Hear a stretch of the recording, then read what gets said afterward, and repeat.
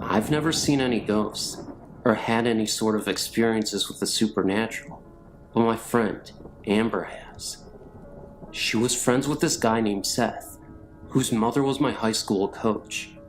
She was telling me about this house Seth's parents bought in Monticello, Florida, about 45 minutes away from where we live.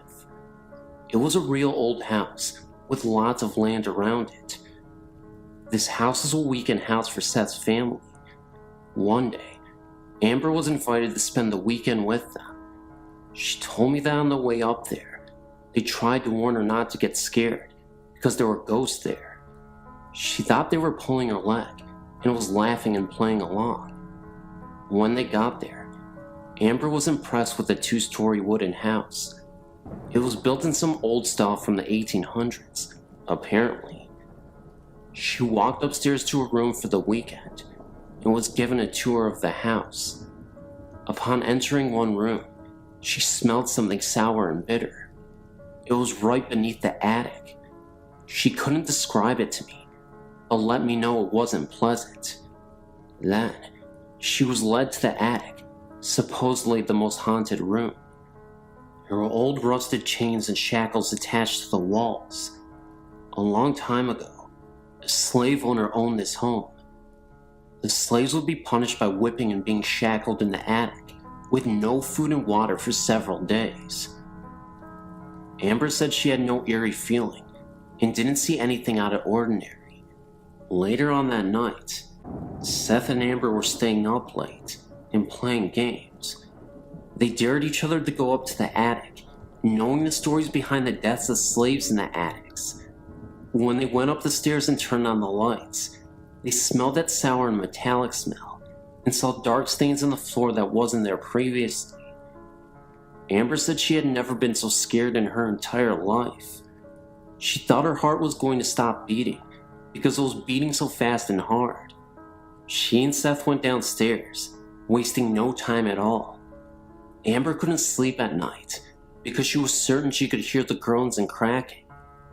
The next day, Amber came straight home, and refused to come back to the house again. I talked later on with Seth's mother, my high school coach, and she said it was true. She gave more stories about how she'd find things moving or missing, how she smelled cigar smoke when no one smoked. She told me how she would come home at night, and all the lights would be on in the house. She told me she had not seen any ghosts, or even felt threatened. She actually thought of them as her friends, because they would turn on the lights for her at night when she came home. I wouldn't be able to stand it. Weird, huh? It makes me leery of my own house, even though my parents originally built it. I have a few experiences. In 1976, I was living in an old building, and every night, I would hear footsteps, heavy ones, walking on the floor above me. I then asked the apartment manager, who lived upstairs, and learned that no one did, and there was a crawl space. He checked it, and no one was there. So on a weekend when I knew no one was in the building except myself, I decided that if I heard the footsteps again, I would not be scared. Then the footsteps began pacing all night. I kept my wits and made plans to leave. I left the building. Second experience, about 1985. I was at work early one day, 9th and Market, and was going into the bathroom.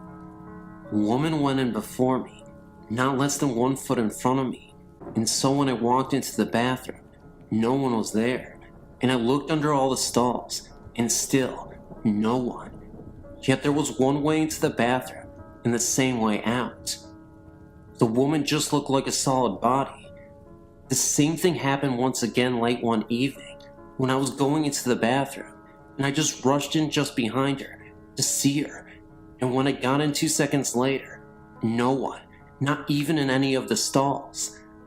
Later I learned that the cleaning staff in the building saw the same thing. They saw the woman enter the bathroom, and they waited for the woman to leave the bathroom, but no one left, and when they went in to find her, she was not there. In 1977, a friend committed suicide. All that weekend that she had died, I was depressed and could not shake the feeling. Then on Monday, I went to my university library, and as I sat there trying to read late in the morning, I hear that someone yelled in my ear, except it penetrated my body, that Holly committed suicide. I jumped and looked around, but people were quiet and no one was saying anything, and I thought, where did I hear that? And I must be thinking negatively. I became uncomfortable and left the library to shop. When I returned at about 6 p.m. to read, a woman came up to me and said, "We're looking for you this morning. We're talking about you and wanted to tell you that Holly committed suicide." I said, "So this is true what I heard?" I was told to call Holly's husband, and he verified it and said he searched for me the whole entire weekend. The next day, a strange thing happened. In my grief, I meandered my way to work in a different direction, passing a funeral home where I noticed a coffin in a hearse, and my heart and love went out to it. Then, after I got to work, I checked the obituaries for the funeral home where Holly was. It was the same place I passed that very morning, and so I invited a friend to come with me to pay my last respects to Holly at noon. I met my friend at the funeral home, and we were told that Holly had been sent out that morning for cremation. She had been the only one sent out, and she was in that coffin in the morning in that hearse that I passed on my way to work earlier. In 1982, when my father died, I woke earlier in the morning and was calm. Then my mother called to tell me he died. Everyone in my family woke up, and my mother got out of bed, sat by the phone, then it rang, and she got the word. At this time, I could hear people cry. Only the sound came from their body and not their mouth. My brother was in a deep grief and not crying out loud, but I could hear his spirit cry, and he just had a sad look. In 1992, my mother was very ill and in a rehab center. I did not like staying in her house because I thought it was haunted. On this particular morning, it was 5 a.m., and I was typing and printing a letter on the computer. I typed most of the letter, got up and stuck a mug of water in the microwave, and set it for 1 minute. Also, I prepared a plastic cone with filter and coffee in it. Then I rushed back to the computer to print the letter. I added a few lines to the letter, and then began to hear the microwave beep and beep. I ignored it, then the beeping stopped. I got this creepy feeling, but I ignored it, and then I thought the microwave had a timer, and so the beeping stopped because of the timing, not because anyone opened the microwave door. I printed the letter, ran to the kitchen to get the mug of water out of the microwave, and poured in the cone. I found instead that the mug had been taken out of the microwave, and the coffee was made, waiting for me on the ledge of the kitchen counter. Yet I know I did not get up from the computer to make it, because I made a conscious decision to ignore the microwave and finish my letter. My mind worked overtime to figure it out. I grabbed the letter and left the house that morning, and told whatever it did that it was taking the coffee. I didn't really appreciate it. Other things happened, like the rustling of papers when I was trying to sleep, etc., and I had to leave the house. Sometimes, I've heard other people think that they were not directing their thoughts to me, as what happens with schizophrenics. Enough for now.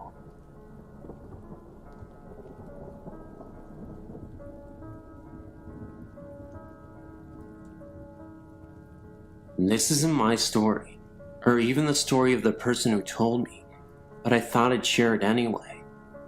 This was told to me by the music teacher at my high school. The college he attended, which I won't mention the name, is up north. I'm not sure when it was built, but the main building of the college was a Catholic monastery.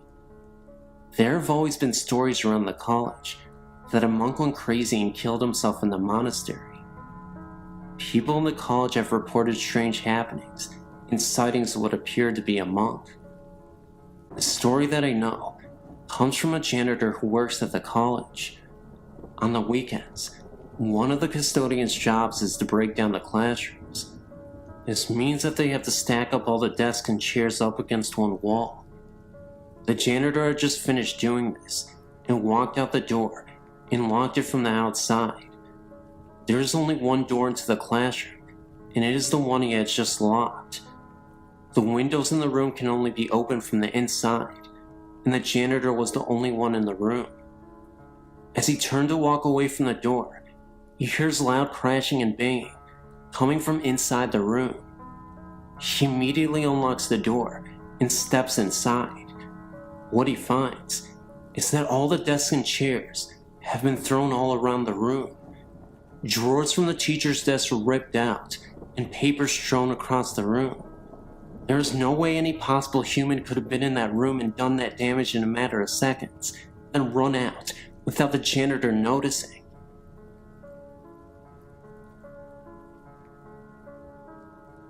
As I was reading your website, I was recalling my own happenings. None were ever harmful to me, but I do sleep with the light on most of the time. I believe I have a following, whether it be the same ghost or if I have some attraction for them. It started when I was about 4 years old. I had this imaginary friend. I named him Jingles. From what I am told, I do not recall any part of Jingles other than what I was told by my family. I made my friend Jingles so believable that everyone in my family actually started to believe there really was someone named Jingles. I would talk to him, play with him, and of course, if anything was broken or stolen, Jingles did it. If I was good and got a treat, Jingles had to get one too. Jingles remained my friend until I reached first grade and moved to a new home. While in the kitchen with my sisters and mother, a man's voice from the woods called my name. I was about 8 years old then. We all froze with our mouths dropped to the floor and our hearts racing. All 4 of us could not have imagined that someone called our name. I was young, so my mother made a joke about it, and it was forgotten. Throughout my childhood, strange things happened in this house. Images were seen out of the corner of my eye and my family's eyes, but we would just chalk it up to our imaginations. Certain toys would flip in the air, stuff like that. I was scared for the moment, but never afraid to be in the house. Over the years, we have found what I believe to be cow skulls in the backyard. 2 were found, but no one in the street has any cows. We don't know where they came from. This house that I lived in as a child eventually became my home. My sister lived in the in-law apartment below me. She would always ask me what I was doing up there, because she would always, even when I wasn't home, hear jumping and walking around. What makes this so strange is that once I moved out of the house, the noises stopped. After moving out of my parents' house and into my own home about 9 months ago, there seems to be extra guests. I hear voices, but can't make out what they are saying. I often hear a muffled radio sound. I hear running water. The house is always making house noises, but around 4 to 5 a.m., the noises stop and the house is dead silent. Often a cool breeze would find me, even when there is no wind. I can't explain the feeling that I'm not alone. My children, 9 years old and 8 years old, keep saying that they want to move because they think the house is haunted. I don't think moving is going to solve that problem. A little background on the house I own. It is 30 years old in a waterfront property. I found out that the owner of the home died of cancer, not in the house, but has died. There have been 11 deaths around the lake, and they've all died of the same cancer.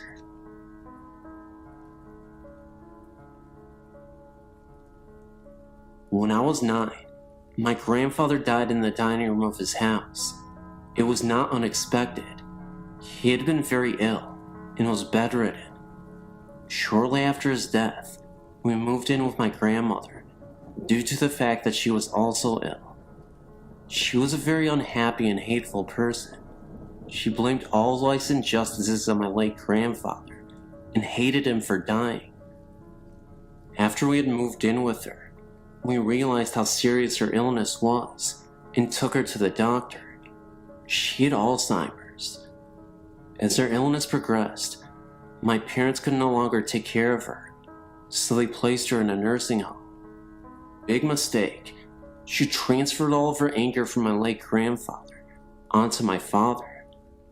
During the last stages of her illness, she would repeatedly tell us that she did not want to be buried near my grandfather, that she had spent all of her living years with him, and she did not want to spend eternity next to him. Well, as fate would have it, my grandmother passed away. Funds were tight, and we not only had to bury with my grandfather, but her casket was placed on top of his.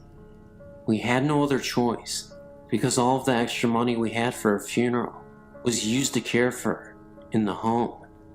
Anyway, on with the story. After my grandmother's death, strange things began to happen. During dinner, the back door would just fly open, or at night, the sheet would be tucked around my body while I slept. We always made jokes that say that grandfather was home, or he was looking in on us. Then, things took a turn for the worse. One night, my father awoke to the sensation of his legs being pressed into the waterbed mattress. Once he was fully awake, he realized he could not move, and whatever was pressing him into the mattress was continuing up his body. He glanced over to get my mother's attention, but could not speak. This entity was now cutting off his breathing. Finally, he thought, "Mom, I am sorry. I had nowhere else to put you." And then it all stopped, as fast as it started.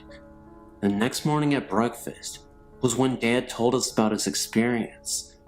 The next night I had a similar experience, but chalked it up to dreaming. I figured that I heard my dad telling us about his experience, and that I was just dreaming based on that. Now, let's jump ahead 9 years. I'm married, and have just given birth to my first son. It was morning time, and my husband already left for work.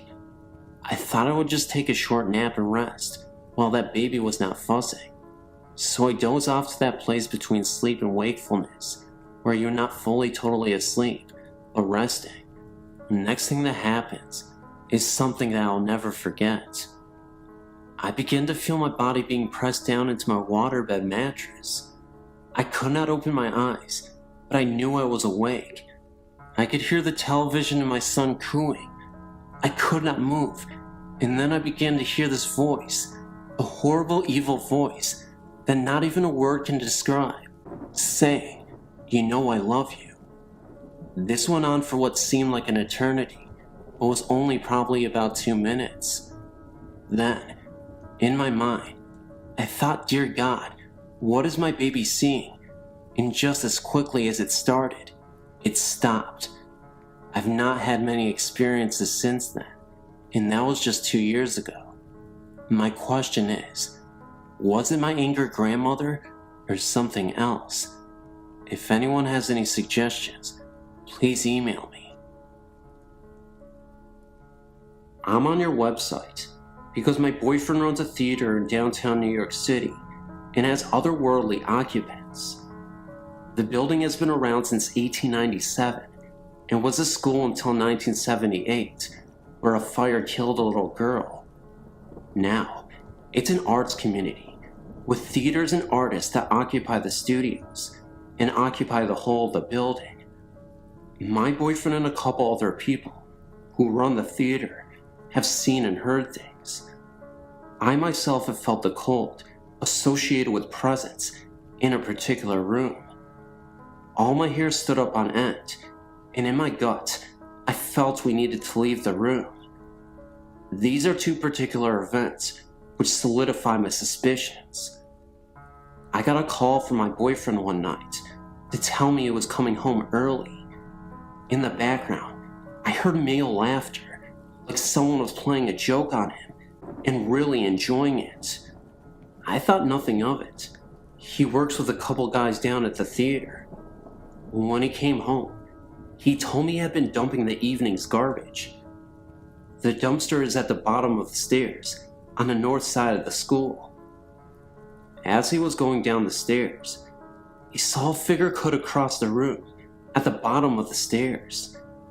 He called out, thinking it was the building's handyman. No answer.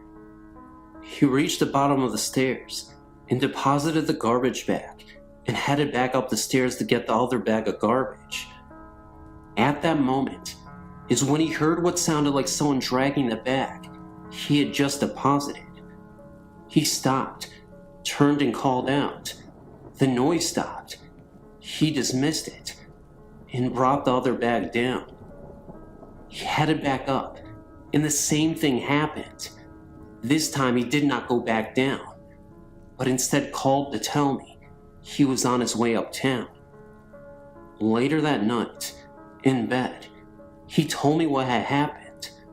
I asked him who was with him when he called me, and he said he was alone. All my hair stood on end. Who was that laughing then? I asked. He said he was alone when he called. I think he thought it was my imagination or a bad connection, but now I know what I heard. Now last night, I was at the theater, some fashion show going on there. My boyfriend tells me what happened the night before. He'd spent the night at the theater in a pull-out mattress the guys kept there for late night work. It was around midnight, and he was not asleep. He was staring up at the ceiling, rethinking his day. He heard his name called out. Then the door to the office slowly closed, as if someone was closing it from behind. He responded and peeked out to his desk, to see if somehow a cat had found its way into the building, which is ludicrous. One doesn't see cats around there. And of course, he found nothing. All the windows were closed, so no breeze blew in. He said he then heard what sounded like whispering outside the office door. Lots of whispering, stage whisper, of gibberish with some strong hissing sounds, almost like a snake. He called out again and banged on the door. He went back into the adjoining office and went towards the door. He then felt a cold coming in from under the door. He placed his hand in the crack at the bottom of the door and felt no breeze. Then, a scratching sound, fast repetitions, like a dog scratching to get in, started. This was too much for him. He packed up and calmly walked out. He said he was a little afraid to walk back once he left the theater office, afraid of what he might see. I think being a theater, and many actors who love the space, left parts of them when they died. The founder died of leukemia, and loved and lived for this theater company. The little girl who died in the fire also stands my hair on end. Last night, I also found out the other guy who hears and sees things, that he hears that same playful laughter in the theater, just like I heard on the phone that night. Also seen figures sitting at the bar, footsteps heard. And that's my story. Thank you.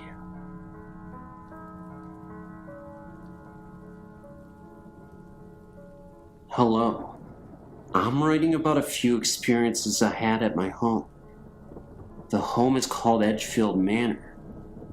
First, I want you to know that this may sound like the classic haunting in a big old mansion. Well, believe me, what lives in this house is no Casper. I moved in the fall of '86. The estate is huge, gardens and rooms upon rooms. It was originally going to be condemned. Well, anyway, here's a couple of my experiences. One day, I was in one of the parlors. I got up to turn the light on, and as soon as I did that and turned around, I saw a whitish figure glide across the other hallway. Another thing there is poltergeist activity.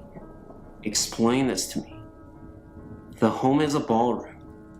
I went inside like usual. The grand piano was in the same place as it has been when I moved in. I walked out for 5 minutes and then came back inside.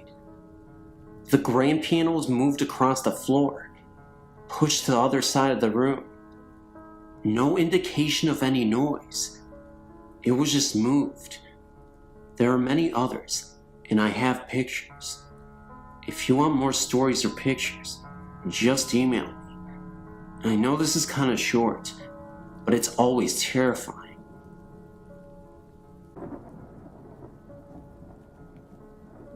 Hi, my story begins in Maine. Our family owns a cottage in Castine. We go there every year. We're going next week, actually. The house belonged to my great-grandfather. The house dates back to the Revolutionary War times. People have died on the front lawn. The house is a 3-floor tower. This is a story about a crazy lady who used to live in that house. She used to scream out of the tower at people. Well, I think I saw her in the tower one night.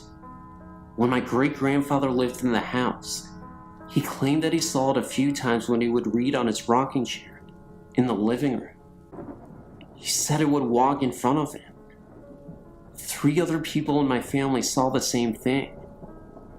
I never heard the story about the crazy lady until I brought up my experience to my parents after we got back from vacation. The funny thing was, this ghost, it was wearing a maiden's outfit. When my dad told my grandfather, he said that I experienced it exactly as he saw it. I've never heard the story until I saw it. I am no liar.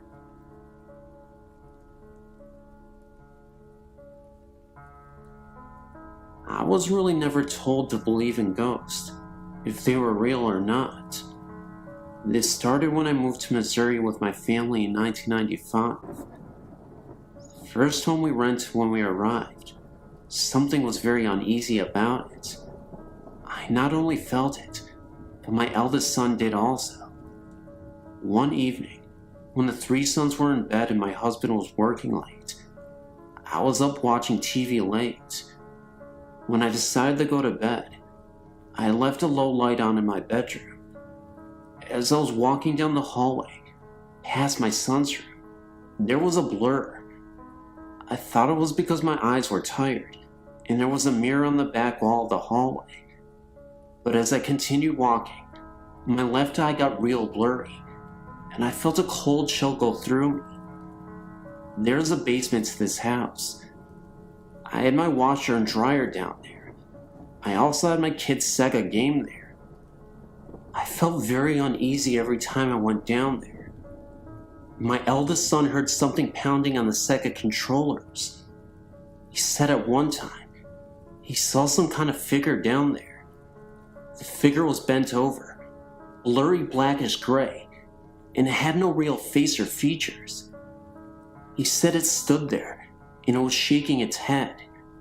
He would be downstairs playing, and hear someone coming down the stairs, and no one would be there. My son was very uncomfortable when he first walked in. He said he felt sick to his stomach. When he saw the figure, he felt sick also. We have since moved, same town. We have moved into another house that has been lived in by many people, but not for long periods of time. Someone told me that the reason nobody stays in this house very long is because it is haunted.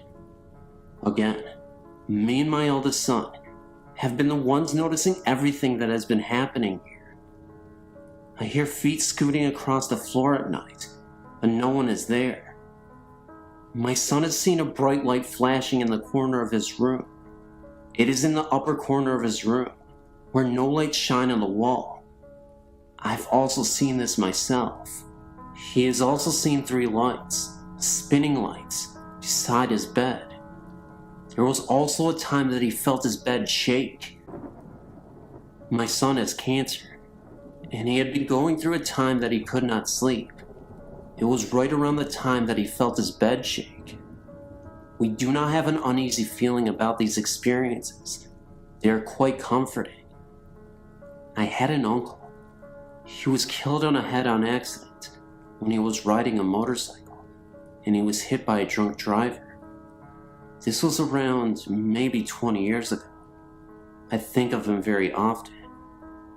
I was just wondering if it was him that was there with my eldest son and me during this time that he, my son, is going through this cancer. We aren't scared of his cancer, even though it's rare. My uncle was a very spiritual man. I feel that this is his way of letting us know that my son is going to be alright. We will get through this year, and his cancer will be done. I have 2 other sons, and they've not experienced anything. Neither has my husband. I told him, and felt foolish. I felt he thought I was crazy.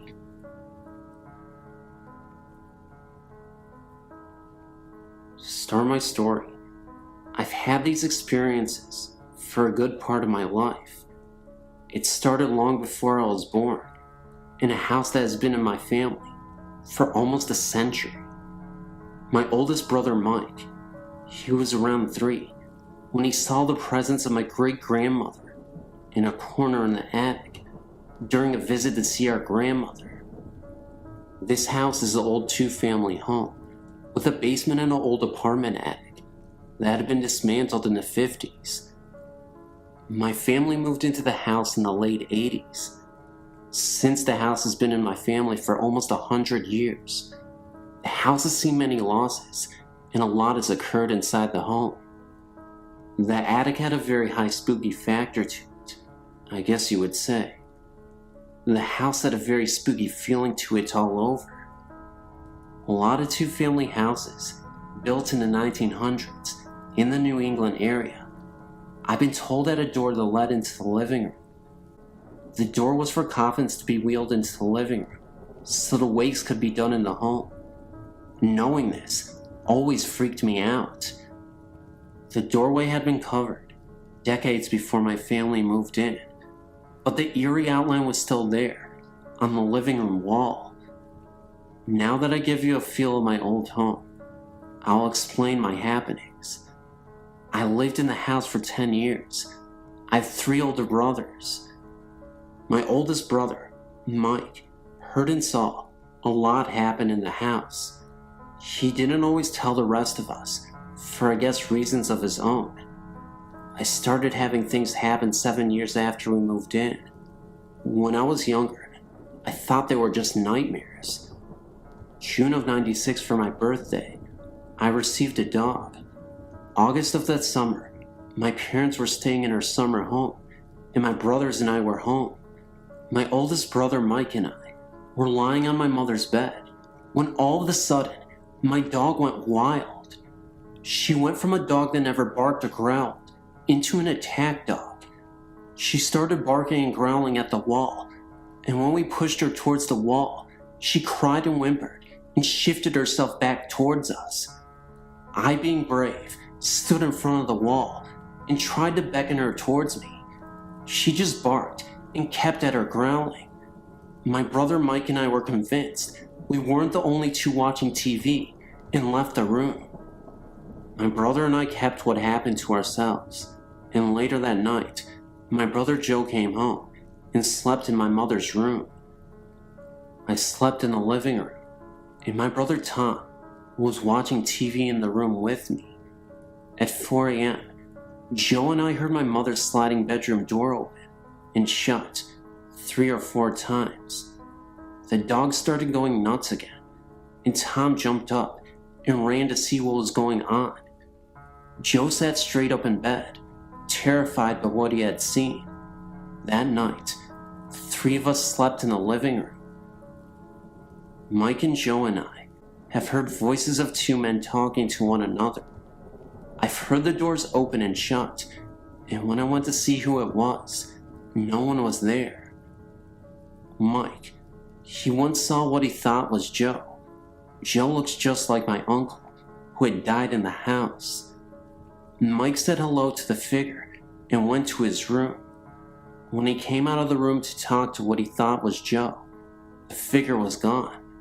And when he finally saw Joe again, Joe told him that he was just getting home from work and hadn't been home since that morning. Mike had slept on the bottom bunk of a bunk bed he had in his room. Joe used to sleep on top, while long since then slept on the couch in the living room. Mike swears he could hear someone shifting on the top bunk, even when none of us were sleeping on top. Mike would hear two men conversating on the top bunk, but he could never understand what they were saying. These are just a few of the experiences we've had.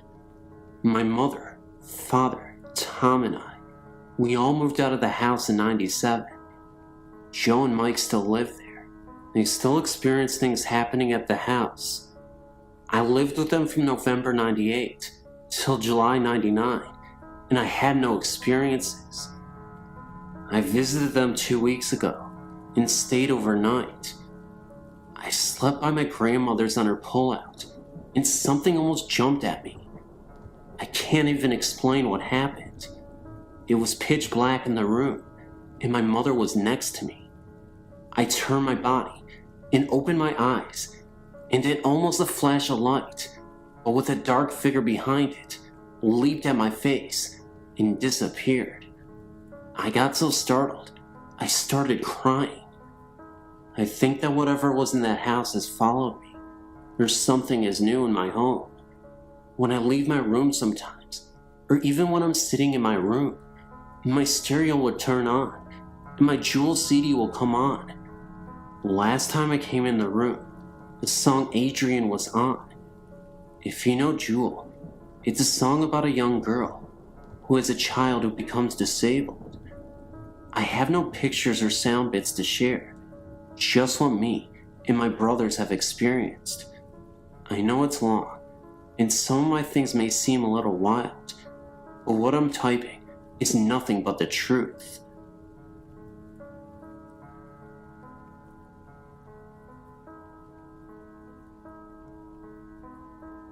I don't really know where to begin with my story. I told very few people about it, for the fear they might think I'm crazy. I'm glad to have found a place where I can talk about it freely. I'm 26 now, and have not experienced anything like this since I was a small child, but it changed my life forever. When I was around the age of 3, I was still sleeping with my mom and dad. There were several things that happened around this time. I'll start with the worst first. One morning, I'd just woken up, and I turned over like I always did. But this morning, I saw the most horrifying sight that no 3-year-old should have seen. Laying next to me was this terrifying demon. I know it was a demon because of its eyes. It had a human form of a woman and was nude. It was about 10 feet tall, had thin bony fingers, and the darkest eyes. It was like you could almost see through them. You could just feel the pure evil. It had the most wicked smile on its face, like it was taunting me. I stared at it for a few seconds, and then turned back, hoping I was dreaming. Then, I felt the bony finger poking me in the back, as if to say, "Hey, you." I turned back over, and it was still there, grinning that sickening grin. I watched it get up to go to the window, which was closed and about 20 feet off the ground. It turned and gave me one last grin and went out the window. It was also around this time that I awoke one night to see 3 demons. They seemed to be like children. They were standing in the doorway, laughing the kind of laughter like I've never heard before. This was the same room where I'd seen the other one. At the age of about 7, I awoke one night to see a Grim Reaper standing by my bed. Needless to say, these things have disturbed me all my life. I also saw my grandfather and his past child after he had died, but that was a peaceful sight. I have not had any other experiences since I was a child. Oh, they've always been noises that I could not explain, but nothing like before. It was like the experience did something to me. I've never had normal dreams, not as a child or as an adult. Always strange dreams and nightmares, like I have some way of knowing when a spirit is near or a house is haunted. Some people call it a gift, but I just wish I could understand it and what happened to me as a child. Thank you for letting me share my story. I live in Woodstock, Illinois with my mother, stepfather, and 3 older stepbrothers. Right now, I'm 15 years old. When I was about 5 or 6, we moved into our new home and got settled in. Now I know for being so young I shouldn't remember stuff, but in this instance, I did. I lived in the house till I was about 8 or 9 years old, and to this day, every time I pass it, I get a very uneasy feeling. The story as I heard it from my older brother is that our house was built by a preacher. He had built it for his wife, but according to the story, the preacher's wife left him for another man. The preacher stopped going to his church and stopped just plain out living. He ended up dying in the house all alone. He always wanted kids though, but to me, there seems to be something else. Let me elaborate. Any married couple that lived in the house, including my stepdad and his ex-wife, always separated. The presence of the preacher was always there. He was also very kind to children. At one point, I was running up the stairs with our dog named Pitt. I almost fell, but felt myself being caught and pushed the other way, so I fell onto the stairs and was able to catch myself. I used to try and tell myself how lucky I was to have caught my balance. That fall could have killed me. I now know that it isn't my luck at all. It was a nice man who helped me live. But there was something else. Something dark in the house. Everyone who lives there feels it. Fights used to break out between my members of family, for no apparent reason even.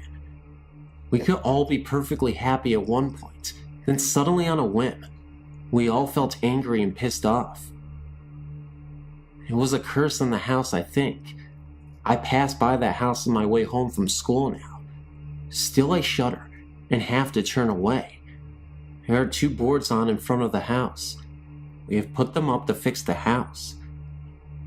Those boards have been the same color since we put them up, no matter how much you paint them. No matter how much we tried to fix something, it refused. It would fix for about a day, then break or get trashed just as quick. While I remember the nice preacher who once saved my life, and many occasions I'm sure watched over me, I will never forget the deep dark presence that would scare the hell out of me whenever I was alone.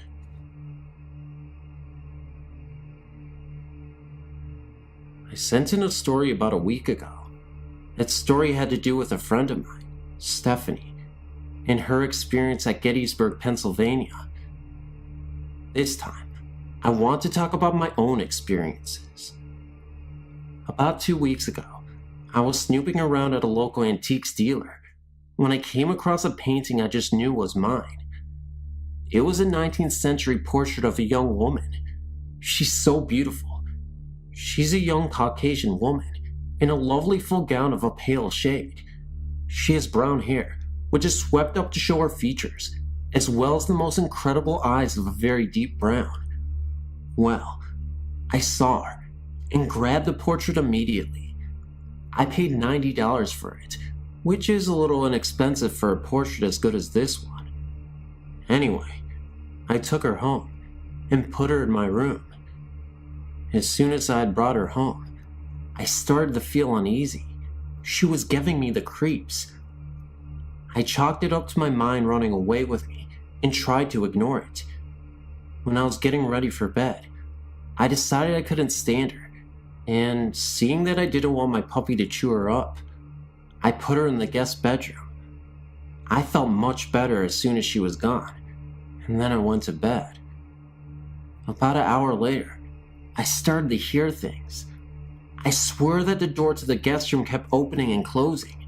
sometimes softly, like something was looking out into the hall, sometimes with great force, so that I thought the door would be torn from its hinges.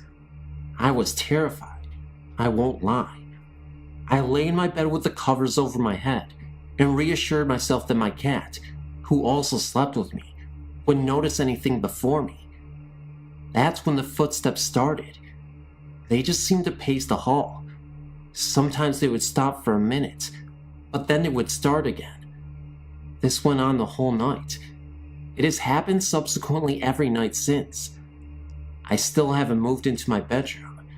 I tried to move her in here after the first night, but then while I was trying to fall asleep, I looked over and saw a silhouette of a woman on my wall. She was staring out the window. My cat refused to move. She sat next to me and hissed all night. After that, I put her back in the guest room. She's so beautiful, I don't want to return her. There's no signature on the painting, though whomever painted it had to have been very good. I've never seen a portrait as well done as my lady. I'm at a loss as what to do.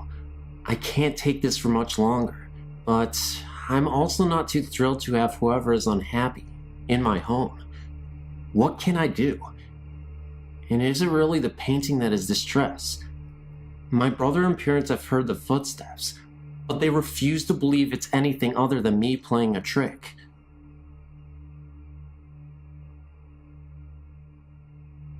It is said that during World War II, it was used as a housing for the Royal Air Force. I'm talking about the former American military housing. During this time, there was a large storm surge in the North Sea, killing many residents in the complex. I never took much heed until I was stationed at Woodbridge, AB, while in the US Air Forces in Europe. I was assigned to housing in this complex, probably 2 months when weird things started happening. The first was small, but weird all the time. First, let me add that the doors are triple locked, bolted, chained, and key locked. Upon waking to what I thought was a cat moaning, kind of like one sounds in heat, I went downstairs to get a look and see. I did not notice anything immediately. I looked out of the kitchen door and saw nothing. It is well lighted. I turned to go towards the back door when I noticed that the cabinet doors were wide open, as well as the drawers. I shut them, then continued towards the door, looked over to my left. My stereo speakers were facing the corners in which they were placed. I then got suspicious and called for my wife to come look. We noticed that the dust surrounding the speakers were undisturbed. Not that we did not clean. The wind blows so hard off the North Sea, it constantly blows dust under the doors and around the cracks of the windows. Anyway, we laughed it off and commented that we must have had a prankster ghost. About a week or so later, I was watching TV. I still remember the show, Challenge Annika. The wind was blowing through the back door especially strong that evening, and I asked my wife if she would mind shutting the door. She was mad at me. She blurted out to tell the ghost to do it, joking as well as being sarcastic. I shouted, "Hey ghost, would you shut the door?" Amazingly, the door immediately and slowly shut. Let me remind you that these North Sea winds are strong and constant, and takes force for a man to shut. The door was old and creaked like in the old movies, but we both looked at each other and my wife, and said let's go out and eat tonight. I snatched up the keys, and we went out and ate tandoori that night. The experience seemed remarkably innocent for a while, though the small bouts of activity still startled us. It wasn't until a few days later that I got to see this prankster ghost. My wife had been away shopping. It had been in the middle of the night, 9 p.m. to be exact. I heard the front door open and slam, and initially thought that my wife had returned home. At the time, I was sitting in the living room watching television. I asked her if she needed any help with the groceries, but there was no response. Thinking that was unusual, because again, I knew I heard the front door open and slam.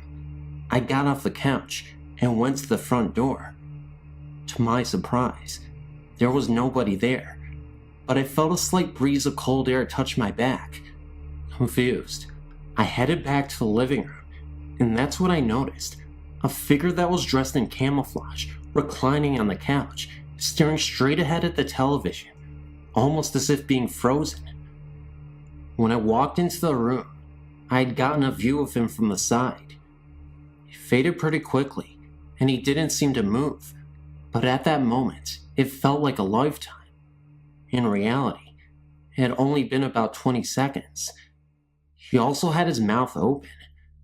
Interestingly enough, he had the appearance of an older man. I remember feeling incredibly sick to my stomach afterwards.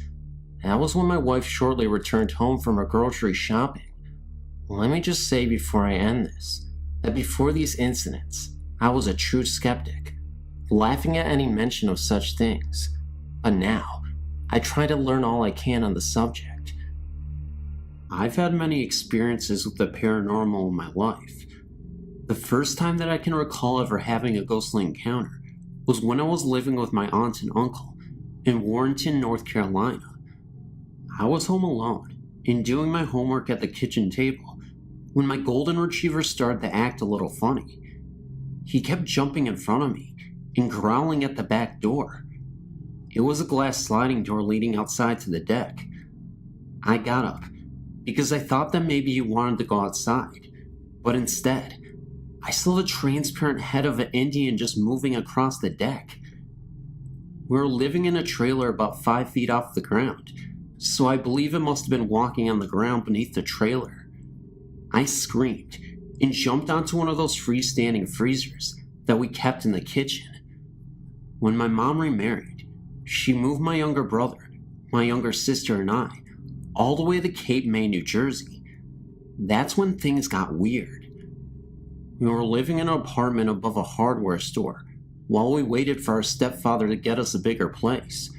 My sister, stepsister, and I stayed in the same room while my brother took the living room. Every night, we could hear the sounds of a person wearing heavy boots walking on the ceiling. What got us scared was that we were as high as the building went, and there wasn't even an attic above us. Another time our parents were out, and we were all in the living room watching TV, when we heard the sounds of someone running from the front door to a computer chair in the corner.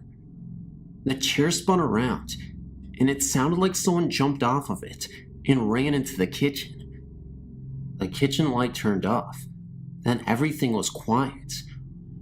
We all kind of looked at each other, then ran into our room screaming. We all slept on the same bed that night. Things got worse when we moved. We were in the same neighborhood, just a bigger house. My mom began to experience things in the new house as well. My stepsister had a history of talking on the phone in the middle of the night, and one night, my mom swore that she heard the phone being dialed. She called for my stepsister to go to sleep, but she got no answer. So she went to her bedroom and saw that she was asleep. When she went to find out where the dialing was coming from, the phone was thrown at her from the living room. I would always hear my mom calling me, and she'd say that she wasn't. Sometimes I'd like to think that I saw my brother run into another room, but he wouldn't even be there. When my baby brother was born, it was as if he could see things that nobody else could. Sometimes he would follow things with his eyes and laugh until whatever it was went towards the basement door. Then he'd cry as if someone was hurting him. Sometimes we'd see and hear people in my brother's room, and then they'd look at us and vanish. My mom wanted to move, so we ended up moving a half an hour away from that house. The first thing that happened to me in that house was after my baby sister was born. Now there were 8 people in my family. I was babysitting her one night and was changing her diaper in our very cramped bathroom. Out of the corner of my eye, I saw my brother enter the bathroom, and I could feel him standing behind me. When I turned to tell him to get out, nobody was there. I thought it was strange, but didn't really think much of it. I accidentally dropped the diaper onto the floor, and when I bent down to pick it up, I saw my brother's feet and legs. I jumped back, but nothing was there. I grabbed the naked baby and ran out. Then one day, I stayed after school for a party with my club. I was talking with my teacher, then I wandered off with my friends. About 5 minutes later, she came to me and asked where I went. She said that she asked me to go and get food from the back, and that I had followed her in there. But when she turned to hand me the food, I wouldn't take it. Then when she turned around again, I was gone. She didn't see me leave, even though the door was right in front of her. I thought it was probably a different girl, because I had been with my friends the whole entire time. After the party, my friend had to use the bathroom, so I went with her. When she was done, we both stood and fixed ourselves in front of the mirrors. A girl walked in and went into the stall behind me. We were going to leave, but I had to spit my gum out, so I pushed open the stall behind me. It jumped back and said sorry, because the other girl was supposed to be in there. Nobody was there. She couldn't have left, because she would have to pass both me and my friend to leave. My friend looked at me, and I knew that I wasn't going crazy.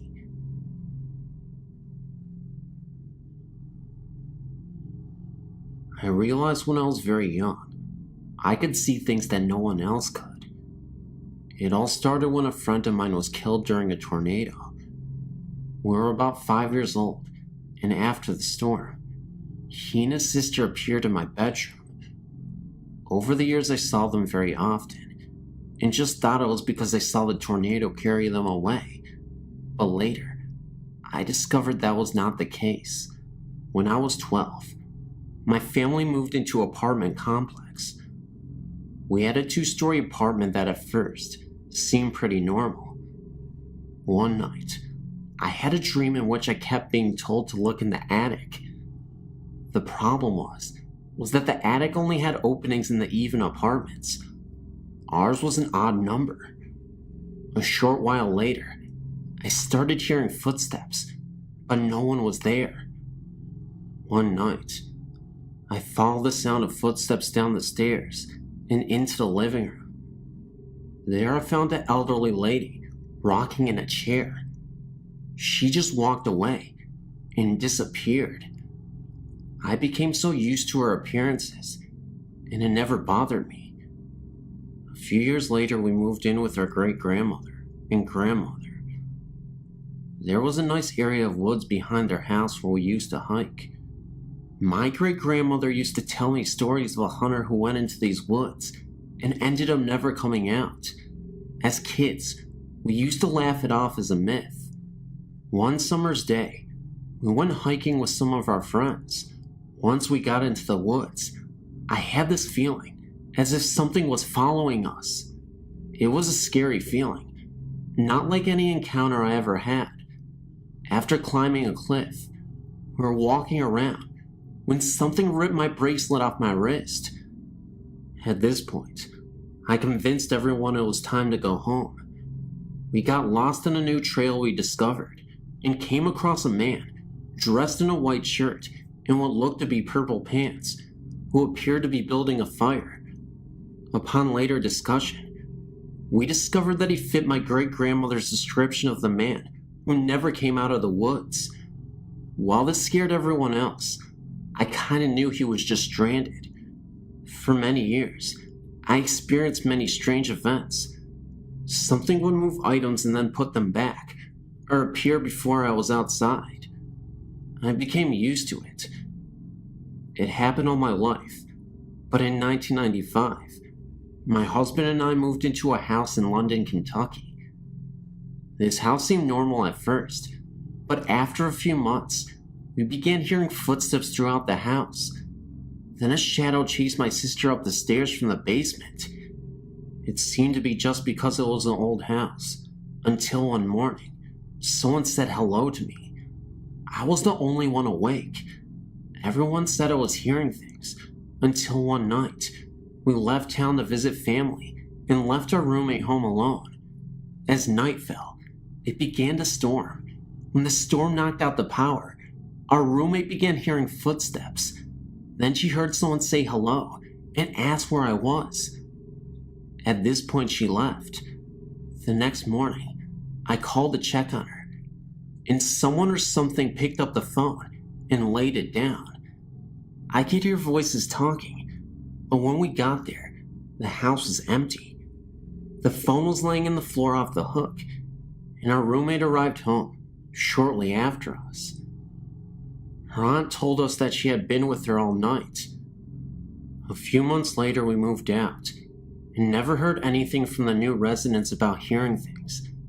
The strange thing was, a few years later, my daughter started talking to people who no one else could see.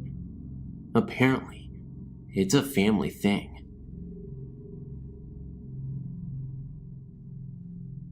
I would like to tell you some of my personal experiences with the paranormal. When I was about 10 years of age, we were living in Trinity Springs, Indiana. I lived with 3 other sisters and our mother. Will, our mother, decided to go for a walk to a friend's house that was about 5 miles, give or take a few miles. To kids, it seemed to be a long ways from home. On the way, we had passed the cemetery. It always gave us the creeps to walk near, and we would run past it. To keep the creepy feelings down, Mother would always get mad at us for doing it. When we arrived home, the door was standing wide open. Mother told us to stay outside, just in case someone was in the house. We did as we were told, and I watched the doorway in case the police needed to be called. After about 10 to 15 minutes, we all went in, ate supper, and went to bed. It was about midnight when something pulled down on the edge of the bed. I thought it was our dog wanting up under the covers with us. I stuck my foot down there to help her up. When I did, a hand grabbed my left foot. I pulled my foot back quick. Before I knew it, my foot began burning like it was on fire, and the hand rushed up my sister's leg, searching for my foot, and of course I screamed. Mother came running into the room, wondering what was wrong. I told her, and all she said was, "You just had a bad dream, so go back to sleep." She went back to bed. I jumped from our bed, all the way into the hallway. I was not willing to put my foot on the floor next to the bed. When I returned to the bedroom, I looked under the bed to see what was under there, and see nothing there. Soon as Mother was asleep, we jumped up and grabbed something to try and protect ourselves somehow. Soon as we went to sleep, this person would grab, hit, or punch us. When daylight broke, it quit, and we got a little sleep before Mother would wake us up for breakfast. When we walked into the kitchen, our mother asked us how Diana got the bruise on her arm. We told her, and she blamed us for fighting. My sisters and I told our neighbor about the experience. She told us about a home that stood in the same place that had burned down with 3 children inside, while their parents had went to town to a bar. The eldest child tried to keep the fire going because the house was getting cold. When she was putting wood into the wood stove, a piece of coal had fallen onto the floor. She hid under the bed. She thought that her parents would get mad at her for what she had done. All the children had passed away in the fire. Here's one more. When my grandmother was still around, she lived in a house that was haunted by grandfather. He had passed away in 1959 when my mother was 5 years of age from black lung because he was a coal miner. At night, you could hear him walk down to the basement and back up the steps. If he had seen that you had no covers on, he would cover you up to keep you warm and safe.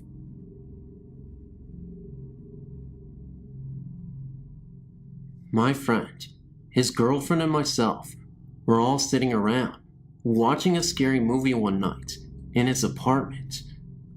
After the movie, we discussed supernatural things we had experienced before. Both my friend and his girlfriend said that even if the ghost of a family member appeared to them and meant no harm, they would still be horrified at the sight of it. I, on the other hand, had said that I wouldn't be, because I've had experiences as a child, and that I wasn't afraid of them. As to whether or not there were ghosts of past family members is not known to me. I was too young to remember details.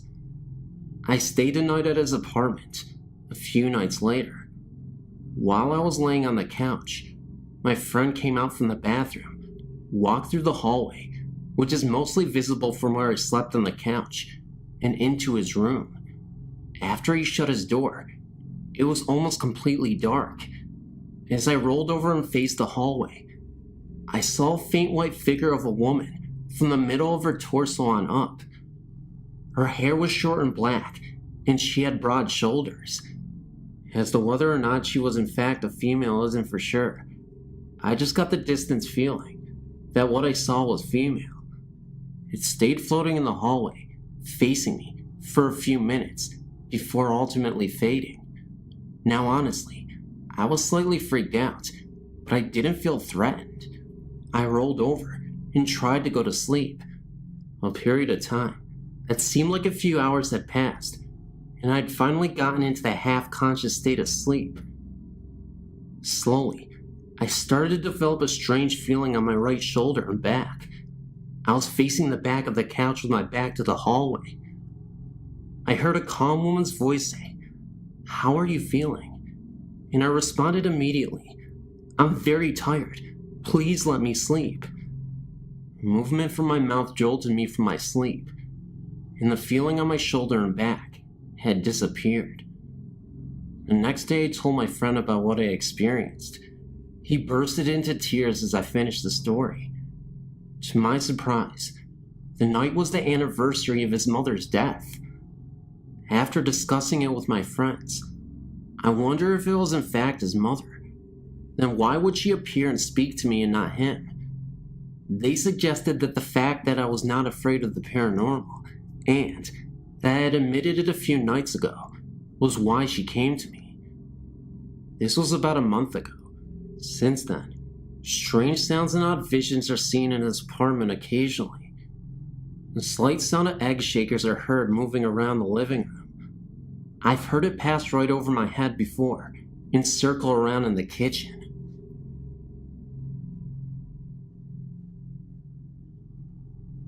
Santa Cruz, California, the Red Room Restaurant. This is the site of the old Santa Cruz Hotel. This is an old house, now converted into a restaurant and lounge.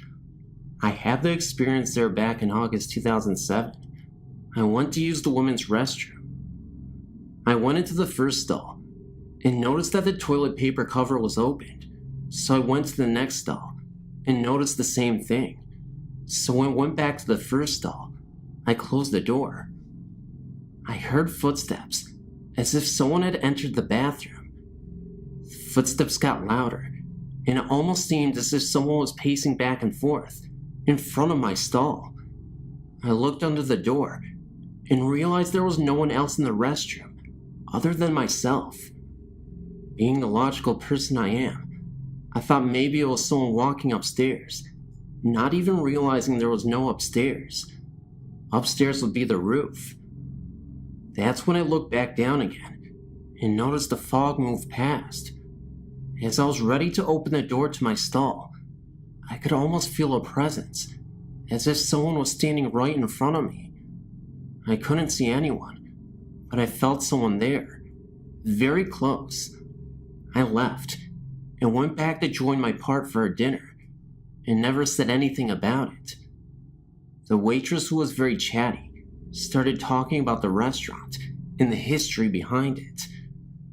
It was an old brothel house in the 1800s. She then revealed that there was a ghost there. She said it was a ghost of a young prostitute who was very unhappy and decided to hang himself in the back room, which was now the women's restroom. I almost fell out of my chair. I just couldn't even believe it. The waitress claims that it's a friendly ghost and that she likes to mess around with people. She also claims that the ghost constantly opens toilet paper covers, and they're always having to close them. Hence, why the covers were open when I went to the stalls. I quickly told the waitress and the rest of my party what I experienced. The waitress believed me, but the rest of my party thought I was nuts. If people want to go there and experience it themselves, they should go in alone. She won't show herself to groups.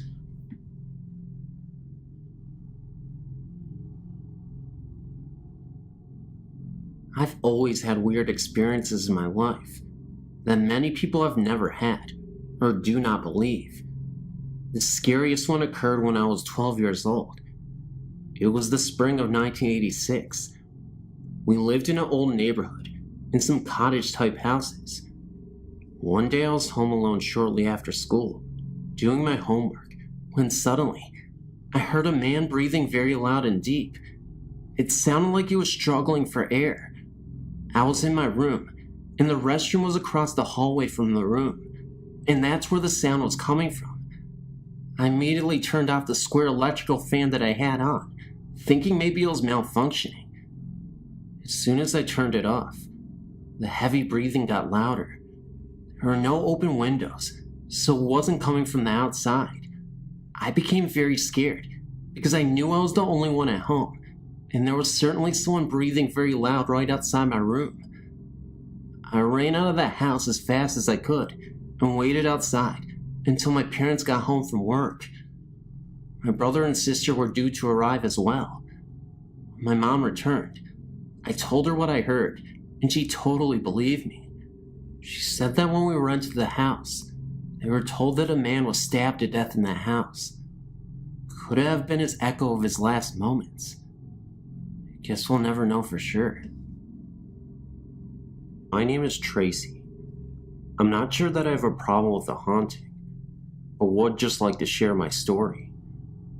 It starts back to when I was a child. My mother and I always had this psychic connection. For instance, I never had to tell my mom what I wanted for lunch.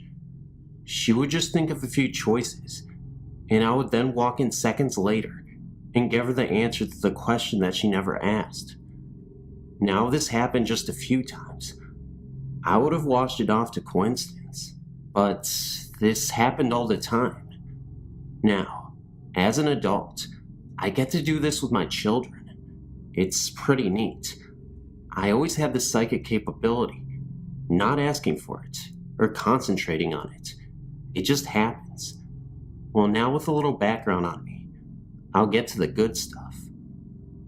When I was about 5 years old, my parents purchased their first house from an older woman whose husband had passed away, and she was moving to Florida. Hence the reason she asked us to keep her cats. From the moment I stepped into the house, I felt watched. This feeling only increased with time, so bad that I used to get dressed under the covers. I remember it happening in my bedroom more than any other room. I didn't feel that way in the bathroom after I took a bath or something. It just seemed to be in my bedroom. Then, the nightmares started. I would wake up extremely distraught, usually having the same few nightmares over and over again. I was terrified of under my bed, so I used to jump from my bed out of my doorway and run to my parents' room on the other end of the house. I would then go to sleep on the floor by their bed. I was never afraid of under their bed, though. I didn't realize how strange that was until I got older. As I would run to their room on many occasions, I would look behind me, and I would swear I would see something chasing me.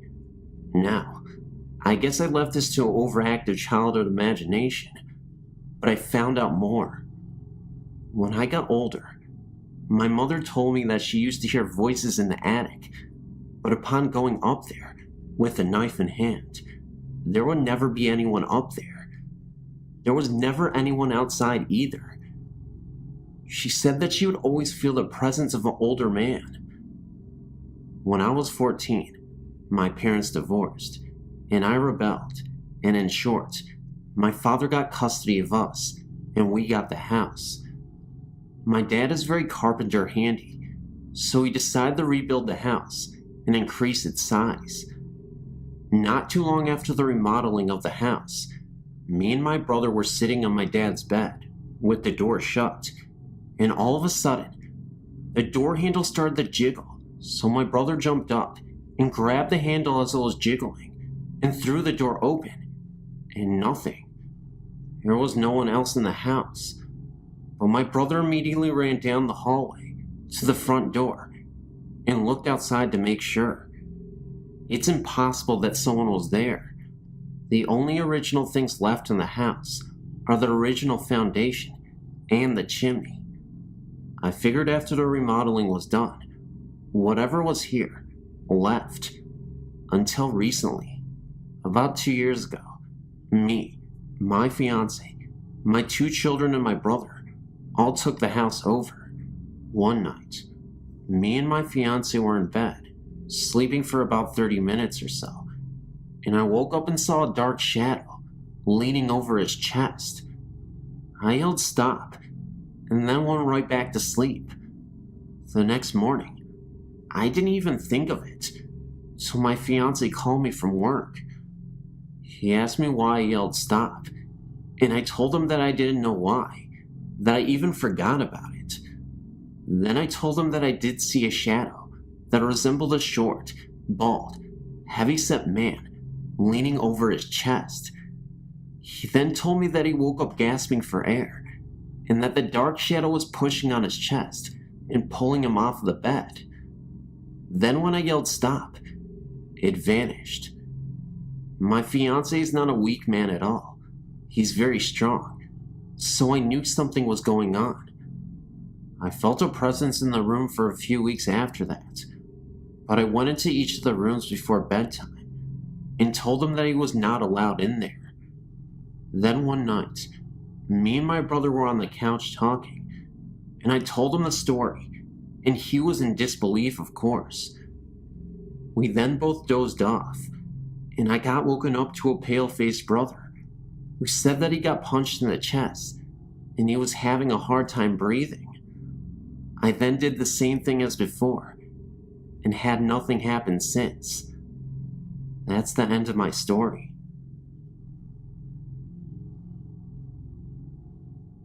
Well, this experience takes place almost 30 years ago. It was on a cold February morning. In those days, I would wake up at 4:30 in the morning to get my husband ready for work. I remember making him a fresh pot of coffee, along with his breakfast, and packing him a lunch for the day. He would leave the house for work at 5:30. After he would leave, I would go back to bed, but on this day, I decided to lay on the couch in the living room because I had to be up again to get the kids ready for school. As I was laying on the couch in the living room, I suddenly heard the front door open. It was in the middle of the dark. I jumped to my feet, thinking my husband returned. Maybe he was coming back for something he forgot. As I approached the door, a man, a tall man, walked into the house. I was frightened. I backed away. I froze. Was he going to rob us? I shouted at him to leave, but he just ignored me and walked past me, as if I wasn't there.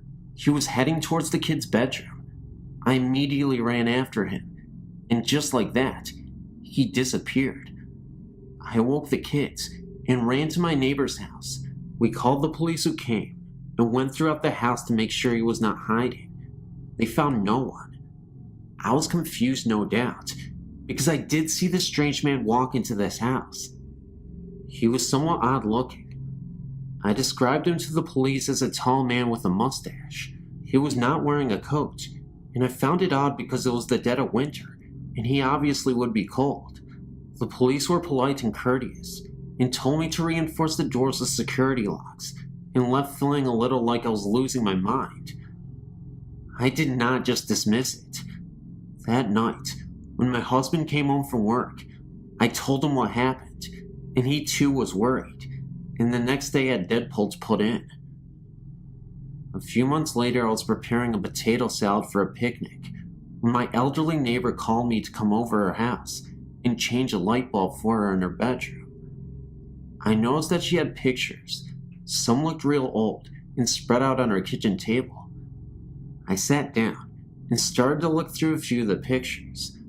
Then I came across the picture of two men, one short and stocky, wearing a bowler hat, the other, a tall, light-haired gentleman with a handlebar mustache. I recognized the mustachioed man immediately as the man I saw walk into my house.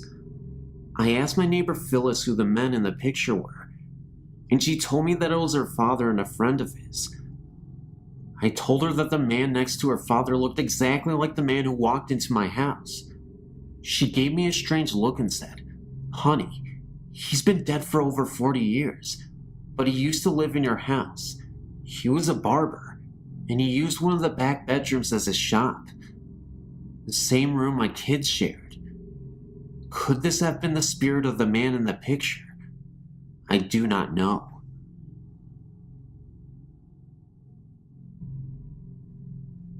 For as long as I can remember, I've been able to see and feel the paranormal. I didn't know what it was at first, and was truly terrified by the feelings I would get when someone came near me. I'm at the point where I'm no longer afraid, but I do have my moments when something sneaks up on me. Almost every home I lived in has been haunted, and I'm not sure now if they were the homes themselves, or if I'm being followed. I feel comfort in my newest home, and I'm always sure that there's nothing there, which I'm grateful for, because my son senses them too, and I'm not sure if he can still see them, but he used to be able to. He knows his uncle and grandfather, and they both died before he was born. He knew things about them that no one else told him, and as a baby, he would stare past me and start laughing at air. In time, he was able to communicate what he saw, and the truly significant moment came 2 days before his papa passed away. He went into the room his great-grandfather was resting in, and came out, and told me that there was a man in the chair, and he was there to take Papa home. My son was 2 at the time, and we did not discuss his grandfather's dying to him. We only told him that he wasn't feeling well. I knew for sure then that he was able to see and sense things as well. I've seen my brother-in-law praying beside his parents' bed a few days after he died in a snowmobile accident. He has made a clock in his grandparents' home run when it has no batteries and hasn't worked in many years. Every time someone truly missed him and wanted to know if he was there, they would ask him to make the clock go, and most times it did. I knew in my gut the instant my own father died. No one had to tell me. I had a very uneasy feeling in my stomach the night before he died, and I knew that I needed to go to him, but this feeling stopped me from getting on the plane to go home. The next morning, I knew the instant he died, and I was at my sister's house. The feeling just vanished, and I just knew. I told my sister that I had to go home, and that our dad just died, to which she pretty much told me that I was crazy, but I insisted, and I drove myself home. I don't know how I got home. I don't really remember the drive. I remember getting into my car, and this calm was over me, and I remember pulling into my driveway, and my mother-in-law was standing there waiting for me. I got out and told her that I thought my dad died. She confirmed it, and that is when I lost it. I was 5 months pregnant with my son at the time, and I believe that somehow I was being pushed to stay home, because I'm sure that I would have lost my son if I was with my dad when he died. The stress alone nearly killed me. My dad used to come to visit me. He would turn the lights on and off to let me know that he was there. I could feel him around me. It has been a while since I felt him, but I know he's still around. A duplex I lived in had 2 spirits, a man that was not good, and a woman. The woman would unlock doors in the night and turn lights on. The man did not want us there, and I sensed that especially in the basement. A few people saw and felt both, but the woman kept him in check. The only time they really made themselves known while anyone was awake was the night that my cousin and I were looking on the internet at pictures of ghosts and demons. All of a sudden, there was a loud crash from upstairs. We raced upstairs, but nothing was out of place. I got a really bad feeling and ran upstairs to my son's room and grabbed him. My husband wasn't home, but I called him to come home. My cousin and I sat in my living room freaking out when I saw the man walk by me, and he was in black with a large brim hat. My cousin saw him too, and he had never previously had an encounter. It was as if he was telling us to stay off those websites because they were not good or something. All I could even remember was the absolute terror in my heart. The orchard I grew up on was haunted by more than 3 spirits.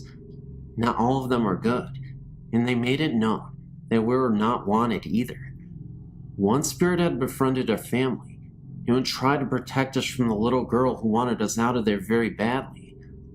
I believe that she and the little boy were my second cousins killed in a car accident with my great-grandfather, though no one has been able to confirm that. Walking down the stairs to the basement, the same step always seemed to break, and you would trip. It never actually broke, but 7 out of 10 times, you would trip on that damn stair. I mean, anyone would trip too. Faces would appear in windows. Gunshots would ring out behind our house, and no one was there. My dad even checked for footprints a few times, because the shots were that close. The taps in the kitchen exploded once, and there were the booming noises from within the house, for no reason. I saw the spirit of the cat my dad ran over a few times, and then there were the horses and cows that periodically freaked out over something no one else could see. There was also the drifting odor of the orchard of a dead animal, though it was never in one spot, and there were no dead animals. I used to feel like there was something under the stairs to the basement. It was an old house with old wooden stairs, the kind that had no back, and under the stairs was dirt.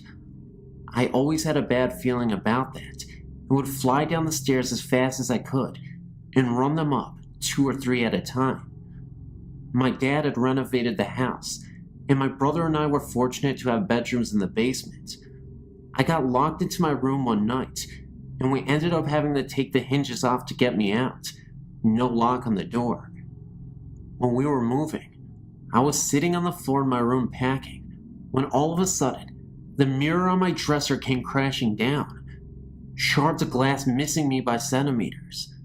My friend's family rented the house for my dad for a short period of time, and one night, my friend had fallen asleep in the area of the basement by the stairs.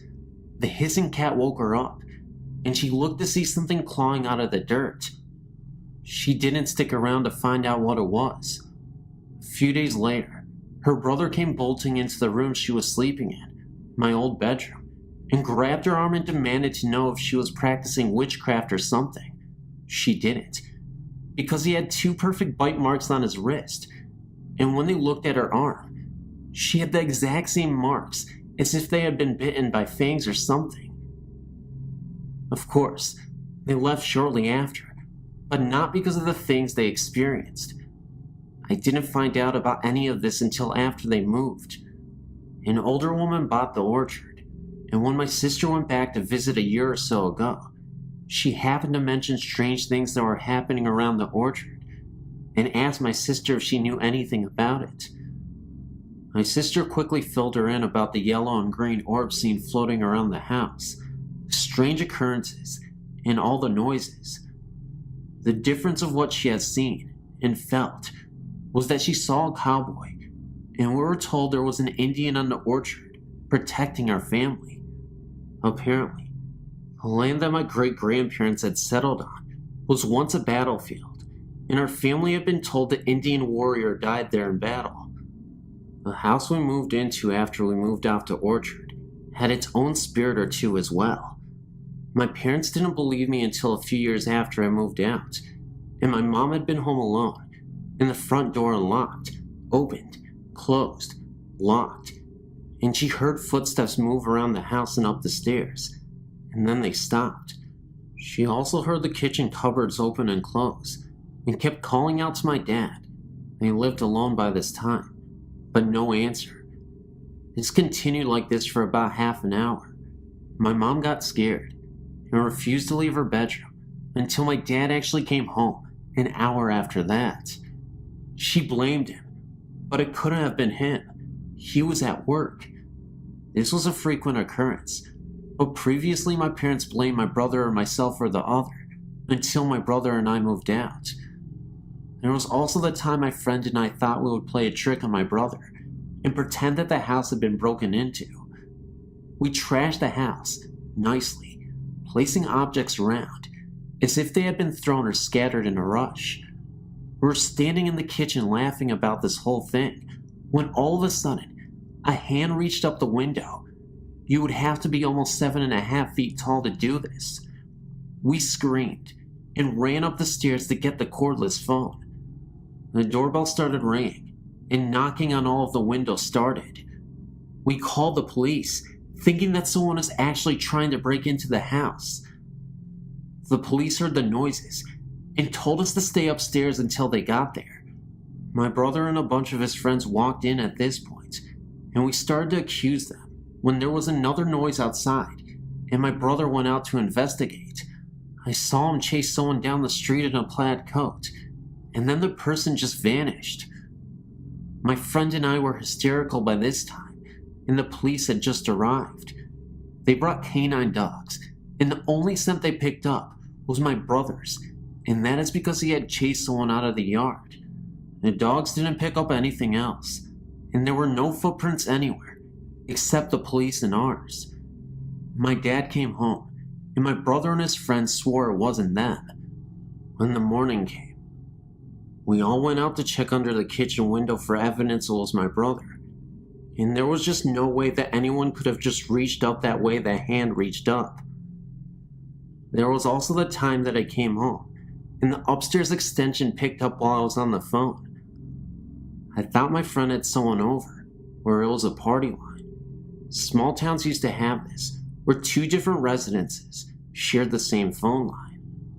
She thought I was trying to scare her, because we could both hear breathing. I snuck to the stairs and saw the shadow of a man. I freaked out, grabbed a knife, and ran out the door. I called my sister down the street to come, and there was no way anyone could have gotten out, but no one was there when it was checked out. There was also the glowing eyes in the bushes up the street. I used to see those frequently at night, and once in a while, was brave enough to go and check it out, to see if there was a dog in the bushes, peering out. There never was, and the hairs on my neck would stand straight up on end. I wasn't the only person to see this or feel this way about those bushes. Quite a few houses in the area were haunted as well. I would hear a man's voice in the house where I babysat, and so did the girl I babysat. It was detached and floating in the air. You would feel tugs on your shirt when your neck was turned, and lights in the basement would flick on and off. A friend of mine who was completely skeptical lived in the house previously and had confided in me that she thought something weird was going on in the house.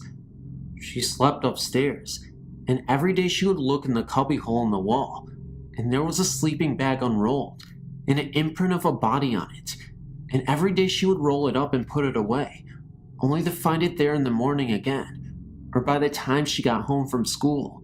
She showed me this one day, which made me uneasy, talking about the babysitting job there when new people moved in.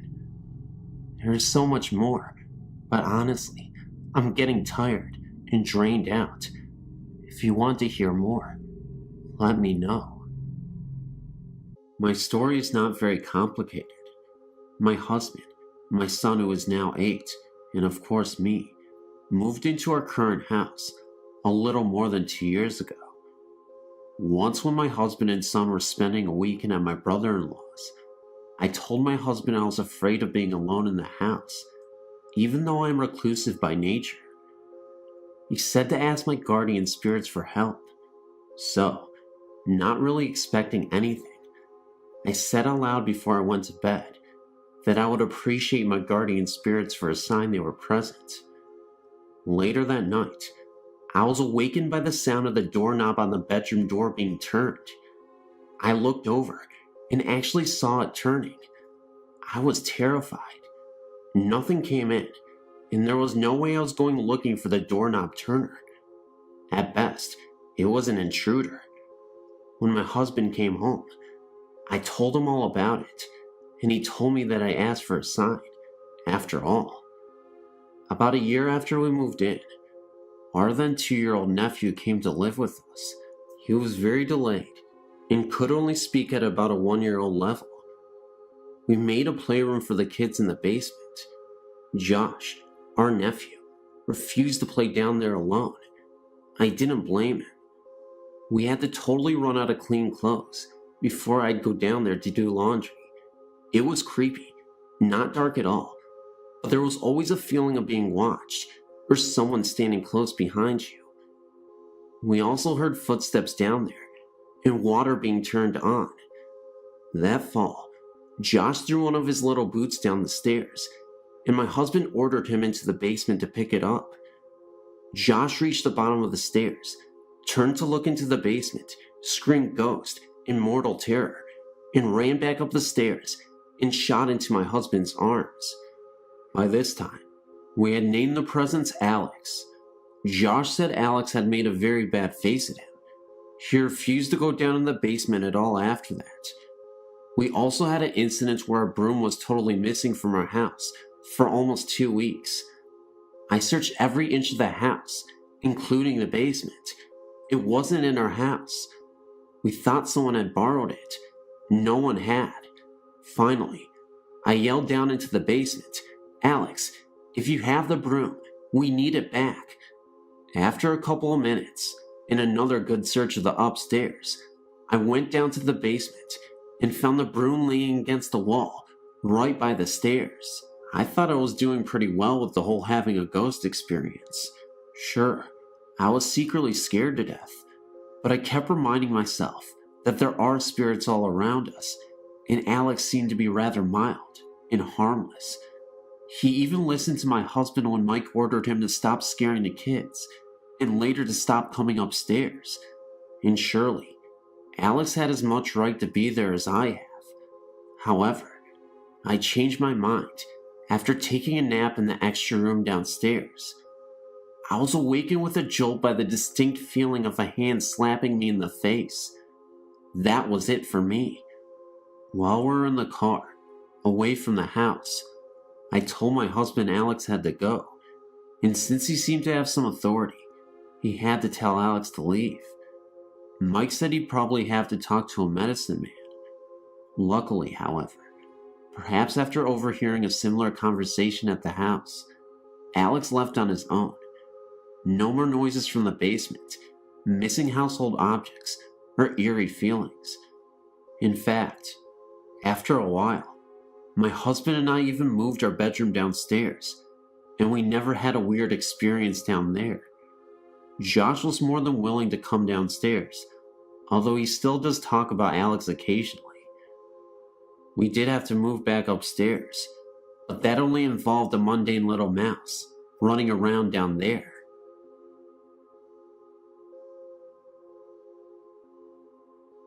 I had a friend in Arlington, Texas whose house had a ghost. Her family called it George, and they laughed about it. There was no malevolence involved. Their house was relatively new, and not particularly outstanding. It was a classic 50s ranch house. Anyway, my friend's room was always chilly. The temperature was about 65 degrees. Her family had ducked people check out the ducts to her room on several occasions. Despite the blazing North Texas summers, where the central heat turned on in the winter, her room maintained this temperature. I had heard all the stories, and didn't really know what to think. I spent the night, and that made a believer out of me. First, during dinner, things fell off of shelves in the adjacent den. Her parents laughed and yelled, "Stop it, George." Later, when I went into the kitchen for some water, the reflected view in the kitchen window started spinning. I was somewhat entranced, and then realized that the center of the spiraling image was the figure of a man. The figure was getting closer and larger. I ran into the den before I saw any more. As we went to sleep in the sleeper couch in the den, several books in the shelves opposite the couch slowly pulled out from their position on the shelf and almost fell to the floor. George is one of my fondest memories. My friend and I had other strange encounters after that, including many that didn't involve George. I think that some people are more receptive to energies and have more of these events than other people.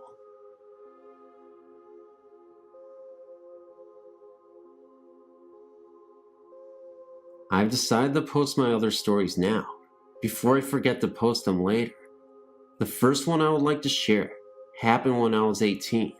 My friend was living with me and my family in our house in northeast Calgary. We were sitting in our room playing cards. There had been a couple strange things happening the last few weeks, like my TV turning on and off by itself, the volume going up and down on my stereo. Since both of us had always been believers, she's always had experiences of her own. We knew it was the work of a ghost. We were never really frightened, at least, not until the night I'm about to tell you about. Anyway, like I said, we were playing a game with a deck of cards. You asked a question and then flipped a card. If it was a black card, the answer was no. A red card was a yes. It was called something like Ouija cards. At first it was just a game. We were laughing and joking around at the answers it gave us, until we noticed a pattern. Every time we got to the bottom of the deck and shuffled them for the next round, the first three cards flipped were 666. The first couple of times we just brushed it off as being coincidental, but by the third, fourth, and fifth times, we were scared. We decided it was time to call it a night and picked up the cards. We made sure to check underneath ourselves and under the pillows on our bed to make sure we didn't miss any cards. We hadn't. But after gabbing for a half an hour, I was going to go downstairs to my room. Sure enough, there was a card sitting right in plain view of both of us. We looked at each other a little funny, and then she picked up the card. It was the 6 of spades. I got curious as we went to put the 6th card back with the others and flipped the 2 cards of the deck. Both of them were 6s. We put the cards in the kitchen, and on my way downstairs, I heard the TV go on. I turned to go back upstairs to tell my friend when it turned off again. I went to my room and laid down. A couple minutes later, I noticed the room had gotten brighter. I opened my eyes and saw that 6 of my candles were glowing brightly, even though no one had been in the room to light them. I blew them out and tried to go to sleep. It happened again, but this time they lit, one by one. I ran from my room, noticing it grow dark once again, and slept the rest of the night with my friend. I've never had an occurrence like that again. My most recent experience happened in January 1999. One of our dogs, CB, short for cat bait, had recently been put down. He had been a big part of the family for 15 years. One night, our other dog, Tia, came downstairs to my room. This was extremely odd, since the only time she ever came down was if I had food, or if she was with my mom. But she never came down in the dead of night. I was fast asleep when I was awoken by the sound of her barking at the end of my bed. I told her to go away and to shut up, but she persisted. I sat up and found her jumping at the end of the bed. I asked her if she wanted outside, but that's not what she wanted. She wanted me to get out of bed. Irritated, I did just that. We walked out of my room, and she started barking at the corner of the basement. I thought maybe she had found a mouse or something. But, upon turning on all the lights and investigating, I found nothing. She started walking around the basement. If I did not follow her, she would bark. I was getting tired of this game, and just wanted to go back to bed. But she just kept barking until I followed her. Finally, she led me into the laundry room and went over to the pile of blankets laying on the floor and started barking and switched between looking at me and staring at the sheets. It then occurred to me that the pile of blankets were one of CB's favorite spots to sleep. I remembered hearing somewhere that animals, especially cats and dogs, had a sensitivity to spirits and ghosts. I smiled and asked Tia, "Is that CB?" Immediately, her tail started wagging, and she went over to the blankets, laid down, gave them one lick, and then went back upstairs. I know it was my little dog who was visiting me that night. I'm just glad that Tia decided to share that visit with me. Since then, Tia shared it with me a couple of times, although I still haven't seen CB's ghost for myself.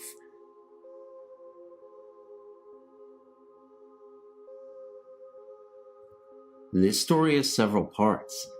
It has taken me months to put this together in a way that makes sense and takes all the known facts into account. I awakened suddenly from deep dreaming sleep one night, in December or January, with the terror that someone was in my room. I've heard that in most people, there is a reflex that literally prevents them from moving when they are in a deep state of sleep, and the frozen, unable to move state, described by many upon first being awakened, is simply that reflex still working, not fully in sync with sudden consciousness. I'm in a different category. However, I'm a sleepwalker and capable of vigorous movement, even when not awake. To get on with the story, I felt an intrusion in my dream that had nothing to do with what I was dreaming about. It shocked me awake, and I sat up straight in my bed. I was treated to the sight of an apparition, standing near the foot of my bed. It was quite tall, over 6 feet I would guess. I couldn't tell if it was male or female, but my sense was that it was female. It had short dark hair, parted in the middle, and brushed back on either side, and wore flowing white garments. It emitted no light. What I could see of it was illuminated by the yard's light, shining in the bedroom window. I apparently surprised it, because for a fraction of a second, its right hand was raised to its temple in a gesture that seemed to indicate I was not supposed to have awakened or have seen it. Immediately, it was gone, leaving me to wonder if I had really just been dreaming. It all happened so quickly. In January, I visited a psychic who told me that in addition to the spirit of my grandmother, which I knew about, I had the spirit of a young girl strongly attached to me. She was not able to give me any details as to who the girl might be, and I thought about this for a great deal. For months I pondered whom this might be, and got no enlightenment. Finally one day, the face of a child I used to babysit for many years ago sort of popped into my head, and I knew who my little girl attachment was. She was a tragic little figure, who was a foster child in a home that cared for her, but most certainly did not love her. Even as a teenager, my heart ached for that child, and I told my mother that once the lifeline on her left palm was extremely short. I always felt she would die young. I really didn't know any facts about her, since I lost touch with her foster family after I went to college, but I had no doubt that she was my attachment. A few days after this, I went to another psychic, who told me that the girl had not been ready to die when it happened. It had surprised her. For that reason, she was unable to find the lights that souls are supposed to go to when they pass. He told me that I was the only light she could find, and therefore she had attached to me. But that wasn't a good thing. She meant me no harm, but she was draining me some of my energy, and she needed to move on for her own sake as well. He spoke with her briefly, and told me she was 17, and that her stepfather had caused her death, or at least a great deal of pain while she was alive, which he does correlate with what I knew of the man. Remember, she was in foster care, not living with her mother and stepfather when I knew her, but the man was a convicted child molester. The psychic told me he would go help her to the light, and I presume he was successful. Tonight I was reading some of the articles on the site about why spirits tend to manifest at night, to get a glimpse of someone they loved, perhaps, or to try to communicate, and what the best reaction to an apparition is. And I realized that 1, probably my apparition was my young friend, who I wouldn't have recognized because I hadn't seen her for about 7 years before she passed, and 2, sitting straight up in bed was a good way to scare it off, because it disappeared in the blink of an eye. If I had realized who it was, I would have tried to make things easier for her, but for both of our sakes, I hope there is no next time.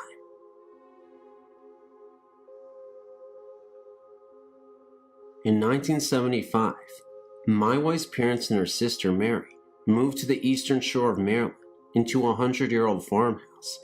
What made them believe there was a ghost was little things disappearing and reappearing in different places, doors locking by themselves, being touched by someone who wasn't there. Things really didn't start getting weird until her other sister Cher and her son David moved in with them. Cher had a little bit of ESP. She could tell when things were going to happen. She would have dreams and funny feelings that would mostly come true. They would hear noises in the attic, footsteps, and things rolling around. Cher would hear someone calling her name at night. She had the bedroom with the attic door in it. Once, my wife felt someone sit on her bed, and Cher felt someone run their fingers through her hair. They were all outside taking photos of each other one time, and no one was in the house. But when the photos were developed, someone was looking out the pantry window. They believed the ghost was not harmful. In fact, it was very helpful. Things that they were looking for would appear. When David was a baby, he had stuffed animals in his crib. Years later, he told us that he was afraid of these stuffed animals because he thought that they were alive. Another thing that happened was when both my wife and her sister Mary got married. Both of their wedding photos that were taken in the house never turned out. They believed the ghost was sad to leave them there. In the big foyer, there was a room that had been painted black from other occupants, and whenever they would pass the room that was by a staircase, they felt as if someone was watching them go up the stairs. All three sisters felt this presence. I'm now a 48-year-old professional, settled in Canada, and doing very well. In northern England, as a youth, I had many experiences, mainly revolving around the house, which my family bought when I was 12 years old. We were told by the neighbors that 3 families had moved out in the 18 months before we moved in, but the only explanation was that they had marriage problems. Within a year, we heard noises, such as a person banging on the door, or definite and very clear footsteps, which would walk up the stairs if you were upstairs, or down the stairs if you were down. When it first happened, I thought it was my brother, 1 year younger than myself, banging on the door, disturbing my math homework. But when he went down to complain, my parents insisted that I had not been out of the front room for an hour. The very next incident was I was awakened in the middle of the night by a tremendous racket from the bathroom, and I got up and put my trousers on to see what it was. As I left my room, my mother stood at her door, and we each asked the other if we had heard the sound. We agreed that it came from the bathroom and went to look. All that was there was an empty washing up liquid bottle, made of plastic, squashed and lying on the floor. Another night, my mother and I heard a crash, as if metal ladders had fallen outside downstairs living room, but again, there was no source for the sound when we checked. Over the years from age 12 to 18, I became familiar with these sounds, and joked with school friends that we had a ghost called Jack. Some friends were in the house when the footsteps came down the stairs. I heard them, but I said nothing. No one else did. When it happened a second time, I heard it, and so did a young man named Mike, who had never heard of this story. He searched everywhere, and would not accept my reassurance that no one was there. When I left to go to university, I told the next door neighbor, a middle-aged woman, that I was glad to leave. She told me that these sounds were the reason why the 3 families left in such a haste. The neighbors agreed not to tell us because they did not want to put ideas into our minds. A woman who lived there previously was found dead in the bath with her wrist slit. It was thought to be suicide, but I had a vague and reoccurring mental image of a man coming down the curved stairway.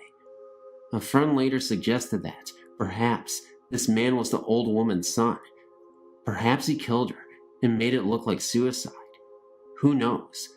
One piece of advice: never try a Ouija board to communicate with the dead. Leave well enough alone. If experiences happen to you naturally, they are completely harmless, and in some cases, can be helpful.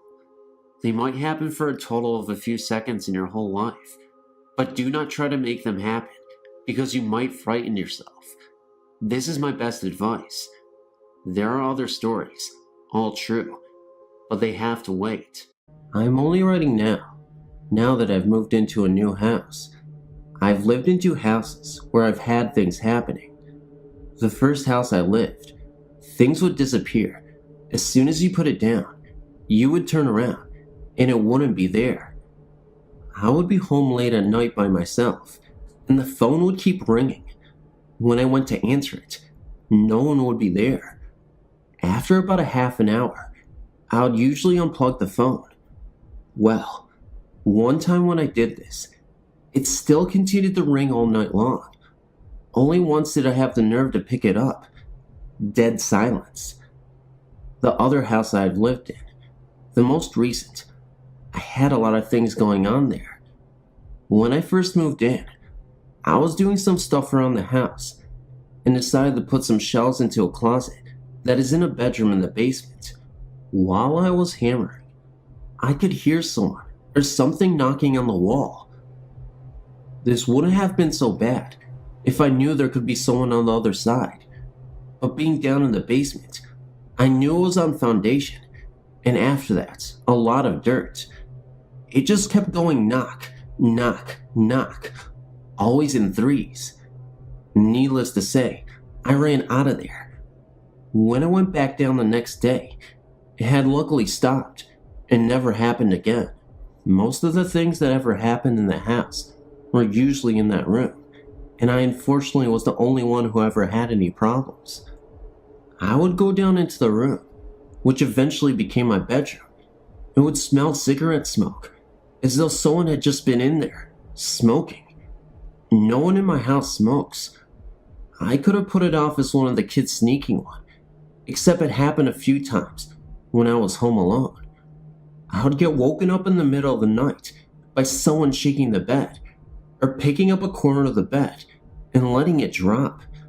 One night, it felt as though someone was under the mattress and sticking their finger up, pushing the bed up. The worst stuff, though, started happening when the landlord was considering moving back into the house. I would wake up and feel terrified. It is hard to describe just how scared I was, but I've never felt more scared in my entire life. I wouldn't be able to move, only my eyes, and I would never see anything around me, just the normal shapes that were around the room. The worst night, though, that happened was on the night we were supposed to have left.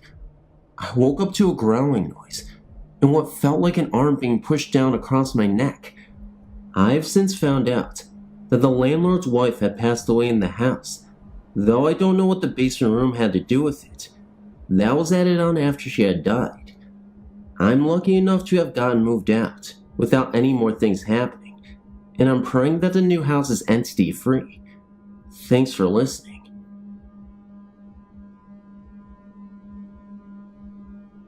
I hesitate calling this a ghost story because I don't know what it was. It could have happened by normal means, but they would have been odd circumstances. About 4 or 5 years ago, I was walking down Harbor Boulevard in Costa Mesa, California. Harbor is long, and it's one of the streets that borders Disneyland. The section I was walking along was almost exclusively commercial. I passed a woman with a bruised face and a Universal Studios baseball cap with a logo in shiny silver letters, walking the other way. A few blocks later, I passed her again, going the other way. I think I may have smiled at her this time. A few blocks later, I passed her a third time, still walking the other way. I should point out that I was just walking. I never stopped to look into a store or restaurant. I was maintaining a steady pace. While I am no race walker, I have about an average walking speed. I'm not extraordinarily slow. After the third time I turned around, I don't want to exaggerate. I didn't whirl around by any means. I probably kept walking about another 10 steps, saying to myself, this is kind of weird, and maybe stop for a brief moment to think about this. When I turned around, she was gone. There was a Polo Loco restaurant right there. I was in there and saw no sign of her. I went and looked down the nearest cross street. Again, no sign of her. As I say, I don't claim this a ghost story. I just claim this a weird event that happened to me, which is possible to explain through natural causes, but would be an odd circumstance. Yes, she could have gotten a ride, or had driven, but in that case, why would I have passed her on the sidewalk each time?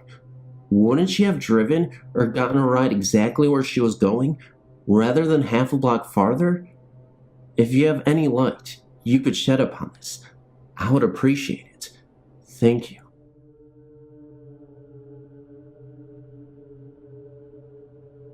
Over the past 50 years or so, many members of my family have had interesting ghostly experiences. None of them have been particularly frightening, though. Here are a couple of those experiences. And these take place in Vancouver, British Columbia area. About 15 years ago, my grandmother was chopping cabbage up for supper one evening and accidentally cut her finger with a knife. As she was running her finger under the cold water tap, she distinctly heard a voice saying, "I've told you to be careful with knives, Kitty." The voice was that of her Aunt Neil, who had died 40 years previously. She was always scolding my grandmother for something or the other. Another experience happened to my aunt. 20 years ago, she and her family moved into a gorgeous 4-bedroom house in a wonderful area. The house itself was about 2 years old. After a while, she would find things missing. She put a brand new packet of knitting needles on the kitchen shelf, and when she'd go to get them, they'd be gone. But anything else on the shelf was then on the floor. Her daughter was at school, and her infant son was way too young to climb up there. The knitting needles turned up in the bath of all places. It was this moment then, when she thought there was a spirit in the house. She was even more convinced when she heard singing up in her daughter's room. She went up there and found no one. That night, my cousin refused to sleep in her room. A little while after that, Auntie went upstairs to check on the baby. As she looked in the cot where Andy was fast asleep, she swore she saw a woman's hand gently stroking his cheek. She calmly told the ghost, "He's asleep. Please don't wake him up." The ghost left. The ghost also likes to crash my aunt's parties. If guests were over, she'd come downstairs and join in. The only people who knew she was there were my aunt and my grandmother. I had only one experience with a ghost. I was babysitting one evening and was watching TV in the family room. All of a sudden, the dog perked up and started wagging its tail. I knew it was her.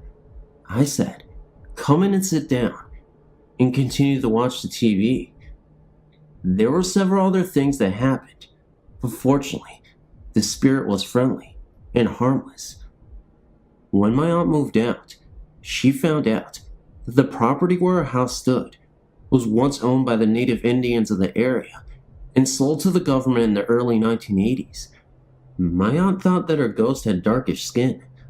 Funny thing is that my uncle never saw or heard the ghost at all. There are many more stories to tell, but they'll come later.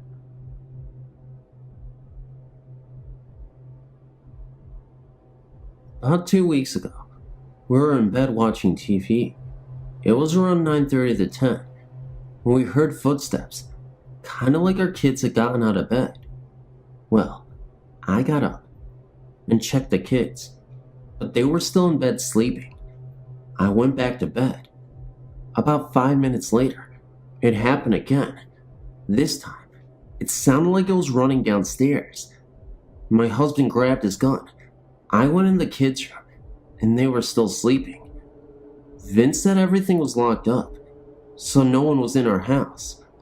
We couldn't explain what happened, so we went to sleep. 5:45 in the morning, my daughter, who was 7, came in mumbling to me until I told her to calm down.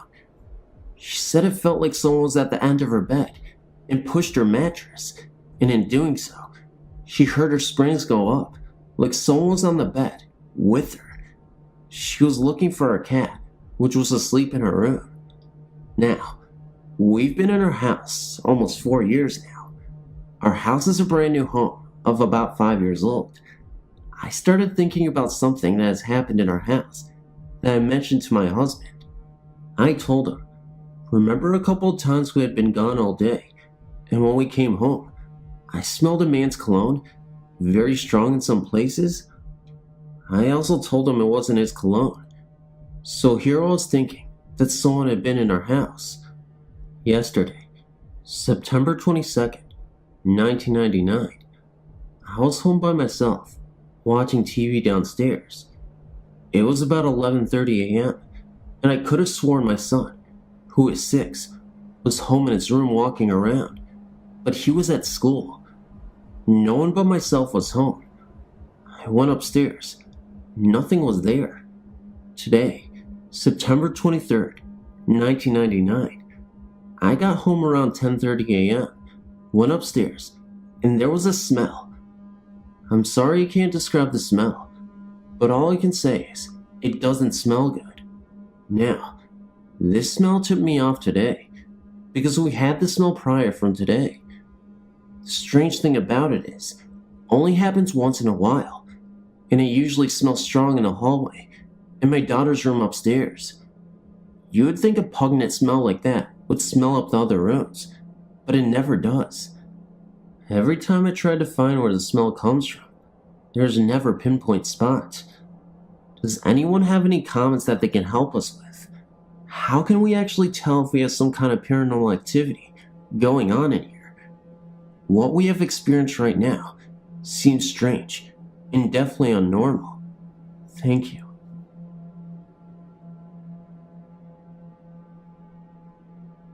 I actually have 2 stories, and I'm not sure I would call them ghost stories or not.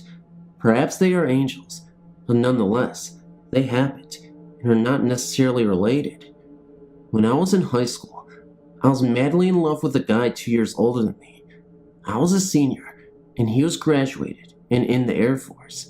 He was my first love.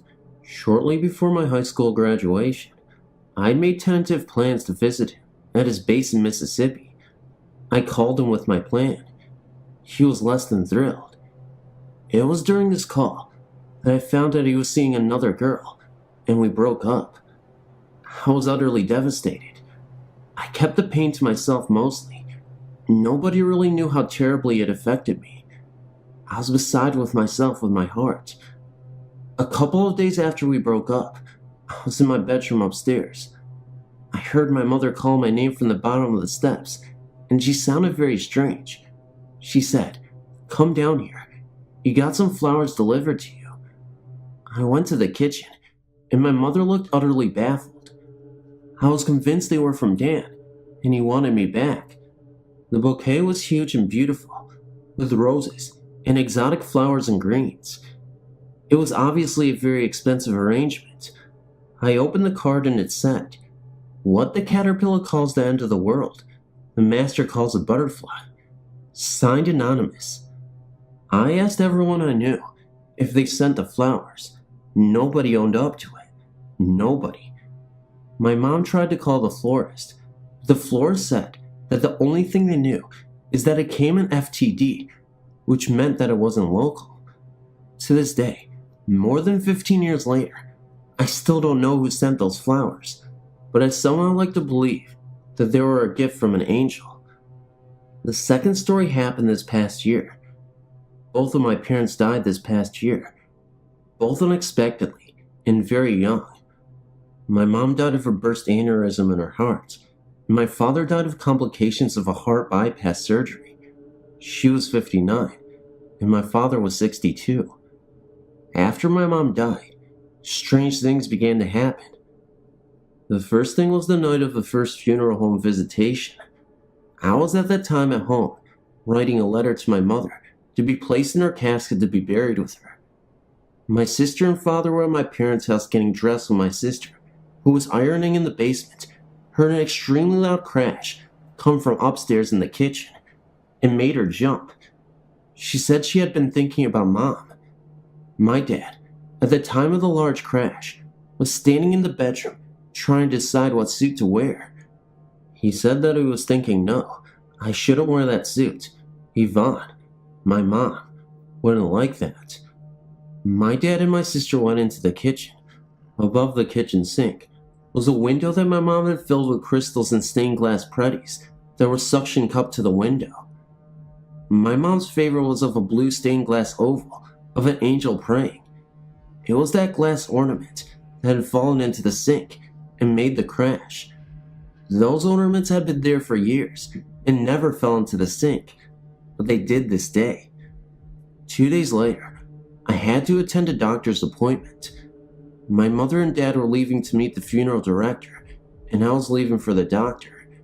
I stopped and said, shoot, I don't have money for the copay, and I'm running late. I don't have time to stop at the bank. My sister gave me the money for it. On the way to the appointment, I realized that, shoot, I was meeting a friend for lunch, and I still don't have any money. I thought to look in the console of my car, but I knew there would be no money there. I never have money in my car. I looked anyway, but when I opened the lid, there sat a $5 bill. Odd, but I was so glad to see it. I didn't think too much about it until later, when I thought hard about it. I didn't leave that money there. That same day, my sisters and nephews went to my uncle's pharmacy and Hallmark shop, where my mom had worked also. My mom had always bought Beanie Babies for my nephews from there. My nephew was looking for a specific beanie, and I'd been unable to find it for months. That day, they found it at the shop. My uncle didn't remember ever seeing that one before, and he took care of the ordering. A few days later, I was sleeping. I was exhausted from the funeral and was taking time off from work. Nobody was home. The window was open, and I was dozing peacefully when I heard quite clearly, Carrie. Carrie. I sat up, and my heart was pounding. I heard my mother. She was calling me, as if I wasn't supposed to be sleeping, like she always used to do if she thought I were oversleeping. One of the things that my mom always did when she was alive that annoyed me was to yell my name from the bottom of the steps. I heard it so vividly that morning. I want to say it was in my head, but it woke me up, and her voice was as clear as day. My bedroom was the entire length of the top floor of a Cape Cod house. I had my own smoke detector up there. From that day on, whenever I would get really upset about losing my mother, that silly smoke detector would beep. Beep, beep, beep, beep, beep. I changed the battery. Beep. But happened only when I was upset or thinking of her. The crystals on the phone began to fall off regularly, where they never did before. The phone in the kitchen, which had a speakerphone function, would click on its own violation when someone was on the telephone. It happened about 5 times. That too had never done that before. Suddenly, everything just stopped. No more odd happenings. Then my father went into a coma. Several friends from out of town were staying at the house and keeping a vigil with us at the hospital. One evening, everyone was at the hospital but a friend of the family named Jenny. She had heard the stories of my mom's hauntings and the smoke detector going off. She was reading a book, alone in the house, and the smoke detector in the downstairs hallway started going crazy. Jenny got up, walked into the hallway, looked up at it and said, "Miss Harley, we aren't ready to let Don go yet. You can't have him. Is that okay?" The minute she said that, the smoke detector beeped one more time, and it never did again. It completely freaked her out. Shortly after my father died, all strange happenings ceased little by little. They do not happen anymore. I wish they would. It was almost nice thinking that my mom and our dad were hanging around and watching us. Thanks for reading. One time when I was about 14 years old, I was babysitting for a police officer and his wife. The police officer was on duty that night, and I can't really remember where the wife was going, but nonetheless, they hired me to babysit. I had never been to their house before, and I remember when I got there, how creepy this house had seemed. It was an old house down in Walled Lake, Michigan, and I can remember the house did not have modern heat ducts. Instead, there were registers in the floor in the upstairs that you could peer through clear to the downstairs living area.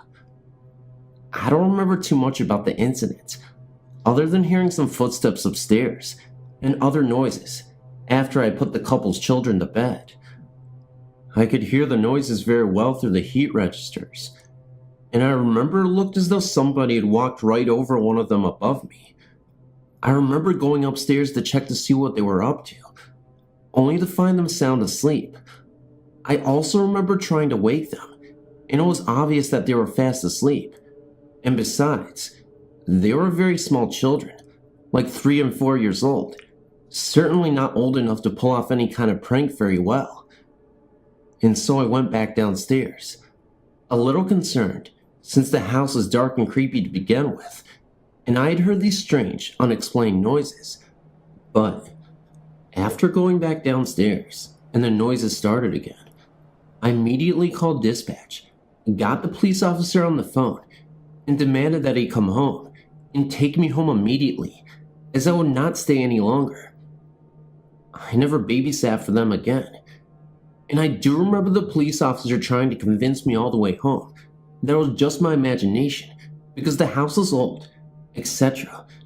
In either case, I never went back again and told the police officer very nicely to find another babysitter. Another incident happened when I was in high school, shortly before graduation.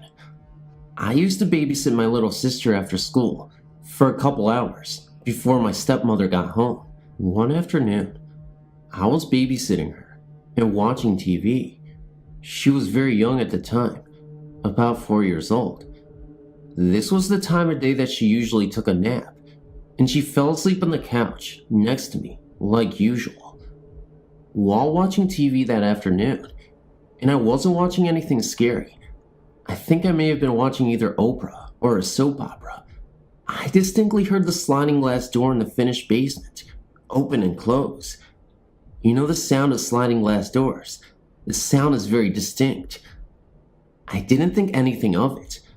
My father and stepmother usually came and went through that door, since the finished basement is actually on the ground level, and the living quarters of this beautiful log home is actually on the second floor. This was a common and most used entrance into the house. My father worked out of town during the week and was only home on the weekends. Anyway, like I said, I didn't think anything of it. I thought my stepmother was home and expected her to come walking up the stairs at any moment, like she usually did when she came home. I also remember thinking, boy, she's home early today. I just kept watching television. After about 10 minutes, I noticed that she had not come up the stairs, so I went to the stairs and called down to her, but got no response. I thought to myself, that's weird. I know I heard the door. Then I heard what sounded like somebody downstairs, so I called again, and nothing. So I peered out the kitchen window and looked down into the driveway, and her car was not there. I got scared at that point. I thought to myself, oh no, not again, remembering other incidents while babysitting. And I ran to the telephone to try to call her at work. The phone was dead. I absolutely freaked out at this point.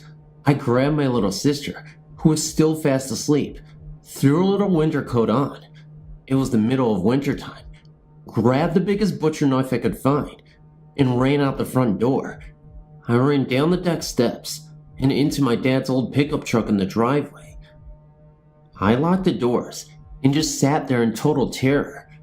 I didn't know what to do. There was no doubt in my mind that somebody was in the house, and I stared at the house for what seemed like forever until my stepmother got home. Of course, she couldn't understand why I was so hysterical, and what on earth I was doing outside in the pickup truck in the middle of the dead winter with a butcher knife of all things. Anyway, she checked the sliding glass door to the basement. It was locked. There seemed to be nobody in the house, and if it were a real person in the house, there was no way they could have escaped unseen by me as I sat in the old pickup truck. I remember how scared I was. The house is in the woods, and back then, there wasn't another house closer than about 80 acres away. By the way, the first thing my stepmother did when she got home and investigated my claim was to check the telephone, which was working fine. Oh well. I know she thought I absolutely lost my rocker that afternoon, but I know better. She still laughs and teases me about it whenever it is brought up now. My little sister, who is now 20 years old, doesn't remember a thing. At the same home, during the same time in my life, shortly before high school graduation, I experienced the strangest things each night in my bedroom. After everybody went to sleep, these strange things occurred for at least several weeks. I would fall asleep, but awaken around 1 to 2 a.m. in the morning because my bed would be shaking. Now, I just want to clarify that this log home is not old or anything.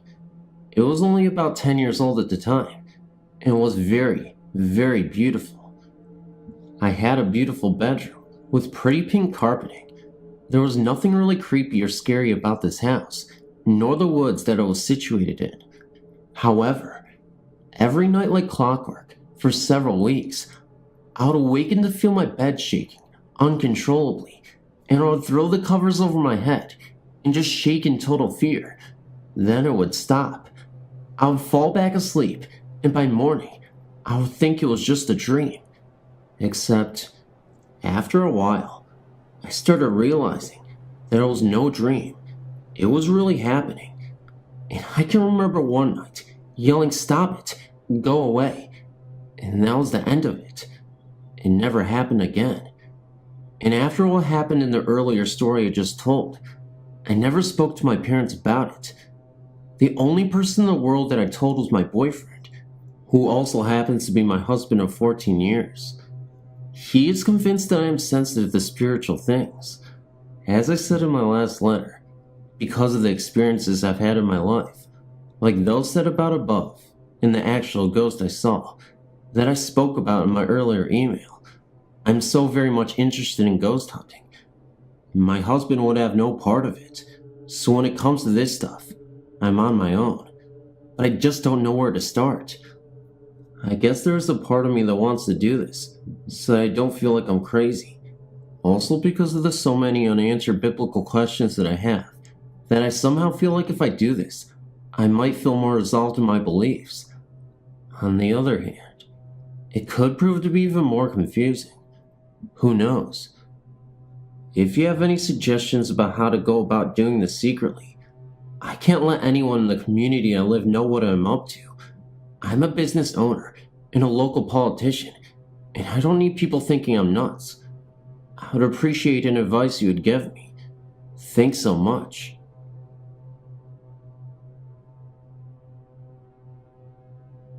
"11 years ago, I moved into an old little walkout rambler that sits on my father-in-law's business property in the country. We call it Ghetto in the Meadow. Don't get me wrong, it's okay, but tiny, and at that time, needed some repairs that have since been done. It had at one time been moved to the country by the man that had lived there for many years in the house, until he died in the hospital. His name was Myron.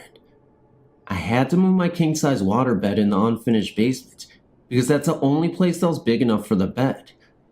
My boyfriend refused to sleep downstairs, because when we were downstairs, we could hear footsteps above us, going back and forth. One night, we fell asleep on the floor, watching TV on the main floor. Sometime in the night, my boyfriend moved to the couch and left me on the floor. It was about 5 a.m. that I woke up stiff. We were talking and heard a noise like someone walking upstairs. Then we heard a blurp noise in the bathroom. I jokingly told my boyfriend that it was Myron and he had to go to the bathroom. Just after I said it, the water in the bathroom sink came on. He wanted me to stay in the living room, and he would check it out. No way. I was right behind him and watched as he had turned the handle to shut the water off. After that, we had many things happen. Lights in the TV would turn on and off. A broom in the basement would get knocked over, and I smelled pipe smoke in the living room once, and perfume in the kitchen several times. Our beagle would stare up at the ceiling, as if watching something by where you get up to the attic. Many times, my boyfriend would get his gun and go looking around the house because we would hear strange things. He got a double waterbed that would fit in one of the 2 small bedrooms. After that, we'd hear a lot of noise in the basement by a workbench. We lived in the house for 5 years. My mom couldn't believe that we would stay there, but it was pretty much harmless stuff, and it wasn't like it was happening every night. Just when we started to feel like maybe we imagined what happened, something else would go on. Before we moved, I tried to get my husband to come to bed instead of sleeping on the couch.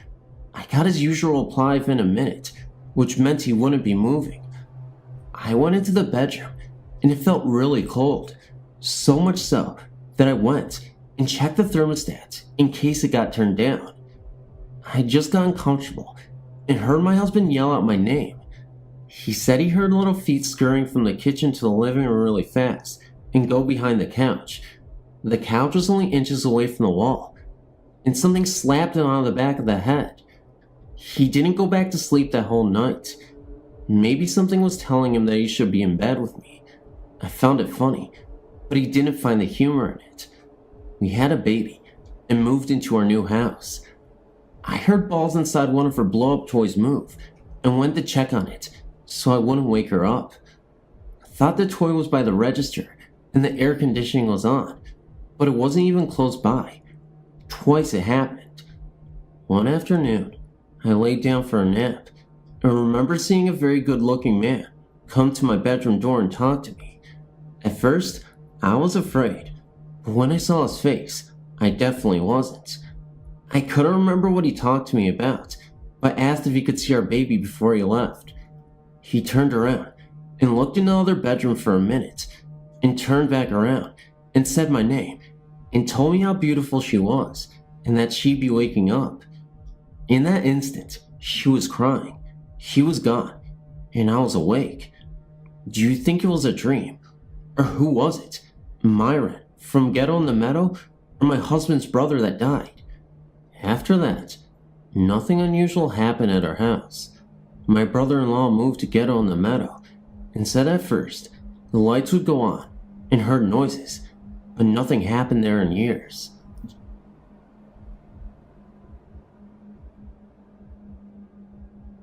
This is my experience with a haunted house. Me and my family moved into this big house about 15 years ago.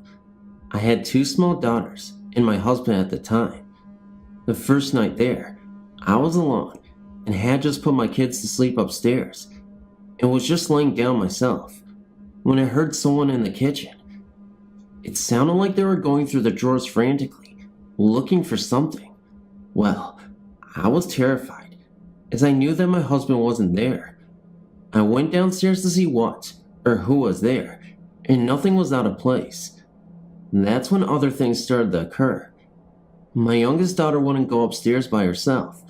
She always told me that there was a man up there. I didn't understand it till later. As we settled in, things got worse for me. I would be watching TV. The volume would go up and down. Ashtrays on the table would move. The drapes would sway when the windows weren't open. I was bathing one time in the downstairs bathroom and felt something touch my shoulder. It felt very cold. I had things of mine stolen, and I'd never gotten it back. One night, I was just dozing off, and I felt the covers being pulled off of me. This really scared me, but I tried not to think about it the next day. I was cleaning the stairs, and a very deep voice said, "Hey you," right beside me. The hair stood up on my neck. That night, at 2 a.m., someone came running up the stairs, stopping at the top. Of course, I saw nothing there. My husband told me that he awoke one night, and there was a very tall man standing in the corner of our room, dressed in black, just watching us. The next day, my oldest daughter told me that a woman who was dressed like a nurse carrying a tray came out of her closet, walking towards her. She had a name tag, but it wasn't legible. It scared her pretty bad. One morning, I was down in the basement doing laundry, and I hated to go down there. When I got this terrible feeling, I tried to ignore it, but it got worse. The hairs on my neck were tingling. I knew that something was coming up behind me, but I couldn't move. Then it was like someone stomped on the cement floor. It was so weird, because the floor vibrated. I was so scared that I threw my laundry and ran up the stairs. I would also go to bed with jewelry on, and wake up, and it would be off, and I would find it somewhere in the house. One morning, I woke up to find a straight razor in my bed down by my feet. I think that did it for me, and I wanted to move out. And the kids' bedroom window would never stay shut. We tried everything to keep it shut, but I would go upstairs, and it would be opened. My mother babysat for me one evening, and when I got home, she was white as a ghost, and told me that she would never watch my kids here again. We also had a dog that we kept tied in the corner of the yard, right by the area of the basement that scared me the most, and I saw him digging, and didn't think anything of it, until I returned, and saw that he dug a hole waist deep, and was still trying to dig. His paws were bleeding, and he was foaming at the mouth. I had to pull him out of there. It was horrible. He finally moved out, and for a long time, my daughter was afraid that the man was going to follow us. I looked up the history of the house, and found out that it was built in the 1800s. That was all that I could find out. The house is still there. I drive by it sometimes, and wonder if the people who live there now have any problems.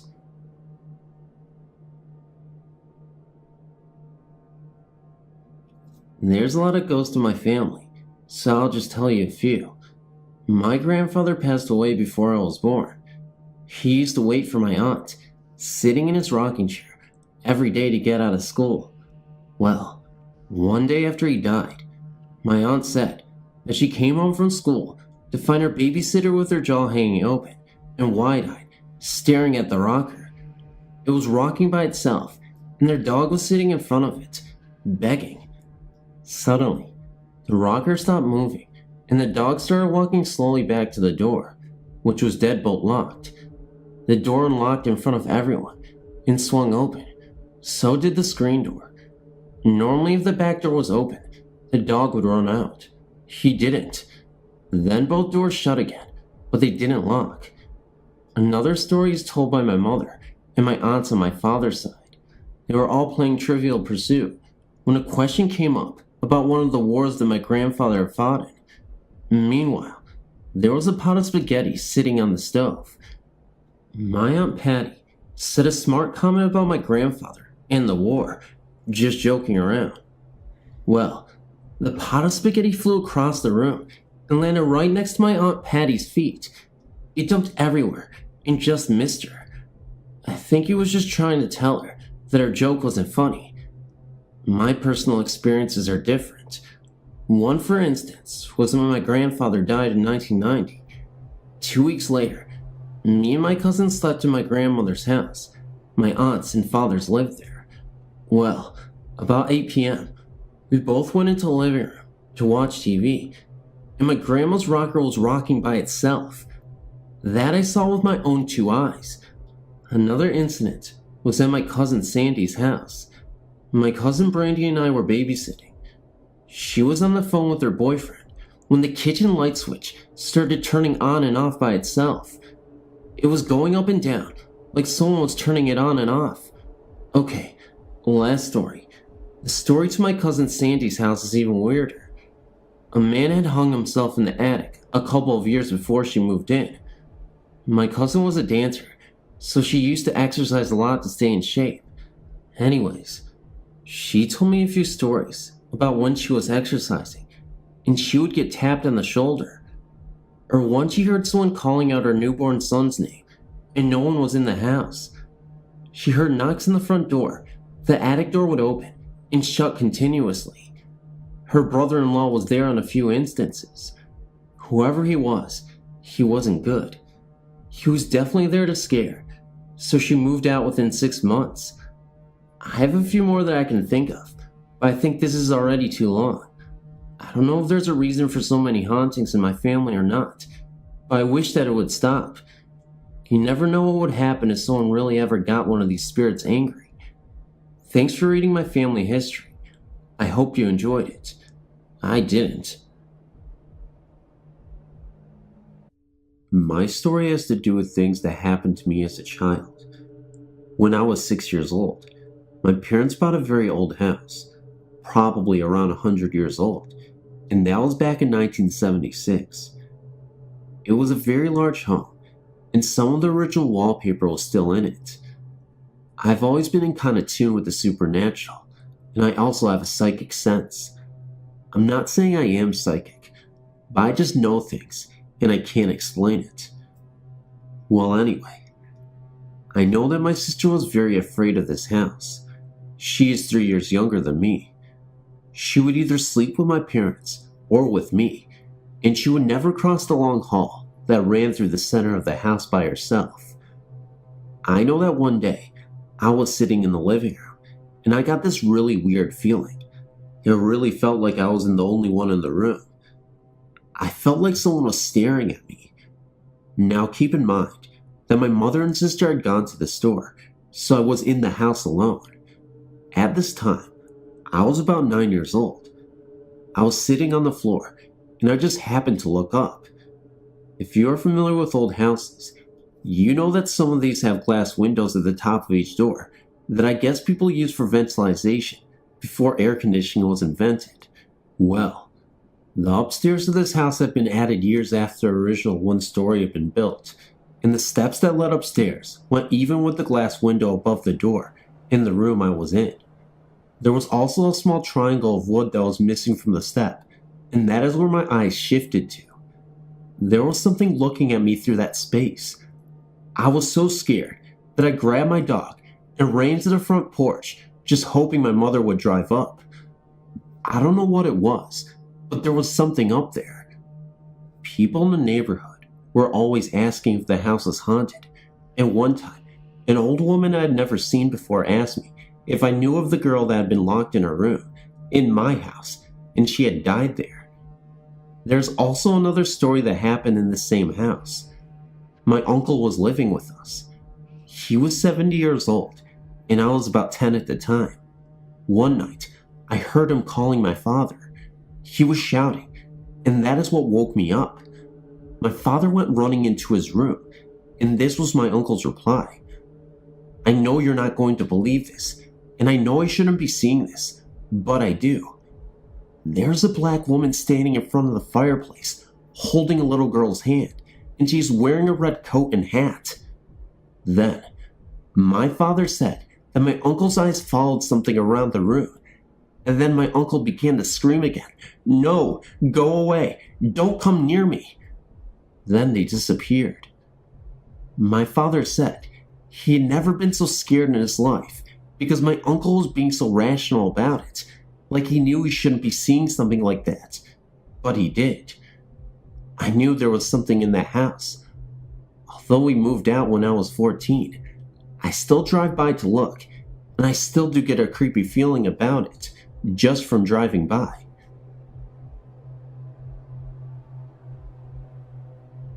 My mom and one of my sisters just moved to New York, and we are living in the house my mom grew up in.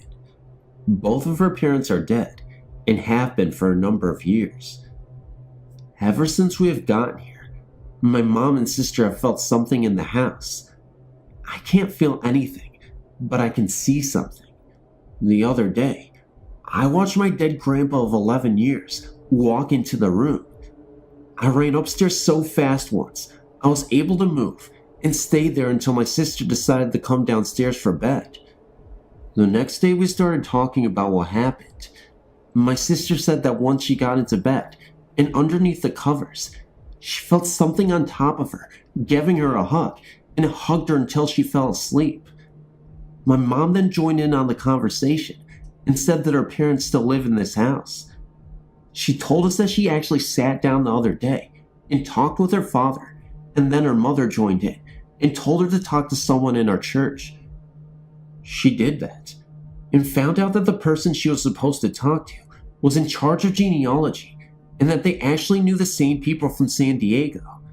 This kind of spooked me out because it took my mom a good few months to tell me this. She always tells me something I should know after I see a spirit. Thanks for reading. Many people see spirits in houses and such, so they conclude that the places are haunted. However, I believe that I am haunted. I've seen spirits my whole life, but some, when I was a child, I can't even remember, so my mother tells me. The one I'm going to talk to you about happened when I was about 1 year old. I'm now 18. We lived in a town just outside of San Diego, California. The people that lived in the house before us abused their children and locked them in the closets. My mom has found evidence of this, but does not know to what extent these children were tortured. My mom has had many experiences with the evil spirits that lived in the house. One day, when I was finished playing with my blocks, she went in to clean up after me. She knew exactly how many blocks were there and found that one was missing. She looked all over the room and even felt around on the bed and still couldn't find it. She then left the room to see if I had it with me, which I didn't, so she went back into the room, and there it was, just sitting on the edge of the bed where she had previously looked and felt. My mom always kept the house spick and span. She hated a messy house. She had just finished cleaning the living room when she left, and came back in and found a hairbrush in the middle of the floor. No one had been in the bathroom or the living room since she cleaned them. The spirits knew how to make my mom mad. They would always take things and put them way out of place, so my mom was always running around, putting them back into place, just to find them out of place again. She was always cold in the house, even if she was just sitting by a roaring fire. She would always see little black figures running across the room, and when she would look to see again, they were gone. So finally, my mom took my sisters and me out of the house and swore we would never go back in until my dad said a prayer to get rid of the spirits. So my dad was inside for a little bit, and then he came out and said that he said a prayer. My mom questioned him for a while, and then he had her convinced, so my mom took all of us back in the house. She then turned to my dad, and in a very stern voice said, "You didn't pray." My dad of course asked her how she knew. She said, "I'm sitting in front of a fire and I'm cold." His face just fell. So my mom had us all sit down and have a family prayer together. After that prayer to get rid of the spirits, they've never come back. We then moved out of the house, and I've been able to see spirits all the time. Every house, I've either seen a spirit or felt someone watching me. This is still going on. Just 3 days ago, I watched my grandfather walk into the room. He has been dead since I was 7 years old. If anyone knows what is going on with me, please email me. When I was 7 years old, my parents, my sister, and I lived in a home that was a one-story house that sat way back from the street. My aunt used to babysit us when my parents were away at work. Anytime I got into trouble, my aunt would make me go into a little bedroom in the back of our house, and she would make me stay in there for hours at a time. I never knew why, but I was deathly afraid of that room, and the whole time I was in there, I would hide under the blankets, too afraid to move, until she came to let me out. One day, while I was playing in the yard, I found out why I was so afraid of that room. While I was playing outside with my toys, I suddenly got the feeling that I was being watched. I looked around me, but I didn't see anybody. I went back to playing, but I just couldn't shake that watched feeling. I turned to look at the house to see if maybe my aunt or sister was around, and I saw a woman in the bathroom window, and she was watching me.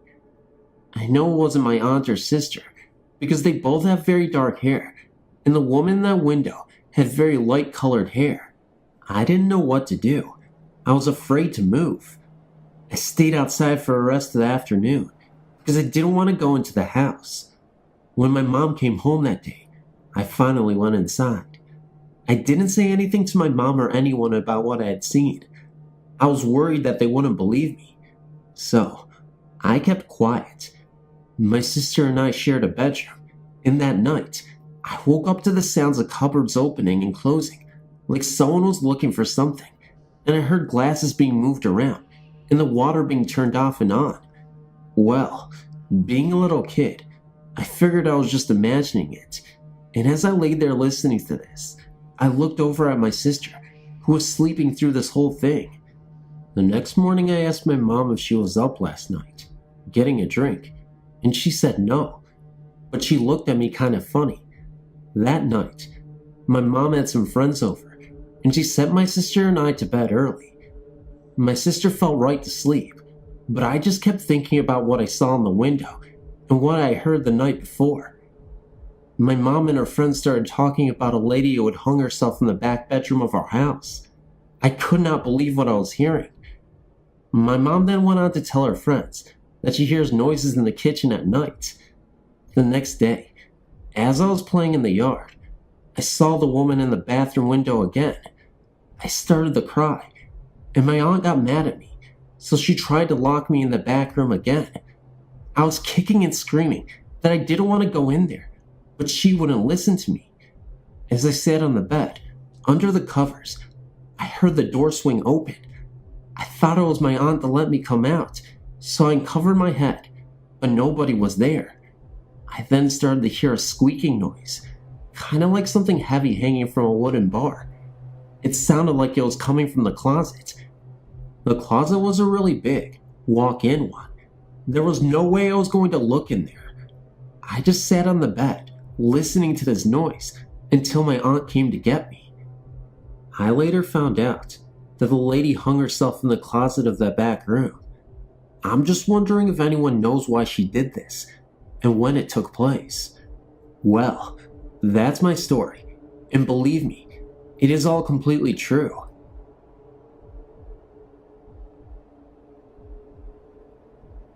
Although this is a truer tale, it's not one of your spine tinglers, just something odd that cannot be explained.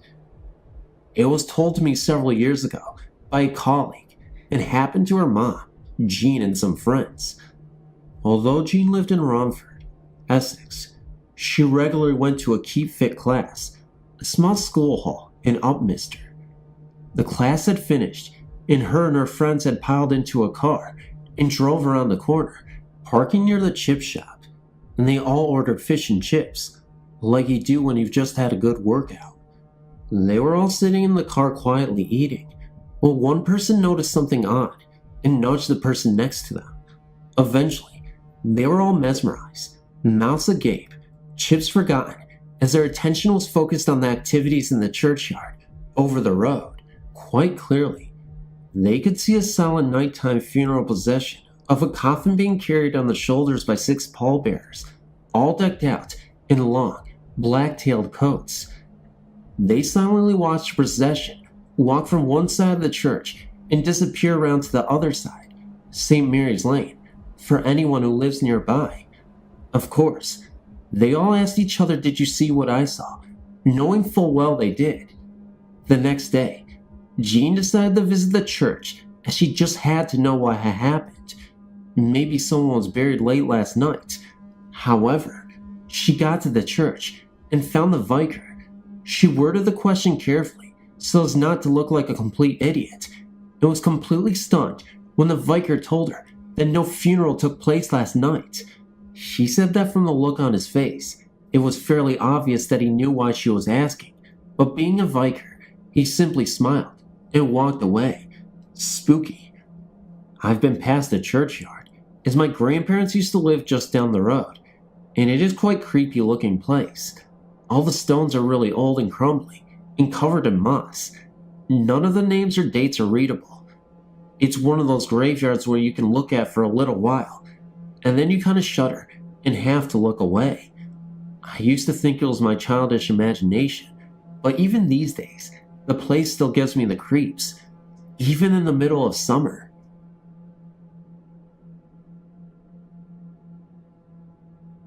Well, like everyone else, I'll start off with some background information. I'm 19 right now, and ever since I was young, have had a fascination with death and what lies beyond. Every time I would read something, I would try to think I had a similar experience, but I didn't. I've lived in Chicago for most of my life in the same house. Nothing really special about it, except our basement floors are basically entirely dirt. But that doesn't really mean anything to my story. When my mom found out she was expecting my third brother, she decided we needed to do a little remodeling and room changing, so I ended up having my brother's old room, which also used to be my brother's room. Nothing unusual happened while I was living there until the end of my senior year in high school.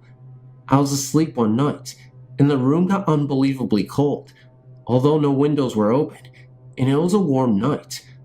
I buried myself under my blankets and tried to go back to sleep. This would happen from time to time. Then one night, I was woken up again by the extreme cold when I saw a shadow of a man whose figure I could not make out, just watching me sleep. He stood about a foot away from my bed. When he noticed I was awake, he just turned and walked out of my room, but he went through the wall right next to my door. The first few times I saw him, I was petrified and would just close my eyes tight till I felt the room was warming up. There were also times when I would see him coming from the kitchen, which was outside my room, and walk back into my closet. Also at night, I would hear things fall off my dresser, and I would just calmly as I could ask him to pick them up. And when I'd wake, everything would be as I left it. I never told any of my friends or family about this, because they are not believers. Till one day, my mom had called me at school since I had moved out for college, telling me my sister refuses to go or sleep into my room anymore. That she woke up one night and came screaming into my parents' bedroom about a man who was watching her while she was sleeping in my room. I didn't say anything while my mom told me, but I did interrupt her before she could give me the description of the man my sister gave. I told her what I'd seen, and my mom dropped the phone. She kept asking how I knew, so I finally told her I had seen him before. I also told her if the lights ever go out in my room, to calmly ask the man to turn them back off. My mom just laughed at me. Also, I should mention, since I moved out of the house for school, my room remains hot to room temperature while I'm gone. But when I come home on weekends, the temp does not go above 50 degrees, no matter how high we set the heat or how many little heaters we put in there. Then one night, my mom was clearing out some of my sister's clothes, so I would have room for mine when I came home for the summer, and my dad was sitting outside in the kitchen watching TV. It was relatively late at night, and my mom had just finished clearing out a drawer and was about to get up when the lights went out. My mom said out loud, "Look, I'm almost done here, and Jennifer will be home next week, so please just put the lights on." And just as she finished, the lights went on, and my mom ran out of my room. Since I've been home for the summer, my room is back and stays at a normal temperature, which I'm thankful for, but I still hear things in my closet, and I'll see a light shine through the closet doors, although I don't have any lights in the closet.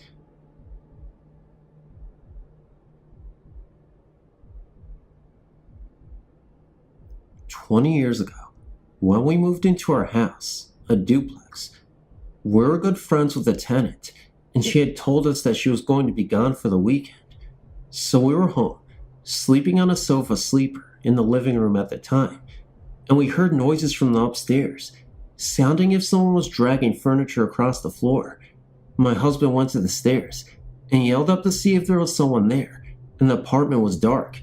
So he came downstairs, and we fell asleep, not thinking any more about it. Well, the next day when she came home, she came downstairs and asked us if there had been a problem upstairs, and we said no. Why? And she said that she was just wondering why we moved all of her dining room chairs into the kitchen. At first I was scared, but then for years nothing had happened, until Jenny was born. One night, my husband had gone hunting, and I was awoken by a noise of her mobile being turned on. I went into her room, and she was just lying there awake, watching the mobile move above her. Then the last time that anything happened was about 3 years ago. My husband and I had divorced, and I was seeing someone. Well, my friend, as I call it, must have not liked him, because he always kept his cologne on the dresser, and at least once or twice a week, I would come home and find it either knocked over, on the floor, or in the garbage. At first we blamed the cat, but then we started closing the bedroom door, and it would still happen. Of course, he never believed. Nobody ever does, but I do. Nevertheless, I'm not with him anymore, and have since been remarried, and have no problems. Sometimes when I'm alone, I do feel that there is someone or something there with me, and my daughter. I'm sure that you receive thousands of these stories, but mine is true, whether you or anyone else believe mine. I know in my heart that it is true. Back in about 1982, I became resident manager of an old rooming house in Placerville, California, better known as Hangtown. Placerville is just a few miles from Coloma, where the gold rush took place at Sutter's Fort on the American River. The rooming house, during the gold rush era, was the only hospital in the area. It consisted of 42 rentable rooms and several miscellaneous rooms that were used by residents for laundry, storage, vending machines, a TV room, community kitchen, dining room, and my office. I'd been manager for about 6 months before the chaos started. I've always been a sensitive, having had several experiences all through childhood and adulthood. One cold winter night, a bad storm had moved in, and the main highway to South Lake Tahoe had to close, trapping several skiers and gamblers halfway up the hills. It didn't take long before the motels and hotels filled up. I got a call from the police department asking me if I could accommodate the stranded travelers. I let them know that I had about 10 or 12 vacancies, but to let them know that our power had failed due to the storm. All streetlights were out, and there was total blackness everywhere. There were several steps leading up to the entry door, and I was afraid that in the darkness, someone might get hurt. All of the tenants helped out. We gathered up the candles and put them out on the steps. We dug up some old coffee percolators and made the coffee the old way and set out to greet our guests. They didn't come in one at a time. They came in at about 10 at a time. I paid some volunteer residents to get rooms ready while I checked the people in. There was a group of the younger residents there at the stairs with flashlights ready to take the new guests up to the long flight of stairs to the upper rooms. As the guests would arrive, these men would chant, "Welcome to the Hotel California. You can check out any time you like, but you can never leave." All went well, and the next morning, everyone thanked and said they had a wonderful stay and really enjoyed the off-the-wall hospitality. Shortly thereafter, we had a tenants meeting. During the meeting, these men were chanting the words to the song Hotel California and called my attention to several verses. During the storm, I had lit the candles to show the guests the way. At one time, the community kitchen had been the manager's resident kitchen. In the day of the hospital, it had been emergency room. In the master's chambers, they gathered for the feast. Other verses fit also. Every time the song would come on a radio anywhere in the rooming house, the volume would be cranked. Then one night, as I sat up figuring the next day's bank deposit, I heard screaming. It was the young girl down the hall on the first floor who was living there with her small son. She told me that there was a face of a man on her wall. My husband went and checked it out, and yes, it was there. Later that night, about 2 a.m., she came to my office again and said that she kept hearing a whistle, like a bamboo whistle, and a child's voice calling mommy outside her room. I went down there and heard the same thing. One of the young men who was still up watching TV went outside to check it out. He said the sound was coming from every direction he walked. He would hear it from the south, north, east, and west as he walked. By now, The commotion had woke up just about everyone in the rooming house. The TV room filled up with people telling me of the experience that they had been having, but were too afraid to talk about it until this night. About 4 a.m., everyone went back to bed. I stayed up, along with two of the younger, more brave men. As we sat in the TV room talking, we heard loud stomping coming from somewhere in the back part of the lower story. At the end of the main entry hall, there was a swinging door that led to the laundry area. Beyond that, the garbage room. Beyond the garbage room, there were other empty rooms that I was told later was the hospital morgue. As we passed the community kitchen and started to approach the swinging door, the footsteps got louder. We all looked through the window at the top of the swinging door and saw no one.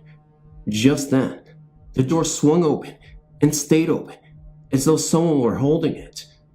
Needless to say, me and these brave men backed up quickly. No one was standing there at the door, but it remained open for several seconds and then swung shut. It was a quiet, still night, so the theory of a breeze or wind is out. In a few minutes, the footsteps started again, just as loud as the first time.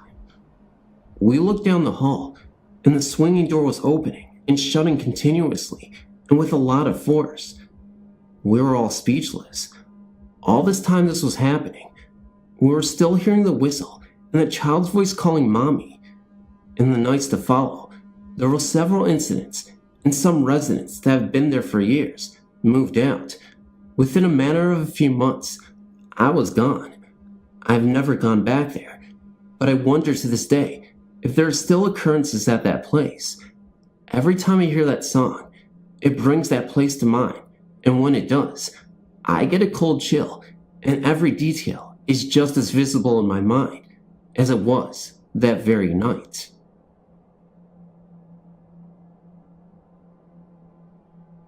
My best friend Kay just moved out of a house that is most definitely haunted. The house is in Dayton, Idaho, a small town of about 200 people, about 10 miles north of the Utah-Idaho border. It sits on Dayton's main street across from the city park. It's a large old house that has been divided into a two-family dwelling. My friend lived in the front part of the house, while another family lived in the back. Kay told me that she and her 3 kids never liked the house from the beginning, but she had taken a new job in Preston and needed to find a house to live in. After spending days looking for a place to live, she was told about this house and went out to look at it. She said when she saw the house, it looked dark, even though the sun was shining. When she went inside, she said the house was even darker inside, and there was a heavy feeling in the house she just couldn't shake. She really didn't like the house, but it was all that she could find, so she took it. From the beginning, she and the kids disliked living there. Her 14-year-old daughter hated staying by herself in the house and would do anything to avoid being alone. She said that she always felt like someone was watching her. One afternoon, when she was alone, she saw the dark figure of a man looking through the hall window at her. This really scared her. The hall window was high enough off the ground, and you would need a ladder to see in the window. When you pass the hall window, the hall turns and goes past the stairs and ends in the master bedroom. This part of the hall at the house of the stairs is always frigid. My friend had found a new home to rent and was eager to get out of the house. I was helping her pack, and I had mentioned to her how cold that hallway was by the stairs. It was like walking into a freezer. She said that it was always like that. Even in the summer, when it was 90 degrees outside, she said that the hall was freezing cold. I thought at first it was cold because the storm windows had been left open, so I closed them. Then it dawned on me that it wasn't that cold outside because we've been having such a mild winter. It also felt like a cold wind was blowing across the hall, even though there was no drafts anywhere. The cold spot never moved. As soon as you went into the bedroom, or upstairs into the bathroom or kitchen, it was warm. But as soon as you stepped into the hall, you froze. Her 8-year-old twin boys would never go to bed alone. Kay told me that they were scared to sleep without each other being there. Mac told me that he and his brother Jared never went to bed alone, that it was too scary to be up there. Until they moved into this house, they had never been afraid to sleep alone. Kay and her kids finally moved into their new house. The other family that lived in the back moved out 2 days before Kay did. Renters never stay long in that house. Their new house is bright and cheerful, a stark contrast to the old house. I've experienced a lot of these kind of things all my life, but this was the first time I had never experienced psychic cold or cold spots. I get cold just thinking about it.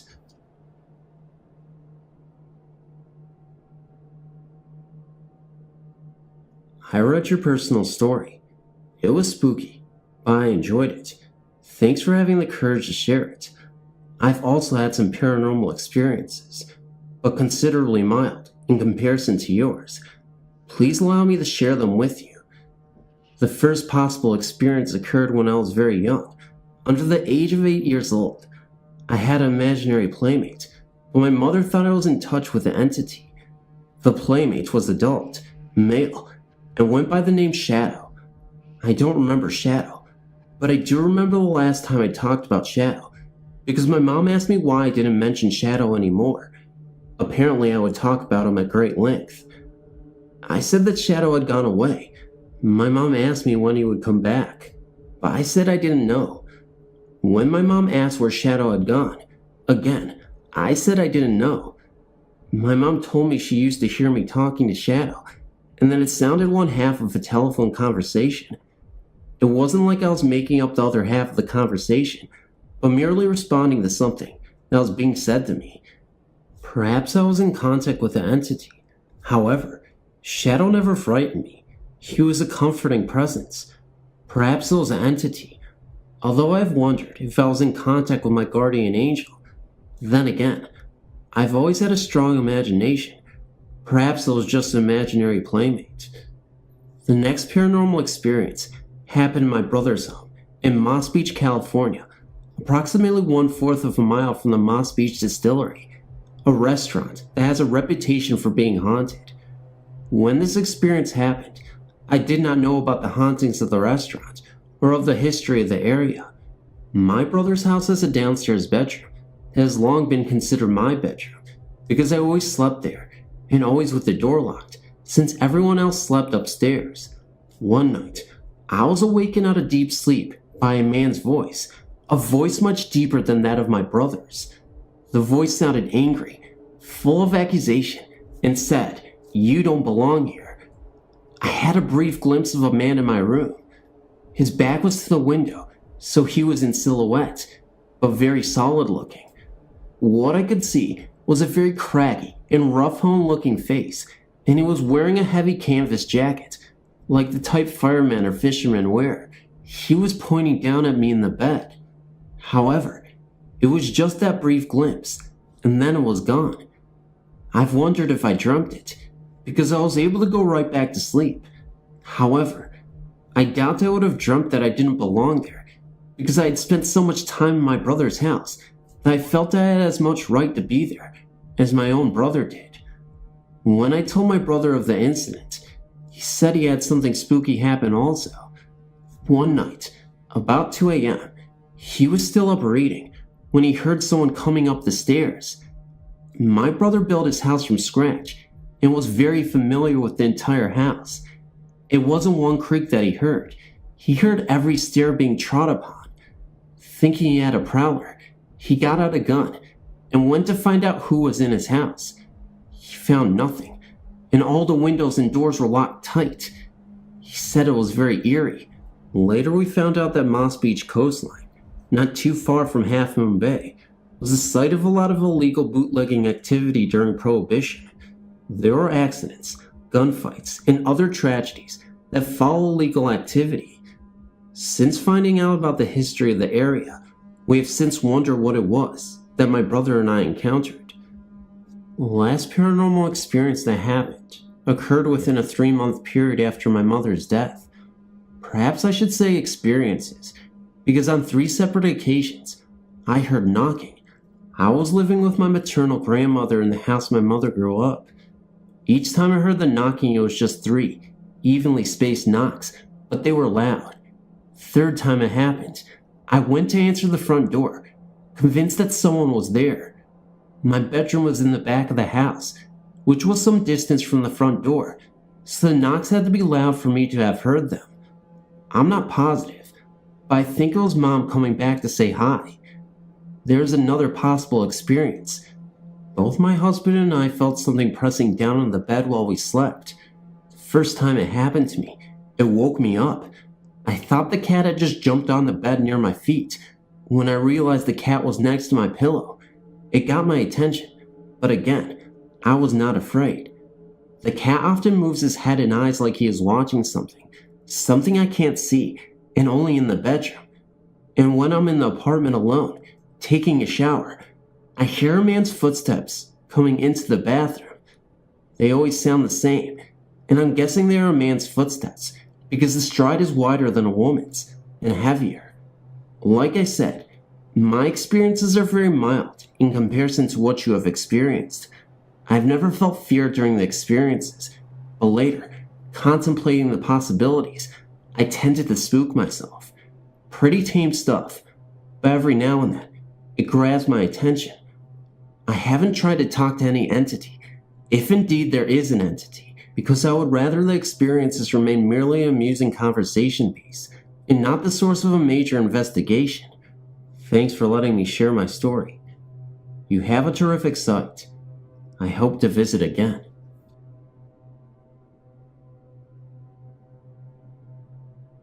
Hi, I just wanted to submit my story of some experiences we had in the house my daughter and I lived in from August 2001 to February of 2002.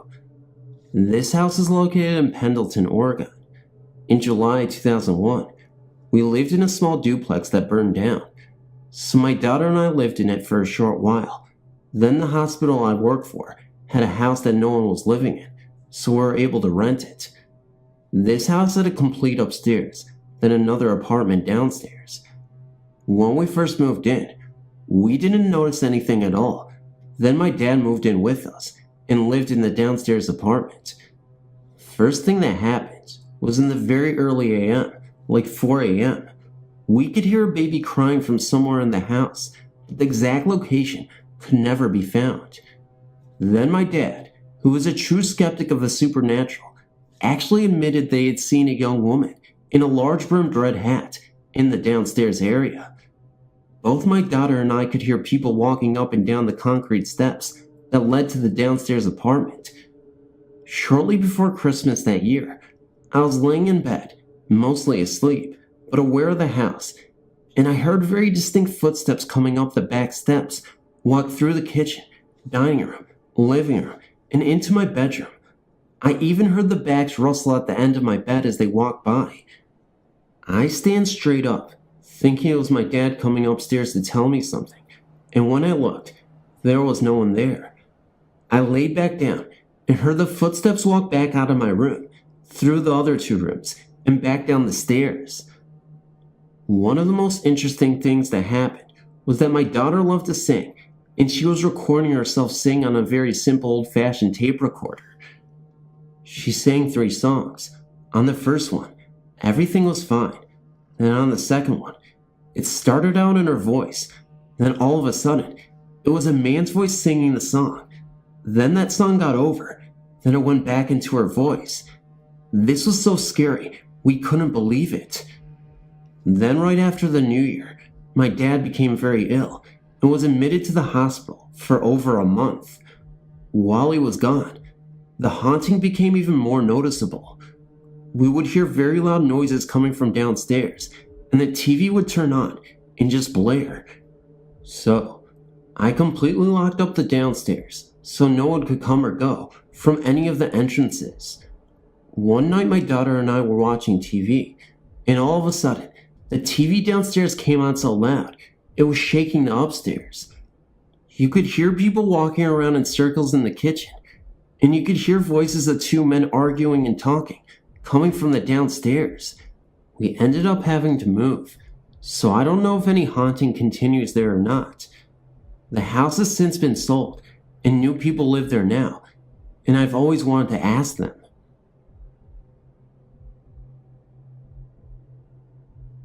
Hello, my name is Laura. I've had a lot of experiences in my life. A lot of people say ghosts follow me, and especially my sister-in-law, who has been around me when things seem to happen.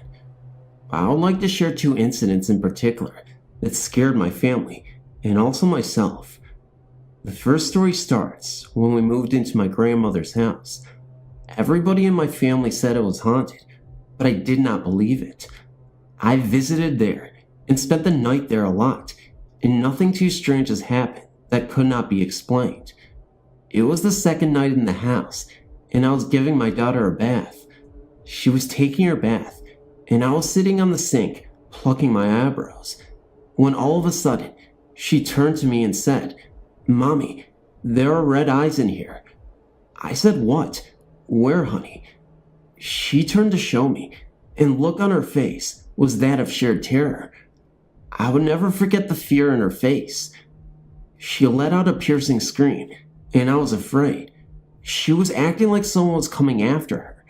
I ran, grabbed her out of the tub, we slipped to the door, and I dove out of the room. My husband was dead asleep on the couch, but he flew up and went into the bathroom, swinging his arms. He thought someone had broken in or something. She was really freaking out. We were in the living room trying to calm her down. She was hysterical.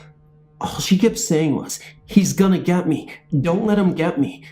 And we said, "Who?" And she said, "The man with the eyes." We let her know she was okay, and nobody was coming for her. We almost calmed her down, and as soon as we said we wouldn't let anyone get her, and that she was safe, the garbage flung across the room, and it was loud. That was the last incident that night. My cousin was sleeping over one night. She went home crying because I told her about the incident that happened, and she got a little vocal to the ghost, and a screwdriver flew off the fridge and hit her in the stomach. There were happenings like doors opening, water turning off, scratching at the doors, and on, and toys going off by themselves. Second story. We recently moved from Fort Lauderdale to St. Augustine. We actually moved to Lake Butler. We lived out in the middle of nowhere. One day, I was up watching TV. I had nothing to drink, and I do not do anything else. Anyway, I was watching TV and got distracted by something out the window. It looked like a green glowing circle. It was about the size of a golf ball, and the light was gleaming off of this thing. I was wondering to myself what in the world. All of a sudden, came another one, and then another. In like 2 seconds, there seemed to be at least 10, and it looked like they were trying to come through the window. I got scared and turned my head, thinking it would go away. As I turned my head, I looked at the door window, and a flash of heat lightning or some kind of flash lit up the window, and it looked like a man, almost transparent, but not quite. He seemed dark. I don't know. Anyway, it is hard to explain, but it got me so bad. My body hurts. I ran to the window, closed the blinds, and ran to bed, and forced myself to sleep. Things still happen a lot. My family and I just choose to ignore it. I hope you all don't think I'm crazy. Thank you for listening. My name is Lisa Wilson, and I'm 15 years old, and live in a house that is only 14 years old. I've always believed in ghosts. There have been times when I might have seen one, lots of times, but I can't be sure. These are 2 of those times. The first time was about 2 years ago, in the summertime. My friend and I were walking through the small field across from my house, and when we looked back towards the park beside my house, a little brown-haired girl with jeans and a pink sweater ran out of the bushes towards us. For some reason, we were so scared, and so we ran. When we got to the rows out of the field and looked back, she wasn't anywhere. That was on a Friday. The very next Friday, at around the same time, we were walking through another field. This one had a little path with really long grass all around. All of a sudden, my friend screamed and ran. I thought she saw a snake, so I ran too. After we got out of the field, we stopped running, and I asked her what it was. She said that it was the little girl. She was sitting on top of the long grass, which of course couldn't happen because the grass would have sunk down. The next Friday, we went out hoping to see her again, and maybe this time talk to her, but she didn't show up, and we haven't seen her since. The second time was in my house, about 1.5 years ago. I was sleeping, and I know I was dreaming about something scary, because when I woke up, I felt startled. All of a sudden, there was a huge flash of blue light, and 2 people, a man and a woman, banged against my wall. They were holding on to each other like a hug, and hit my wall sideways, and made a huge bang. I thought I must have dreamt it, so I just got up and got a glass of water. The next morning, my brother told me that he heard me. I thought he meant when I was getting the water, but when I asked, he said no, that huge bang. I couldn't have hit the wall myself because it would have hurt a lot, so I couldn't have been dreaming. I hope that these were real ghost experiences, because I've always been extremely interested in them, but if not, then I don't know what they could be. I just thought I'd share that, and I hope you enjoyed reading it. My name is John, and this happened when I was 10 or 11 years old, so it would be around 1978 or 79. While I was younger, I was involved with the church, and this happened one Sunday morning while I was setting up for Mass. I was the only one in the building setting up when I heard a loud bang coming from the choir loft at the other end of the building. Curious, I stepped out from where I was and called out hello, and there was no answer, so I figured that the person just didn't hear me and was just doing what they needed to do in getting ready. I was looking up the chair loft to see if I could see the person, and there was no one there, and figured that someone had just fallen down, and the noise just echoed throughout the church. I was just going through the normal, rational ideas to come up with a reason for what I had just heard. Right then and there, I had a feeling that I wasn't alone. Normally, I wouldn't have minded, because I figured that the organist came in early to get ready, but this was different.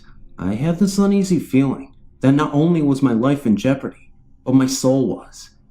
It was a fear that I never felt before, or since. As I was looking up at the chair loft, I couldn't see anyone yet. I could sense that there was something up there. It then appeared to me. It was a shapeless and formless figure, and it was exuding, or giving off this evil that just penetrated through me like sound would at a concert if you were standing too close to the amps. What I felt went way beyond the fight or flight reaction people talk about when faced with a situation like this. I was frozen there, beyond being scared, and my mind didn't process things for a few seconds. Then all of a sudden, I guess my mind snapped back to reality, and I just ran and took off out of the church and stayed there. I then saw the priest come out of the rectory and started going over to the church.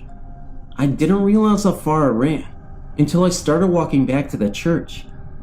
I'd ran about 100 to 150 feet from the church when the priest had finally seen me fully dressed to take part in the Mass and seen how freaked out I was. He asked me what had happened, so I told him what happened and what I'd seen and felt.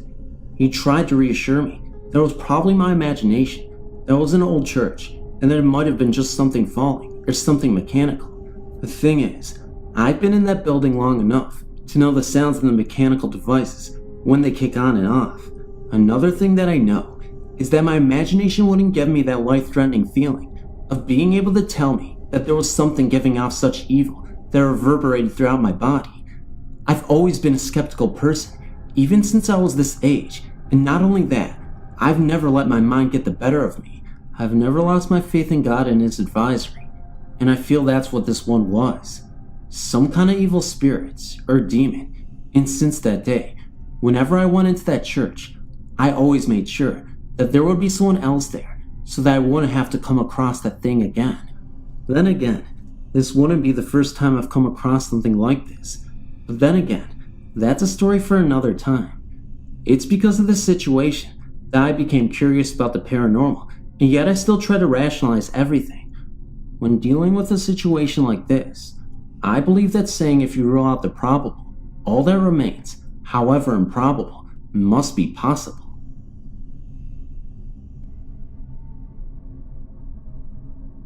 I still feel funny talking about this, because the only people that seem to believe me are the children around here. We moved to this 120-year-old farmhouse about 4 years ago. When we first moved here, my youngest son was 3. He would ride his tricycle back and forth from the living room to the kitchen, which at the end was the basement door. I was doing the dishes when he turned to me and asked me to stop laughing at him. I told him I didn't say anything, so he proceeded to go back to the living room and back again. When he reached the basement door, he turned to me and said, "Can you hear them, Mommy? They're laughing at me."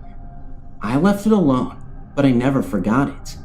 As time went on, little things would happen that really got my attention, like the smell of perspiration when nobody was around.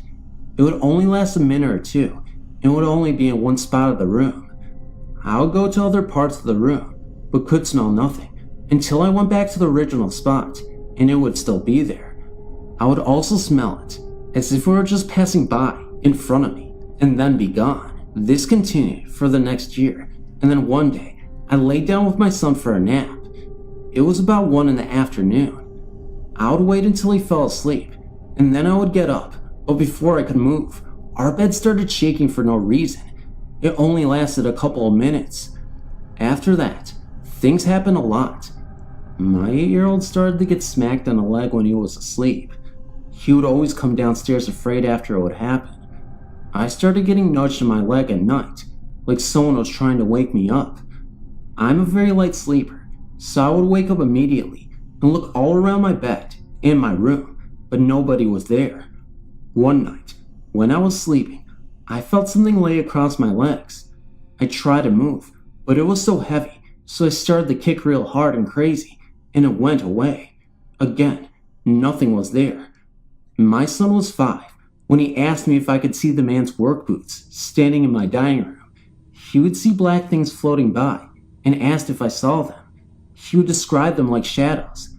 But the clincher was, when we were all sleeping at 4 a.m. in the morning, and my dresser started shaking so hard, I thought I was going to fall over. I spoke to my pastor's wife about it, and she said they say a prayer every night, and then ask the Lord to protect them from any harm or evil. I started to do that with my children as well, and we added it to our prayers, but we also added spirits also, and we've never had another problem since. Occasionally, I do still smell him from time to time, and I do still hear footsteps across the ceiling when nobody is upstairs, but that's no problem. I don't mind. Thanks for giving me a place to tell my story and not feel like I'm crazy.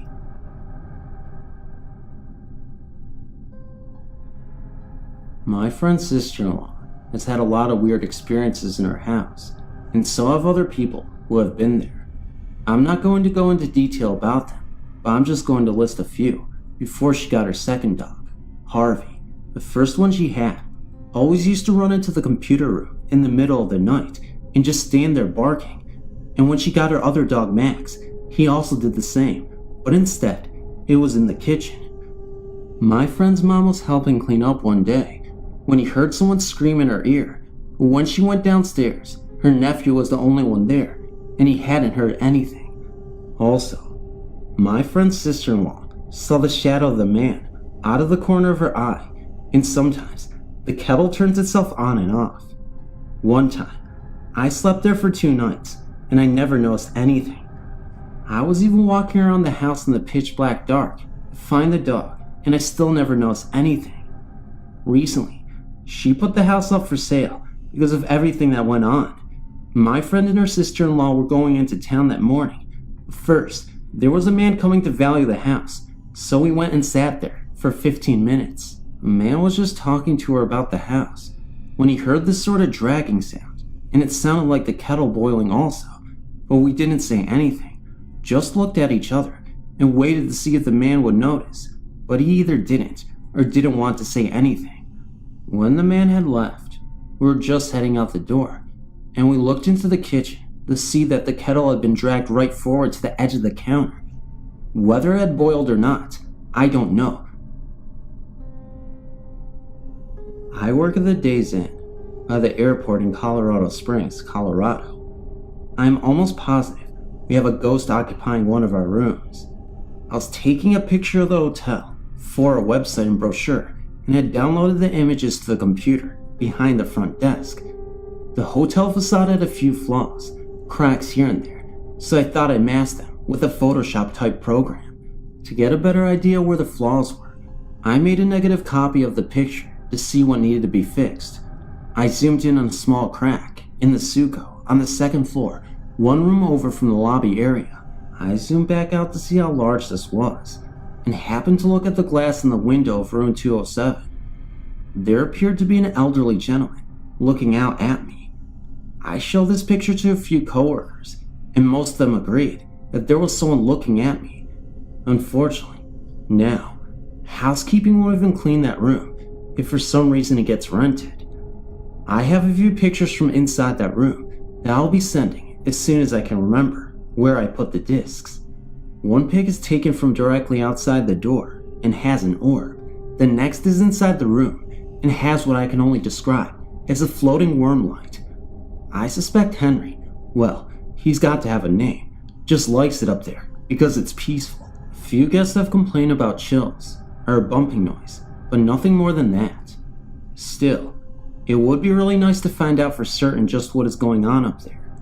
What I find funny is that I've had one of my friends and coworkers go up there with me just so I could take the pictures. I'm a 6'2", 240-pound male, and she's 6 foot and weighs about 115. What kind of chicken am I? Oh well, better to be safe than sorry. If any pro ghost hunters happen to be in the area and want to check it out, drop me a line. I'll give you a good rate. I just remembered something that happened to one of the girls that works here though. Shortly after I showed her the pictures at 207, she went up there by herself, looked around, and then sat on the bed. The smoke detector was directly above her and fell, giving her a small lump and a big scare. I guess he doesn't like her too much. One other thing. Just this morning, I heard some tapping upstairs. There's no one on the second floor right now. I only have 5 people in the house, and they are all at the end of the hallway on the first floor. Maybe Henry doesn't like getting publicity.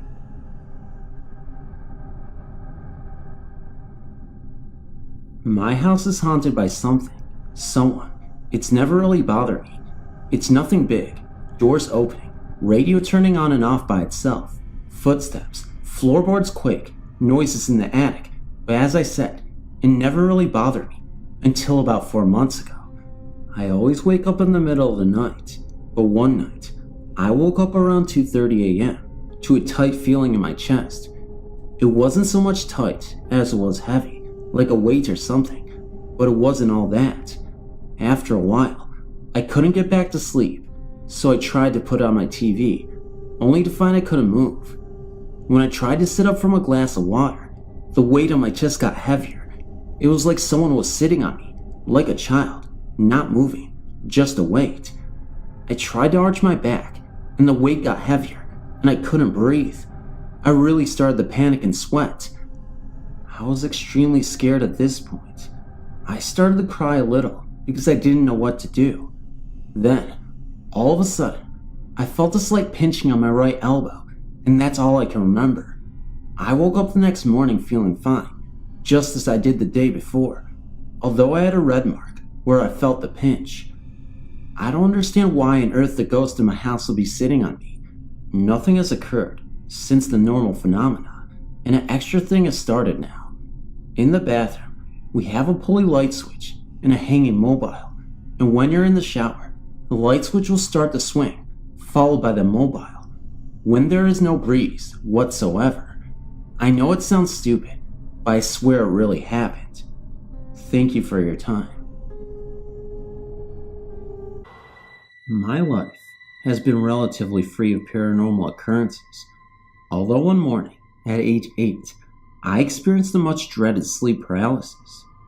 There is, however, one other story worth mentioning. In 1991, I was a 20-year-old Army corporal stationed in Germany. By this time, I was a graduate of French commando school and was in charge of my own cavalry recon squad, a jeep with 2 other guys. One chilly winter night, my unit was deployed somewhere in southwestern Germany in the wilderness during field exercises. We were literally in the middle of nowhere. Me and my crew spent half the night slinking through the woods, doing the usual cavalry-style patrols. At around 2 a.m., we were told to stop the Jeep and set up a listening post in a clump of trees. I decided to be the first watch of the night, while the other two guys got some sleep. After about 30 minutes of staring into black nothingness, I decided to get up and walk around a bit. With a weapon in hand and a radio on my back, I began to prowl around the area. Yes, it was unbelievably dark, but at least this was keeping me occupied. Suddenly, a very average night turned into a encounter I will never forget. After several minutes of walking, I suddenly realized how quiet the night was. Not a sound to be heard from an animal or even an insect. Thinking this was a bit strange, I walked a few more paces before realizing I was right in the middle of a very old deserted village. I pulled out my night vision goggles and noticed that the village consisted of about 7 or 8 old stone houses. Only the walls remained, as the old thatched roofs were long gone. Suddenly, I felt this dark, evil presence like a weight on my shoulders. I knew I was being watched by someone or something, and I knew that I was not welcome in this place. I slowly turned around and began walking back the way I came, with every footstep in the tall, dry grass sounding like a firecracker. It was very slow and painful walking out of this place. I consider myself a rational person, but was truly scared as I made the long walk back to the Jeep. Needless to say, I spent the rest of the night inside the Jeep. As you read the stories on the site, it may be hard to appreciate the feelings others have felt if they try to tell their tales. I promise you, the fear and sixth sense we have felt during these tales are the most important part of the story.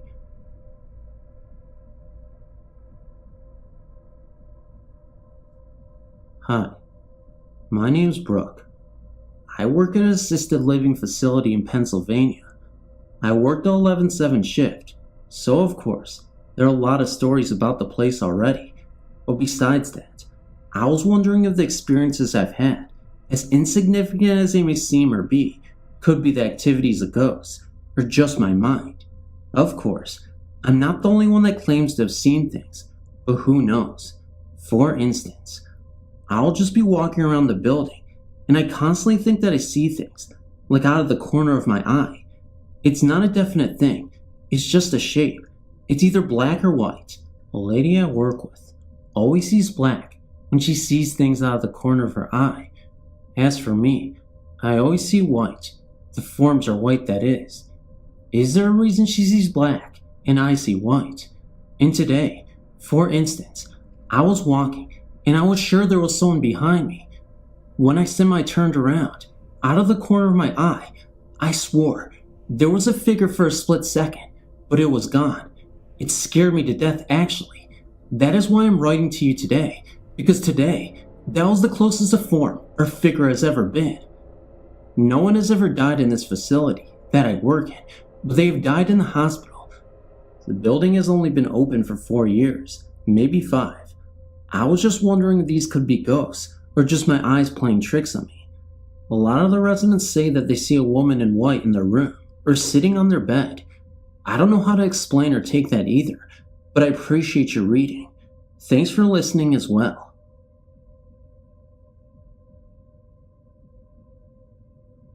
The story I'm about to tell you happened to me directly, and has forever changed my view on the supernatural.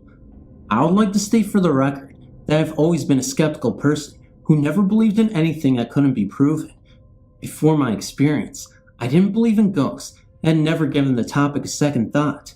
Since that period of time, it has always been on my mind frequently. This is my story. The event in question occurred several years ago at my grandparents' house. I was 19. I'd been out with my friends and returned home around 2 a.m. I retired to my bedroom on the second floor of the house and got into bed. I'd been lying there for 2 or 3 minutes, reflecting on the events of the evening, when suddenly I heard the muffling screaming of a woman coming from the basement. Almost immediately, The screaming began to slowly ascend the stairs, and within a minute had reached the first floor. It continued to ascend the stairs, and 30 seconds later had reached the second floor and was right outside of my room. The screaming was very loud and was clearly that of a woman. My bedroom door was closed, and I could therefore see nothing. The screaming continued outside of my room for approximately 1 minute, and then slowly began to descend the stairs into the basement. When it reached the basement, the screaming ceased, and the house was silent. That is the end of my story. I feel that in order for me to give an objective account of this occurrence, it is important that I detail my own actions and opinions. When I first heard the noise, I recognized that it was coming from the basement, and although it sounded like a woman screaming, I immediately disregarded this as being ridiculous. I started to try and rationalize what I was hearing. However, my analysis ended rather abruptly when I realized that the noise was getting closer. By the time I reached the first floor, it had become quite loud, and being unable to think of any rational explanation for such a noise, I became convinced that the ghost of a woman was ascending the stairs of my grandparents' house. I became completely terrified and quickly sat up in bed, both so that I could hear better and so that I could run, if necessary. When it reached the second floor and was outside my room, every hair in my body was standing on end, and my hands were literally shaking with fear. I was too scared to move, and for that reason, remained stationary until it returned to the basement and the noise subsided. I stayed where I was for several minutes, waiting for the noise to return. When it didn't, I got up, turned on my light, and sat back down on my bed. Being wide awake and in no mood to sleep, I spent the next couple of hours lying in my bed, listening and thinking about what had happened. Eventually I fell asleep, and the next morning, when I woke up, my light was still on, and I was completely convinced that I had heard a ghost. I spent the entire day gathering information and trying to figure out what I had heard. The only other people in the house were my grandparents. My grandmother is a sound sleeper, and my grandfather is hard of hearing. They heard nothing. They bought the house in 1966 and sold it in 2000. During that time, they never heard anything that even remotely resembles what I described. My mother lived in the house for several years in her late teens and never heard anything either. I myself lived in the house on and off for years and never heard anything before and have not heard anything since. I considered that maybe the pipes or something else in the house made the noise, although I don't think any pipe on earth could have made the noise I heard. I dismissed this theory anyways, because if the house did make odd noises, someone would have heard them in the past 30 years. I also dismissed the wind because I've spent many windy nights in the house and heard absolutely nothing. In the end, I came to the conclusion that there was no earthly explanation for what I heard, and that what I experienced must have been supernatural. It sounds crazy saying that, but I know what I heard. I will never forget it. I'm sure it was a ghost. In conclusion, I would just like to state that all of my friends think I was asleep and that the whole thing was a dream. I would like to touch on this briefly. The first thing I would like to say is that I know I was not asleep. Here's my case. I've been in bed for 2 or 3 minutes, less than 5 for sure, and was laying on my back thinking. I've always had a difficult time falling asleep. It usually takes me 20 to 30 minutes, and I've never been able to sleep on my back. At the time, I was making no attempt to sleep, but was lying there, thinking. Secondly, no matter how real a dream seems, you always wake up afterwards, and that's how I know you were dreaming. I don't think it's possible to remember a dream without waking up and realize you are dreaming. If it is, it's never happened to me. If it had been a dream, I would have woken up and said, wow, that one was weird. That never happened. I was awake. Thirdly, I turned the light on after the occurrence, and it was still on when I woke up in the morning. I know for a fact that I was awake. That is my story, and I swear to you that every word of it is the truth. I don't know if you will believe me. No one else will, but I swear it's the truth. I am 17 years old. In the past 7 years, I'd lived in 3 different houses, and every one of them had a ghost. The first one we lived in was from 94 to 96. The occurrence that spooked me there happened in my parents' room. A week before anything weird happened, a bunch of knickknacks fell off my mother's headboard. So, She put it back and pushed it away from the edge. On Easter morning of '95, I was with my brother, sister, and dad, watching TV in the living room. About 20 feet away from my parents' bedroom door, I heard a bang, and my mom came running out of her room. She really wanted to know who was pounding. Apparently, when I heard the bang, all the stuff had fallen off her headboard and kind of flew off this time. Not only that, but this Oreo tin can she had looked like it had been stepped on. After that, our next door neighbor told us that she had seen this old man that lived here before us in the backyard on the day he died in the hospital. Now, the living room looked into a hallway. In the hallway, you could see into my brother's room, and my parents' was right next door. The living room had a clear view of my parents' room. One night, my dad fell asleep in the living room. He was sleeping, facing the hallway. He suddenly woke up and looked into his room. He saw this cloud of smoke billowing in the hallway, moving towards his room. He jumped up and yelled fire. When he yelled, my brother woke up and saw this. The cloud settled in the hallway and disappeared. I know this was not any kind of imagination because my brother and my dad are very logical and analytical people, and they both witnessed this. In the next house, it was never anything really. The only occurrence that happened was the night one of our cats died. The cat house was in the corner of my room, and I had a nightlight next to the cat house. I looked up to the top cat house, and I saw the shadow of our dead cat. The cat loved sleeping on the top every night, and this night was no exception. The third house is the house we have lived in for the past 3 years. I believe it all started with the woman. My dad wakes up early in the morning to get ready for work. When this happened, my mom would occasionally fall asleep in the living room. There's a door next to the entryway that leads into the back hallway where all the rooms are. The first room is my brother's, the second is my parents', then you turn, and then comes my sister's room, and lastly, mine.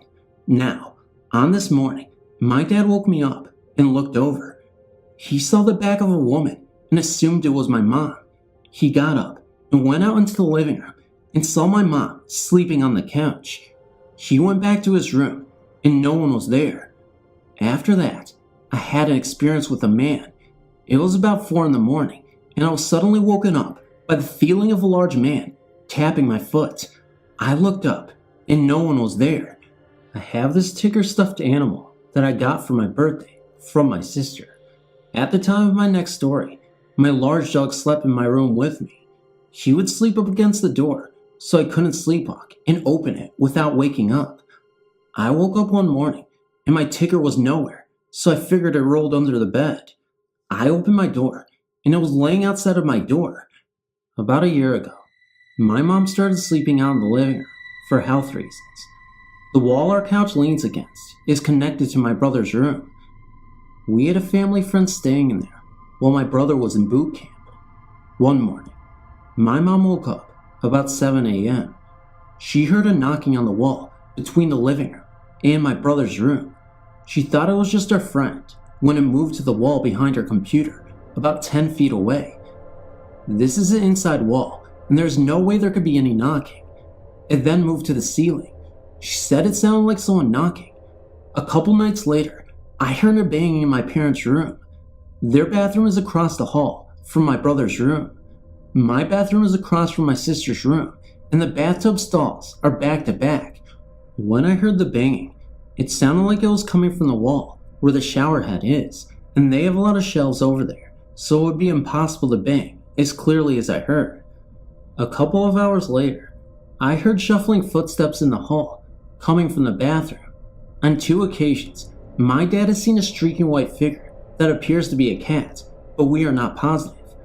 We have also seen shadow people walking in the side yard through our shutters. Not long ago, our next door neighbor told us that the houses in our neighborhood was built on Indian burial ground. We are not sure if this has anything to do with all this. The house we live in now appears to be the most haunted so far.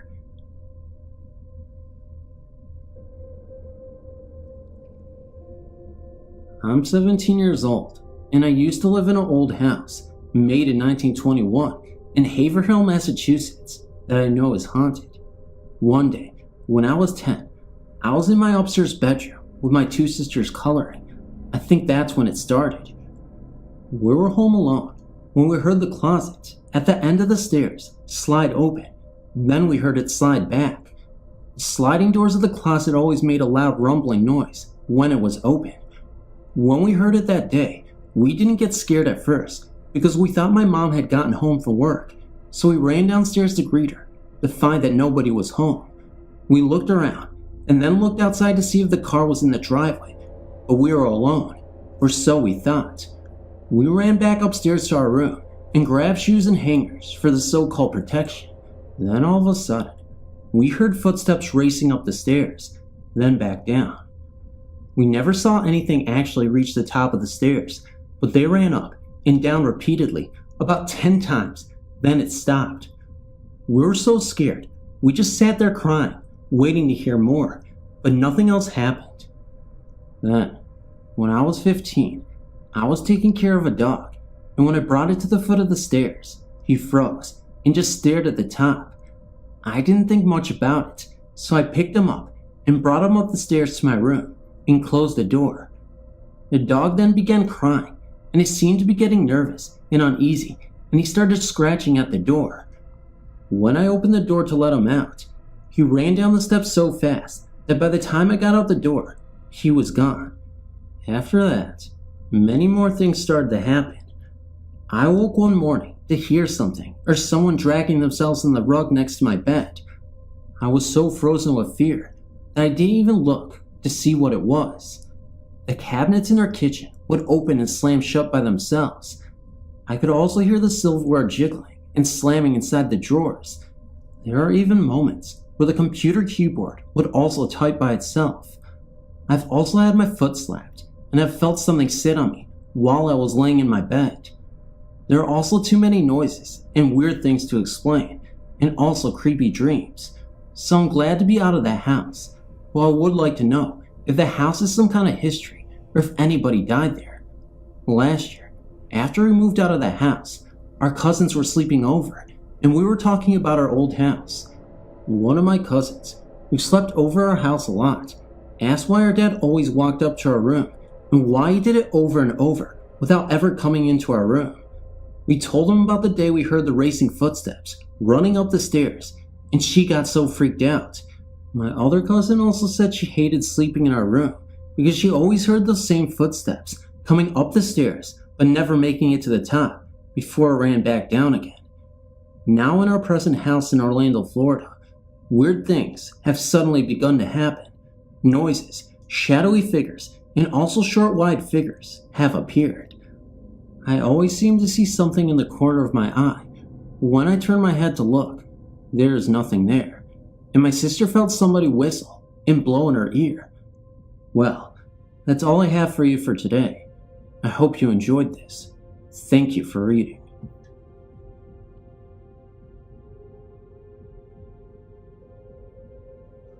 Hello, my name is Nikki, and I'm 14 years old. Unfortunately, I don't remember the details to my story very well, because it happened when I was about 4 or 5 years old. But anyway, my family lived in a large house that was actually quite old. One night, I was asleep in my bedroom upstairs, and I awoke in the middle of the night. I went straight across the hall to my brother's room and asked him to come downstairs with me because I was scared and wanted to sleep with Mom and Dad. He asked me why I was so scared, and I said I didn't know. So he came down with me. We started down the stairs, and I froze at the sight of what I saw. There was a little boy at the end of the stairs.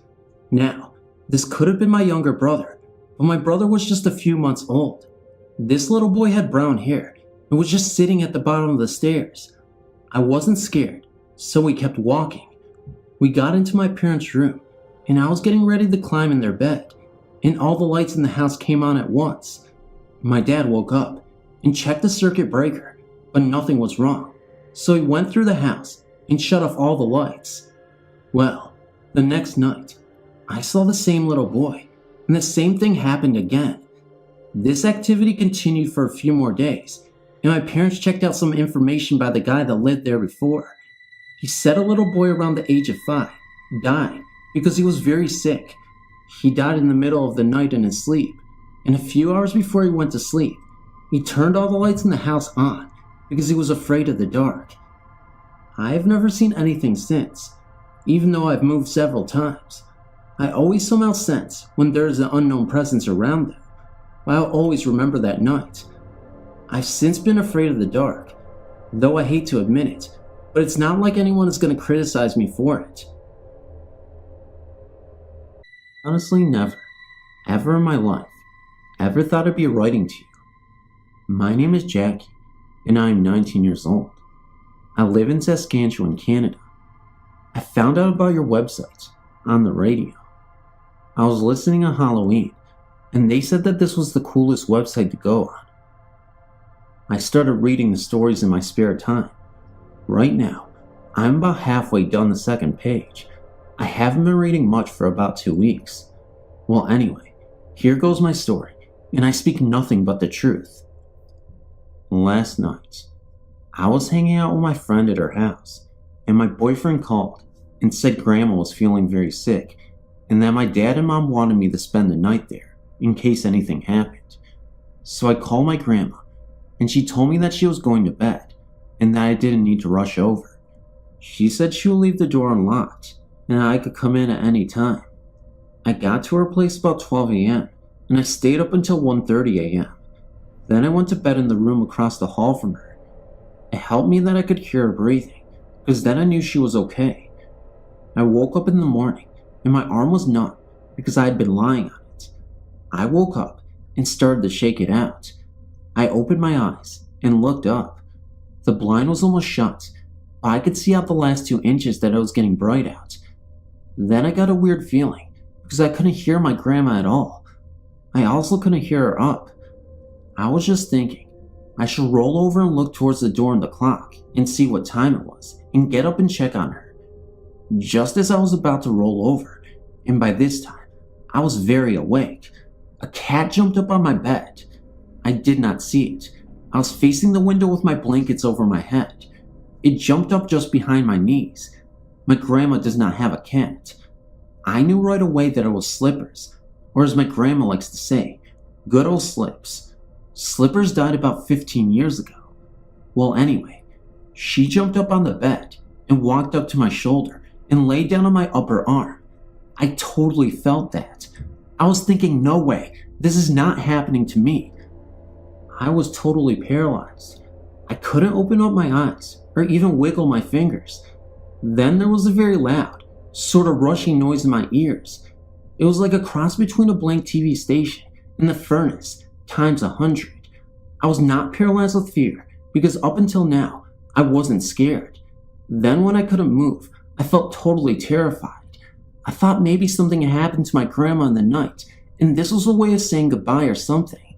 Then I totally forgot about the cat, and I thought that I really wanted to get up and check on my grandma, but the cat and noise were still there, and I still couldn't move. When I couldn't move, I was thinking about your website, and I totally understood how terrified people can be when this happens. I was just trying to think if there could be a rational explanation for why I couldn't move. I know that I was not so scared that I couldn't move. I just couldn't move. Then the noise went away, and the cat was suddenly gone, and I could move again. I quickly curled up in a ball and laid there for a few minutes until I was sure that whatever it was gone. I did not want to see a shadowy figure in the room. Then I quickly flew out of bed and into the hall. By this time, I heard a radio was on, so I knew that my grandma was up. I was standing in the hall, and I realized I had no pants on, so I turned around quickly and flipped on the light. I put my pants on and ran into the kitchen. I sure scared my grandma because it was 8 a.m. and I didn't have work until 11. As soon as I got into the kitchen, the phone rang. My grandma could tell something was bothering me, so she rushed my aunt off the phone. I told her everything, and she believed me. Then she started to tease me a bit and say Kitty gonna get you, over and over. But she told me she has never seen or felt Slippers, but she has heard my dog Flanagan scratching at the door and breathing. He has been dead for about a year. At 9:30, I drove my grandma to my aunt's house. I went in, and my aunt said that it looked like I was sick too. I told her that Slippers had come to visit me, and she thought this was so cool. She told me about all the stories of how her cats had died, came to visit her. She told me that she feels cats come off the bed and purr in her ear, and there is no one there. And she also told me that she was downstairs, and she looked at the steps and saw one of her dead cats sitting there, and another one of her dead cats ran up past it. She told me that she had a cat that would drag stuff around the house and leave it in weird places. After it died, she started finding stuff in weird places, like mitts on the steps and shoes in the living room, just like the cat did when it was alive. Then she asked my grandma to remember about how for a long time, after their dog Sandy died, they could hear his nails tapping up and down the hall floor. Once, they both heard it at the same time. My aunt felt bad for me that my experience was so spooky. She said she has never been able to move. She said that poor old Slips must have felt really bad that she scared me. She also said that I must have scared the cat, and that it was too bad that we couldn't have comforted each other like she does with her cats. I went to work and told my friends. They all believed me. 2 of them started telling me super weird stuff that happened to them. One girl never told anyone in her life what happened to her because she was scared that no one would believe her. She decided to tell me because it was obvious I would understand. I will have to get them to write to you. One girl even has a book about everything that happened to her. Thanks so much for reading this. I know you will understand. Writing to you was the first thing I thought of when it happened. Maybe reading your stories heightened my sense of awareness or something. It did not heighten my imagination. Thanks again.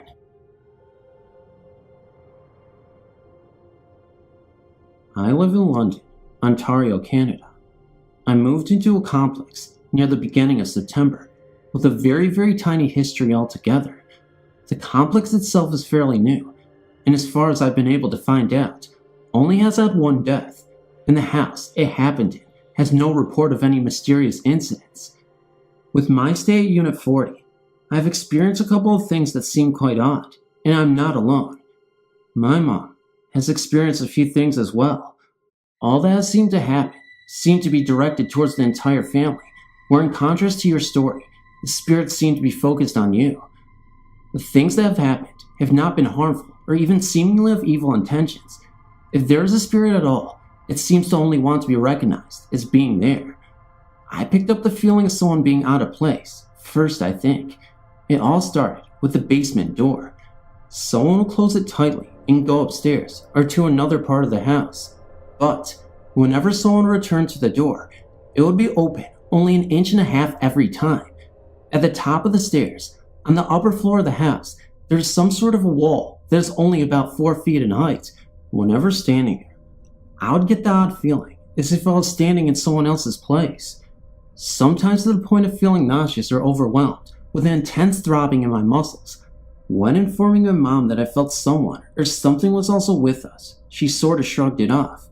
But it wasn't until she told me that the reason for the door opening was that people weren't closing it tightly, that the door opening stopped completely. After that, things that weren't so easily put off started happening. One night, I went downstairs to do the laundry. By our washer and dryer, we have 2 sinks. One, the closet to the washer, is always filthy. The one next to it is spotless. And out of habit, I took a glance into the sink to make sure nothing was there. And of course, nothing was. Well, before I could even finish putting the laundry on, my dad came to the door. My mom and dad are not divorced, just separated. He stayed for no longer than 30 minutes, seeing as though the other member of the family besides my mother and I, my brother, 10 years old, 11 in March, was not there. When he left, I went back down to finish the laundry. Taking another glance in the sink, I saw, which quite frankly terrified me, a tiny footprint pressed into the dirt. Seeing as no one beside me had been in the basement in the brief 30 minutes I was away, I got quite scared. Trying to think of all the things logically, I kept coming to the question, why? It was most definitely a footprint, slightly smaller than my brother's. The footprint is still in the sink. We're keeping it until we can take a photograph of it. And even if a little kid did it, and I just didn't notice it before with the bad lighting and all, why the sink? There are no windows in the basement, and the only way to get to the basement is through the house. And with 250-pound Roddies, not too many little kids are happy about going through our house. Another thing that bothered me was that it was only 1 foot. If a little kid did it, How did it get into the sink in the first place? The edge of the sink comes up to my little brother's neck. Another happening was my mom experienced something. She was upstairs sleeping, and I was sleeping on the futon in the living room. The next morning, my mom came downstairs and complained about not being able to sleep last night due to the fire alarm repeatedly going off. She said it happened twice. The first time she stayed in the bed. The second, she went downstairs to investigate, and nothing happened. The latest thing happening was involving my mother as well. I was down in the living room once again, and she was upstairs half asleep. She informed me the following day that the night had been too stressful to her due to hearing what she thought was me going up and down the stairs all night. She told me she was about to call out to me, seeing as if I was coming to bed, when she heard me stop outside her door, which was only open slightly, and act as if I was trying to hear what was going on in the bedroom. I sleep in the living room because I cannot fall asleep in my mother's room. I don't sleep in my room because the cats have it taken over. Whenever I'm in my mom's room, I hear scratching on the wall. Well, more like fingernail tapping and creaking. It's so bad and so realistic, I fear turning my head towards the sound, thinking I'll see someone standing there. With all that has happened and all the pets I own, 2 dogs, 2 cats, 1 rat, 1 parrot and fish, the only one that has responded to anything was my 1 cat Spooky, who is black and about 6 or so years old. Whenever Spooky is out and about the living room area, she becomes quite agitated. Her emotions are if there is a fly or bug pestering her. The way her back jumps and hair stands on the certain parts of her body is interesting. She growls and hisses, then jumps away from the area. Then she seems to act fine. I'm not sure if there's more to what is happening that I'm not seeing, or if I'm seeing too much into everyday things. However, whenever I put off our experiences, my mind drifts back to the footprint in the sink. My mom and I get the feeling that the spirit, if one, is one of a young girl about the age of 12 or 13. When asking someone that has had a few ghostly experiences of their own, an older woman, she says nobody has had anything happen to them in Unit 40, but one time, one of the previous owners took a picture of a porcelain doll on a couch, and in the photo, the doll was glowing. The most unusual thing about this, though, is that it was like brighter than the flash itself, to the point that the doll was just a blur. But the woman said that the people were just weird themselves, and not to worry about anything.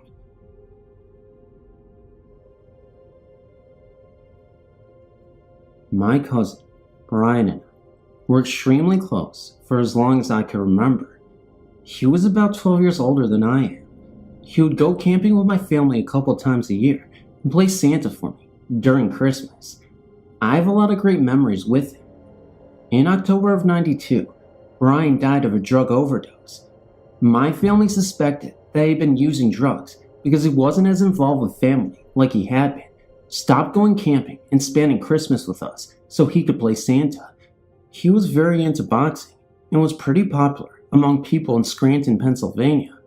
When he died, I took it the worst. I was in 5th grade and had to get counseling from officials at school because I cried all day, and I even mentioned to people that I wanted to be with him. So my family thought I was thinking about suicide. At Brian's funeral, I never went up to his coffin. I couldn't face the fact that he was lying there dead. He loved pulling pranks, and I remember throughout the whole wake, wishing he would jump up and say it was all a joke. For a while, I felt guilty of his death because I thought that if I knew him about using drugs, I would be able to talk to him, and he would have ended his addiction because of me. After suspecting his drug use for a while, my family found out it was true, but they kept it from me because I looked to him as my role model, and they didn't want me to hate him. My cousin Chip, Brian's older brother, got married in '97, and I was a bridesmaid. In the church, there was one section of the pews that was blocked off, so the photographer had easy access for taking pictures. In the middle of the ceremony, I saw Brian sit down in the section that was blocked off for the photographer. I couldn't believe I was seeing him because, well, he was dead and had been for a while now. I kept looking at my mother to see if she noticed him, but it was obvious that she didn't from the looks of concern on her face towards me. All I did was look at Brian and look at my mom, and tears would stream down my face. My mom kept mouthing to me, "What's wrong?" Brian stayed for most of the ceremony, and when it was almost over, he looked at me, smiled, and left.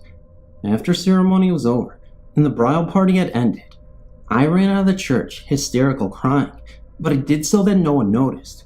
I'm sure people assumed I was crying because of the joyous occasion, not because they saw a ghost. My mom met me outside and asked me what was wrong. I told her Brian was there and she didn't believe me. She asked me what he was wearing, thinking I was lying. I couldn't come up with just anything. I told her what he wore from head to toe. She didn't believe me until she realized the suit I described to her was what he wore in his coffin the day he was buried. I believe wholeheartedly that he was there, and he only let me see him because he knew I wasn't over his death, and he wanted me to be okay. It was his way of showing me that he was okay, and I didn't have to worry about him. To me, it was his way of showing us that he still thought about our family, and that no matter what, he would be there for all of us on our special days. I always had a hard time thinking about him, so he was brought up on holidays, or even when my family was together. It was in those critical moments I had to leave the room if I didn't want to burst into tears. I've had a lot of closure since seeing him. I'm now able to talk to people about him, and even go to his gravesite without breaking down. Now that I'm in college, I chose a profession where I'm able to work with people with addictions and that need counseling, hoping that I could save other people from experiencing the pain I went through.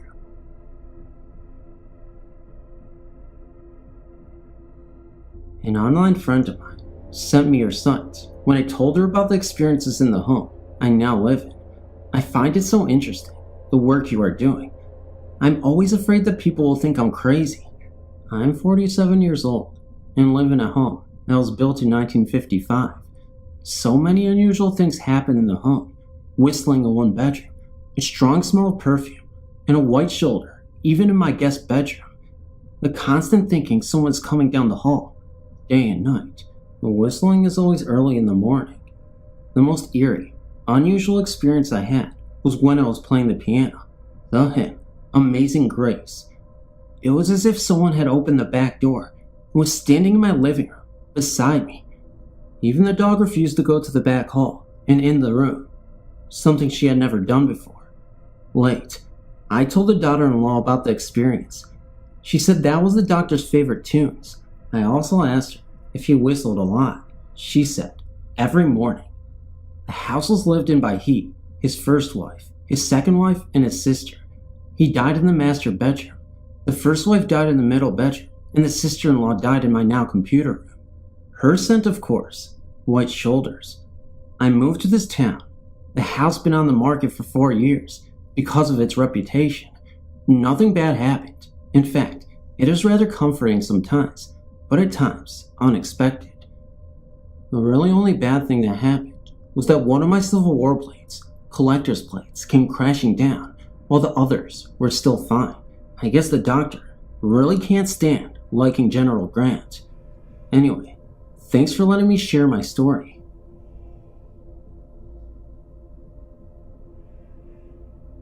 I've long avoided writing to someone about this experience.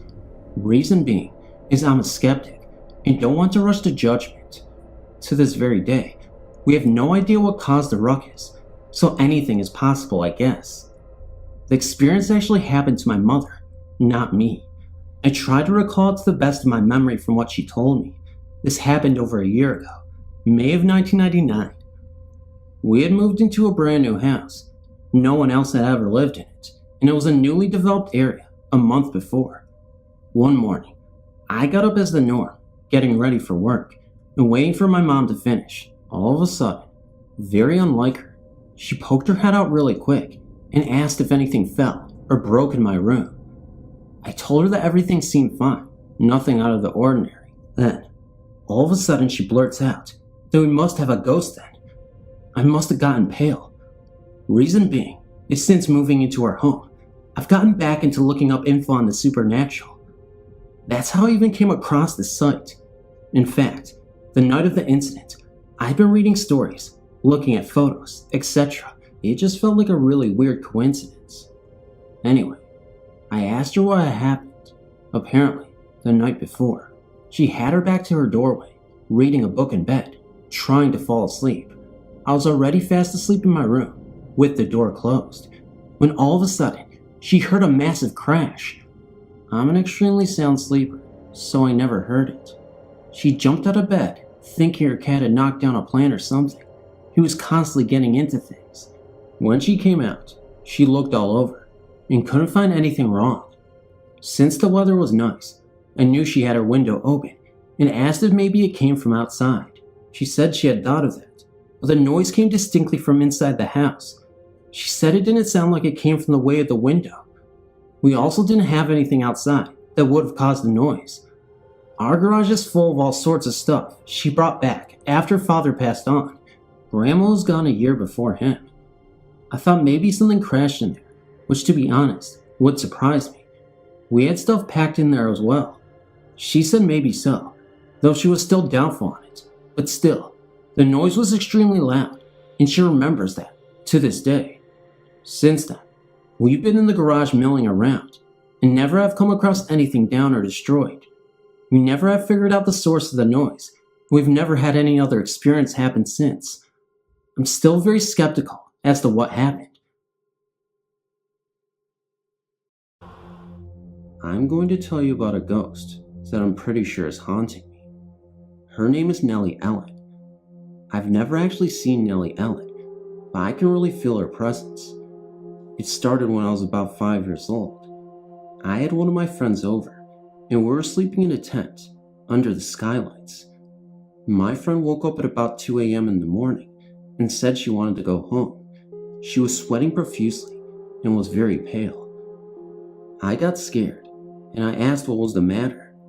She didn't want to tell me, but I finally dragged it out of her. She said that she'd seen an old lady looking at us through the top of the tent, through the skylights, and she was bloody, holding a broken teacup. We ran to my mom and slept in her bedroom that night. I never saw her though, but my friend really scared me. Over the next 5 years, only small stuff happened. Footsteps down the hall, knocking, etc. When I was 10, I had one of my very good friends over. She woke me up around 2, like my other friend had, and she was crying. The room was so dark, so I turned on the lights. My friend had a bloody nose and was crying really hard now. I asked what happened, and she insisted that she got them all the time, and we called her mother. Her mother came, and we were talking about how my friend was really upset. I said that she told me that she got nosebleeds all the time. Her mother said that it was odd that she lied, because she never gets nosebleeds. When I went to school, I asked her what really happened, and she said, Nellie Ellen, and we've never been friends since. Years later, odd things began to happen again. I was up late, watching TV, and I heard knocking coming from my window. Nothing was there though, that I could see anyway. The next day, I did some research on my house. I found out that there used to be a woman named Nellie Ellen who owned a tea shop in the bottom of the house. I asked a neighbor about her. My neighbor said that she used to be friends with Nellie Ellen until she went crazy. I was informed that Nellie Ellen would sit on the roof in the late hours of the night with her teacups and talk to herself. One night though, Nellie Ellen accidentally locked herself out of her house and was stuck on the roof in the blistering cold. She tried to get in, but she couldn't, so she had to break a window to get in. But some of the window hit her, and she was so weak from breaking the window in the cold, she was left to die on the roof with the thing she loved the most, her teacups. A few weeks had gone by, and nothing had happened. But one day, my dogs got up and started barking at nothing. They are very protective. They usually can't get up the stairs, but somehow managed to and started barking at the roof. I was sure it was Nellie Ellen. I asked her what she wanted, and the dogs stopped barking. They just stared at the window in the attic. She didn't say anything, so I told her to leave me alone and never come back. I think my wish was granted though, because I didn't see her again.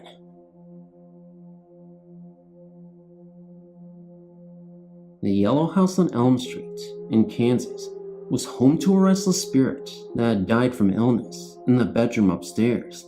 I, as a young girl in high school, chose this room as my own. It was soon after moving in that I heard scuffling noises as if he was walking around, wondering what I was doing there. One night, in fact, I awoke to find him lying next to me. It was like millions of gray dots forming a human shape. At the time, I thought it was my imagination and blew it off. Then he became more active.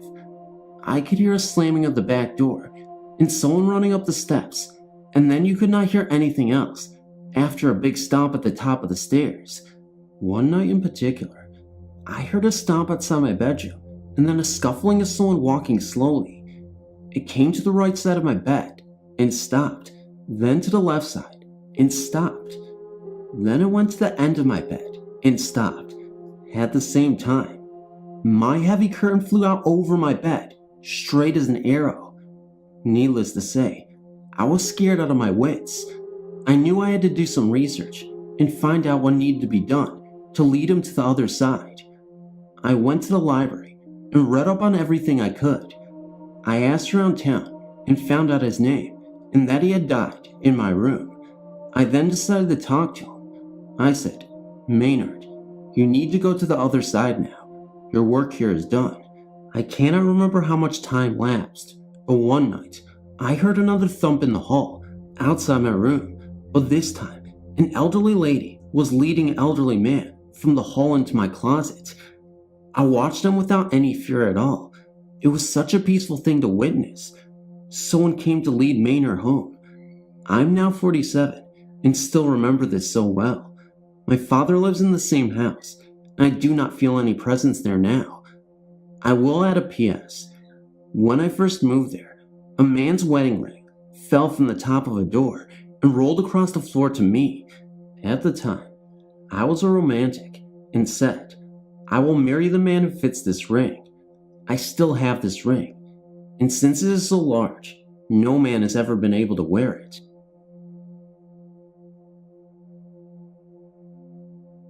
Several years ago, sometime in 1984, I was living in a small town outside of Fort Worth, Texas, by the name of Crowley. At the time, I was in my early 20s and I had a roommate. His name was Mike. Anyway, one night, Mike and I were sitting around, watching TV and having a couple of beers. As it got late and we were getting tired, the strangest thing happened. In the bathroom in the hallway, just a few feet away, we heard what sounded like the toilet flushing. Mike looked at me kind of puzzled and asked me if I heard it too. I kind of laughed and said no. As I switched the light on, I felt my hair stand up. The water in the toilet was still going around. Since we lived in a trailer house, we both just blew it off as poor construction. We continued to sit and have a few more beers when Mike looked at me and said, "Do you smell that?" I sniffed a little and said it smelled like gas. Since the stove in the kitchen directly behind us was the only gas in the house, I immediately stood and turned to look. What I saw absolutely scared the hell out of me. All 4 burners in the stove were on. I finally got up the nerve to turn them off, and we had no problems that night. But that's not the end of the story. Several days later, Mike called me at work. It was around 11 p.m. He asked me if I could come home right now. I could hear the fear in his voice and asked him what was wrong. He said he was lying on the couch when he heard what sounded like kitchen cabinets being slammed closed, and he was very scared. I went home as quickly as possible and found Mike outside waiting, afraid to go into the house. We quietly went inside and found nothing out of the ordinary. I know that this sounds very strange and would be easy to make up. The few people I've had told this to just don't believe it, but I was there and it did happen. The only problem is that for all these years, I've wondered what happened. Was it something paranormal or just ordinary things that go bump in the night? I guess we'll never know for sure.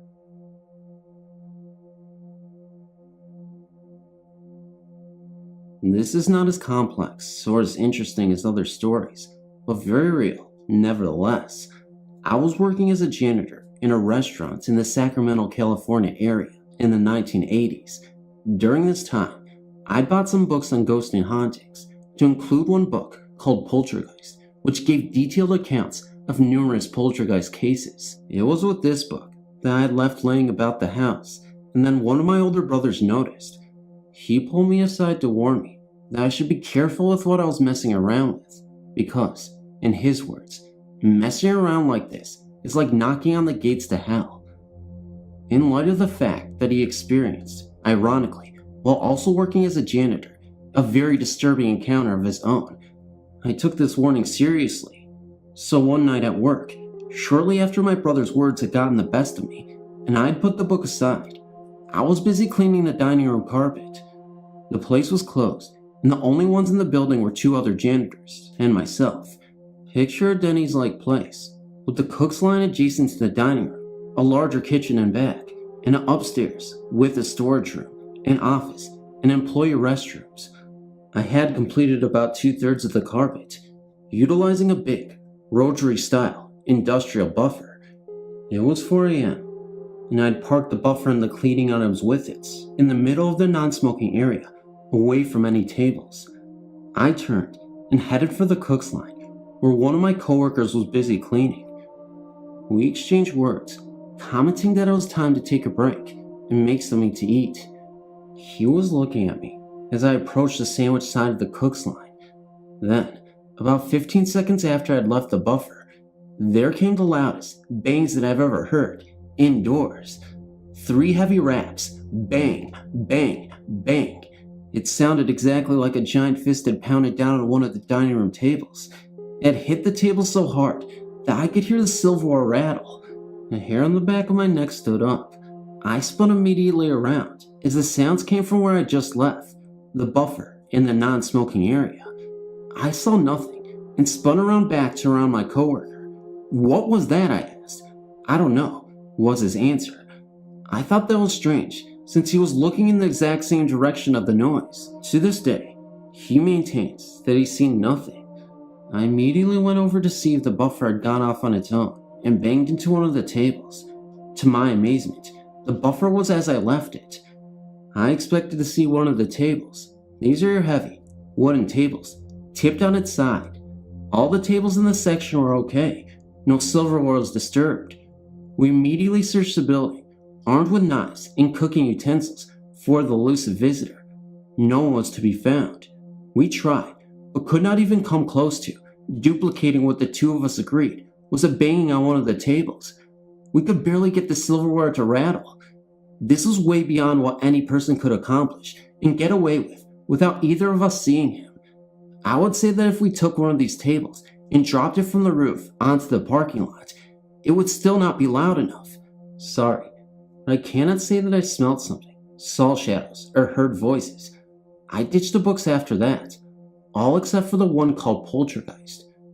Thanks for reading.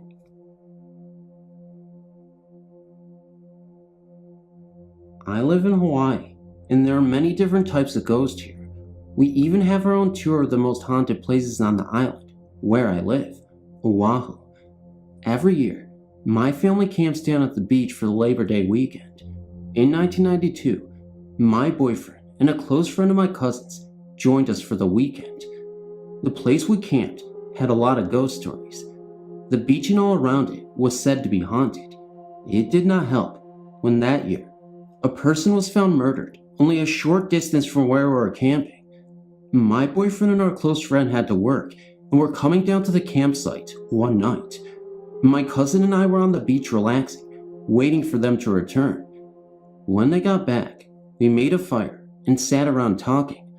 All of a sudden, we got onto the subject of ghosts, and my boyfriend started to tell us of what him and Robbie saw while they were coming back. Robbie did not want to admit what he saw, and while they were arguing, my cousin, who was sitting behind us, started to freak out.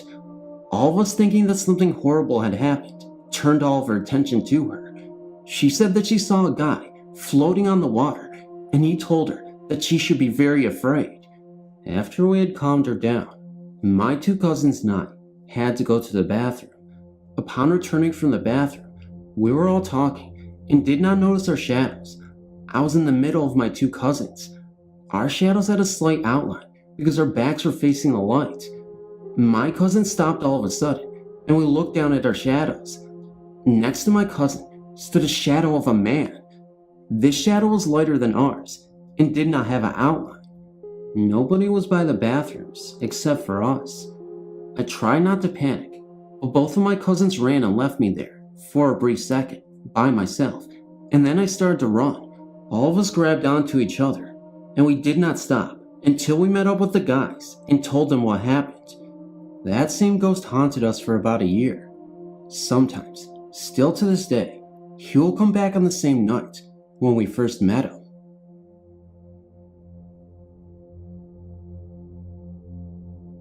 Back in 1985, my family moved to a large house in Whibley, in Washington. I was 17 when we moved into this place, and from day one, it just gave me the creeps. The constant feeling of being watched was unnerving. Within the first 2 weeks of moving in, I had my first real experience. We had finally gotten our furniture and was very thrilled to get my bedroom unpacked. That night, I lay in my bed, very smug in my cozy room. The house was dark, and my 2 younger brothers, little sister, and parents were asleep. I began to feel very cold and nervous. I lay there, wondering why I was feeling so odd. Suddenly, there was this horrible screaming coming from the hallway. I jumped out of my bed, grabbed my baseball bat, and ran out of my room. I ran down the hallway towards my little brother's room, convinced that someone had broken in and was attacking them. I ran into their room to find them sound asleep and safe. I checked my sister's room and my parents. All were sleeping and fine. I went back to bed, thinking I must have imagined it. It happened again 3 more times. Finally, I woke my dad and told him what was happening. He thought I was nuts. Nothing else happened that night. Of course, sometime later that year, I began to hear scratching sounds. The sounds mostly came from outside my bedroom windows. It sounded like someone was taking a rake, running it along the sliding, right under my windows. I had 3 windows in my room. 1 faced the south, and 2 faced the west. My best friend and I would stand in front of my windows, looking down, trying to figure out who or what was causing this sound. We could actually hear it move from one side of the house to the other, but could see nothing. When this sound would happen, I would say it's just Freddy Krueger from Nightmare on Elm Street. Other interesting things would happen, not so scary, but weird all the same. In the wee hours of the morning, say around 2 or 3, you could hear the kitchen cabinets opening and shutting, as if someone was looking for a glass. When you near the kitchen, the sound would stop. I've heard this, along with my best friend, her boyfriend, and my siblings. When I would be standing in the front yard with my friends, you could see the living room curtains open slightly, as if someone was peeking out.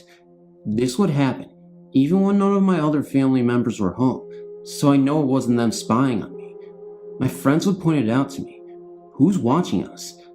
There was a spare bedroom in the finished basement that would cause a strange sensation. You would stand in it and become disoriented. You couldn't figure out what wall was west, south, east, or north. You know how you can stand in, say, your living room and say, this wall is east and behind it is the kitchen.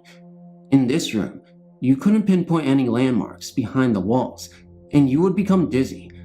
I had a friend. He was in the army and very macho. Stay in that room one night because he didn't believe me. In the middle of the night he left. He said it freaked him out. To this day, we still talk about it. Items would disappear and reappear somewhere else odd. Music from a music box could be heard in the afternoons. When I came home from school and I was the only one home, the kicker was, we didn't have any music box. You could hear someone walking up and down the stairs, only when I was home alone. Nice, huh? When I would talk to my parents about it, they refused to say anything other than, don't say anything to your brothers or sister. I spoke to my youngest brother 6 months ago. He's now 20, and he informed me that he was aware of the hauntings and had many a scary story of his own. The same with my other brothers and sisters. Although it's been over 11 years since we moved out, we still think about this house, and I wonder if the current owners are having a problem with Freddy. I've lived in this house for 15 years. and nothing out of the ordinary ever happened, till I put a chalkboard in the kitchen for messages from my husband and children. About a day after I hung the board, my favorite aunt passed away. She has Alzheimer's. On the board, the word Y began to appear. I began to question my family about the messages. No one knew anything about it. One night, my husband had enough and questioned everyone about the message and became angry that no one knew anything about it. He yelled at the board, "Why? What?" I was thinking dinner that evening, and my youngest daughter was taking a bath, and she yelled for me. I left the kitchen, and the board was empty. When I returned to the kitchen, the chalkboard was covered with the word Y again. Suddenly, I felt the presence of a woman. It was my aunt who was with me. I told her that she had died, and it was time she rested after having a hard struggle with her sickness. I erased the board before anyone could see it again and took it down. Nothing ever happened again. I feel my aunt didn't understand what had happened to her and had come to me for answers. Why? That was the magic word for her. To this day, I still don't know why, and I don't think I'll ever know why. All I know is Alzheimer's is a horrible disease, and once you have it, there's no coming back from it. My mom thinks she has a ghost in her bedroom. Either her father, mother, or grandmother she feels. Her television goes on and off by itself at all hours, day or night, even when she is not in there. We will all be in the living room and hear something all of a sudden. One or two of us will go check the noise, and it's the television. It's been turned on, and the volume has been turned up loud enough to hear in the living room. She, my mom, double checks before she leaves the room to make sure the TV is off. The TV also gets turned off when she is in her room watching it, or turned off when she is in there asleep. All of us get the feeling someone is watching us sometimes. It's never a threatening feeling. It's just like someone familiar is with us. I've had a few dreams of events that have taken place within a week of the dreams also. Things like, I dreamt I was standing in our backyard, and you can see our neighbor's front yard from there. In the dream, there were about a dozen cars parked in front of their house, and people going into the house were dressed in like Sunday clothes. I went back in our house and told my mom that old lady Rogers must have died there because there were a lot of people over there. When I woke up that morning, I looked at the obituaries, and there was Miss Rogers' name. I never even knew she was ill, and we all thought her husband would go first. Then, there was the dream about an airplane crashing into my aunt's truck with a parking lot full of cars, and hers was the only one that was touched. I woke up when the plane hit the truck. It was about 1:45 p.m. My mom got a call from my aunt that night. She said she had been in a wreck just before 2 p.m. that day. Weird, huh? Just wanted to share. I am from Ann Arbor, Michigan, and I am giving you information about my grandmother's house at Sunset Road. This house is directly across from a street from an old cemetery. I grew up in this house and have seen many scary things. I was about 11 years old, and I saw a man's figure appear on the side of my grandmother's bed. A very large man, and keep in mind that it seemed to look like my grandfather, who I never met. My grandmother was blind and saw him. I've heard footsteps in this house when I was the only one there. My sister saw my dead grandfather walking down the basement steps the day of his funeral. A couple of people have died in this house, and that is why I'm not surprised at all that it is haunted. Thanks for listening to my short story, and I hope you appreciated it. Okay, so here goes my story. I know it sounds really impossible to some, but either bear with me or quit reading. About 2 to 3 years ago, I lived in a very old apartment complex in Maryville, Ohio. When we first moved in there, I knew there was something very weird about it. It just didn't seem like a very happy place. My parents were in the process of a divorce, and my dad lived within walking distance. I chose the room on the left. Once you walked up the stairs, there was a staircase with a landing halfway up the stairs that you could see from my doorway. My mom's room was right on the other side of mine, and the bathroom right across the hall. Well, back to the story.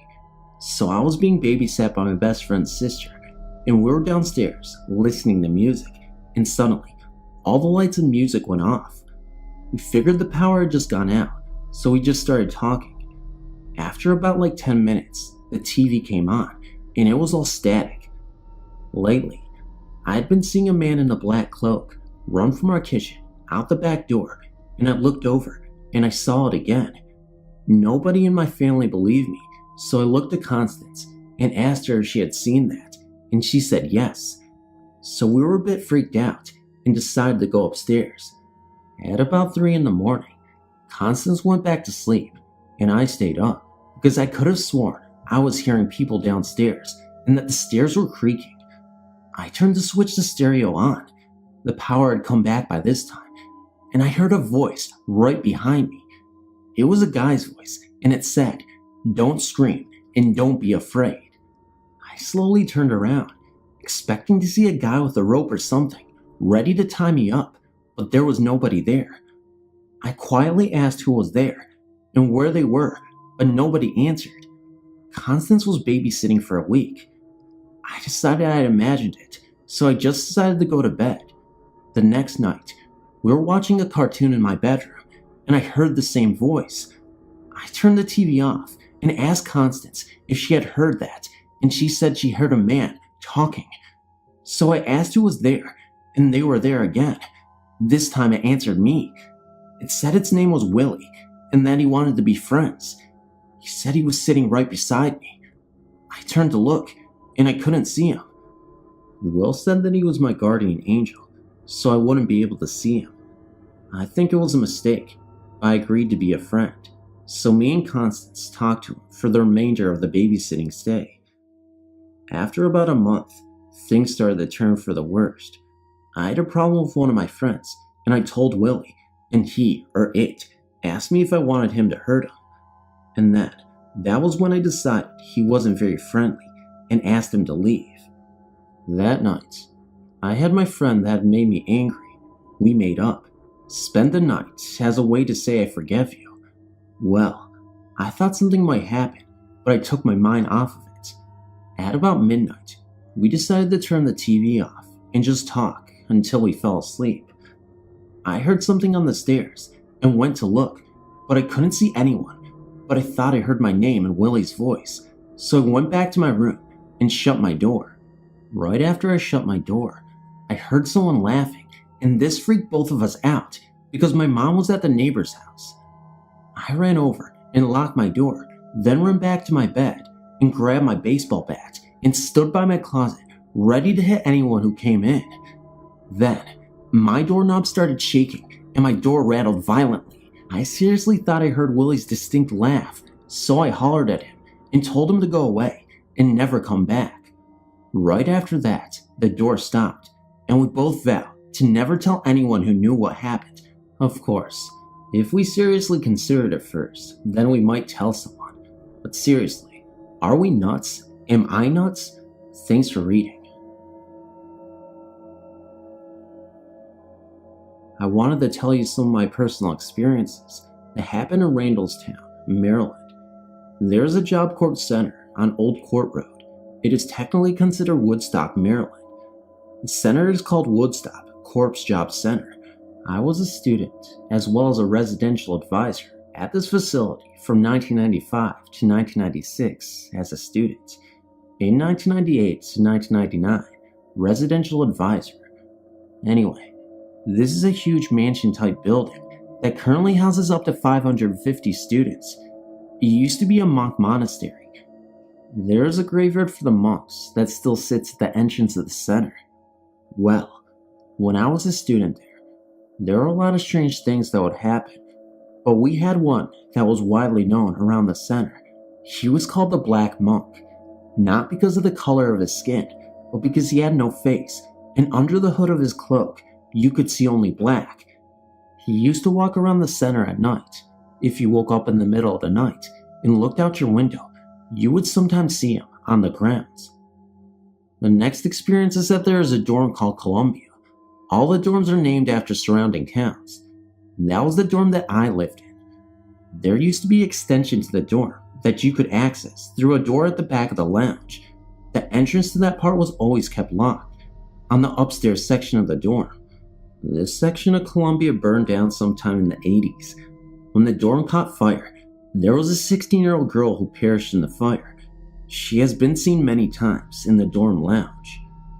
Just before I started at the center, there was a dance. This could have happened in the summer of 1995. The night of the dance, a young girl, I believe she was 16 or 17, was out on the grounds walking to the dance. When she realized that the dance was starting, she began to run to the entrance to get to the dance. As she trotted towards the entrance, she realized that she was having trouble breathing. She was an asthmatic and had forgotten her inhaler in her room. Having trouble breathing and with no one around, everyone was in the dance. She sat down on the steps to the then flagpole, now waterfall, and unfortunately perished. She was also a resident of Columbia Hall, and you could hear her wheezing walking down the hall at times during the night or when the dorm was quiet.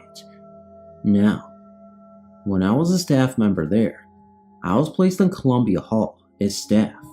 Well, in the mornings, we used to have a check of all the rooms to make sure that the girls had cleaned their rooms, closed, and locked the lounge and laundry room, etc.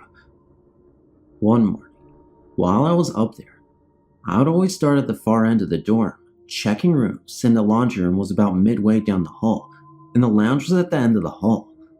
Anyway, I went in to check a student's room, and when I came back out of that room, I realized that the lounge room door was locked. It was open when I went into the first room, and closed when I came out. So I decided to go down and just lock it, figuring the door had just caught wind. When I went to lock it, it was already locked. This was impossible, since the door had to be locked with a key. Then, just at that moment, I heard the washing machines, all 4 of them, start up in spin mode. So, at this point, I got creeped out, and I went into the laundry room to investigate, thinking maybe one of the girls was being funny. When I got into the laundry room, there was no one in sight, and as I lifted the lids, all of the washers were half full with water. Mind you, I said that they were in spin mode. At this point, I became too creeped out to stand in, so I ran downstairs to get another staff member to come up with me until my inspection was complete. I don't know if I had some kind of gift or something, but I was not the only one to see or hear things, except that morning, no one else was with me. But there was something about that place that just seemed to draw this one out in me. I was always the one to see them and draw other people's attention to them. Since leaving there, I've not had such powerful occasions. I've had some strange things happen, feeling someone else in the room is with me, etc., but nothing this strong, and I will never forget them. Thanks for listening. I recently started a new job in a large local department store. This store has a huge basement where empty shelves are stored and overstocked items such as large ficus trees and so on. Many employees refuse to go down there alone at night. I found out why. One evening, I went down to the basement to drop something off. There is a very long hallway between 2 huge rooms down there. I walked to the far room, going through the hallway. As I neared the end of the hall, I thought I heard the click-click of high heels. I turned, saw nothing, and walked on. I was standing at the counter down there doing some work, and heard the sound again. I looked, and I swear, I saw what looked like to be a woman literally walking into the ficus trees and disappearing. Yes, I saw high heels. Well, I went upstairs rather quickly. After talking with many coworkers, I discovered they all had the same experience. Come to find out, the woman who used to handle the incoming trucks died suddenly about 2 years ago, and yes, she always wore high heels to work. The woman who replaced her main management moved the warehouse desk upstairs, as she always felt so creepy sitting downstairs. Did the former freight manager love her job so much that she hates to leave? Who knows? I just know I've joined the ranks of, I'm not going down there by myself.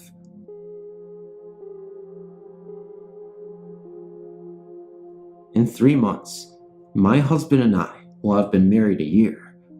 A few months after we were married, we moved to this house here in Minneapolis, and since we have gotten here, I've never felt comfortable. My husband's best friend was kind enough to let us share this huge house with him after some of my new in-laws sold the house out from under us and kind of left us standing. Anyway, I have an extreme fear of basements, and when I say extreme, I mean extreme. Our washer and dryer are in the basement, so come time to do laundry, it took me weeks to build up the courage, telling myself you are 30 years old, grow up. So my first venture to this basement, I swallow the lump in my throat and continue on with my mission. Under our stairs, there's like a triangle place that most people leave open to store things, only on these stairs, the entire area is blocked in, like boarded up, so I tried not to notice, but my fear had me on my toes. I was alone, except for our 2 pit bulls who are larger than average, so you would think I would have no fear. As I was putting the clothes in the washer, our male pit comes downstairs and was lying on the floor beside me.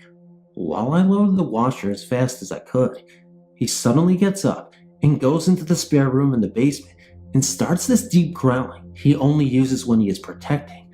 Just like kids, you get to know their different sounds.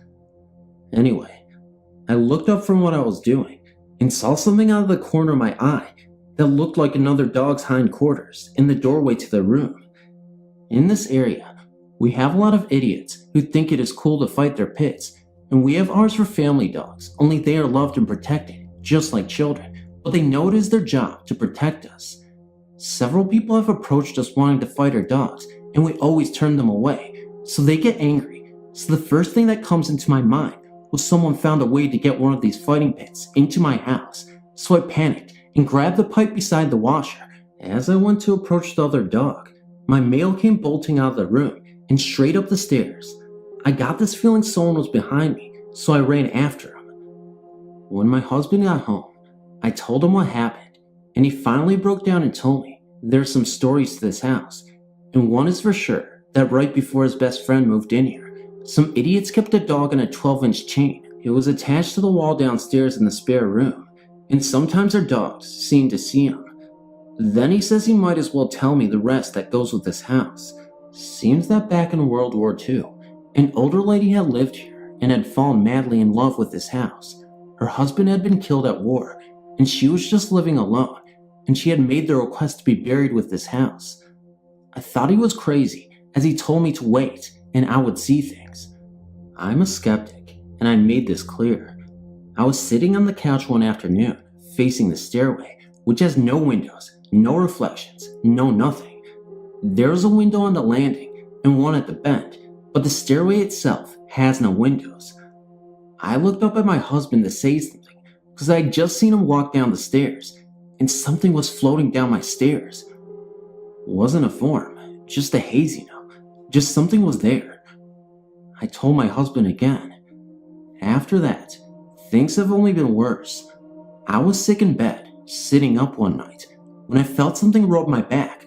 Thought it was my kitten, but it was not, so I sat back down, and it happened 3 more times, like someone was trying to massage my back with tiny hands.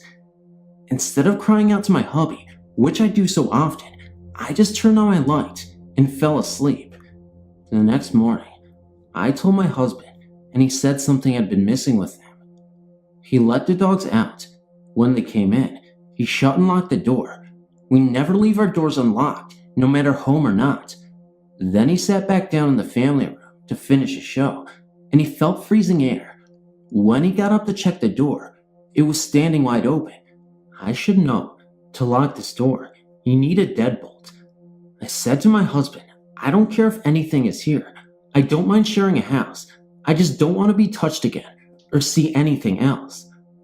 Being touched by something not there is too scary.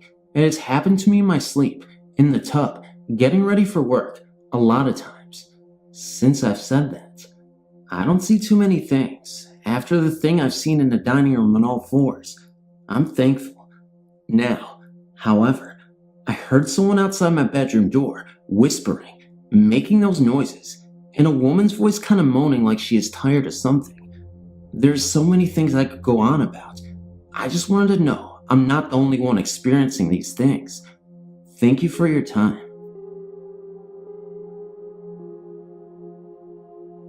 When my mom was 17 and her twin brothers were 15, they lived with my great-grandma, whom I call Nanny. My nanny lives in this old house that once belonged to her mother and her mother's pet bird, who had both passed just 8 months before. Her mother because of sickness, and the bird because no one really paid any attention to it after her mom died. I must say myself that this house is weird.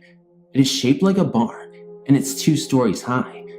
My mother's incident happened on the 2nd story. My mother was downstairs watching TV, while her brothers were upstairs asleep in their bunk beds. This was around 11 p.m. My nanny wasn't home yet. She had been working late. While my mother was sitting on the sofa, debating whether to go to bed or wait for Nanny, she heard a loud screech that sounded like her great-grandma's bird.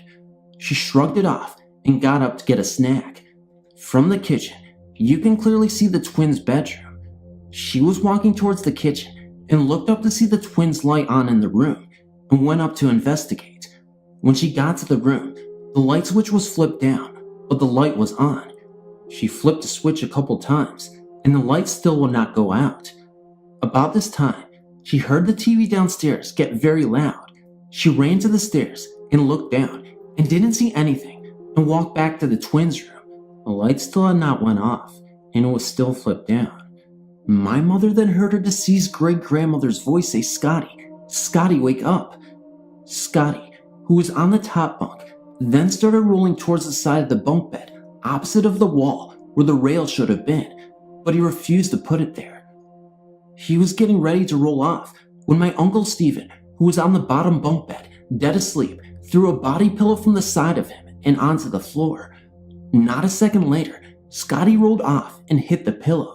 The light went off, the TV turned down, and my mother, who nearly passed out, heard the bird screech again and heard her great-grandma say, "Calm down, Femi," the bird's name. Hello. I thought of sending a peculiar occurrence that happened to me, but I hadn't found the right place. Here goes. My grandma was diagnosed with cancer in 1996. She was treated, and we all thought she was cured.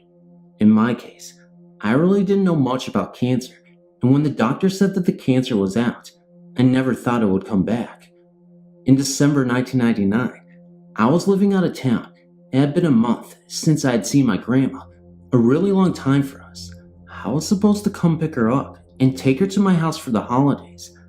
On the 18th, she felt sick and went to the hospital. I arrived on the 19th, and she still wanted to go back to my house for Christmas, so against what the doctor thought, she checked out. Her bladder was no longer working, and she felt weak all the way. To be fair, now that I'm writing this, it sounds that she was pretty bad already. I always thought it was going to pass. I mean, she had overcome cancer, hadn't she? I know, it was stupid of me. But anyway, after an 8-hour trip, we arrived to our destination. I had to take her to the hospital. She stayed there until the 31st, and Aunt and myself would take turns in staying with her day and night. All through this, I thought she was still okay. On the 30th, my grandma had been in a great mood. She had been joking and playing with me all day, and so when my aunt arrived, I headed home. I would arrive at home and start cleaning and preparing next day's supper. I was pretty occupied with what I was doing, and my 2 children were sleeping. As I was mopping the kitchen, the back door had a sort of mirrored glass. I was in front of this door when I felt someone walk behind me. I looked up and I saw a shadow walk by. The feeling was more intense than what I actually saw. What went through my head as I saw the shadow was the memory of my grandpa, deceased for 5 years at the time. I dropped the mop, forgot about everything, ran up the stairs, and cuddled in between my sleeping children. I would love to say that when I thought it was my grandpa, I felt at peace. I was scared, honestly. I woke up at around 6 in the morning to the smell of roses. My aunt phoned at 7 to let me know that my grandma had fallen into a coma. All this day, the smell of roses persisted, and I would smell it everywhere. She died on January 1st, 2000. She never made it out of the coma. Unfortunately, the cancer had invaded most of her organs. I know it's not really scary, but it's the only experience I could not explain logically. I've never read of anything that has to do with the smell of roses. If anyone has had a similar experience, please let me know so I can understand this better.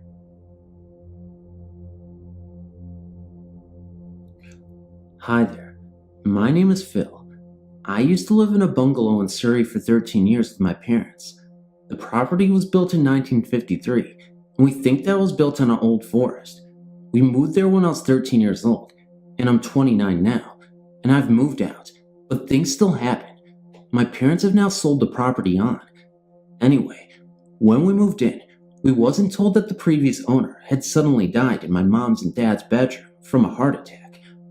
We were there about 3 months before we started noticing odd things, like objects that were put in safe places we would find like elsewhere, like keys and pictures would move, strange cold areas that normally would be in the hallway, creaking floorboards at night, and strange shadows that the cat would sometimes avoid.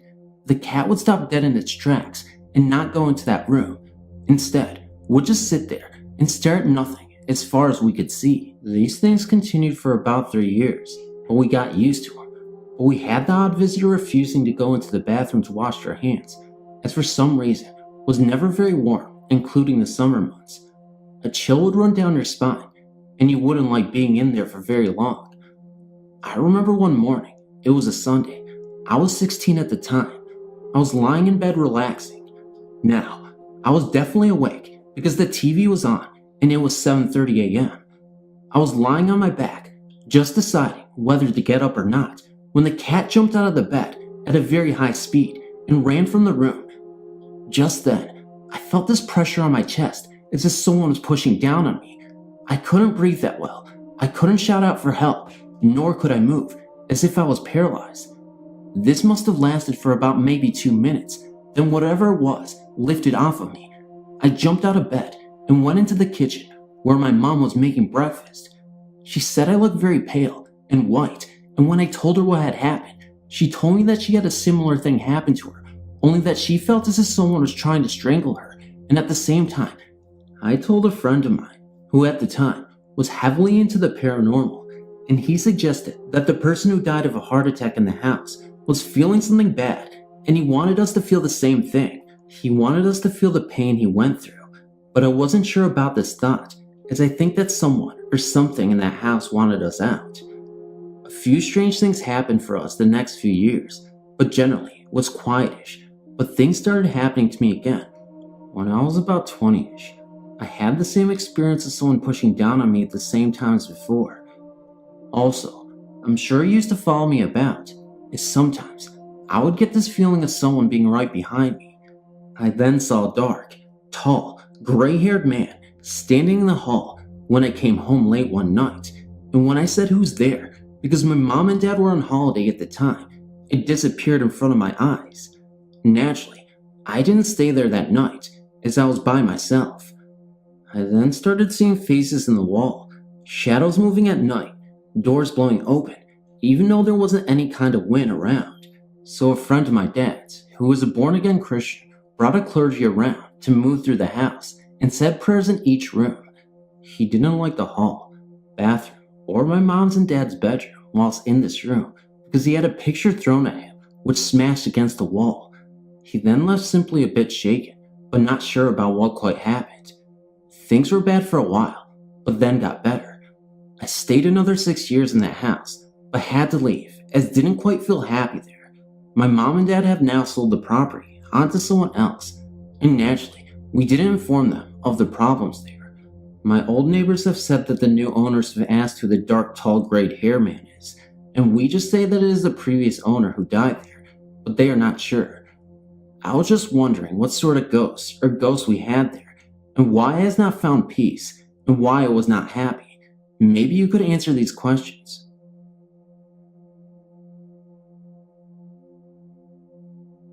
I have a best friend named Mandy, and she has always said that there was a ghost named Jack that watches over her, and at the time she told me this, I was about 9 years old. I was invited to her house on a Saturday just for the day, but I ended up staying there till after dinner. She told me Jack likes to hang around in the basement of her house and likes to open this old freezer door.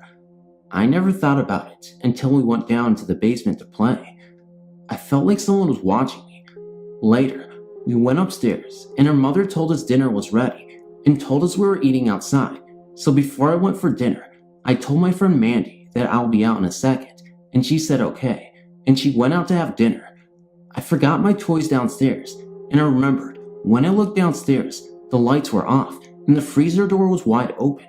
At this time, I was thinking of whether or not I should go down there, so I just stood there for about a minute. All of a sudden, I heard someone call my name. It was like a soft whisper voice. I thought it was my friend Mandy. I knew she was outside with her parents having dinner, but I thought maybe she came back to get something. So I went downstairs. I looked all over for her, but couldn't find her anywhere. Now, I felt very scared, and I grabbed my toy and ran upstairs, thinking someone was watching every move I made. I went outside and saw my friend Mandy and her parents out there having dinner. I didn't want to bring up anything about it in front of my friend's parents.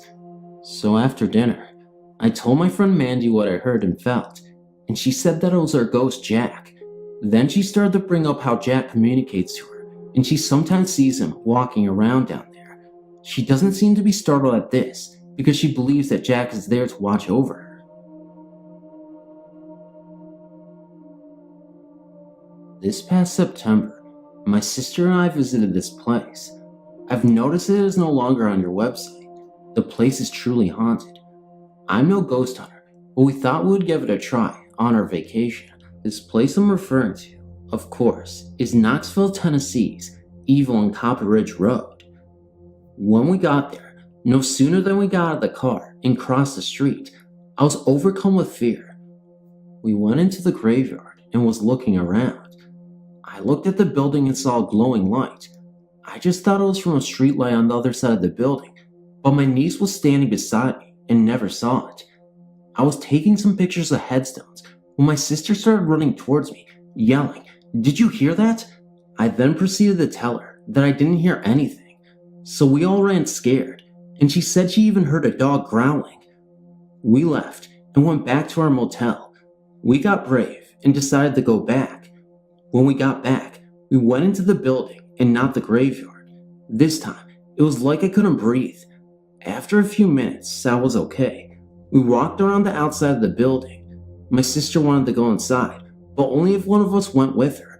I said I wasn't going in there, so we ended up back in the graveyard. We start looking around again when we noticed something really strange. What we saw in the distance of the graveyard, all the way in the back, was the faint image of a black shadowy figure approaching us. I started yelling, "Run, it's going to get you." Everybody sees this thing, so we run for my car and refuse to get back out. Now, my sister, for whatever reason, wanted to get back out there and investigate, out of curiosity, I guess, but I told her not to go out there. We drove away, and that was that. I live in a small town in Texas. For as long as I can remember, everyone has told stories of our high school being haunted. Before I begin, I will give you some background info. The high school was built, I believe, in the 1920s. As the years have gone by, the school has been expanded on, but the original building is still there.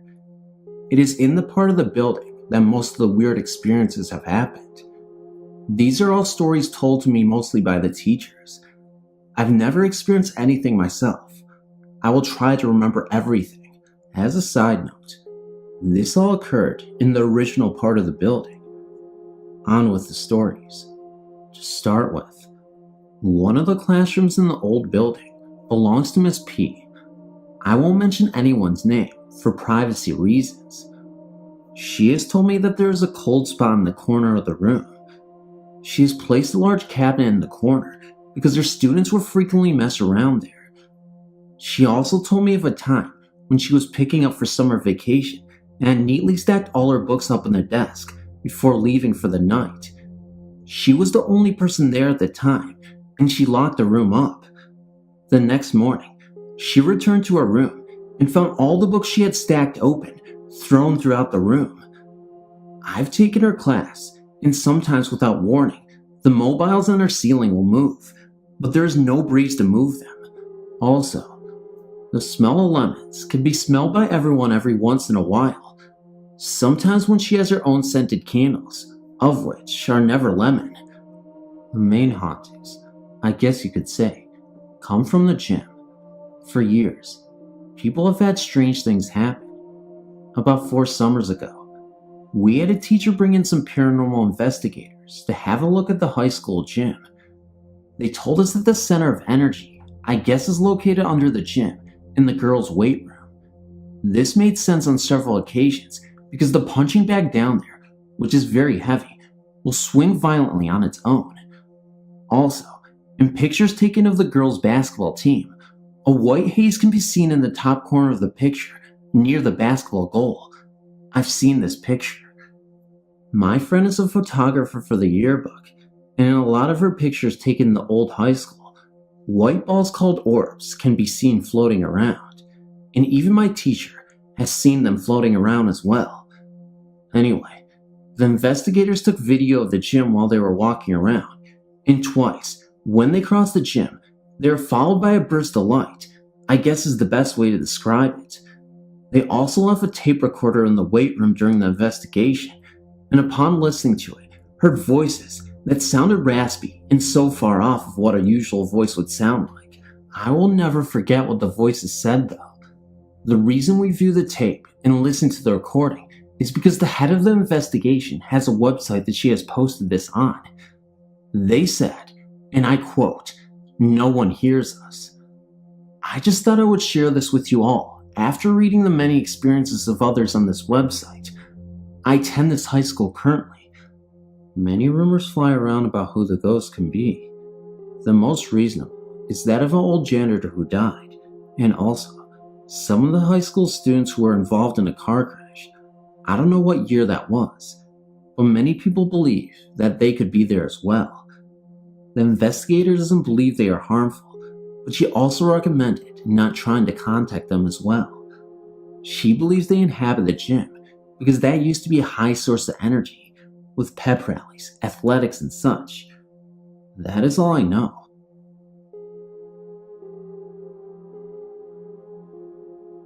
After reading some of the stories here, I thought I would like to take this opportunity to share an experience I had back in 1992 and 93 in an apartment my friend and I were living in at the time. It was a relatively new apartment complex at the time, only 3 years old. Things were innocuous enough to begin with, so neither my friend nor I really thought anything was odd. Items of food, jewelry, or clothing would disappear and reappear frequently, days or weeks later, in strange places, other than those where they had originally belonged. We each thought the other person was misplacing these items and forgetting we'd moved them. It was quite amusing at times to open up the cupboard and find the cheese in with the dinner plates or the chicken pies in your closet. Oh, and socks used to disappear a lot. Well, usually one, but I think that was the washing machine eating them. Often, there would be a dark shape out of the corner of your eye, and when you turned to look, there was nobody there. I mean, you could feel someone there too. Laying in bed at night, I would hear the front door open and footsteps walking across the living room, and thinking it was my roommate coming in from her night out, I would call out to her and get no reply. She hadn't come home. No one was home except for me. I was woken up one night by voices whispering very close by. I thought it was someone chatting outside my bedroom window at 3 o'clock in the morning, but when I woke up more fully, I realized it was coming from my bedside radio.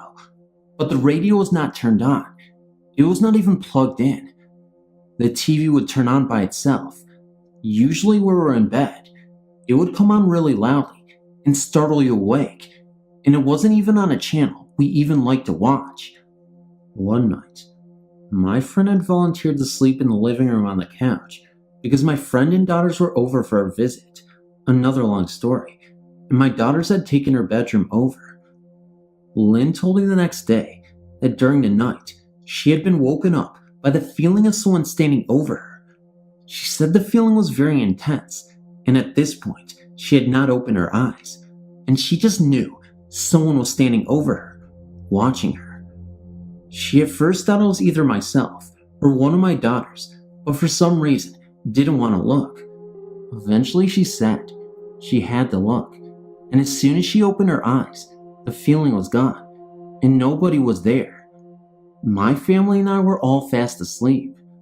Then, over a period of time, things became even more weird. We had some fresh skim milk in the fridge, just bought that morning from the local 7-Eleven, which was only across the parking lot of where we lived. A short time later, we went to use the milk, and it was curdled. No harm done. We took it back to the store, and they gave us another fresh carton.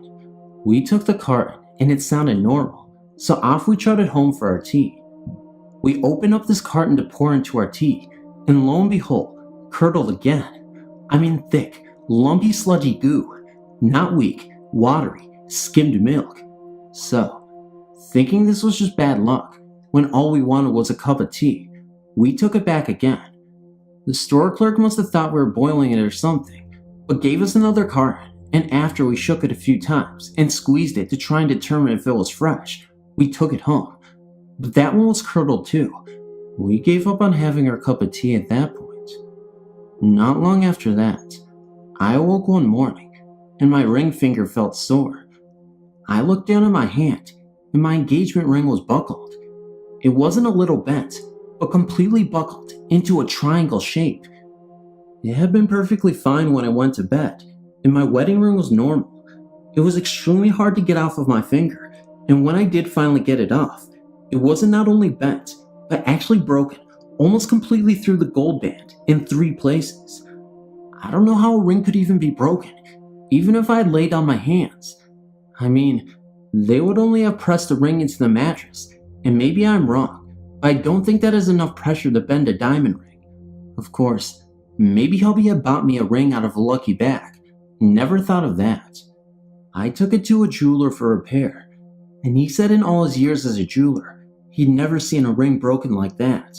After having it repaired, a short time later, I somehow managed to drop 5 rings in the shower, and the only one that disappeared down the plug hole, never to be seen again, was this engagement ring. All my other rings stayed in one place. I realize none of these events are horrifying. Apart from the curdled milk, have you ever seen skim milk curdle in 2 minutes or less? But this one is the only house or living quarters that have experienced any strange occurrences like this, so I thought this was the place to share it. We do. Both my friend and I believe that there is something wrong with that apartment, as the feelings and events were getting stronger and less friendlier the longer we stayed there. Eventually, we moved out into another apartment in the same complex and never had any other things like that occur. I was often tempted to go and ask the new occupants if anything weird happened to them, but didn't want them to think we were crazy.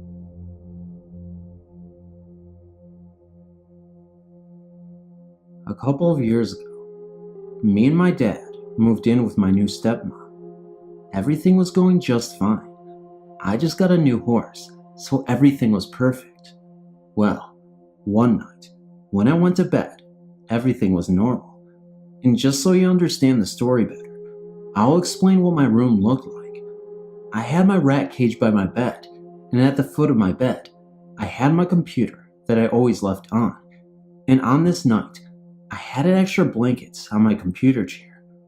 Well, I just turned off my bedside light and was staring at my screensaver until I fell asleep.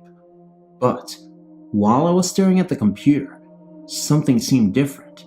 It seemed closer than usual. It seemed to be getting even closer. So I looked at the opposite wall, and it seemed to be getting closer. Then it stopped abruptly, and everything seemed to be back to normal. I just thought maybe I fell asleep. So I shook it out of my mind. Then everything seemed to be not normal again, and somehow I seemed to know what was coming, because all I could think of was to keep an eye on that door, the bedroom door. Then, a black-shaped, shadowy man came in. Well, of course I was scared. Then he walked to the side of my bed and just stood there, did nothing but stand there. He then walked back to my doorway and then turned to stare at me again. So my thought was run past him and get to my parents' room. I thought this was all a dream. So I got out of bed and started to run to my door and get past this man.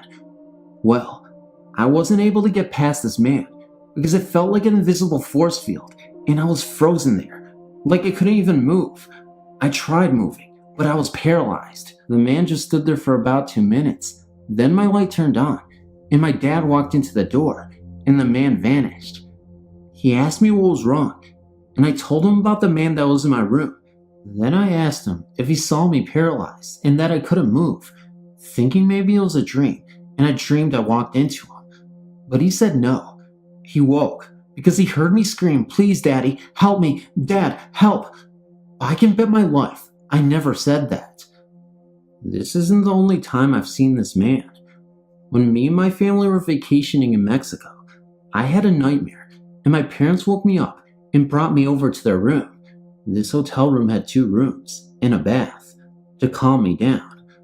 The lights were off, of course, but they had the bedroom light on so there wouldn't be too much light in the room, and I was sitting on their bed. Then, I looked over at a couch that was in their room, and there was a shadowy man sitting there laughing at me. So he started screaming because, of course, I was scared and my parents didn't know why I was screaming, but the man was still sitting there and laughing, and I was trying to point this out to my parents, but they couldn't see him.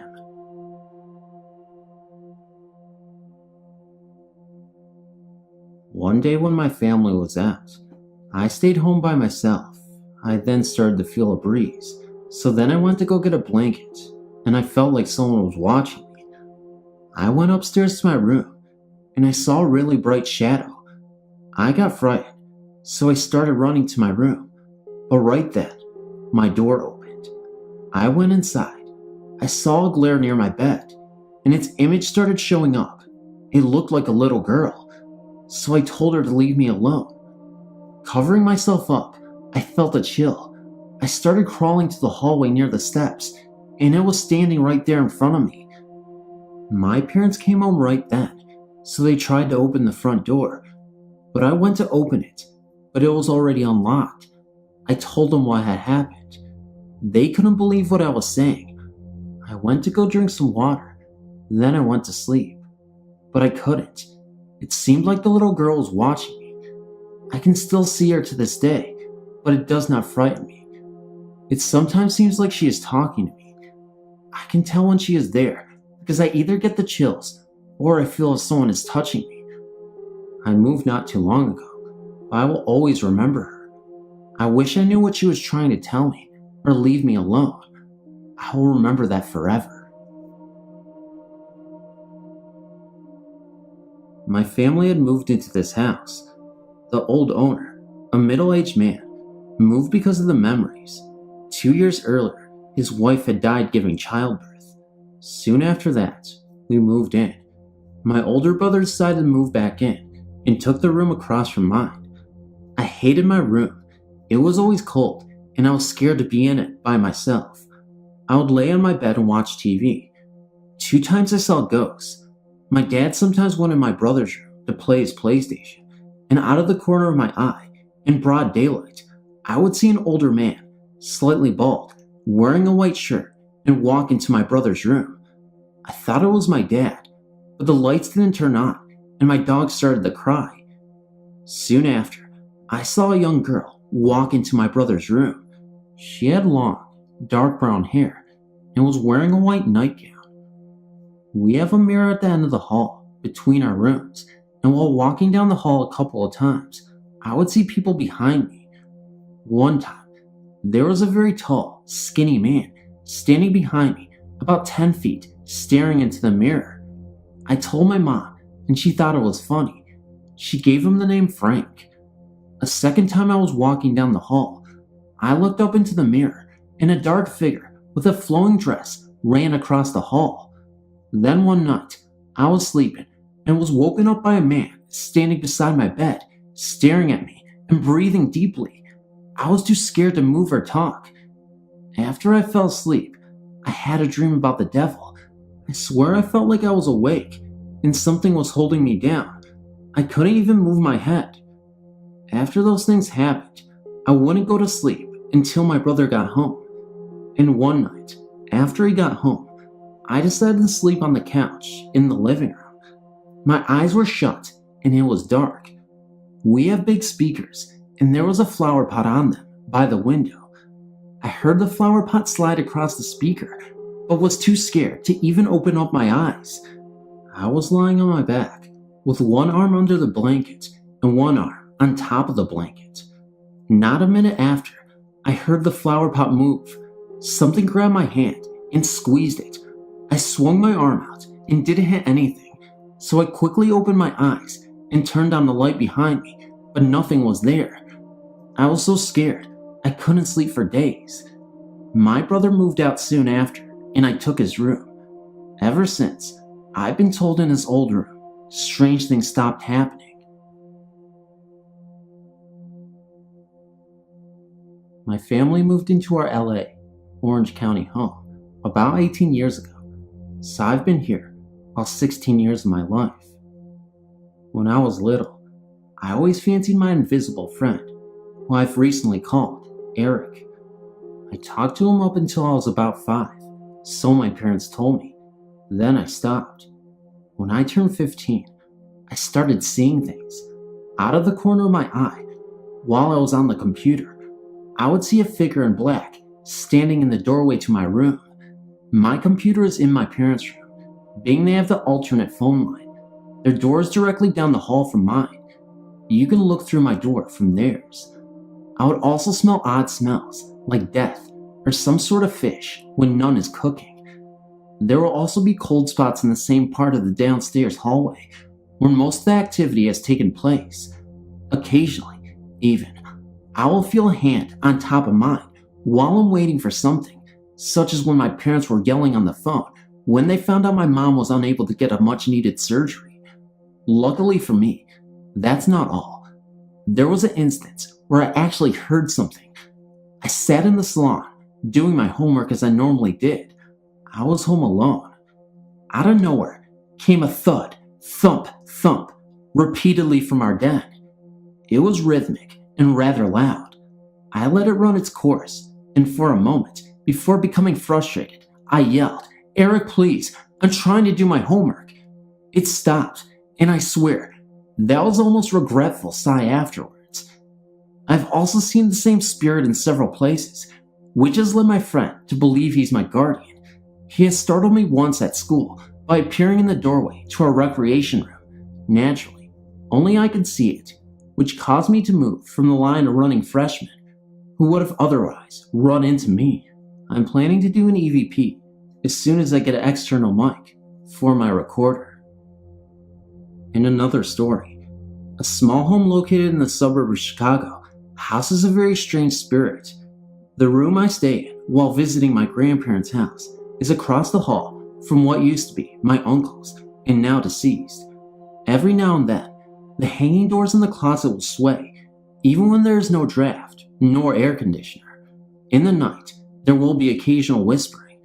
The spirit has never appeared to be malicious, which has led me to believe it is the spirit of my uncle. Though the house was built during World War II, there is no other reasonable explanation.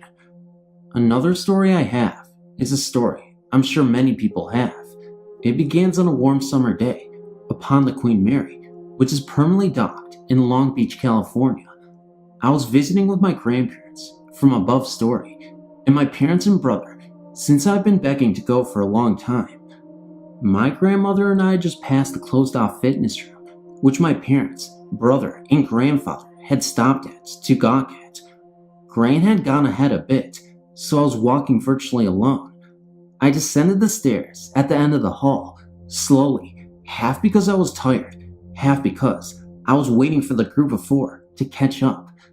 As I went down, I felt a violent jerk on my backpack, as if someone didn't want me to progress any further. I turned immediately, believing it was my brother being a jerk. There was no one there. As we left, I turned back to the boat to take a final snapshot before departing, knowing it would be a long time before I'd see it again. on the highest point of the boat, closed off to the public, I saw a woman in white with dark hair, her dress blowing in the wind. I thought it was an employee until I looked again, and there was nothing there, and no door through which she could have gone through. Now this last story, I'll refer to as Purple and Gold. Luckily for me, this has only happened today, so the details are easy to remember. Of course, every ghost researching person, serious or phony, in this country has heard of the Whaley House, the most haunted house in the United States, whose residents include the playful Yankee Jim and Anna Whaley, whose lavender perfume can occasionally be smelled by visitors and employees alike. I had gone upstairs long before my family did, eager to view the house I had heard so much about. There were only a few of us upstairs at the time, 1 woman and 3 men, only one of which was wearing any kind of body spray. I sniffed as I passed them. Don't ask why. Impulse, I suppose. Which was Axe, worn by one of the men. I entered the room, which had once been a playhouse, and froze in my tracks. The unmistakable smell of lather perfume hung in the air for a moment, then disappeared. This happened in several points in the house, which can also be confirmed by my mother, who later smelled it in a different area. We also witnessed a moving curtain, which I checked for a draft. There wasn't any. No one had been in the room for a while either. I would have seen them, being I was in the room when the curtain started moving. And those are all my stories. I've wrote to you before about my other experiences. I've one about a haunted house a friend of mine lived in a few years back. A bunch of us used to hang out there.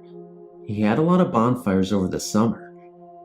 The first time I'd ever went there was a few months after he had moved in. I was dating his best friend, and he told me that he thought it was haunted. I in turn did not believe him at first. Then things happened. We were in the kitchen, and all of a sudden, we heard something from the basement, like someone was using a broomstick and hitting the ceiling from the basement. I laughed at first and asked who was down there.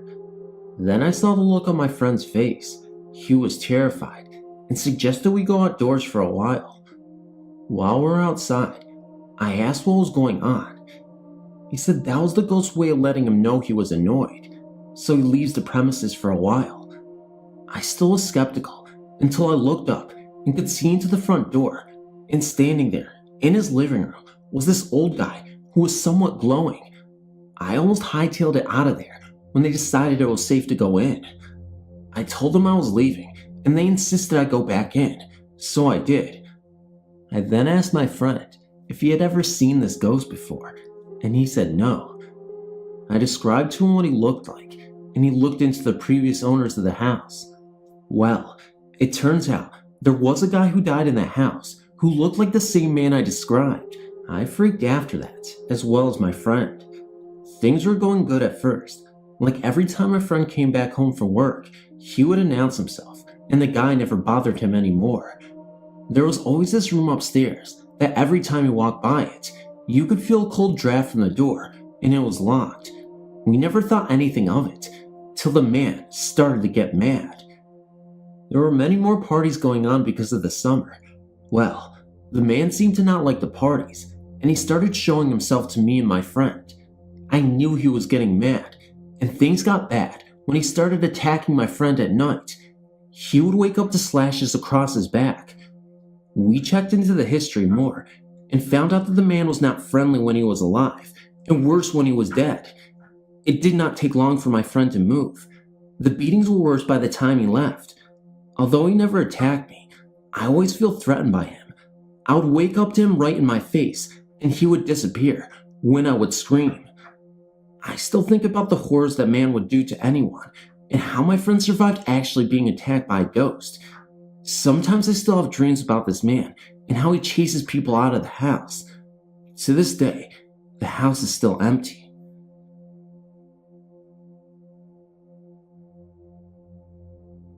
My name is Billy, and I would like to share a supernatural story of mine. Although my story does not have a physical contact, seeing a ghost, there was definitely something supernatural in the house. It was a few years ago. Back in 2001 or 2002, I believe, in Mississauga, Ontario. Mississauga is a fast-growing suburb just outside of Toronto. The place in question was your very typical haunted house on top of a hill surrounded by vast land, which in turn was surrounded by industrial and commercial land. The house was deserted, only of its occupants, as its remains lay trapped behind boarded windows. I know it sounds silly, but that is exactly what it was.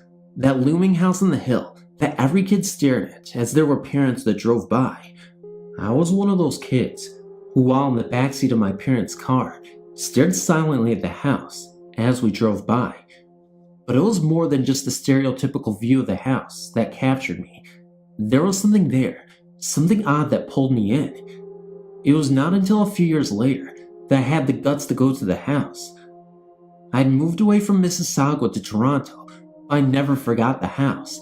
I'd always told myself that I would go back, alone, and take photographs of the house. So one day, I grabbed my camera and I headed back to the house. It was early spring, and the leaves have yet to grow on the trees. The house had the most scary driveway I'd ever seen, probably the length of 2 to 3 football fields, and that is no joke. Now, from what I know, the house remained deserted and the land untouched by commercialists.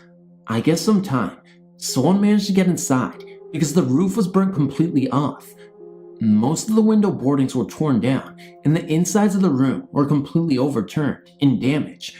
From the beer cans all over the place, there must have been a party.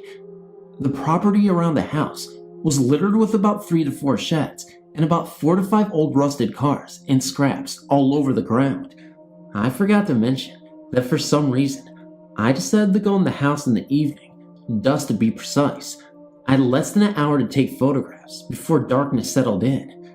So, I entered the house from the back because it was the only part of the house with an open door. The floor was littered with papers, overturned chairs, and a lot of other rubble. I took some photos in the entrance and made my way inside. I went into the room that was the furthest into this part of the house. The first floor had 2 sections of the house that could not be reached from inside. This room had an overturned couch, a fireplace, and a littered floor. This room gave me very strong thoughts about entering it. I don't know what it was, but there was something that felt like I wasn't supposed to be there. But I entered, and I stood at the far right corner behind the couch and aimed my camera towards the fireplace. The light on my camera flickered on and off rapidly, and my camera refused to take the photo.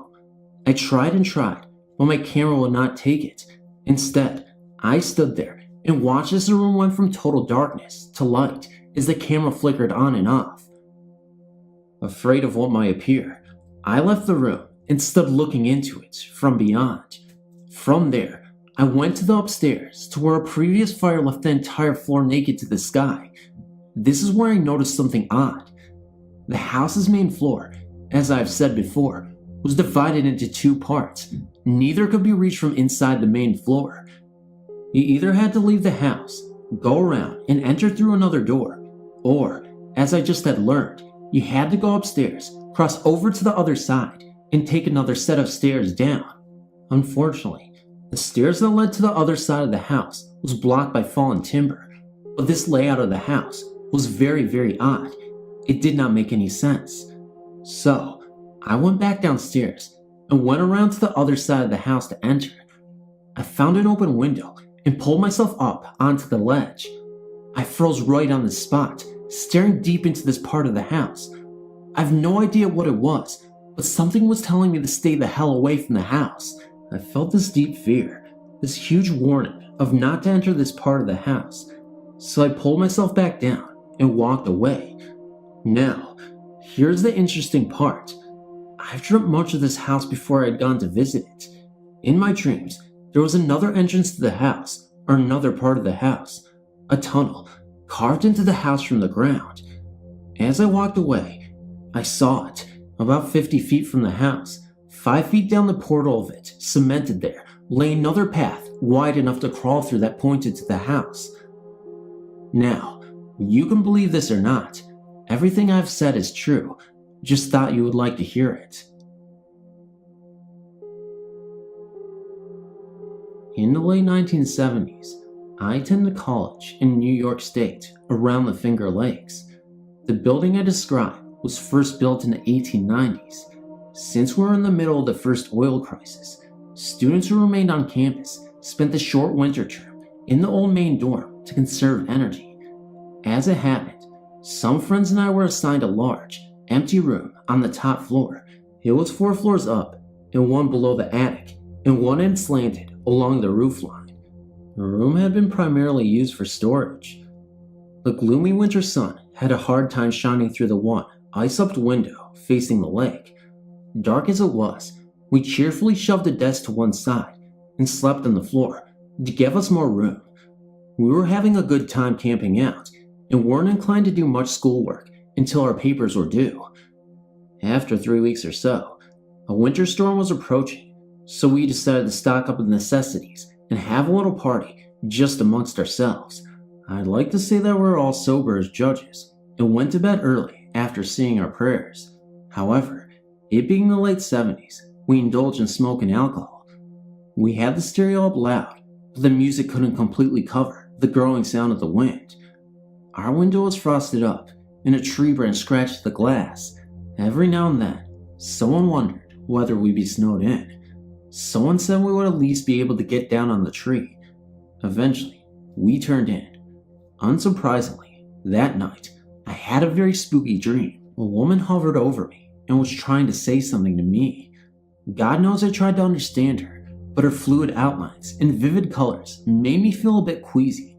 I woke up, certain she was still in the room. I saw nothing, just the shadow of the tree limb swaying outside.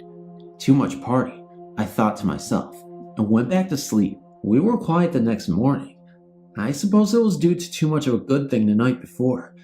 The snowdrifts were impressive as the wind had been so wicked, but the sun was out and the sky was clear and the snow was pristine.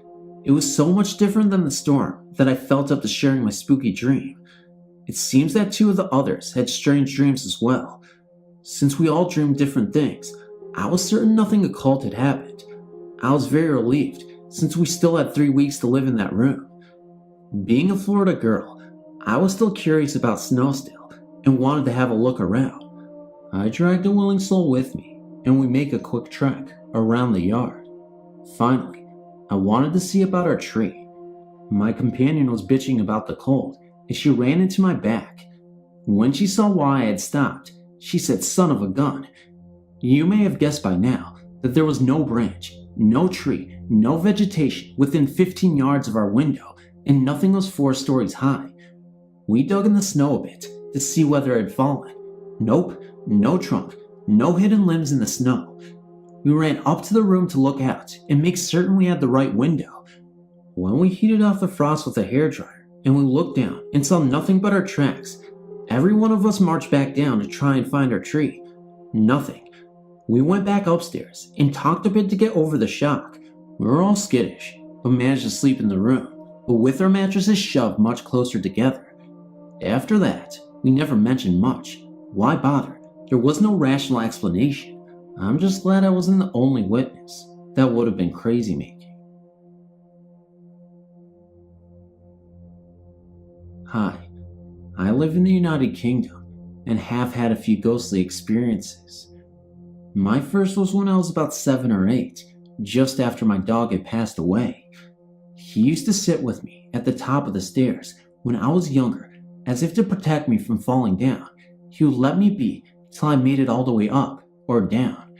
After he was gone, I used to sit on the same top stair, pining for my best friend. One evening, I watched as a cat walked from the dining room door, which was open, through the living room door, which was shut. This wasn't the only time I met the cat. I always slept with the door shut to my bedroom, but felt a cat pat and paw its way to getting comfortable on my bed. I also remember it purring as well. We did have a cat at the time, so I thought it was her. I reached down to stroke what I thought was my cat.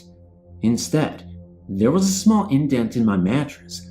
When I turned the light on, there was nothing there. My door was still shut, and my cat wasn't in the room. During my teens a few times, I woke to find my light on and television turned on. This stopped when I moved out of the family home. while I went to college. I suppose more disturbingly is what has been happening to me for the last few years. In 3 different properties I've lived in, my bed has been shaken. The first couple of times it happened, I was really scared, but have gotten used to it now and have accepted it. If I had the courage, I would ask it what it wants, but it's never hurt me, and I believe it is there just to let me know it's looking out for me.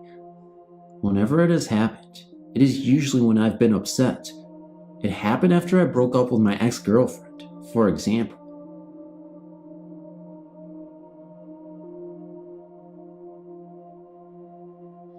I lived in a small, cramped apartment in a building that was built in the 1940s in Kokomo, Indiana.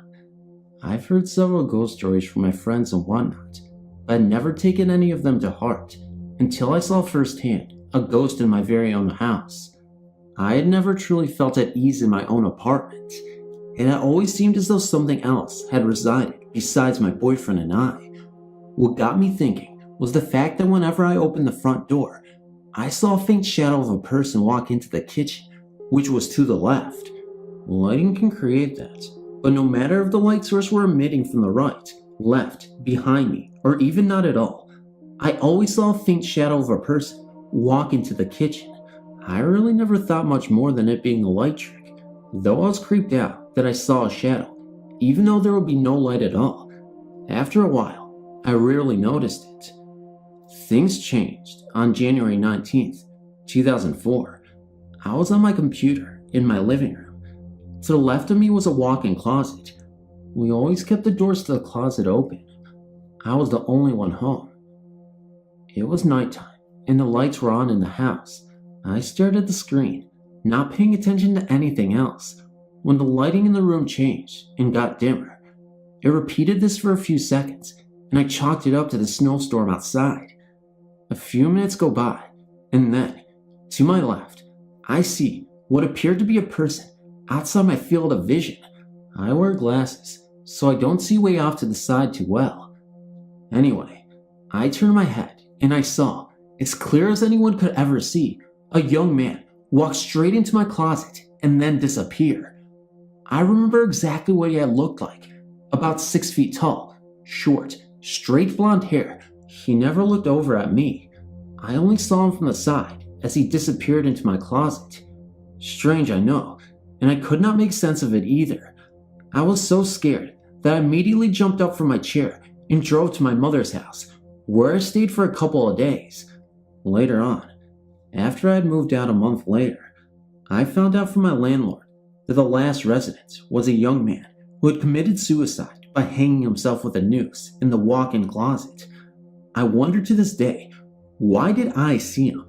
What was the purpose? I don't know if I'll ever know, but I've been both fascinated and frightened by my experience, and from the day it has happened, it has always captivated me.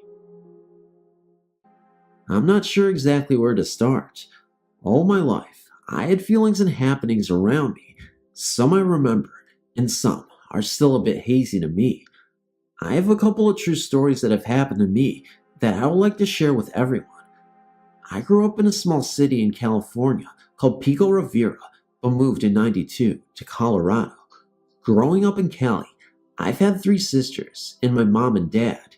The house we lived at was on Maris Avenue, and from what I was told, it was originally the first church in Pico Rivera, but was torn down to make a home for an elderly couple who, I believe, the husband died of old age. Their house was torn down and ours was built. I was 8, I believe, when I really started to understand what I was experiencing. I remember that I would always see horrid faces on the wood paneling in the house. By that I mean on the doors and the kitchen cupboards. I remember that my older sister and I would be the only ones to experience all the happenings. Her and I would have recurring nightmares.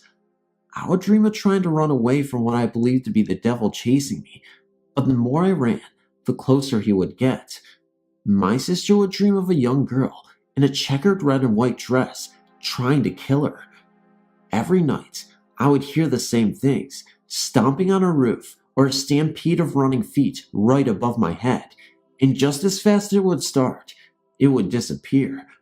One day, I was alone in the house. My parents and sister had gone to the store, and my two older sisters were at work.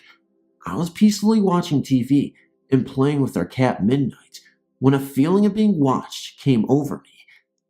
Thinking absolutely nothing of it, I went on watching TV, but noticed that Midnight had run off somewhere.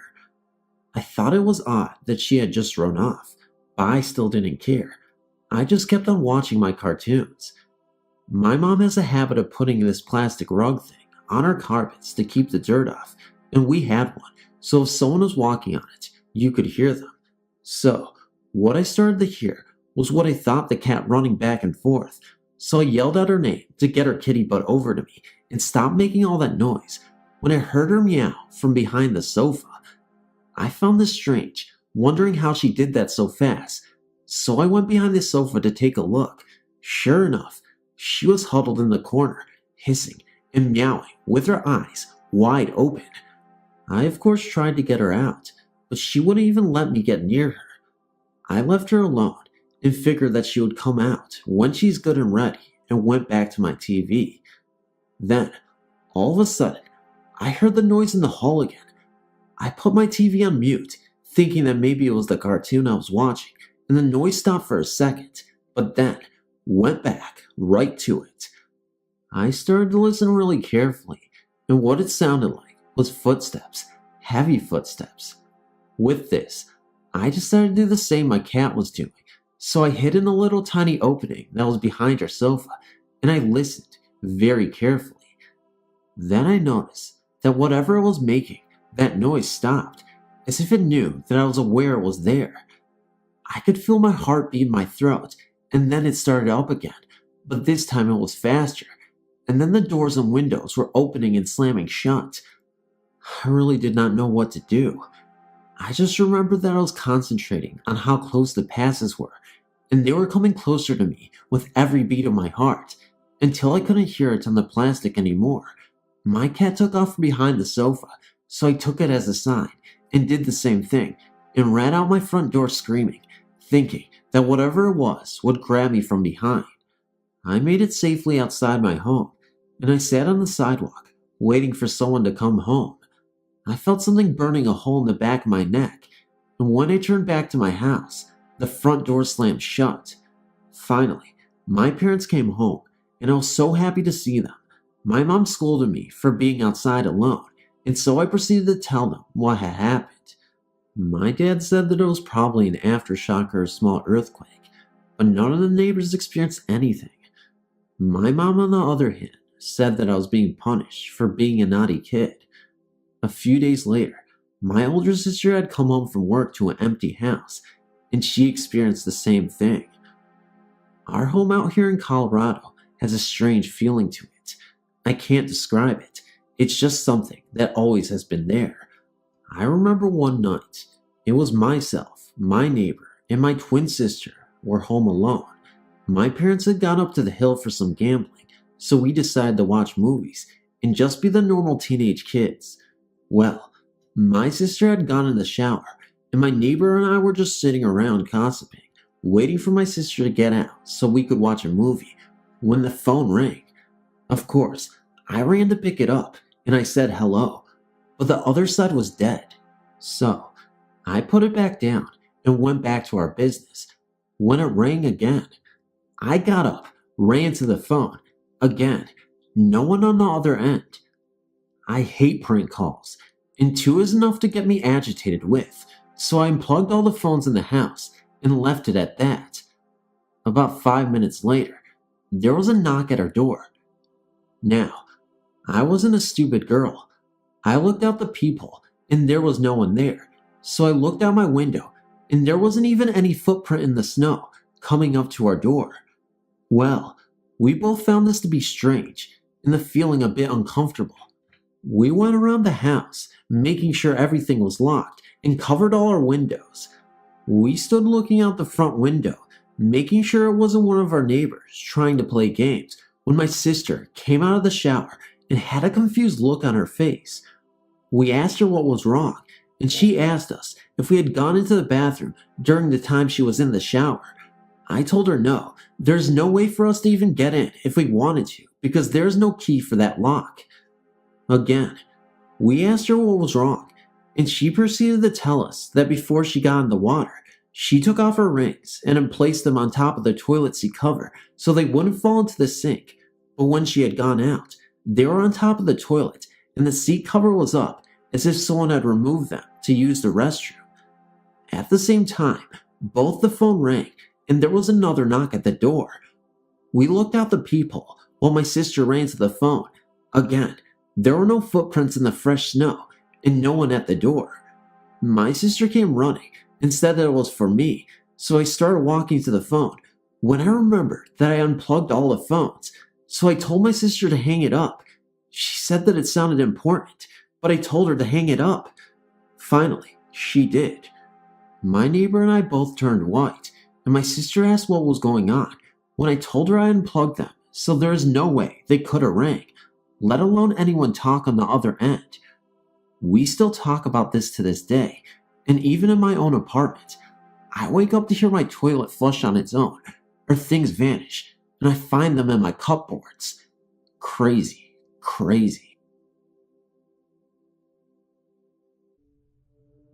About 2 years ago, my first love was shot to death and died instantly. I was devastated when it happened, but one night, he came to me in a dream and told me he loved me and he didn't want to see me cry over him anymore because it hurt him. It was really strange because I woke up immediately after that and I just started crying so hard, but I only cried for a few minutes because I remembered what he said and I stopped. I didn't want to hurt him. I remember the dream feeling so real that when he held and kissed me, I felt so safe and secure, like he was really there with me. I never really cried over him again after that day. Sure, a few tears here and there when I visit his grave, but I never cried uncontrollably again. I never forgot about him, but I moved on and tried to make happiness in my life without him. Then a few days ago, a really good friend of my mother's came to visit us for Thanksgiving. Now, I never knew this before, but she has the power to feel the presence of ghosts and spirits. She can talk to them, hear and see them. She was scared to tell my family about this gift because she thought we'd call her crazy. Finally, she just couldn't take it anymore because she said we had a ghost in the house that was influencing my thoughts when I would sleep. She said it was a man and he lived in my room and his favorite place was at the foot of my bed. I was a little skeptical at first because I had never had that sort of thing before. I asked if she could see and hear him, and she said yes. She told me that he had black hair, sharp brown eyes, olive skin, a mustache, and he was about 5'8". The way she described the man sounded exactly like Raymond, my deceased lover. She asked me who that was, and I told her the story. She got this freaked out look on her face, and then I asked her how long this man had been living in my room. She said that before I could even finish the question, he answered me 2 years, and she repeated this answer to me.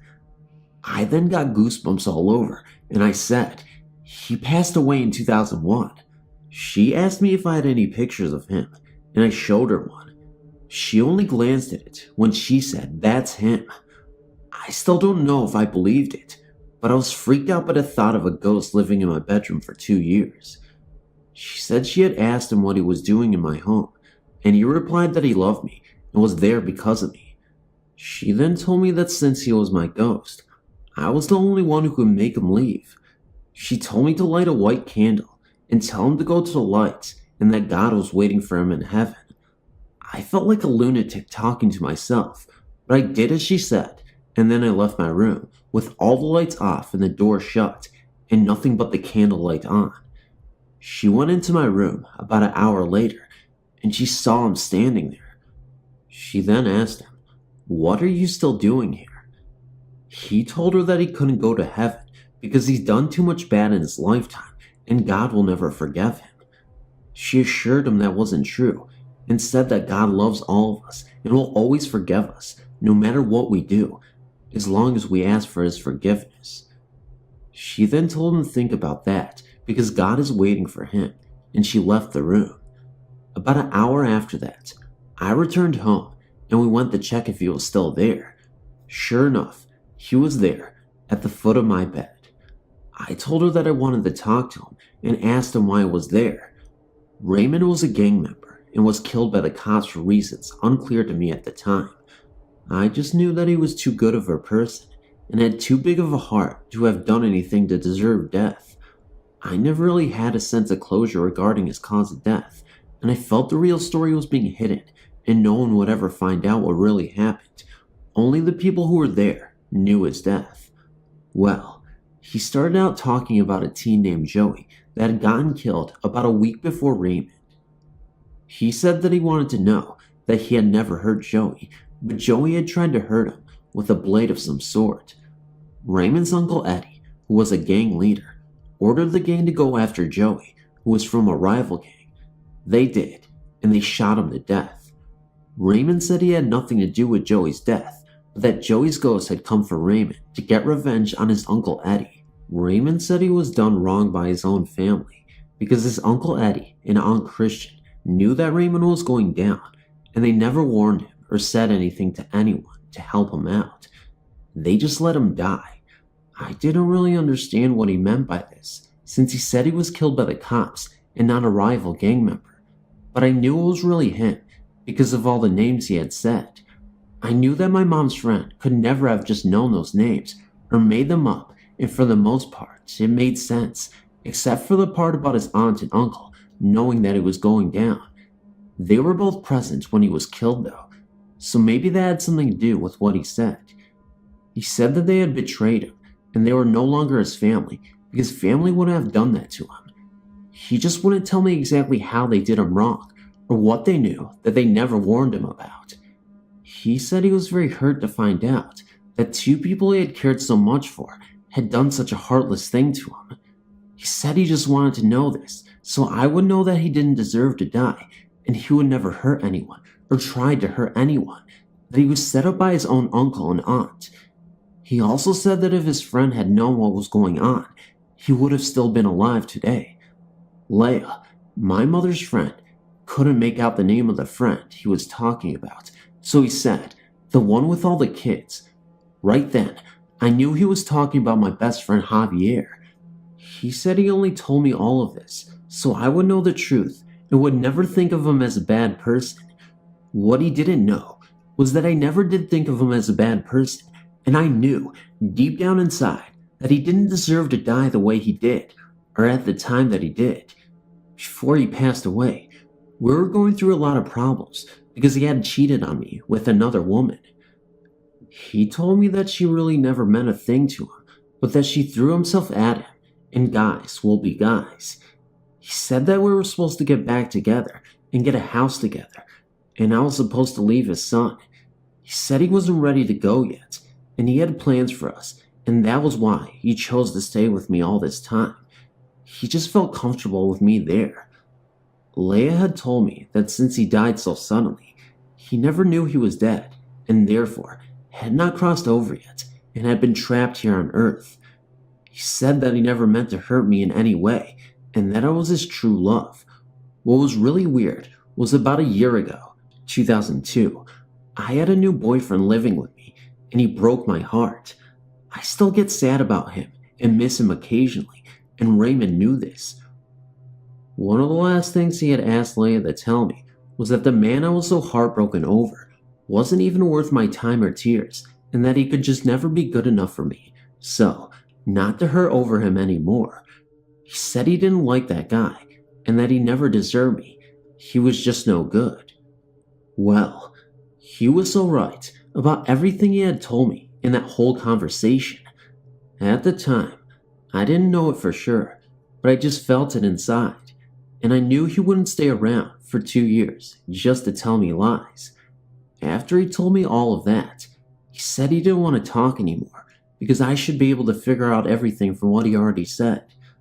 Leia and I then asked him to go to light and go with God.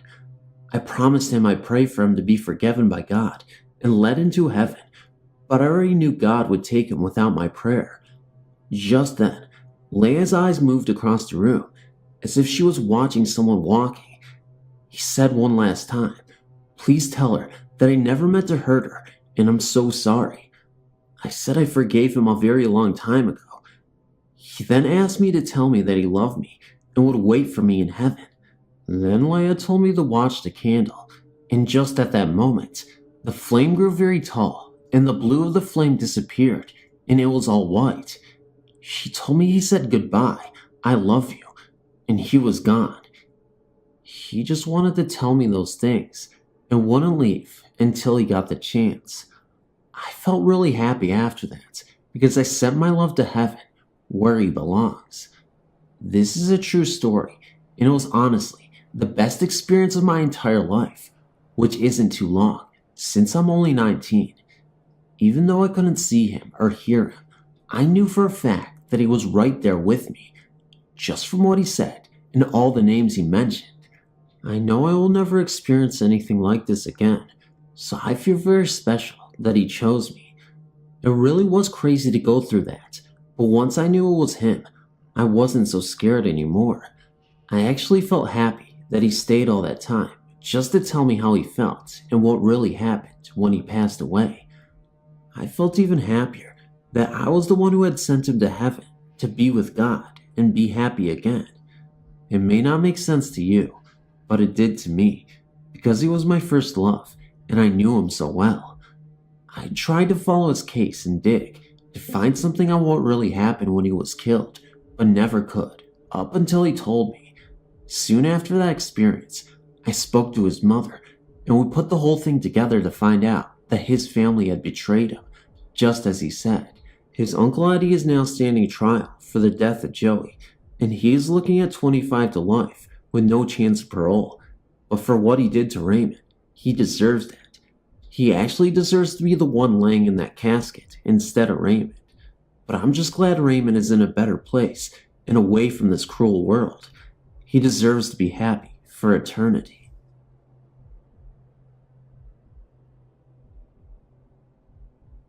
This happened over a span of time from June, my last visit on October 31st.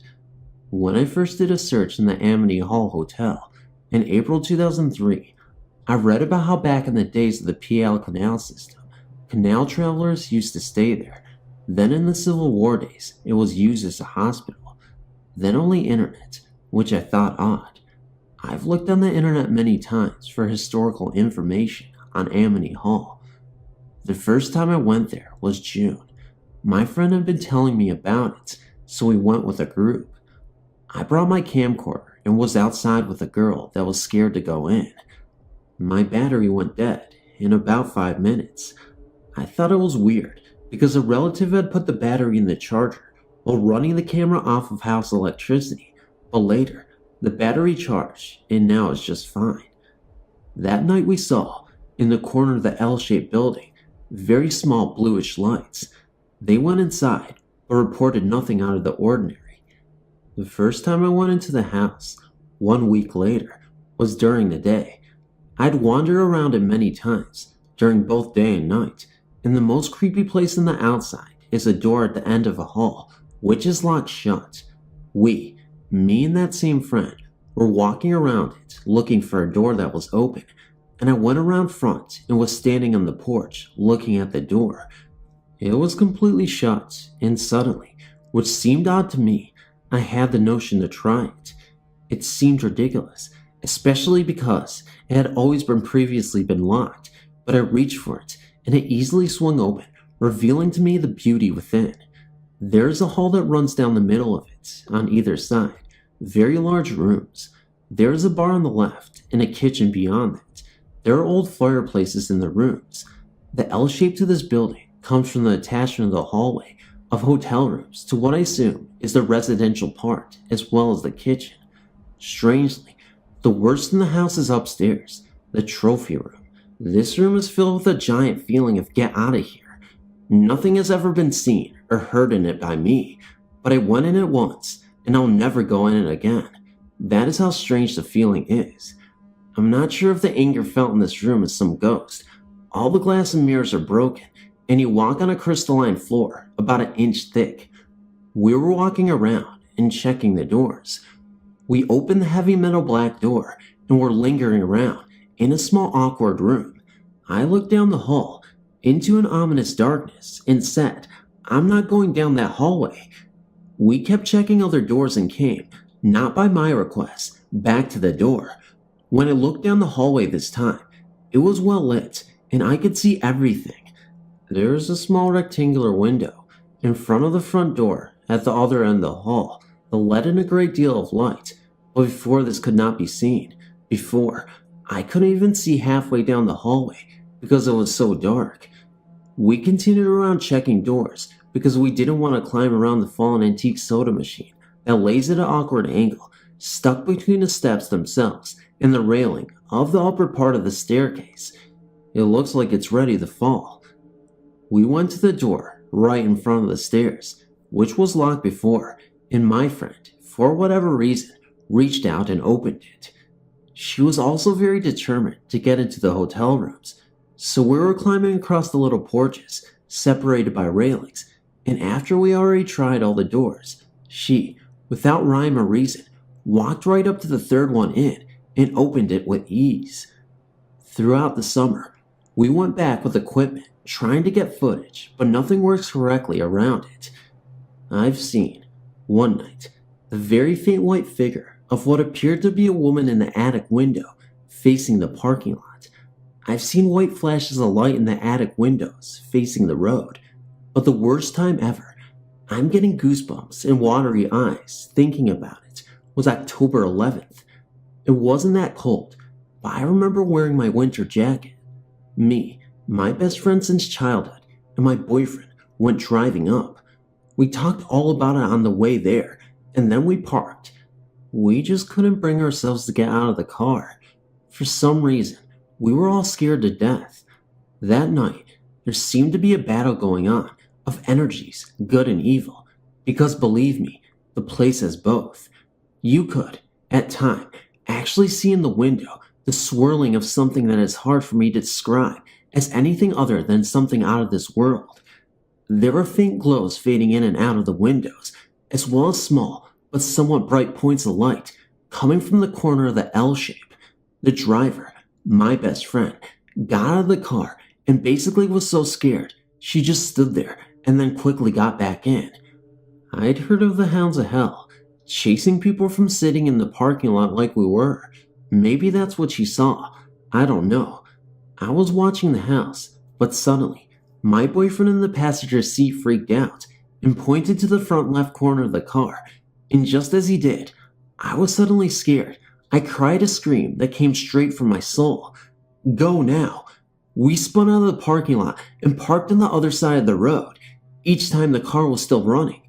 My boyfriend was talking about what he saw, which was a black figure, not the shape of a dog, but about the size of a dog, lingering around the front bumper where the driver was standing. We were talking about how still, from this far away, the house felt creepy and strong. This may sound weird to some, but I don't care. I was sitting in the back seat on the right side, the side of the car that was facing the woods. Suddenly, I got this creepy feeling that something was outside the window. I knew it was watching me. In the front, my friends were talking, and just as I was turning to look out the window, in a split instant, my boyfriend, the passenger, started freaking out, screaming the driver's name, and to start driving. I was, somehow, too slow for this. The timer was just about right, that I never got to see with eyes what I already knew to be there, just outside the window, not just watching, but glaring at me. I hadn't even began to describe what I experienced when suddenly it started coming from my boyfriend's mouth. He was trembling and telling about how something was outside my window, looking in at me, and it wanted to hurt me. He said there was a woman outside his window, silently screaming at him, which is why he screamed. I started crying and going into near hysterics because what he was describing was what I felt, and at the height of my terror, he was the one who freaked out. It was one of the most horrific paranormal experiences I've ever had. He said he could clearly see her, and that it looked like the female was bleeding a lot, and that her clothes were from the 1800s. The last time I was there, October 31st, It seemed like respectful party people had taken up part-time residence in the house because furniture had been all moved to one room and there was no further damage to the house. I later found out that several of my friends went later, and the house is now inhabited by a cult of some sort. They have told me that they spoke with someone. Whatever the case, I don't think I'll ever go back at night. There's something there that is anchored with me for some reason. I'm still looking for history to figure out who the woman and man were outside of my car. I would appreciate any ideas you might have for why the male gave off the feeling towards some and no one else in the car. My boyfriend is also wondering the same thing about the male. To be honest, I don't think I'll ever go ghost hunting anymore either, because I've been so frightened by the above events.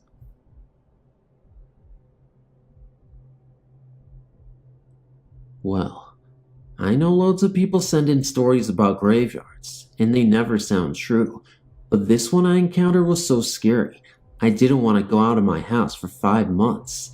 Basically, my two friends, Ursula, Nikita, and I, were sitting on the wall of this graveyard we used to hang out in when I decided to take a visit to my friend, who is dead, in the cremation garden and have a talk to her. Nikita and Ursula knew I liked to spend time on my own, so they left me to it.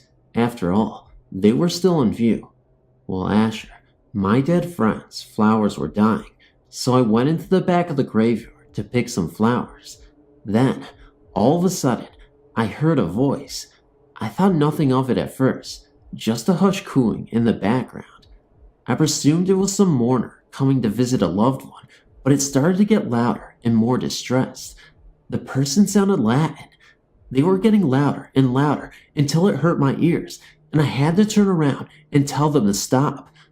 But then, when I turned around, nothing was there.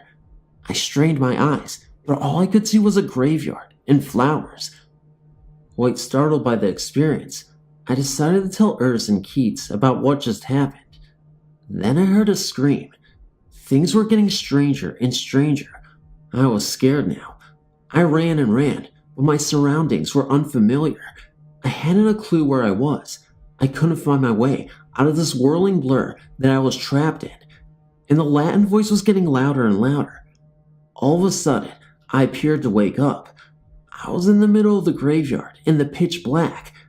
I panicked like you would. I was so utterly confused. I looked up to see a blurred figure, and I screamed. The figure was about my height and my size, but it had no face. It was nothing. It was just there. And as I stared at it, it came closer and closer until I was practically inside it. And it stopped dead in front of me. And then the Latin voice came back. Quiet at first, but louder it grew, louder and louder. I let it. The next thing I knew, the figure was fading and fading into nothing, until that's all it was, just nothing. Eventually, police found me and rushed me to the hospital. They said it was just my anxiety hallucinating me, but I'm sure it was something more, something that won't leave my head. You see, every night when I go to bed, I say a Latin prayer and hope that the figure I see will rest in peace, but that didn't stop it from scaring the hell out of me. Please make sure you don't wake up at exactly 3:12, because I do, and I hate it. I see the figure at the foot of my bed, with a face and everything. She's a little girl, and she screams, silently, but she still does it, and it scares me. She hasn't hurt me yet, though. When I was 14, my family moved to Seattle, where my father was to do some teaching. We rented a beautiful old house. From the time we moved in, I was uncomfortable. I would turn quickly to think I saw someone move, just out of sight. I was placed in a downstairs room, which seemed to have the largest amount of activity.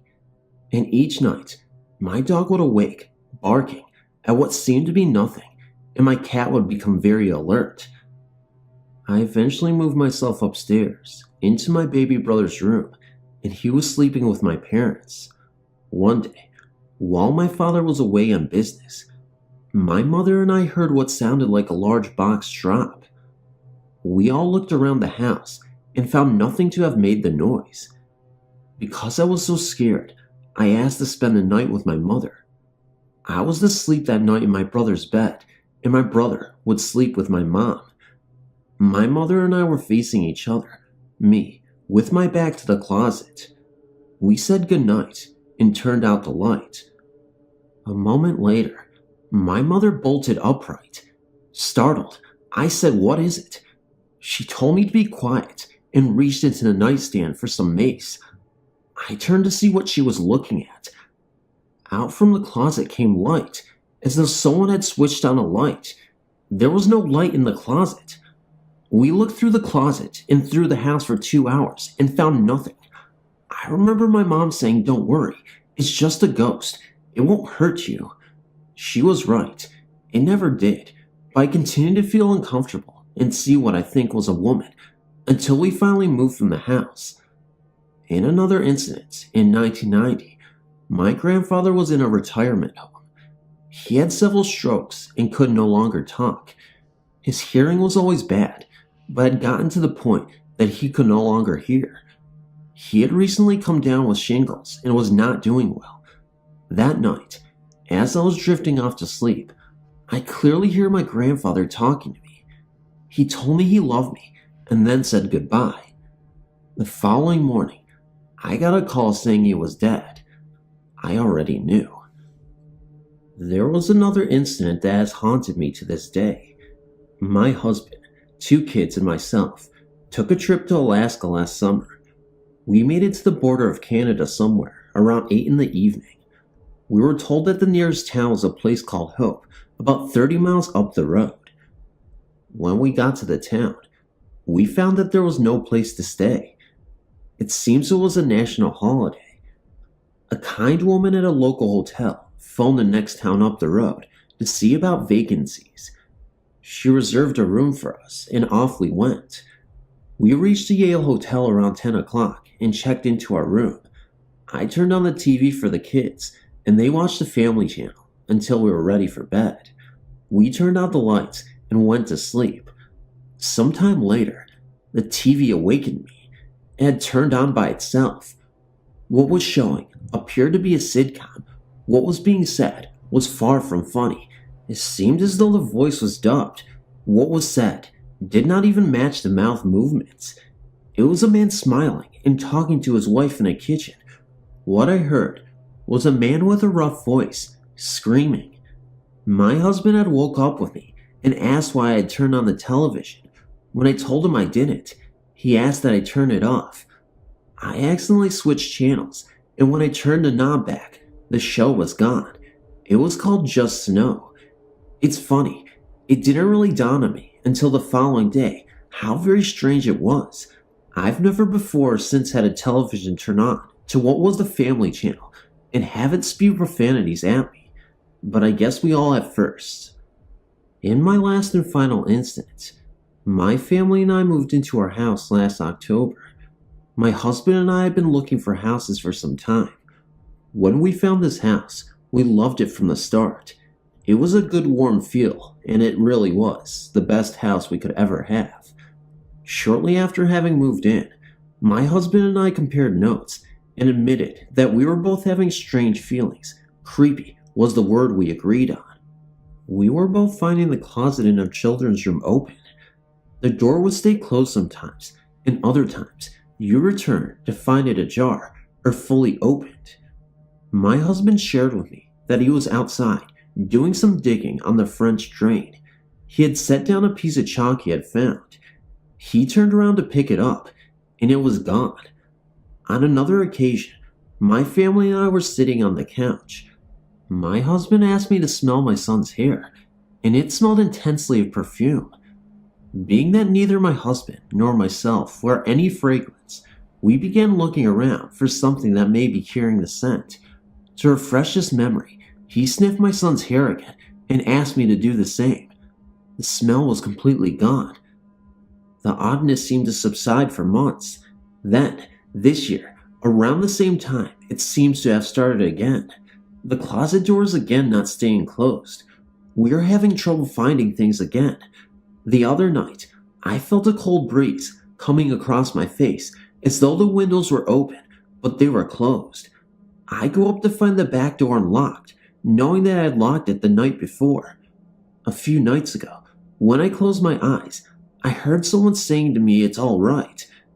After looking up the site and looking at the pictures, I decided to try my hand at photographing the potential presence.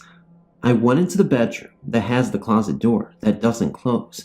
I said out loud, though I'm not comfortable with the idea of having a presence in my home, I think I could deal with it better if I knew whether or not you exist, and since I have children, and they would be able to see you if you exist, I feel I need to be aware of that fact.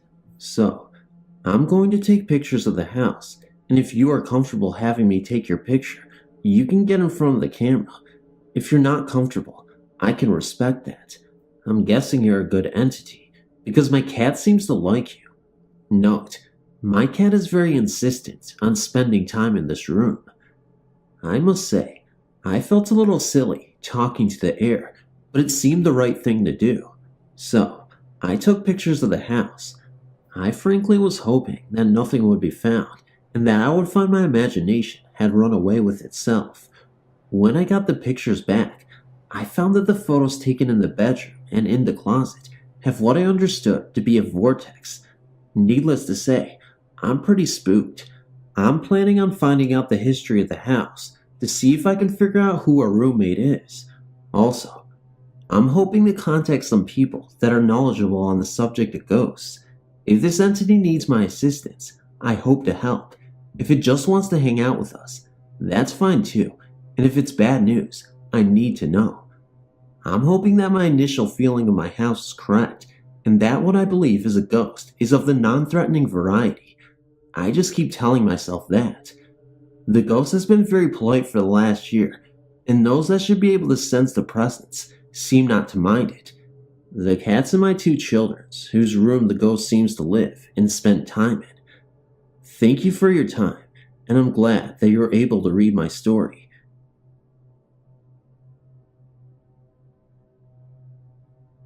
I grew up in a small town in central New Hampshire. When I was 18, one of my friends took me to a grave, which is located on the side of a road. The grave lies off the road, about 10 feet. The grave is that of a young boy named Miles Tyler, who died in 1811. He then told me about some of the experiences he had. I was a little skeptical of the stories. He had said that sometimes you will hear leaves and branches moving, and there is no wind. Also, branches will crack and break. He had also mentioned that if you left food out, it would end up unwrapped and partially or completely eaten, even unopened cans of soda. The next day, I was over to a friend's house and told him of the story, and he also admitted of hearing this and being true. So, we planned a trip up there with a group of friends. One of these people was a girl who was into the ghost and spirit thing at that time. She was into the Ouija board and seance stuff. We arrived there about 11 at night, so this way we wouldn't have any traffic or intrusions by passerbys. The girl and her friends started to try and communicate with the boy who was buried at the grave, while the rest of us watched intensely. There was one person there who was mocking the whole thing, and definitely was a complete non-believer and had no respect for the dead whatsoever. They had made contact with the boy within 2 or 3 minutes of trying. The spirits they were talking to was getting aggravated at the person who had been mocking him. I at that time didn't know what to believe. I just kept watching, my eyes glued on the ever-moving oracle. Soon, we all heard the leaves and limbs rustling in the woods around the grave. We all started to get nervous, while the person who had been mocking this whole event picked up his own pace. This just made things go completely out of control. Now, we could definitely hear the branches breaking, and it started to rain. Suddenly, the guy who had been mocking this whole event was staring at the headstone in complete fear. That's when we all noticed that it had moved. It had tilted to the left at least 2 to 3 inches. That's when we all decided to leave. Me and 2 of my friends jumped in my truck to leave. It wouldn't start.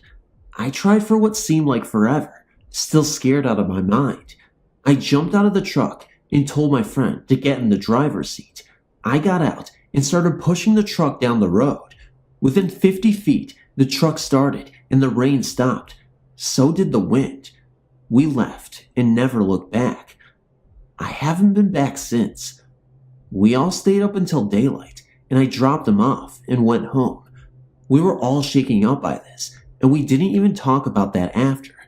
That morning, I told my mom what had happened. Funny thing is that she did not say that she didn't believe me, but just chose to say, "I hope you have learned your lesson and don't go back." I'm sorry for the lack of names, but didn't want to involve anyone without their permission. I now live out of state and have lost track of most of them.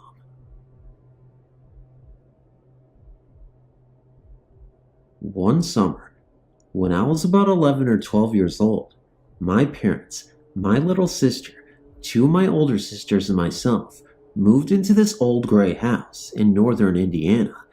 It had a cement sidewalk that went around to the back of the house, and at the back of the door, there was a date and two footprints and a handprint. The date was about 1812, if I remember correctly. It has been at least 10 years since this has happened. Anyway, right before we moved in, my two older sisters wanted to stay the night at the house, so they did. They felt real uneasy after being there for a while. They sat on the floor, back to back, wishing they hadn't done this. All of a sudden, they heard a loud banging noise coming from the basement. They called the police from the neighbor's house. After the police checked everything out and found nothing, they left. Once again, my sisters, still scared out of their minds, sat on the floor. They heard it again. So once again, they called the police. They showed up and stuck around a while to see if maybe they could hear it. About 15 minutes or so later, they heard it. One of the police officers told them that it was just the old furnace in the basement making noises. My sisters had a good laugh and finally drifted off to sleep. When we finally moved in and settled down, I wanted to really check the place out. In my room there was a walk-in closet about 12 feet in length, and on the left side inside the door was a smaller door that we assumed led to the attic. I felt very odd every time I had to go to the closet. One night, my little sister decided that she was going to sleep in my bed with me. Of course, being the brave sister I was, I picked up my little book of ghost stories and began to read a story entitled "Phone Calls from a Ghost." All of a sudden, the light in the hallway began to flicker. It was the light we were using to read the book by. We got scared, and I threw the book out my bedroom door. We laid there talking, wondering what caused that to happen, when we began to hear music and lots of voices coming from the attic. I could hear a child running around and laughing also, but my sister says she didn't hear that. We decided to go downstairs and sleep in her room that night. A few weeks go by, and one of my older sisters bought a Ouija board. My mom didn't like the idea of it being in her house because her mother always told her that they were of the devil. But, being a little curious herself, we all sat down and watched as my mother and older sister began to play the game. The spirit in the board said his name was Ghoul. I'm not sure how it would be pronounced, but I remember how it was spelled. We asked it some silly questions, and then my mom asked it a more serious question about if one of us was going to die, when, and how. The board told her something. She wouldn't tell us. Then she got really mad at the spirit and began calling it names. The little device that you put your hands on began moving around the board really fast in a figure-8 pattern no one was touching. Then it flew off the board and sailed across the front room into the dining room. My mom told my sister to get out of her house and never mention anything about what had happened. But she didn't take it out. She just put it in the closet in my room. One night, me and my little sister decided that we were going to be gypsies. So, we got our crystal ball, which was nothing more than an electric candle with a blue bulb, and sat in the playroom and turned off all the lights. My mom was the only one home, and she was downstairs. We sat next to the candle and began chanting, "Oh spirits, if you are here, give us a sign. We want to know who you really are and why you're here." Over and over we chanted. Just then, I felt this cold chill. The windows were closed, and it was midsummer. The bulb in the candle flashed, and then went out, and I heard someone whisper, "I'm here." It sounded like a child's voice. Then, the hall light flashed twice, and then stayed on for about 5 or 10 seconds, and went out. My sister and I ran down the stairs, across the dining room, and into the front room to where my mother was sitting, reading a book. We asked her if she flashed the lights just now, and she said no. See, my mom can't walk very well. She can't run or walk fast either, so she wouldn't have been able to get to the stairwell, flash the lights, and get back to her seat in time before we made it down the stairs. She didn't even notice the lights flash. Needless to say, we didn't go back upstairs. The next weekend, I stayed with my friend Robin.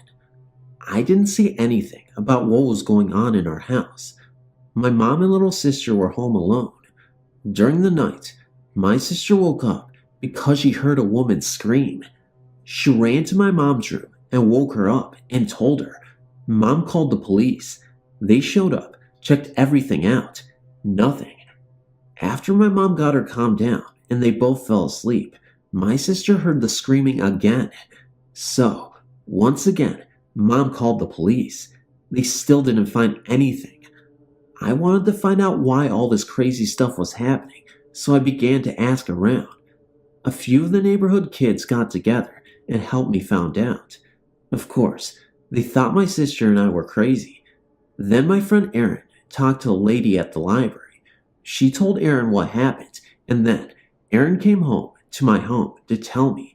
We were standing outside the house, on the side where my room is below the window, in my walk-in closet. She told me that there was a mom, dad, and child who lived here a long time ago. One evening after school, the little boy was up in his room, which was the same room I had at the time. The mom was standing in the hallway, talking to him, when the dad came home. He was drunk and told him to come down. She looked at the boy and told him not to come down. He could hear his mom and dad yelling, and then all of a sudden, he heard his mom scream, and she just kept screaming. He ran down the stairs and into the kitchen. There was blood everywhere, and his dad was still stabbing her in the chest and stomach. He turned to the boy, and he said, "You're next." He ran up the stairs and locked himself in the attic. The dad took the mother's body and went down to the basement. In the basement, there was a little cubbyhole in the wall. Inside that hole was another hole. He put her in the second cubbyhole and went after the boy. He kicked the attic door open, and when he found the boy, he began stabbing him, little at a time, just enough to make him bleed a little bit. The neighbor heard the boy's screams and called the police. The dad took the boy, still screaming, and went down to the basement and climbed into the second little cubbyhole and finished killing the boy. He then took his own life. After Erin finished telling me the story, I looked up at my window, and it was like I was looking at a family photo. I could see the mom, dad, and boy looking down at me. She was wearing a whitish sweater. The dad was wearing overalls and a plaid shirt, and the boy was wearing a pair of overalls and a plain t-shirt. They looked happy. Then I looked at Erin, who didn't seem to notice them, and then I looked back, and they were gone. After everyone went home, and I could sit and tell my mom about it, who didn't believe me anyway, I began putting things together.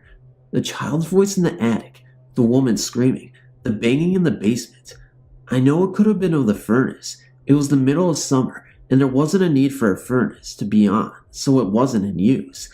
I still had the visits from the family, but nothing as bad or as horrible as what they went through when they were alive.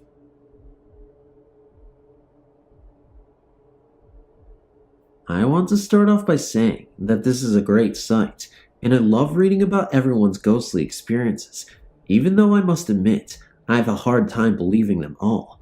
There's some stories that you can just tell that the person writing it is a kid with an overactive imagination. I only say this because even though I am a believer, I am a college educational rational individual, and I can also be the biggest skeptic you've ever met, which brings me to this incident that occurred while I was still in college. I just want to stress to everyone that's as skeptical as I am that even though this experience sounds extremely unbelievable, that this is true and it really did happen. I know that this is long, but bear with me. I want to make sure I didn't leave anything out. This experience happened one late night in October in 1994. I was a junior in college at the time and had very little free time to do anything because besides class, I also worked part-time and was very active in my fraternity. Every year, we would have a big Halloween party at one of our fraternity brothers' houses and just have a completely wild, chaotic night, but nothing can compare to what we all experienced that night. I got to the party shortly after it started, got a beer, and noticed people coming out of the basement.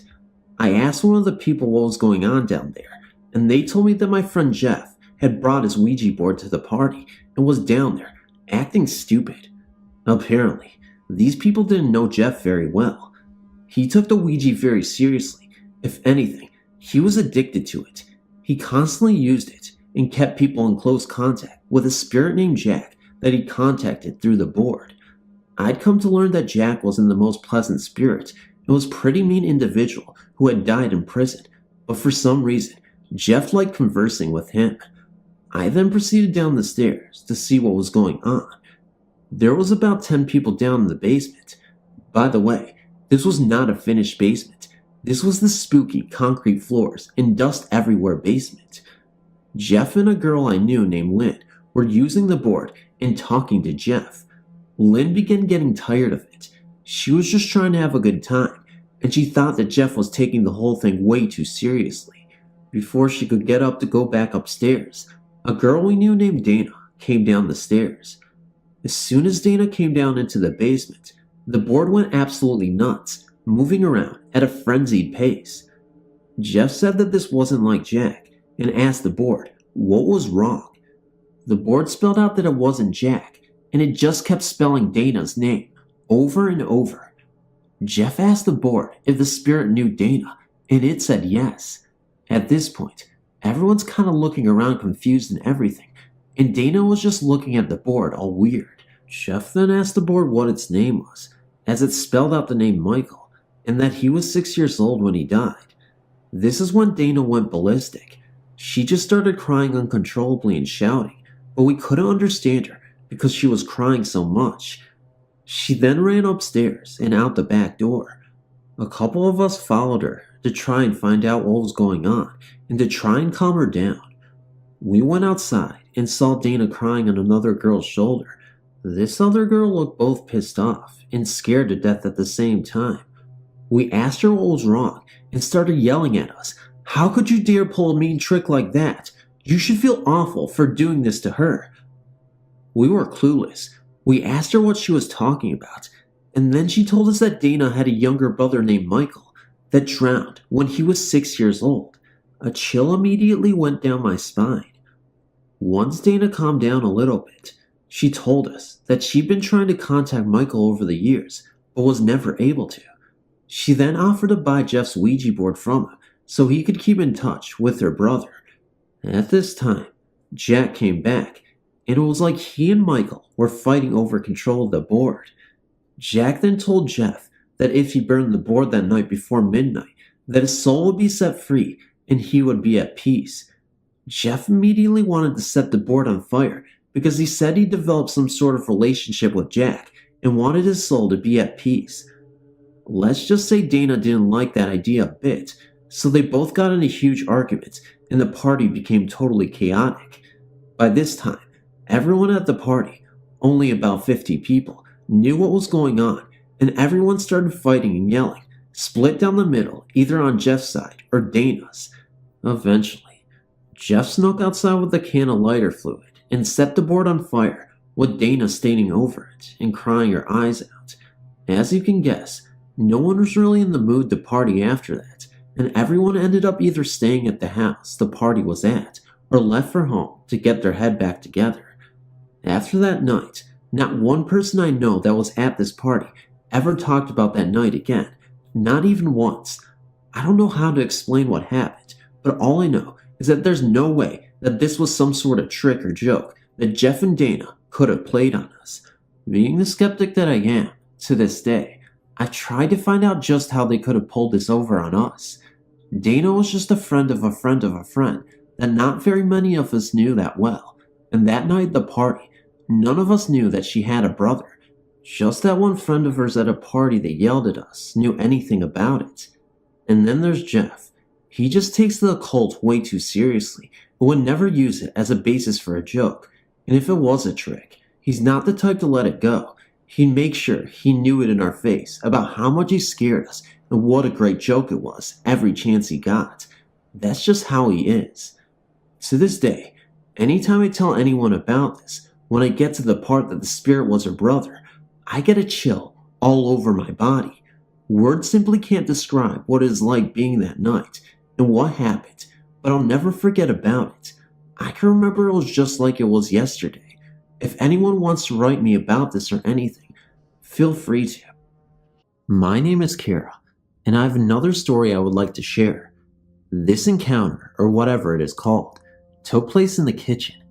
It was about midnight, or 1 in the morning. My mother was asleep. I was on the computer playing Brain Teaser or something, and my dog, Susie, a collie, was lying next to my chair. As I was playing my game, Susie started to make a noise in between a bark and a growl.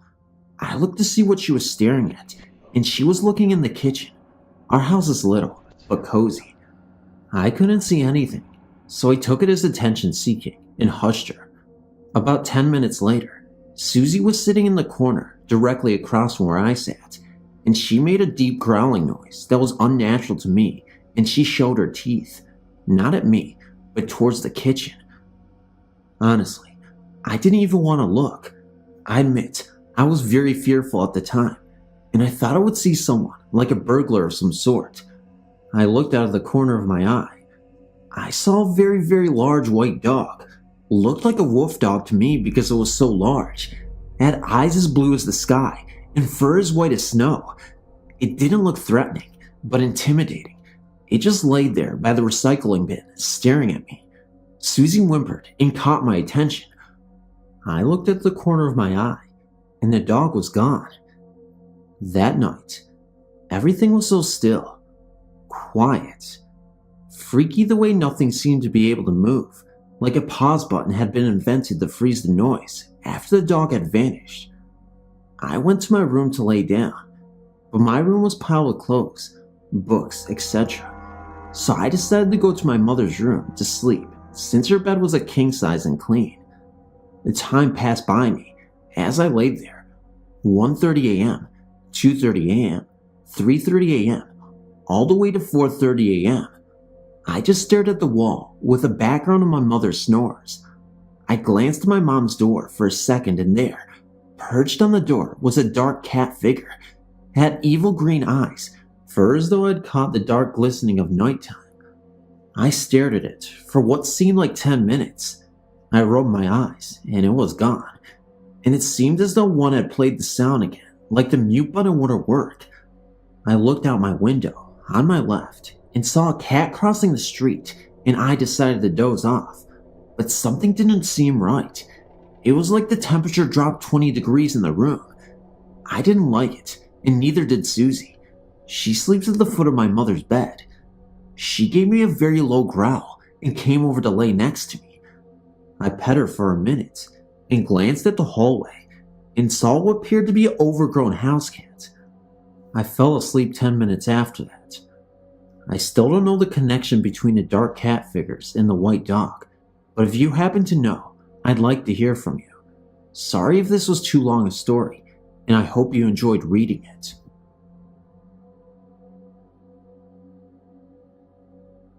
One day last year, me and my friend were in my house on our own. I decided to make noodles for us to eat, so I started to prepare them when we heard noises upstairs, but we just continued chatting. About 2 minutes later, we heard it again and ignored it, once more thinking it was just the floorboards. Suddenly, about 5 minutes later, we heard it again, but louder. The sound was like there was someone in my house, walking around upstairs, opening and closing doors, but we were home alone, so we thought we'd go and check it out, but we were a little scared, so we both got knives in our hands just in case it was an intruder, and crept up the stairs. When we got up there, we checked everywhere, even behind doors and under beds, but there was no one. We were now really freaked out, so we went downstairs and turned some music on, but we turned it up really loud and started to eat. Again, about 10 minutes later, we heard footsteps, but this time coming up and down the stairs, but not actually walking into the kitchen, just on the stairs. Now we were getting really scared, so we went outside with knives in our hands just to check our neighbors weren't in. I live in a semi-detached house, just in case it was them making the noise, but then I checked and remembered they were at their caravan for the weekend, so it couldn't have been them. So, we went inside again, and immediately after we sat down again, we heard a loud drop, as if someone had dropped and hit the floor. We decided we were going to go upstairs again, so we went outside again and found my friend's mom, and she came in and checked the house with us. We checked everywhere for about 5 minutes. When we were convinced there was no one there, she asked me if anything was missing, and I said no. Later that night, I was going to bed, and I noticed one of my cuddly toys was missing. Yes, I still have a cuddly toy. But what happened earlier that day didn't cross my mind, and I just assumed it was down the side of my bed, but I was too tired to look, and I just forgot about it. The next day, I was in my attic looking for something, when my eye came across another thing. I went to look, and to my amazement, it was my cuddly toy. I am convinced that I'd never had it up there in the first place. I'd only been up there a few times before, and never took my toy up. I'm still convinced to this day that it wasn't just me and my maid in my house that day, but another person as well. Just recently, a new boy moved in and has since become my friend. I never told him about that day, but one day, he came up to me and explained that he was sitting downstairs the night before and had heard what sounded like footsteps upstairs, and it stopped, but 5 minutes later, he heard a bang that sounded like something had been dropped and landed on the floor. Then, he went up to check and noticed his computer was turned on and logged him in, signed him into MSN, and started downloading a song. The only problem was, he had never heard of the song before, and he was home alone. He asked his parents if they knew anything, and they both had never heard the song either. His sister is disabled, so she couldn't have done it. We checked the internet and found a site that had death records of our area. We checked it out and typed in our street, and it found results of 3 people. 2 of them were mother and son, and the other was a girl who lived with her parents. But the boy, the girl, and the boy's mother had been out walking one day when they had been hit by a car, and all 3 died. The son and mother lived in my house, and the girl lived in my friend's house. This was very interesting to them, and we checked them out, and one of the children's interests had been listening to the band whose song had started to download on my friend's computer. We now believe our homes were haunted, but now, the spirits have moved on, and they only stayed because they wanted to have one last look at what used to be their childhood house. Thanks for reading.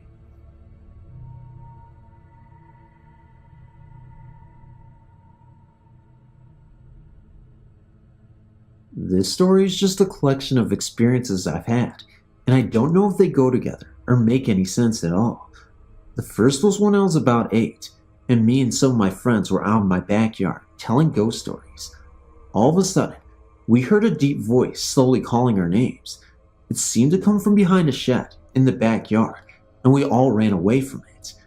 We ran into the house and then calmed down, thinking it might have been my father, but then I realized my father was at work, and all of our neighbors were pretty up there in age, and I doubted they even knew our names.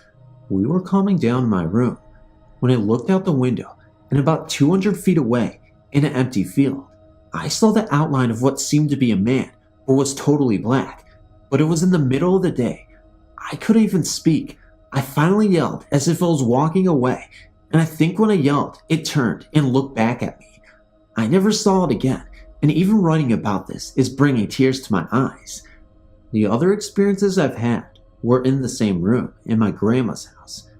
When I was young, I used to sometimes go to my grandmother's and stay for a weekend or a night.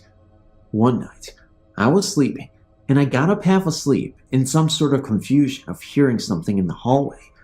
I looked down the hall, and there seemed to be a shadow of a tall man against the curtains with moonlight shining through them. I wasn't scared like the first time. I actually felt like this was a man watching over me, and for some reason, I had a weird feeling it was my great-grandfather. The other time was when I was about 16. I was actually living in that room because I moved out of my parents' house temporarily. It was a typical night. I lay down to go to sleep, but was having some trouble. I finally started to get drowsy, and I rolled over onto my other side, and then, out of nowhere, I hear my name whispered urgently into my ear. I even felt the air. I jumped up, and no one was there. I had the door closed, but my grandpa was somewhat of a jokester, so I thought maybe he was pulling a prank. So, I got up and looked down the hall, and I saw him and my grandma in bed watching TV. He may be a prankster, but I doubt he can run that fast. I'm 18 now, and I haven't seen or heard anything weird since, but I also don't spend very much time at my grandma's house anymore.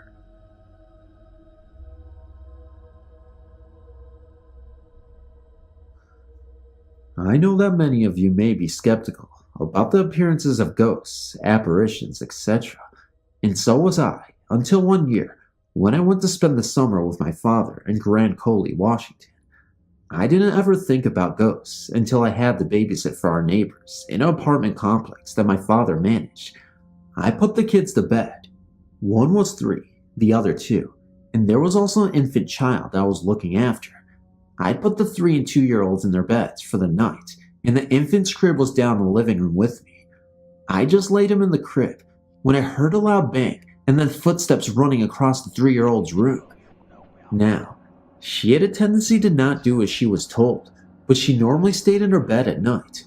But when I heard the footsteps, I assumed it was one of her cries for attention. So, I made my way up the stairs, trying to be as quiet as possible so I could catch her in the act. When I got to her room, she was sound asleep in her crib. So I went back downstairs, thinking it was my imagination. But about 10 minutes later, I heard the same thing. When I went back upstairs, she was still in her crib, only this time, she was sitting straight up, talking to someone on her windowsill. When she saw I was in there, she turned around and lifted her sippy cup up and said, "Kenny wants a cup too." I started feeling a little uncomfortable about this, so I called my dad from the upstairs phone. It's not what she said that made me do that though. It's what I saw. Now, the setup of the house has a light in the stairs hallway, so that the only shadow cast is at the bottom of the stairs. I was seeing shadows of a little, what looked to be a boy, at the top of the stairs, and I was the only one in the house besides the girl and the baby boy. The girls all have fairly long hair, and the shadow had very short hair. This shadow kept on dancing in a ritualistic Indian manner. There are a lot of Indians in Grand Coulee, and the people I babysat for are Indians. Anyway, my dad told me to get the kids and go outside, and he would meet me there. He was skeptical as he might be, but as soon as he stepped foot in the house, he heard what I was hearing. He checked things out, and when he and my stepmom got upstairs, she admittedly noticed something that made all of this a little scarier. You see, Roma, the lady I babysat for, was Catholic and hung crosses above each bedroom door. When I was up there, they were fine, but when they got up there, all the crosses were turned upside down.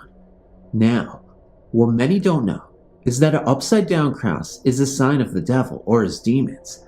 Later, when she got home, she informed us that she had been trying to get rid of the spirit for years. She tried moving, but the ghost must have attached itself to something in the house, or maybe to even one of the children. So, she finally had a priest come bless her home. That only made it angrier than it already was, I guess, because about a year later, her new house caught on fire, killing the infants I once babysat, who we like to call Puddles, and her newborn child. The police could not find the cause of the fire, but the only thing that survived were the crosses above each door. The 2 girls in Roma doorway crosses were fine, but the crosses above the infant's room were turned upside down once again. Perhaps the first time was a warning, or maybe he was just playing games with us. I'll never understand. The only thing I know is that I won't ever tamper with the other side again.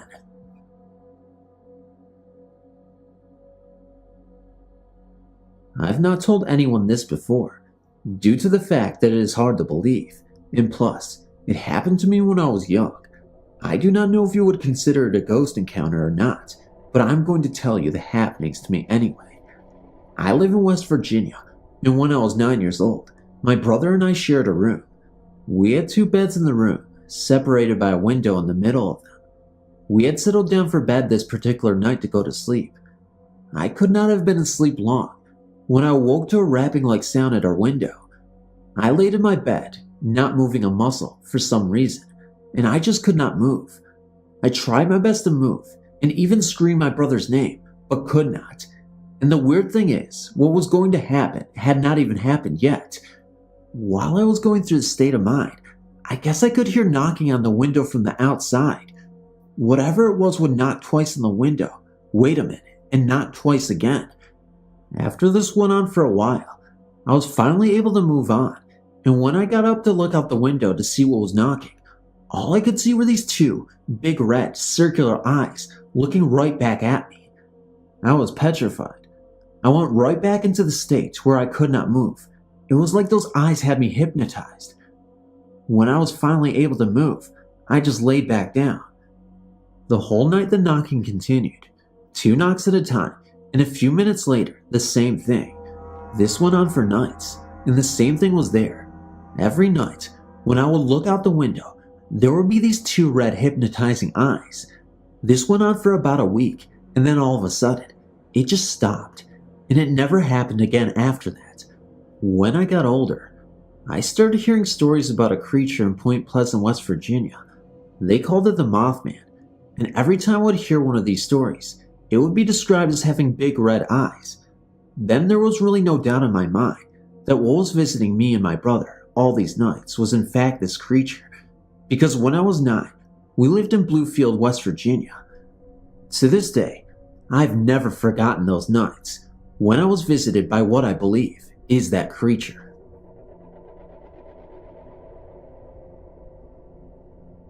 A lot of weird things go on around our home. My grandparents' house is also a little strange. I've experienced many things numerous times at both my house and my grandparents' house. First of all, when I was 6 years old, I was awakened by a raspy humming sound. I sat up in my bed, wiped my eyes, and looked to the left of my bed. Sitting there in a rocking chair with a baby was a woman dressed in an old-fashioned type gown. She was also wearing a bonnet and had her face turned towards the baby. I thought it may have been my mom, so I whispered "Mom," and when the lady in the chair looked at me, her eyes glowed red. So I yelled louder for my mom to come to me, and when she came to the door, the woman disappeared, but this chair was still there, very faintly, and rocking slowly. I never told anyone except my mom about this, and when my younger cousin was 6, she reported seeing the same exact thing to me.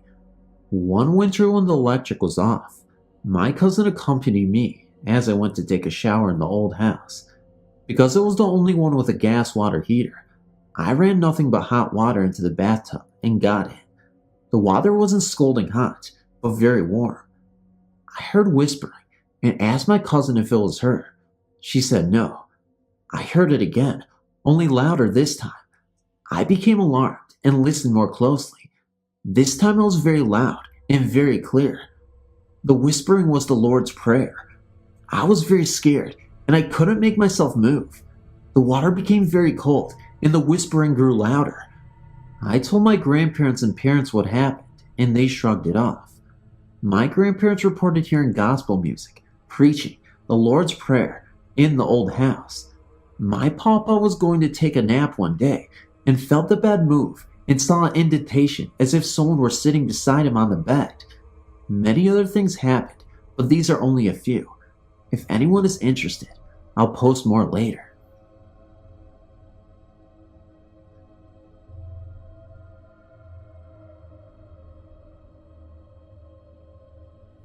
My story begins and then my belief was finally confirmed on a trip that my wife and I took to the Jefferson Hotel in Jefferson, Texas in September 2003.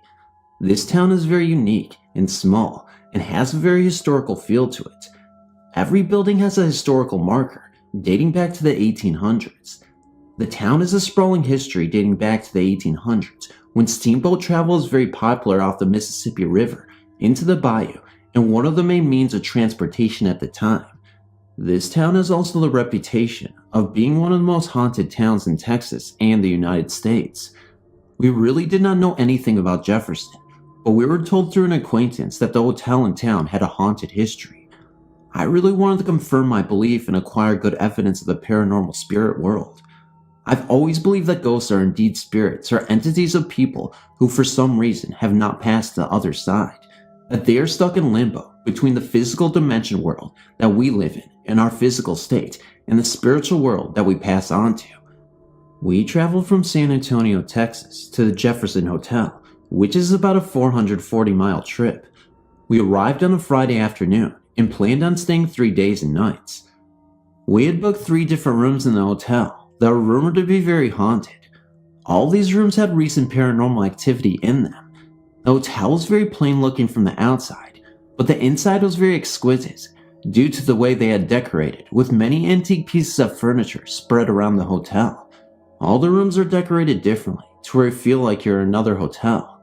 The hotel has, I believe, 23 rooms that you can stay in, and about half of those are rumored to be haunted by spirits. I had heard a story that a psychic had once ventured into the hotel and said that there were 7 spirits in the hotel. For our first night, we stayed in room 6. The room was very quaint. It had a queen-size Benedict, along with an antique tub that stood by itself in the bathroom. At first, nothing happened, which dampened my hopes, but then at 11:30 p.m., things started to happen. However, they only happened to myself. We were lying in bed with the lights off and the television on. The television was located on a dresser at the foot of the bed facing us. I was lying on the side of the bed, closest to the one window in the room. There was enough distance between the bed and the wall for someone to walk. I had exposed my right arm, resting along my side and slightly off to the side of the bed. Suddenly, something began to pull the hairs on my arm. I felt an electrical sensation, such as that when you acquire static electricity. I looked down in disbelief, but I could not see anything. I then nudged my wife and told her what was happening to me. She started to laugh, thinking that I was trying to scare her or something. Just then, while she was talking, I felt a small woman's or girl's hand and fingers drag itself all the way up my arm, from the tip of my fingers to almost my shoulder. It felt like a woman because it was a small hand. This really got my attention. I then jumped out of bed, telling my wife what had just happened. She of course could not feel or see anything, and thought I was making up the whole situation. I then had the feeling that someone was standing in the corner, between the bed and the wall, staring at us.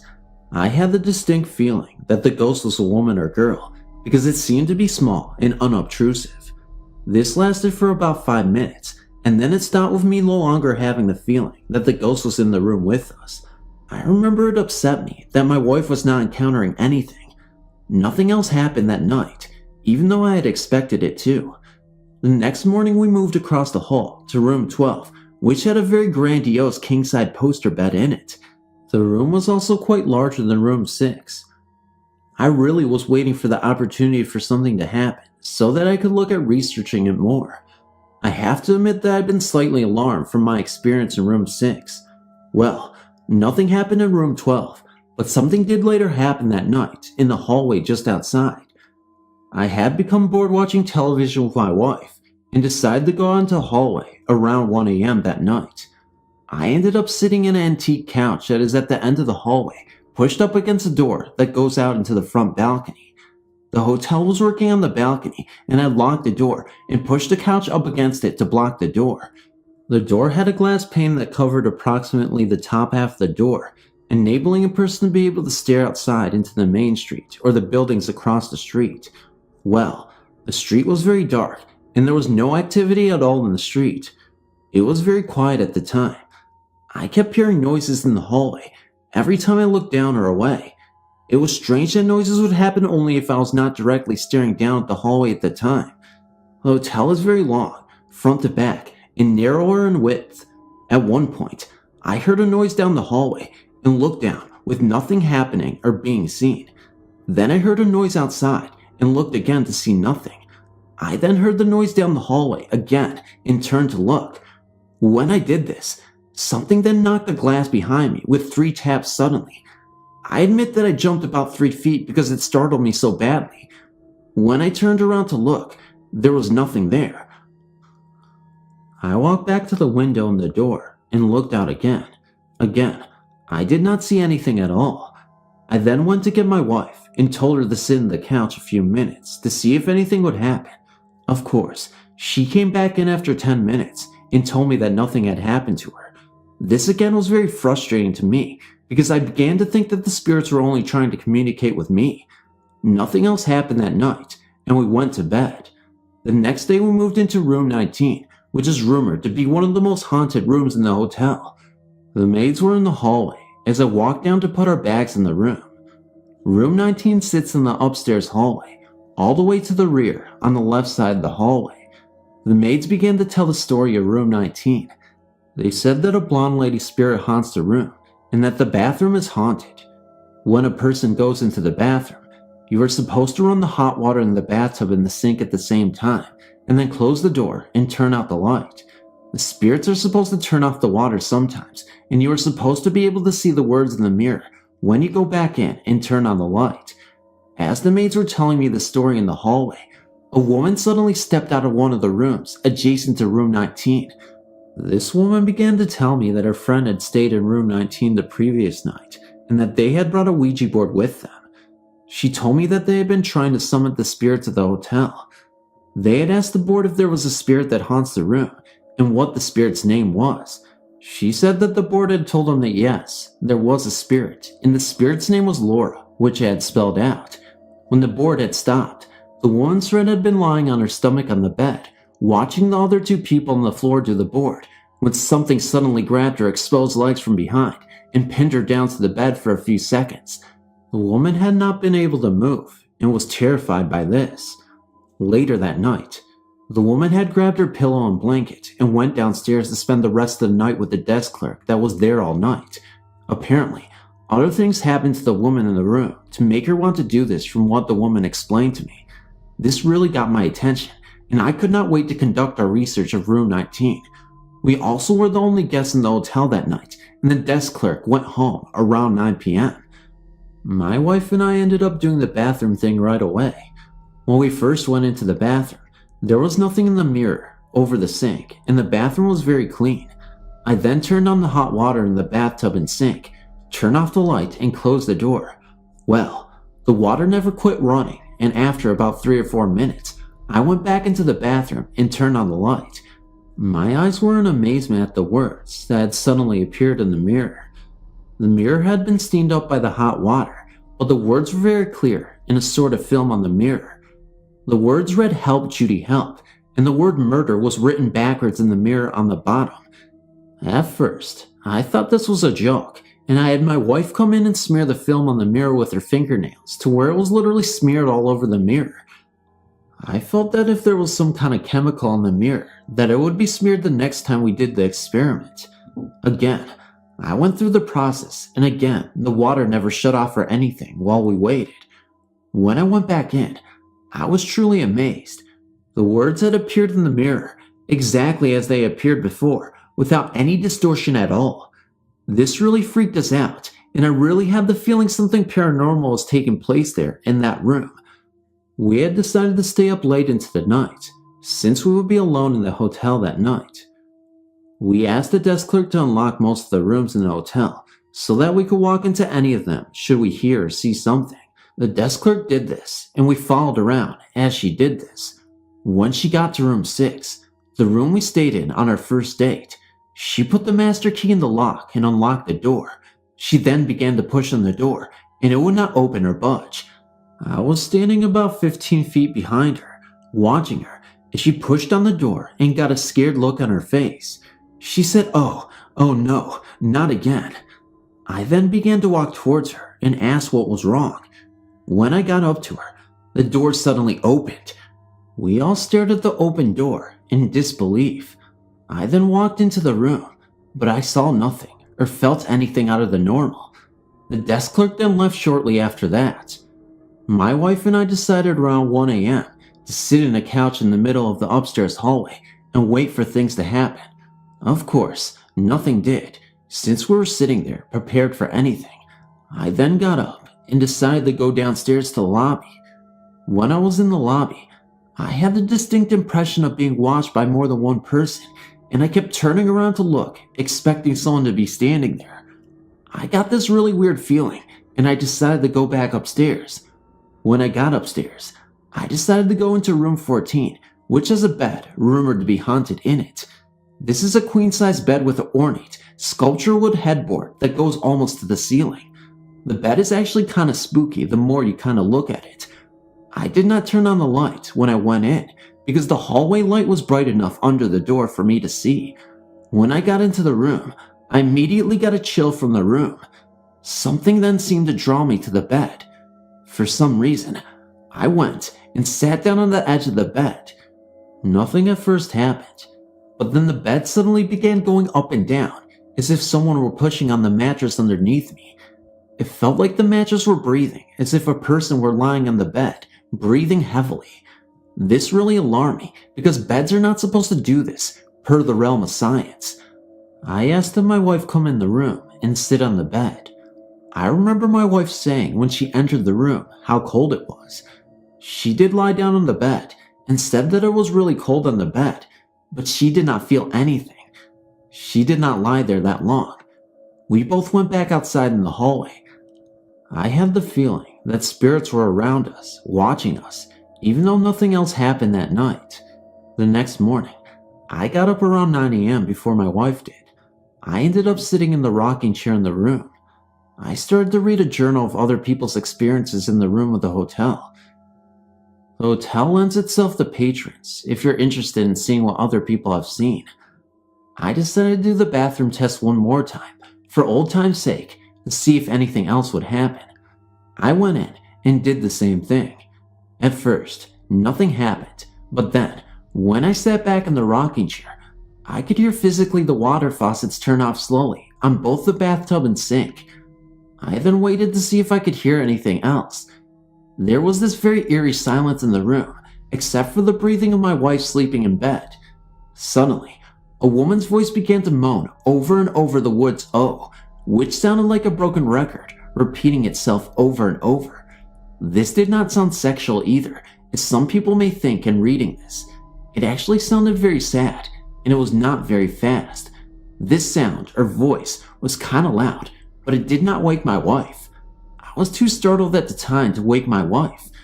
My curiosity was in trying to figure out exactly where the sound was originating.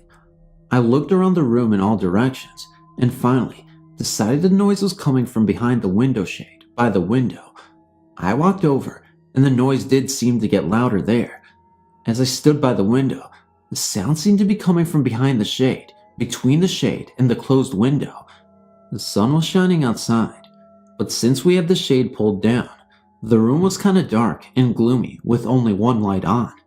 I then reached for the shade and pulled it back. When I did this, the sun then entered the room. As this happened, the water faucet suddenly turned again, and the water came back on in the bathroom. The woman's voice also suddenly stopped.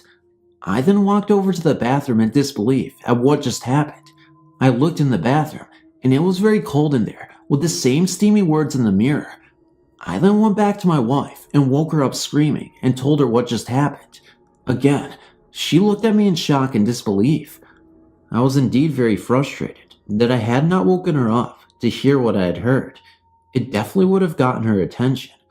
About a half hour later, we were putting our stuff together to leave. My wife was in the bathroom, and I was putting my contact lenses in, using the mirror in the room. I remember having all sorts of problems trying to do this because something kept knocking the lens off my finger. My wife screamed, "Look," and I turned around. The light was swinging back and forth from the ceiling as if someone had grabbed it and swung it. My wife was so happy that she had finally experienced something. My wife had also asked the spirit earlier, when we got into room 19, if it would swing the light at some time to acknowledge its presence in the room, and that the female spirit knew we were there. Spirit had answered our request.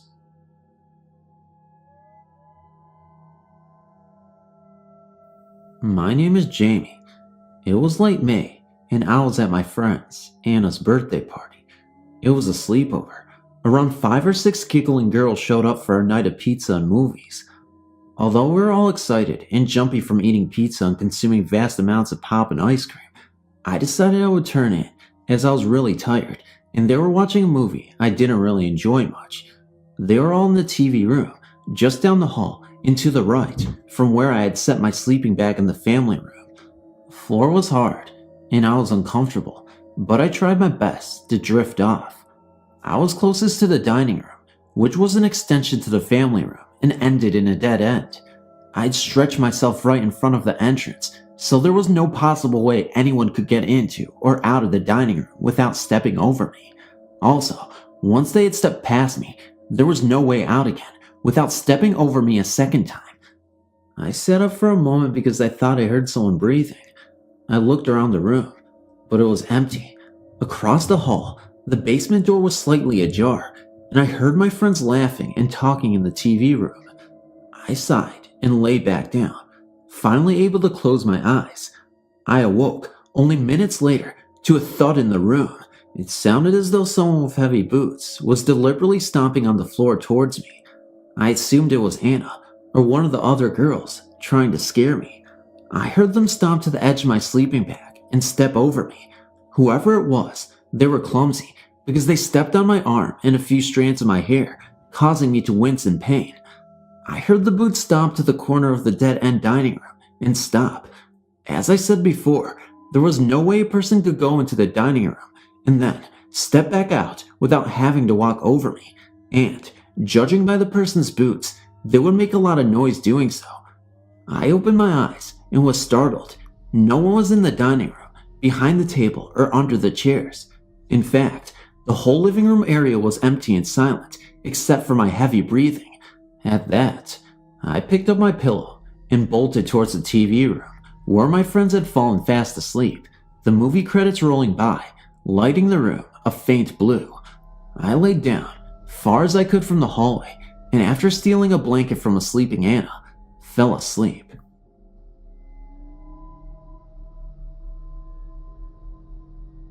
I wrote previously about the place I work and all the ghostly happenings there. Up until now, I've not seen a full apparition, only shadowy figures and strange sounds. The other night, myself, my assistant, I will call her Amy, and a maintenance guy, Robert, were working in the area where most of the activity occurs. It was 11:30 p.m., and we decided to take a smoke break. I need to explain the layout of the building for this to make sense. Our building is smoke-free, so we have to go outside to a smokehouse. In order to get there, there's a long-tiled corridor, about 50 feet long, leading to the door. There are no fences or areas along the corridor. The three of us headed to the smokehouse and exited the heavy safety door. Amy was first, I was second, and Robert was last. Just as Robert came through the door, Amy turned and gave a startling scream. I turned, and right behind us was a woman. What made her appearance so shocking was we had not seen anyone walking behind us down the corridor, and there was no place for her to have come out of. Also, as she walked on the blacktop, there was a loud, sharp clicking of her high heels. I fell back against the wall of the building and was speechless as she walked by. What scared me the most was one, her clothing. She dressed in all black. Black skirt, shoes, coat, gloves, and a large 1940s style hat with a veil covering half her face. And two, where did she come from? And why did she not acknowledge us? Amy had screamed, and yet she did not turn her head, look at us, or acknowledge us at all. After she had walked by us to the parking lot, I told Robert to see if she got into a car. I ran after her, but within 10 seconds of us seeing her, she was gone. Needless to say, we were all pretty shaken up that night. The next day we scouted the building for a woman who matched that build and asked people if they knew of someone who wore that style of hat. Everyone said no. This is not the first supernatural occurrence in this building, but it is the most intense to date. I should add that one of our old employees said our description of this woman sounds like the founder's wife. She died in 1957. I've posted to this website before, and have something else I would like to share. It was 1986, and I was 18 years old when this occurred. My sister and I were on our way home from a Bruce Springsteen concert, and I'd fallen asleep in the car. I had a very vivid dream that my boyfriend at the time was involved in a car accident. So vivid, as a matter of fact, that I dreamt that there were 4 people in the car. Him and his friend Sean, and 2 girls that I did not know. I woke up and said out loud, "Bobby's been in an accident." I didn't get the impression that it was fatal, but that they were hurt. My sister said that it was just a dream, and to not be upset, but I knew in my heart that it wasn't. When I got home, it was pretty late, probably about 1:30 a.m. I went into my bedroom to get changed, all the while resisting the urge to call Bobby and confirm what I already knew. I felt that if it was indeed just a dream, it was too late to call though. As I was wrestling with this, my phone rang, and it was Bobby telling me that he and Sean had been in a car accident. That in and of itself was strange, but he had also been cheating on me, and there were 2 girls in the car with them. No one was hurt too badly, just as I had thought, but there were injuries. Just thought I'd share. Thanks for listening. Hi. My story is very personal, as it was not a haunted house I lived in as a child, but a visit from my deceased granddad. Just to outline why I believe it came to me, was that I was raised by both him and my grandmother in England from 9 days old till 10 years old. For all intents and purposes, they were my parents. I was 14 in 1976, and my granddad had been slowly going downhill from his battle with sclerosis of the liver. He had been in a hospital for a couple of months, and we knew he wouldn't be spending that Xmas with us. He died at 3:58 a.m. on October 7th, 1976, with my grandmother by his bedside. She had all the monitors, IVs, tubes, pumps, and everything else that was keeping him alive removed, so that he may die with dignity in a side room, privately, without the impersonal ambience of intensive care. I was devastated about this loss, and automatically went into a crying fit. This went on for about 2 weeks. I didn't eat, sleep much, stayed out of school, and in general became very ill and depressed. I vaguely recall the funeral, but was very overcome with emotion. I was a 14-year-old girl who had lost the most important man in my life, and it was killing me.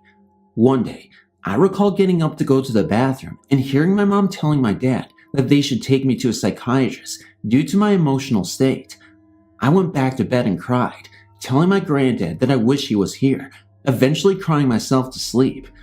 Now, most nights before going to bed, my dad would check up on me, and in the half asleep, half awake state, I was aware of his visits. This particular night, I was turning over, but found that I was stuck on my bed, on my right side, and totally unable to move. It was that dead weight type of feeling one gets with a tingling sensation, like when your leg falls asleep, but this had no sensation, just weight. I was scared, and this caused me to look across directly at my bedroom door.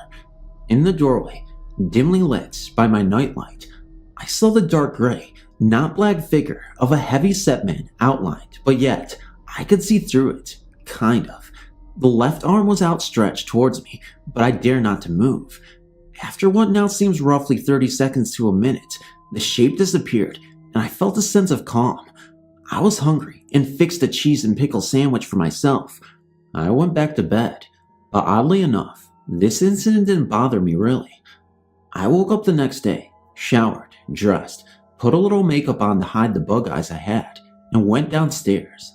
My mom was washing dishes, and my dad was reading the paper, and they both commented on my presence, and more so, state of apparent well-being. I knew, I guess, deep down, that it was my granddad who had visited me, but although I had no proof or words to back it up from granddad, I still wanted to test my feeling. I asked my dad if he had come in my room, and he said no. He said, "We didn't hear any noises, crying, etc., so we thought we would let you sleep in peace." I said, well, in that case, it was granddad who came to see me. With that remark, my mom threw the dish towel into the sink and said, "That's it, we're taking her to a doctor." Fortunately, my dad stepped in and suggested they hear me out. He believed me, or at least looking back, pacified me, as it obviously made me feel better, so we went along with my visit from granddad's story. My mom didn't believe me, but it didn't matter. I believed it. This isn't the end, although I only had one visit. Granddad did appear to my grandmother. Ironically, when I called her up to tell her, she went very quiet and said that the very same night, he came to her too. She said she couldn't sleep and went to his study to sort papers, approximately 4 a.m., roughly the same hour he had died. I don't know what time my visit occurred. She said she felt someone was behind her. She was sitting at his desk, crying, when she felt a gentle touch on her shoulder. She said she brushed it off sharply as it scared her and she turned around. Nothing was there, but she said she felt something. She said she stopped crying and felt better. These were only the 2 incidents. No one else had a visit from Granddad, but we both know, Gran and I, that he came to visit us for comfort. We loved him more than anything, and he reciprocated us. My mom fell out with my grandparents, so the closeness was not between them. We both were hit the hardest, and he knew it. He came to let us know to go on, I feel, without the suffering that we were both enduring since his death. My grandmother lived until 1995, ironically, dying on her 83rd birthday. My grandmother promised me that if she could, she would visit me after she died. She didn't. I lit 2 white candles in our apartment. After I had packed it all up and sat there in silence, awaiting her visit, nothing happened, but I know she's okay. She was buried, as per her wish, with her granddad, and they finally were together again. That made me happy. They had been married and in love since 1932, school sweethearts, survived wars and hard times, and now eternally peaceful. Love is very powerful, and although it's hit and miss amongst those whom I tell this to in regards to belief, I know it happened and why.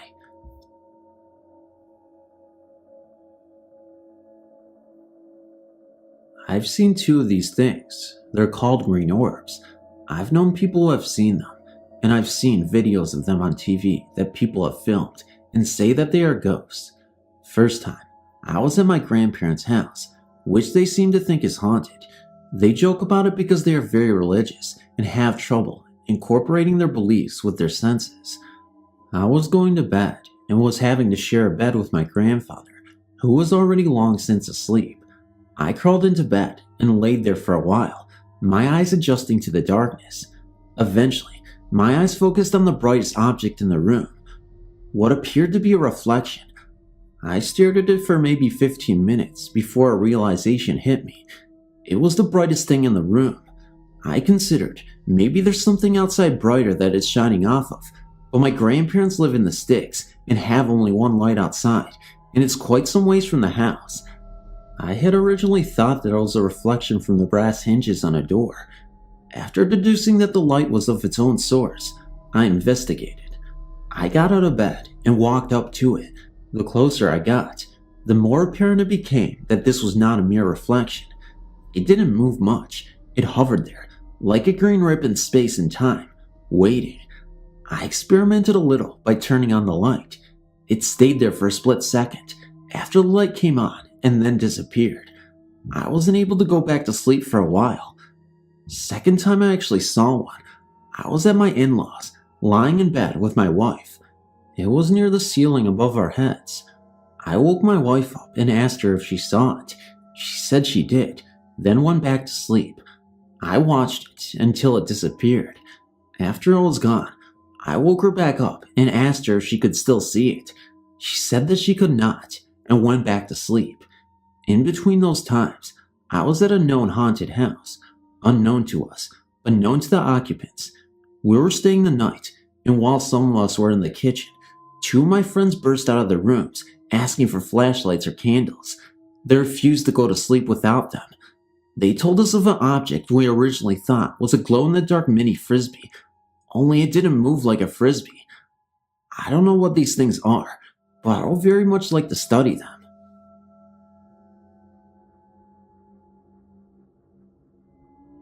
I was around 10 or 11 years old, growing up in Georgia when this started to take place. I lived with my parents, 2 brothers and 2 sisters, in a rather nice ranch-style brick home. My father had built this home when I was around 4 or 5 years old, and no one had ever passed away in it. My 2 brothers were 5 and 6 years older than I. One sister was 7 years older, and the other sister was around 1 or 2 years old when this happened. This all started very suddenly. Me and my 2 brothers slept in one room, in custom-made bunk beds that my father had built into the room.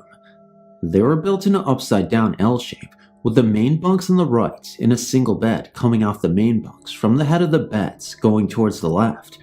My oldest brother slept in the single bed, my other brother slept in the bottom bunk, and I slept on the top bunk. There were 2 windows over the single bed that my oldest brother slept in, and during the summer, these were kept open so that the attic fan will pull cool air in. Sorry for so much detail. It helps one to understand the rest of the story.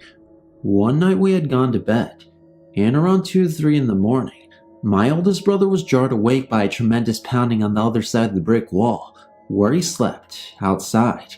He woke both of us up very quietly, and we listened as the pounding went across the wall, as if someone was walking the length of the house and back, pounding on the brick wall as they went. Now, this wasn't like someone was pounding with their fists or even kicking the house. We probably couldn't have even heard someone who was hitting the wall with their fists or feet. No. This sounded as someone had a 15 or 20 pound rock or something very heavy and solid, and was pounding the wall with it as they walked back and forth, with the impacts coming approximately 1 to 2 seconds apart. After some very frightening few minutes had passed, my older brother slipped into our father and mother's room and awakened our father, telling him about what was going on. My father, not pleased with being awake at this hour, didn't really believe him at first, but quietly made his way to our room and where the pounding was still going on. As this was summer, he looked out the open window through the screen, but couldn't see anyone. He then proceeded to collect his 20 gauge pump shotgun and slipped out the door on the opposite side of the house from the pounding to try to sneak up on whoever was doing it. As Daddy turned the corner of the house with the shotgun at the ready, the pounding suddenly stopped. Daddy had a flashlight, of course, and there was nothing to hide behind for at least 30 to 40 feet, where a cornfield started. He searched around for a bit, but couldn't find anything and came back in. As soon as he came in the house, the pounding started again. He went out immediately. Whenever he turned the corner, it stopped again. This was repeated several times, always with the same results. These happenings then continued for the next 2 to 3 months, almost every night. My father did not find anything or anyone that could account for it. There were also no marks or any kind of evidence to show where the pounding was being done on the bricks. One night my brother that slept underneath me was having a dream about playing basketball in a tournament at school when the pounding started. As the pounding was going up and down the wall, he was dreaming that he had missed a shot and that the coach had called him to the sideline. He dreamed that the coach was mad at him, and while asleep, he was moaning and making some kind of noise.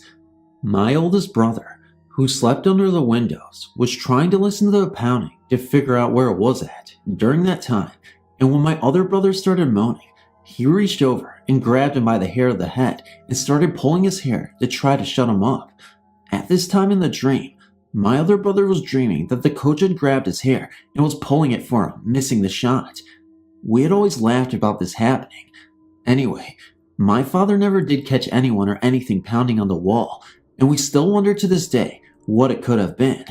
If anyone out there has had anything similar happening with pounding on the walls and moving back and forth, I would appreciate hearing from them.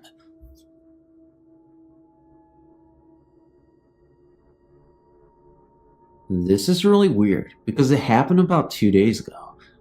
My house doesn't have any history of weird stuff or hauntings. That's what made it strange. I lived in this house for about 6 years now. I'm 17, and I've yet not experienced anything like this. It's not really a haunting, but I thought it was really weird. It was about 1 a.m., and I was in my room on the internet. Both my parents were asleep, and nobody else was in the house, other than me. My parents were in their room, which is all the way across the house. The living room, the kitchen, the family room, and a small hallway separate my room from theirs. The only lights that were on were the lights in my room, because I was on the computer. As I was looking through the website, I heard my name whispered in my ear, so I stopped and looked around to see who had whispered, but saw nobody. So then, I tried to get chills and decided to go to bed. So I turned off the computer, and this was now about 1:20 a.m. As I was getting ready to go to bed, the phone started to ring, so I turned on the lights of the hallway to go to the living room. As I went to go see who it was in my caller ID, it read unavailable, so then I picked up the phone. When I picked up the phone, I said hello, but nobody answered. Again, I said hello, but again, nobody answered. I started to get pissed, but I tried to listen to see if I could hear anything. What I heard gave me chills. As I started to listen, I heard whispering that sounded like mumbling. I couldn't make out what was being said. It was like someone or something wanted to tell me something, but couldn't. It was really freaky, so I hung up the phone and I just sat on the couch, looking around for anything unusual. When I finally got up to go back to my room, I got the worst feeling that somebody or something was watching me. As I got to my room, I went straight to sleep. The next morning felt like if nothing had happened.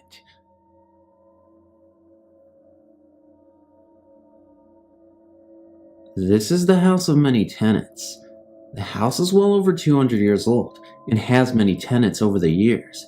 I was 18 when we first moved in. It was a 4-bedroom house with high ceilings, an attic, and basement. My parents and nephew had the 2 downstairs bedrooms, which left me to the upstairs rooms. The first night we moved in, my friend and I were setting up the upstairs rooms as my bedroom. As we were standing in the hall by the bathroom, a little boy ran out of the other bedroom, ran down the hall towards us, peeked out around the corner, and ran into the bathroom. We went into the bathroom and saw that no one was there. Let me explain. This couldn't have been my nephew because he wasn't even in there at the time, and there was no other small boys in the house. Also, sometimes I've seen a man who dressed in what I can only call colonial walked up the stairs and walk into the attic. The weird thing is, I've never seen him walk up the old wooden stairs. Sometimes you could hear someone moving boxes and stuff around in the attic as if they were looking for something. All the people who had stayed in the house in the span of 6 years that had lived there would never sleep upstairs by themselves, and many reported the feeling as if someone was going to push them down the staircase as they stood at the top of the staircase. On more than one occasion, you could hear a woman crying, the toilet flushing, and doors slamming. My older sister stayed with us for a short while. During her stay, she had the shower doors cave in on her, pinning her to the wall, and a fan cord lightly wrapped around her neck during her sleep, in which she had found the following morning. Foul smells and shadows were a constant reminder of the ghost's presences. I was glad when we moved from the house because I found it very unnerving and somewhat frightening. I don't think I've ever had a sound night's sleep.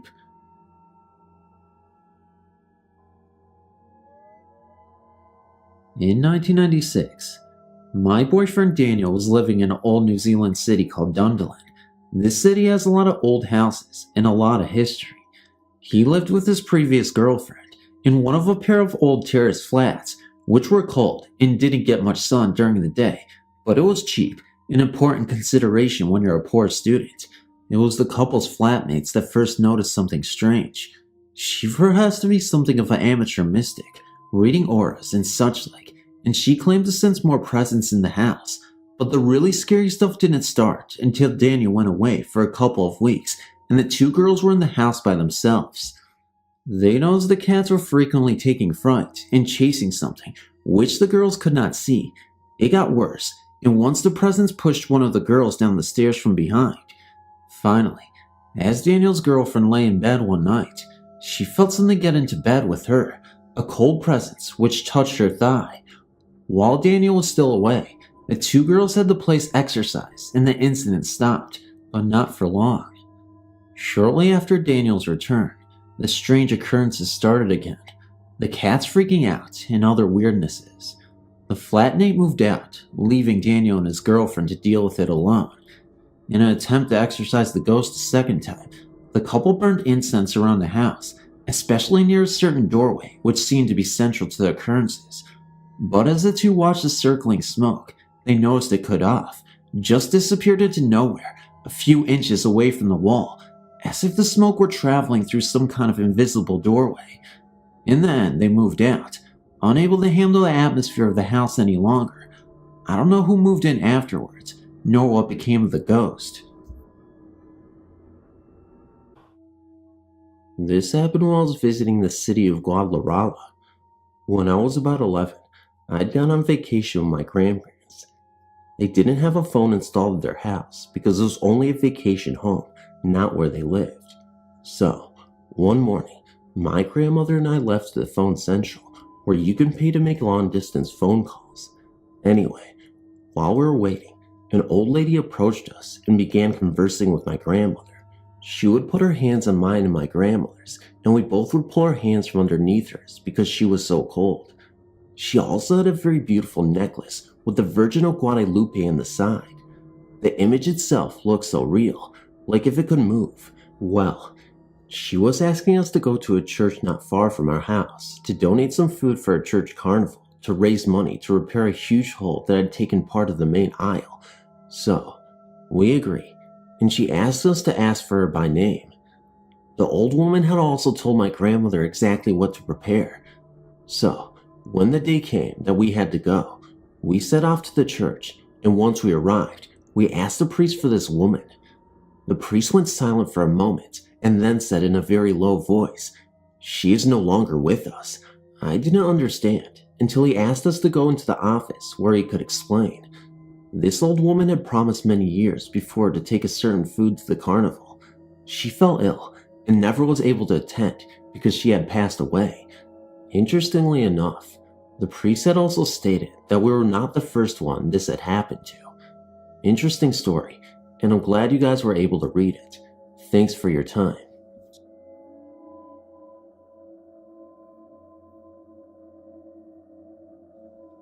I've always believed in ghosts, and now I live in a 100-year-old haunted building. I moved in with my boyfriend a year and a half ago in July. The night I moved in, I had an experience that was a bit unnerving in the light of day. I received a call from a friend that evening, and she asked if I could take her kids to the airport in the morning. I said sure I will, and set my alarm to go off at 5 a.m. so I could go get her and get to the airport on time for her. Well, my alarm went off, but I was so tired from the move, I forgot why I was going off and fell back to sleep.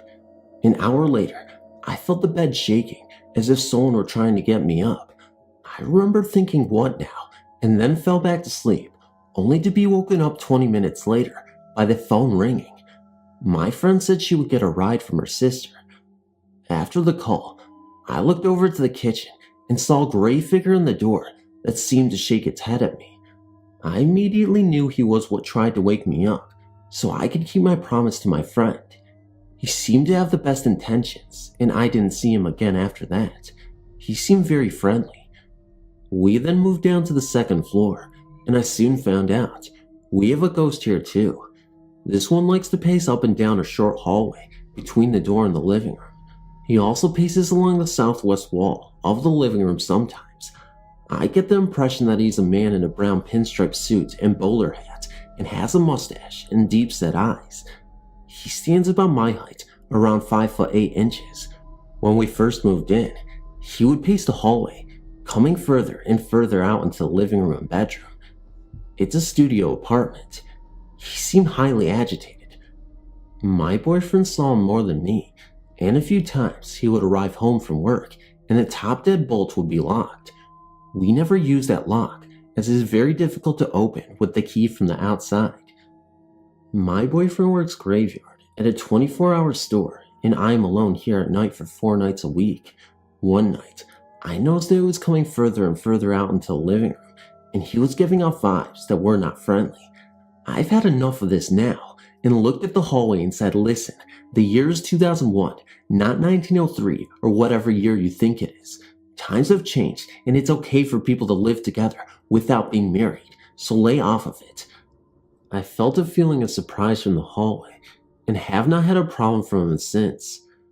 I related this to the apartment manager, with whom we had become good friends with, and she said that she had seen him too, and I was right in my impressions of what he looks like, as that is who she had seen in our place when her son lived in the studio.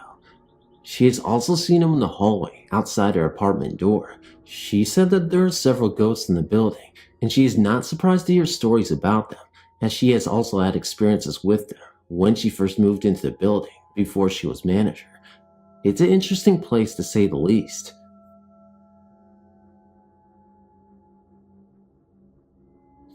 The incidents that you're about to read happened to me when I was a college student several years ago. We had inherited an old apartment from my grandfather, and 2 years after his death, our family moved in. The fact is that it was okay in the beginning. Weird things started to happen soon after my dad transferred to another town, and my parents left both me and my sister in the apartment.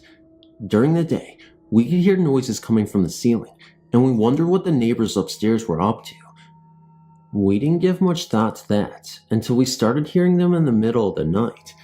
It sounded as someone was dragging chairs and tables around the apartment. We knew our neighbors upstairs. They were an old couple and had one son who occasionally paid them a visit. One night, the noise went so wild that we decided to run upstairs to complain about it. I rang the bell several times and banged at the door. No one answered it. Apparently, there was nobody home. This situation went on for months, and we finally talked to our neighbors. The old lady was baffled and claimed she would never do such a thing. That was crazy. Anyone who came to our home would hear the noises. One morning, my maid was working in the kitchen when she heard someone open the living room door and walk along the hallway. She was scared to death, but she never thought it could be a ghost. She quickly took out a knife and searched the whole apartment for a burglar. Again, there was no one there. It was not uncommon to sense someone watching us or in the room, just a presence. Once, I was writing a paper and I clearly felt someone behind me. As I turned around, I saw nobody. My sister was so afraid to stay alone in the apartment that she would wait for me downstairs. The most frightening thing was to come. We were sleeping in our bedrooms when we heard bangings inside my closet. They were so loud that I woke up and jumped out of my bed immediately, thinking the shelves inside had tumbled. When we opened the door, we saw nothing. The closet was in the corner of the room, and we didn't have neighbors next door. It couldn't have come from outside the apartment either. The noises were so real that we didn't doubt that they were there. When we sensed someone around us, we didn't wonder if they were ghosts because the whole thing was so real. The ghost idea only dawned on us on some time later after the incidents. We are not ghost freaks. Well, after that last incident, I grabbed my mattress and slept in my sister's room. On the next day, I went to a church and brought some holy water with me, which I sprinkled all over the place. Things calmed down for a while. A year later, we moved out, and we heard that the family who had bought it moved out 1 year later. Hi, my name is Lisa. About 3 years ago, I was in a rehab for about 2 months. It was up in Lafayette Hills, Pennsylvania. The place was an old 1800s huge mansion where the owner's daughter Eugenia was mentally ill. Back then, they did not know the things they do now, of course, and her wealthy father donated the house and its land to the people in the profession after his daughter hung herself in the main foyer from the grand staircase. The name of the rehab is Eugenia House, and it was, in every way, still her house. The house itself is now used as offices and meeting rooms, some of them original. In fact, most of the house is still original, except the actual rehab, which was built off of the house. Anyway, being very into the paranormal, I was extremely interested in the history and to know firsthand if it was in fact haunted. Every time I could, I went in there, listened to the people who had worked there for years, and believed these stories. Some of them would not go in there after dark. Now, I was determined to know. One evening after dinner, me and my friend Brian sneaked off to investigate. It was totally empty. As we walked up the main staircase, I was hit with this very cold air all around me. I was really scared, but went up anyway. As we got to the top, we went right into one of the offices. We walked in a little further, and I was so uneasy. As I turned to look at Brian, we both heard shuffling, like books moving around on one of the desks.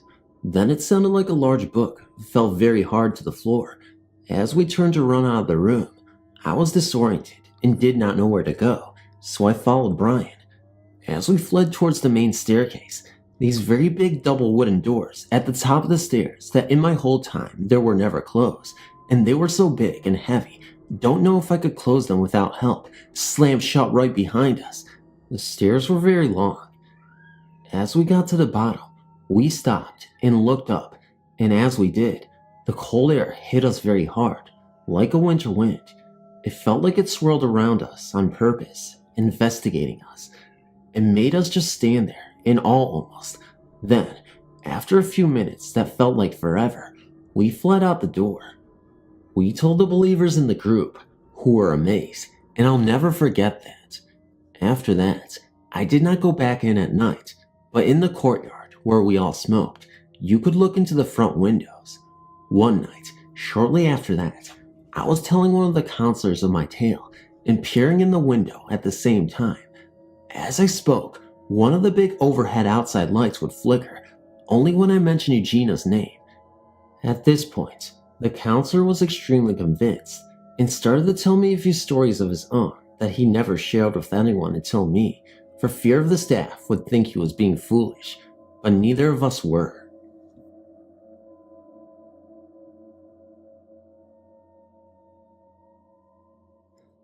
Hello, my name is Rob, and a few years ago, I lived in St. John's, Michigan. While I was there, strange things would happen, all centered around the very old school called Perrin Palmer. I think there was more than one ghost involved in these hauntings, and they weren't benign. It all started with hearing strange music near these old mobile units. It all came from a small group of them, and I could always hear it after school, and everyone else could too. No one was there at the time, not even the janitor. So one day, my friend and I decided to investigate. When we looked inside one mobile unit, we saw a black cat with glowing red eyes. We ran and never looked back. About a year later, the school demolished and a new one was built. Whatever was haunting this school didn't like having its home destroyed. Oh yeah, did I mention the entire school used to hear a train whistle, and no train has run in the town for 100 years. There are no trains within 20 miles of the town. When we were first at Gateway North, the new school, we thought we could get rid of the ghost, but we didn't. At first, all it was sightings of black cats around the premises of the school, but then more harmful things began to happen. One morning I woke up to deep scratches on my arm. It was like a cat had scathed my arm. Then, on a swing at school, a kid fell while in mid-swing. The kid was pushed. She didn't slip. 10 witnesses saw her fall, and it wasn't an accident. No kid pushed her. She sprained her arm. 2 weeks later, another kid under the same circumstances broke his arm. 4 more kids were pushed from the same swing, under the same circumstances. Balls were swerving to hit kids on the playground. I left the next year. I haven't been in contact with my friends since. I don't know if it's continuing. I hope not. I've had strange things happen to me for most of my life. Unexplainable things. But the strangest things happened at my last home. We built our home on a property that had a suicide committed on it. We often heard loud bangs and crashes that had no explanation. The doorbell would ring, and no one would be there. We had 40 acres, and it would have been impossible for anyone to be playing jokes on us. Water faucets would turn off and on, off and on. Strong cologne smells that would wake me in the middle of the night. My husband would still be at work, and no, I wasn't having an affair. People talking and laughing in our bedroom, only we couldn't see them. Light switches turning off by themselves. Loud heavy footsteps coming into my room, stopping and then leaving. Plants and lamps being turned upside down. My mother and her dog would come for a visit. Mom would feel a real presence in her room, and the dog would stand at the foot of the stairs, barking madly. I left the home 5 years ago, and it doesn't seem like whatever was there followed.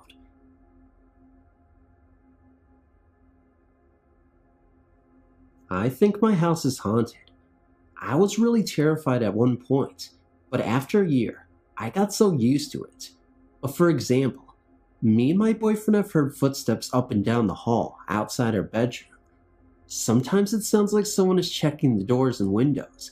And one night, me and my boyfriend had a fight, and I went to go stay at a friend's house. When my boyfriend came home, he sat on the sofa and started dozing off.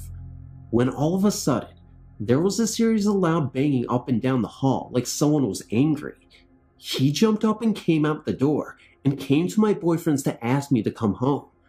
Another strange time, my boyfriend came home for a few hours to take a nap. He called me at work. I was about 45 minutes away. We talked for a few minutes. After we hung up, he went into the bedroom to lay down when all of a sudden, again, it sounded like someone was putting dishes away and moving around. So my boyfriend says he thought to himself, oh, Ivy's home. After about a minute, he realized that it could have not been me because he just got off the phone with me and I was 45 minutes away. A lot of unexplained things have happened. Sometimes, when we've been in the house alone and sworn that we're not alone, even when we are alone, it feels like someone is watching us. We've been together in the house and feel like we are being watched. I don't feel afraid anymore, but now we are moving out of this apartment, and it may sound even stranger, but you can almost feel a sad feeling, like whatever it is with us knows we're going and is sad. But I find myself feeling sad too. I don't think I need any help now, but I sure wish the help would have been there in 1974. We didn't know where to turn at the time. I thought you might be interested in what happened to us.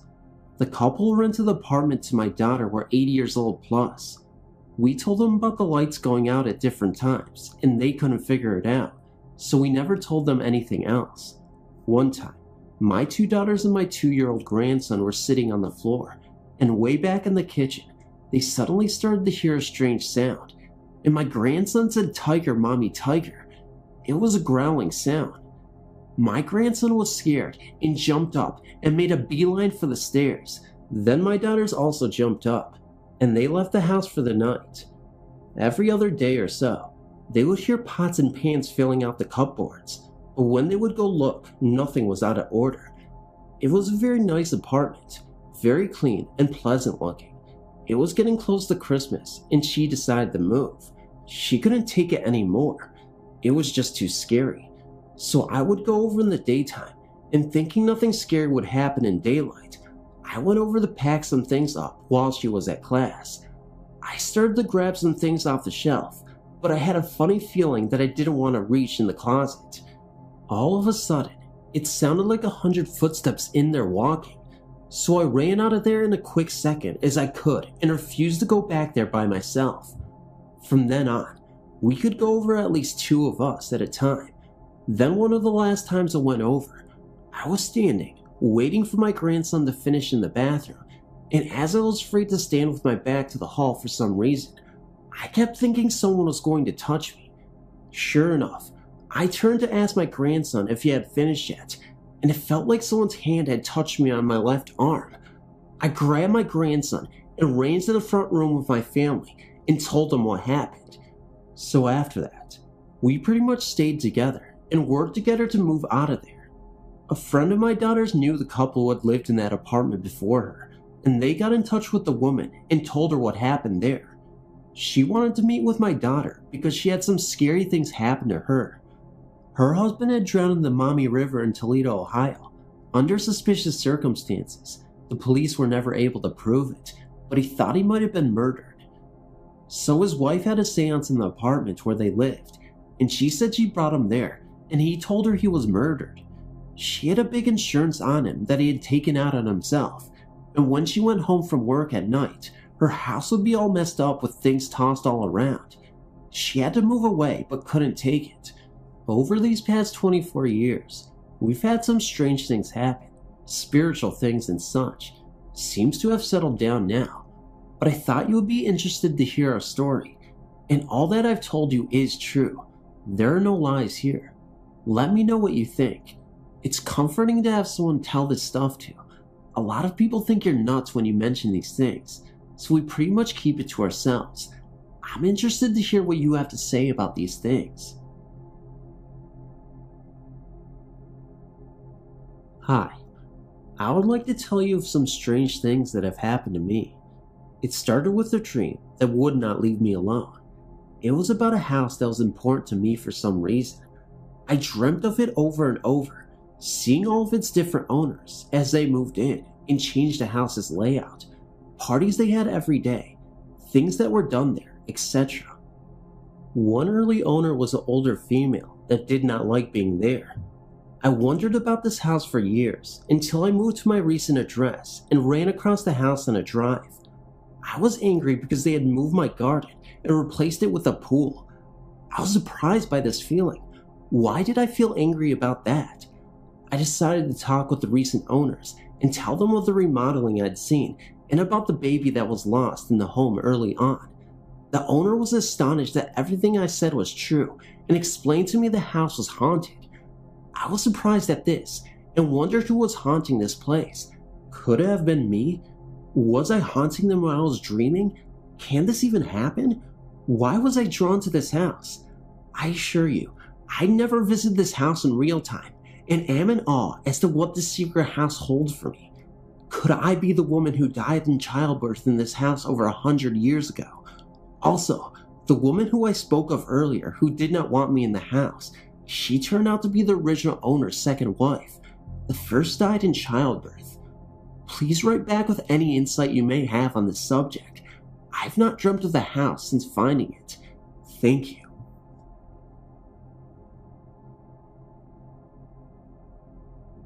I've experienced hauntings in almost every place I've ever lived in. That's probably because my mother never sees ghosts, but loves old-fashioned houses.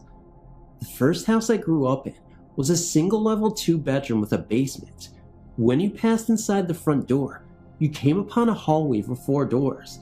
First my parents' bedroom door, then the bathroom door, then the basement door, then the door to the bedroom that I shared with my brother. When I was little, I was always the first one awake. I would walk into the hallway to go to the bathroom. Once, I saw a carved wooden chair with big wheels, one on each side, sitting right outside my parents' bedroom. Normally, I would have lost no time in climbing all over this new piece of furniture, but this one, for no apparent reason, made the hair stand up on the back of my neck. I ran back into my room and slammed the door. Later that day, I asked my father to please get rid of the big wooden chair in the hallway. Thinking I was playing a game, he said there weren't any chairs in the hallway, but if he ever saw one, he'd be sure to move it. I didn't see the chair again for almost 6 years. When I saw it the next time, I was sitting in the exact same place as before. I was older now, but wasn't quite so afraid, so I came closer. The chair was battered and scarred this time. Part of the back corner had been broken off, and the seat was yellowed. It smelled like very old, musty leather. I still couldn't bring myself to actually touch the chair, but I managed to go to the bathroom anyway. While I was brushing my teeth, I heard a metallic crush in the basement. I figured my dad was downstairs trying to fix the furnace again. It was October after all, but that was odd, since I hadn't heard him go down there, but maybe he was up there before me. When I came back out, the chair was gone. I went to the fridge and poured myself some juice. My mother came into the kitchen in her nightrobe, and I asked her if Dad had gotten the furnace fixed yet. She said no, but he'd probably try once again. He got out of bed. I said he's already up. I heard him in the basement. She told me, "You mean that loud noise?" I heard it too. It woke me up. "Your dad's still in bed. Go downstairs. Maybe a stray got into the basement last night." And so, I went. The basement was very cold. Colder than usual, even for an October morning. I searched the entire area. Not too difficult since it was just a big, concrete floor. Not much on it except for shelves of canned goods. But I didn't find any signs of an animal being there. No droppings, claw marks, paw prints, or jars of food broken. There was no animal smell either. I thought for a moment. The crash I heard was too loud to be just any animal, unless something had been knocked over, and everything appeared to be in its usual place. That wasn't the first time we had heard strange noises coming from the basement either. They normally happened around winter or late fall, and the noises always sound like metal clanking, like someone banging a shovel against a wall. The sounds would come at night or early morning, and one week, they got so bad that we had to move into the living room just to get some sleep. I didn't put 2 and 2 together until many years later, when I was a teenager. Mother finally told me a story of how they bought the house. It had been cheap to buy because a man had fallen to his death down the basement stairs a few years prior to Dad buying the place. The man was fairly wealthy and had the house built 1 story high to accommodate his special needs because he was in a wheelchair. I told my mother about the chair I'd seen in the hallway twice before, chair with wheels. I was too little to have seen a wheelchair, and she told me what her next door neighbor had told her, that when the man had died, he was sitting in the hallway while the nurse ran a bathroom and the basement door opened, or had been left opened, who knows. The man was a miser, according to neighbors, and probably didn't want a draft coming into the house, so he wheeled himself over to shut the door. One of the wheels accidentally went over the edge, somehow, and the poor guy fell down the stairs and split his head open. There were still bloodstains at the bottom of the stairway. My brother and I always just assumed it was just red old paint. The nurse called out for him to come and take his bath, and heard him flailing around downstairs, trying to get back into his chair. Mom and Dad never told me or my brother. I guess they didn't want us to grow up nervous or jittery. The ghost, if that's what it was never really mean. I guess he just wanted his wheelchair back. I live in Spartansburg, South Carolina. I live fairly close to the Cowpens battlefield area. I'm going to tell you about one of the times I went there. A couple of weeks ago, I visited the battlefield for a picnic. It was weird from the start because, I swear, I could no longer find the visitor center. The asphalt roads had been replaced with dirt roads. In the clearing, where concerts are held, was all covered with trees and bushes. When I finally found my way to the area where the big cavalry battle was fought, I began to feel an eerie presence like I was being watched. I turned around to find a bush shaking furiously. From the bush, a big flash quickly followed by the sound of a loud bang erupted. I quickly turned to see who or what was shooting at. In the clearing, a good 50 yards away, a blue cavalry rider, surely American, stood with a traditional 17th century revolutionary uniform on, and before my eyes, he vanished into thin air. I've not been back since. The story I'm about to relay was told to me by a very reliable friend during my years in college. I had no reason to question the authenticity of his story, since I knew him to be a very level-headed man and was not given to ghost and goblin stories. It appears that his grandfather lived in an old home out in the lonely countryside of North Carolina during the 30s and 40s. He was a farmer by trade and a very religious man. He lived there some years alone, his wife having died of an unusual sickness. I had occasion to visit the area myself, and if you go to this area of North Carolina today, you will still find many cousins and aunts and uncles living very near one another. It was the same way during his grandfather's time where he lived there, very near to his son, my friend's father. In fact, the homes were only 2 miles apart and connected via a dark path that wound through a gloomy forest through which the relative often traveled on visits back and forth. It was always the goal to leave well before sunset.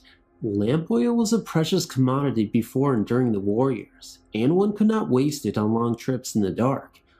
On this particular occasion, my friend's grandfather went to visit the relatives on the other side of the forest. It was Thanksgiving time, and the trees had shed most of their leaves going into winter, and there was a cold chill in the air. The family had a joyous time together, feasting on turkey and all the trimmings. Grandfather was deeply engrossed in all the family time, and no one noticed the sun starting to dip low in the horizon. In fact, too low for the safe journey back through the forest. Even though the members of the family pleaded with him to stay the night, Grandfather shrugged them off. "I have to start out early tomorrow morning for town. My house is closer. I'll be all right." He departed just as the sun disappeared behind the horizon, and everything was bathed in the misty light of twilight. As I said before, Grandfather was a very religious man and wasn't in the least bit intimidated by ghosts and ghouls, so the trek back through the forest, although very dark without a lamp, didn't even cross his mind as being risky. It was a waning moon that evening and cloudy, so there was very little light, and under the eaves of the forest it was even darker. He told his grandson later that even though he knew the trail well, he found himself thrashing around in the underbush on several occasions.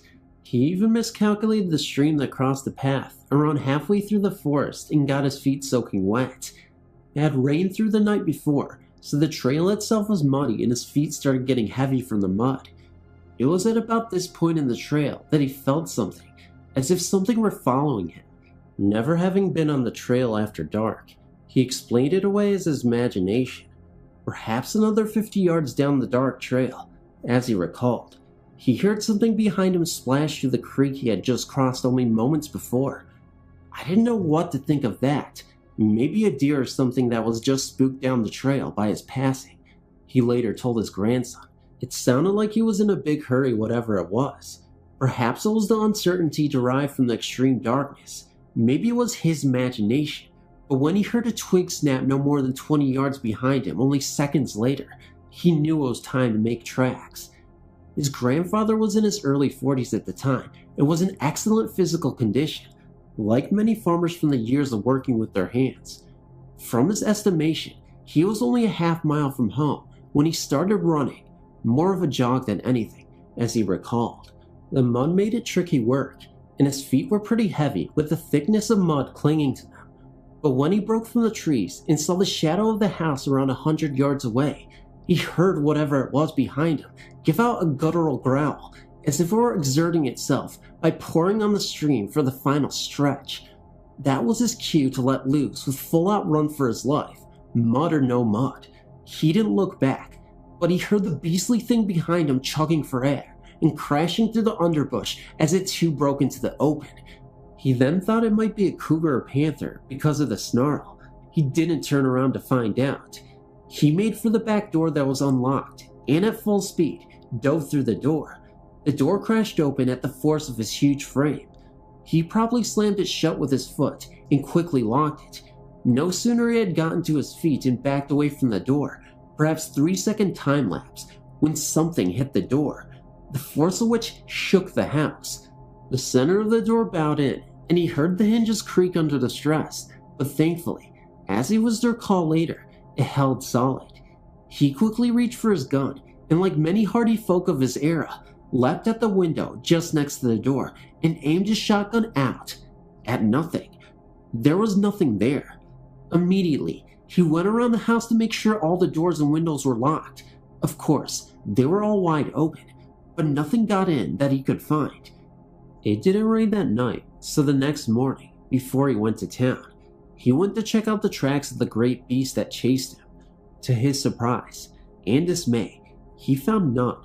Nothing to verify his story, that he didn't imagine it, only his word, which was significant since he grew up in an era where a man's word was totally his bond. He rarely told the story because he just figured it was a panther or maybe a bear. He did find it strange that between the time it took him to grab the shotgun and get to the window was less than a second and there was nothing there. He couldn't see anything racing off towards the forest in the decreasing light. What about footprints? Certainly, something that knocks down trees and crashes into doors with such force should leave tracks. To this day, it remains unexplained. From the time I was 4 until I was about 16, my grandparents lived in a house on Cloverdale Road that had a poltergeist in it. I lived with them for the first 4 years, then moved out with my mother, but even after we moved, I would spend weekends or holidays at my grandparents' house. The happenings were noticed by everyone in the family. My grandfather was the only one who never said anything was out of the ordinary. He's a staunch man of God and kept pictures of Jesus around, and he prayed daily to bless our house and everyone in it. The house had a sunroom that was added on the second floor. Over the front porch, this became my room. This wall between my bedroom and the master bedroom, where my mother slept, was brick and had 2 small windows on either side of the door. I had to walk through a room to get to the upstairs hall, where there was a door leading to the middle room. Always dark, because the only window was 2 feet from the house next door, and the back of the upstairs had a small kitchen over the top of the one on the first floor, and a bathroom at the very back over the top of my grandparents' room on the first floor. The downstairs had a living and dining room combination that was curtained off. The front room was a bedroom. the middle of the dining room, and the stairs to the basement went down at the doorway to the kitchen. Beyond was my grandparents' room, as I mentioned. My grandparents, my mother, my aunts, and myself all lived there all at once. My aunts were teenagers and experimenting with the occult and spirit invocations. I really think this had to do a lot with everything. At their age, they could have understood the consequences of what they were asking. You could clearly hear the footsteps in the middle room, even during the day, and then find out later that my aunt wasn't home. So many things got moved around in Susan's middle room that she put a lock on her door, but it wasn't any of us. We heard walking, someone laying down heavily on the bed, drawers opening and closing, the closet opening and closing, not loud or frightening, just the normal noises Susan would make if she was there. Many times, when I was very young, I'd scamper up the stairs, convinced she was there, and wanting to play with her. When I got there, the door would be locked, and no one would answer me when I knocked. Once I even saw the light was on in her room. It was shining around the door. I called to her and tried to open it, but it went out and the noises stopped. My scalp would tingle with fear, and I'd run crying to my grandmother and tell what happened. Once, when I was about 5 or 6, I got up to the bathroom in the middle of the night. My room was awash with streetlight lamp, but my mother's, with no other windows, was very dark. I had to go slowly, even though I was dying to go into the bathroom, because I didn't want to crash into something and wake her up. When I got there, I was just flushing and was suddenly possessed, no pun intended, with the most abject horror for no apparent reason. I screamed and screamed and screamed. I ran all the way to the bathroom past my mother, who was struggling to get up, into my room and under my blankets. I was trembling and pale and shaking. It woke up the whole house, and it took me hours to calm down and sleep with the light on. I never knew what had set me off, just blind panic. Our pots and pans could be heard falling out of the cupboards, and when you go check, everything would be in place, except maybe one thing, and that would turn up days or weeks later. My mother saw a black shadow, about 2 to 3 feet high, at the foot of her bed when she'd wake up in the middle of the night. One day, it waited until she was awake, then slowly, deliberately came around the side of the bed and advanced towards her head. She prayed fervently while it just stayed there, then mysteriously it faded away. But it will always come back another night. She was the only one who saw anything. The rest of us just heard disturbances. I was playing with my toys one sunny day, in my room. I was about 7 at the time. I picked up a bunting bag, sort of like a baby sleeper, but like a gown sewed closed at the bottom instead of 2 legs, and also the ends of the sleeves are sewn closed, and it had a hood. It was made of flannel and had flowers on it. I loved putting my baby dolls in it. It fit like the ones that were about 12 inches high. I had a doll prepared to put in it and reached for the flannel bag on the floor next to me. Then I shrieked and jumped up, flinging it away from me. I could feel like there was something, felt like a gardener snake or two, writhing inside of it and making a buzzing noise like the world's biggest housefly or bee. I stared at it in horror as it laid on the floor, and the writhing could be seen. Then the noise died down, and as it did so, the shapes quit swirling and went flat. I was screaming for help. My mother and aunt came upstairs, and I told them what happened. I was sobbing so hard they could barely understand me. They picked it up, even though I screamed and begged them not to, and looked inside. There was nothing. The only way out, if something was in there, was through the neck hole, and it was lying face up a couple of feet from me, and I had not taken my eyes off it for anything. They searched the room and found nothing.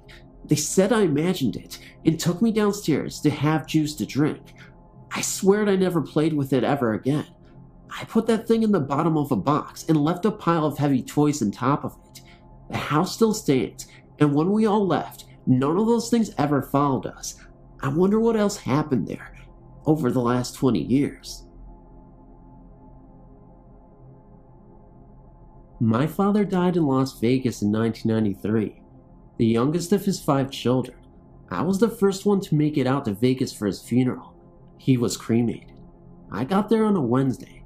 Thursday morning, one of my mother's friends came over to our house with some soda and other things for us.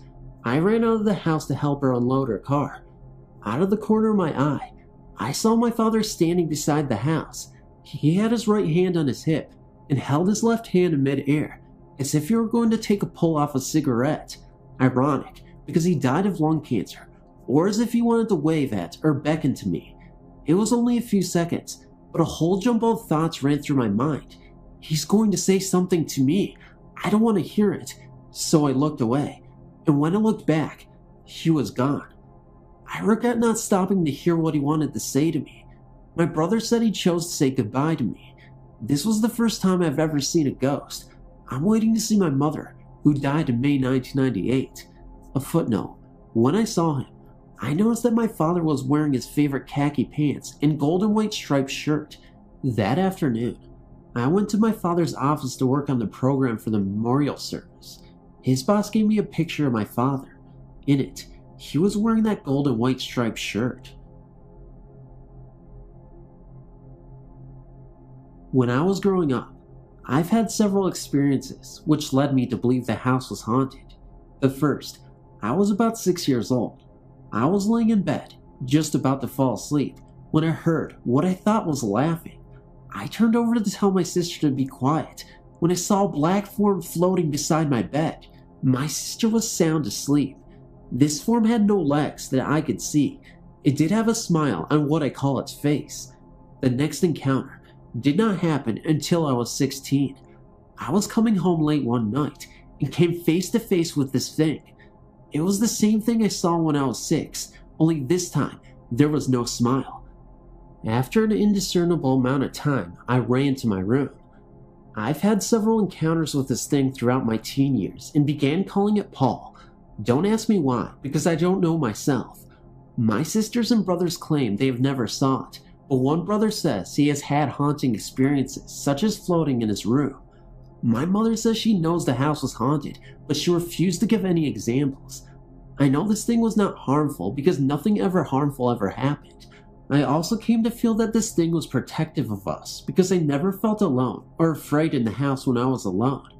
Whenever something was going to happen, we were given warning signs such as popping noises on the stove that we found out had a gas leak and uneasy feelings using the garbage disposal that checked out to have a barbed wire that an electrician said could have caused a fire.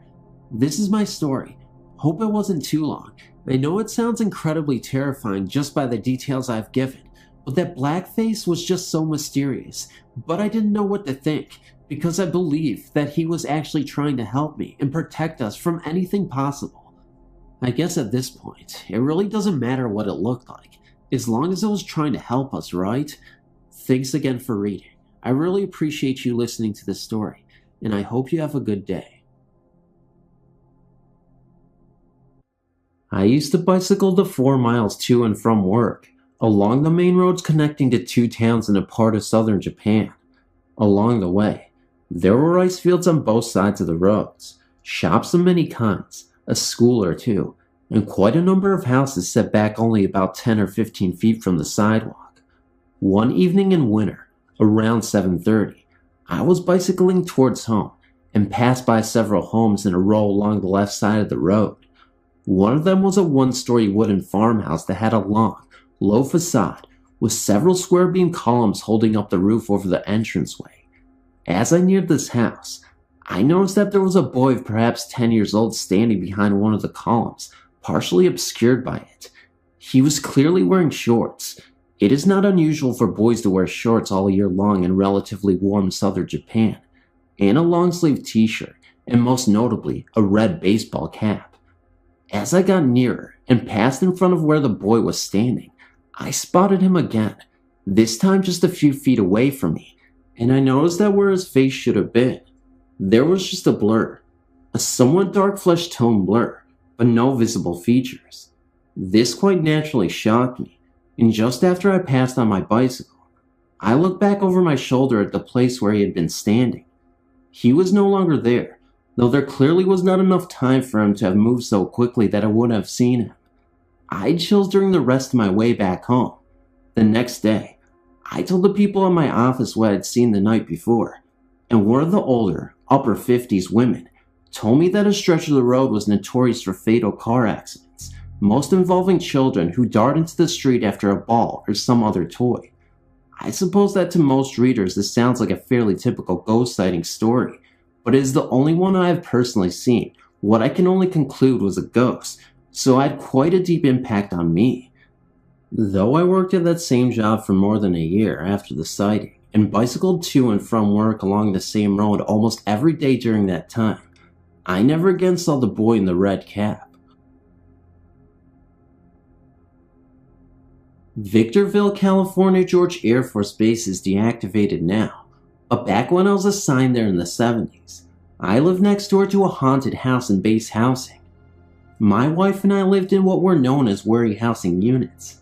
These were small concrete blocks duplexes that were 2 bedrooms that had swamp coolers for cooling in summer and natural gas wall heaters for the winter. We moved into our unit and found it agreeable for just the 2 of us.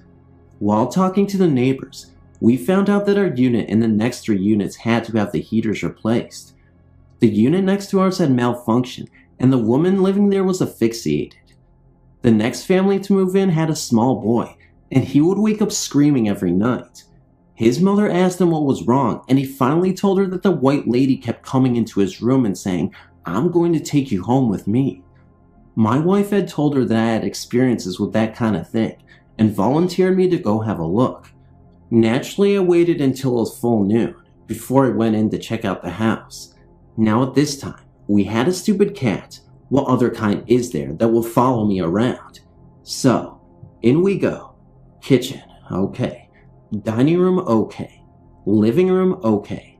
Master bedroom, okay. Bathroom, okay. Kids' room. Uh-oh. No feeling cold or anything, but my eyes are drawn to the far corner of the room. I can't see anything there, but I know something is there. I glance down at the cat and it's looking in the same spot. Glance up, it has moved closer to me. Glance down, cat is fluffing up and backing down the hallway. I figure the cat has the right idea. Now, here's where I made a stupid mistake. I got in front of the cat. I hear the cat make a loud hiss, and the next thing that happens is the cat went up my back and off the top of my head running. I don't stop to look behind me, remember what Satchel Paige said about that, and take off running. My wife said she heard the cat make a noise, and then me saying, "Oh crap," then a herd of elephants running out the door. Needless to say, I recommended our neighbor have the chaplain come out.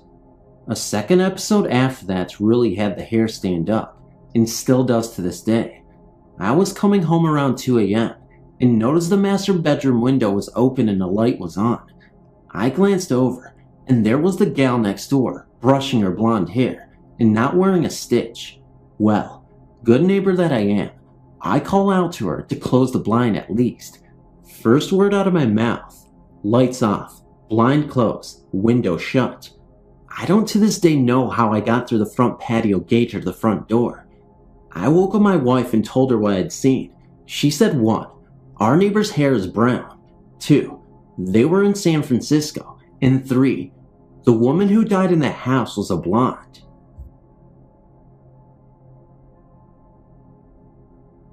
I went to Blackburn College in Carlinville, Illinois.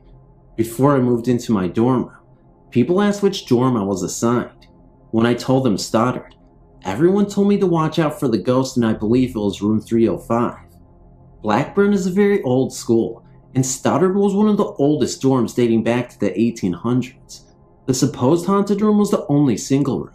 The rest were doubles. It was on the 3rd floor, as the 3rd floor was all guys, and the first 2 all girls. The story goes, a freshman hung himself in that room years ago, or another one was that a boyfriend killed his girlfriend and then himself there. Anyways, you were supposed to be able to hear them walking around at night and see them in windows and such. My room was diagonal from this room. My only encounters there were sometimes in the middle of the night. If I walked down the hall to the bathroom, I could swear someone was outside the stall walking around, but there would be nothing there. Also, I would leave stuff in my room, and when I came back, it would be gone, and then later return to the same spot. I transferred schools the next semester for personal reasons, but the weird thing is, the guy who lived next door to me there always said how he could see the ghost, and then I got word that he tried hanging himself last semester. If you have any questions, please feel free to contact me. In 1992, I was a full-time student at Columbus State Community College, earning an associate's degree in law enforcement. I had to earn a full-time salary as well, so I took a job as a security officer during third shift at American Electric Power Lab in Groveport.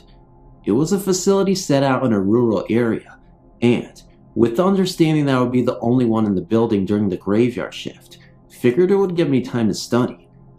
I will try to make this as short as possible. My first few weeks there were rather strange, as I kept seeing the presence of a shadowy figure of a man walking very fast out of the corner of my eye.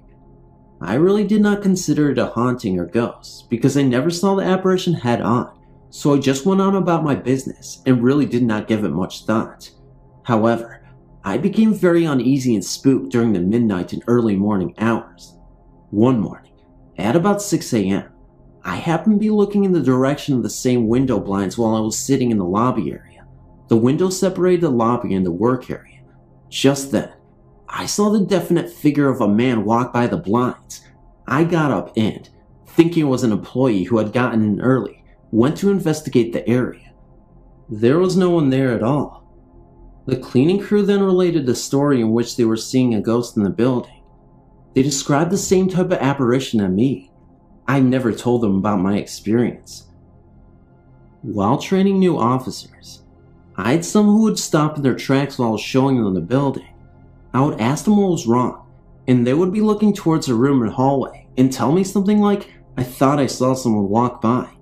This happened more than once. I spoke with the guy who used to manage the security division, and he told me he had an officer leave in the middle of the night because he saw the shadowy figure of a man walking very quickly around the perimeter of the security fence.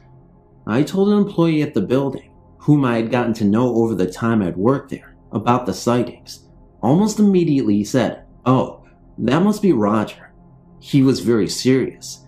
He said that Roger died about 8 years prior, but that he loved his job, and that was probably him. Indeed, there was a former employee named Roger that died 8 years ago. Without going on and on, I will just say that many other security officers had reported the same types of activity. I quit the job back in June of 1993. I worked there almost 2 years. I would like to contact some officers working there now and see if the haunting is still going on. It was a cold winter's day. The year was 1991, and I thought it was a very typical day. Matthew, the little boy that I care for, was taking an afternoon nap. As usual, I was cleaning up the kitchen, then gathered up all Matt's dirty clothes and put up a wash. It was around 3:30 in the afternoon when I heard Matt screaming. I could hear his voice very clearly from the baby monitor that was on the kitchen counter. I called to him so that he wouldn't get scared as I walked upstairs to his bedroom. That's when it hit me first. On the way up to the staircase, I was chilled. I ran back down, got my sweater, then ran back upstairs to Matt's room. Well, that's where the coldness came from. Sure enough, as I opened the door, that's where all the cold air was coming from. It was freezing in the baby's room. I walked over to his bed, pulled the railing down, and held him in my arms. His hands were ice cold, and he was shaking and crying. In an effort to calm him down, I held him in my arms, and I tried rocking him back and forth. He finally had quieted down, so I began to change his clothes, and that's when I noticed my tape recorder on his dresser. I'd forgotten all about that. You see, Matt's family was relocating to another state soon, and I knew that I wanted something of Matt's to remember him by. So, that morning I brought my tape recorder with me to have a tape recording of him. Little did I know that was all on the tape. When I got home, I never did listen to the tape. It was Friday, so I thought to myself that I had the whole weekend to listen to it. On Sunday, I had some free time, so I started to listen to the tape. In the beginning I thought, well, I did it. I finally have Matthew's voice on tape, and was so happy to know that I have something to remember him by. As I began to listen, I heard our voices, Matt's, mine, and something that I couldn't make out. I kept backing up the tape because I heard something so strange that I couldn't even make out what I was hearing, but it sounded so eerie that it gave me the chills. What could this be? Did I have a faulty tape here or what? As I kept rewinding and listening, the more clearer it became. It was definitely a voice saying pull the gate up. But what kind of voice was it? It sounded ghostly. But how can this be? I heard nothing that particular day. Only Matt and myself. There was no one else there. Just the two of us. As I kept listening, I became more frightened. I heard the same voice saying I wish you were dead. I couldn't believe what I was hearing. I never heard of anything like this before. I thought to myself, you're just imagining all of this. You're going crazy. But it was true. The tape doesn't lie. It had to be a ghost or something else. I had no other explanation. It just had to be. After a few hours, I decided to let my daughter listen to the tape. Now, my daughter is a very religious person. She has many religious friends and even knows a couple of Catholic priests personally. After she heard the tape, she told me that she would contact a priest right away. The next day, we called a Catholic priest that we both knew very well and made an appointment with him for the next night. Since the priest knew about the tape already, when we arrived there, we went right into his office. The three of us sat down and he listened to the tape right away. Well, it only took him one time to listen to it. He already knew what happened. He looked at me and he asked me if the family was Catholic, and I answered yes. Then he asked if there was anything religious in the home. I said no, and then asked him why. Then he began to explain that the family had no protection in the home. It was at this time that I understood what he was talking about. He was very concerned for the baby's welfare. He said that what he heard on the tape was evil voices and other things that I didn't even hear. Certain sounds of doors slamming and some creaking floors. He told me to tape Matt's room again, and if it happened again, that I should tell the parents. But what should I have told them? That Matt's room was haunted or the whole house was haunted? I didn't know what to do.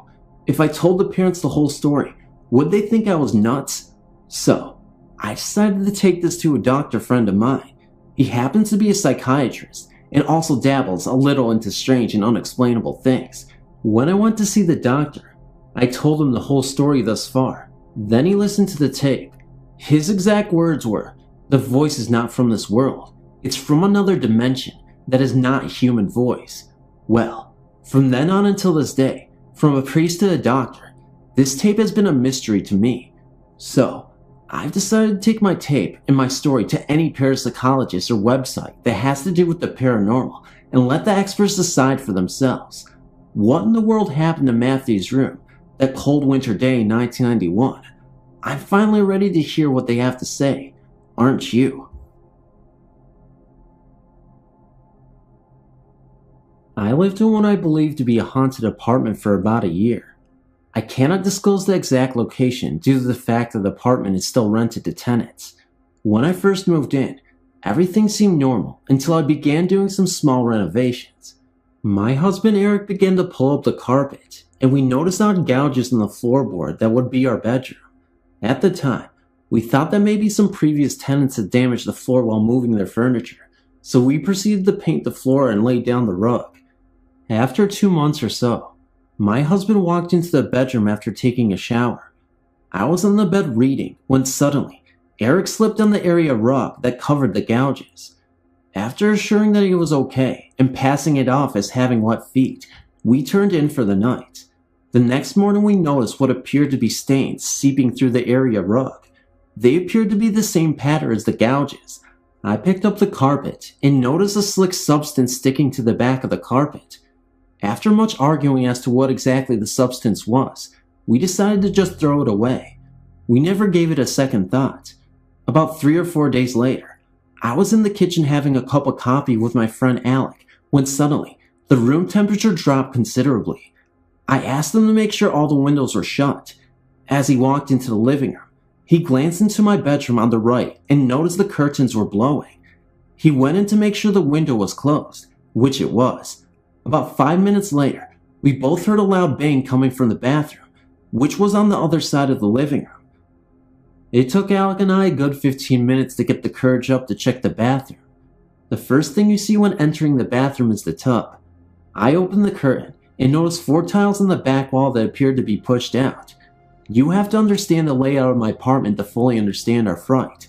The apartment was a third-floor attic in an old Victorian-style house that was renovated into a small loft-type apartment. When entering the apartment, you go up 3 flights of stairs, into the doorway, and up another 2 sets of stairs into the living room. To the right is the bathroom, and little beyond that is a crawl space in the wall that runs under the eaves of the house, and behind the bathroom and bathtub. Alec and I bickered about who was going to go into the crawl space.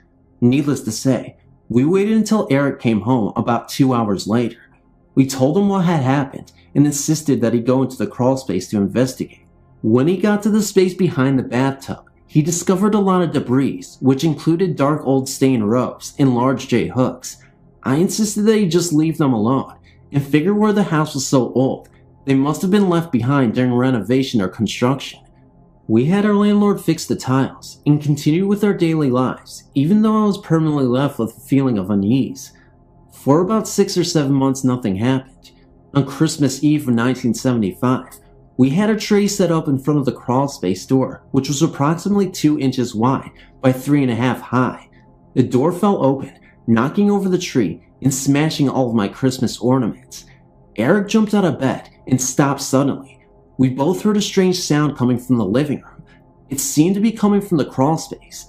At the same time, I saw a strange mist or fog hovering close to the ceiling in the living room. It was a very faint, almost like thin smoke. I pointed it out to Eric, but it vanished before he could see it. I still can't believe how calm I stayed throughout this whole episode. When Alec and his new wife Vanessa came by on Christmas morning, we told him the whole story. Vanessa was a very spiritual person and became instantly spooked before we even told her the story. Alec commented on how strange she was acting before she entered the apartment. She lost all the color in her face and seemed aloof. She mentioned that something didn't feel right about my apartment. I really started to feel like it was time to start looking for a new place to live. Eric had to leave the following week for a business trip to California. He would be gone for almost 3 months. I asked my girlfriend Samantha to stay with me for a while. I did not want to be alone. Samantha knew what had been happening and agreed reluctantly to stay on the sofa in the living room. The first month and a half was pretty much uneventful, so Sam and I began to look at new apartments. I started feeling confident, and then nothing was going to happen. I was wrong. Samantha had to go back home for a few days, so I was alone. I'd gone out with Alec and Vanessa on a Saturday night and came home at about 1 a.m. I climbed into bed with a book. I must have fallen asleep while reading. Do you ever get that feeling that someone is near you? I woke up on my stomach and I could sense somebody walking around my bed. I laid still and waited for it to pass. I heard the floorboards creaking and I felt a cool breeze pass over me. I finally turned over and looked into the living room and saw the mist moving towards the crawl space floor. The absolute fear that I felt paralyzed me. I could do nothing but stare and hope that nothing would happen. The strange noises started again. I can only describe the noise as a clang or knives being sharpened. I lost all of my composure. I ran out of my apartment wearing only my nightshirt and grabbed my car keys on the way out of the door. I drove to Alex and spent the night. I called Eric in LA and explained what happened and that I would not go back until he came home. I paid the rent. There was no way I was going to stay there alone. Eric came home on April 7th. I told him Alec and I would pick him up from the airport and then we would go to the apartment and get our belongings. I will never forget what we saw when we went back. It made me a true believer in the paranormal. I still don't know to this day what was haunting that apartment, but I truly believe it was evil. We walked into the apartment to discover the rug torn up, almost gouged up in the living room. All the tiles in the bathroom enclosure were punched out into the tub. The bedroom truly horrified the 3 of us. It appeared that something mauled the bed linens. The mirror that we had was smashed as well as my lamps. We grabbed what we could salvage and started to leave when we noticed the rope and J-hook through the kitchen table. I don't know if a person came in and did all the damage, but nothing explains the J-hook and the rope. My landlord insisted that no one had access to the apartment since we had moved in. We left that day and never looked back. I did some research on the house but found nothing significant that would explain any of the occurrences while we lived there. Eric and I now live in Vermont with our 3 kids. The house was renovated and turned into a retail store. We have not told them the story, and I don't think we ever will. I've been tempted to write what happened to my family many times, but it seems far too unreal. We were not allowed to talk about this out of the house when I was a child, and my mother only told our house guests about our visitors when they experienced something in our house. Our childhood home was built in 1898. My parents bought the house in 1974 when I was only 6 months old. The house was very large and had been converted into a double. My grandmother moved into the upper level. Strange things began to happen shortly after my family moved in. My mother had her first experience one night after she sent my older sisters to bed. From her bedroom door, she could look out and see into the kitchen's hallway and into the bathroom. My family had only lived in the house less than a month when my mom saw a little blonde-haired girl walk into the bathroom. All of my sisters have very dark brown hair, and this was clearly a blonde-haired child. My mother panicked and yelled to the little girl, but the door shut. My mom jumped out of bed. In her mind, she was thinking that this little girl was a neighbor's child that my sisters must have snuck in the house. When she opened the door, there was nobody inside the room.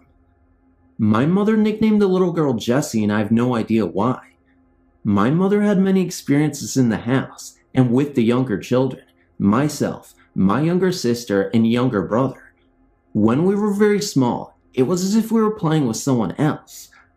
I don't remember this particular incident, but my mom did. But I do remember that in my oldest sister's bedroom in her closet, there was a paneled off section that led under our hallway steps to the second floor. I remember talking to someone that we called the lady under the stairs. I always thought that it was my mom or grandmother, but I later learned that that was not the case. When we told my mom about this, she would not let us play this game anymore. I do not remember being scared at all though. My younger sister and I would always go into our hallway and play with the lady on the stairs. I have very little recollection of this, and at the time, I would have been about 4 years old, and my sister would have been about 3. When we described the woman to my mother, she forbade us from being in the hallway alone. I never took the ghost stories to heart, and was very carefree as a child. I always felt safe. However, I did finally have a bizarre experience that I could not explain or rationalize away. My grandmother had a stroke when I was 15, and my mother gave my older sister's bedroom to my grandmother since it was on the first level and safer for her. She had no control over what she was saying and was rapidly deteriorating. My parents did not lay any ground rules for us kids that summer, as things were in havoc, and my brother and I had stayed up all night watching Nick at Night in the living room. I could see into my grandmother's room, and we also kept an eye out for her should she use the bathroom or want something to drink. I was just starting to doze off when I thought I saw someone in my grandmother's room. It was a blonde-haired girl who might have been 10 to 12. I have no idea the age. I thought I was just seeing things, or that I was really wiped out, and my mom's stories were starting to get to me. I walked out into our kitchen, and my oldest sister was eating a sandwich, and I told her what I saw. She laughed at me and told me I must have been dreaming. I thought maybe she was right, because I just never believed what my mom had been saying about the girl she had claimed seeing on several occasions. Now here's where I realized I was not a complete nutcase. I said before that the house was very big. Well, my grandmother started screaming, and my sister and I ran into the room. My grandmother was up and headed for the front door. She was screaming about fire and the little girl. We could barely make out what she was talking about, but she kept repeating the little girl said I was going to hurt the baby, and I have to go before I cause a fire. That was the most intelligible sentence that my grandma had said in over a month. My sister kept saying, "What little girl?" My grandmother said clear as day, "The little blonde-haired girl." My grandmother was 72 years old and short of hearing. She was also 3 rooms away when I literally whispered this to my sister. We woke up my mom because we did not know what to do. My grandmother ran out of the house and refused to come back in. She stood on her porch. My parents took her to the hospital, and she was placed in a nursing home because even the mention of our house sent her into hysterics. The baby she was talking about is my younger brother, who is the baby in the family. My mom decided to turn the house into a one-family home again, and had us kids, there were 6 of us, do the work. We did not mind, as we wanted to help, and it was a good way for us not to think about my grandmother all the time. My younger sister and I would be the only 2 sharing a room, but that was fine with me, as we were very close and we were excited. Again, I was up and could not sleep, so I went up to the room that would be ours. It had been my grandmother's, and I was scraping wallpaper off the walls with a putty knife. We had started this project the night before, and I was bored, so I went up to get some work done. I was scraping the walls and had been doing so for about a half an hour, when I heard a funny noise sounding like the scraping noise I was making with the knife, but different. It's hard to explain. I thought someone was playing a trick on me, so I began to scrape the wall, and very quickly I stopped. However, the sound that I heard continued, and it was the sound of scraping, but it was coming from across the room. I don't know if whatever was in the room was mocking me or playing a game, but the scraping kept going on. Whoever or whatever did not care that I heard them. I screamed. I thought it was one of my older sisters. I ran down the front stairs and opened the door, and the house was completely quiet. Everyone was sound asleep, snoring. I woke up everyone in the house. I was terrified, and I never slept in that room. I would hear things in the house until I was 18 and moved out. As for our house restorations, my mother began working on the kitchen and back hallway that led to our attic. While doing so, she found where the house had burn marks and was scorched. My mother mentioned this to one of our neighbors, a woman who had lived on our street from the day she was born. In the early 1920s, our house had burnt very badly and had been rebuilt. At that time, it had been converted into a double. A little girl and her parents lost their lives in the fire. My other sisters had things happen to them too. One of my older sisters was looking out of the living room windows. Something grabbed her shoulder and called her name. One more thing.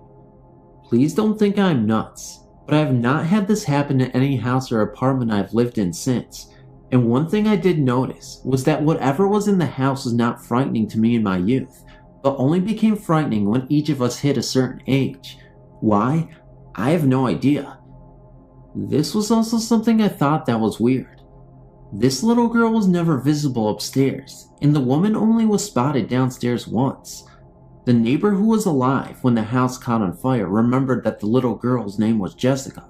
My mom had been calling her that for years, and had never known what the little girl's real name was, but had just called her that because it seemed right.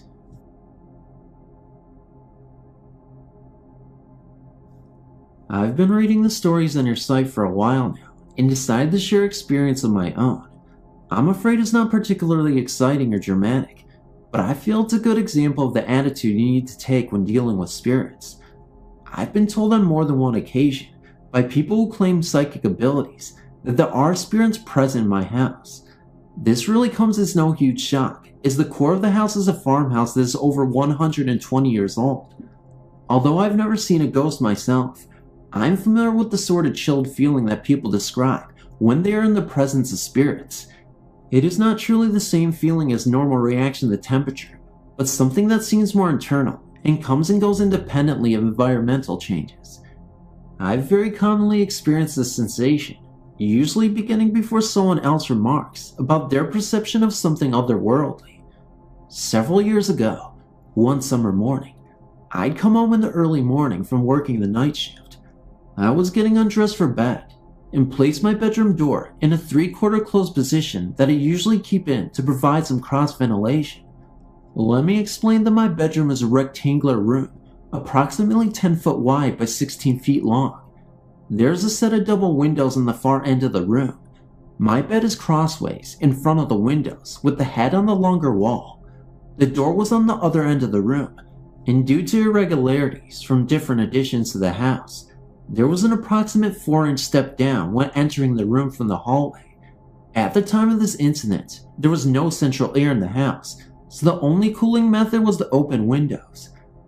As I was getting ready for bed, I saw the door swing shut, rather firmly from the 3/4 position. At first, I dismissed this as just being the breeze, as I was feeling a slightly chilled feeling on what was a rather warm morning. Even though I didn't really notice much in the way of the air current, I was very tired and somewhat groggy, and only wished to get to bed as soon as possible. I put my door back into the position I had it in, and went back to getting ready for bed. Almost immediately, the door swung shut again very firmly. Even though I really did not notice the breeze, The door swung quite freely on its hinges, and I did not think much of the fact that it kept shutting. I then took one of my work boots, the common style most everyone is familiar with that laces up about 9 inches above the ankle, and placed it with the toe section underneath the door and the heel towards the doorway, and repositioned the door to the 3/4 position I wanted it to be in. Moments later, the door dragged the boot across the carpeted floor and closed as far as it could with the boot in the way.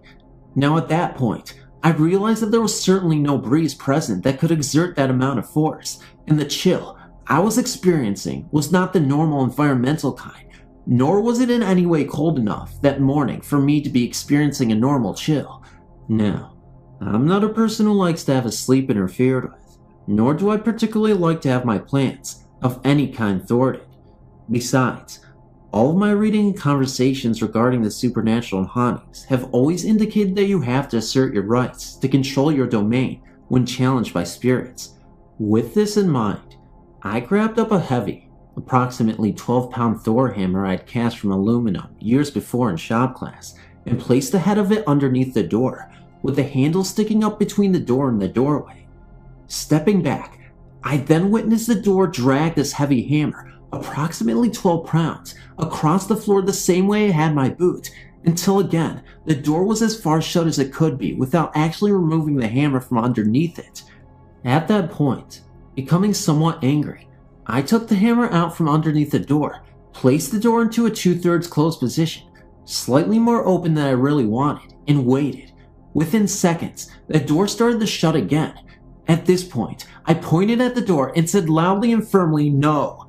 The door stopped moving and stayed perfectly still. I stood there for a few moments longer watching the door, and it did not move again. I then said thank you and went on to bed. I think it's important for people to understand that in most cases of encountering a spirit in your home, you simply have to assert your right to be the master of your home. I can't promise that it will always be the complete answer in all cases, but I believe it to be the best way to begin with dealing with a disagreement with a spirit in your home.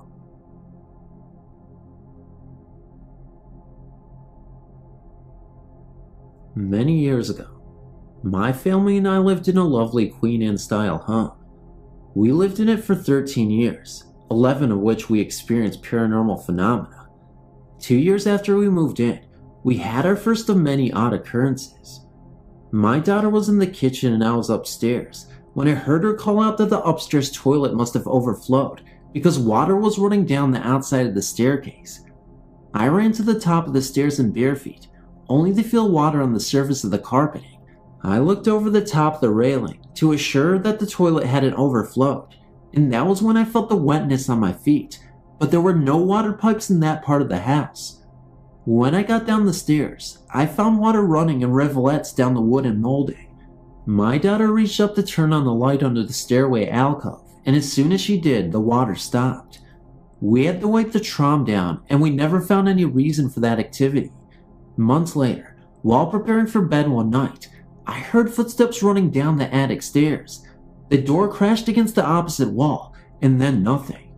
I was terrified thinking that someone was there. They would have to pass my room to get downstairs, but nothing happened. When we finally went to look, the door was against the wall. We even thought that maybe a ball had bounced down the stairs, sounding like footsteps, but there was nothing. Strangely, when we started to think our house had unseen guests, we were no longer frightened. As time passed, we had many more experiences. I heard a woman crying softly but pitifully. 2 of my daughters saw images of old-fashioned children dressed in long white nightgowns and mob caps. A visitor to my house saw the same thing and asked me who the little girl was. On another occasion, my nephew was spending the night and thought he saw me standing at the top of the stairs in a long white old-fashioned nightgown, and then supposedly I went down the stairs and didn't come back. My nephew was 16 at the time, and we hadn't told him about the house. My husband thought we were all crazy because he didn't believe in this sort of thing.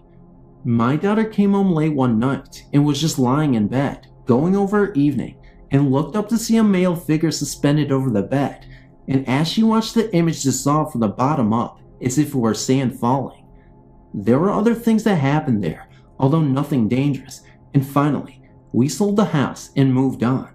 It was several years after we moved from the house, that we met a family that had lived there years before we did and had very similar things happen to them, but they said their experiences were very frightening and mean-spirited.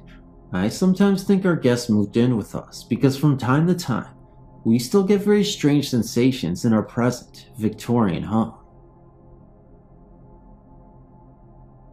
This is my own personal ghost story. This happened when I was about 12 years old, so keep in mind that 12 years have passed, but as long as I live, I will never forget the details. Here goes. I was spending the night with a good friend of mine, in a house that was extremely haunted. Stephanie lived in one of those houses that just seemed to be the epicenter of paranormal activity. Her aunt walked the basement steps, an unknown spirit lived in the attic, and there was a tree out back that just looking at it scared me to death. I'm really not entirely sure why the tree scared me so much, but it rocked me to the bone. It was large and had an ominous presence. Stephanie called it the witch tree, but really had no actual reason for doing so. But nevertheless, the tree is not my focus in the story. It just gives a little background information. We went to sleep that night, and about 2 a.m., I woke up with a start. I thought it was just because Steph and I had talked about ghost stories until we fell asleep, but then I had the feeling that I was being watched. I looked up and saw this large pair of blue eyes hovering over me. I know this sounds silly, but I'm dead serious. They just kept watching me. Maybe watching me is not the right word. They kept glaring at me, and all I could sense was evil.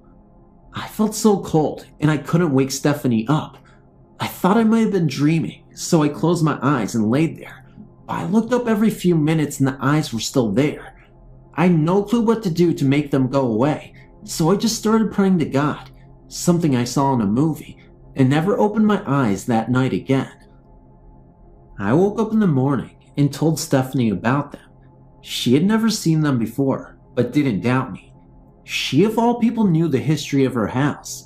I went on with life as normal, forgetting about the eyes until about 2 months later, Stephanie came to me and said she talked with her little brother Aaron, who was 8. She said she didn't even mention the eyes to him, but one night they were talking about the house and he asked her if he had ever seen a large pair of blue eyes. She stopped dead in her tracks. Aaron said that to him the eyes were friendly and never glared at him. We just figured out that they saw me as a stranger and focused evil on me. I will never know for certain. All I know is that I never stayed in that house again. In addition to that story, my sister and I were out driving about 9 months ago. It was about 11 p.m. and we passed by Stephanie's old house. She no longer lived there, but I'm pretty sure that her father still did. I turned to Lauren, my sister, and said, "Look, La, there's that creepy house." Now, this next part will sound so bizarre, but I swear it is true. All of a sudden, a light shot up from the house, which was completely dark, and 2 other lights shot up from the other side of the road. We thought they might just be electrical charges. That was, of course, until they started chasing the car. We had to get the mail down the road until they disappeared. Do you have any idea what those lights might have been? Thank you for listening to my stories.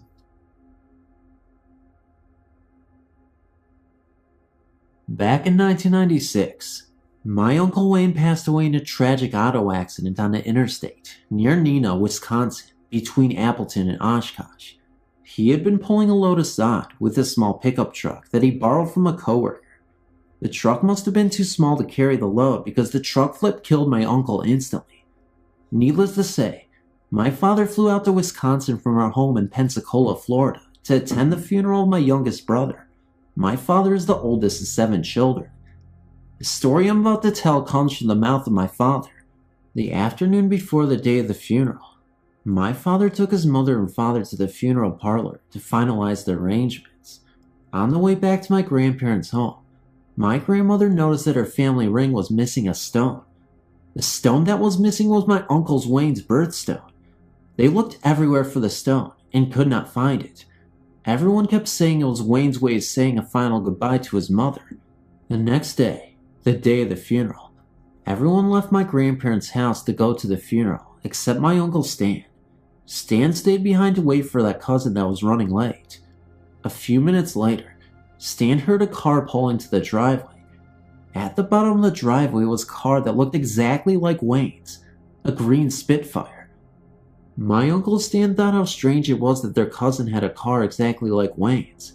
His car was still parked outside his old apartment at the time. He looked out the window again and saw a man sitting in the driver's seat with a beard. My Uncle Wayne had a beard when he died. My Uncle Stan opened the door to walk outside, thinking it was their cousin, who also has a beard. When he opened the door, the car reversed out of the driveway and quickly drove away. A few minutes later, their cousins pulled up in a totally different car. My Uncle Stan was so shocked that he told everyone at the funeral about what happened. Since this time, no one else had been visited by my Uncle Wayne.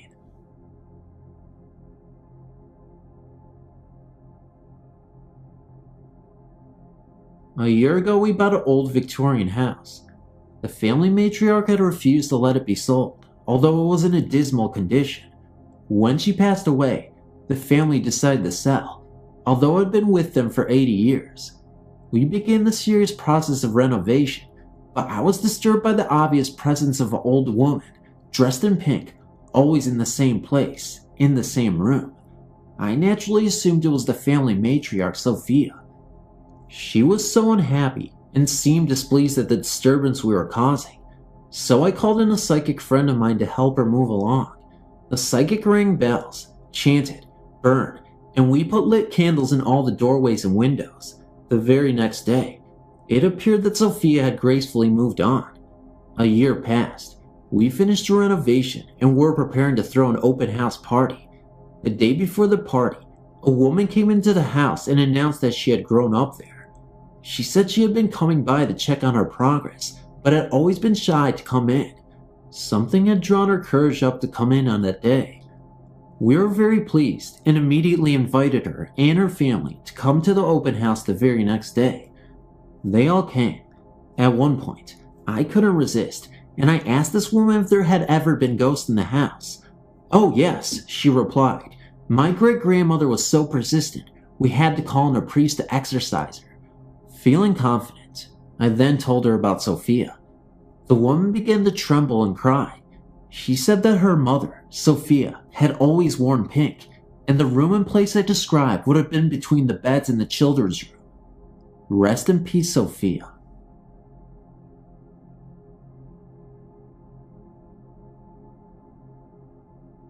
Years ago, before I was born, my father was sleeping at the head of the bed, I believe, and my mother was at the foot by the window as there was no air conditioning and the light was out, room dark.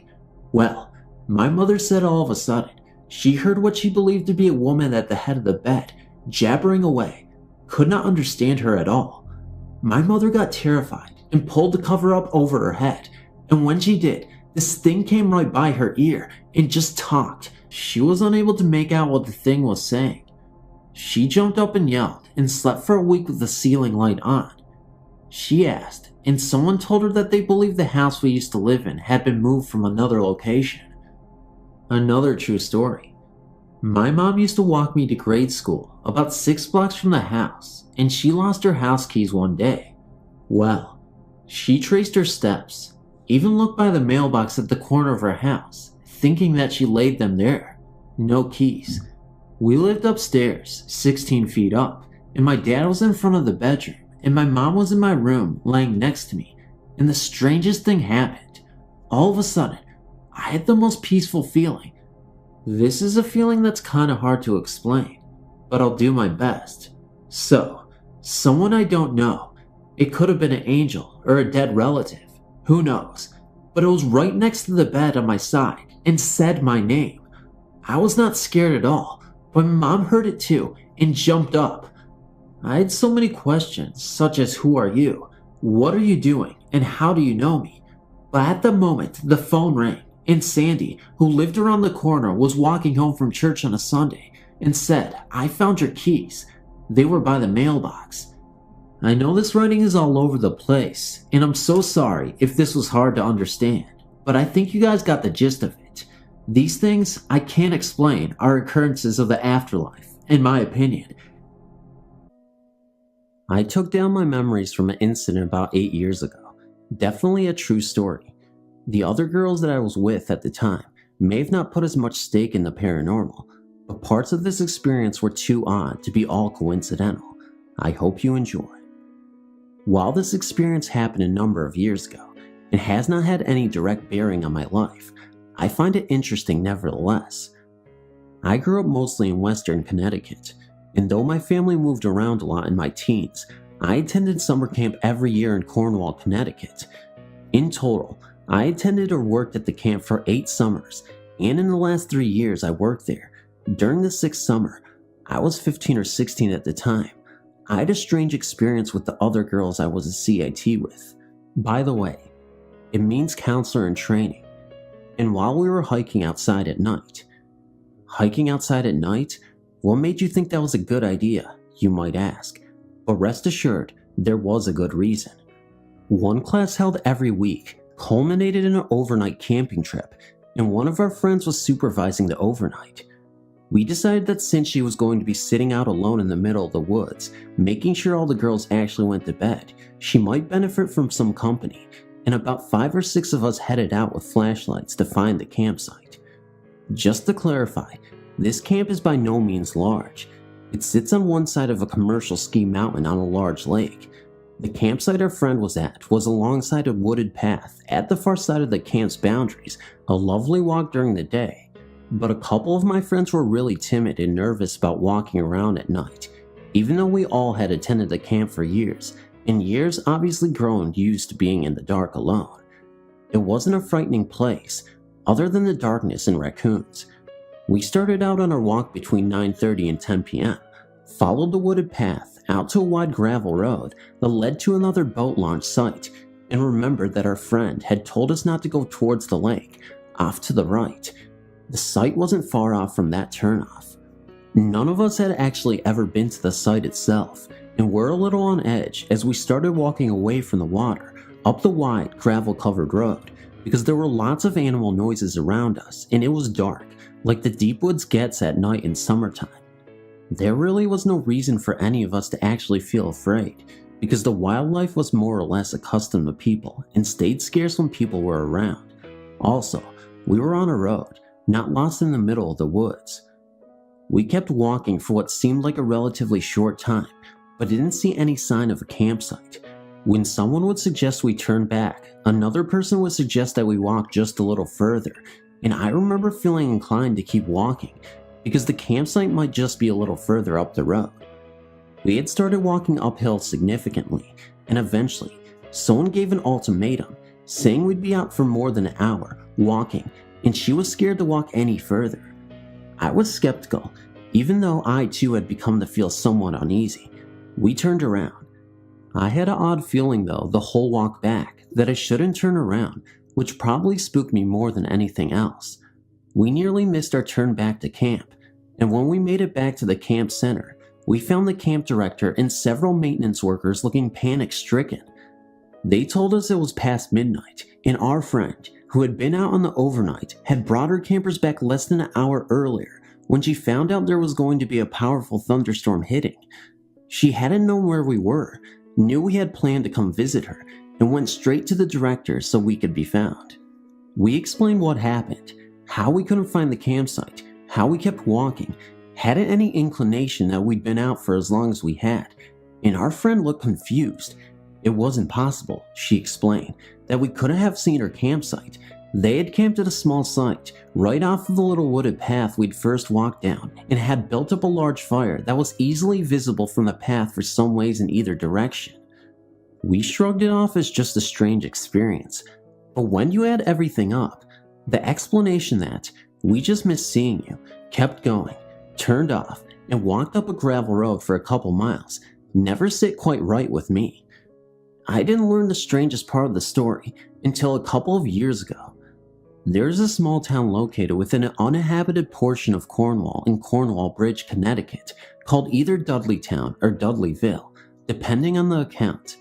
The ghost town, so to speak, is called one of the most haunted places in the country, with a long history of inhabitant mental illness, disappearances, murder, ghost sightings, etc. Some of the most poignant stories of the strange going-ons of Dudleytown have been recently documented spirit sightings, orbs, mechanical failure, cold spots, and the most startling discovery for me was the knowledge that Dudleytown was just located a few miles away from my camp and, according to my map's readings, further along up the road we had walked on that night and down another turnoff.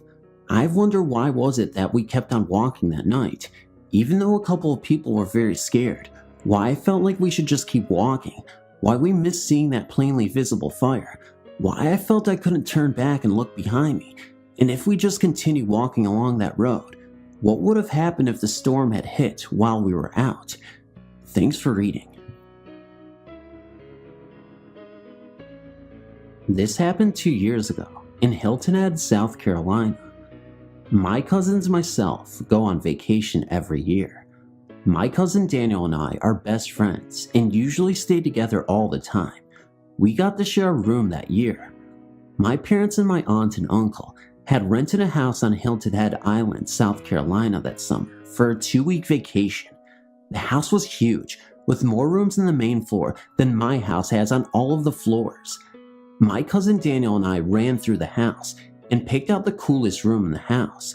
The room was strange, I must admit. The far corners were made of glass, so you could see into the woods out back. I settled into my room immediately, so my other cousins couldn't take the room. My cousin Daniel left the room to get his bags, just as I finished. It had been a long day, and it was getting dark. I laid down on the bed I chose, and before I knew what happened, I fell asleep. I awoke from my sleep at exactly 3:20 in the morning because my cousin, being a chunky person, turned up the air conditioning in the room. So, instead of waking him up by turning down the air and hearing him complain all night, I decided to find somewhere else to sleep only for the night. I wandered the house until I made my way outside in the back of the house. The back of the house had a deck that was in disrepair. I got many splinters in my feet from shuffling outside. The back of the house, after the deck, makes its way into deep woods. However, there was a hammock on the deck that I found comfortable enough to sleep in. I was soon torn from my sleep by a bright light in the woods. I was shocked at first, but when my eyes adjusted to the light, I saw a bright boy emerging from the woods. The boy was 20 feet away at first, but I blinked, and he was less than 5 feet away. He had blonde hair, blue eyes, and a huge scar running from his right ear to his lips. I was so scared that I tried to jump from my hammock, but fell out instead, scraping my face on the deck. I woke up the next morning in my bed. I thought it was all a dream, but when I looked in the mirror and saw the scratches from the deck on my face, I never went in the back of the house again. Thanks for reading. There have been some stories here recently about roads that appeared or disappeared or led to strange places or turned into something that was unexpected. This story is about how we almost lost some people on a trail that ended in a meadow that could not possibly have been there. I was not there when this supposedly happened, so I cannot guarantee its truth. Later investigation showed absolutely nothing. That happened long ago, and I do not necessarily remember all the details now, but at least I think that I have the story pretty much right. In a remote mountain camp that I used to frequent, a trail led down the river a short distance, I think about a mile or so, to Rotary Gospel Camp. Both our camp and the Rotary Gospel Camp, and the river between them, were in a narrow canyon with high ridges on both sides and no side canyons. Several of us had been down that canyon, also up and over the ridges on both sides, and we knew that there was no way to leave that canyon without knowing it. Although the terrain was steep, hiking was easy along the trail, and that route was considered quite safe for youth day hikes. Generally, it is hard to become lost when following a river downstream, but when following a river upstream, in some cases, there is a possibility of becoming lost by accidentally following a tributary rather than the main stream. In this case though, in that deep narrow canyon, all that they had to do was hike back up the canyon to our camp, and in an emergency, they could have gone into the Rotary Gospel Camp and used their telephone, so we considered it a safe hike. One afternoon, 2 adults from our camp with several youth members ranging in age from maybe 11 years to about 15 years, hiked down the trail towards the Rotary Gospel Camp, intending to turn back at the edge of that camp and return to our camp well before dinner. The adults and some of the youth members knew the trail well. In that narrow canyon, over the short distance to the Rotary Gospel Camp, and with several people who knew the trail, a map and compass seemed unnecessary. Several people had wristwatches, the mechanical, wind-up kind. Modern quartz crystal watches were non-existent in those days. One person had a pen light, and one youth member had a camera. This is their story as I remember it. Some distance down the trail, when they expected soon to reach the Rotary Gospel Camp, the canyon widened into a huge meadow that nobody recognized. Nearby, at one edge of the meadow, beside the trees, there was a log cabin, but no people were visible. The meadow seemed much too wide to fit in that narrow canyon. There was no possibility that the group had passed the Rotary Gospel Camp, as it was in the bottom of the canyon, just like our own camp. Although they knew that something was wrong, they followed the river into the meadow, alert for any tributary streams that might confuse them when they retracted their route. After a while, they noticed that the river had decreased greatly in size and flow. That alarmed them, and they turned around and headed back up the river. Even as they followed the river upstream in the meadow, the river rapidly disappeared. There were no dams on that river, and no recent weather patterns to account for such a sudden decrease in the flow. They followed the sandy river channel back upstream through the meadow, but soon, even the channel disappeared, leaving the group in that big flat meadow with only the mountain ridges for landmarks, and even those ridges seemed to be too much far apart. From the group's position within the meadow, they could not even see the canyon where the river had entered the meadow. Since they did not have a compass, one of the adults used the sun as an indicator of azimuth to keep them headed back towards our camp. But as they took frequent note of the sun's position, they noticed that it was setting much too fast, even though their watches indicated that the time still was early afternoon. At that time of the year, the middle of June, at that location, the sun sets very late. Fortunately, they had not gone far too into the meadow before they turned back. They reached the edge of the meadow just about when the sun set, and there, they suddenly came upon the canyon that they had hiked down. It had been hidden from their view, or maybe it was not even there, while they were in the meadow. The river was flowing normally in the canyon, and it sank into the ground where it entered the meadow. When the group started up the river, they immediately recognized familiar landmarks, to their enormous relief. In that deep and heavily forested canyon, soon it was so dark that they could barely even see where they were going, even though it was still early afternoon according to their watches. With their one little pen light, they stumbled over the rocks, expecting to find the smooth trail that ran beside the river, but apparently they missed a trail in the darkness. Rather than spend the night there, they decided to continue the short distance up the river to our camp. As they explained later, after having the canyon and the river disappear right out from under them, and becoming lost in the meadow, and having night come in the early afternoon, they were so shaken that they wanted to return to civilization right then. They no longer even were sure that our camp was still there, or even that morning would come, and they did not want to spend an eternity in a canyon that maybe went from one non-existent meadow to nowhere. So, they continued stumbling over the rocks, even after the little pen light's batteries were exhausted. Hiking on a smooth trail is easy in the daytime. Even hiking over rocks in the river is not too bad when you see where you are going. But it took them hours to go probably less than a mile up the river to our camp. Some of them were badly bruised from falling over the rocks, but fortunately, nobody was injured seriously. They were enormously relieved to reach our camp buildings and our camp's own little meadow. They headed straight for our group's campsite. I'd been out of the camp that afternoon. Otherwise, probably, I would have gone with them on that hike. When I returned to the camp that evening, the decision already had been made not to start searching for them until morning. The camp director already had telephoned to the Rotary Gospel Camp and had determined that our group had not been seen there. When they returned, I was almost as relieved as they were. We all stayed up late into the night with the camp director, going over their story. None of us found any significant discrepancies between their accounts. Their watches all indicated late afternoon. At first, they were not hungry. To them, it was not yet dinner time. Apparently, at least in that meadow, time had affected their environment at one rate and had affected both them and their watches much more slowly. Or maybe they still were too shaken to be hungry. Partway through the discussion, the camp director served them dinner, and we finished discussion as they ate. The next day, we had everybody who had been on the hike write their accounts on paper with no further prompting and with no discussion between them as they wrote. After they finished writing, we asked them to add their recollections of various details, again with no discussion as they wrote. I remember asking them to record details of the transition between the canyon and the meadow, and of the riverbed in the meadow, also about where the sun set over the ridges above the meadow. I do not remember now what details the other adults requested.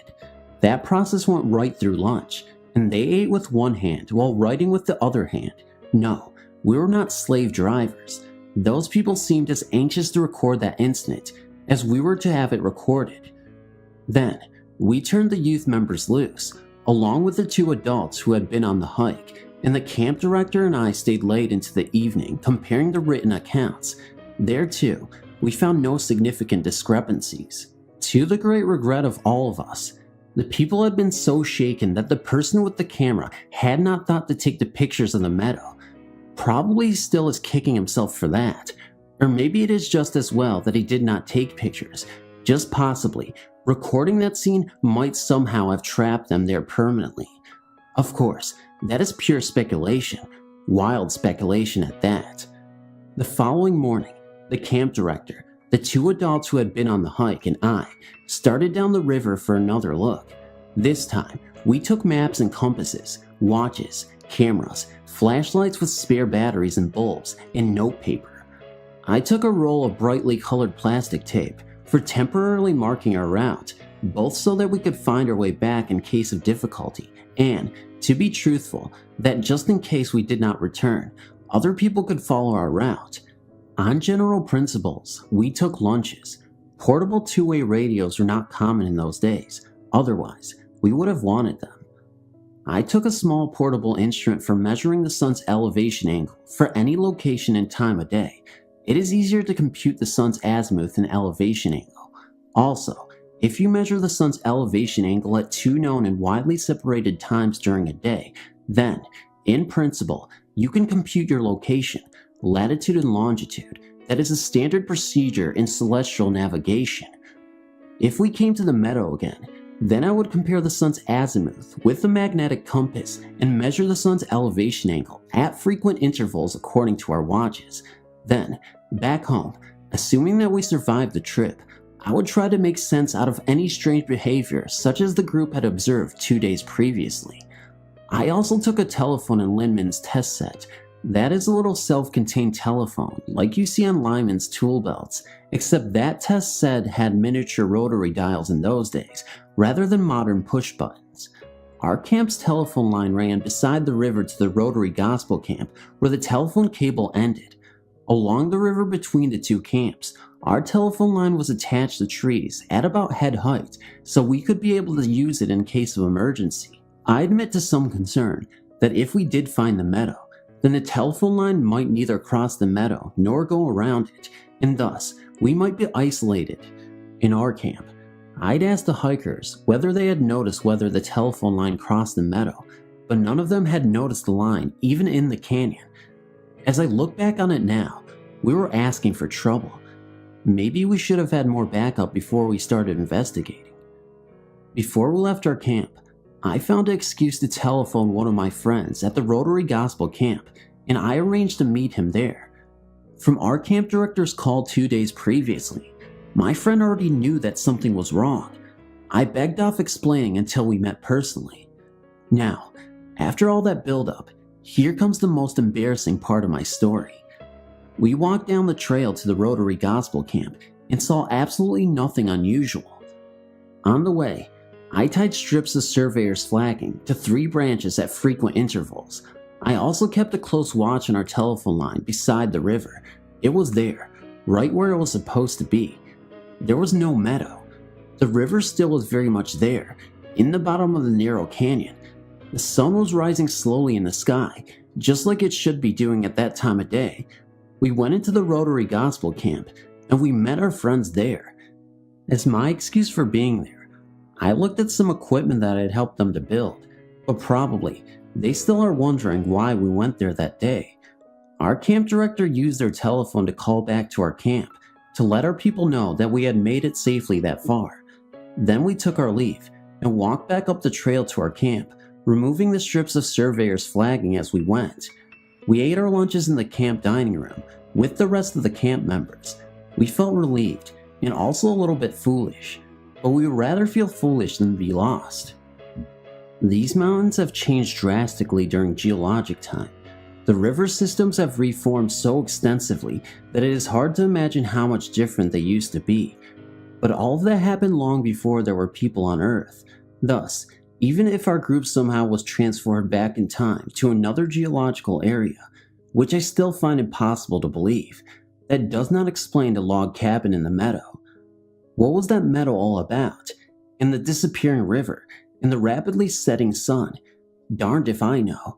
If that group made up their story, then they did have a very good job of doing it, telling it, and writing it with no significant discrepancies. If they used a hike as an excuse for some mysterious detour, then they had one heck of a climb out of the canyon to get there. I think that all of us were basically honest, except of course, for the standard campers' practice of telling outrageous lies around campfires.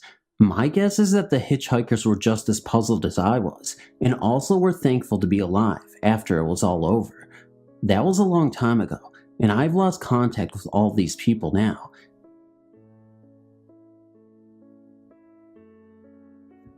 In January 2000, we lost my dad because of a doctor's error during surgery. As we were all very close to him, this all hit us particularly hard. I decided to move back with my mom. I was 24 at the time, and I took care of her. I've been with her ever since. It has now been nearly 7 years since his death. Before my dad died, I didn't believe in anything paranormal. I believed in what I learned at church, but I did not believe in ghosts or hauntings, even though I had experienced a few unexplicable things myself. I brushed them all off as weird phenomena, but nothing to concern myself with, and certainly nothing to change my views about, until spring 2005. When my dad passed away, we began having trouble with people messing around the house. There were a few things stolen from my dad's work building, and there were 3 batteries stolen right from the vehicles while Mom and I watched out a window after placing a frantic phone call to the police. The police didn't show up until some time later, and by then, the burglars were gone.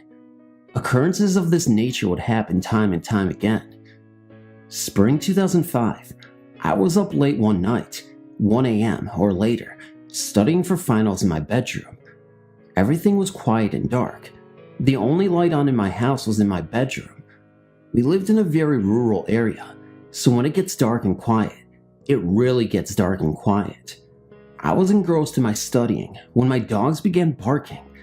I sighed, realizing that someone was probably out there, but there was really nothing I could actually do about it since we lived so far away from a police station. They had already stolen most of everything of any value, and they never had tried to get in the house before, so I went back to studying.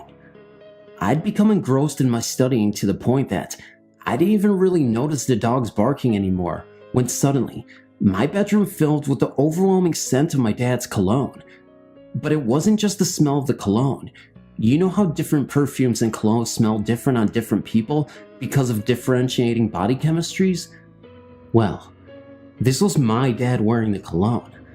I looked up, fully expecting to see him, but nothing was there. The scent was getting stronger and stronger. It was then that I noticed the urgent pitch of the dogs barking and growling, and the rustling coming from outside underneath my bedroom window. There was someone out there. Suddenly, Daddy's scent centered at the window beside the bed where I was working, and seemed to become malevolent. Don't ask me how I know this, I just do. It's like the air seemed to crackle. It was then that I heard someone running away breakneck from the house, without even bothering to try to be quiet. The atmosphere in the room suddenly went from malevolent to peaceful, and Daddy said it lingered for a moment and then was gone. I'm not sure how I feel about it, but I can't deny it. I would like to think that he's still here, watching over those he loves. It made me feel very safe and taken care of. Not once did I feel one bit of fear over the scent in my room. Thanks for reading. I have yet another story to tell. I guess I am susceptible to spirits and apparitions, as I've had other encounters with loved ones who have passed. This one was my very first encounter. I was going through a very bitter divorce, being only 28 and afraid to be alone with two very little boys. I didn't know which end was up, so to speak. It was in the summer. I had my two babies bathed and in bed. I decided to lay on the sofa and watch some television. I fell asleep, a pretty deep sleep at that. I was awoken by the static of the television. The station had gone off the air for the night. My baby of 10 months old had the bedroom right off of the living room. The sofa was facing his room, and he was sleeping soundly. I had a habit of keeping all of the bedroom doors open at night, so that if one of my sons cried, I would hear them. All of a sudden, the living room got so cold, like a very damp chill. A glowing light appeared at the doorway of my baby's room. Then a figure appeared, a woman, in a long white dress and dark hair. Her hair was up in an upsweep, but I couldn't make out her face. Her face was blurry, and I just couldn't see it at all. I was shocked, couldn't move, mind racing and heart pounding like crazy. I sat up on the sofa and just stared at this figure in the doorway of my baby's room. Then she spoke, only a few words, but she spoke. She said it will be all right. Then she vanished into thin air. That damp chill vanished along with the apparition. I was so shaken by this, not knowing who it was or what it was about. I eventually calmed down and put it out of my mind. A few days later, my mom and dad came up for a visit. They loved their grandbaby so much, they came to visit several times a week. We were sitting at the table in the kitchen, just chatting about anything and everything.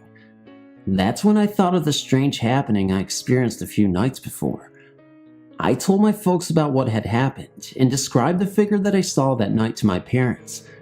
I mentioned too how cold and damp it got in that room that night and how the chill went away when the figure went away.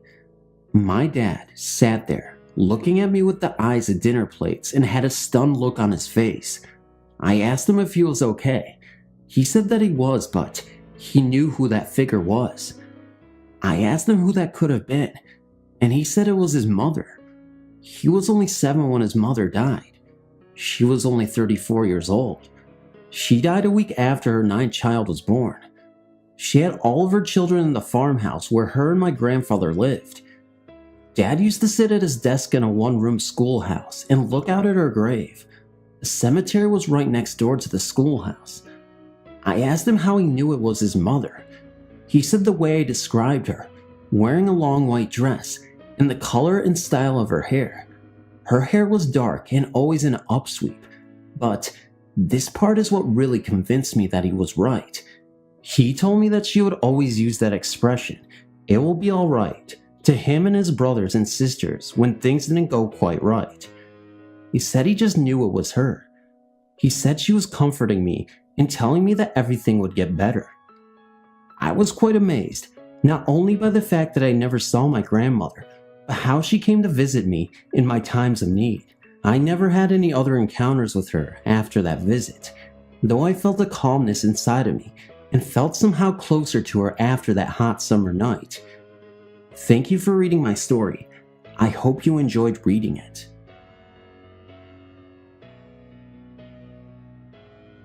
I had visited my mother on Monday afternoon, after she and I had a disagreement on the Saturday before. She had called me on a Saturday afternoon and told me she needed to come to her house. I lived in the country at the time, and she lived about 10 miles from me. I'd just been in town with my youngest 2 sons for baseball practice. I also had just taken my only transportation to the shop to have new tires put on, so I had no vehicle to take me anywhere for the day. Our conversation escalated into an argument quickly, and I ended up hanging up the phone after she had not stopped her insistence that I come to her house immediately. She was never this insistent over me coming to pick up some fresh veggies she had gotten from her early garden. On Sunday, I was stubborn, and though I could have gone in to visit all day, I stayed at home. On Monday, I'd taken off work a little early to go to school to watch my sons in a spring sports day. I had about 45 minutes after the sports events before they would be out of school, and I went to see my mother. We talked, and our argument from Saturday was completely forgotten. She and I talked about all three of my sons. My oldest is 8 years older than my younger and 10 years older than my youngest, so he was in college and doing well. She told me that she had some problems with asthma lately, but she wasn't going to let it get the best of her. I told her she should really go to the doctor because asthma might not be something to ignore. She said she would be fine. On Tuesday morning, around 2 o'clock, I got a phone call that they were on their way to the hospital with her. I got up, dressed quickly, and drove into the hospital.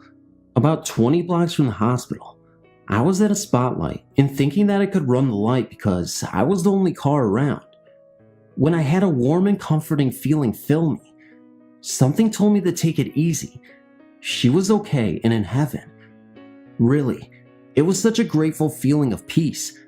I got to the hospital, and I knew for sure the way the receptionist at the ER desk met me that she was gone. In the next week after the adjustments, I'd driven my sons to school and was on my way to work. There are some industrial sites at a cross street right before a spotlight, and it can get busy and bottled up. Also, there's a hill going down in the direction of where I was headed. I again felt a warm presence and felt her hand on my arm. Her voice said, "Vicky, look up." Far enough ahead of me was a tractor-trailer truck crossing over my lane into the side street. I'd been in deep thought about so much, but had plenty of time to slow down very preventively, not to have any problems with the truck. She has been with me many times since then, and it is always such a warm, loving feeling. In her life, she dismissed ghosts and paranormal things as if she didn't think it was real. I have no idea if she has ever been with any of my 4 sisters or my brother, but she has definitely been with me. Thanks for reading.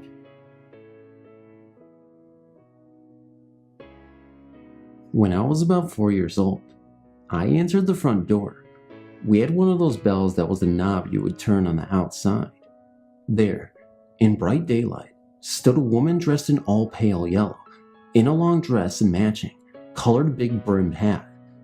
This occurred in the 1950s, around 1959. I let her in. She asked for my mother. I told her I didn't know where she was. She was illuminated. I thought by the sunlight coming through the glass of the front windows and doorway, I was only about 4 years old. Not frightened by her, but rather I was fascinated and mesmerized. I followed her into our living room. She proceeded to sit on the antique Empire couch and kept asking where my mother was, and she seemed very concerned that I was left all by myself at a very young age. After what may have been an hour or so, she got up from the couch and said to me, "Tell your mother that Ada said it was very beautiful and don't be afraid." She then got up, walked to the front door with me following her, and left. When my mother came home, I told her about the lady in yellow named Ada and related her message. My mom almost fainted and fell down on the same spot where Ada sat. She asked me in a very unnerving voice, "Are you sure she said she was Ada?" To which I said yes. Then she said, "My cousin Ada just died a few days ago." At my age then, thankfully, I feared nothing. Ghosts were not in my brain tank, so to speak. Until about 7 years later, I was up in our attic. It was a very old house, looking for stuff to wear for Halloween, and came across the same dress Ada had worn when she showed up as a ghost many years before. It was a dress that had actually belonged to her from when she was young in the early 1900s. Also had a run-in when I was 19 years old. Old same house, with a sea captain. I was lying in my bed, daylight, and I was not asleep, just relaxing. Suddenly, I felt someone was there, next to me, and no one but me and my mom were home. My mom was downstairs watching TV. So, very reluctantly, I slowly looked to my left, and there, standing, was a tall man dressed in a blue uniform with brass buttons with anchors on them. He had no face, just like TV static for a face, but the rest of him was visible. He reached out a huge hand to me and said, "Don't be afraid. I only want to touch your blonde hair." It took me a while to not have a heart attack, until I found my voice. I screamed to my mom. She came running upstairs. I told her what happened, and she said, "You just had a bad dream." I explained to her I wasn't asleep. I knew what I saw, and I was very frightened. She then told me that my most male ancestors on her side of the family were sea captains, and some were lost at sea. She assured me that he didn't want to hurt me, but he almost killed me from fright. I've also had animal ghost visits, and those were of course sad, but that's a whole nother story. Didn't want to bore you. You may now go to sleep. Thanks for reading.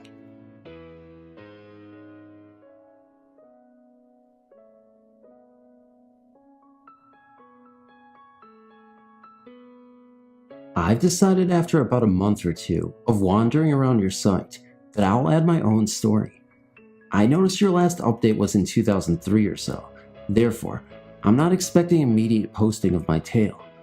Keep in mind, this is the first time I've ever written the story out, so excuse me if I digress or repeat myself.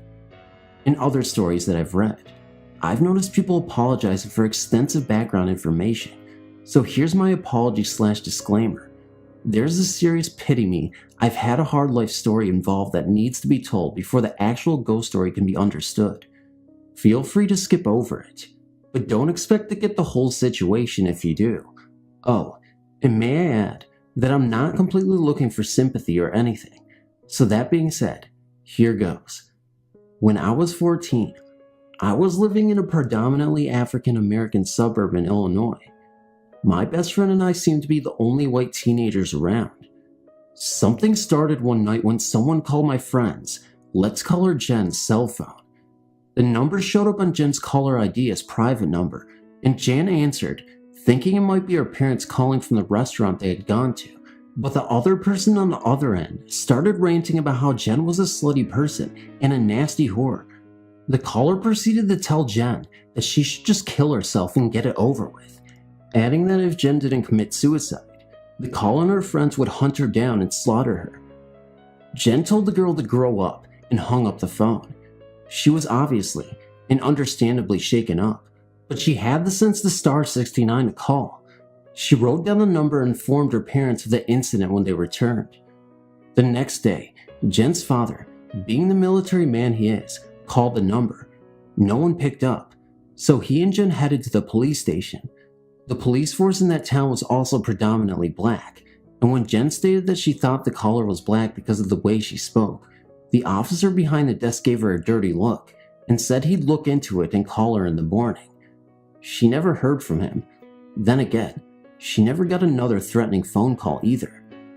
About a month later, Jen and I were walking back to her place from a convenience store about 9 o'clock at night when we heard something walking behind us.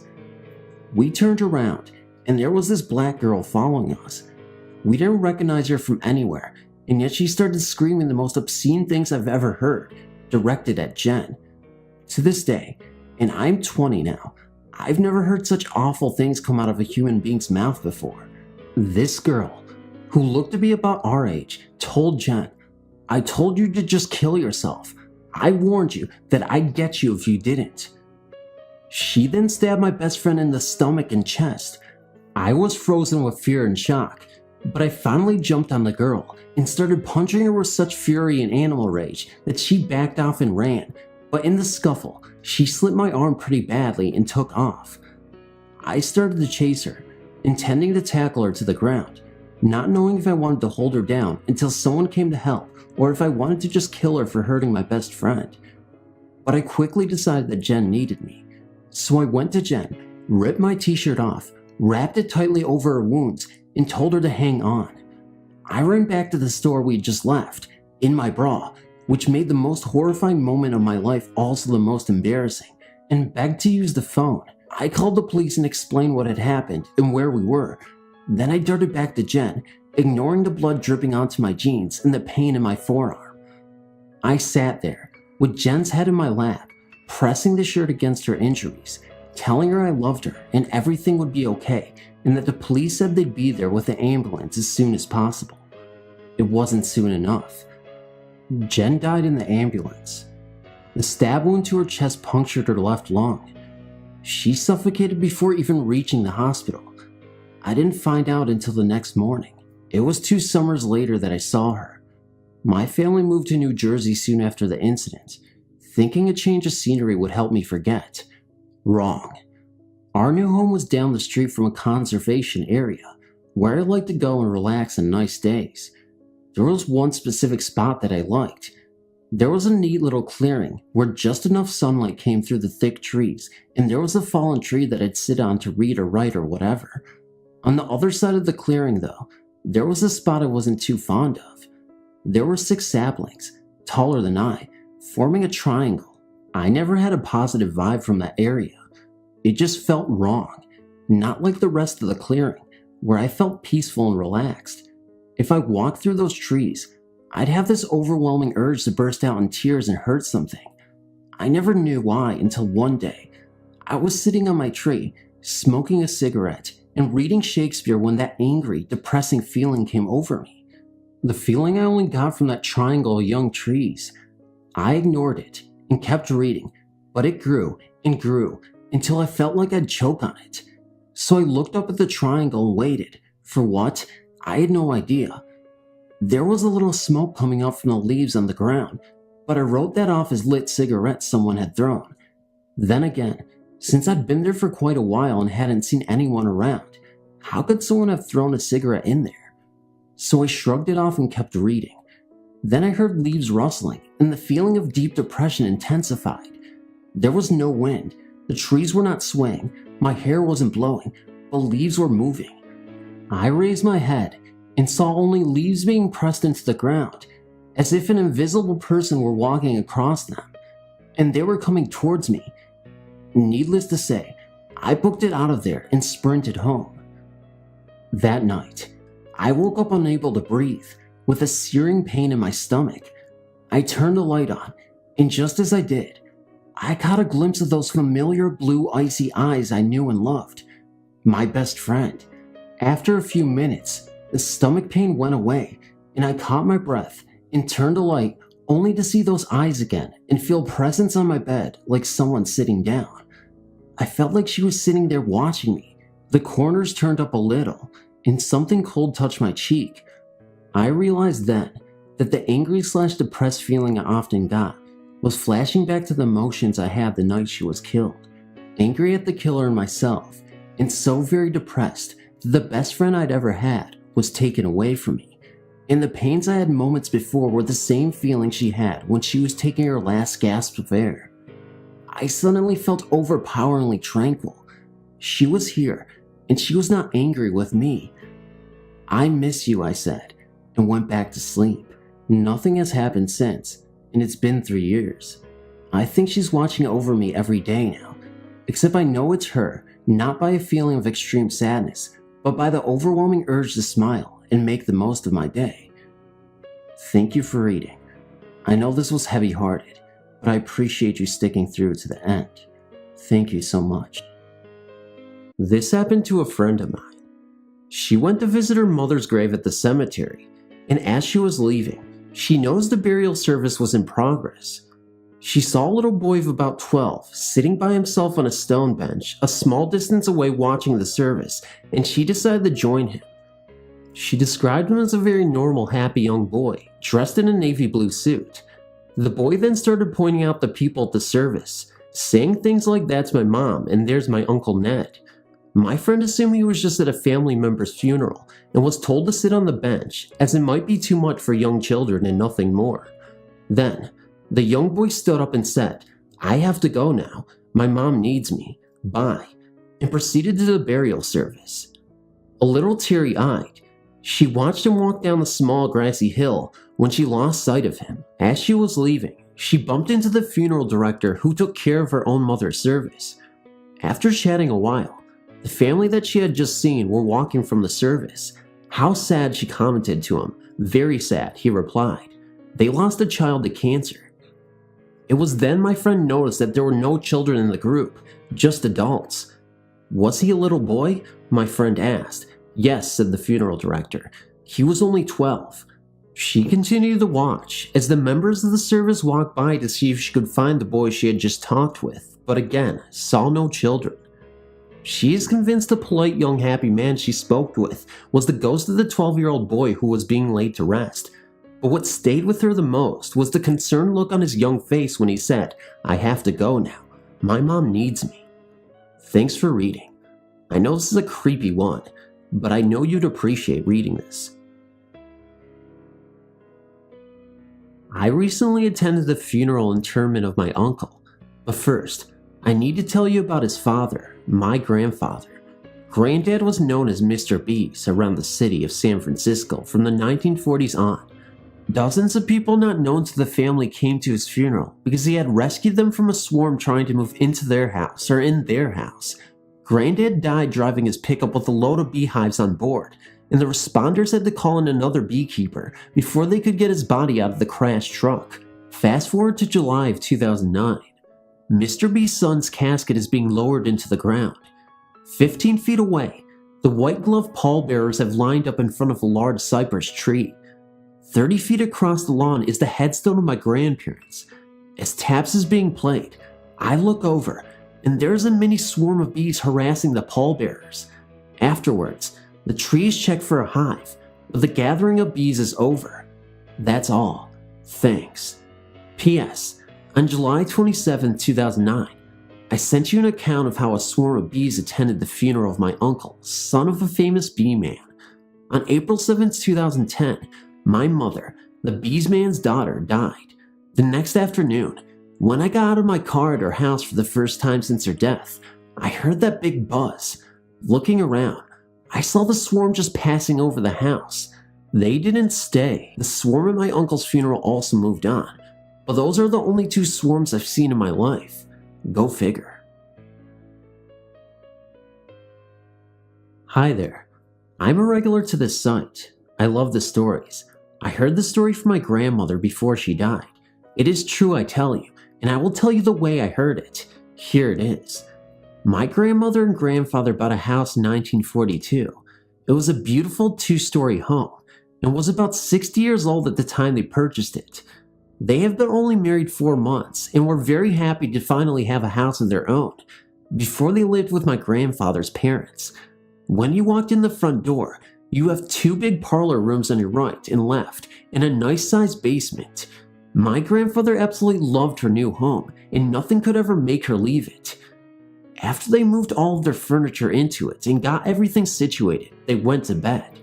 About 3 a.m. in the morning, she was awoken by the sound of children running around in one of the parlors.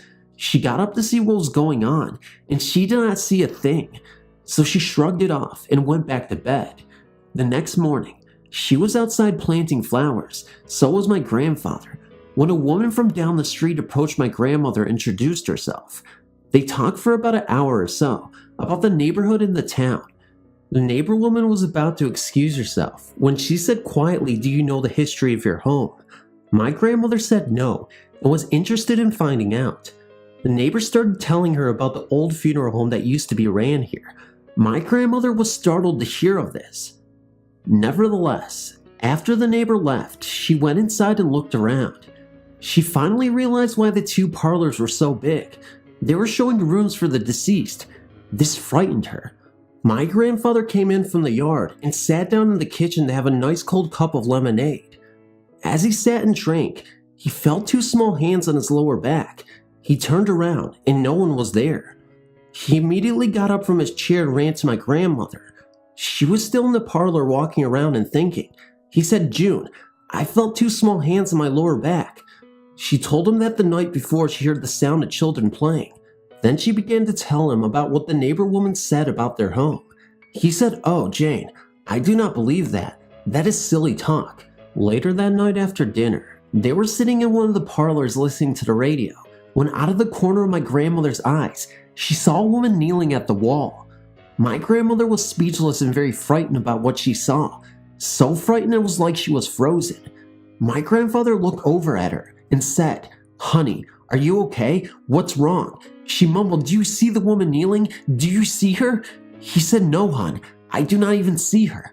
He started to get a little uneasy about his wife saying this. He said, "Jane, I think you need to lie down." So he took a hold of her hand and walked her upstairs to their room. She laid down and fell asleep almost instantly. My grandfather watched over her until he knew she was asleep. He walked down the stairs and into the parlor where the radio was on. He sat down and listened to the news broadcast. After about an hour, he became tired, so he thought he would go on to bed.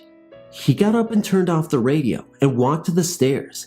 As he came out of the parlor, he was stopped by what he thought was the sound of a strong howling wind coming from out of the kitchen. The next thing he saw frightened him beyond belief. A pine ghostly casket with a woman inside rolled through the hallway and stopped in front of him. He let out a scream of terror that awoke my grandmother, which went to go see him. She saw him standing there in absolute shock.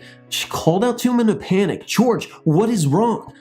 All he could say was, "I want out of this house. I want out." So they packed their things and went to stay with family about 10 miles away in the next town. They arrived at the family's house and told them about what had occurred. They looked puzzled and agreed to let them stay the night. The next day, my grandmother and grandfather and their family went back to their ghostly home. They picked up their things and moved out that very day. Sorry about the length, and sorry about the layout of the story. I bid you this the way I heard it. Hello, my name is Tana. I have a story that may or may not be ghost related, but it's strange, and to me and my family, it's something we will always laugh about. In October of 2001, my great-grandma died at the age of 94, peacefully, of natural causes. We all miss her greatly. At the funeral, I was in the separate section for all of us who were descended directly from her. There were a lot of us. Anyhow, this section had its own private bathroom, which had paper-thin walls and was the size of a coat closet. The service was rather boring and strange to me because of all the weird little Catholic chanting and such. The man conducting the funeral also had a very strange accent and kept making gross throat-clearing noises. Then the guy announced that my great-grandma loved to sing and dance, and that they would play her favorite song. The song started and it was opera style and in Italian. My great-grandma was born in Italy and moved to the US with her family at the age of 4. I guess I thought the music was a bit silly, and so did my cousins, because they all turned to look at me and my sister with smirks on their faces. This I did not think was really that funny, but just then, a balled up tissue that was on my lap rolled off of me and down to the floor where it rolled to a stop. This was so out of place that I instantly burst into loud, uncontrollable laughter in the middle of the funeral. I couldn't stop laughing, so with my hand over my mouth, I ran to the bathroom, a mere 5 feet away. I had to stay in the bathroom for the duration of my great-grandma's favorite song, which lasted about 5 to 7 minutes. The whole time I couldn't stop laughing, no matter how hard I tried. The only 2 seconds in place was my muffled laughter and a woman singing Italian opera. After the song ended, I was able to compose myself and leave the bathroom. I couldn't look at anyone because I was so embarrassed, and I was afraid that I would start laughing again if I looked into their questioning eyes. I just kept my head down and my eyes closed for the duration of the service. Now you probably think that I am the kind of person who just laughs like an idiot all the time. I assure you I am not. That was the first time I've ever laughed out of nowhere, or especially at a funeral. I haven't done it since. It could have just been that I was stressed out and upset about her death, or maybe that is how I cope with death. I really don't know for sure. I've come to believe that my great-grandma wanted to lighten the funeral up a bit by causing me to laugh, or that hearing her favorite song made her want to laugh with happiness, which I picked up on. There's no proof of this, but it made me feel so good to believe it. The whole situation was very strange and left me feeling funny but overall happy.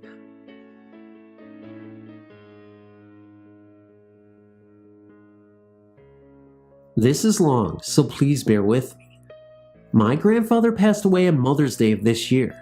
He was 89. He had lived with my folks for the last year of his life and was a very stubborn man.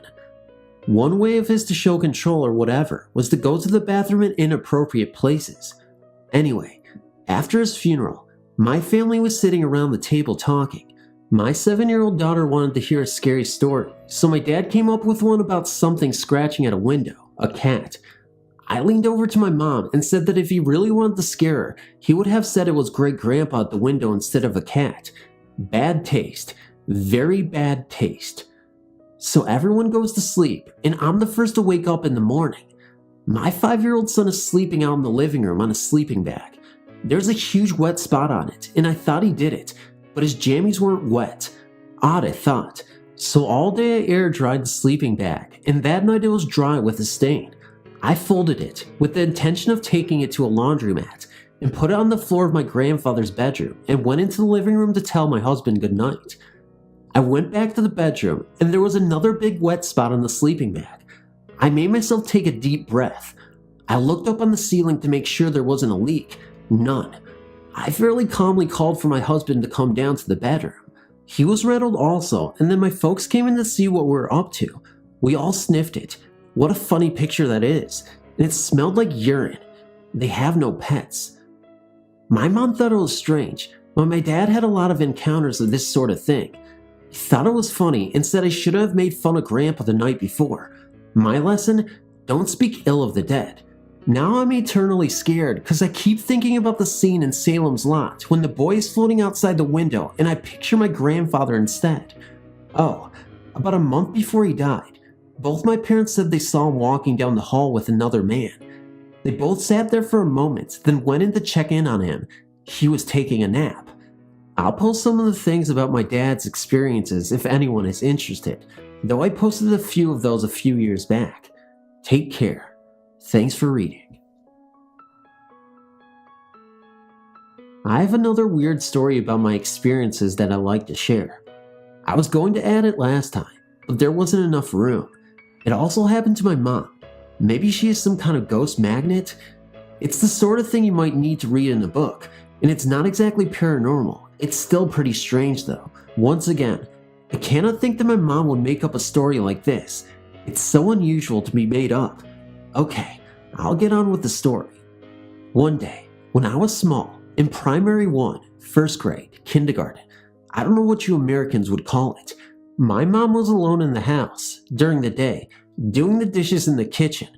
We have no front garden, and our kitchen window looks directly onto the street. She suddenly saw coming down the street the most bizarre sight she had ever seen. A funeral procession marching down our street. A funeral car, driving slowly, and a man dressed in black, wearing a top hat, walking in front of the car. When he got level with the kitchen window, he turned and smiled to her, tipping his hat slightly, as if to say good morning. The procession continued down the street until it was out of sight. My mom's first thought was of panic. I'm going to die, she thought. This is a premonition. By the time I'd got home from school, she had stopped worrying and tried to forget about it. It doesn't seem very strange to see what my mom saw. Funerals happen every day. This one was weird for 3 reasons. Our street is in a maze of other streets. It is far from the main road, and driving down it is not a good shortcut, so why on earth would a funeral procession go down it? Why on earth would anyone, even someone who lived in our neighborhood, choose to take their last journey down my road? It's not old or very pretty. Nothing important has ever happened here. Even in broad daylight, it really is hard to see into our kitchen. It really is dark, which is why my mom was surprised that the man could see her. She couldn't understand why she was the only one he smiled at. There must have been other people in their houses. So there you go. Was it a ghostly possession from the past, a premonition from the future, or a real one of someone who really likes our neighborhood? Beats me. Well, this story actually happened to my younger brother a few years ago. I'm from New Zealand, from a town or suburb called Torbay, which is on the North Shore, which is basically North Auckland. This story I'm including is true, as it wasn't just him witnessing it, but a few of his friends as well, and they all claim they saw the same thing. I can't remember the exact date it happened, but it was during summer. It was a hot, humid day, and my brother and friend were so bored they went outside to play hacky sack. One of my brother's friends lives on a dead-end street, so they decided to play in the middle of the dead end, as it was just past midnight, and there were no cars around. Anyway, they were having a great game, when suddenly, They heard a roar of a motorcycle and felt a cold chill. They all stopped playing and looked to the top of the street. The sound of the motorcycle became louder, and suddenly, coming down the street at a fairly low speed, came a huge-ass black Harley. The biker was wearing full black leathers and a black helmet, and they couldn't make out his face. As the bike slowly came down the hill, going about 5 to 10k an hour, each streetlight he passed fluttered, then died out completely. My brother and friends were scared stiff and couldn't move. Each streetlight blinked out as the biker came down the street towards them, then circled around them in complete darkness and slowly went back up the street. As he passed each streetlight, it would suddenly sputter back into life, each light blinking on again as the biker passed it. Then as he disappeared, my brother and his friends were left there freaking out at what they had just seen. Naturally, they all made a beeline for my brother's friend's house, and I don't think any of them got much sleep that night. So as far as I know, it is a true story told to me by my brother and backed up by his friends, who I've known for ages, and it's not something they will lie about. Pretty spooky, hey? Maybe Death has decided to keep up with the times and has himself a Harley now. Thank you for reading.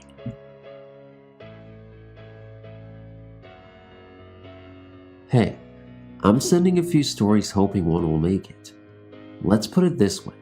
My house, the property around it, and my family's houses are haunted. When my sister was in the 6th grade, she had a huge sleepover.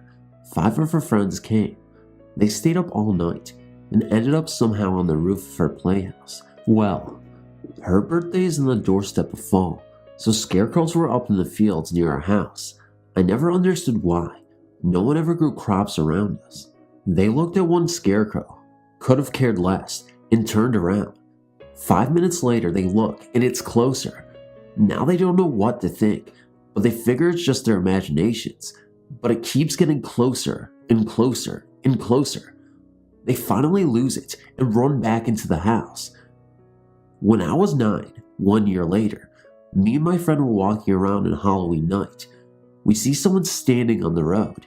No big deal. We were the kind of kids who sword fought with sticks, so we wanted to see who it was. Big mistake. We get there, and it's a scarecrow, so I ran my sword through it. Well, I run off because my mom called me. When my friend ran to follow me, he started screaming Bloody Mary, which is weird because I'm the Catholic one. He runs ahead of me and beats me home.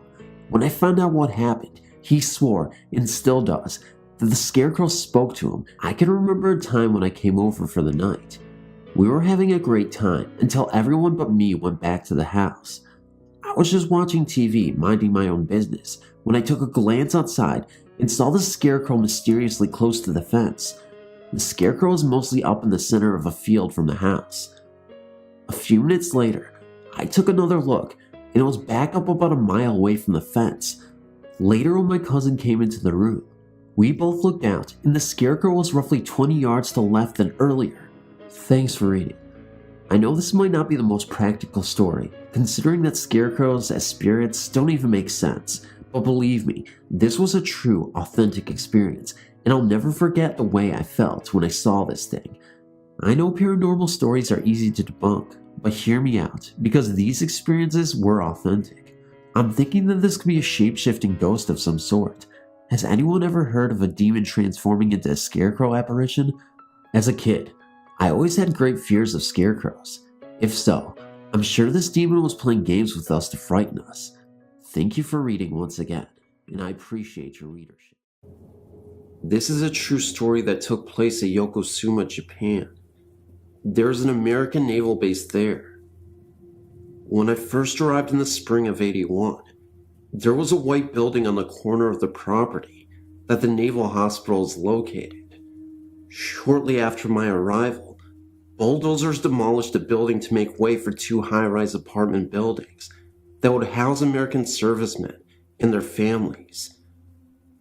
My family and I would be housed in one of these buildings after its construction. The buildings were named Cuban and Juban Towers, the Japanese words for 9 and 10.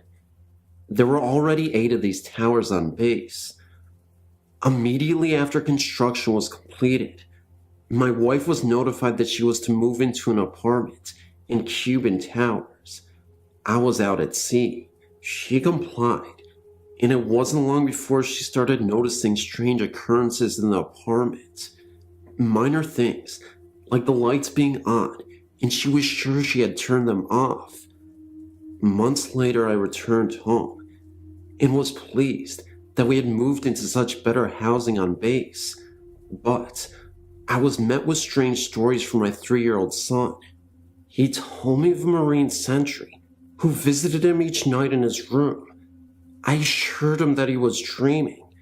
My first night home, I tucked him into bed and turned off all the lights in the house. At 3 a.m., I was awakened by a presence at my side of the bed. It was my son, and all the lights were on in the apartment. I asked him what was going on, and he said that the Marine sentry was in his room and wanted the lights on. I, of course, checked out his story to make sure the house was safe. No one else was in the house beside my family and I. I tucked my son back into bed and turned off the lights. The next morning, I asked my son to describe the man who kept visiting him in his room. That 3-year-old boy floored me when he described the infantry marine in full combat gear. This problem occurred for several weeks. One time, a buddy of mine suggested that I turn the lights out of the breaker box, which was out of my son's reach, and my son did not know where the box was. So I did. At 3 a.m., I awoke to the same scenario as always. So then my buddy agreed to spend the night in my son's room with him. At 3 a.m., I awoke to an awful ruckus in my son's room. My son ran into my room to tell me that the mister was fighting with the Marine sentry. When I arrived in my son's room, my buddy was sitting on the floor in the corner of the room. The bedroom looked as if a brawl had just occurred. My buddy told me that he woke up and seen a Marine standing over him. He was wearing face paint to camouflage his appearance and was in full combat gear. The Marine face looked as if he were in the jungle and he had stumbled onto an enemy camp.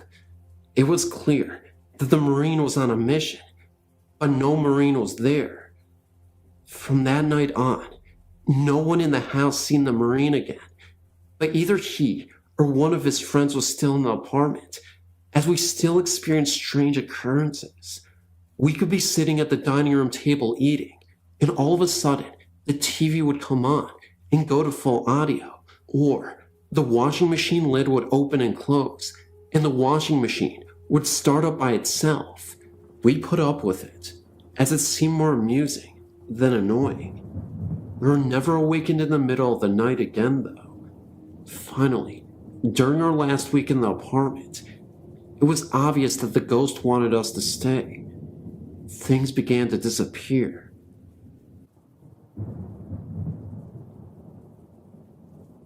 In 1977, I was 8 years old and lived with my parents and my younger brother in a big house in the northwest suburbs of Chicago. There, I had an experience that I remember like it was yesterday. One night, I was awoke feeling cold. I sat up in my bed to reach for an extra blanket that was folded at the foot of my bed. When I did so, I saw a ghost standing several feet from the foot of my bed. The figure I saw looked like that blue dot you see in your vision after looking to a flash from a camera, but it had the distinct shape of a person. After looking at this form for some time, I jumped from my bed and ran down the hall into the bathroom, turning on the lights and shutting the door. Eventually, I got the courage to look down the hall and turned on all the lights. The blue man had disappeared, and I eventually went back to sleep with all the lights on. I told my mom, and only my mom, as I did not think anyone would believe me. The strangest thing about this is that a week or so later, my mom was talking to the neighbor, who told my mom her son had told her almost the exact same story, describing the ghost in the same way. I never discussed my sighting with the neighbor kid or anyone other than my own mother for years. My mother still lives in the same house, and has had several strange experiences since then, but no more sightings of the Blue Man.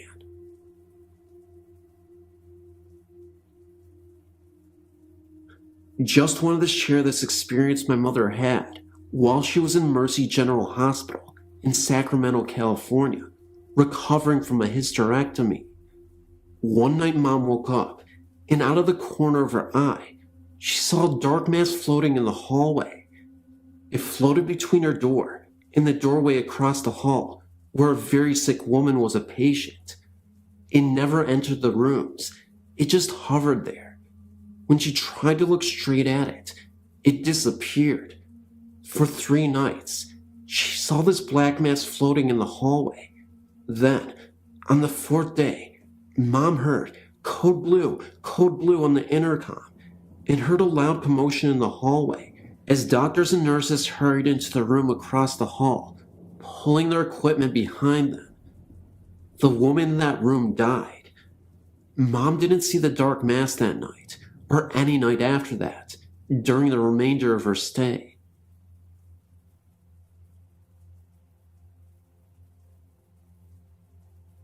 My name is Minsu, and I would like to share my supernatural experiences with you because no one is willing to believe or accept my encounters. It all started about 3 days ago, at about 2 in the morning. I woke up to hear some very loud and disturbing footsteps. This probably wouldn't have scared me so much, except that the footsteps came from the first roof of my house. I didn't know what to do, so I just lied there scared. But 10 seconds later, whatever made the footsteps on the roof was breathing loudly at my window. At this point, I jumped out of my bed and ran into my mother's room. I looked out her window and saw absolutely nothing. The next day I told my mother what I had heard, and of course, she just snickered and thought nothing of it. Next night, I was determined to stay up and see what was going on. At 3:30 in the morning this time, I was startled by a loud thump in front of my window and quickly shot out of bed to see what it was. Again, I see nothing. At this point, I was scared and puzzled as to what this was. I climbed back into bed and continued to listen. The thumping went on, but as it did, I began to hear something different, something in the background of all the noise. It was laughter, not normal funny laughter. It was hysterical, mad in a way. The thumping continued, and the laughter faded, and I began to slowly doze off. When I awoke this time, I immediately told my sister what I heard. Unfortunately, she was the only one who believed me. Although this thumping and laughter was very frightening, it may have had some connections to the encounter I experienced just a few weeks ago. I was in my sister's room, looking for a book I had lost. Under the bed, I was sure. When all of a sudden, I saw a woman dressed in blue, standing over me. I let out a scream and ran downstairs to tell my mom. We went back upstairs to check things out. Nothing was there, but this time, my mom was considerably worried. She thought it maybe have been a burglar and frantically checked under the bed and in the closet, but found nothing. These two experiences may be connected, but for now, they will remain a mystery.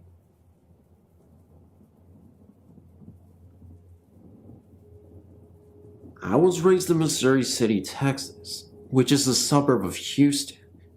If you head south of Murphy Road, past Cartwright Road, on the left, you will come to El Dorado Drive. Travel down El Dorado until you cross the bridge and turn right at the first street. Drive down the street until you come to Hampton. There, you will see a very large fence covered in overgrowth. Through the fence, you can see a large home that backs itself to the golf course. This home is known by all who live in its vicinity as the Hampton House or the Cartwright House. The story begins about 40 years ago. Mr. Cartwright and his wife lived in the house and owned all of the property which Quail Valley is built upon today. Cartwright Road was actually named after him. All was well until Mrs. Cartwright came down with a terminal illness of some sort. When Mr. Cartwright was no longer able to give his wife the care she demanded, he hired a live-in nurse. As his wife's condition worsened, Mr. Cartwright began fraternizing with the nurse. One day, when Mrs. Cartwright's calls went unanswered, she made her way into her wheelchair and into the living room, catching her husband and the nurse in a moment of passion. Miss Cartwright died the next day. Mr. Cartwright and the nurse soon after moved away together and were married. He left all the furniture and some of his possessions in the house when he left. After his death, the property was left to his son, which would not live at the house, but hired security guards to keep looters out. My father was a Fort Bend County Sheriff deputy for many years and has had friends work security at the house in the evening. He said that the guards were paid very well and were given a large cooler of food to take with them into the house. There's never been a security guard that has stayed in the house for more than 3 hours. They've reported the elevator going up and down on its own, sounds of a woman crying, an invisible wheelchair that travels up and down the hallway, leaving tracks in the carpet, and even books flying off the shelves at them. One of my father's good friends is from Ireland, and he says he had encounters with ghosts before and is unafraid. He worked in the house and left after 2 hours. He said he has never seen anything like it. Well, the security guards have since stopped in the past 10 years. The house has never been lived in since the Cartwrights. I've always wanted to sneak into it some Halloween night and see for myself, but since it would be breaking and entering, and hence illegal, I will not. I have never seen anything about the house listed anywhere, yet everyone in the area seems to know about it.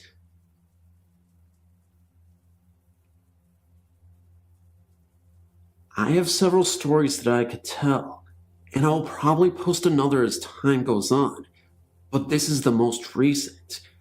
In March 1998, my stepdaughter was pregnant with her first child, and at the same time, her father-in-law was in the last stages of cancer and dying. Her husband spent about 3 weeks at a Central Georgia hospital by his father's bedside. He died on March 23rd and was buried on March 25th. She had the baby on March 26th. It was a boy, and he was named after his deceased grandfather. They kept a picture of the man that had died in the refrigerator and had told their son that this was Granddaddy Kenneth. When the child was about 2.5 and talking, there were several times when they heard him talking to someone when no one was in the room with him. Each time, they would ask him who he was talking to, and he would respond with, Granddaddy Kenneth. When they asked him who that was, he would say, that man on the refrigerator. When they asked him what they had talked about, his answers were always about things that the child would have no way of knowing, had someone not told him of them, and his parents never had. It has been a couple of months now since he's had conversations with his grandfather that they know of.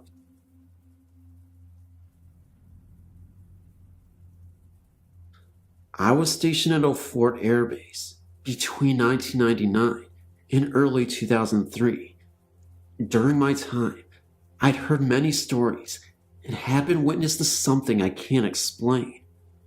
Most of the incidents I heard concerning the old Fort Cook section of the base, including the base lodging office where I worked at, in Quarters 13, which was on General's Row and was used as distinguished visitors' quarters. I encountered something I can't explain at the lodging office one night. Me and the sergeant I was working with that night heard someone typing and moving around in the back offices, which were locked about 6 hours earlier.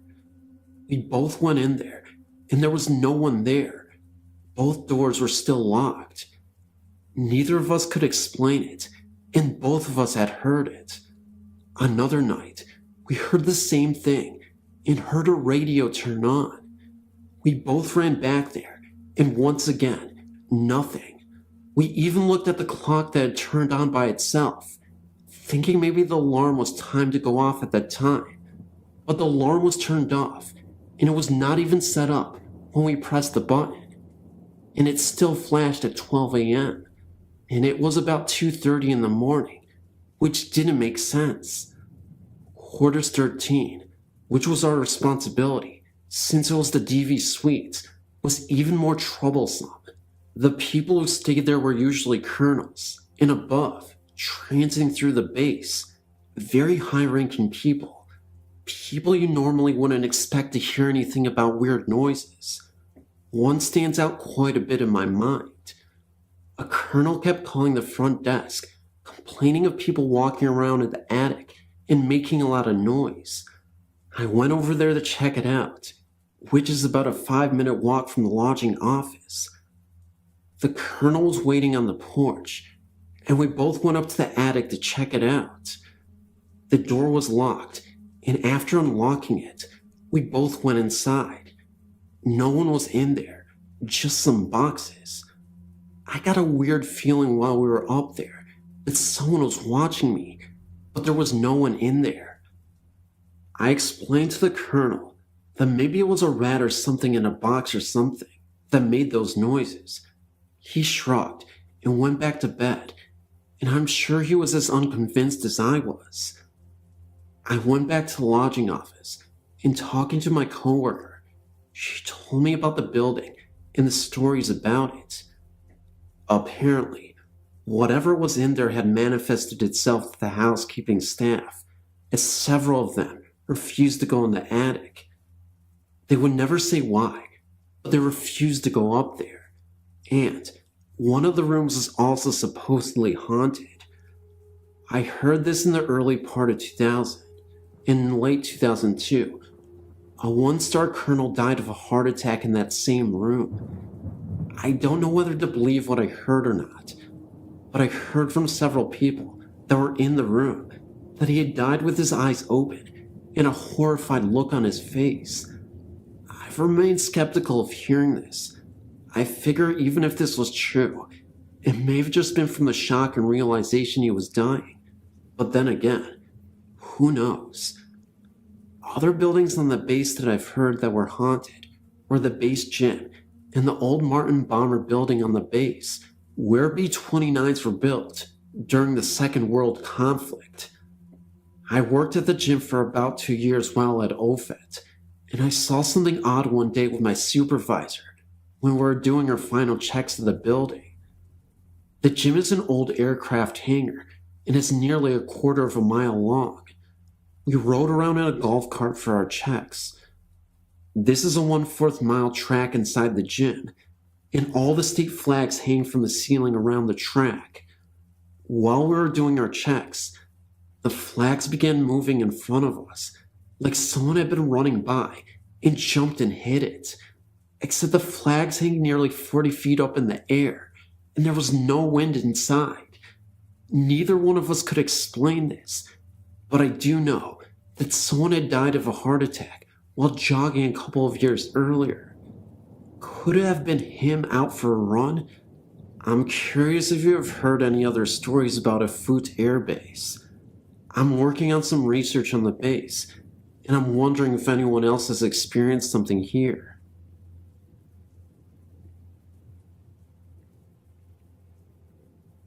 I felt compelled to send in a few of my strange experiences that I had at my grandparents' former house. One evening, I was talking on the phone to a friend in the master bedroom. It was nearly 2 in the morning, and the room was pitch black, as I was going to get some sleep directly. As I chatted to my friend, suddenly, I saw what is best described as a black cloud about the shape, size, and position of where a person's head should be. It bobbed as if someone were walking by the foot of the bed for about 3 seconds, and then it was gone. I was doing some homework at the kitchen table one evening when, out of the corner of my eye, I again saw a black flash that looked to be the size of a small dog run across the hallway floor. When I commented on this, my grandfather, who was living in the room at the time, claimed to experience the same thing all the time. My grandparents' house is set up so that you walk in the front door and all the rooms are connected by a hallway that at one end leads to the kitchen and the dining room, living room, master bedroom, staircase to the second floor, bathroom, and back to the door. It was summertime, and my mother and I were arguing. I was standing at the foot of the stairs and looking at her in the living room. I was making a fuss, saying that I wanted to sleep upstairs, which I had only recently conquered my fear of, and she was telling me that it was too hot up there to do so. Mid-sentence, I glanced up the staircase, and what I saw horrified me.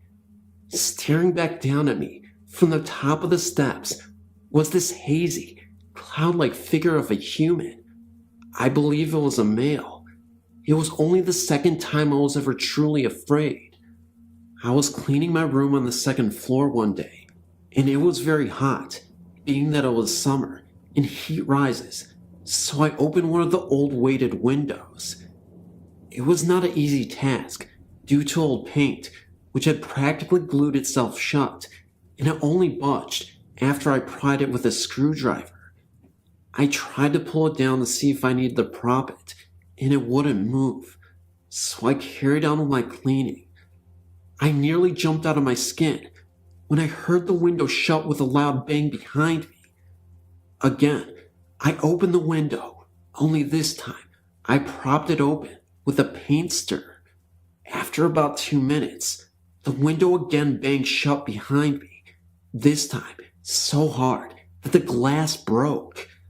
The paint stirrer was at least 8 feet across the room. I said, "You win," and ran downstairs. I was a staff assistant in my sophomore year at St. Michael's. What this meant was basically, I watched the doors coming into one of the dorms to make sure that the only people coming in were the residents. I sat at a desk from 11 p.m. to 4 a.m. a couple of nights a week. One night, I was making the rounds from floor to floor to make sure all was relatively quiet. I got to the top floor of the building, and that is, of course, when the proverbial strange things started to happen. I began walking down the hall, and I heard the wind howling through the recycling room on the floor. It had been a quiet night weather-wise, so this was a little odd. I passed it off as some random New England weather patterns and continued to walk on. When I stepped in front of the first resident's door, it started to rattle like someone was going to come out. I stopped and waited, but the door just kept rattling, so I moved on. Then, the next door on the other side of the hall started to rattle as I passed in front of it, and then another door started to rattle also. Now there were 3 doors all rattling away, and it only started when I walked in front of them. I hadn't done this earlier in the evening, and I was wide awake, so it wasn't my imagination. What really startled me was all of a sudden, in the midst of all this door action, I had a feeling that someone was right behind me. I turned around me, and from the distance, I could have sworn I saw the fading image of a priest in all black slowly fade, but the doors kept on shaking, and the wind was screaming.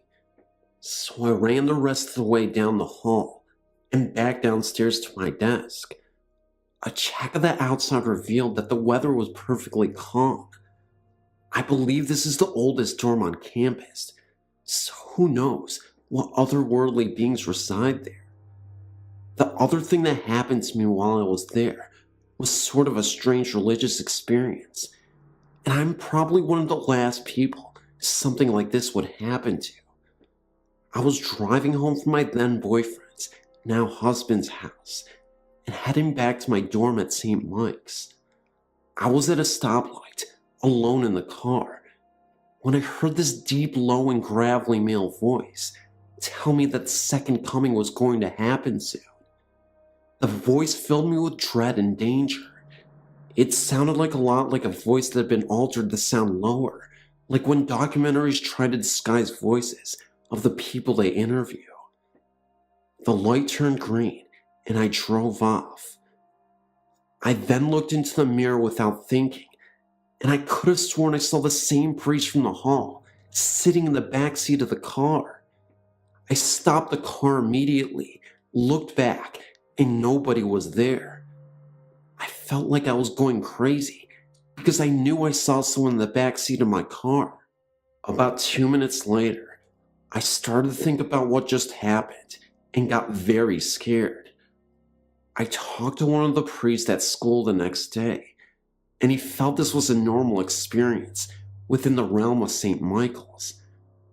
Partially because it was getting near Christmas time, and partially because he felt the campus was a center for both good and evil, the good being the chapel on campus, and the bad being the portal that was never shot in the boys' dormitory. He confirmed the story about the pentagram and my location discretion without me bringing it up. I've heard this godly voice once or twice since the original incident, but not to the degree that I heard that night. I once heard of an experience my boyfriend had in that same chapel. He told me that on one occasion he was alone. He walked into the chapel, and under the huge statue, he saw two figures in cloaks praying silently under the statue. He's a complete skeptic when it comes to hauntings, and he insisted that there was nobody there at the time.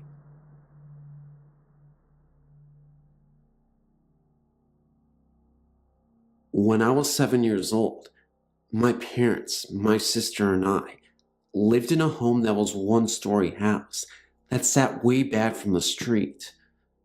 My aunt used to babysit us when my parents were away at work. Anytime I got into trouble, my aunt would make me go into a little bedroom in the back of our house, and she would make me stay in there for hours at a time.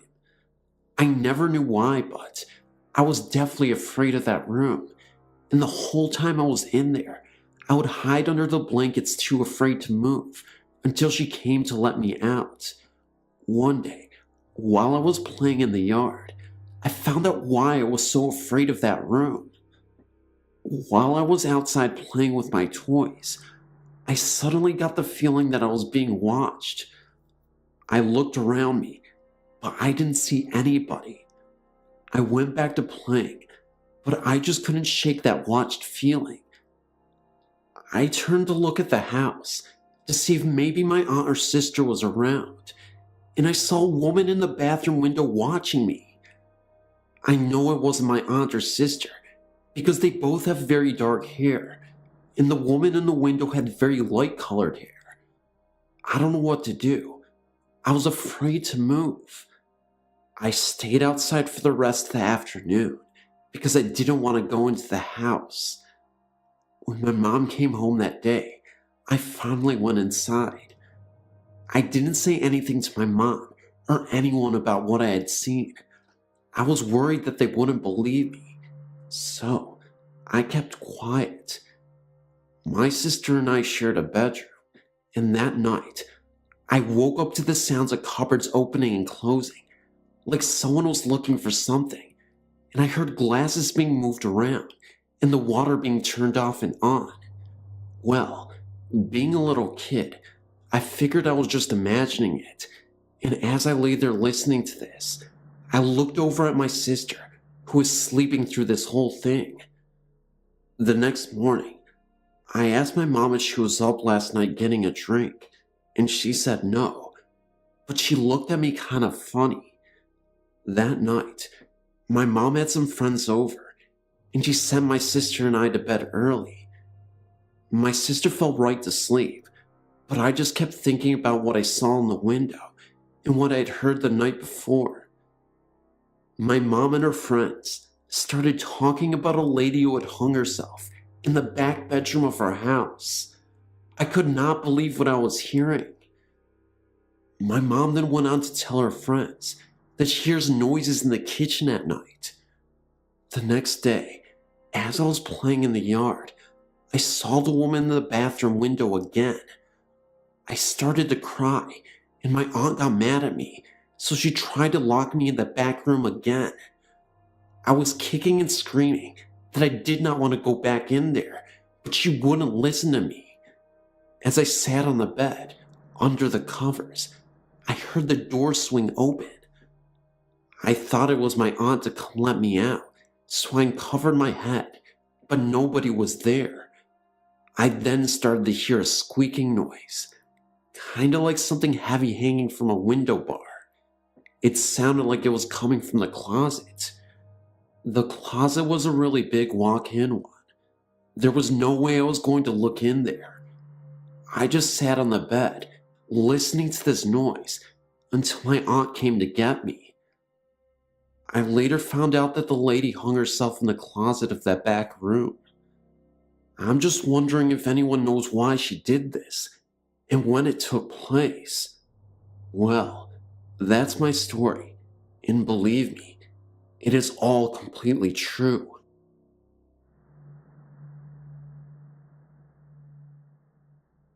I'm an identical twin, and often because of this, most people ask us if we share experiences. You know, they say, like on television. My answer is always the same. Sometimes. It's true that twins, on occasion, may share certain emotions, even though they may be miles apart. This is what my brother and I have known for years. But everything changed when my brother and his wife and 2 children moved into my late grandfather's home in Norristown, Pennsylvania. The history of the house is nothing spectacular. The only event of any importance occurred when my grandfather, who had been diagnosed with colon cancer in 1987, decided to spend his final days at home before the cancer took him. He died in a hospital bed, which had been set up in the living room of his house later that year, and from that point forward, various members have lived in the house without any strange occurrences or bump in the night, until my brother Peter and his family moved in. The first week in their new home, my brother was excited as ever about living in such a large home compared to the meager apartment he and his family had been sharing for the past 2 years. Given the history of the house, i.e., my grandfather dying there, didn't bother him one bit, since he was the last person who believed in such tales. Then, about 2 months after moving in, he decided to clean out the basement to make room for his music equipment. He is a part-time musician, and a new washer and dryer my father had bought them as a Christmas present. While digging through the accumulated junk of a half a century, he happened upon a small Bible. Inside the front cover was an inscription denoting the Bible as a gift to my grandfather from my great-grandmother in 1906. He took it upstairs and laid it out on one of the coffee tables so that other family members visiting could see it when they visited. Remember that I had yet to hear of this find, since it only had occurred that day, but that night I had one of the most terrifying nightmares I could ever remember. I dreamt I was standing on the landing, overlooking the living room of my brother's house in Norristown, Pennsylvania, but something was wrong. Having visited the house many times in the past, I vividly remember the layout of how it used to look when I was a child, but in my dream, I remember seeing an end table, which was never there before, on which a book was placed. I was drawn to it for some reason. I slowly descended the stairs, even now, recalling how hollow my footsteps sounded on the hardwood floor as I made my way towards the table. As I got there, I looked down and saw that it was, surprise, a small Bible. Upon opening it, I saw there was an inscription made out to my brother from our father. This is where things got really spooky. I remember hearing my brother's voice behind me say, "This is mine, which Dad gave me. Please give it back." I was too terrified to look around, because even though it sounded like my brother, there was something otherworldly about the whole thing. I finally succumbed to curiosity and turned around. This was, of course, when I woke up screaming something. I don't remember what. I startled my wife, who was then yelling at me to keep it down. The neighbors will think we're fighting or something. Later that morning, I spoke to Peter to tell him the strange dream I had, and that's when he told me about what he had found and who it really belonged to. I was startled beyond words. I told him I would be down in an hour. I live in Parksea, Pennsylvania, approximately an hour north of Norristown, to see the book. "Too late," he said. "Why?" I asked. "It's gone," he replied. The conversation went on from there about how he had placed it on the end table, an end table that he just picked up at a yard sale that day, but when he woke up, it was gone. I asked if his wife had taken it, but he said that it was impossible. They had flown back to Texas 2 days earlier to visit her folks and took the kids with her for the short vacation. After going around and around about what could have happened to it, as well as the strange dream I had and what the voice had said to me, in the end, we just didn't know what to say. I guess it was one of those things that will never really be explained. 2 weeks later, his wife and 2 children arrived back home and were in the process of unpacking when she went down to the basement to see how the cleanup had gone. That's when she asked him about the small Bible. "What Bible?" he asked his wife. "Oh, the one in the basement near the keyboard you put there." Looking confused, I'm sure, my brother ran down to the basement, and sure enough, there it was on the door, right where he had originally found it. Picking it up, he read the inside cover again, only this time, there was no inscription at all. Did he imagine the writing to begin with? Did my weird dream that night have anything to do with it disappearing again? I don't know. Neither does Peter, but there's definitely activity in that basement, because what I saw next in the basement a few days later almost explains some things, although it was incredibly scary. I had another bizarre dream. I ended up going back to the basement to retrieve the Bible, only this time there was a red humanoid-looking creature sitting on a chair reading a book. He had horns protruding from his head, and he looked like an ape crossed with Bigfoot. His face very human-looking at the same time. Frozen in shock, I approached him. He pointed to the book, and there was an image of a car on fire. I woke up in a cold sweat and screamed. A few days later, I got a call from a guy who sounded like my grandfather. I kid you not, it sounded identical to him. All this man said to me on the phone was, "Check on your father, something's wrong with him." I later found out that my dad had been in a car wreck. The car caught on fire. He managed to escape alive. The most shocking thing, my twin brother had the exact same dream on the same night, same exact creature. I guess they say twins are inseparable.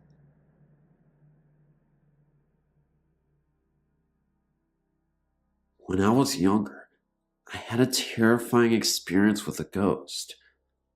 I was fast asleep, and then I suddenly woke up. Something told me to wake up, and I just did. I looked at the clock, and it said somewhere around 3:28 a.m. I turned my head slightly to the left, and I saw this girl. I would say that she was in her early teens. She looked very blurry, but she had a blue hue, and yet clear at the same time. She was moving in slow motion. It seemed like she was underwater, or something. She had a long nightgown, and it was blowing very slowly. She was holding a short candlestick, and her hair was long reddish brown color. She looked at me, and then I looked back at her. I was surprisingly calm. I got up to tell my mom what I had seen. The next morning, I woke up and I asked my mom if she saw the lady, and she said, "What lady?" Could this have all been a dream? I'm not entirely sure. I've been deeply confused about this ever since.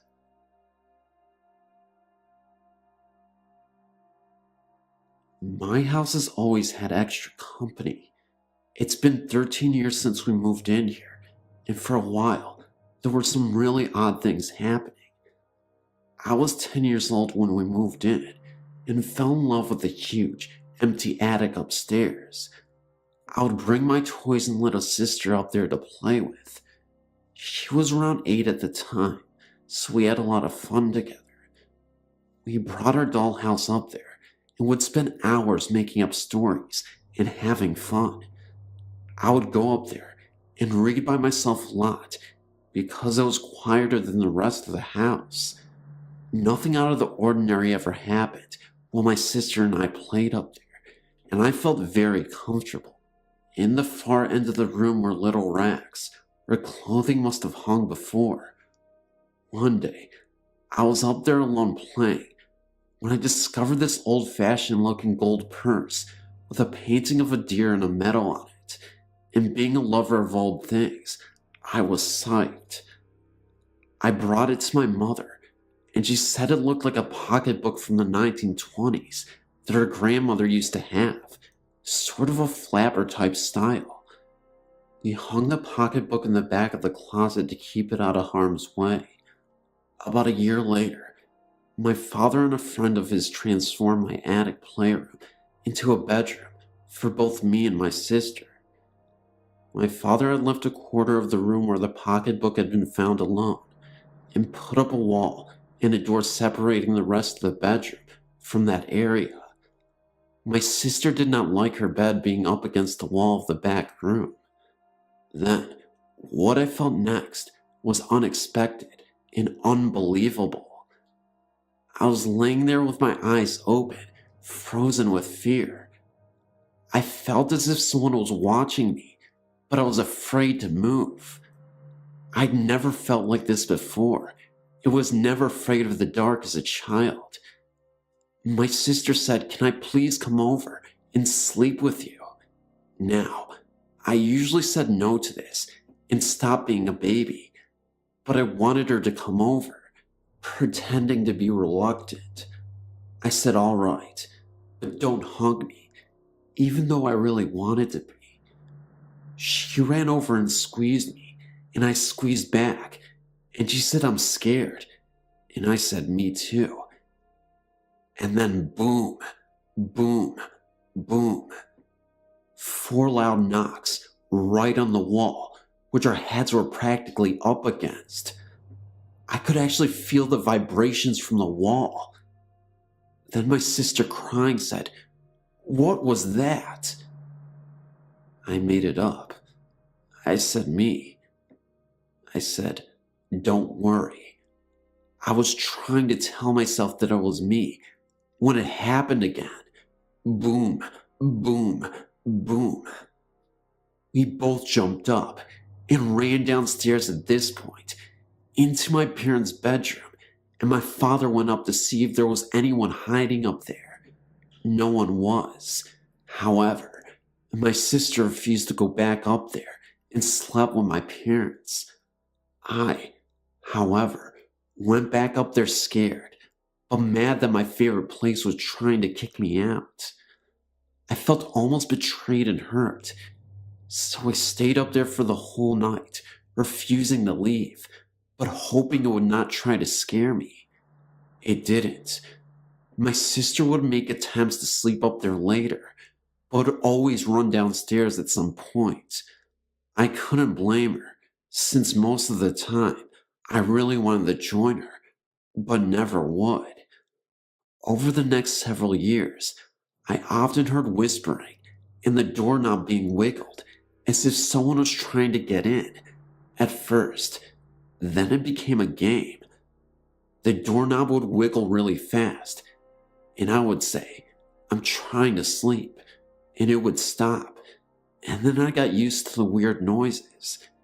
It's 13 years later, and in that time, I've had many friends tell me that they heard whispering or tapping on the wall, or someone breathing in their ear.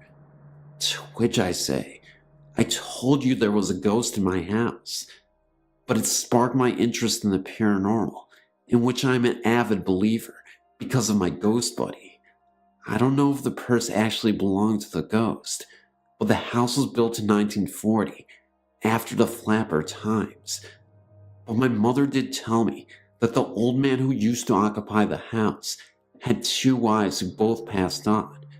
Whether or not either of them died in this house, I don't know. The purse may have belonged to one of them. Hello, my name is Kirk.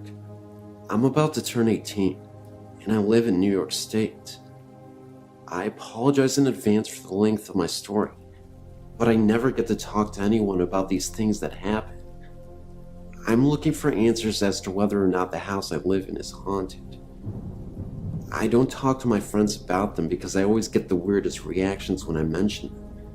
You know, the kind of look someone makes when they think you're insane. Since I was a little kid, I'd always found the paranormal amusing. My mom believes in ghosts based on her own experiences, which I might say are quite frightening. I have 2 older sisters, and both have related their own personal experiences to me. So, in a way, I suppose I was influenced into finding the supernatural interesting. I live in a 2-family house that my family owns. We used to rent the bottom apartment out to people back in the late 80s to early 90s. The tenants have said that the downstairs apartment is haunted, and a psychic my mom brought over one time said that the apartment was indeed haunted. In one of the rooms downstairs, my great-grandfather passed away. The house has been in our family for a while. Also, my mom's nephew who came over from Ecuador was living with us when I was about 7 or 8. Hard to remember. He died while living here in a car accident in Lake George. Is it possible he has unfinished business because his wife and daughter live in another country? Also, my mom's boyfriend of a long time ago, this is back in Ecuador, which was probably in the 60s, died on a hiking trip. My mom loved him and always insists that he watches over her.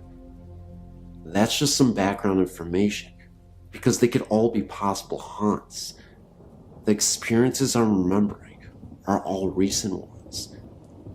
We moved from our old house in the early 90s and moved to Salem, Massachusetts. After 3 years, we moved back to our house in New York, and after that time, it's the only experiences I remember. My older sisters slept in our redone attic when they were teenagers.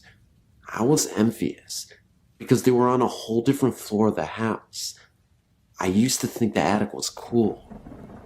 Both my sisters have had stories about the attic. My sisters moved out long ago, which gave me the advantage of choosing a room up in the attic, being older and all. I chose the room which was my oldest sister's because of its size and location in the house.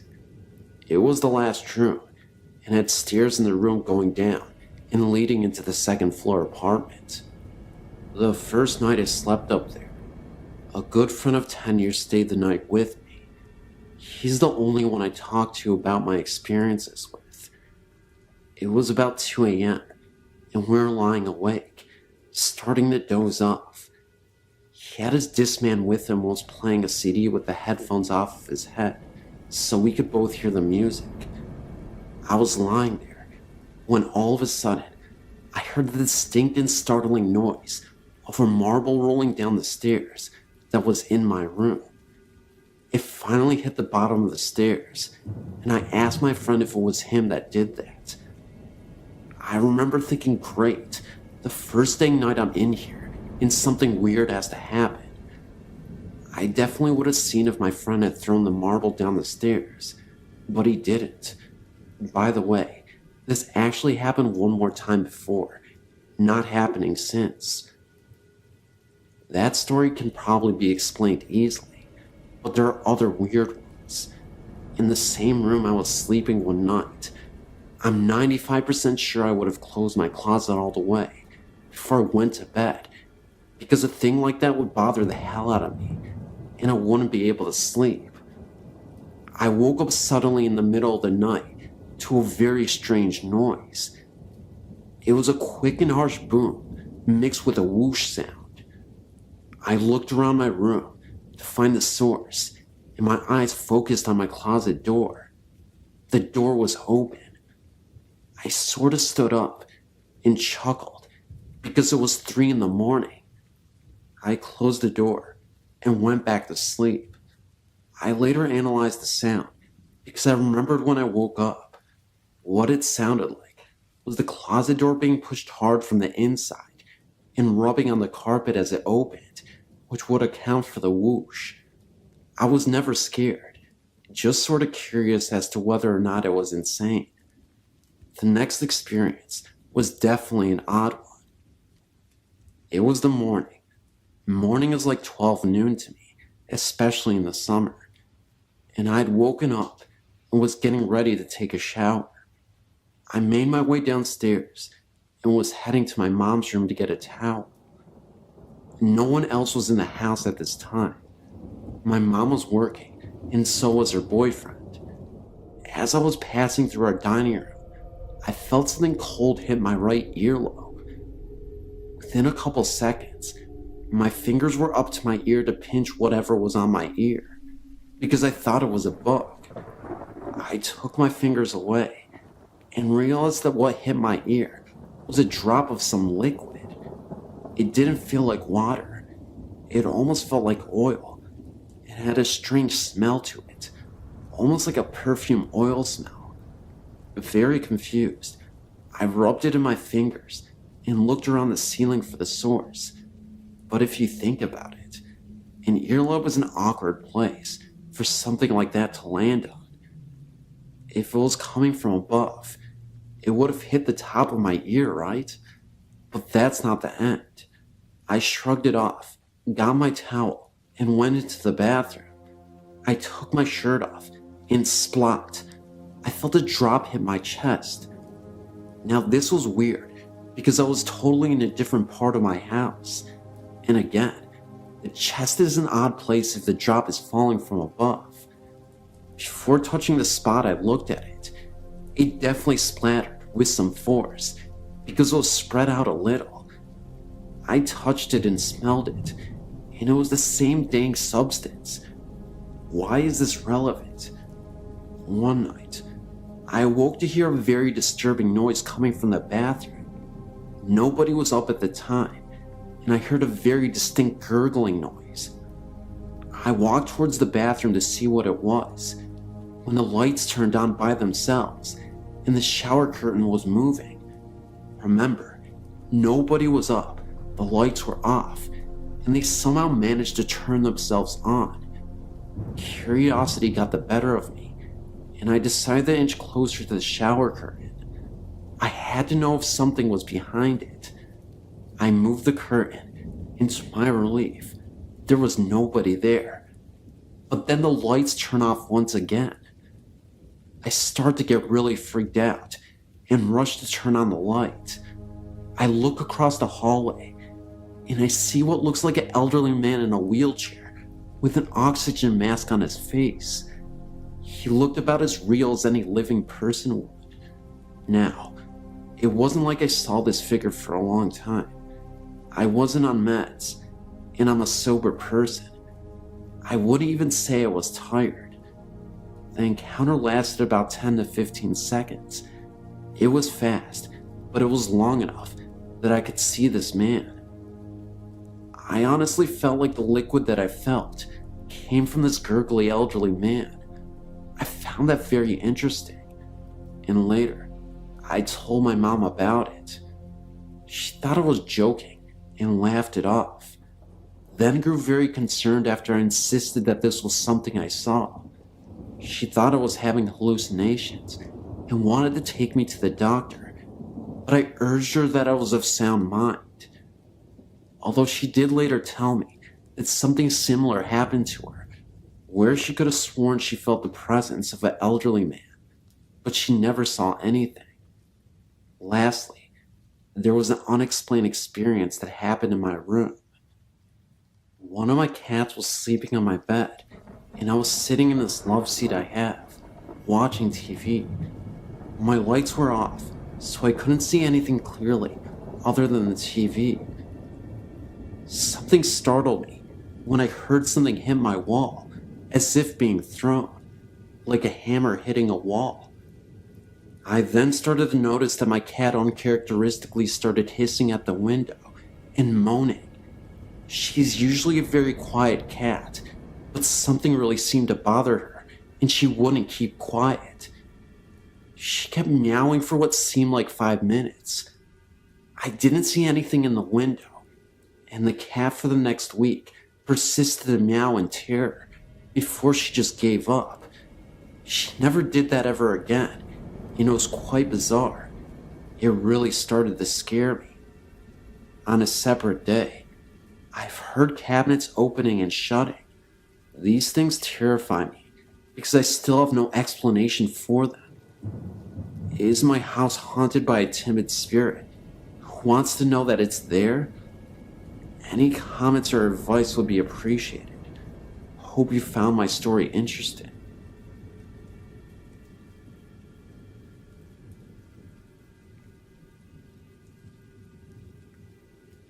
During the summer of 1976, my mom, older brother, and I decided to accompany my aunt and her family to West Virginia and North Carolina to work in the tobacco fields. I was about 11 years old at the time. After a 2-day trip from Texas to West Virginia, we were assigned a house to stay in while we were settled into work. There were several of us, 10 in all, and we were tired from the trip, so everyone just basically picked a spot in a place and readied ourselves for bed for that first night. It was not a restful night. At about 3 a.m., we were awakened by the sounds of a woman crying and wailing in the room with us. Looking around the room, we could see that everyone was accounted for and no one was crying. The sounds increased in intensity and lasted for about 10 minutes. When I say wailing, I mean just that, a horrible, low sound, very similar to some of the sound effects heard in the old Scooby-Doo cartoons. I realize that sounds somewhat funny, but I swear it's true. I'm not sure if my eyes were just playing tricks on me, but in the darkness of the room, it really looked like there was a figure kneeling down. You could see it well enough in the dark to know that it was a gray outline of some figure. Interestingly enough, after the 10 minutes of sobbing, I noticed that this gray cloud ended up disappearing as well. Thankfully, we weren't to stay in that house for very long. Another house, with more room for 10 people, was assigned to us. That was not an improvement. The next house was a 2-story one, located somewhere between Hendersonville, North Carolina, in a small town known as Soul City. It was situated about 200 yards off a road, with a long driveway and a set of railroad tracks that ran along the other side of the road.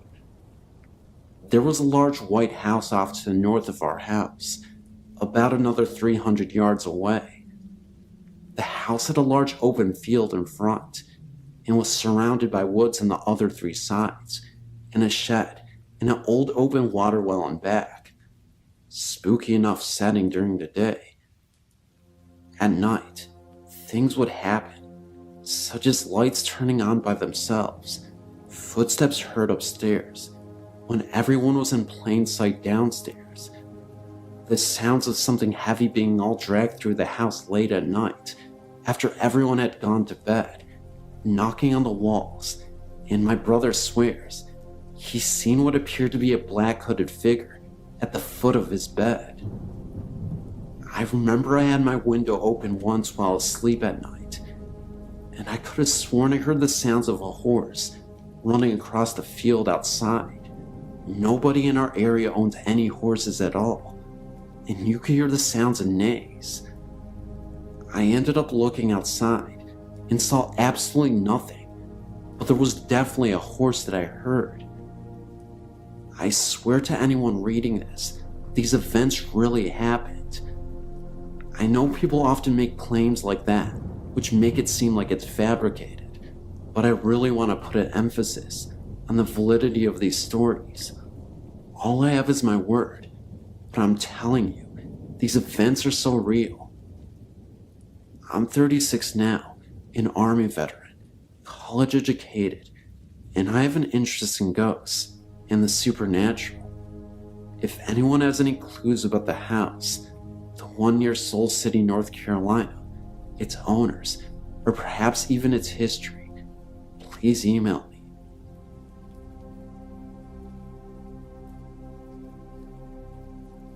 When I was in 8th grade, my mother, younger brother, and I moved into a rental home on Grace Drive in Wilson, North Carolina. I'd always been interested in ghosts, but never had any experience. This house would change that fact. As soon as we moved into the home, I had a very uneasy feeling, only in my room. I always felt like someone was watching me from my closet. Also, feeling uneasy, I could not sleep with my door closed and forbid my mother to close her door while we were sleeping. I also started sleeping with my pillow on top of my head in order to feel safe and secure in this room. On several occasions, I felt someone pushing the pillow down hard on my head as I was trying to go to sleep. It was not sleep paralysis because I had just laid down. At first, I thought it was my brother playing with me, to the point where I yelled out his name for him to stop because the pushing hurt. However, when the pushing stopped, no one was in the room, and I was all alone. One evening around dusk, my mother and I were sitting on the front steps that were located between the bedroom and the home in the living room, where my brother was alone watching TV. My bedroom was located on the front of the house, with only one window. I had a lamp sitting on my bedstand, in front of the window, and beside the bed. I stood up in order to illustrate a point to my mother, now facing the house with my bedroom window in sight. All of a sudden, I saw movement in my window. It was a shadow in the act of sitting on my bed. Once it sat down, the shadow seemed to fade into the shadows of my bedroom. I stood there looking at my window and said to my mother that my brother was in my room and that he needs to get out. I immediately went into the house to find my brother still watching TV. I asked him what he was doing in my room, and he just stared at me like I was crazy, saying that he had not left the living room. Of course, I went to my room to find no one there. We lived in the house for about 2 years, and only when we moved into our new house was I able to sleep with my door closed, but with my mother's door closed. However, this new house was where my mother saw her first ghost. This happened about 2 months after we moved into the house.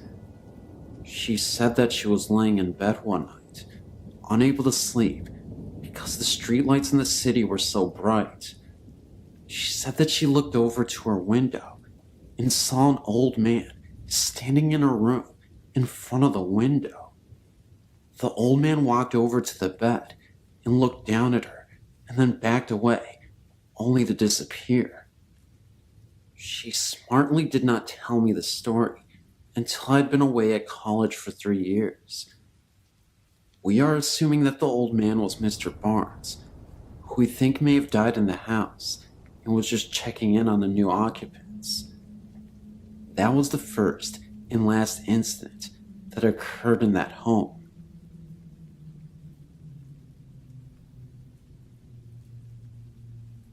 I'm 16 years old and live in a small town in Texas. It's about 28 miles south of San Antonio. When I was in 3rd grade, my family decided to move down here from Corpus.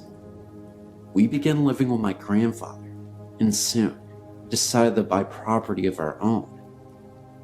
My mom and dad bought the property located right next to my grandfather's, which just happened to be the entrance to a coal mine that was very active about the 1900s.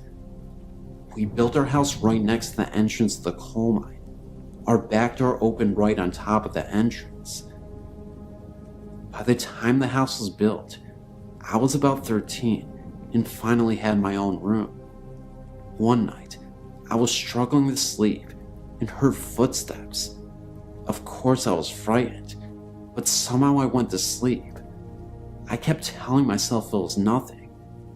While I was sleeping, and this part of the story doesn't make sense at all, I had a dream that I was part of a well-known Jewish family in Europe in the Great World Conflict. I saw soldiers take my husband and I to a ditch in the middle of nowhere where they got rid of my husband. In my dream, I understood German. Next, they got rid of me also. As I died in my dream, I woke up in real life. As I awoke, I heard more footsteps marching. They sounded like soldiers, Germans I assumed. They marched through my kitchen and some by my bedroom door, kinda like they were watching me. This is the first thing that happened to me. It didn't make sense because I thought they would be dead miners or something. About 2 years ago, I became very depressed, as many young people do, and I tried to off myself. My mother came home from work and found me passed out and throwing up in the kitchen sink. They rushed me to the nearest hospital, where they thought I was going to pass away. I saw my mom crying next to me and became relaxed. I was in total peace. I felt completely happy. Suddenly, I felt 2 men walking around me talking. I tried to turn my head to see them, but couldn't. I heard them speaking to each other, and one sounded older than the other. They said, "Look, it's so sad she's so young." And the other one said, "Look at her mother." At this point, they quit talking and continued to walk around us staring. Then, the feeling of peace was gone, and I heard 2 other voices. I kept saying, "Who is that?" And I was scaring my mom to death. Right after that, I passed out. And when I woke up, I was in a hospital room. I didn't tell anyone exactly what it was I heard. I did tell my boyfriend of the time. I'm not sure he believed me. After that, I would hear voices at my house, people talking to me, but there was no one there. I heard them almost everywhere I went, but I didn't tell anyone. After a while, I tried talking back, but never got a response. The voices were never really clear. There were many at one time. It just sounded mumbled. I tried not to tell people about my voices because I was afraid they would not talk to me anymore. I felt I had a gift. They have stopped talking now. I haven't heard them for about a year now. I know it all sounds weird, but it's true. I also live next to a graveyard, which is weird, I know. It's where most of the dead miners are buried. I think they try to talk to me sometimes. There is also one last account I had more recently. I was trying to go to sleep one night in the house all by myself. I looked out into the living room and saw a solid black figure running around. He looked as if he were hiding. He ran behind furniture and walls and really just scared the heck out of me. It was the only time I saw him though. It was the last of all my encounters. Hi there. I believe that I had a true experience with a haunting. I used to live in apartment 205 in Kingswood Apartment in Fresno, California. A lot of weird stuff used to happen there while my family and I lived there. I'm a homog. My religion is not Christianity, although I do not doubt that there is a God. I do believe in Jesus Christ, but I was simply not raised that way. My family on both my father and my mother's sides are shaman. Many do not believe our customs and ways to be valid, but you'd be surprised by how much sense it makes to us. I grew up around shaman all my life, listening to chants and stuff. It's awesome. Well, enough talk. Here's my story. When I was a little girl growing up in California and being in a homog family, I grew up with spirits and ghosts and hauntings all around me. I accept it, for it is real to me, although I've never experienced an actual haunting myself. Being around my family of shaman focused me to acknowledge the supernatural. But when I was 9, I did have an experiment on my own. Our apartment has always been rumored to be haunted. As a child, I never really paid too much attention to it. Weird things happen at night. Things go bump in the night. Dishes rattle, and doors slam. I woke up every night from a nightmare I couldn't remember and crawled into bed with my parents. My sisters complain about seeing dark shadows moving across your walls. In our culture, hauntings happen because it is caused by some or something that is associated with the family or someone in the family. In our case, it was my mother. I remember one time, my mother was cleaning the tub, and I was standing out in the hallway watching her.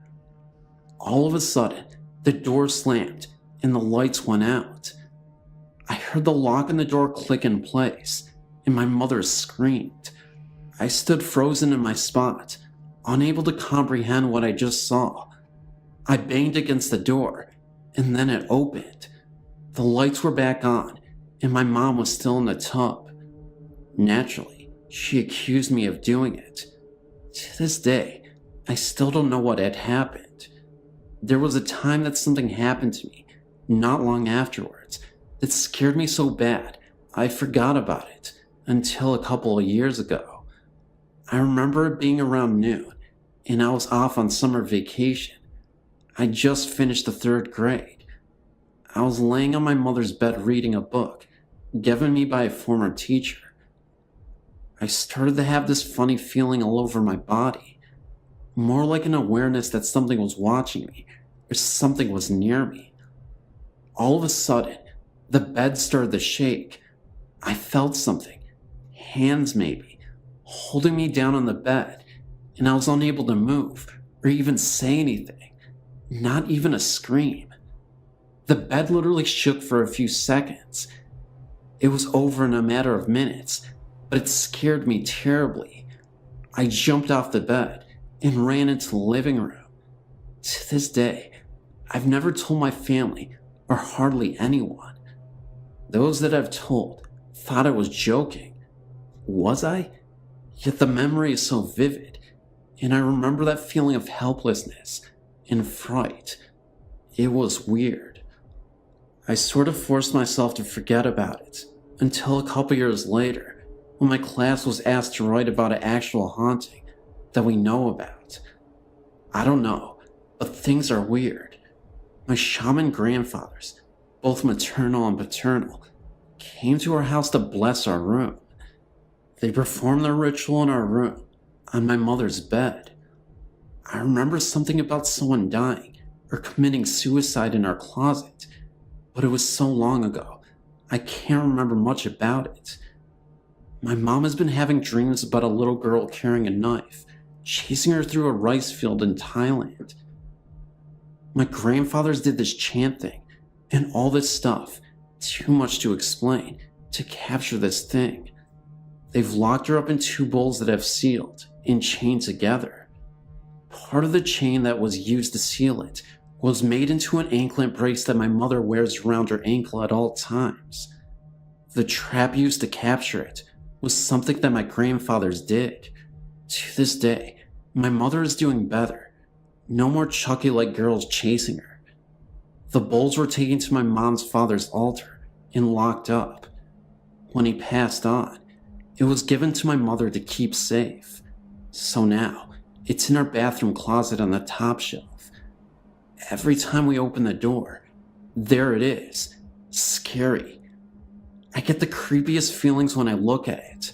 So, you wonder, what exactly is going on? And what happened? I couldn't tell you, but something did happen, and I've never been able to forget it. Could it be some evil spirit or poltergeist?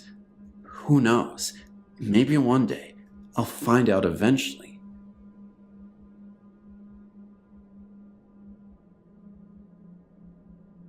Being a Catholic, I believe there is an afterlife, heaven, etc., and spirits occasionally visit people here on Earth. One winter, my family and I, mom, dad, and 2 younger sisters, went to visit and help out my grandparents, who had recently cleared some land they owned on the Tennessee River, move into their new home. The land they bought had many legends accompanying it, including stories of gold and ghosts. My sisters and I were very interested in exploring the 25 acres of wooded land that had an old Civil War home place on it. An old country store was located about a mile away, and this was the only neighbors my grandparents had. When we arrived, there was a 15-foot long, 15-foot high pile of cut down trees that had been piled up to make room for the new house. This was a great jungle gym for my sisters and I to play and hide on, being as it was a long way from the house.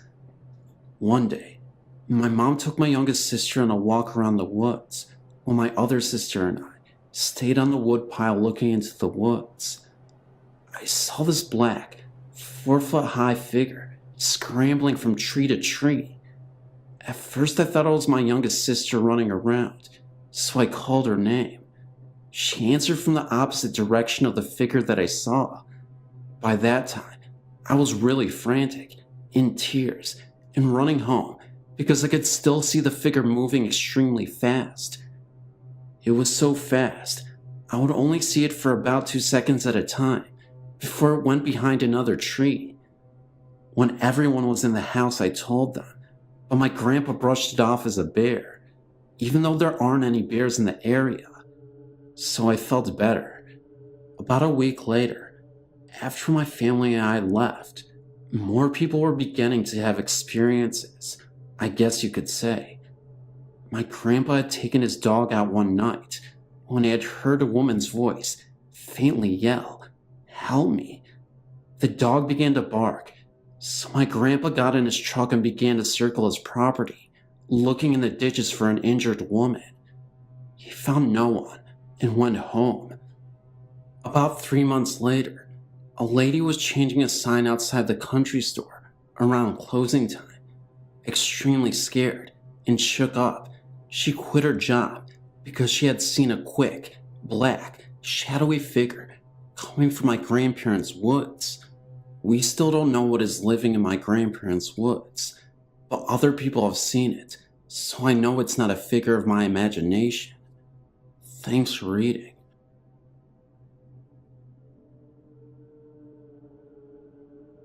One night, about 13 years ago, my brother and I were Christmas caroling with friends around our block. We were about 10 or 11 at the time. After ending the night, my brother and I said goodbye to the last of our friends who had turned in for the night. We were riding doubles on a bike that night, my brother pedaling. We approached the edge of the driveway when he suddenly stopped. We both looked across the street. I said, "Do you see what I see?" He replied, "Yeah." Happening very quickly across the street was a dark, shadowy figure, void of prominent features, approximately 7 feet tall.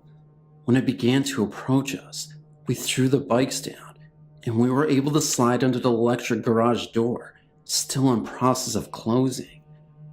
We were able to summon our friend's dad to investigate, but nothing. That night, we rode our fannies home, about 8 houses down. Amazingly, we never mentioned it to our parents, who were waiting in the driveway to take us to the town's candy cane lane. We have since told them about everything, and to this day, when I visit home and happen to walk that corner of the block at night, I'm constantly looking over my shoulder and feel as though I'm being watched.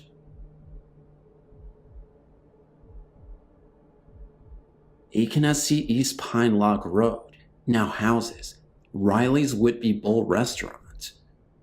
This house was in my wife's family from the late 1960s until it was sold to the present owners, operators of the named restaurant. My family and I moved there in 1993 and lived in the house for 2 years after we moved back here from Atlanta. This house was in my wife's family from the late 1960s until it was sold to the present owners, operators of the named restaurant. My family and I moved there in 1993 and lived in the house for 2 years after we moved back here from Atlanta. This house was built in the late 1800s, estimated from the style, and was remodeled in 1914 when indoor plumbing was installed, and this date appears on the tax records, which would be correct. They used the latest remodeling date for effective date. Archaeologists from SC State Highway Department visited the site in the winter of 1994 when the road in front was being surveyed for widening. I took them under the house, and they showed me where the curve marks in the big supporting beams evidenced that the original part of the house was either built before the war between the states or wood from that era, which was recycled into the house. In any event, the home is an old, large, rambling affair of an old southern home that, like I said, is now a restaurant. It's unusual in that it is the Second Empire style, with a mansard roof and a large wraparound porch with Doric columns. On to the story. We frequently heard footsteps when no one was there, and had strange feelings that we were not alone. I could be in the front room, which I used as an office, and hear someone come down the stairs and stand at the large open pocket doors. When I turned from my computer, no one would be there. I got used to it. One day, I was relaxing in the upstairs bathroom in the old 6-long iron bathtub. It was in the middle of the day. I had some time to relax. My wife was away. The kids were in school. I had no pressing work, so I took a midday soaking bath. I was lying quietly in the hot, sudsy water with water up to my neck, stretched out with a washcloth across my face. I heard someone coming down the hall. I slid the washcloth away, opened my eyes, and listened carefully, because I knew I was alone.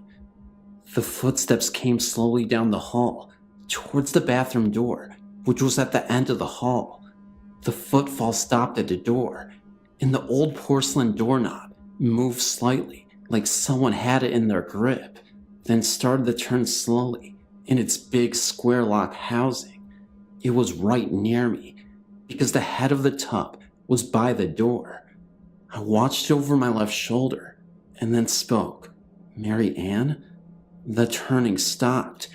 I jumped up in a torrent of steamy water and snatched the door open, and there was no one there.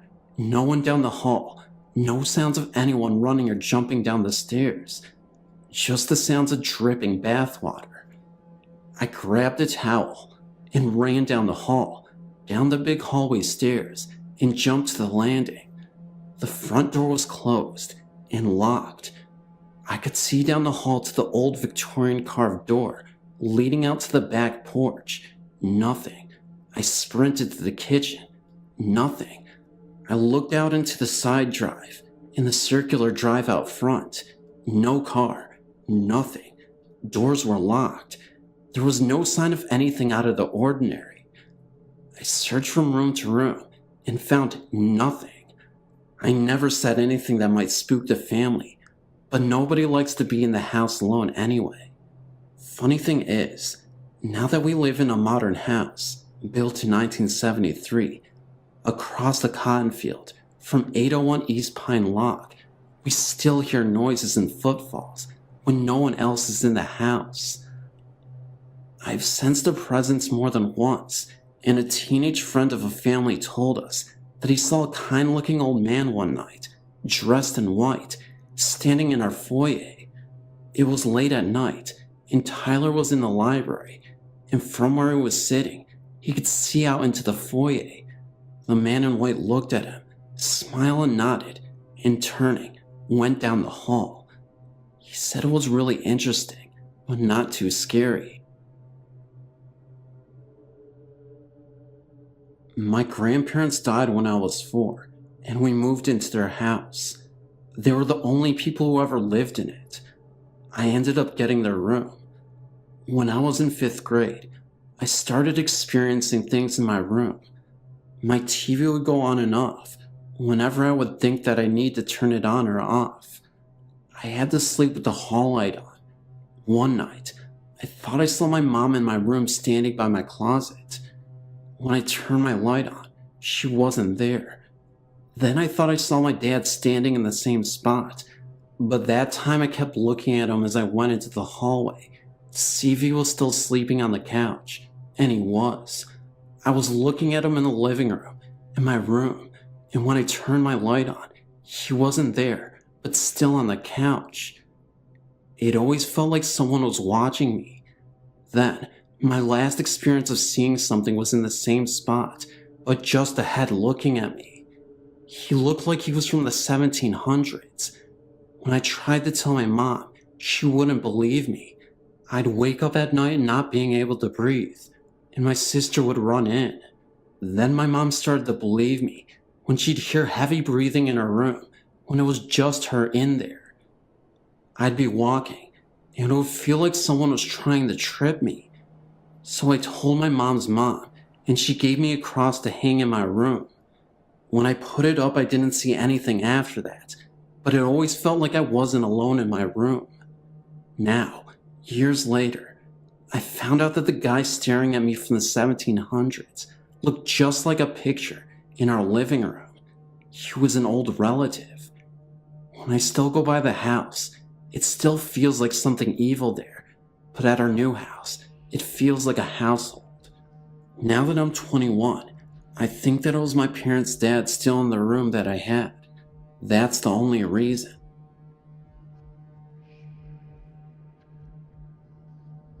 A long time ago, about 20 years or so, there was a car crash in front of my driveway. At the time, I did not live there. At that matter, nobody did. In the car, there were 6 young boys, ranging from 6 to 20. They crashed because there were a couple of drunk drivers who hit them head on. All the young men died in the car. About 10 years later, me and my family moved in a double wide on the lot in front of where the men died. About 1 year later, there was an awful car crash at the exact same spot of where the young men died. The woman was not killed, but she was seriously injured. After a couple of years, I went down to get the mail when I heard a strange noise, like a young boy crying. I was the only one at home at the time. I looked around and seen nobody. The crying became fainter and fainter until I could hear no more. The next day, I went back down to check the mail, and I heard talking. 2 men, about 18 years of age. I looked around and saw nobody once again. I listened to the conversation, and I couldn't make out anything they were saying, but I could hear the voices as clear as day. Soon after, the voices began to fade away. I talked to my grandmother, who lives just up the road. She told me that the accident happened about 20 years ago, and everyone in the car were killed. I asked her what time it was that they wrecked. She said it was about 5 to 10 p.m. Around 7 p.m. is when the young woman wrecked her car. A few years after the woman wrecked her car, another woman broke down on the bridge, several feet away from where the young man crashed. Another time, a couple were driving with a full tank of gas when all of a sudden, their gas tank just went empty, right where everything was happening. There were several more breakdowns and accidents that happened over the years where the young man crashed, and more of my family members have heard strange talking and crying below our driveway. After time we have moved, and still, there have been breakdowns and accidents at the same location. We think that the bridge and the area around it is haunted by the ghost of the 6 young men.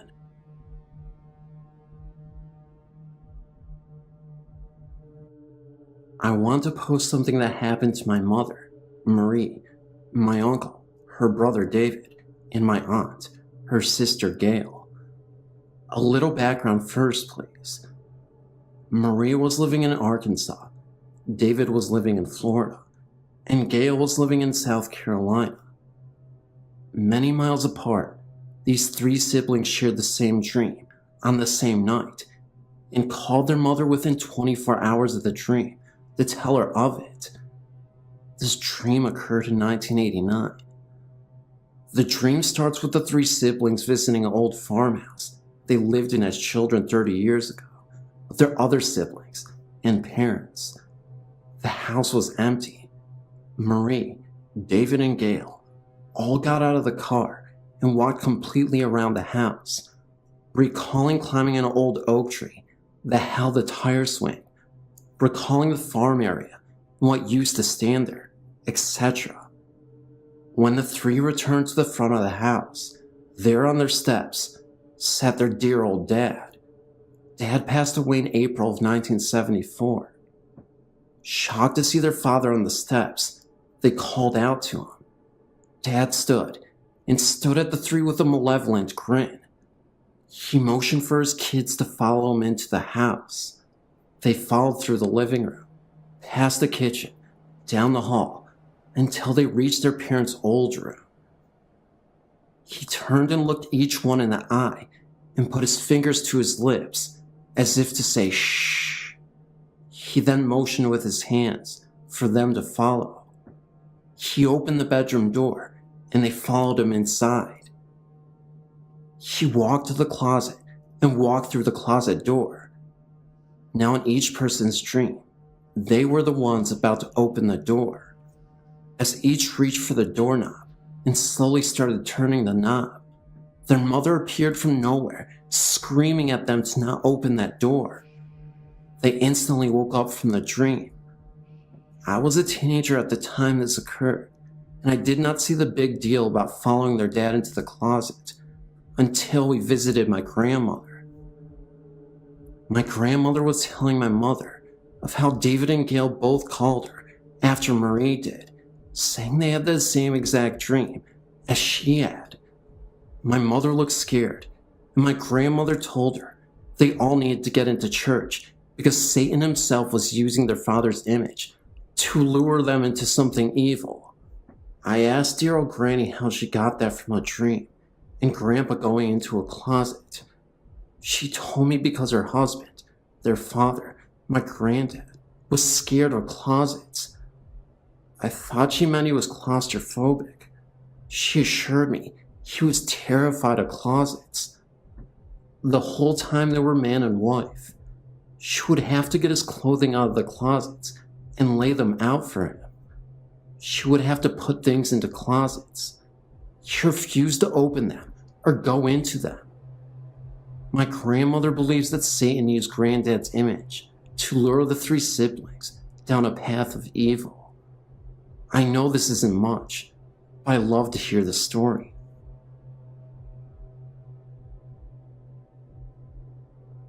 Within my years, I've had many ghostly experiences, but the most recent experience seemed to scare me the most.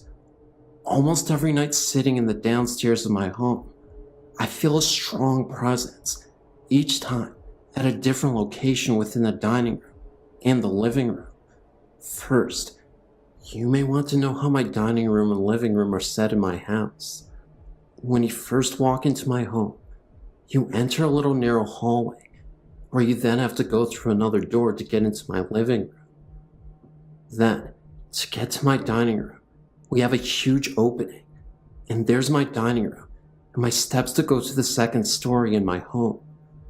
The other night, I was sitting on my couch closest to the two living room windows, but something just kept telling me to look over at the window in the dining room.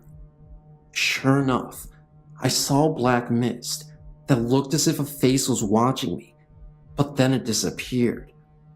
I passed it off if it were nothing, and that I was seeing things, because it was around 11:30 p.m., and I was quite tired. For some odd reason, my shades were semi-open for 5 blades, and then the rest were closed, so no one can see. I then moved my brother to the other couch, and we sat together, and I just could not keep my eyes off the window in the hallway entrance. Within an hour, I was getting finally comfortable. My brother was sleeping. My mother and stepfather were sleeping, and my older brother was home upstairs, with his car parked outside. I gazed at the window, and the black mist was back, but this time, it was more clear and bigger. It seemed more like a body and a face, but turned to gaze out of my window. Then it sounded like someone was trying to open my front door. It's a big steel door, and when it's locked and somebody tries to open it, it sounds as if someone is pushing against it. It happened at least 6 times before it stopped. I held my little brother close to me. Within the next 15 minutes, it sounded like someone was walking in the hallway and jiggling keys. Well, that was enough for me. I woke my brother up and sent him into my room because I had my air conditioner on in my room. But the jingling sound seemed to follow us to right outside my bedroom door, then stop for the night. My mother recently saw the mist and told it to go back to wherever it came from. It then seemed to glide to my basement door and disappear. My home is about 150 years old, and back then, people couldn't afford to have a proper funeral, so they buried people in the walls in the basement or in the floor. We recently had a dirt basement floor and a cobblestone wall, but we had the floor cemented over. My grandfather, whom I can safely say is a ghost expert, senses something in the walls in my basement.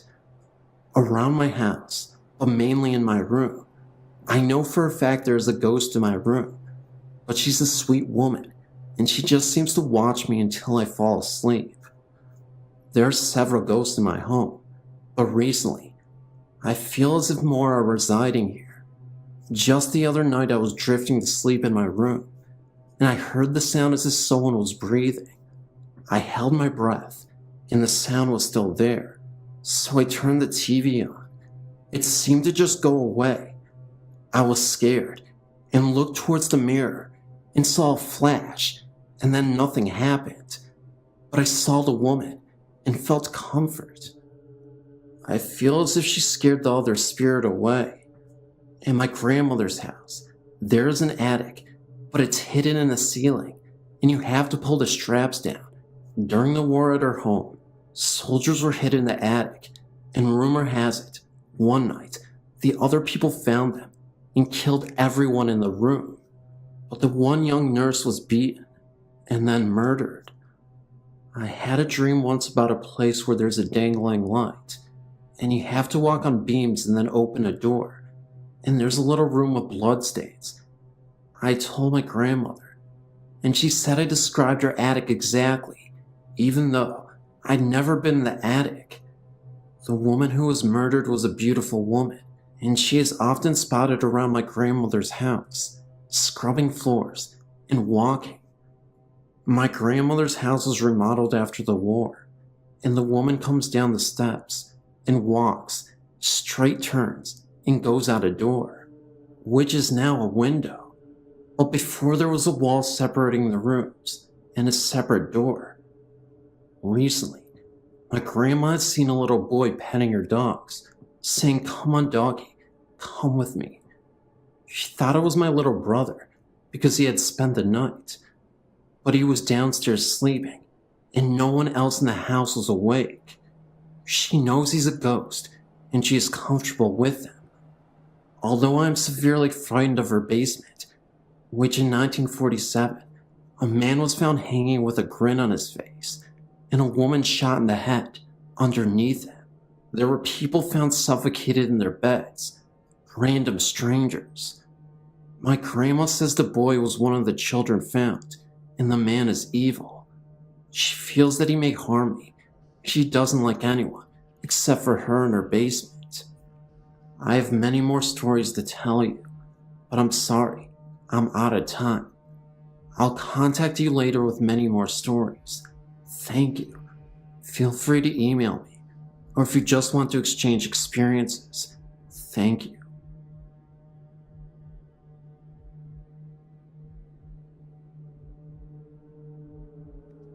Although this is a true tale, it's not one of your spine tinglers, just something odd that cannot be explained.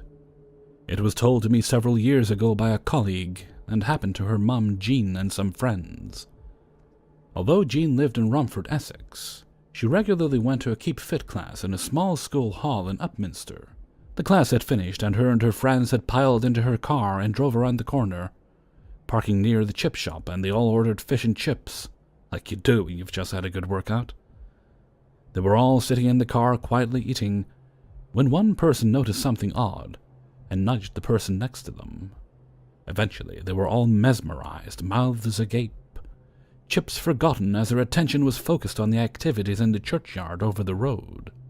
Quite clearly, they could see a silent nighttime funeral procession of a coffin being carried on the shoulders by 6 pallbearers, all decked out in long black-tailed coats. They silently watched the procession walk from one side of the church and disappear around the other side. St. Mary's Lane, for anyone who lives nearby. Of course, they all asked the other, "Did you see what I saw?" Knowing full well they did. The next day, Jean decided to visit the church as she just had to know what happened. Maybe someone was buried late last night. However, she got to the church and found the vicar. She worded the question carefully so as not to look like a complete idiot, and was obviously stunned when the vicar told her that no funeral took place last night. She said that from the look on his face it was fairly obvious that he knew why she was asking. But being a vicar, he simply smiled and walked away. Spooky. I've been past the churchyard as my grandparents used to live just down the road, and it is quite a creepy-looking place. All the stones are really old and crumbly and covered in moss. None of the names or dates are readable. It's one of those graveyards where you can look at it for a little while, and then you kind of shudder and have to look away. I used to think it was my childish imagination, but even these days the place still gives me the creeps, even in the middle of summer.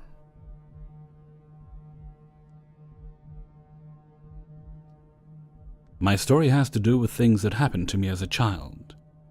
When I was 6 years old, my parents bought a very old house, probably around 100 years old, and that was back in 1976. It was a very large house, and some of the original wallpaper was still in it. I have always been kind of in tune with the supernatural, and I also have a psychic sense. I'm not saying I am psychic, but I just know things and I can't explain it. Well, anyway, I know that my sister was very afraid of this house. She is 3 years younger than me. She would either sleep with my parents or with me, and she would never cross the long hall that ran through the center of the house by herself. I know that one day I was sitting in the living room and I got this really weird feeling, like I wasn't the only one in the room. I felt like someone was staring at me. Now keep in mind that my mother and sister had gone to the store, so I was in the house alone. At this time, I was about 9 years old. I was sitting on the floor and I just happened to look up. If you are familiar with old houses, you know that some have these glass windows at the top of each door that I guess people used for ventilation before air conditioning was invented. Well, the upstairs of this house had been added years after the original one-story had been built, and the steps that led upstairs went even with the glass window above the door in the room I was in. There was also a small triangle of wood that was missing from the step, and that is where my eyes shifted to. There was something looking at me through that space. I was so scared that I grabbed my dog and ran to the front porch, just hoping my mother would drive up. I don't know what it was, but there was something there.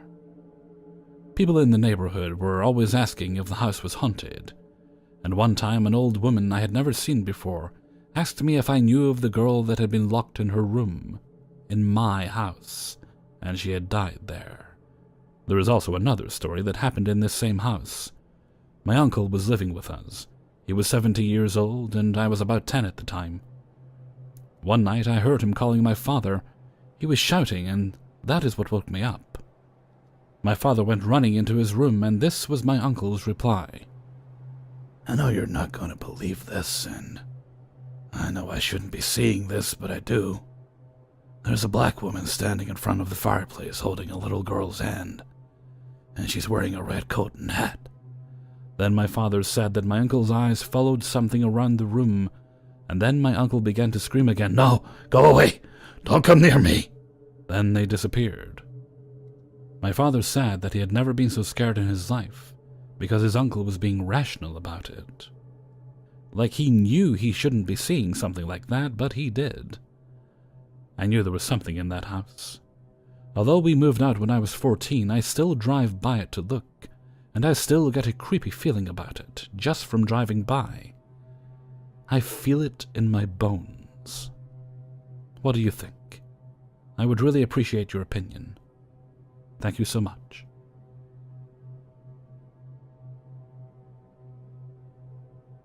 In the summer of 1999, I bought a house in a small town in Washington state. I'm a California native, so as you can imagine, I had a difficult time adjusting to the calmer settings. It was almost too quiet for my liking.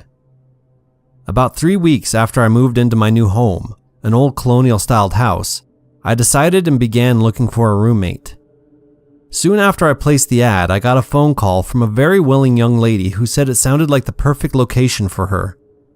I took her name down, and she said she would call me the next day to set up a time and place to meet. I waited all day for her phone call, but it never came. I figured she must have found some other place to stay, but I kept the spot vacant in case she called back. A few weeks later, she did call again, and as before, she told me she would call back the next day to set up a time and place to meet. I faithfully awaited her return call, but same as the first time, it never came. I began to get suspicious as to whether it was a prank caller or a real person of interest. I thought it was odd how she'd given me a name without a number. My attempts to find her in the phone book failed, so without any other place to turn, I gave up on the search. About 3 months later, I was up in the attic storing some Christmas decorations I wouldn't be needing for some time when my eyes fell upon an old stack of newspapers in the corner. I was somehow intrigued by a particular paper lying on the top of the stack. As I thumbed through it, I was quite shocked to read an article printed about a young woman who died in her house, the house I was currently living in, at the age of 22. Even more shocking was the name of the woman. It was an identical match to the woman who called about sharing my home. I couldn't catch my breath. I went down to the local historical library and discovered that this woman did indeed live in the very house I now owned in the late 1800s. My visit to the library occurred close to 6 months ago. Since then, late at night, I've heard crying downstairs in my living room. My aunt and uncle used to live in an old log cabin. We think it was by an Indian burial ground, but it was definitely haunted, and the spirit there was not good at all. One night, my aunt and uncle woke up to find they couldn't move. They were being held down by something, but that's not my story. My 3 cousins all shared the same room. It was the only room on the 2nd level. I hated going up there by myself. I never had to before, but this time I did. I was about 6 or 7. My sisters and I had been playing board games with our cousins up in their room. When we went downstairs to watch movies, I left my shoes up there. When the time came to go, I couldn't find my shoes. I looked everywhere. Then my sister reminded me I left them in my cousin's bedroom. I went upstairs and planned to run into the room, get my shoes, then run out and down the stairs as fast as I could. I ran into the room and picked up the shoes, but as I was turning around, I felt something behind me. I was so afraid to turn around, but at the same time, I wanted to run down the stairs, right out of the house and into the car. So I slowly turned around. There I saw a small little Indian girl, maybe about my age. She was surrounded by a blue and white light. I just stood there until she vanished. I ran out to the car where my parents were waiting, and until now I have never told anyone my story except for my aunt, who also sees things. Later I found out that my aunt and uncle would pray to the Indians to watch over them, to protect them from whatever was in that house. Maybe the little Indian girl was just watching over my cousins.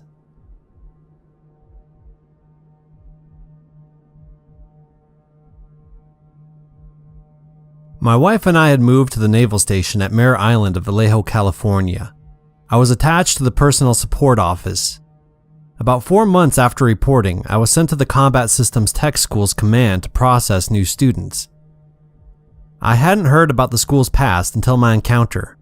One day in the fall of 1993, I was typing up a report about 0730 before the other 3 civilians and 1 other sailor got there. The typewriter was next to the door to my office, so I didn't miss anyone coming or going. There also was just that one main entryway into the office cluster. No other exits except for a fire door with the alarm connected. Anyway, someone walked by my door and I thought it was my shipmate, so I asked how he was doing. I got no reply, so I thought he hadn't heard me and I decided to go bug him after I finished my report. I went to his office and found it locked. Then I noticed the light on down the hall. The light was moving ever so slowly and getting closer to me. It was then that I realized that it was actually a translucent figure of a sailor.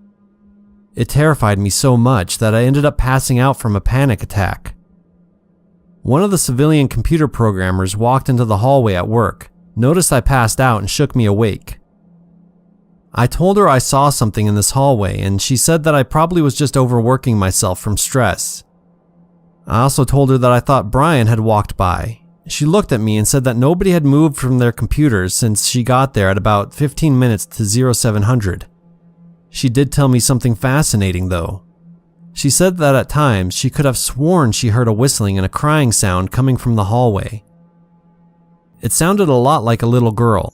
It was then that I learned that the school was a fleet hospital for the San Francisco Bay Area built back approximately 100 years ago. The night watch detail would find locked doors open and hear footsteps at night. There were stories told about people hearing sounds of a little ghost girl playing ball near the main staircase. I never had the chance to witness her, and the base is now closed, but it was very interesting. As for the sailor, I have absolutely no clue as to what the story behind this guy was. To spare myself the anxiety, I just revert to thinking it was only my imagination, although it felt as real as anything I could ever see. One other experience was shared by my wife, myself, and my mother-in-law at Hickam Air Force Base in Hawaii in 1995. My wife had been flown to Tripler Army Hospital due to complications with her first child. My mother-in-law arrived a day before I got there from my ship. Anyway, we were put up in the guest house at Hickam for a couple of nights before being moved temporarily to an officer's quarter in the corner of the base. It was a well-furnished room and had a pleasant air about it. That was until the night arrived. My wife was awoken that first night where she heard multiple whispers. She then went to get herself a cup of milk in the kitchen of the house when she saw the presence of 2 figures crouched down as if they were praying. They both wore brown robes like they were monks. This whole ordeal must have lasted 30 seconds and they faded away quickly. In the morning we both got up and discussed what we had felt that night. That's when she told me about what she witnessed. The crazy thing was, while she was experiencing that, I told her that I could have sworn I saw the face of an elderly man just staring back at me in the mirror when I used the bathroom. He had scars on his face and was balding. I'll never forget the sight of it. It was an extremely uncomfortable feeling. This is a story that will always live with me for the rest of my life. My mother and father used to always take lengthy trips over the weekends to visit my grandparents in Ohio, when we had lived in Michigan. We would drive about 4 hours, and we usually would get there by the evenings. My grandparents lived in a huge Victorian estate on top of a hill, surrounded by woods all around. The house had 6 bedrooms and was extremely spacious, so whenever we slept over, I got a room to myself on the 2nd floor. At the time, my dad suffered from terrible sleepwalking episodes, and they only seemed to trigger at this house. I can remember one night, I was sleeping in the room and had my window open. That was when I was awoken by soft sounds coming from outside of the window. It sounded like hymns and chanting, as if it was a lullaby. At first, I checked to see if the television from downstairs was accidentally left on, but it wasn't. I was starting to get really freaked out when I went back in my room, because I noticed my dad was walking towards the trail path into the woods. The house lights were shining bright enough so that I could see the woods well enough from the window. In a panic, I ran downstairs and outside as fast as I could and grabbed a flashlight, then chased after my dad into the woods. He had managed to walk so far into the path of the woods that we got to be a mile away, and the further I went into the woods, the darker it got. We just kept getting further and further away from the house, and it was really starting to get cold and scary. I started to call out for my dad, shining the flashlight straight ahead in the now pitch black woods, when I had lost him. For a split moment, I felt someone whisper my name in my ear, and the rustling sounds of leaves behind me, as if someone was walking right behind me. For some reason, I thought maybe my dad was behind me instead, so I turned and pointed my flashlight, and there was nothing there. I kept going and continued to look for my dad. That was when I once again heard a voice, but this time in a low and guttural voice. I could have sworn I heard the voice say, "Let's play." At this point, I actually thought my dad was playing a practical joke, so then I yelled out to my dad and told him this isn't funny and to show himself. Even though the voice sounded nothing like him, I just kind of assumed, maybe to ease my mind in my panic state. Literally a split second later, I see a cloudy mist and what looked like an orb hovering from the distance of the woods and slowing going in my direction from afar. It then disappeared. I heard my dad's far-off distant scream, and I started running faster into the woods to try to locate him. When I finally found him, he had fallen into this well that none of the family had any idea had existed. I quickly helped my dad out of the well, and he had asked me what happened. I brought him back into the house and told him that he was sleepwalking and managed to wander into the woods. The creepiest part of this whole experience was this. He said that while he was sleepwalking, he had dreamt that a woman in pioneer clothing urged him to find her missing son in the woods. She told him to run to the well and he will find him. When my dad told me this, I told him about hearing some soft singing before I rushed into the woods to get him, and that I heard voices and whispering into the woods. A couple days later, fascinated by the well that existed in the woods, we went to go see it in daylight. To my utter shock, we had made a gruesome discovery. We found what looked like human bones at the bottom of the well. We immediately called the police. They examined these bones, and we were able to confirm weeks later that they weren't animal remains, but human remains. We had the bones examined by a professional, and they believed that the bones belonged to a young boy who may have perished hundreds of years ago. My guess is in the early 1800s. I would like to state wholeheartedly that these events are in fact true, from my father's sleepwalking to the dream he had and the bones uncovered. It may sound a bit far-fetched, but I guess you'll have to take my word for it. This event happened in the 1970s, and I'm 70 years old now. This all happened when I was 17.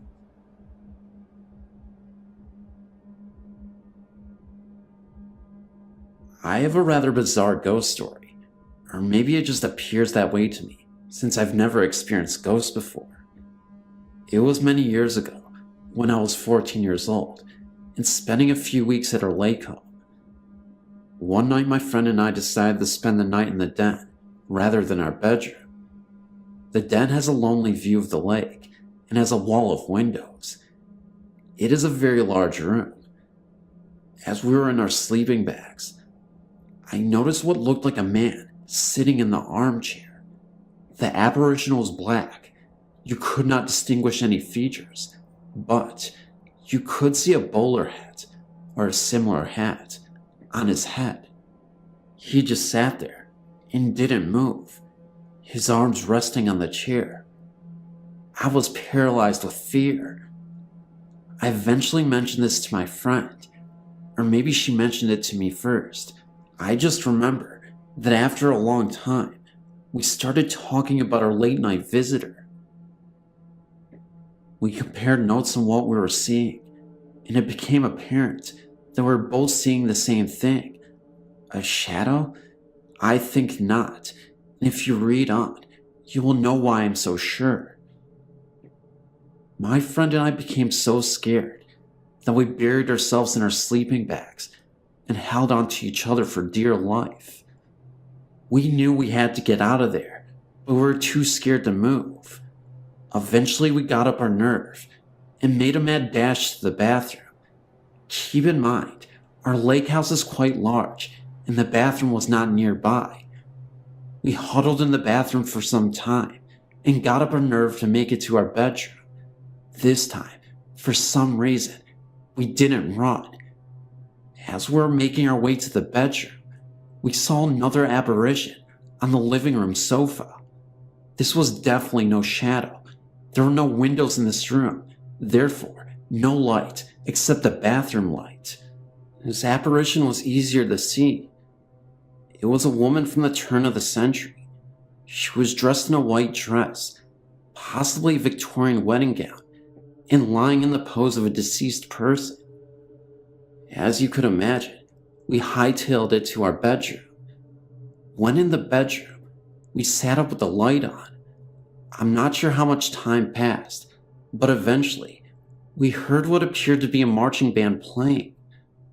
We looked at the clock and saw that it was after 3 a.m., and therefore highly unlikely that a marching band would be performing in this rather sleepy-like community.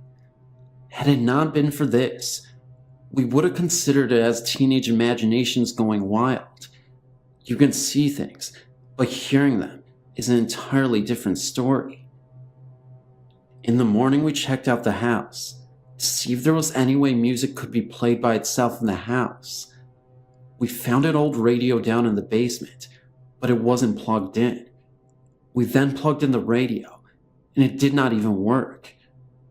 We asked my grandparents if they had heard anything, and they said they hadn't.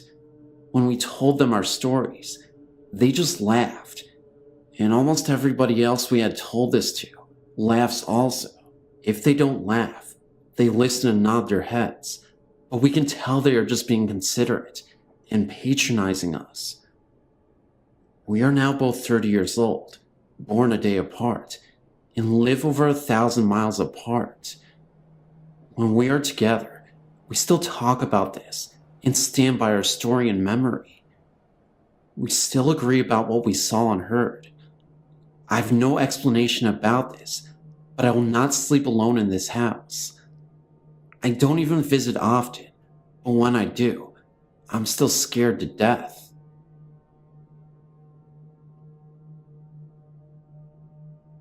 Seabrook, Toddville Road, the former Toddville mansion, which has recently been torn down. The property turned into apartments, or condos. Reports of a strange creature roaming the grounds, noises, feelings of being watched, shadowy figures. Actually, this mansion was the List mansion. The story of this place was well known to the people of Seabrook who lived there at the time. I lived near the List Mansion for many years. Several acres of land were bought by a Houston business owner in the late 70s to early 80s, right on Galveston Bay, near the intersection of Toddsville Road and East Meyer Road. Bill List was his name, and for the most part at first, no one knew who he was, only that there was a major construction project going up near the bay. Bill List owned a trailer manufacturing business, and with the success of his business came great wealth. The mansion was a massive undertaking. Built up on several feet of soil, the 3-story brick structure dwarfed the modest home surrounding the property. The brick foundry, where Bill was buying the bricks for his mansion, was unable to keep up production of bricks for the mansion and bricks for other products, so Bill just bought the brick foundry so all the bricks made could go into his construction for project. Month by month, the mansion began to take shape. The stark brick structure was 3 stories tall, 4 if you count the massive garage on the ground level. All the windows on every floor featured wrought iron bars. It was divided into 2 separate sections, with a large glassed-in garden and pool. Catwalks on the second floor crossed from the front of the house to the back part.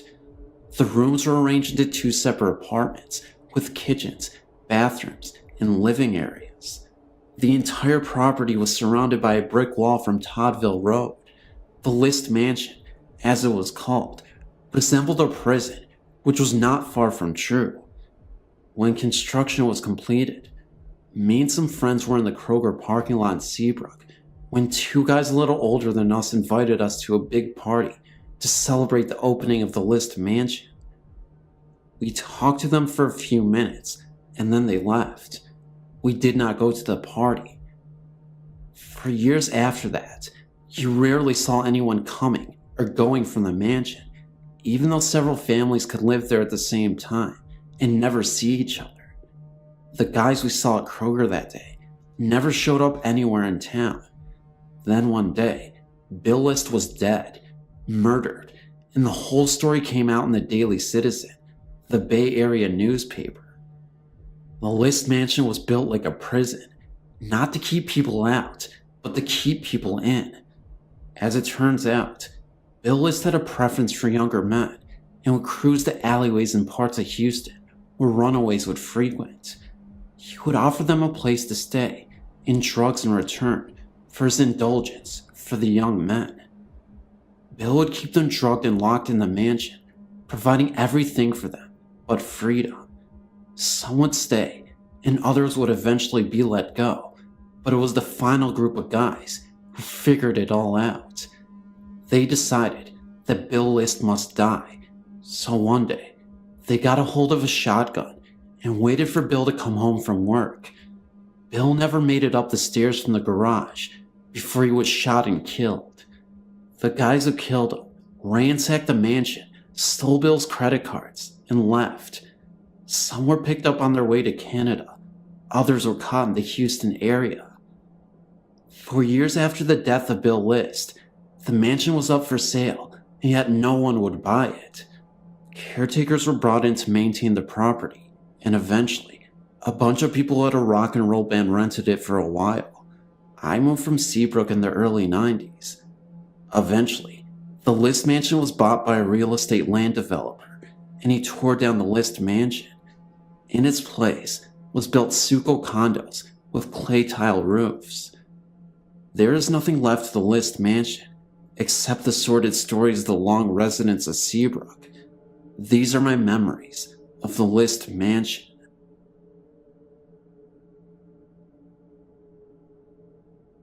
I grew up in a small town, and for about a year, we lived in a haunted house when I was just 2 years old. In other words, I don't remember specific things, just feelings. It all started when my mother and father moved from South Carolina to Kentucky. They rented an old house with a huge basement. This was told to me by my mother. I don't remember much about the house, so this is all secondhand information. They had lived there only about a month when my mother and older sister started to notice things. They told me that I was the focus of the spirit, as it would do things to me or around me. Here's a few of the things that happened to me when I was little. One time, my mother and sister was sitting in the living room watching TV. I had a little wooden rocking chair that I loved to sit in. My father was at work working a night shift in the coal mines. Mom said, all of a sudden, things got very cold and my little rocking chair started rocking very fast, and the rocking tossed me out onto the floor. Then, the chair fell backwards against the wall, with no one in it by the way, and my mother and sister both heard a very dull laughing. My mother said that the thing in the house would push me, and a few times when she was watching me play on the front porch, would pick me up and drop me down hard on the ground. My mother says that she was terrified to leave me alone. Then another time, my big sister and her best friend were playing with me in the front yard, and my mother said she heard them screaming for her. When she went out in the yard, my sister and her friend was holding on to me and crying. I was trying to go down the little hill into a little field below our house, begging to go play with it. My sister to this day swears that she and her friend saw a big black figure hiding behind a tree and motioning for me to come to it. And what was scary was that I was going. My sister's friend refused to come visit her at her house after that episode. My mother told me that I told her its name. I won't repeat it here, for it makes me have anxiety attacks, and that I lived in a deep dark hole in the ground, down in the field below our house. My mother went looking for a hole in the ground, and she found an old well that had been boarded up, and the weeds grown over it pretty bad, so it was very difficult to see. She didn't tell me if she experienced anything there or not, but she wouldn't talk about it with me. She kept begging my father to move. My mother said it would laugh at her, and she was constantly scared. Finally, one night when my dad was home, something happened that made my dad rethink and take my mother seriously. My parents were in bed, and it was pretty late. My father looked up and noticed the shadow of someone staring at him in the darkness. My dad at first thought it was my sister, so he raised up and asked her what was wrong. The thing laughed, and my mother screamed that it wasn't my sister, because the shadow was too big to be my sister. When she screamed, my dad jumped up to turn on the lights, and it laughed again and disappeared. From then on, my dad took what my mother said seriously. After a while, my dad was able to buy a piece of land, and we moved, and according to my mother, not a minute too soon. To this day, my mother refuses to talk about it. I didn't find out about this until years later, when I was watching TV about 15 years old or so. I saw a commercial for cat food, with the same name of the thing that had haunted us for years before. I had no idea about this, because my mother didn't tell me about it until afterwards. As soon as I heard the commercial and some of the cat food, I had an anxiety attack. When I told my mother what happened, she turned very pale and told me some of the story. Some history of the house after we moved out. There was a man and his daughter who moved into the house. He was a single father, so he had his mother move into the house with him to help him take care of his daughter while he worked. Within 2 years of them living there, the man went crazy and one night killed himself with a gun. The daughter and her grandmother moved out at the night of his suicide and moved away to another state. No one ever lived in the house again. It stood empty for years, and the house started falling apart. The owner had since died a long time ago, and everyone just sort of ignored the old house. My mother never told anyone of our experiences. Finally, about 6 or 7 years ago, they tore down the house in the basement and they built a community fire department on their property. That building isn't exactly where the house was. It stands about 30 or so feet from where the original house stood. Anyway, that is my story. I've had other experiences as an adult, but I will save those for another day. Thanks for listening. I live in a 2-story townhome. It was the middle of July, and it was very hot in Kansas City. I was sleeping on the couch downstairs, as the upstairs is hot in the summer months.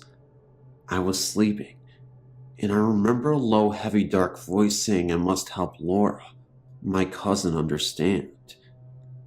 I woke up startled by the deepness of the voice. You could even say a little bit scared. My dog, which hardly ever barks, was looking into the kitchen and growling, and then slowly he started to bark. He was watching something, and when I looked in the direction he was looking, of course I couldn't see anything. The light from the outside street lamp was beaming through the window, so it was somewhat light. He started to back away and follow the presence into the den, and then to the wall that was straight across from me. He was watching something, but of course, I still couldn't see anything. But from the way I woke up, in a startled state, I was somewhat scared to move. Like an idiot, I just stayed still and watched my dog follow this presence that only he could sense. He then started to go to the door, located on the wall across from me, and which opens to my garage, growling at the door. He would back up and then move closer, and then he started to smell under the door. Still, I was too afraid to move. I just stayed there and watched. Within 5 to 10 minutes of this, the presence seemed to have left. My dog stopped growling and was going from the kitchen to the wall, into the door again and again, as if to look for something. Finally, he gave up and just curled up at my feet, which have not moved an inch this whole time, and fell asleep.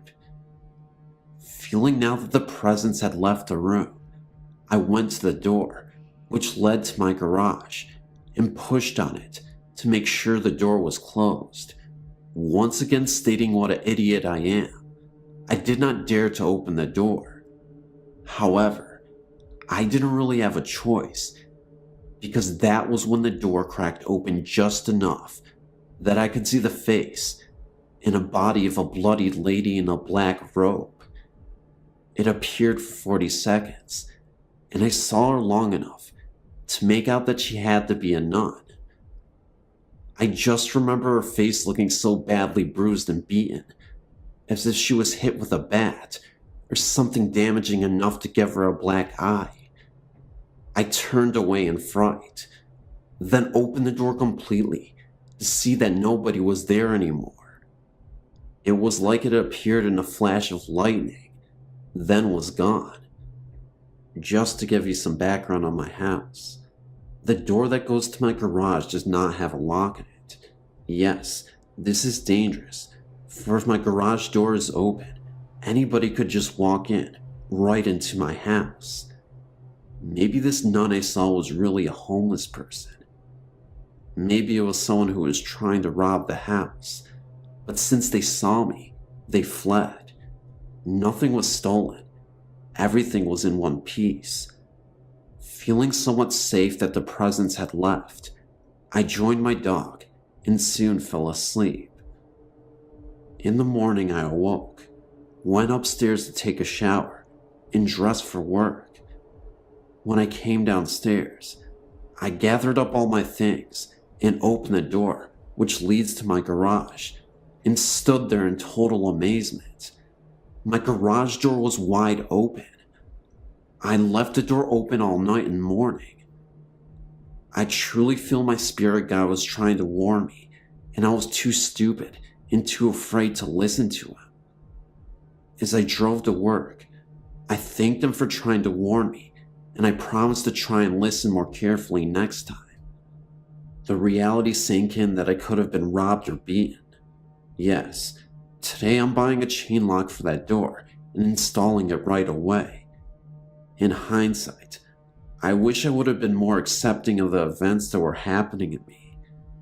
If this has taught me anything, it's to stop, slow down, and listen to the ones who are trying to help me.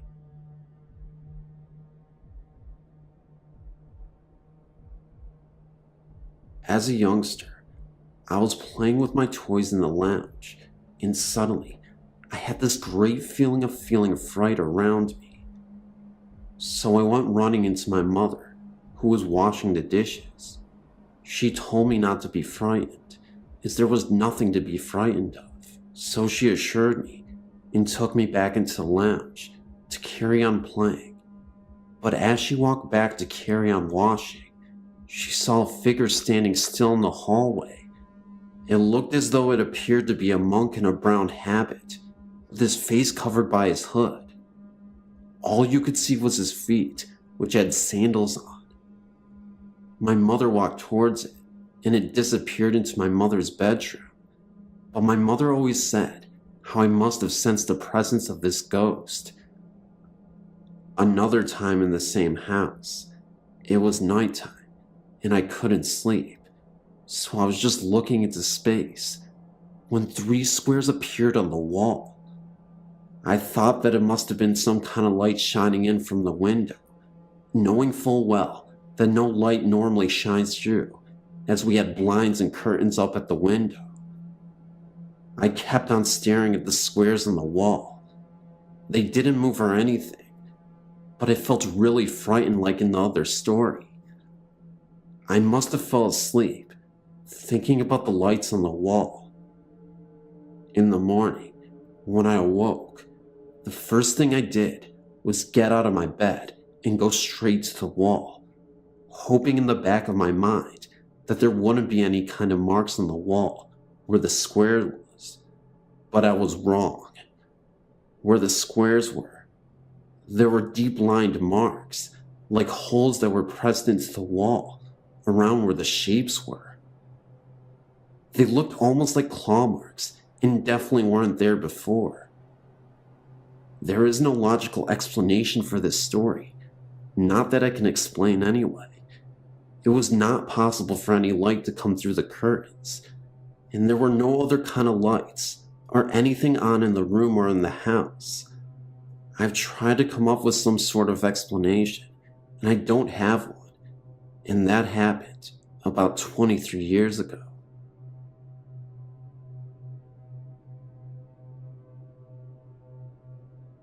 I've had some strange and incredible experiences over the years. Just posted one in the last batch.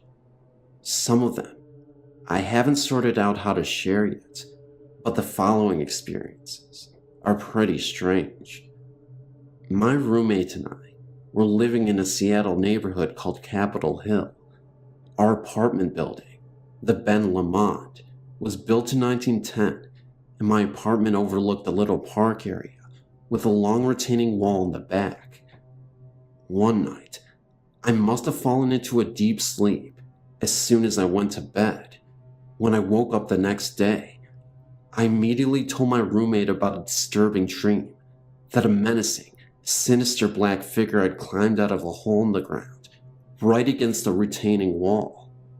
He seemed full of rage and anger, and was coming closer and closer to our window, and meant real harm. It was a very real, fearful thing. After hearing my dream, my roommate said she tried to wake me up soon after I went to sleep, but I was out cold. She said she heard something like a gunshot outside in the park, and walked through a darkened apartment to the living room's bay window to see if she could see anything. She said she saw a man who was built like a tank, but fitting the physical description of the man in my room to a T. He appeared to be staring up at her. For whatever reason, I don't understand why she did this, considering she thought she heard a gunshot, but she shined a flashlight on him. When she did, she could no longer see him. Although she saw everything else, the trees, the ground, bushes, everything where she was standing was illuminated, but he had vanished. When she covered the light, there he was again. I guess she did this a few times until he really vanished. Very, very strange. Another time I was staying in an artist's loft in San Francisco that was in a really creepy area on Market Street and 6th. I was in bed, just starting to get the semi-lucid feeling, when I woke with a frightened gasp. The only way to describe it is a flash vision. I thought for sure my throat had been slashed with a deep long knife from left to right, and all this blood was pouring. I remember sitting up gasping, knowing it was fatal. Then on the news the next day, chills went up my spine when the anchor person said that someone's throat had been slashed at a hotel on 6th Street, right around the corner from where I was staying. Somehow, I must have picked up on the victim's fear, anxiety, and shock. Not really a ghost story, but still weird. Another time, a friend and I had an interconnecting dream. I dreamt one part, and she dreamt the other. They matched perfectly, and since we both dreamt this right before we were waking up, we assumed we had these dreams at the same time.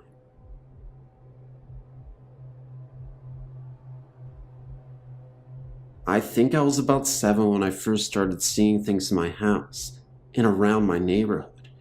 The first time I saw something was when my sister and I were sharing a room.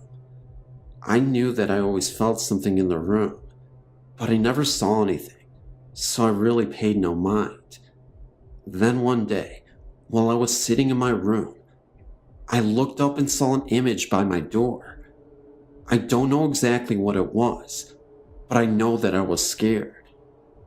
Over the next couple of days, I would hear things in my room, like people walking, the doorknob would jiggle, and things would just tip over.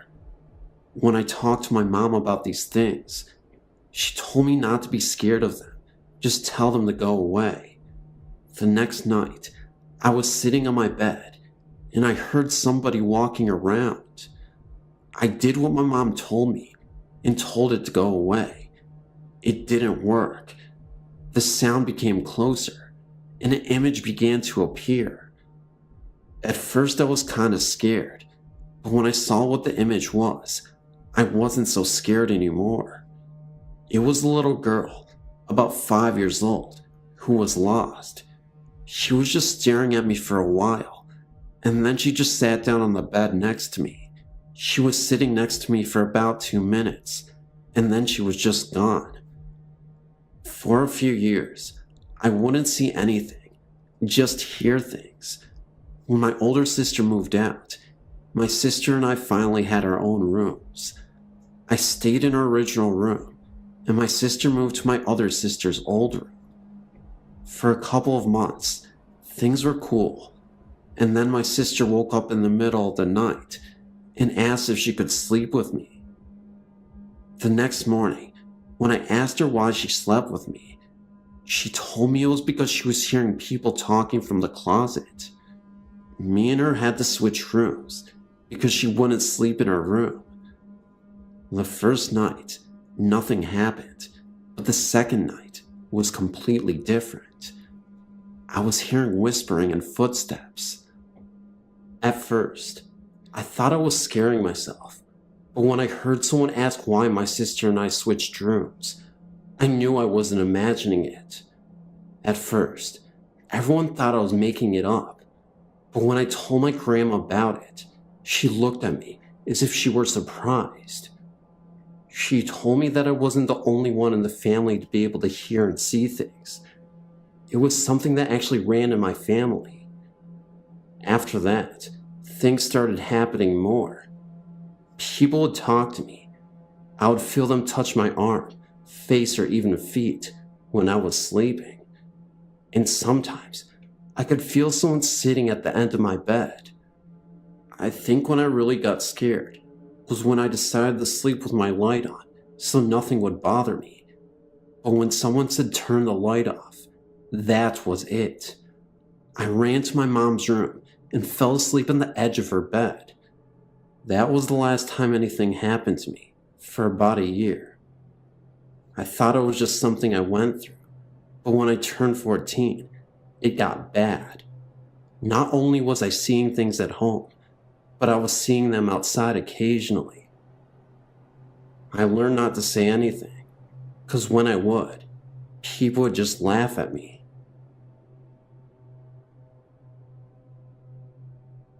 My family and I became aware of a particular area of a supposed haunting in the Jamestown, North Carolina area. We were intrigued by the article and wanted to investigate, even though we are people of faith.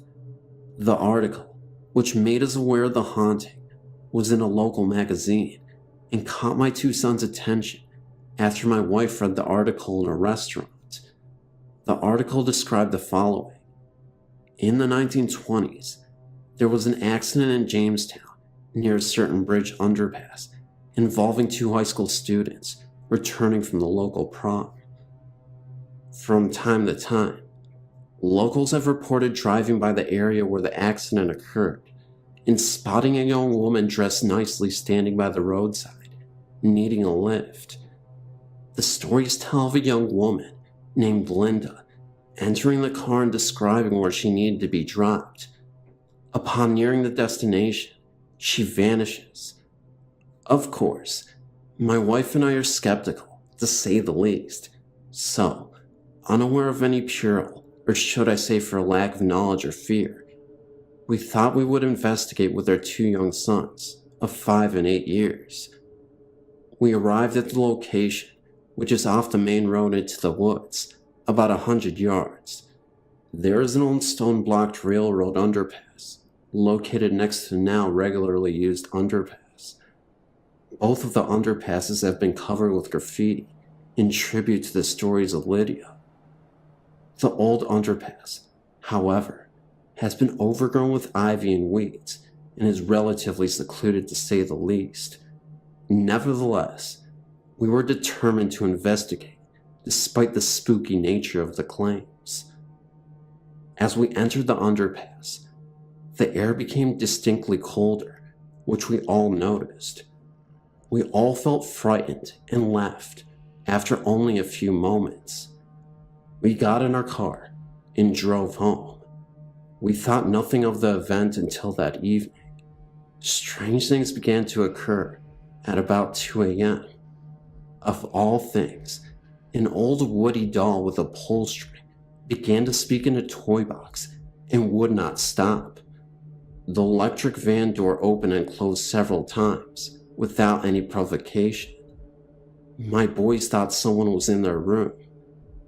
We thought we were frightened from our prior experiences and let our logical minds control. The house still seemed strange to me, and I had difficulty sleeping, even though my male ego would not let me admit my fear. Time went by, and although the supposed haunting events were less dramatic, they nevertheless continued for about a month. It came time for the van to have a regular tune-up, and we took it to the dealership. When my wife returned with the van, the trouble ceased. I don't know what we experienced exactly over that period in 2001, but it seemed real. My wife and I still question the validity of our haunting, but our youngest son still maintains that Megan, as he refers to her, often talked to him and was very nice. Anyway, it's a nice little story we often tell family members who don't think we're lost on cozy evenings. Hope you will enjoy.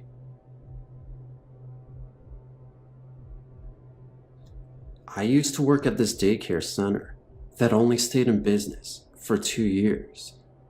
The building that we worked in had many owners and many businesses, but never stayed in business for longer than 2 years. Usually, bankruptcy would follow. Anyway, I had worked there for about a year and had always been scared of the back of the building. There was a long dark corridor that always gave me the chills, and I always felt like I was being watched. I had the early morning shift, so I had to be there at 6:30 and get ready for the kids to arrive. One morning, I had an infant who was only 4 months old and was asleep at the time of the incident. We were in our room, and I was writing out papers for the rest of the day when I saw a toy out of the corner of my eye being thrown across the room. I didn't think anything of it and played it off as my imagination until a week later when another coworker told me what happened to her. She was in the sleep room changing a child's diaper when she looked right and saw a little girl standing there staring at her. She looked back at the child she was changing and back, and the little girl had vanished. There were no children besides the one she was changing in the room with her. It freaked her out, and when she told me, freaked me out, because then I realized that the toy that I saw thrown across the room wasn't my imagination. Neither one of us had another experience, but those two were enough for us. The first time I had a supernatural experience, I was asleep in my room at my parents' house. Now, I knew this house was haunted because in the middle of the night, I would hear something banging on my walls or my doors, and our dog, who slept inside, would bark on and off during one night, and the next night be completely quiet. But on this particular night, I saw an angel. I later found out that there is an old refrigerator under our house. Ask me why, and I couldn't tell you. Anyway, about a month after we moved in, we bought a 6-year-old Shih Tzu puppy. About 2 days after we bought her, my fiance and I were sleeping when he woke me up and told me the dog was on the bed. This, of course, was impossible since she was only 6 weeks old, had short legs, and our bed was tall with nothing around it for her to jump on. He told me that he felt something tugging at the covers around his neck and growling, and when he rolled over it, ran and jumped off the bed. I just passed it off as him dreaming. But about a week later, while he was at work, he works night shift, I was asleep, and I woke up because it felt like something was running from one end of the bed to the other, and back and forth. When I rolled over, it stopped. That kind of freaked me out. Then about 3 months later, I woke up and saw a hand coming out of our closet door with what seemed to be a letter or a piece of paper in its fingers. The hand was small and white. When I gasped, it disappeared. Then, about a week after that, the bed would periodically shake while I was asleep. I later asked my fiance if he ever felt the bed shake, and he told me he did. And when he described how it felt, I knew we were both feeling the same thing. It's a subtle shaking as if we're an earthquake, except we live in Virginia, where we don't have earthquakes, at least not the kind you can feel. It was almost as if there was a big dog on the bed, scratching furiously at a flea, and he also described it the way I would have, which is when you wake up, your first thought is, man, my heart beating that hard? And then you realize that it isn't your heart at all. And just last week, I saw a young woman with brown curly hair and brown eyes peering at me from a crack in the closet door. And last night, the downstairs bathroom door slammed by itself, and the bed shook with both of us on it. Usually, it only shakes with one of us on it. Anywho, that's my story. If you have any insight, please give it to me, and you can put the stories on your site.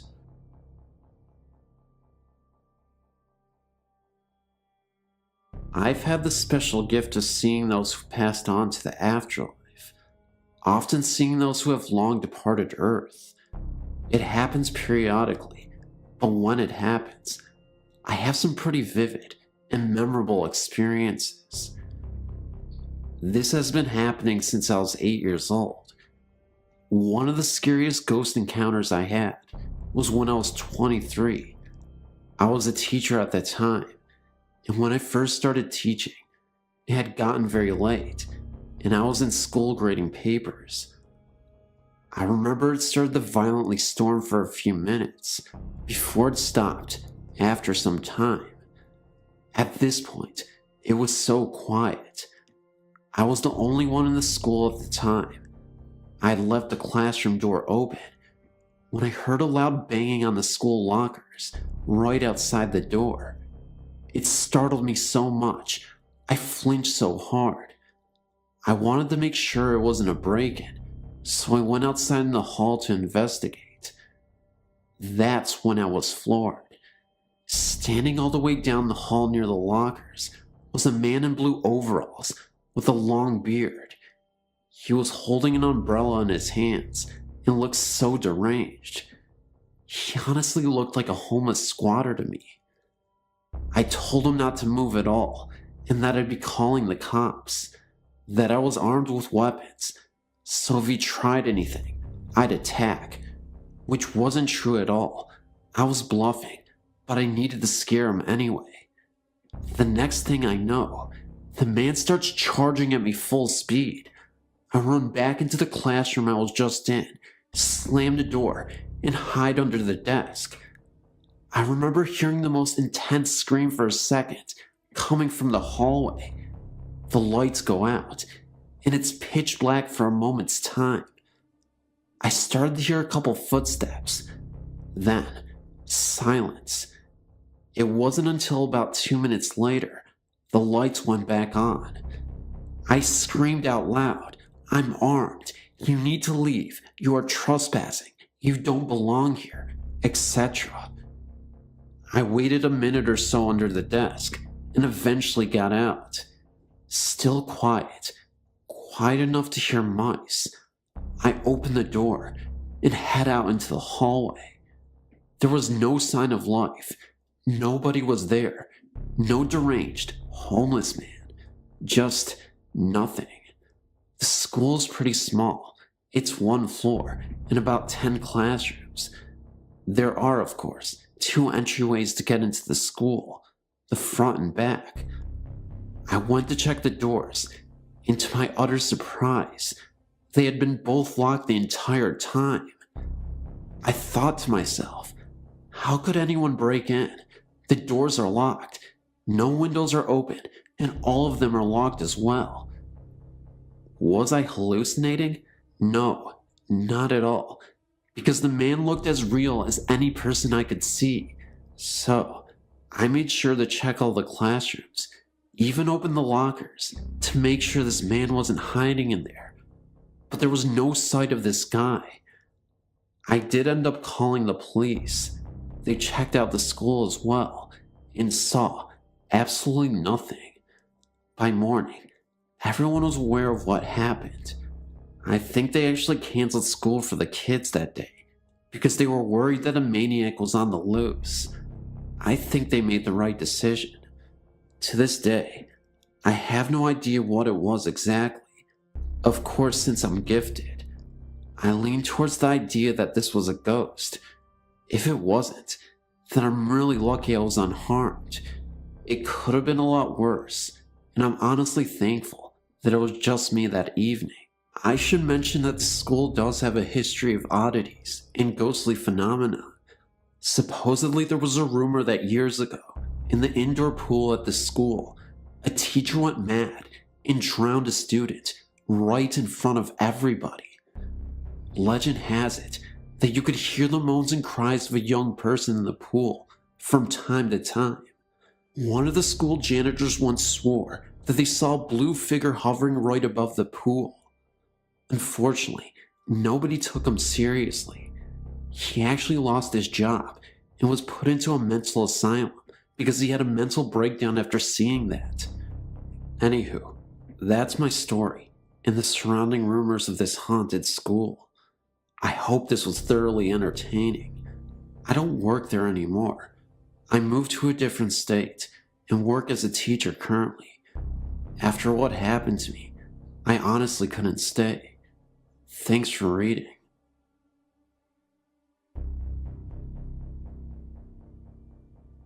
I'm from Dublin, Ireland, and when I was a boy, I forget how old I was, maybe about 14 or 15, I was staying with my parents with my old aunt at my family's ancestral home. There's a very old church just up the road from the house. It's so close that you can take a shortcut across just one field, and you're there. It used to be part of an old Franciscan monastery. Anyway, I was in that church on my own one summer's afternoon. It was a hot day, and though the church was naturally cooler, it was only a degree or so cooler. I remember feeling a little uneasy. All of a sudden, the hackles on my neck rose. I thought my little sister had followed me in, but then the temperature literally nosedived from somewhere in the high 90s to the mid 40s in a matter of seconds. I sensed that someone, or something, was watching me from the choir balcony, above and behind me. Something told me that it sure as hell wasn't human. I don't know how, but I knew. I slowly turned and looked up. 3 seconds later, I was tearing down the road as fast as my legs could carry me. What I saw was the semi-transparent, cowled figure of a Franciscan monk regarding me from the balcony. He was barely there, yet details, the folds of his robe, the heavy cross about his neck, and the shaded outline of a face was visible, yet weirdly see-through. I'm now 20, and still refuse to enter that church alone. I've since asked the parish priest about it. He explained that he had seen an apparition a couple of times when he was alone in the church, but refused to comment or speculate further.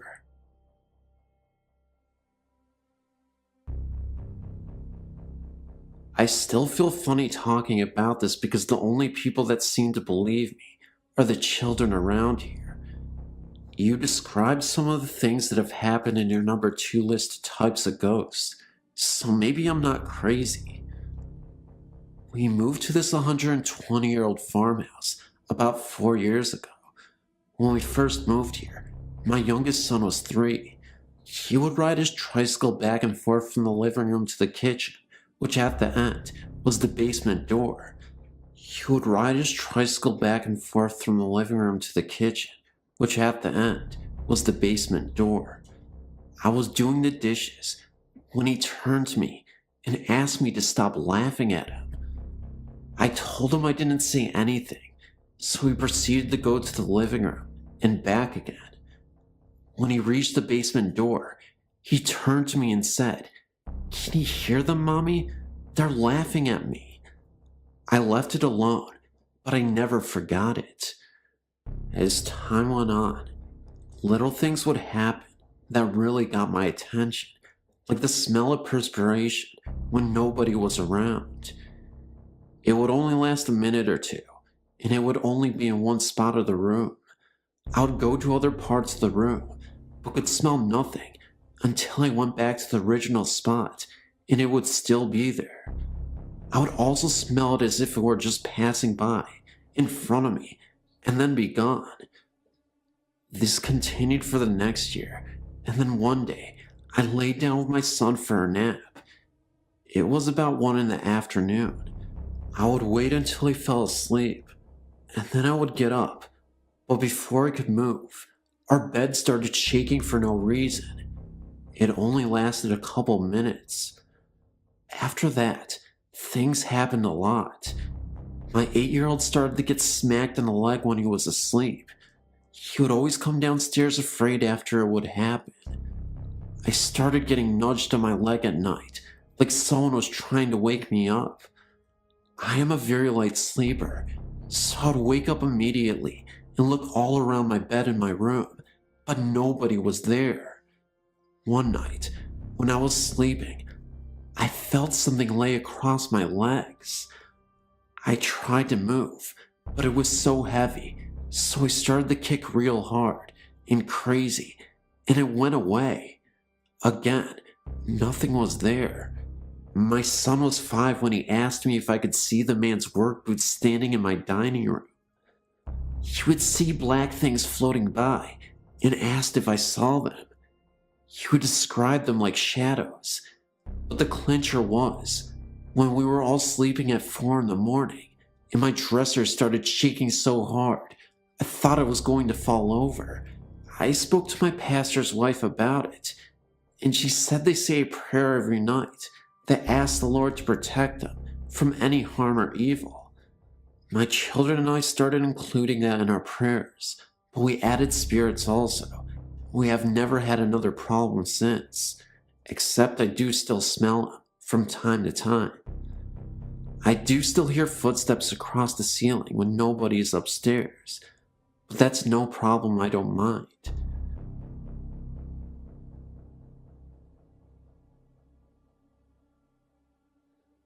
My mother, brother, sister, and I moved into an old house in Cambridge, New York in 1995.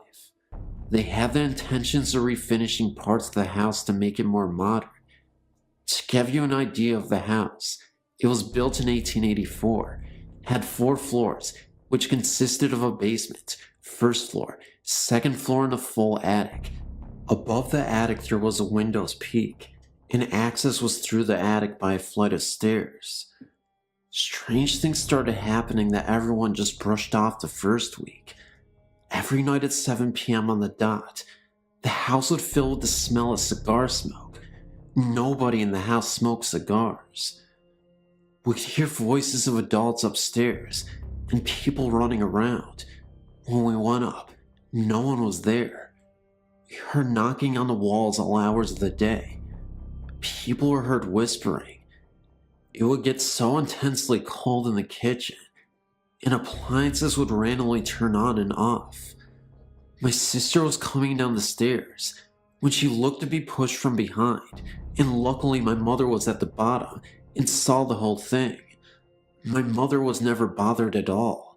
It seemed to target only the children, which were my sister, 11, my brother, 13, and me, who was 15. She did hear things, and she also felt things, but never scared out of her mind. One day, my mother came to me and said she had to show me something. She took me to the basement door and said, "Watch." She opened the door and turned a light switch off. Then she shut the door, waited for a few seconds, then opened the door, and the light was back on, and the switch was up.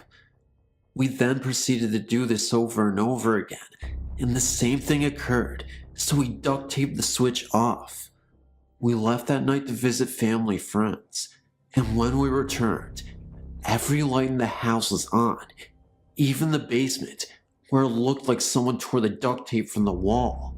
We left the light on. From then on, everyone in the house had seen shadows and felt presences. My brother was the one who saw and felt the most. One day, he was home alone and said he saw 3 men in the backyard digging by the garden. He watched them for a few moments when one of them looked up at him and all 3 of them disappeared. He said the men looked as real as he did.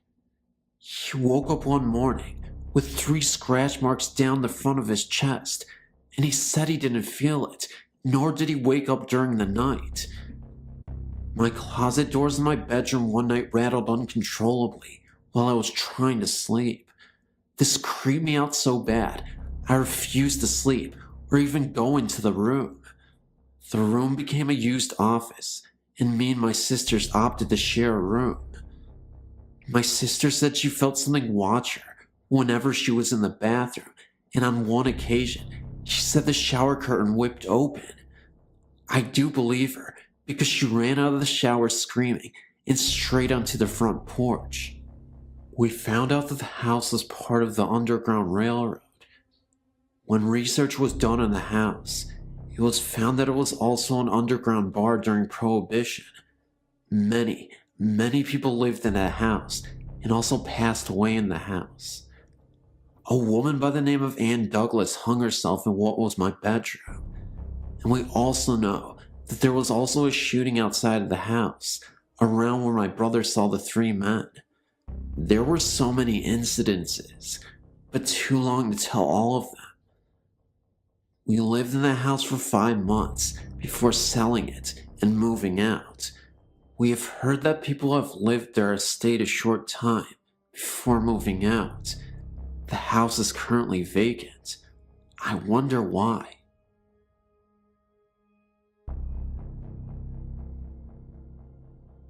I had many paranormal experiences when I was young. As I grew older, I dismissed them as fantasy of the young mind.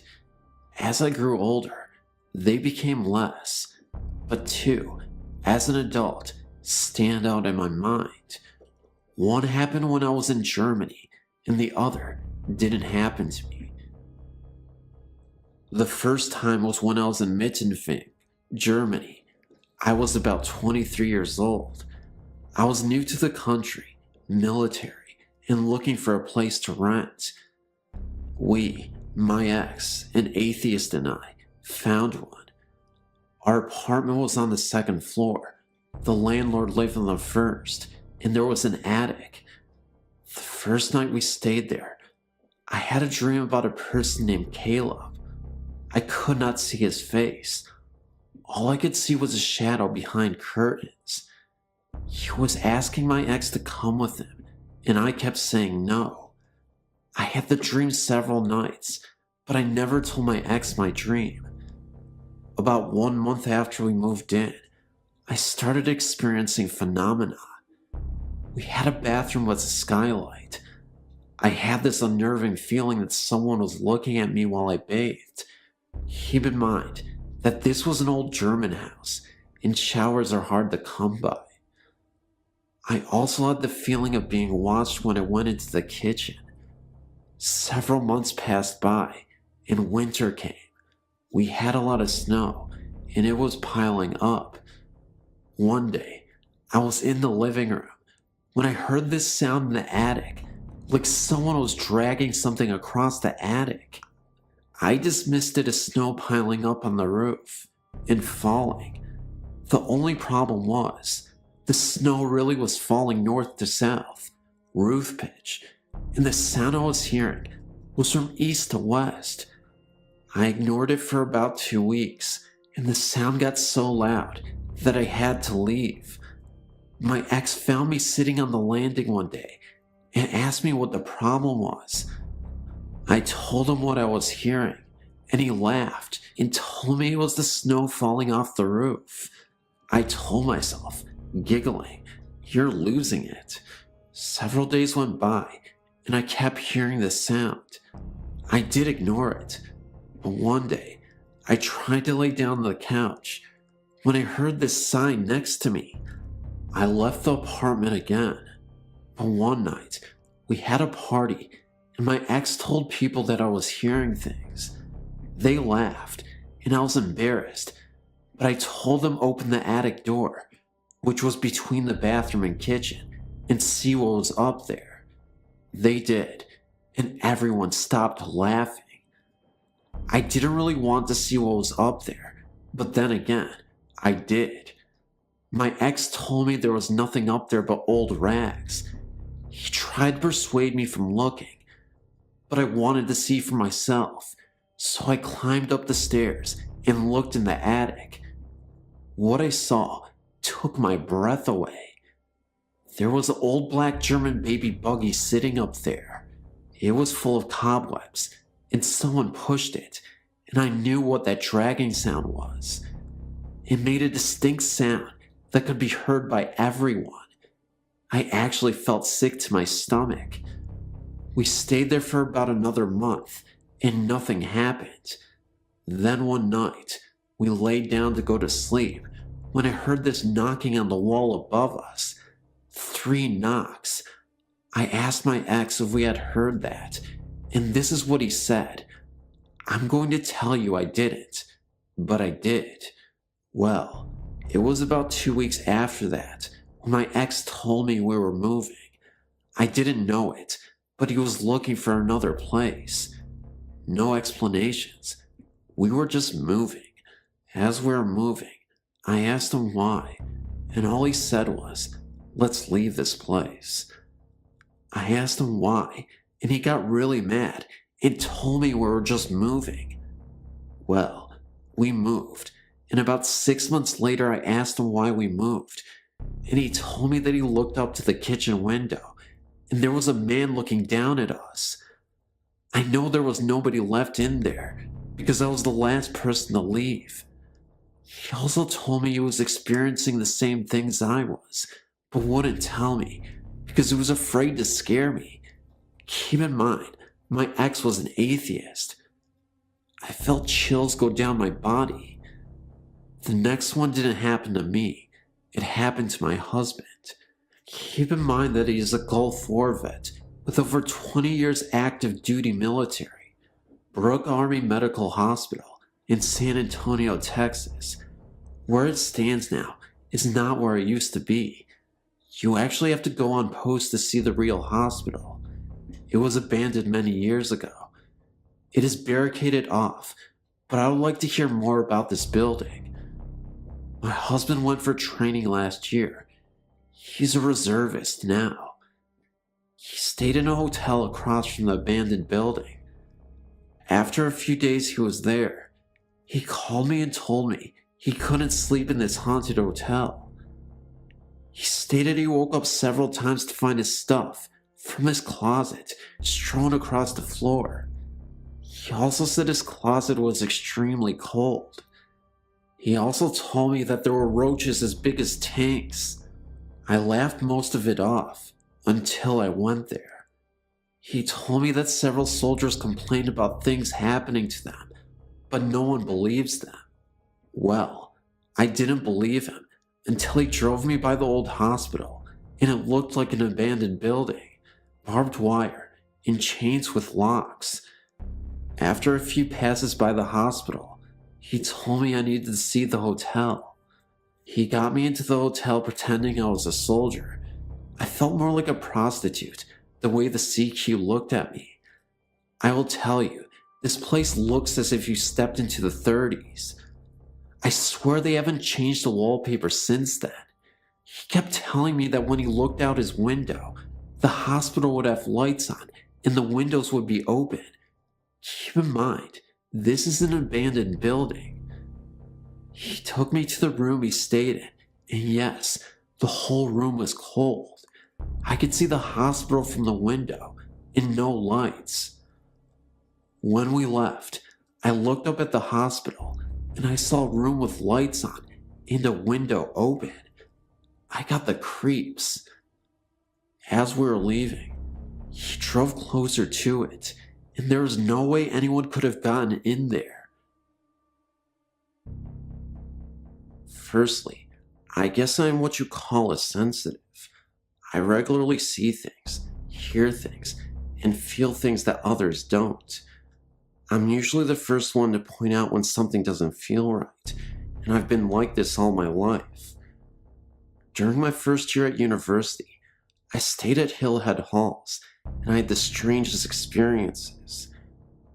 For about the first month of being there, it was fine. One day, I was walking by the kitchen, and I felt a huge blast of cold and loud whispering, which really frightened me.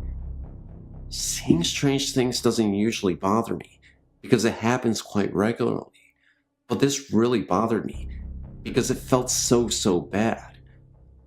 I asked my flatmate if she had heard anything, but she said that she hadn't. Just after the Christmas holiday, I came back to the worst time of my life. Firstly, there was a man walking around my flat.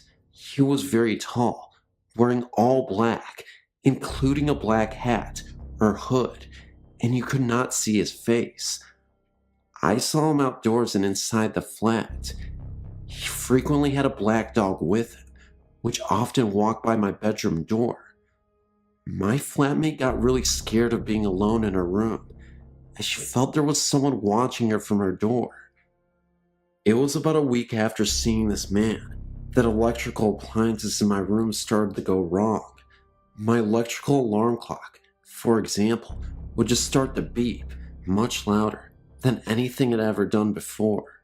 It did not stop when I pulled the plug out. It has no battery backup. My printer would just print out random rubbish, even if it was not switched on, and light bulbs would blow if you looked at them for a long time. The electrical stuff would only happen in my room. Objects would disappear from my room, reappearing elsewhere in the flat. An example of this is that we lost a bread knife out in the kitchen.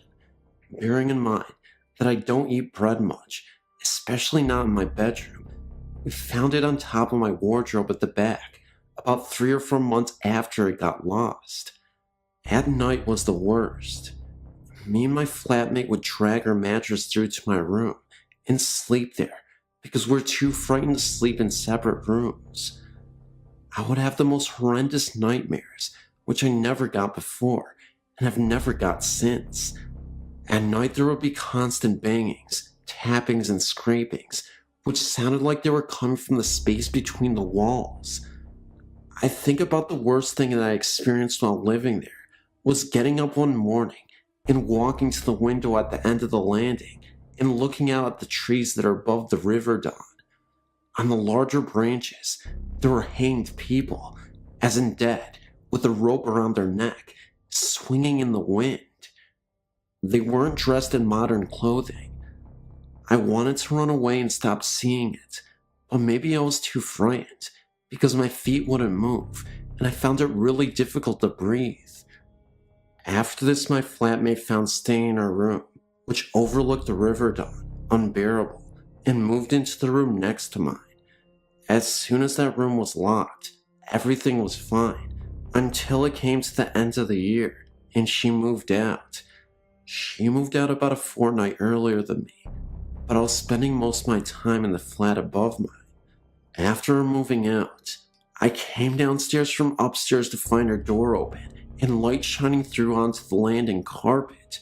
Very bravely, I went to shut the door and switch the lights off, but just as I got there, the door slammed in my face and locked, and I heard the light switch off.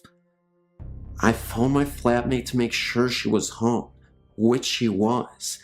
I then phoned the people from upstairs and asked them to come down, and when they got to my flat, the room was unlocked again, but was totally empty and freezing cold.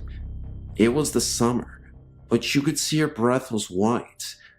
The next day when I got out of the shower, I found that the bathroom door was wide open, despite the fact that I'd locked the door, and there is no way that the lock could open itself. Also, the bathroom door was very creaky, and I hadn't heard a creak. I went to my room and got dressed as quickly as possible, but I couldn't find the key to my room so I could lock up and leave. I'd left the key in the lock on the outside of the door, but it was gone. I found it in the bathroom sink. Finally, one night, I gave my key to one of the people living upstairs to go and get me a sweater for my flat, as I was too frightened to go down. This person, who was a complete skeptic, came back upstairs completely pale, sweating cold sweats, shaking, and totally out of breath. I don't know what happened, because this person won't talk about it, and has made us all promise never to bring it up in conversation.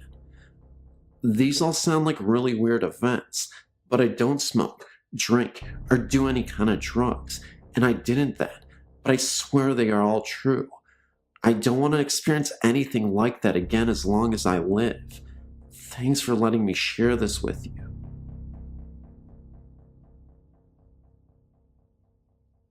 My friend and I went to Alabama during our senior year in high school to visit my grandparents. Now, my grandparents lived in the middle of nowhere. Little town. You blink, you miss it. Anyway, there wasn't much to do, so one day we went exploring.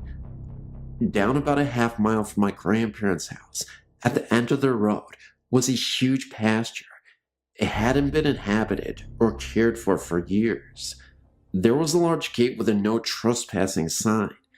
This made us curious to see what was hiding back there in the middle of nowhere. We crawled under the gate and started walking. There was a gravel path and nothing else but trees, grass, and insects. We kept going for about a mile until we were in a fully wooded area. This is where the strangeness happened. First off, we stumbled across an old graveyard with only about 3 graves in it. Looked like a family. The tombstones were dated back to the early 1800s. I took photos that I can send at a later date if you'd like. Across from the graves was a waterfall. We decided to sit and take in the sight. While sitting there, we heard horse hooves galloping closely. We turned and saw nothing. A little while later, we heard what sounded like something being swung through the air near our heads. Nothing visible though. It spooked us, and we decided then that we should probably head back to the house. On the way back, we heard the horse hooves again, and this time we ran, got back to my grandparents' house, and replayed our story to my grandfather. This is where it gets spooky. He said that a while back, he stumbled across the waterfall too, and decided to sit and fish at the bank. He heard the horse too, and heard the swinging, which he described as a hatchet or something similar. Only he said that he turned and he saw a man on a white horse, carrying a machete, and appeared to be clearing the fields, but it wasn't really there, like he and the horse were transparent. He said that's when he took off running too. The only thing I can think of is that at one time, someone lived on that land, which is why they were buried there. I can tell you one thing, it spooked me then, but now I just realize that people just stayed there where their home was. I haven't had any opportunities to get back to that area, but if I do, I may go visit them.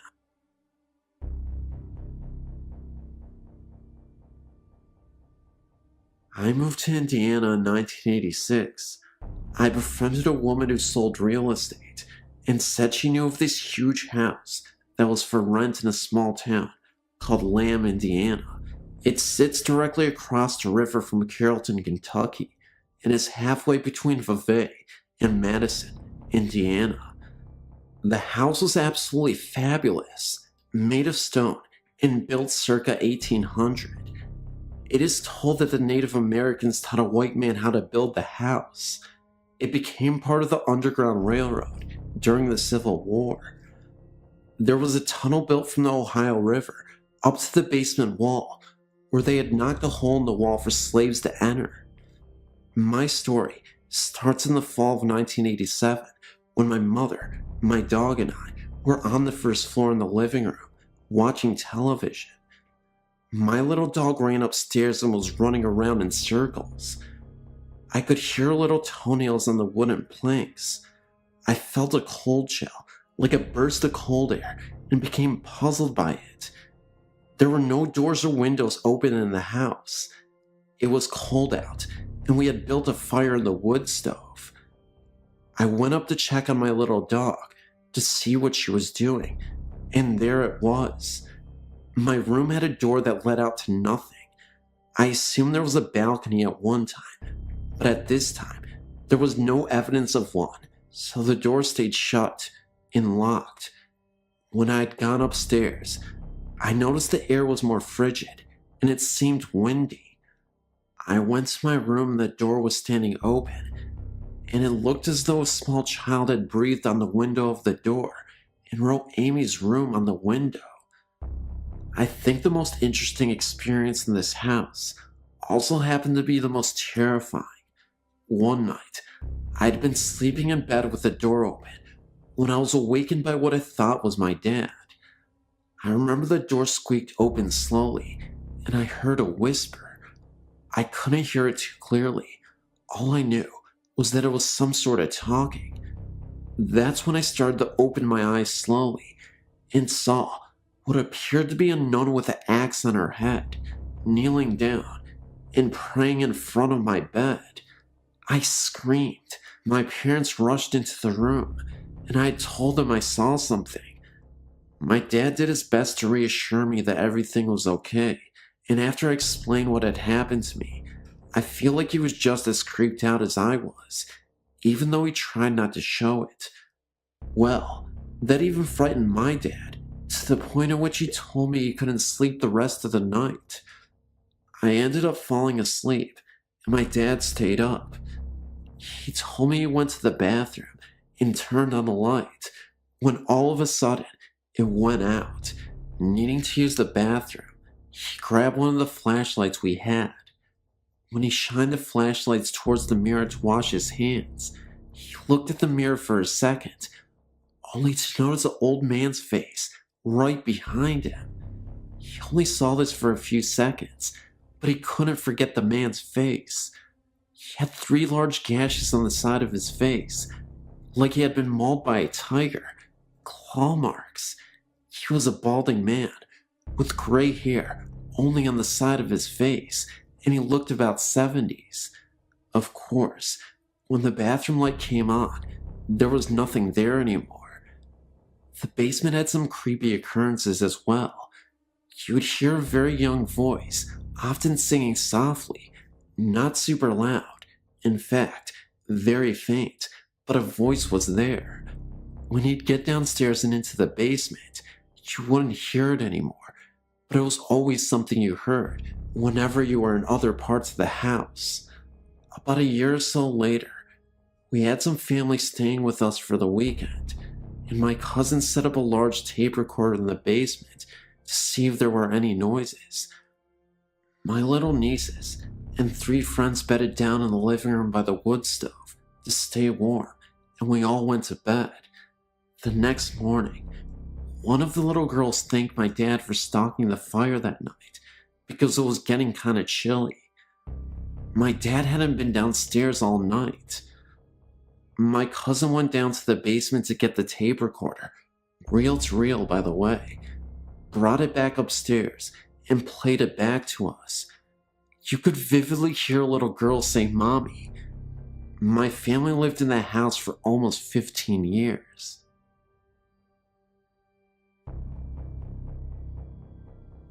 This is a wonderfully chilling and rather classic, if that can be said, Scottish tale ghost experience. My mother, who was attending university in St. Andrews, Scotland, was walking home from a party. It was about 11 o'clock on a chilly November night. It should be noted beforehand that St. Andrews was, centuries ago, the religious capital of Scotland, and the ruins of the great cathedral still stand in the middle of the town. Anyhow, she decided to take a shortcut to the dorms. Instead of taking the road, she began to make her way through the soccer pitches. These were surrounded by spinneys of trees. As she crossed the fields, she noticed what appeared to be 3 policemen at the road at the end of the pitch, where she was heading. Though not that close, she could see that they wore heavy clothes, like the Scottish policemen's coats traditionally worn in the winter. She didn't want to be found by them at that late hour, and went to the nearby trees to hide. To her chagrin, they began to move towards the center of the field, though not directly at her. She stayed put. As they came closer, she realized that they were walking on the air, about 3 feet above the ground. Furthermore, they were not policemen, but monks in clerical robes. 2 of them were supporting a third in the middle, who seemed to be wounded. They passed only a few yards away from her, so that she saw them very clearly. Oddly, their feet moved very slowly, but they were moving through the air very quickly. When they came about parallel to her, my mother, mad with fear, ran as fast as she could back to the dorms, clearing a fence that was as high as her, with one leap on the way. A violent wind kicked up against her as she ran, as if trying to blow her back. The next day, she went back to where it happened. At the very spot where the 3 monks had passed near to her, she found 3 black cats eating the carcass of a rabbit that they had just killed. In another note, The mystery as to why the apparitions were floating is easily solved. The ground was leveled in order to make a proper playing field. The monks were simply walking on their own terrain, as it would have been in medieval times, 3 feet higher than the leveled field.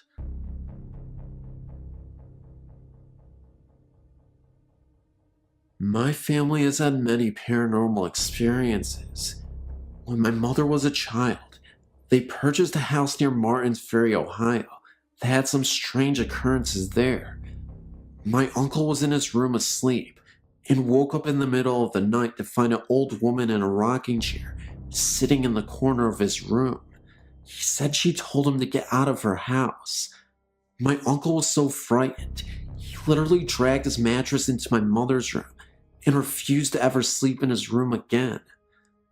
My mother-in-law also saw the woman and can vouch that she was real.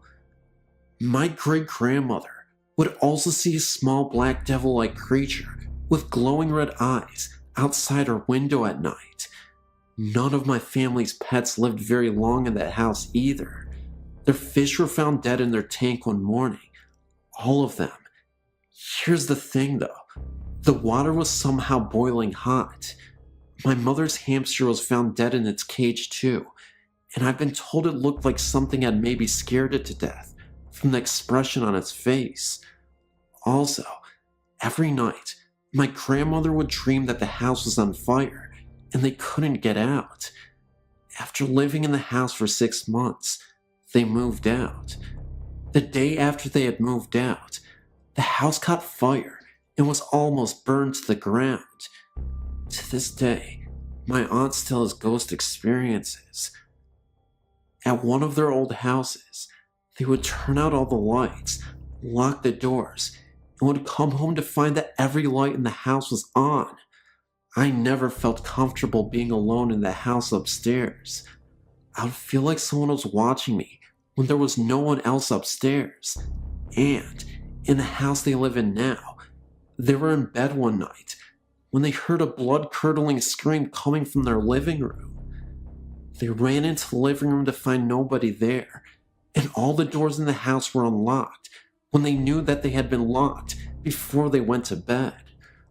Also, my aunt was in bed, and someone told her that her baby's daughter's face was covered by her blanket, but no one else was home. I swear this is absolutely the truth. I wanted to share my family's stories with other people, so they can know that maybe they are not alone out there.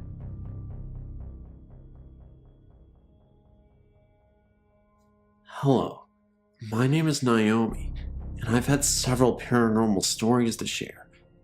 Ever since I was young, I've always been terrified of the paranormal, and I have had terrifying, vivid dreams.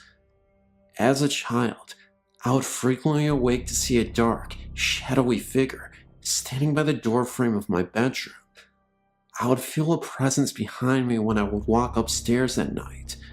At a slightly older age, I dismissed the possibility of ghosts because I figured it was impossible, but later I had a change of heart when I went to this haunted yard.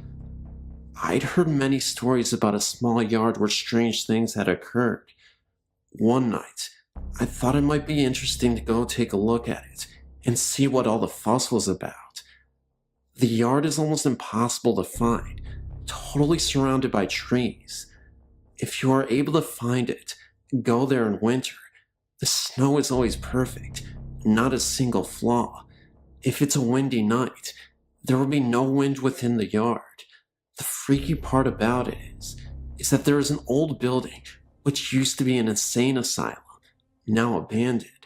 It's boarded up, but one night we opened it up, and we heard a faint barking of dogs from within, but there were no dogs anywhere nearby. Next to it, there is a small trailer. No one lives in the trailer, but a light and the TV are always on. There is an old swing on the yard. If you watch it for long enough, it will begin to swing slightly. The strangest part is that there are 2 old Native American tombstones. Every time you go back, They've been redug and moved to another location on the yard. I'm not sure if any of this is ghost related, but it certainly is freaky. An incident happened to me this evening as well. I was walking with some of my friends along the railroad tracks in my town. On the street next to the tracks, 100 years ago, there was a man who went insane, killed his family, and was hanged in the courtyard. Anyway, tonight, as we were walking, we all of a sudden simultaneously stopped and looked at each other terrified. We all felt a strange presence brushing against our backs. Later, we were sharing stories about screams people frequently hear coming back from the park. We decided to sit out on the deck of my friend's house, who lives right by the park. We were just sitting around, talking, when we hear the scream of a little girl, as if she was being murdered, coming from across the park. We randomly ran inside. Once inside, we began to share ghost stories.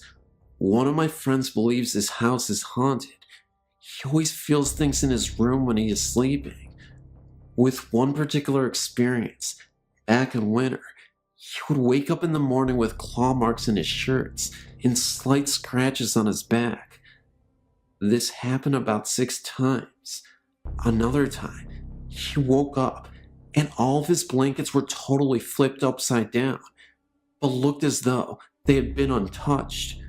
He talked to his grandmother about it because she is able to communicate with the dead, and she visited their house and told the spirits to leave. Since then, there have been no strange occurrences.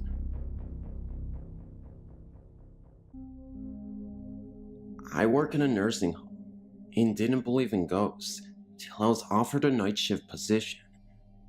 One of the girls said that the home was pretty bad with spirits, but I thought because of my age, 19, she was just trying to scare me. I was walking alone after answering a buzzer past the dining room when someone touched my shoulder. I turned around and no one was there. I was convinced it was the other 2 girls, but they were in the lounge and couldn't have got there without me seeing them. Later, we were sitting talking when the door, which is a fire door and doesn't move, was slamming and opening for about a minute and abruptly stopped. We all got out of our seats, don't know why, and then a black figure appeared at the door and just stared at us for about a minute and walked off. The eldest girl went after it, so we followed, and no one was there. We sat down to calm ourselves because we were pretty freaked out by that, when the emergency buzzers started going off simultaneously from one room to 30, but there are patients who can't reach them and others on medication, so we went and turned them off and checked our residents. We went to one lady who was dying of cancer, and I turned off the buzzer when my coworker said she was gone. We can only think this was her having a laugh, because she was a great lady, or she was trying to let us know she was gone. That also wasn't the first time someone passed away before we were aware of it.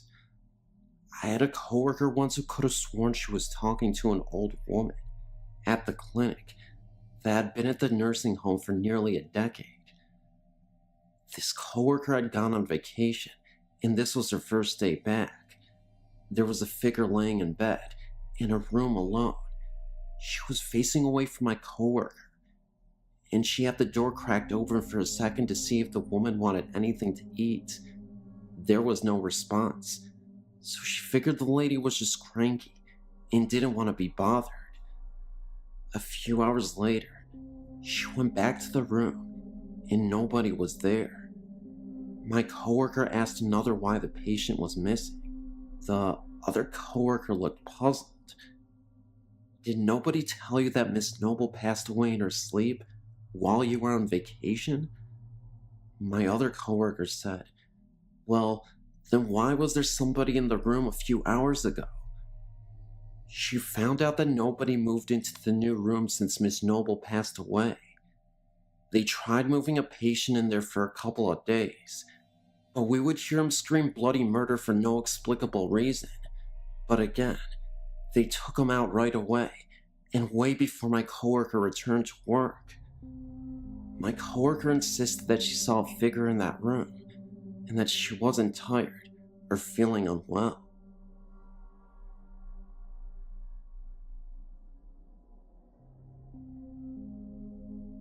This might end up kind of being long, since I'm going to try to cover a lot of what I experienced in my life. I will start with the first thing that I remember. I was about 4 or 5 years old. I was sitting in my bedroom getting some coloring books.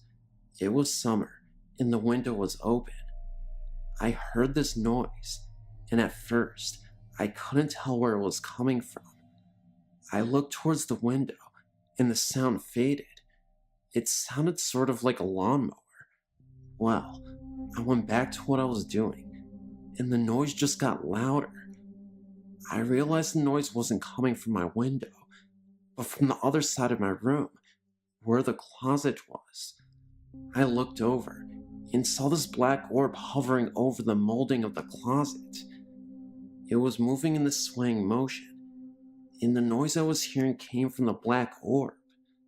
I screamed and curled up into a ball. I continued to scream until my mom reached my bedroom. She looked terrified and kept asking me what was wrong. Well, my little brain could only assume it was a black bee, which she didn't find amusing. She said she thought someone was trying to kill me because of how I was screaming. From that point on, I read everything I could get my hands on about ghosts. Nothing happened for many years after the first incident. My father was in the military, and we moved from Atlanta to Minot, North Dakota, my sophomore year of high school. I'm not going to get into everything that happened down there, since it was a daily occurrence down there, no matter where in town I was. In brief, let's just say the blacker than black negative things. Everywhere. Luckily, the people that I normally hang out with saw them too, so I didn't feel like I was going crazy. They ranged in height from being 1 foot to over 7 feet. There was one we nicknamed Split Toes. Keep in mind, there were more than one of them. I lived in Minot for just under 1 year, and I'll never step foot there again. On top of the shadows, there were many other things that happened, ranging from smells to noises to the absolute feel of being chased, the fear. My sister even saw them. Though it traumatized her so badly, she shut down and now says she didn't. Now I know this sounds crazy, but I know there are other people out there that have experienced these things. I know that what happened down there was not an overactive imagination. We all from time to time will wake up with cuts we couldn't explain, or have them appear out of nowhere, sometimes singular, sometimes looking like a tiny clawed hand had hit us, and rarely bite marks. We were told by a friend's mother to wear sage and little leather bags for protection. I still wear one, even though I'm back in Alaska. After Minot, things slowed down a lot. I had a few more experiences with the shadows. After a while, I had enough, though. I yelled at them and told them if they agreed to leave me alone, I would pretend they didn't exist, and it has been pretty much quiet ever since. The last time I had an experience like that was out in Cooper Landing, Alaska, just a few years ago. I left Minot almost 8 years ago. My friend invited me and a few other people to her parents' cabin for the night. We drove out there from Anchorage at around 8 p.m. in the winter. I don't know if you're familiar with Alaska seasons and such, but in the winter, it's hardly ever light out. Maybe a couple hours a day during the time period we went out there. So anyways, we drive out to Cooper Landing in the dark on really icy roads. We finally get out there, and at first sight, this place made me nervous. I was determined to have a good time, so I forgot my initial feeling on the cabin. the night went well. The cabin was set up in a very open layout. There was a wall that went halfway across in the middle of the cabin, with the living room on one side and 3 sets of bunk beds on the other. Come to find out, it used to be her grandmother's cabin before she died. Well, we all decided to go to sleep. My friend and her boyfriend pulled out the futon in the living room and went to sleep. Me and my boyfriend were lying on the bunk bed, where we could look into the side of the cabin where the living room was. We were just talking, and then all of a sudden, we started to hear this noise. It started by the living room, but outside, and worked its way around the cabin. But the noise would continue to come from everywhere it had already been. It was sort of like wailing. It reminded me of what a banshee might sound like. I was really freaking out and asking my boyfriend what the hell that was. He said it was a ghost crying. I looked out to where the living room was, and this thing started to appear, starting at the top and kind of whirlwinding down. My boyfriend saw it and leapt to the bunk bed directly across and was freaking out. I started demanding he go and turn the light on. It wouldn't stop until he did. Finally he did, and the thing disappeared. My friend woke up and told us things like that always happen out there, and we just needed to get used to it. I was really upset she didn't tell me. Neither me or my boyfriend could sleep till it got light outside. Nothing else happened that night, but I have no desire to try my luck again. Since then, I haven't had any encounters with anything that appeared as a shadow. I've seen ghosts that appear like people look, in color, and they don't scare me at all. I'm not sure what the black things are, and I'm not sure I want to know. I do know that as long as I don't think about them, I don't have any problems with them. Oh, I almost forgot. Aklunta is a really creepy place up there. Not the cemetery, but the village, or what's left of it. I only got to spend about 15 minutes out there, but that was more than enough to feel it out. Very bad vibes out there. And as we were leaving, I saw something back in the trees. As soon as I looked at it, it darted behind a tree. It was dark out, so I didn't know what it was, but it didn't look like a person. And when we were driving back to Anchorage, on the outbound side of the highway there was an accident, and this huge bull moose was on the side of the road dead. But none of the vehicles looked like they had hit it. A moose hitting your car would crumple it like a soda can. Well, that's all I have for this morning. Maybe sometime I'll go more in depth about my experience in Mano, but not yet. I don't like talking about it when it's dark outside.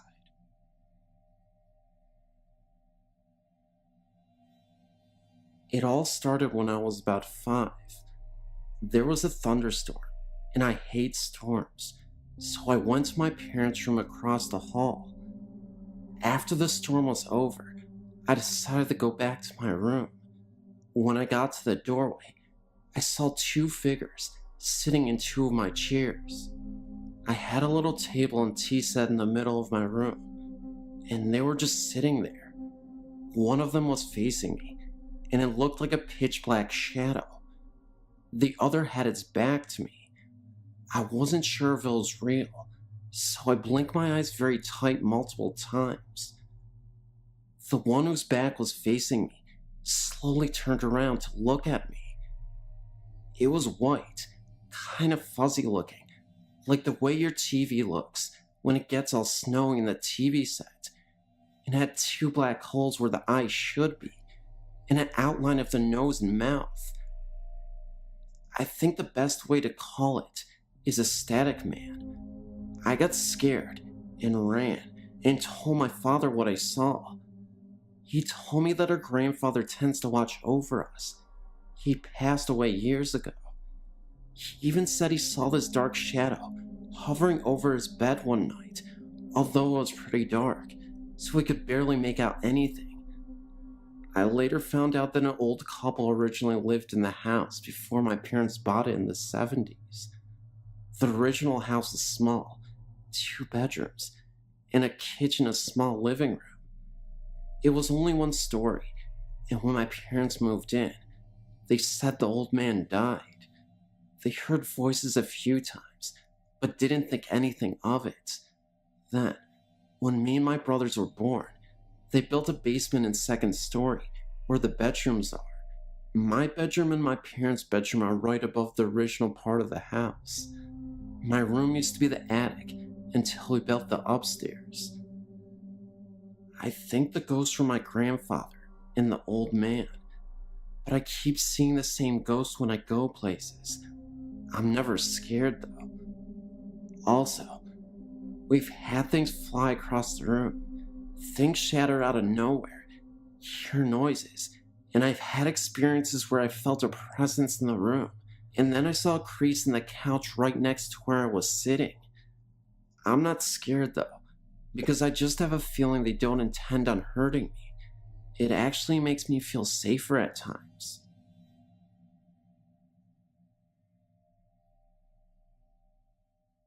Hi, I've enjoyed your website and wish to share one of my experiences.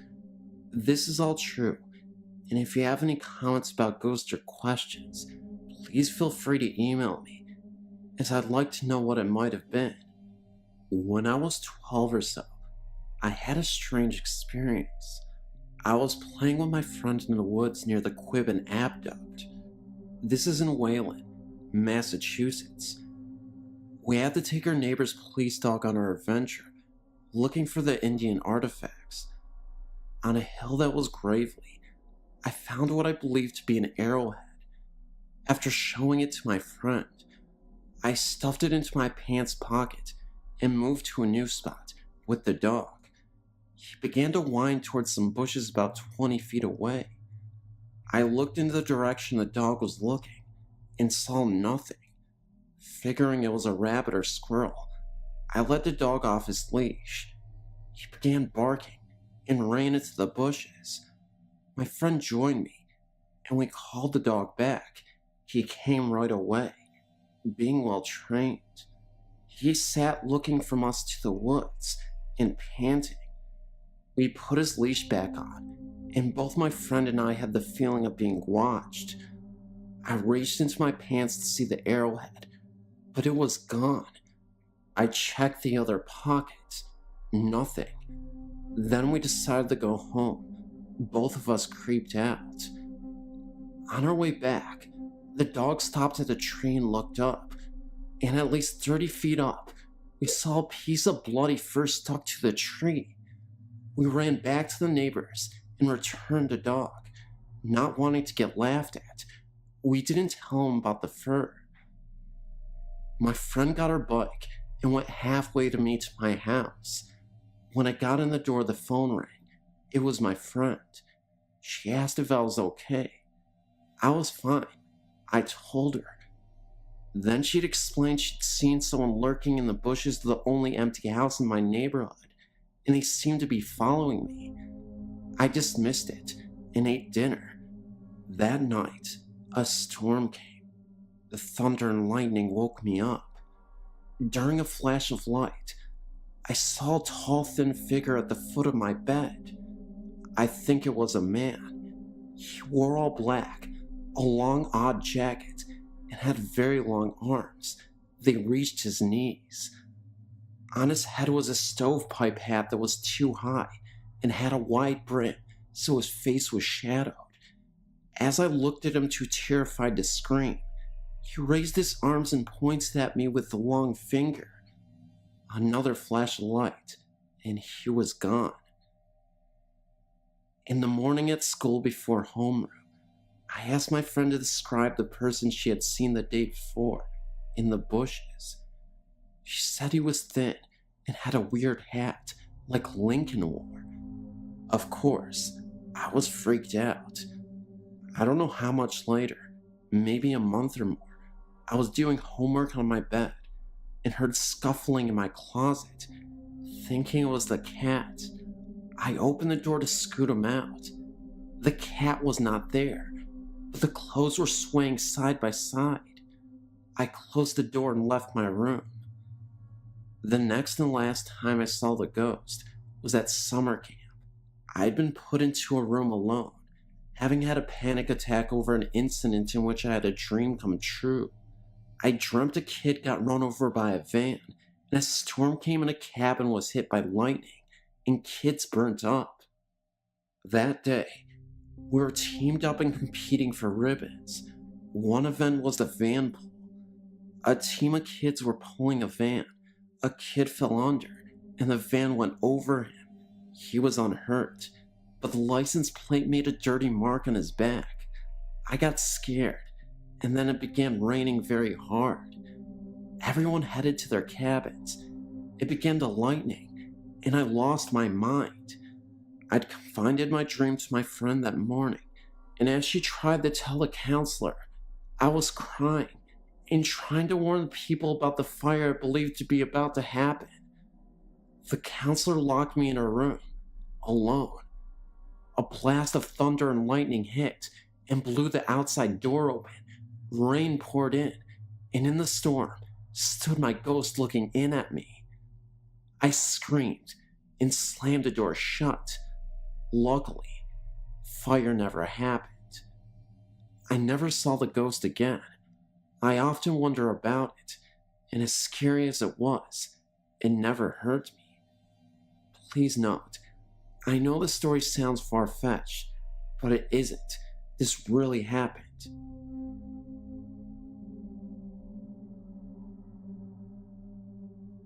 Hi, Sam here.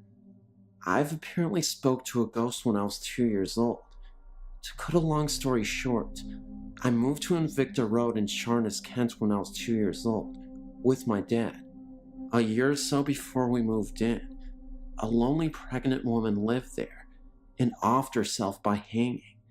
Because of the pregnancy in the back room, no one lived there till my dad and I. I slept in the back bedroom. My dad told me that he would often hear me talking to someone at nights in my room. My dad asked me who I was talking to. I said it was the gray lady who sits at the end of my bed. My dad then met my stepmom, and she moved in with us. At nights, sometimes my stepmom and I would sit alone, and she'd hear walking around upstairs and things being moved about. It was so bad, one night, that she went over to her parents' house to get them. They brought their dog over. The dog started growling and barking for no reason. My dad moved me out of the back bedroom to another bedroom when I started to get upset and not sleepiness. Dreams and anxiety are my main feelings I get. I can't walk through a graveyard without getting anxiety, and I also smell a really musty smell that no one else seems to notice. It's so intoxicating that it makes me feel like I'm suffocating, and it makes me feel sick. Sometimes it makes me wonder whether I still have this woman following me.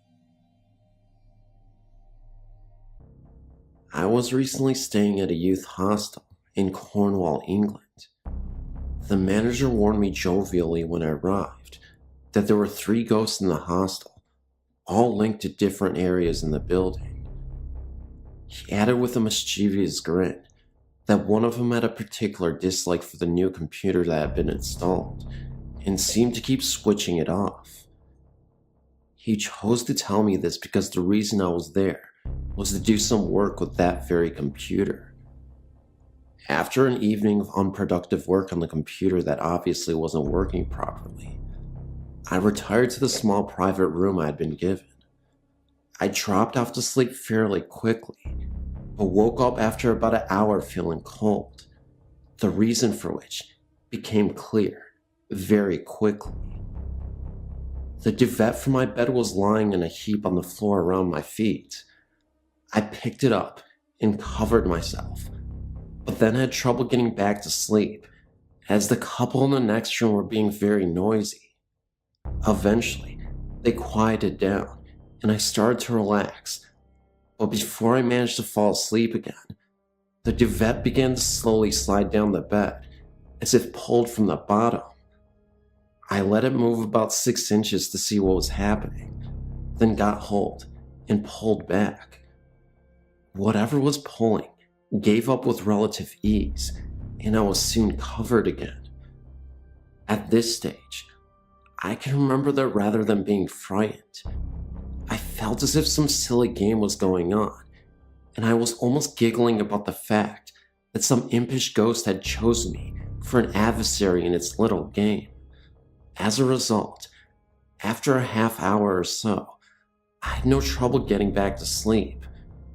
It seemed, however, that I hadn't taken things seriously enough and had managed to cause offense. The next time I woke up, it was with a startle, as the duvet began to quickly slide off the bed, again, in the same direction towards my feet. This time, I decided that enough was enough, and started to feel very afraid. You know what it's like in the dark at night. A simple duvet can seem to offer so much protection and security, and the potential lack of it made me feel very vulnerable.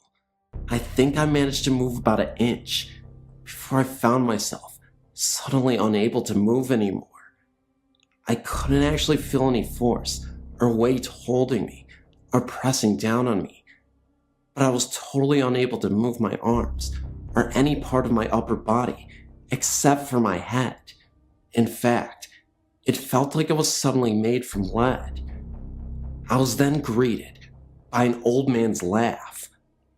I had literally heard a very slow guttural sounding laugh, and it sounded far from pleasant. I fought and eventually managed to get my fingers to move slightly.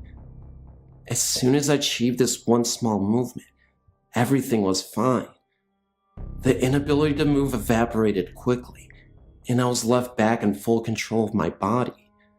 I stood right side up, surveying the entire room, and what I saw next terrified me. There were a pair of red eyes looking at me by the door for about 30 seconds before fading away. Just then, the door opened, and there was a light mist that moved through the door and then evaporated. I screamed, "I'm not afraid of you, and that tonight's rest will be a peaceful night's rest." I pulled the duvet back over myself, and surprisingly, only felt any kind of fear for a few minutes, and was soon relaxing again. Whatever the game was about, it seems that I had won, and that my adversary had admitted defeat fairly gracefully. I slept peacefully well for the remaining few hours of the night, and woke up perfectly refreshed in the morning.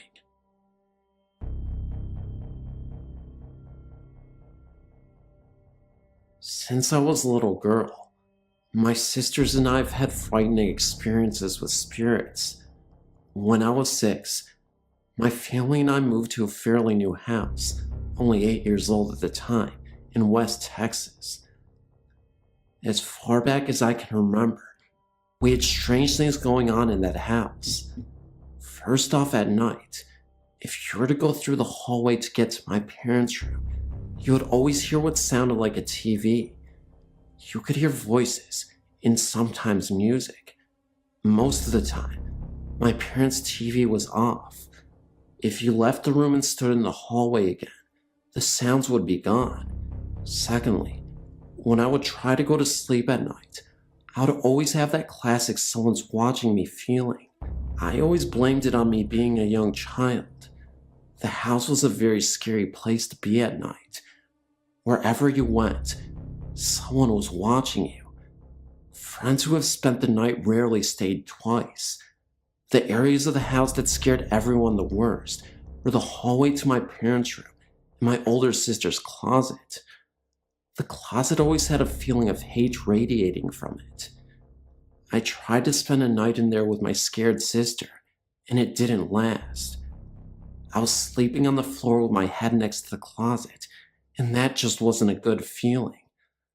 I went back to my room after she fell asleep. A couple years after we moved in, my younger sister had a frightening experience. Her and I shared a bedroom with our beds parallel to each other, with a nightstand in between us. We were about 3 feet apart. One night, I woke up to her screaming my name. I woke up and asked what was wrong. She told me that, for no reason at all, she woke up and looked over at my bed. Laying at the foot of my bed was a light blue glowing figure of a woman. Her eyes were gone, and her mouth hung open. My sister described her as looking dead. My sister also added that she couldn't see me anywhere on the bed, so she started screaming my name and closed her eyes. When she opened them, I was awake, asking her what was wrong. She told me, and I looked down at the foot of my bed, and my huge stuffed animal that I had there every night was sparking like it had really bad static electricity. I took it off my bed and threw it in my bathroom sink and ran water over it. Being young, I thought it would help. Years later, my family and I moved to southern Louisiana and moved into a gated subdivision. One night, my 2 sisters were mad at me and left the house to go on a walk. I followed them without them knowing. I followed them up to the front gate of the subdivision and talked to them for a minute. They quickly left in a huff, being that they were still angry with me. For what? I don't remember now. I stayed by the gate for a couple of minutes afterwards, and then decided to run to the end of the main street and hide behind some bushes that faced the gate. I waited for my sisters to walk by, and when they did, unaware where I was hiding, stopped remotely in front of the bushes. I heard a younger sister say, "What is Jenny, me, doing, sitting on top of that stop sign?" The stop sign is located next to the gate. After that, they walked on. I was a bit confused and was about to chase after them, but then, through the leaves, I saw a shadow of someone running past the bushes I was behind. I could also hear the sound of footsteps. I stood up quickly to see who was there. No one was in sight. After this, I ran to my sisters and told them what I had seen. They then told me that they saw me, or what looked like me, sitting on top of the stop sign. They said I had a very angry, disfiguring grin. After we traded stories, we ran home quickly. Later, my younger sister told me that the ghost she saw in my bed and the ghost she saw on the sign both looked exactly like me.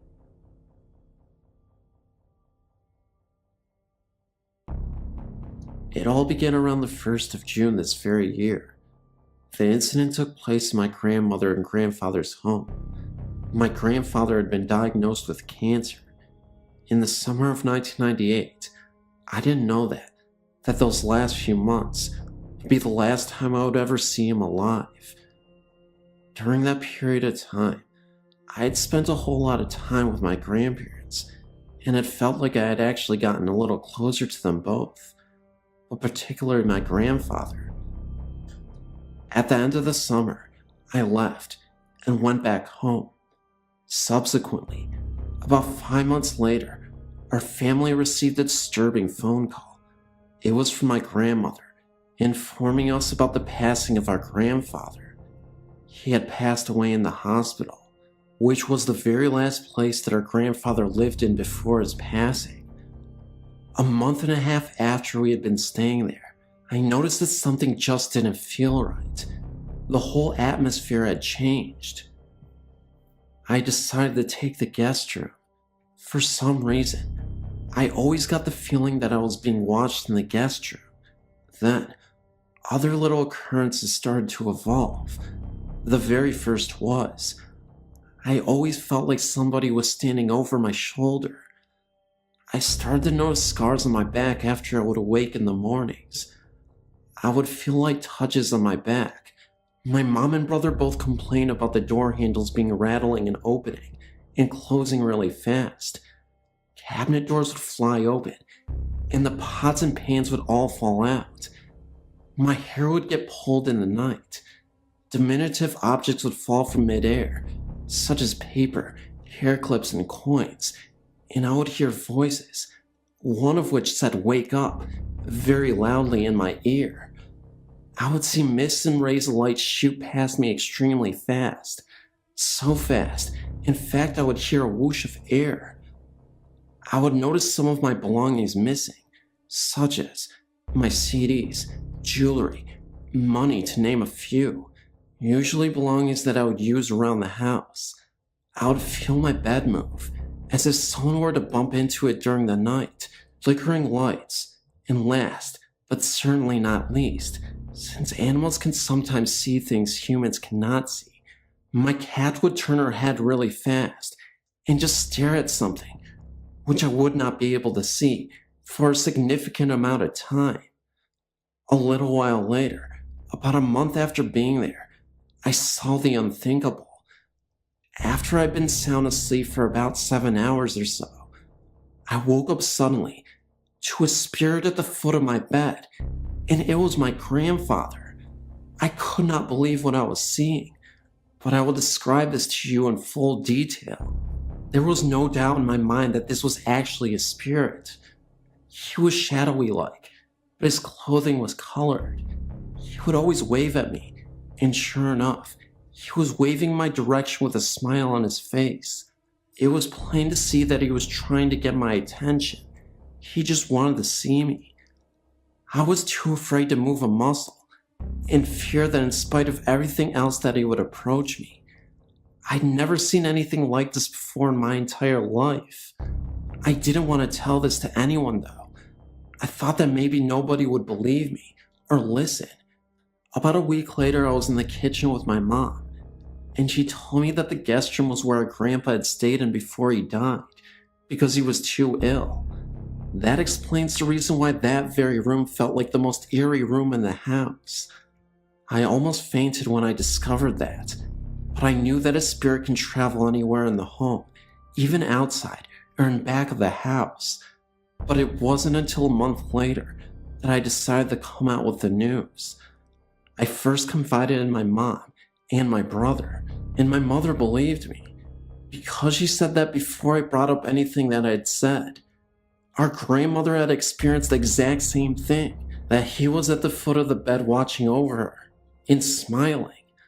I had a phone conversation with her, and I let her do all the talking first, and everything that she told me measured up with my experience, and it only happened to my grandmother and I, whom he was the closest with before he passed away.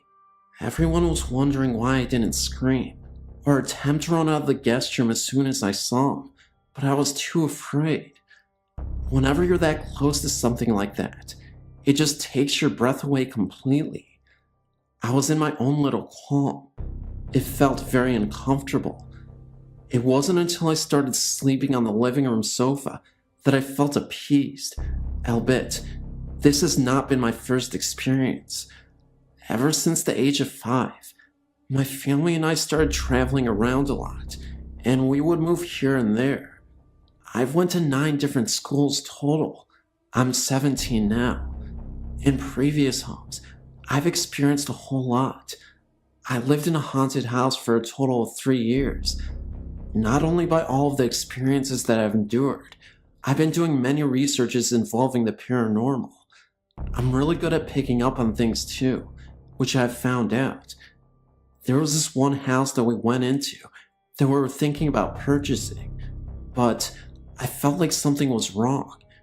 There were several rooms in the home that I could just not stop venturing off into. The main ones were the master bedroom and the study. After I left the house, I told my parents that someone from the house must have passed away. So my mom went to go look up the history of the house, and sure enough, the owner and his wife on a trip to California got killed in a car wreck, and they lived in the master bedroom, and the owner spent most of his time in the study. After I was enlightened with that information, I was in disbelief. I still am to this day too. My mom told me that it goes back to her being Jewish and Indian. She said that she can pick up on and see things too. She claims that it's an Indian thing, but I don't know. Maybe it is. Anyways, God bless everyone, and thank you for your time. Great website, by the way. I'm a current visitor. When I was in high school, my family lived in a rented farmhouse in the country. I was 17 and dating a very nice gentleman who had come to visit me for the evening. My mother worked nights and usually got home around 11 p.m. or so. My boyfriend and I were sitting on the floor in the living room, leaned up against the couch watching TV, when the kitchen door opened and the light came on. We both heard a thump like my mother had put her purse on the table, and then the bathroom door opened and closed. We both thought that was odd, because usually my mother would not have turned on the light, because my dad is a light sleeper, and the light would have woke him up, and my mother would have at least said hi to us anyway. My boyfriend noticed that it was getting late, and he needed to get home. We had expected snow, and he didn't want to be caught in a storm. I got his coat, and we walked to the door together, and stood on the back porch watching the snowfall. As my mother pulled in, my boyfriend made us both wait on the porch as he searched the house from one end to the other. No one was in there other than my sister, upstairs asleep, and my dad, who was sound asleep in the back bedroom. Many other things happened there.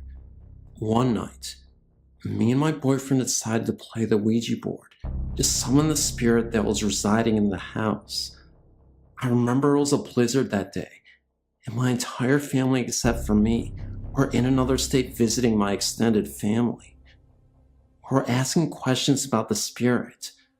At first we asked its name. Nothing happened. Then we asked if we were bothering him. Still nothing.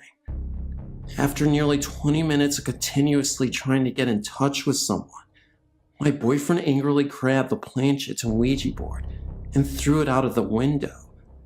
He said he had enough of this make-believe and that he was really starting to get tested. I told him he shouldn't have done that he could really upset whatever was living in the house. My boyfriend mockingly says, "Sure, why doesn't this stupid spirit just possess me if it even exists? Make some real noise." My boyfriend gets frustrated and ends up sleeping on the couch because he was tired of playing games.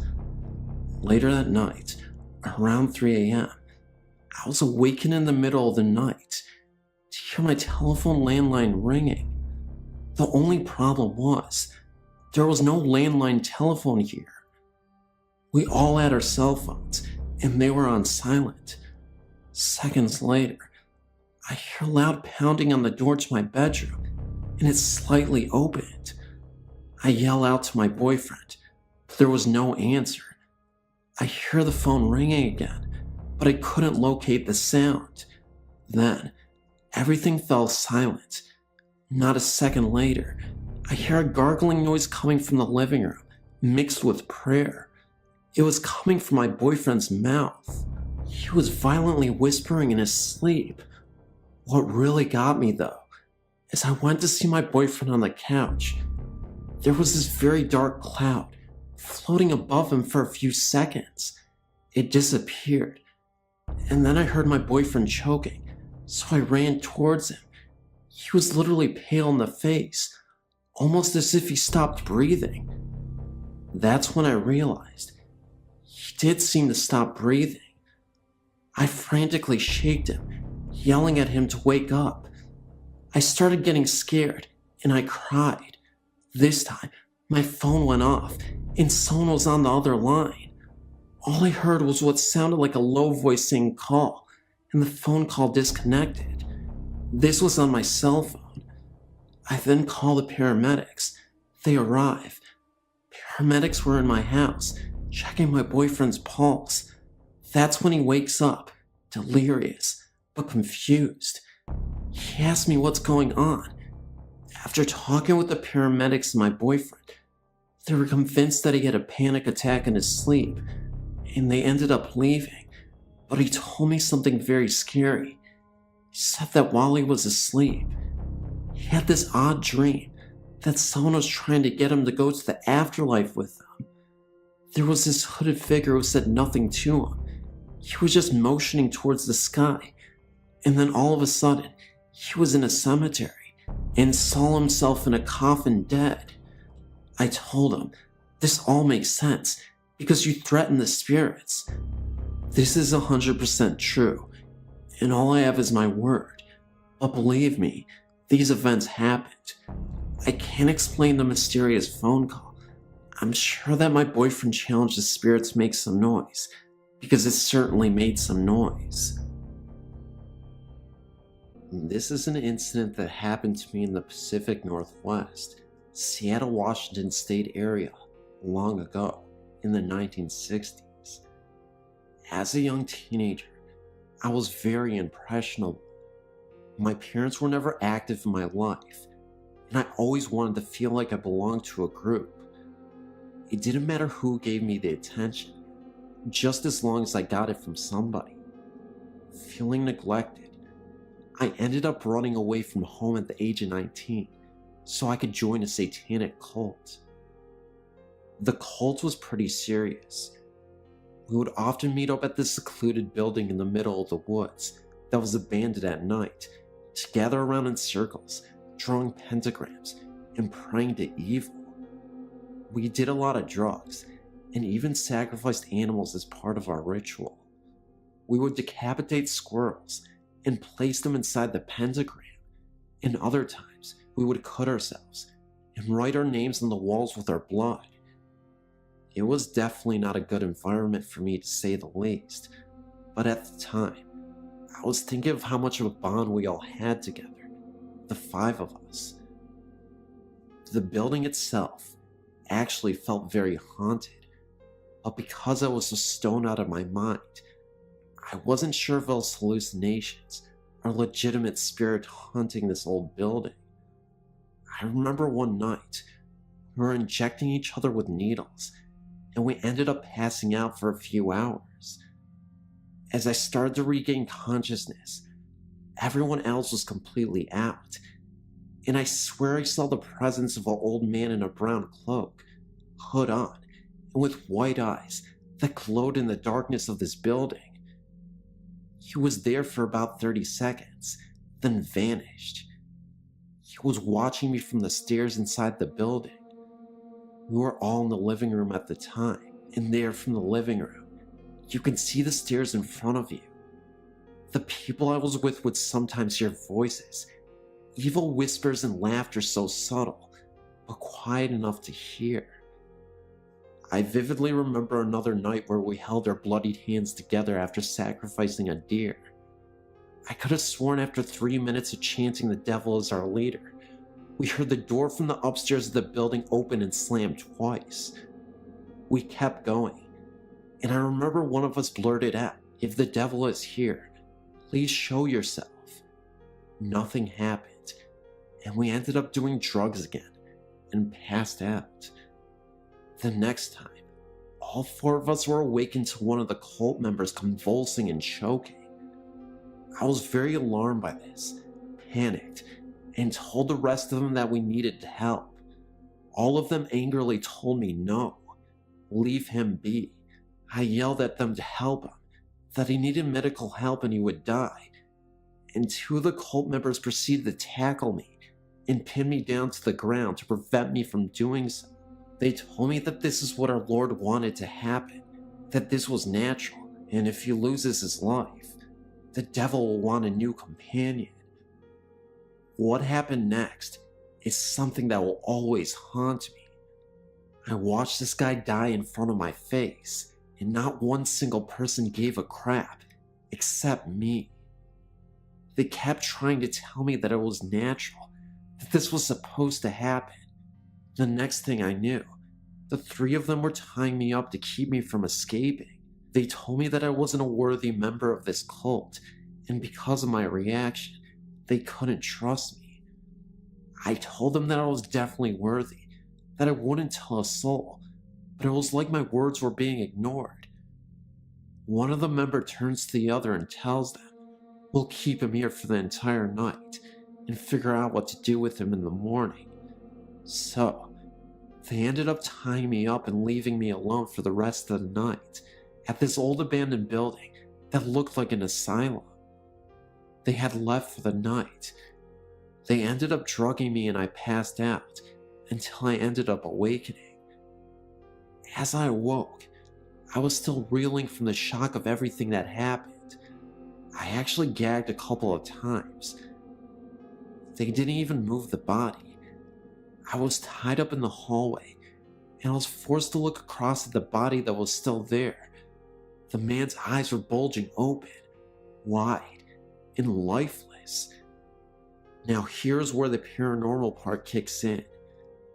After a few minutes of being awake, I look across to where the body was, and I could see a group of hooded figures in a circle around the body, cloaked apparitions. I blinked a few times, and they were gone. Was I hallucinating from the drugs? I'm not sure, but it gave me yet another thing to be afraid of.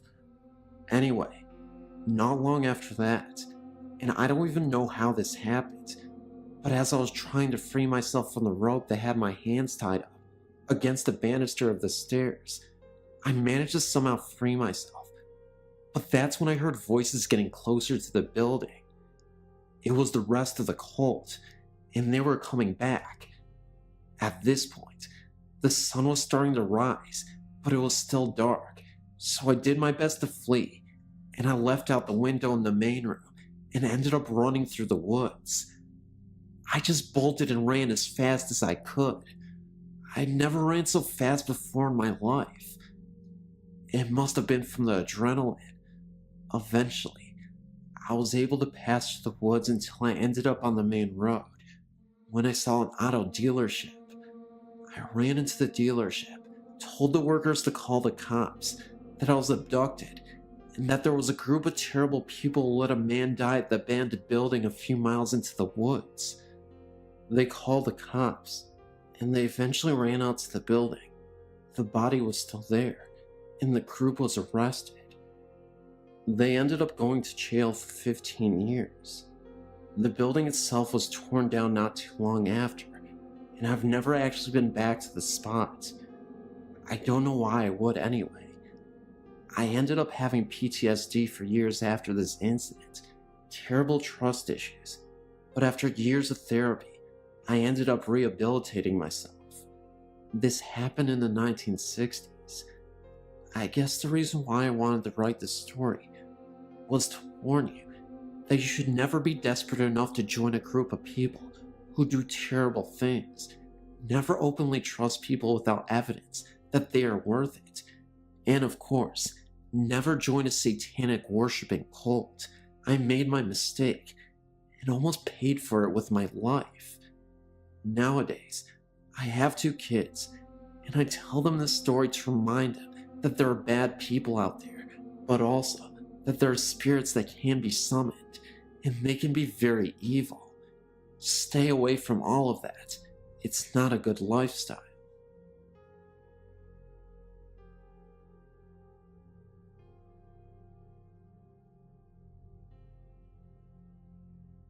What I'm about to tell you happened during the summer of 2015. The incident was at a Mayan jungle, 2 hours away from Cancun, Mexico. My friend John was moving for work and decided to drive 1,000 miles from his home in Mexico City to Cancun. To an adventurous girl like me, it rang in my ears as a fascinating road trip. I offered to go with him, as he'd be going through some of Mexico's most dynamic and breathtaking sights. In Cancun, with its beautiful coastline, covered in powdery white sand and deep turquoise blue waters, was not only worth the 1,000-mile drive, but would be the perfect destination to complete my vacation before flying back home to California. Cancun is situated in the Yucatan Peninsula in Mexico's southeast. The peninsula is a region covered in deep rainforest and jungles, where the Mayans once erected their great empire. The first leg of the trip was as expected. Great sights, great food, great places, great music, great people. However, the rain and terrain soon started changing as we started going deeper into the jungle. Roads were less illuminated, towns and villages scarier. We had enjoyed the road so much. The next leg of the trip was going to be non-stop all the way to Cancun. The night hit us as we drove through one of the deepest parts of the jungle. The road started narrowing until it became a 2-lane road, with the only light coming from the full moon ahead of us, and the dim headlights from the mid-90s hatchback John was driving. He estimated we would be in Cancun in about 2 hours. It was 2 a.m., and the moonlight could let you appreciate the thick vegetation on each side of the road. John was telling me some more folklore about the region and legends about the Mayans that once lived in the region, when suddenly, the car started slowing down. John would press on the gas, but the car would struggle to go. Shortly, the oil indicator lit up. Something was wrong, but to our relief, we saw lights up ahead and what seemed to be toll booths. We decided we would park by the booths and call roadside assistance. Our relief was short-lived when we realized the toll booths were under construction and they weren't functioning. There was nobody on duty, so we decided to keep going, but about 25 yards past the booths, the car completely stalled. Luckily, the road was well illuminated from the booth sign, and the car stalled right next to a light pole. John gets out of the car to see what was going on. It was leaking a lot of oil. He calls roadside assistance to no avail due to bad signal. He decides to try to fix the car. He goes to the trunk, gets some tools and a bottle of oil, and gets to work. After many attempts, the car wouldn't start, so John decides to call roadside assistance and finally gets through. Unfortunately, they tell him it would take 3 hours to reach us. I told John we are less than 2 hours from Cancun. Isn't there anything they can do? He put his tools away and gets back in the car and tells me there's nothing we can do but wait, to get some sleep and wait for roadside assistance. He then reclines his seat and goes to sleep. I get out of the car instead and start looking at the road, the vegetation, admire nature. A few minutes went by. Something caught the corner of my eye. I look back at the booths, and I can see the silhouette of a man peeking from one of them. I call John, but he doesn't respond. I look at him, and he is fast asleep. I look back at the booths, and the man leaped from one booth to the other. I yell at John that there is a man at the booths. He wakes up and tells me not to talk nonsense. At this point, the man leaped from the last booth and stood in the middle of the road, dressed in a khaki long-sleeve shirt and khaki pants. Pretty normal, but there was something weird about him. His stance was abnormal, arms wide open, lowered with hands open, and that, when I felt a cold shiver down my spine, when I noticed his arms and fingers were too long for his body. I insist on John, and he decides to get out of the car and sees the man standing back there. He looks at me, then at the man again, and yells at him, "Hey." The man shook his shoulders, put his arms forward like a sleepwalker would, and started walking towards us slowly. John and I looked at each other in disbelief and asked me what's up with this dude. We turned back to the man, and he was now about 10 yards away. I could really see him now. He was of heavy build, about 6 feet tall, short black hair, light brown skin, but I couldn't see his face. It was like an empty space. As he drew closer, we saw in horror that he had no face. Just flat, plain skin with no nose, no eyes, no forehead, nothing. At about 5 yards, he stopped with his arms still forward like a zombie. He had long arms and bony hands with long fingers. The area was well illuminated that we could see him clearly, that there was no mask, and we were no doubt in front of something paranormal or otherworldly. The faceless man tilted his head side to side, and that's when panic set in. I rushed into the car and told John to get in and let's go. He was in shock and took all my screaming to get him back. He rushes close to the hood of the car, and I can see the faceless man walking towards us again. John was getting back in the car when I noticed the oil lamp on the car's hood and yelled at him to put it on. He pops the hood of the car and puts it on. The faceless man had taken 2 long steps and was now 5 feet from when John was rushing back in the car. He turned the engine to no avail. I could see the torso of the faceless man through the driver's side rear window. I was totally panicking. Then the car finally started, and we took off as fast as the car could. We look ahead at the road, and we hear what sounded like a hit on the rear bumper. I screamed at John that he is probably hanging off the bumper. John, short of breath, tells me he doesn't think so, as he would feel the weight in the car, and that I might have to get back to the back seat to check. I was about to, when I looked back and see the faceless man standing back there in the middle of the road, fading with the distance as we speed away. In a couple very long hours of shock and silence, we reached Cancun's city limits. We stopped at the gas station to collect ourselves. He had no face. John would repeat this over and over for a while. When we were calm and rested enough to keep going, John turns the car engine and the car does not turn on. We look at each other with horror, but then remembered we were safe away from the scene, and we smiled, slightly in relief. I want to express that we did not see Slender Man. That's an internet creepypasta. The body of the man was like a normal heavy-built guy, just long arms with bony hands. He even had hair. This experience changed my view about risks and scary parts of being an adventurer, but I will continue to have adventures in the deserts, forests, and jungles of the world. I just hope I don't ever run into the faceless man again.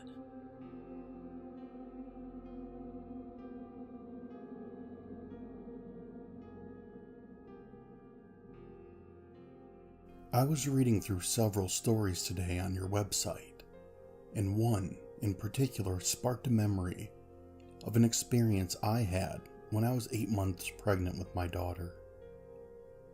I may not have shared this story with you once before, but I don't remember. I remember that night just like it was yesterday. An evening in early 1994, my husband and I were watching TV on the couch when I decided to go to bed. I blew out a candle I had burning on the kitchen table and then headed to the bedroom. It wasn't too long after I crawled into bed that I was abruptly taken over by this unseen force sitting on my belly. My daughter began to move very violently and I felt like I couldn't breathe. I looked out my bedroom door and could see this flickering light coming from the living room. I figured my husband fell asleep on the couch and forgot to turn off the halogen floor lamp we had sitting behind it. I began to scream as loud as I could for him, but nothing came out of my mouth. The harder I tried to scream for help, the harder the unseen force seemed to push down on me. I began to pray.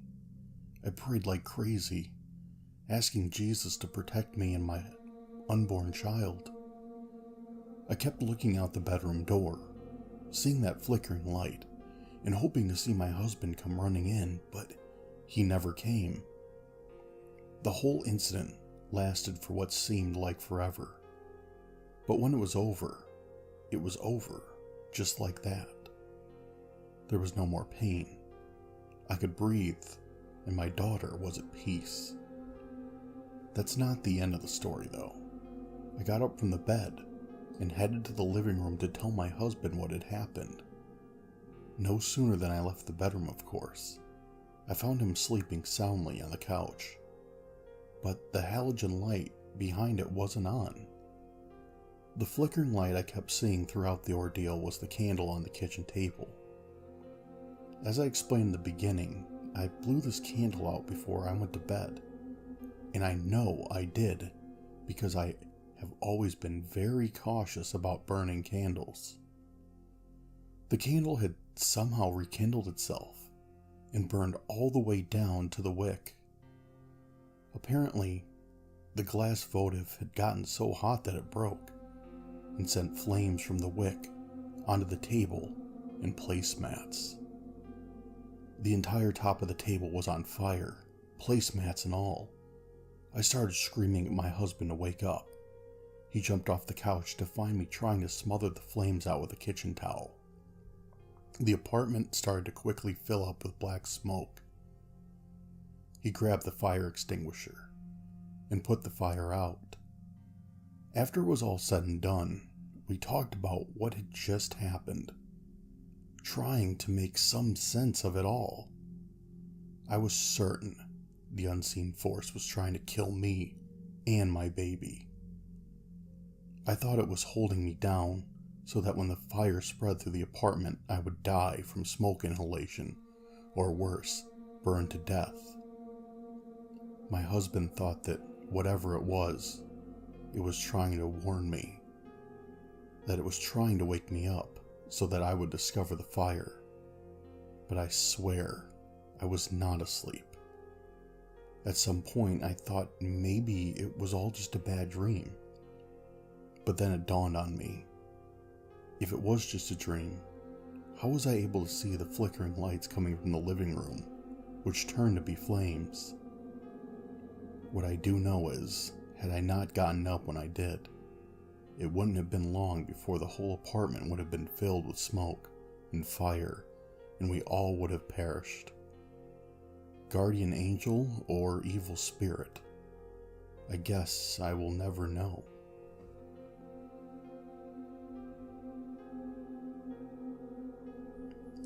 These particular experiences occurred when I was around 8 or 9 years old, and it happened to be my first encounter with the paranormal. I grew up in a very religious household, and my parents were strict disciplinarians. Unfortunately, I was subjected to a lot of physical abuse at the hand of my stepmother. My biological mother died when I was only 3 months old, and my father remarried a little while after. She was an absolute witch to me, and to this day, I don't know why my dad even found her to be remotely compatible. She would call me a filthy animal because I wasn't praying enough at times. The first experience I had with the paranormal was also toward the end of my dad's relationship with this woman. I can remember a moment I was crying because my dad had been working construction all night and didn't come home until late night. I'll never forget how she spat in my face, told me that real ladies don't cry about daddy working late nights. I told her specifically that I really wanted daddy, and she told me if I didn't calm down, she was going to throw me into the pantry closet and lock the door, which was this huge empty space that could fit 2 adult-sized humans in. Naturally, as an 8-year-old kid, I revolted. She kept her word and threw me in there for an hour. This is where something creepily paranormal happened. After about 20 minutes in, I could hear a faint whispering of a female lady in my ear. I couldn't make it out, but I'll never forget what it sounded like. It was very soothing, and I felt very comforted. I then felt a breath on the back of my neck, and 2 cold hands touched my shoulder. The pantry closet got a lot cooler all of a sudden, and in my mind, all I was thinking about was the sound I heard from this voice. I ended up curling up on the floor of the pantry, and started drifting off to sleep. As my eyes began to feel heavy, I squinted with limited visibility. I turned my head to the opposite side of the dark pantry when I saw a pair of glowing green eyes in the mouth of someone. The crazy thing was, whatever this thing was, it had razor-sharp teeth, as if they were fangs. I could only see their eyes, and it almost looked like it was slowly opening its mouth, as if it were going to devour me whole. I closed my eyes completely for a few seconds, opened them up again, and it was gone.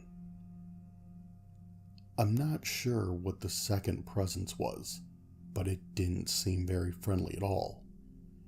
As for the female voice and the touching, I truly believe that it was my biological mother comforting me through tough times. Well, anyway, I remember I ended up staying in the closet for longer than I was supposed to, and when my dad came home, he had a talk with my stepmother.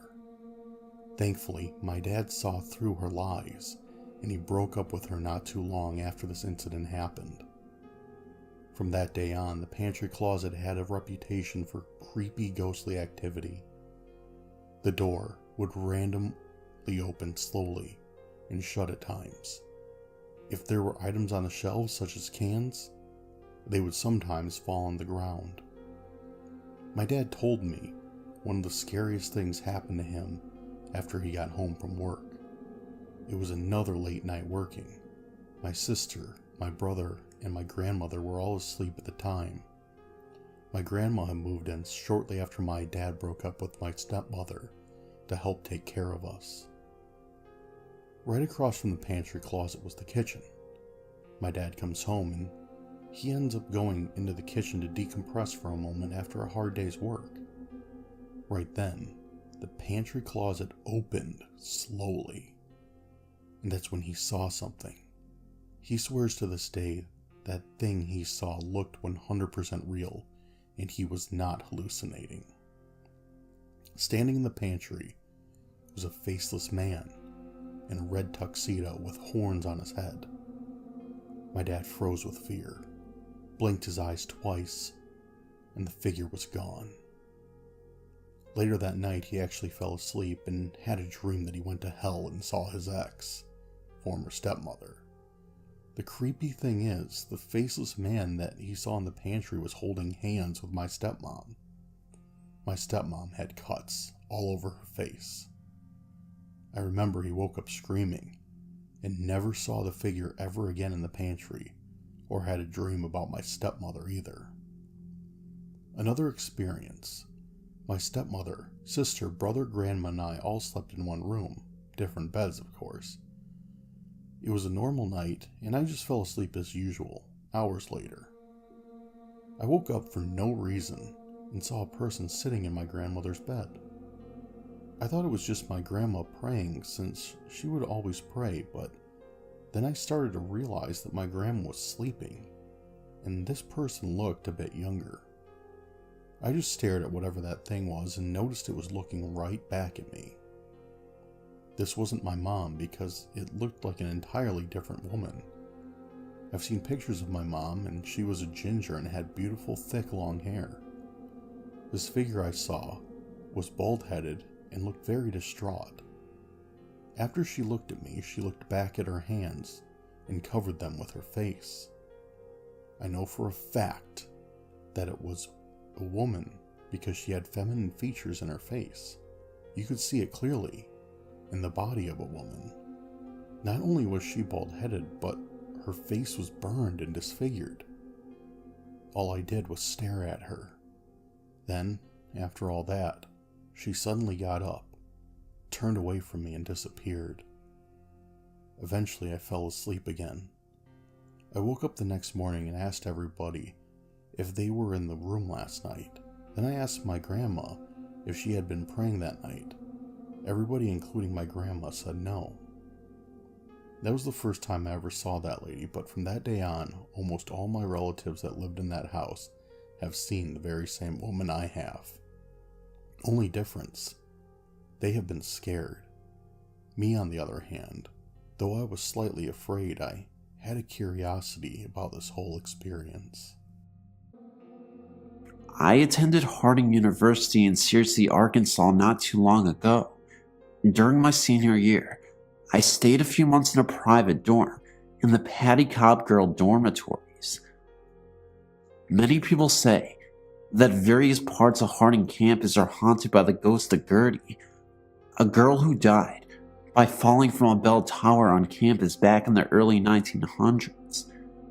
She has been known to haunt the old music building, the brick pathway that cuts across campus, and the bell tower, which has since been detached and placed on campus as a landmark. One other thing she is said to haunt happens to be the Patty Cobb dormitories. There is debate as to whether or not it's Gertie or a different ghost entirely, but either way, one thing is for certain: Patty Cobb is haunted. I'd heard about this prior to moving into the Patty Cobb dorms, but I was told a different story about how she only haunts the first floor dorms. I was given a dorm on the 3rd floor. It was a private dorm that had no connecting suites to it. I had my own private bathroom, and the room was not shared with a roommate. At first I was thrilled with not having to share a bathroom with anyone. Then I started having strange feelings at night. I would find that I would hear noises in the hallway at times.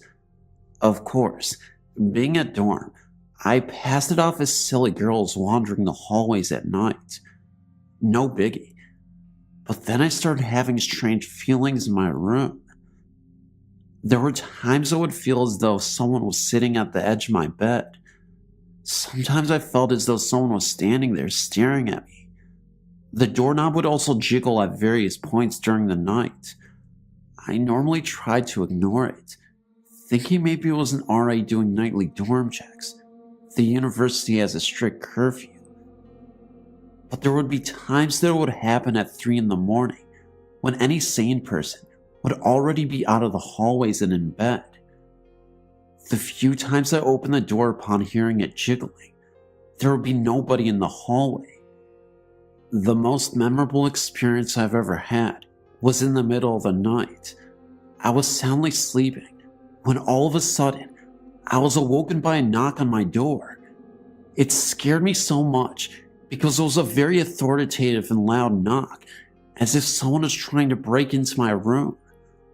I looked inside the keyhole, and I see this old man standing in a security outfit outside of the door. The man looked oddly out of place. The outfit looked Victorian. I wasn't dressed, so I told him just a minute. After about 3 minutes, I opened the door, and the security person was gone.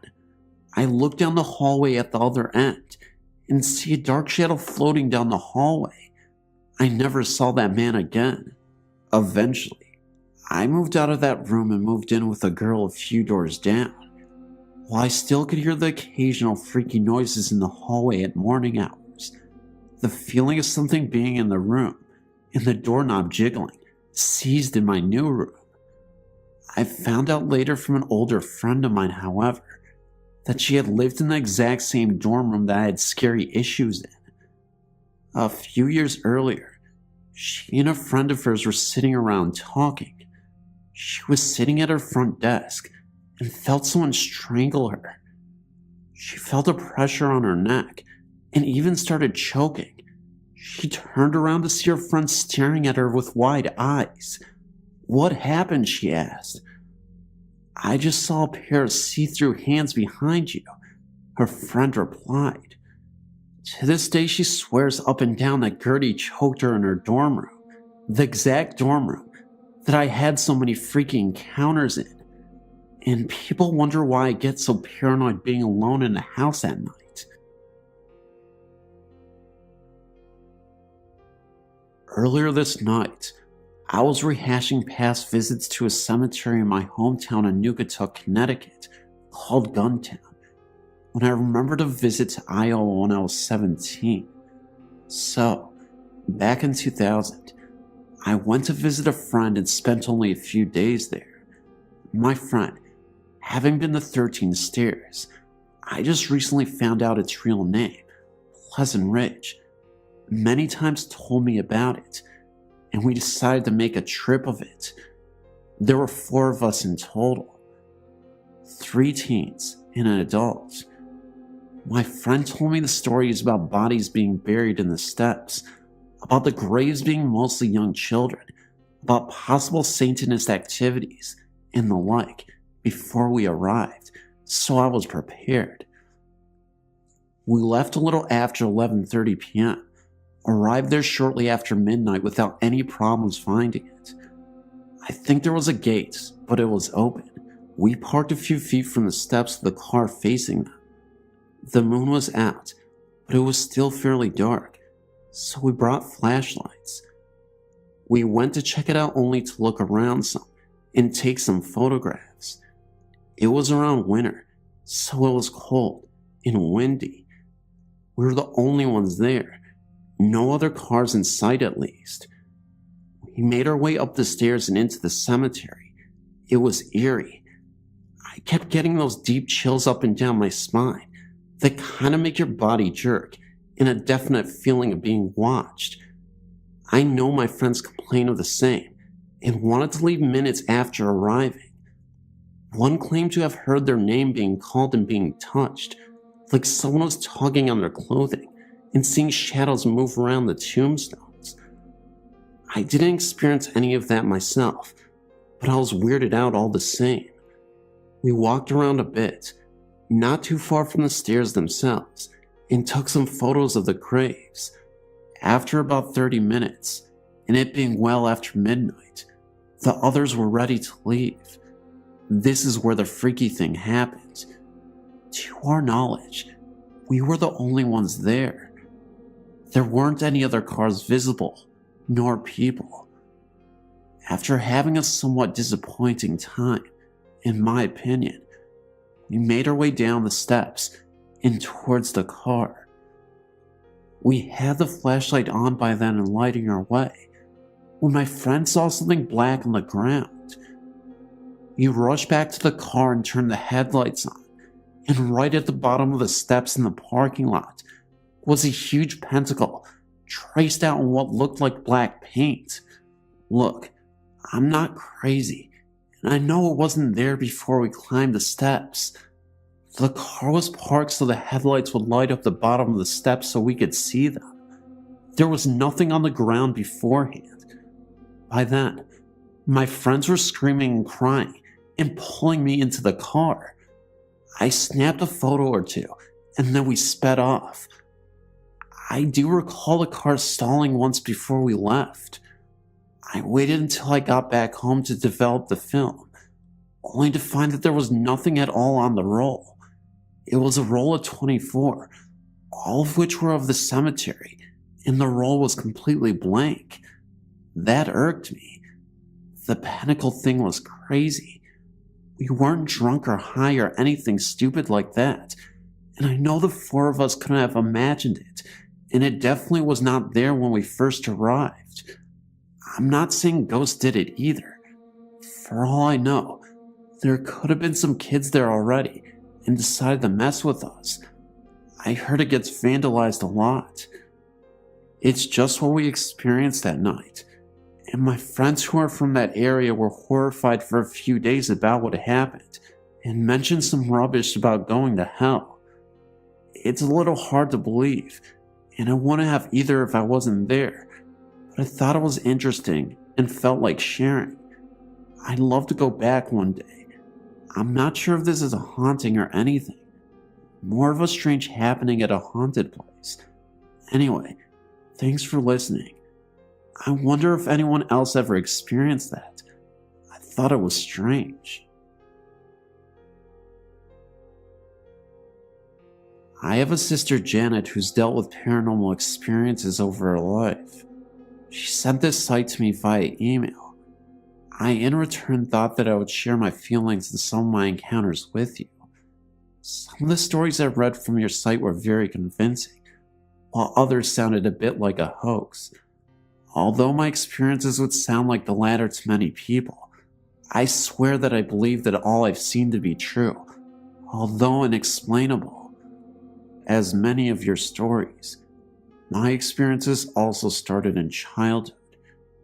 Mine, I believe, may be a result of troubled years, reflecting child abuse and fears of daily trials. Perhaps my apparitions were given a portal because of the fears. I remember as far back as my early adolescence, living in a house that sent a chill in me and fear to go to the upstairs alone. Now, my very human predator used to always stalk me in the long narrow hallway around the wall from the stairway, which accounts for some of the fear. However, this person was not always present in my home. The feeling was always there. I remember at night I slept in an antique frame bed handed down through the family. I would lay very still, and that bed would shake like it had a vibrator attached. I heard sounds and footsteps. Once when I was a teenager, I was alone in the house. I wanted to wear a jacket that was stored in the third floor attic closet. I went up to the enclosed stairway to the top, thinking of nothing but retrieving my jacket. When I stepped onto the floor, an old wind-up antique Victoria record player started playing a very creepy song called Fernando's Hideaway.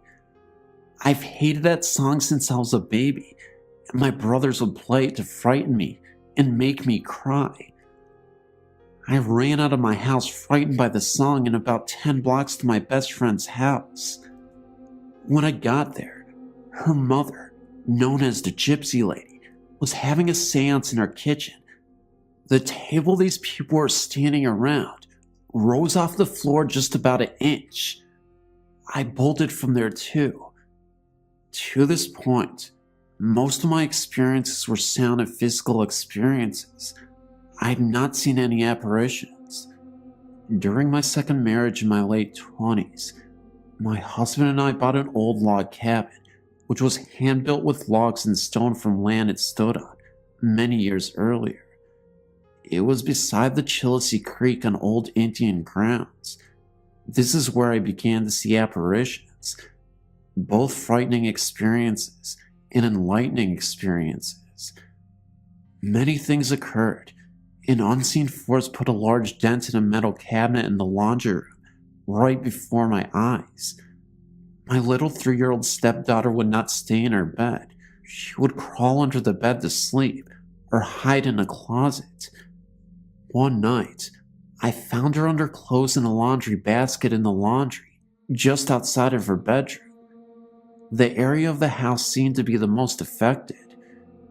It was here that one afternoon while putting clothes into her washer that I felt a cold hand on my shoulder. I was alone in the house at the time. When I looked behind me, I saw a black hooded robed figure. I do not remember a face, nor do I remember this figure being much taller than me, at 5'4" height. I do remember getting very scared. I looked away, and then it was gone. A small bathroom was also off this room. I recall once while taking a morning shower, hearing animal growling and scratching at the bathroom door. These sounds disappeared when I began reciting the 23rd Psalm. One night while I was sick with the flu and spending the night on the sofa, I remember awakening to an apparition copycat that looked exactly like my husband in his pajamas in the bedroom doorway, but he was transparent. This also disappeared after a brief encounter. Our life together in this house was rocky, and I thought perhaps I was losing my mind. I didn't do drugs, and only drank socially. Everything that was happening was very real. One final memory I believe I have, which was as a result of my depression which I was falling into. I'd come to a point that I did not want to leave the house. I also knew in my heart that my husband was having an affair. One night after contemplating ending my life, I sought God through deep prayer and called the 700 Club to ask for the prayer line to pray for me. The same night while I lay in bed alone in my dark room, A light started to shine in the corner across from my bed. It grew brighter, and it was in the form of a bright light ball that floated across the room and hovered at my bedside. I was not frightened and reached up to investigate. I felt a hand from out of the light take my hand, and I heard a mental message saying that everything would be okay. The light then just went away. I was left feeling cleansed, happy, and pure, as if touched by God Himself. I wanted to tell the world that life goes on. I couldn't utter swear words and put down my cigarettes. The cleansing phenomenon unfortunately was temporary, and I slid back into my old ways after a few weeks. The divorce occurred. We moved out of the house, and my life went on. The okay part came a few years later, when I became a mother of my own child for the first time. I went to school and became a registered nurse. I fell in love with the man that I am now married to. That was the last apparition I've seen, until my nursing career took me into some old nursing homes. I tend to always work the night shift. It fits into my lifestyle. One night, while working in a home in Lewisburg, Pennsylvania, I saw a strange occurrence. A helium birthday balloon floated out of the resident's room, traveled down the center of a long corridor as if being held in the hand of a child. It bounced along, hitting the ceiling at times and floating down, but in a straight line. It moved down that hallway. The balloon took a turn at another resident's room and went inside. This resident started screaming to get that out of her room. By the way, it was her birthday. The same nursing home was the place of violence, murder, and unfortunate dread. I have other stories, but this is enough for now.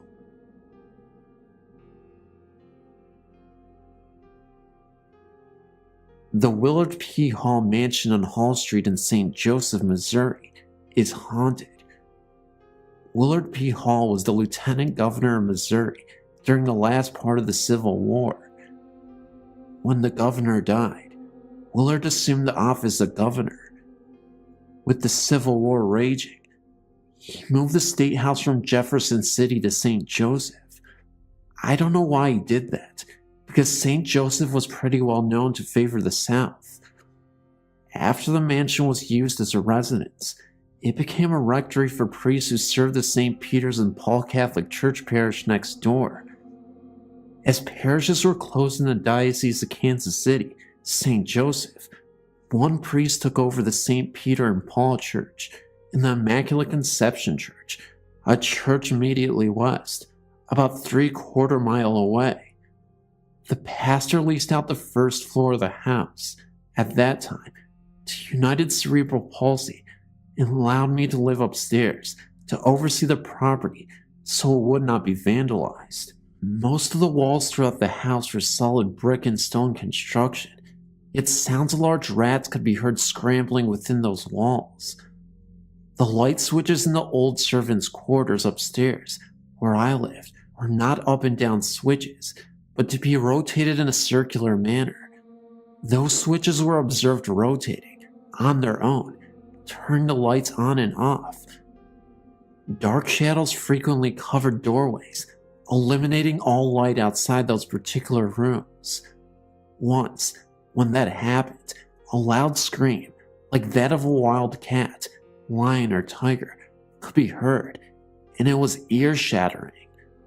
The room on the southwest corner upstairs that was my bedroom became so cold that ice actually formed thick in the corners of the room, and the walls were frosty. Sounds of music, like a very soft harp, was heard on occasion by a number of people. One parish council meeting stopped suddenly when one of the councilwomen, who was wearing a shoulderless summer dress, felt an icy hand placed upon her shoulder, and no one was behind her. And finally, many times, when it was very late at night or very early morning, One could hear footsteps throughout the house, followed by a conversation that always turned into an argument, and then was followed by the soft crying of a woman. The basement of the mansion appears to have been used by either slaves or prisoners, and there's a rumor that there's a cave entrance hidden somewhere in the basement that leads down to the Missouri River, a distance of about 1.5 miles. I never found it. When I called the pastor once in the middle of the night and asked him to come over and experience some of the things going on, the icy room, a darkened doorway, and the sound of a screaming large cat, he told me no way. Do you think I'm nuts? I'll come over first thing in the morning. He never showed up, and I moved. The place is still standing, but I haven't been back.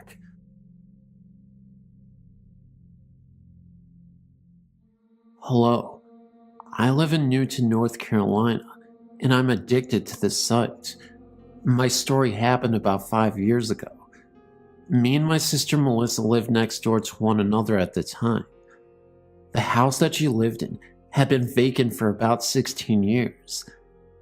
The previous owner was, according to the neighbors, a very mean old lady who had been sent to live in a nursing home and refused to allow her home to be sold. It stayed that way until her death. As soon as she died, her children put the house up for sale, and my sister bought it. At first, it was just little things that happened. Melissa and my nephew, he was 3 at the time, were sitting in the living room with no TV on, and he asked her who was there because he heard people talking on the stairs. They were alone in the house at the time. The stairs were a hot spot in the house. When she was pregnant with my niece, she fell or was pushed down 3 times. Her family had went on vacation for the week, so I was left to take care of the animals. Well, 3 days into their vacation, I went over to feed and water, and I heard a horrible commotion upstairs. It sounded like the house was falling apart, so I freaked out and left and didn't return. When they got home from vacation, I told them what happened, and my brother-in-law went to check, and in their bedroom, which was once the previous owner's, and my sister's entire closet, was dumped out in the middle of the bedroom floor. Everything. My sister even remembers a very vivid encounter she once had when she was all alone. She walked upstairs and then walked back downstairs. There was an old rocking chair that she previously purchased and put into the living room after it was discovered that it was an antique. For whatever reason, she couldn't take her eyes off of it, ended up buying it, and it's a really old rocking chair. As she made her way towards the living room, from the distance, she could see a figure that was sitting in the rocking chair. The rocking chair was slowly moving back and forth, continuously without stop. The outline was light enough to make out, and it looked like a shadow, a gray mist, but it was definitely a figure that she could spot. She turned on the light, and it was like it was gone in an instant. Her eyes were not playing tricks on her. She literally saw something, and the rocking chair was still slowly moving back and forth. It eventually stopped, and that's when she heard a loud crash coming from upstairs. It completely startled her. She begrudgingly went upstairs to investigate, and as she went into the bathroom, she noticed that the mirror completely broke by itself. No logical explanation, just the mirror broken. Even though she was terrified, she ended up going to sleep anyway after she cleaned up the mess in the bathroom. But she couldn't even get to sleep. Mainly because her cat Smokey kept staring at the bathroom in the dark. Nothing but moans and groans. It was something completely uncharacteristic for him to do, as he never actually acted out in any way, shape, or form. But this night was particularly creepy for her, and the cat as well. Once, my sister was sleeping in one of the bedrooms, and woke up to an old woman walking across her bedroom floor to the window. She described her, and my mother went to the library to pull old obituaries and showed the picture to my sister. She immediately broke down in tears because she was looking at the woman she had seen in her room. She immediately started packing and sold the home. The new owners now have similar things going on. Their daughter was pushed down the stairs, and their son has seen a man in one of the bedrooms on numerous occasions. And then he came home one day to find their cat dead at the foot of the stairs.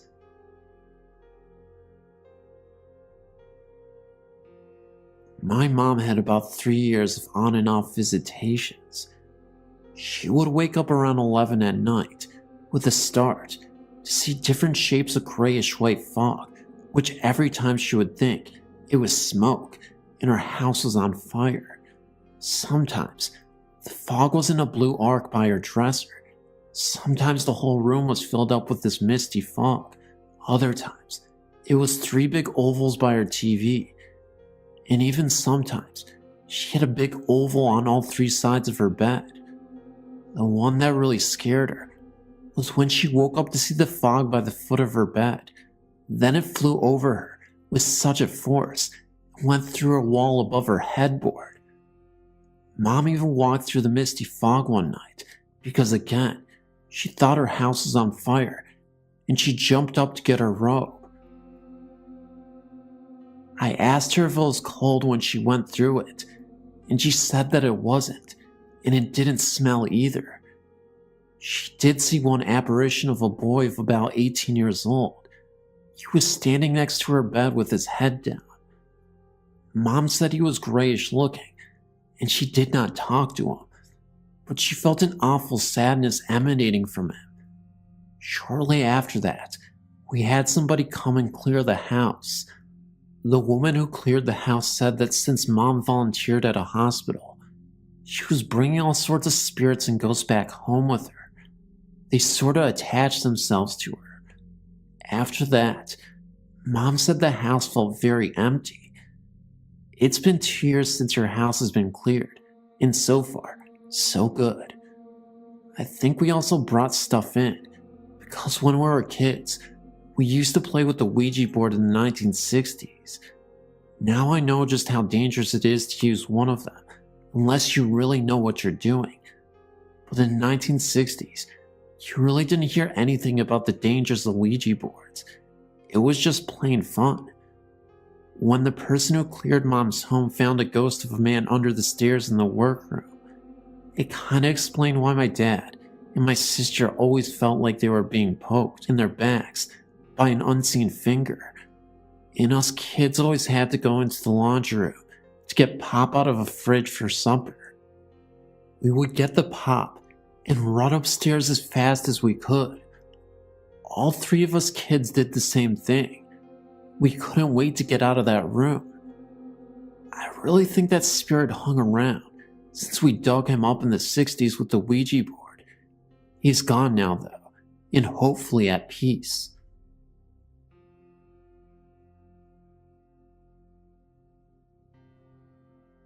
A few years back, I was in a car outside Worcestershire State Hospital in Worcestershire, Massachusetts. The building was all boarded up, and I had a vision. This was the first time this happened to me, and it scared the wits out of me. In reading your website terminology, I think it was a residual haunting. I heard blood-curdling screams and saw a man in a striped nightshirt, like the nightgown type shirts worn in the 1800s, and wearing a derby hat. He had dark hair and a mustache. He was levitating near the ceiling of a hallway. It seemed to happen quickly, but the screaming was heart-wrenching. After we left, I was quite shaken. Sometime after, I discovered a website called opacity.us. A photographer posts photos of haunted abandoned mental health hospitals and other old abandoned buildings. He has pictures of Worcestershire State Hospital, including the boarded up building. I came across a picture of the hallway that I saw in my vision. What do you make of this? Was it a residual haunting? I've always experienced spirits or ghost type experiences, usually a friendly or mischievous spirit. I've also felt or connected with loved ones. Another odd experience involved myself and my 3 children. I woke up to one of my children screaming. I got up to check on him, and it appeared he had screamed in his sleep. I went back to bed, and when I did, I saw this creature that looked like one of the gremlins from the movie of the same name. It ran through the living room where my bed was and through the front door.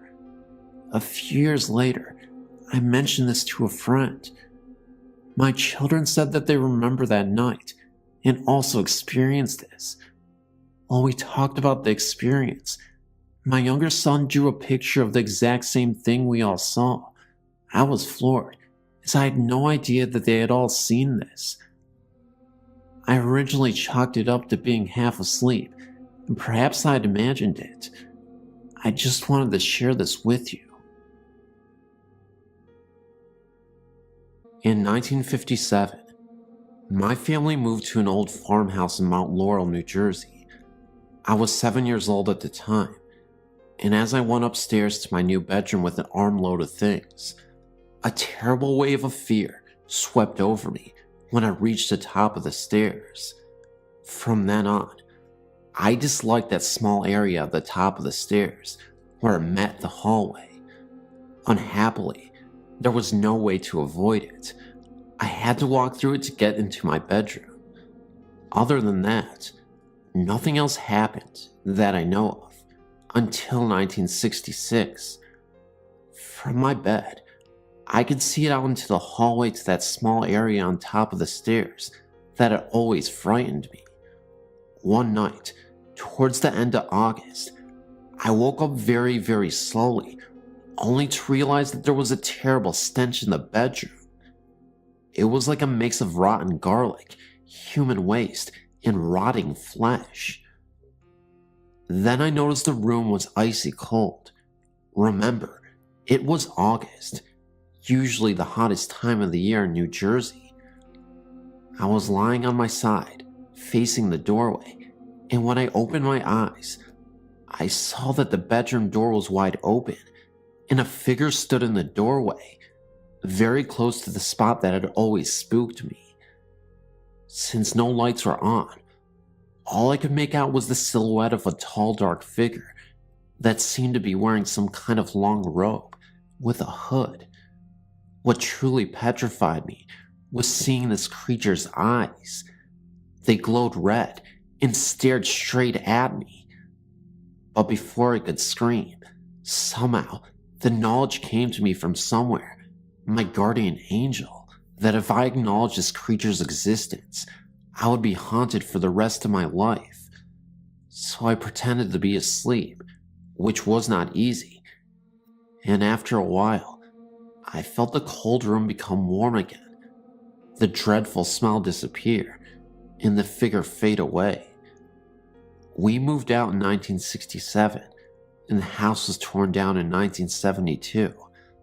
I, for one, was not the least bit sorry to see it go.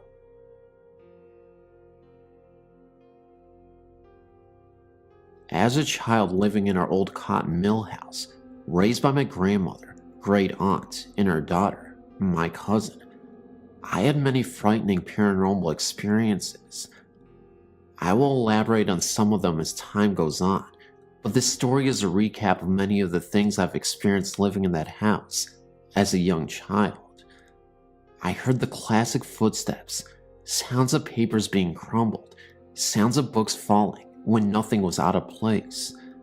Everybody in the family, including myself, heard our names called.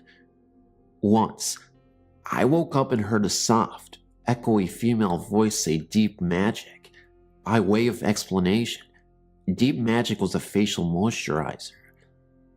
I once woke up to see a tiny pinpoint of light in my room, which expanded until the entire room was bright as day, and then faded quickly back to darkness.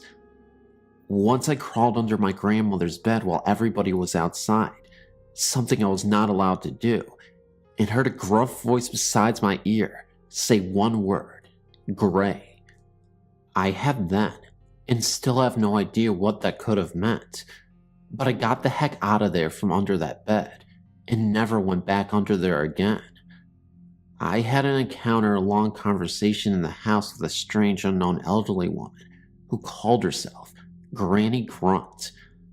I saw a little black imp, the shadow of a skeleton, and a handless arm which came up from between the bars of my iron bedspread, and saw blood drip from the ceiling. When I was about 4, I saw a shadowy figure that at the time I thought was the Easter Bunny walk through the living room and disappear into the wall. I now suspect there might have been some sort of gateway in my cousin's room, because much of the activity seems to come from or disappear in that direction. One night, I'd gone to bed early and had a dream that a being, who looked what UFOologists nowadays call an alien gray, was trying to force a full-sized apple down my throat. I awoke, gasping for breath, crying and choking, with that feeling still lingering in my throat of something big being forced down it.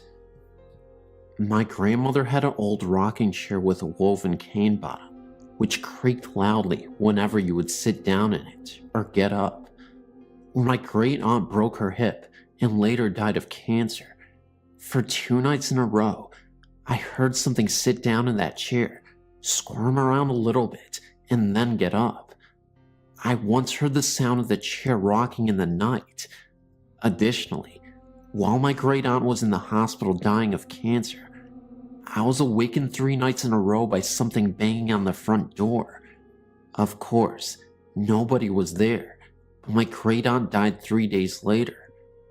Later on, when I was in my 20s, still living in that house, I awoke to see a short woman with her hair in a bun and a white apron over an old-fashioned dress standing by my bed, who quickly vanished.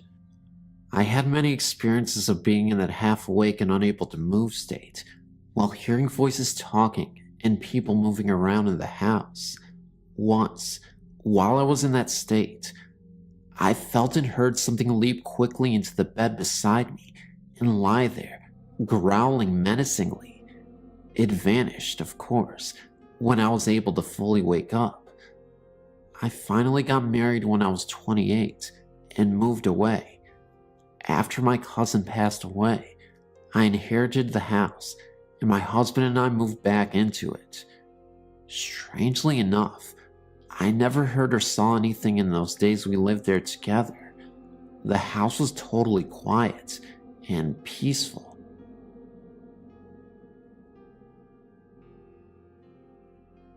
My wife and I lived in Ringgold, Georgia, and have lived there for 25 years in a log home that we built ourselves, with a lot of help from friends and family. This was about 1983. About 3 or 4 years after we moved into our log home, some strange things began to happen. We would be watching TV when all of a sudden the TV would go off, and when we found the problem, it was unplugged from the back of the TV. You have to turn the plug on the power cord to unplug the TV, and it was lying on the floor behind the TV. After this happened, we started to hear Indian music and some very low volume chanting in the bedroom when my wife and I would be sleeping. I would see the outline of a body on the wall, like a shadow moving, and it looked as if it was a stereotypical Native American. There was a moment where I went into the bathroom. In the mirror, I saw the presence of some dark face behind me. At times it would get very chilly in the house, even when it was warm outside, but only in one bedroom.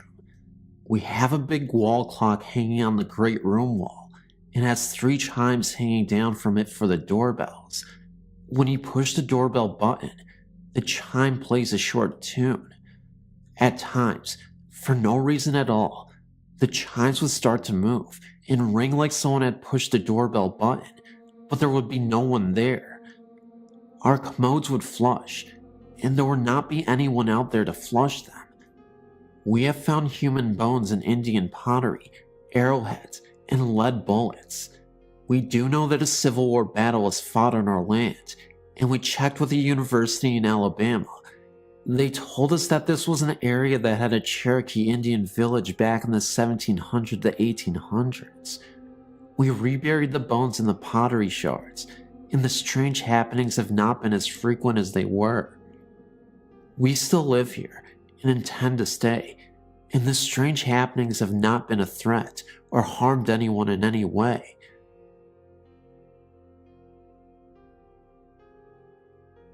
This is an account of events experienced by a close friend of mine. I've changed the names to protect the identities of the people involved. These events took place in Manchester, England. I met Charlotte some 2.5 years ago when we both signed up for a course of ice skating lessons. We got on well from the start and stayed in touch afterwards. Charlotte's father had started to suffer from dementia, and her mother was taking care of him at home. Unfortunately, her mother suffered a stroke in November 2008 and was unable to return home.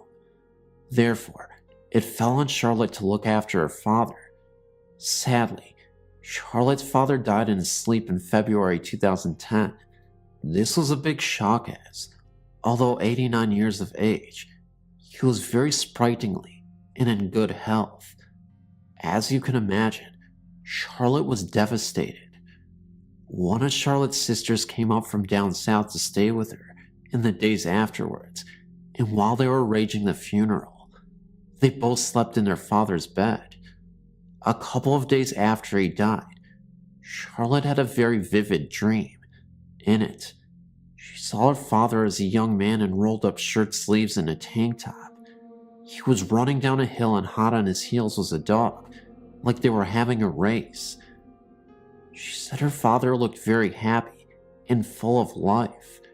She has never experienced anything like this before and felt it was her father's way of showing her where he was now. I asked her if she recognized the dog. She said her father used to talk about a dog he had when he was young, but she had never seen a picture of it.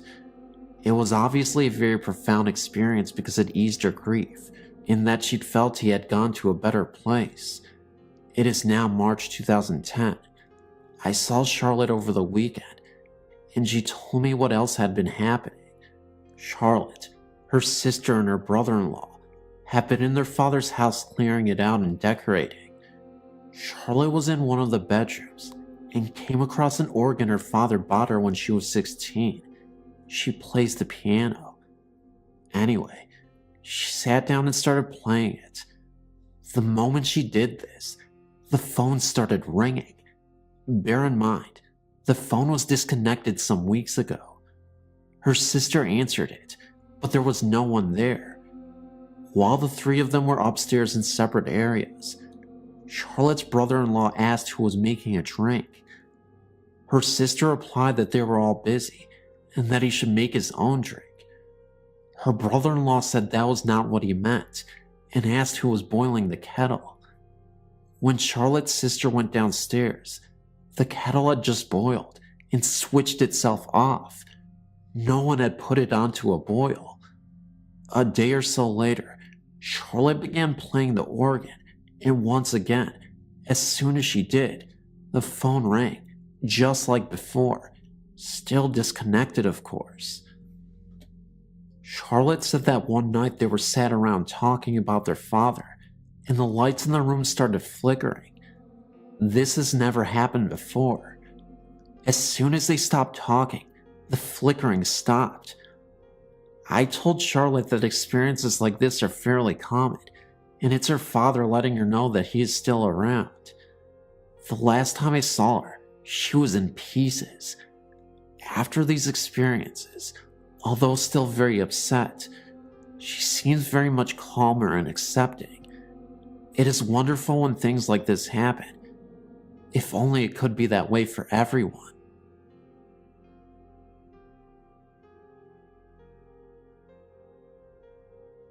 Hello. I wrote to you a while ago about the house I grew up in, but I had something happen to me back in 2005 that I could never explain.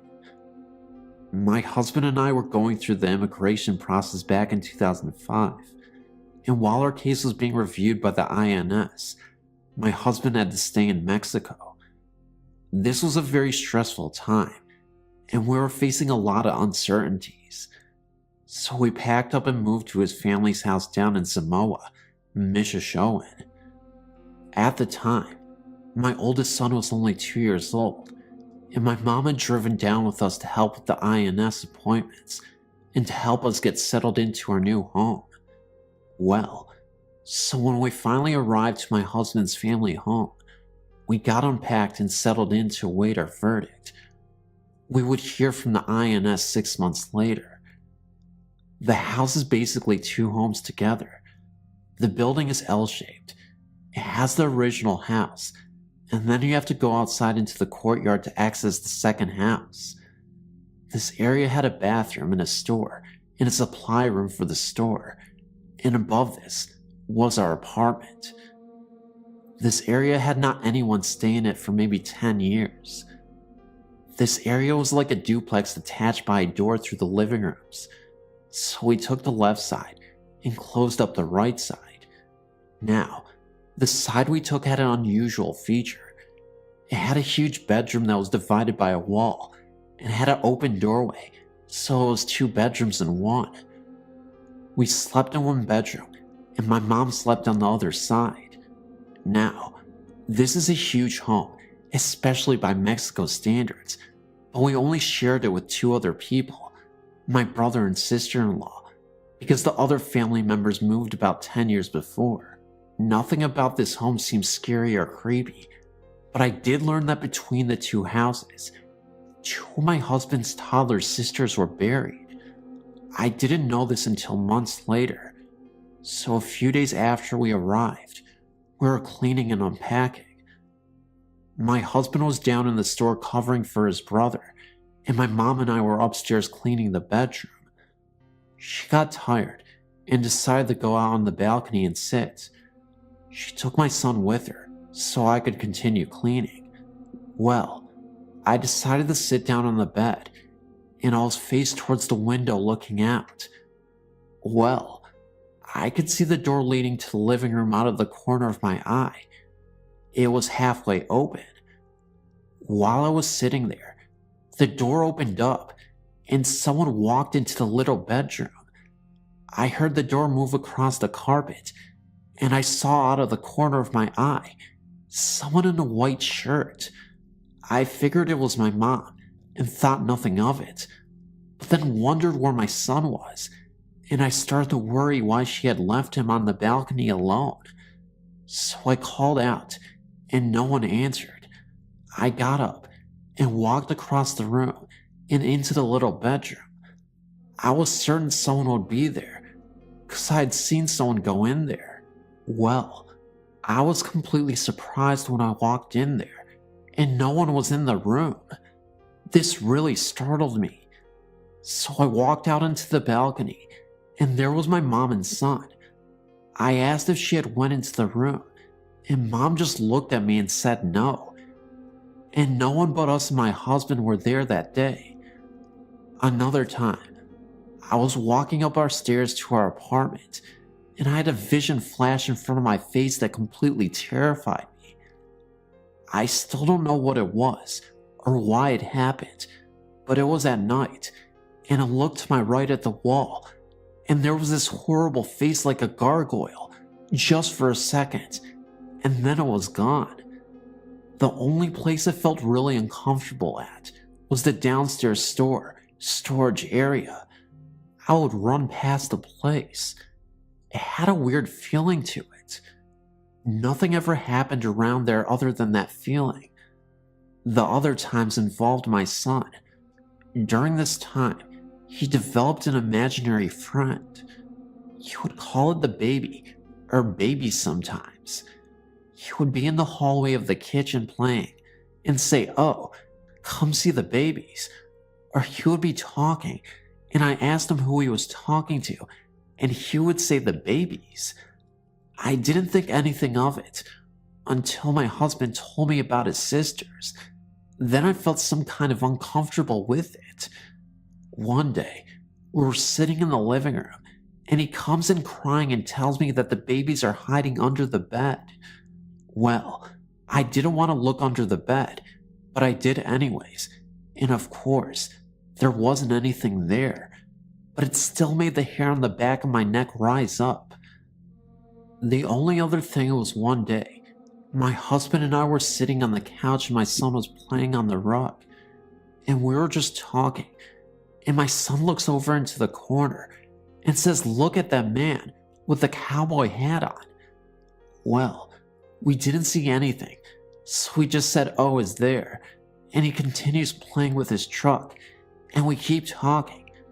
Well, about 10 minutes later, my son looks up and says, "Oh, he's gone." I don't know. We had left 6 months later, and were able to come back to the US, and have just experienced all these stories that have occurred. It was weird, to say the least. Later, I was talking to my sister-in-law, a different one, who had grown up there, and I told her about her experiences, and she got really defensive and didn't want to talk about it anymore. So who knows? Thanks for letting me share.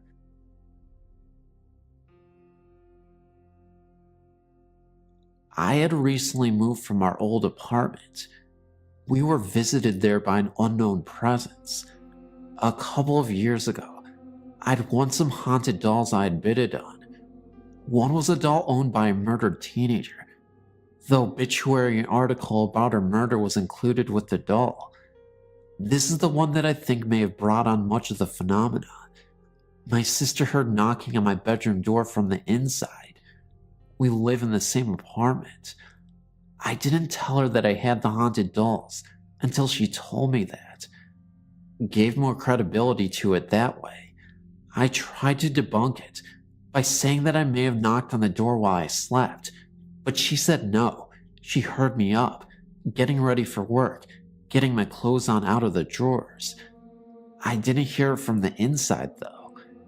It happened one more time the next morning, but she asked the spirit to leave, and then it stopped.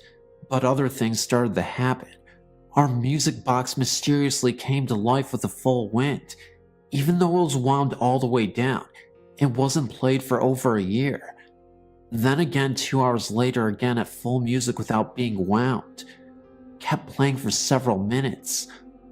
Also, our kitchen faucet moved from the right to the left overnight. It is hard to move it by hand. If that weren't enough, we had to unplug out of the power strip, and neither her or I unplugged it. It isn't easy to unplug. It was kept plugged in for the pump for the inflatable bed, which had a leak in it and had to be pumped up every couple of hours, so we never unplugged it.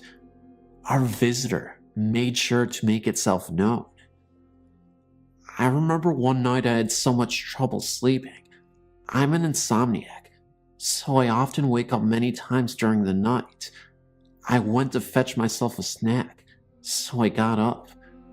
The living room leads to the kitchen, so I have to walk through there to get to the kitchen. As I'm walking through the living room, I hear a monstrous laughter erupt, a deep voice saying "ha." It creeped me out for a second. Then I brushed it off and proceeded to the kitchen. I'm now sitting down at the kitchen table and can see the living room from where I'm sitting. The only light I had on was the kitchen, but it was dim enough that I was able to see a dark shadow move from one end of the room to the other. It wasn't my sister because she was knocked out from rest, so I'm going back to my bedroom. As I'm heading past the living room, there was a window, and the curtains were moving by themselves. There was no wind or open windows, and no AC unit on. Nothing that could have made the window curtains do this. A second after this, I feel a pain on my arm, and female laughter, once again this time. I check to see if my sister is up, but she is still asleep. I dismiss it, and say it's just me and my imagination. So I finally get tired enough to sleep when I'm laying down and staring at the ceiling. That's when I see it. A face that looks like a witch, much like the witch from The Wizard of Oz. It appears only for a few seconds, but it really made me paranoid. For some reason, I was able to sleep. How I did so, I can't even say, but I did. When I awoke in the morning, I looked back at my arm, and there was a red imprint of a hand there, as if someone tried to twist my arm. I know it sounds crazy, but I wasn't too afraid, even after all that. I investigate places now and then for people, and I'm very much used to activity. My meter readings some nights were very high in some areas that are usually in the green area on the meter. Many times, I would ask for a sign that it was there, and then it would spike into the red zone.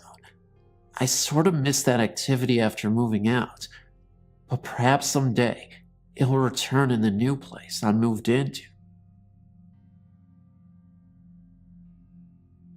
I wanted to share a story with you about something that happened to somebody I knew when I was a young man in Minnesota that always sends chills down my spine. When I was about 12 years old, which would have been 1977, my brother Royce was working in a town named Worthington, Minnesota, about 30 miles from my hometown of Jackson, Minnesota. He worked at a lumber yard called UBC and had a friend that worked at a local grain elevator. The silos for grain elevators in that part of the country rise hundreds of feet into the air and have the capacity to store tons and tons of grain, whether that be corn or soybeans, whatever the silo is being used for at that time. Occasionally, the employees of the elevator climb a ladder on the outside of the silos and get into the silo via an access door at the very top in order to inspect the grain inside, making sure it's not too wet, rotting, or whatever. Inside the access door, there is a catwalk that circles around the entire circumference of the silo. My brother's friend climbed the outside ladder, opened the access door, and lowered himself onto the catwalk that circled the inside of the silo. After walking halfway around the silo on the catwalk, my brother's friend, I don't even recall his name any longer, observed what he thought was an excessive amount of moisture on the surface of the corn, which was what the silo was being used for at the time. So, being an industrious young man, he jumped over the catwalk rail and walked out onto the surface of the corn to roughly the middle of the silo to take a closer look. After inspecting the corn, he decided to just continue his journey across the surface of the corn to get back to the catwalk on the other side of the silo. As the catwalk was a few feet higher than the level of the corn, he had to grab onto the catwalk rail and bounce to get his foot up to the catwalk platform and swing his leg over the rail. As he swung his foot over the rail, he heard a noise behind him. Balancing with one leg over the catwalk rail and one leg on the catwalk platform on the outside of the rail, he turned around to see what the noise was. Much to his horror, the corn that he had just walked across was falling straight down, hundreds of feet to the bottom of the silo, which was cement floor. It landed with a crash a few seconds later. Instead of walking on solid surface of corn, as he had assumed, he had actually walked across a crust of rotten corn that had formed on top of the silo when corn had previously stored in the silo. The remaining corn had been removed from the silo the previous week.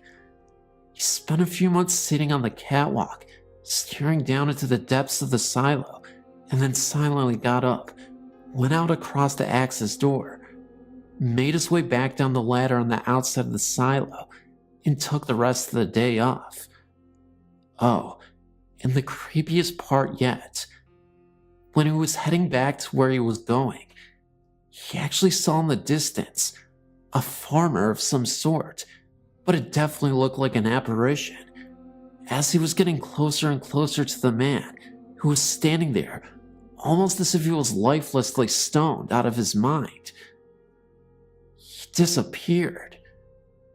His face looked so rugged, disfigured, and he looked like he was emanating pure evil.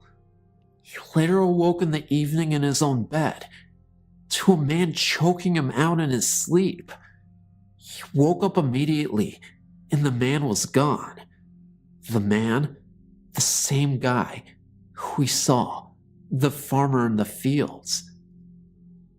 He was described as having the most bulgy red eyes he had ever seen in his life, in the face of evil. Something was going on there, and he couldn't quite place his finger on it, but it was definitely demonic of some sort. That farmer was very protective of the cornfields it seemed that he may have raised himself, although I'm not sure why he even appeared in the first place, in the field, or as a possible sleep paralysis or ghostly encounter at night. Nevertheless, it gave me nightmares for a long time.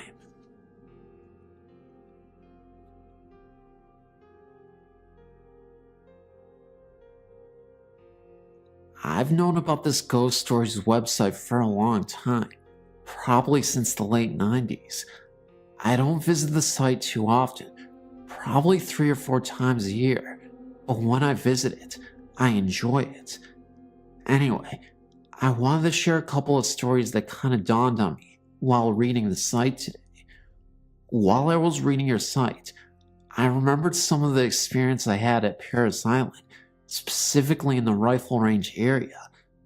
Well, when I searched on the internet for Paris Island haunting, I came across this story. This same event in regards to fire which happened to a friend of mine. He was so spooked that he woke me up early for fire watch duty because he couldn't take it.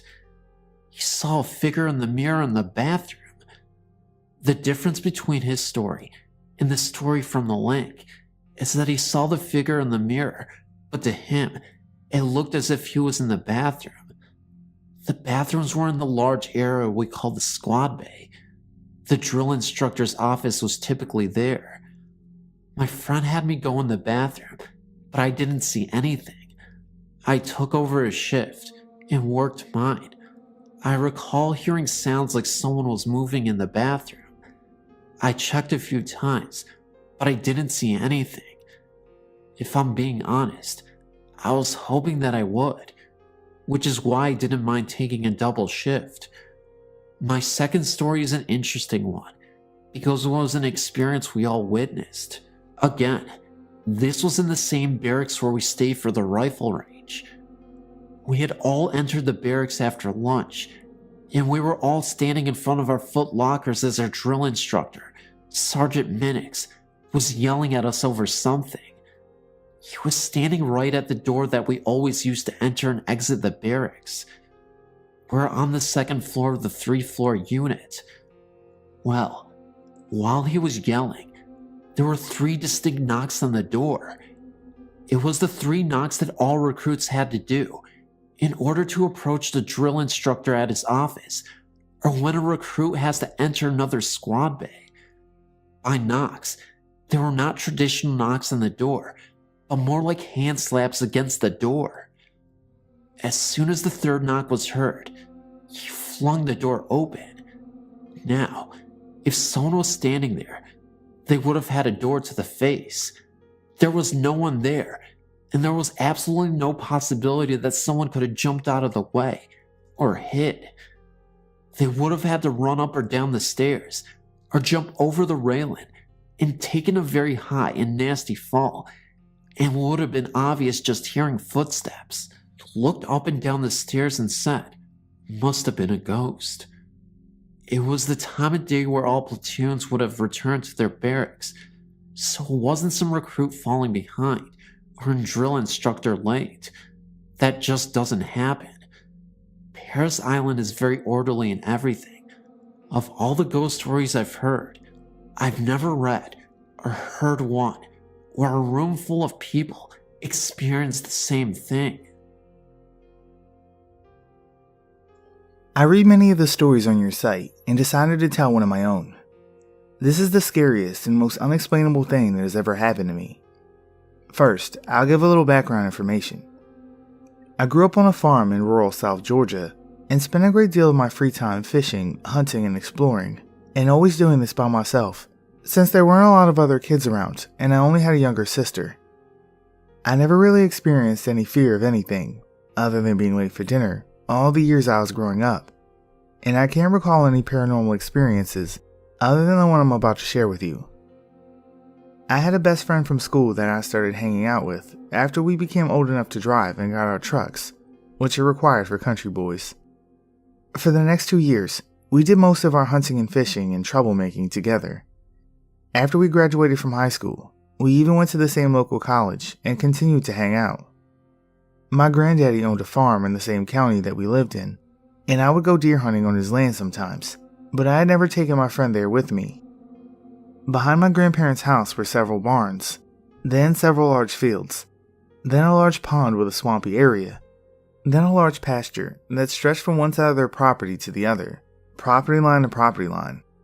This wooded area was immediately behind the pasture and also encompassed the entire back side of the property. The woods were also enclosed on the back and on each side with a 4-foot tall fence, since cows were allowed into the pasture and wooded area at times. You will soon see why all this detail is important. On the 3 sides of the wooded area were large open fields belonging to the neighbors, with each field belonging to a different neighbor. Take note that there are no more trees or woods close by. During the fall of our first year in college, I had scouted these woods and put up 2 deer stands, one on each side of the property on the property lines, but also very close to active deer trails and signs. These stands were no more than 100 yards apart, and about 150 yards into the woods from the pasture. I decided one weekend to treat my friend to a little hunting paradise, although I had yet to see anything other than squirrels all season long.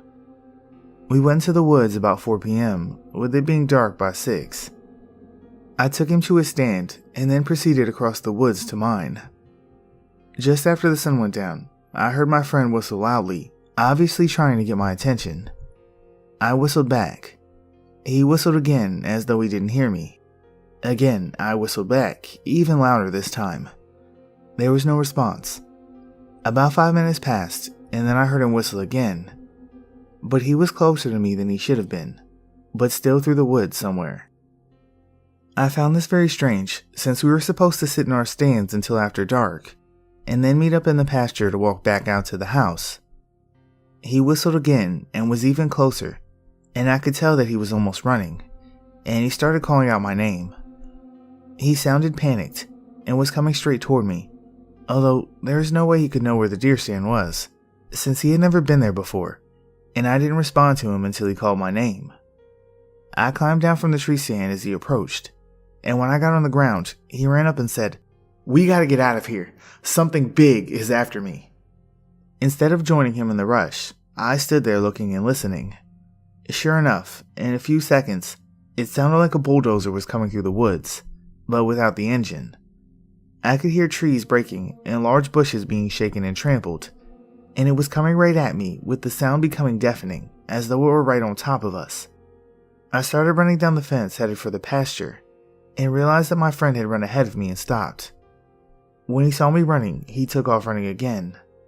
We ran as fast as we could through the woods with the sound of massive destruction right on our heels. As we broke out into the pasture and got about 50 feet from the edge of the woods, the sound stopped. We continued to run until we were halfway across the pasture and turned to look at each other as we ran, both realizing that either we were no longer being chased or there was just nothing to be torn and crushed in the pasture. We both stopped and turned around, dropping to the ground and shouldering our rifles, aiming to kill whatever was behind us. To our amazement, there was nothing there. The daylight was almost gone, causing the woods to appear as nothing more than a black blob. I told my friend to get up and run for the pond while I guarded the rear. Then he would stop and guard the rear while I ran to him. After meeting up again at the pond, we both walked in silence back to my grandparents' house. We got into our separate trucks and drove to our parents' houses, not mentioning the event until many years later. We still remain close friends then and even today, but we still don't know what happened in the woods that night. I did return to those woods a week later by myself, but in the middle of the day, I walked over the entire wooded area and never even saw one broken branch or bush. I walked in the fields around the wooded area, and saw no large or unusual footprints. My friend never returned to those woods with me, even though I returned many times, day and night, and never again experienced any strange occurrences or sounds. I know there was nothing physical in the woods that night, but whatever it was, I obviously didn't want my friend there, and he got the point loud and clear. My family and I took a trip to Tennessee in the summer of '08. We went all over the place, such as Jackson and Nashville. On our second to last day before we left to go home, my family decided to go to Franklin because we had picked up a brochure of haunted places in Tennessee, and so we went to humor me because I was interested in hauntings at the time.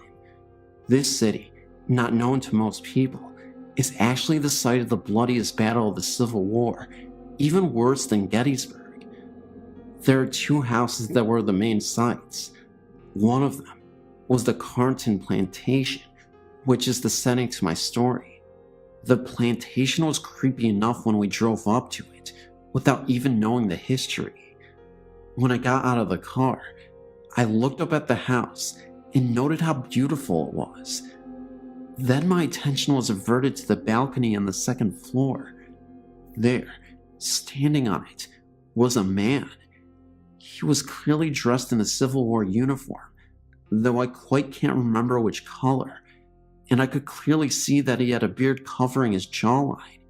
He stood there with his arms behind him, as if he was gazing out, overlooking troops. Of course, at the time, not knowing any of the history, I thought it was just a tour guide taking a break out on the balcony. I even hoped he was going to be my family's guide. Later, once we were on the tour, I noticed that none of the employees were dressed like 19th century citizens. Of course, then we got the history of the place, and I understood why this place was considered haunted. When the battle itself was both going on, and when it was over, injured soldiers were treated inside of the house. So many, in fact, that there are stains of blood inside of the house that will not come out of the floor. Many soldiers obviously died inside of the house. When we continued our tour upstairs, we entered a room with a door to the balcony. This is where I learned that no one was allowed out on the balcony. This confused me since I'd seen that man out there. When the guide took the group into the room across the hall and began talking, I couldn't pay attention. The closet in the other room kept grabbing my attention because it had a piece of black cloth in it. Finally, I tried to keep myself focused, and it was going well until a gentleman in the group got bored and decided to go out into the hall.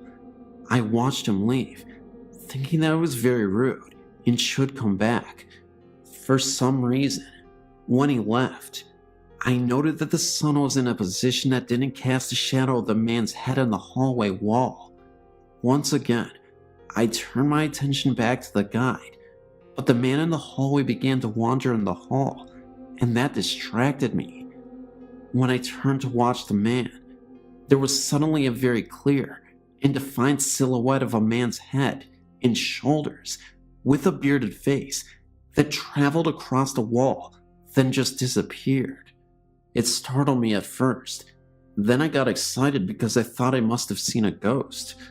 Then I thought, no, I have to be practical about this because that man is out in the hallway. Once the tour guide was done talking, I went outside into the hallway way. The first thing I noticed was that any shadow from the tourists on the wall wasn't that dark or defined. Then I noticed that the way the sun was facing caused the shadows to be cast on a completely different wall. The silhouette I saw couldn't have been from anyone on the tour. Then I noticed that there was an upstairs where I thought maybe an employee could be working. That theory was completely dismissed when it appeared no one was up there. There wasn't any logical explanations for the silhouette. It wasn't until my family returned home a few days later that I decided to research what I had seen. After discovering that there was a frequent spirit there that was called the General, I made the connection. The details from past eyewitness accounts were identical to mine. He stands out on the porch, has a Civil War uniform on, and has a beard on his face. I was, and still am convinced, that I saw the general on that day.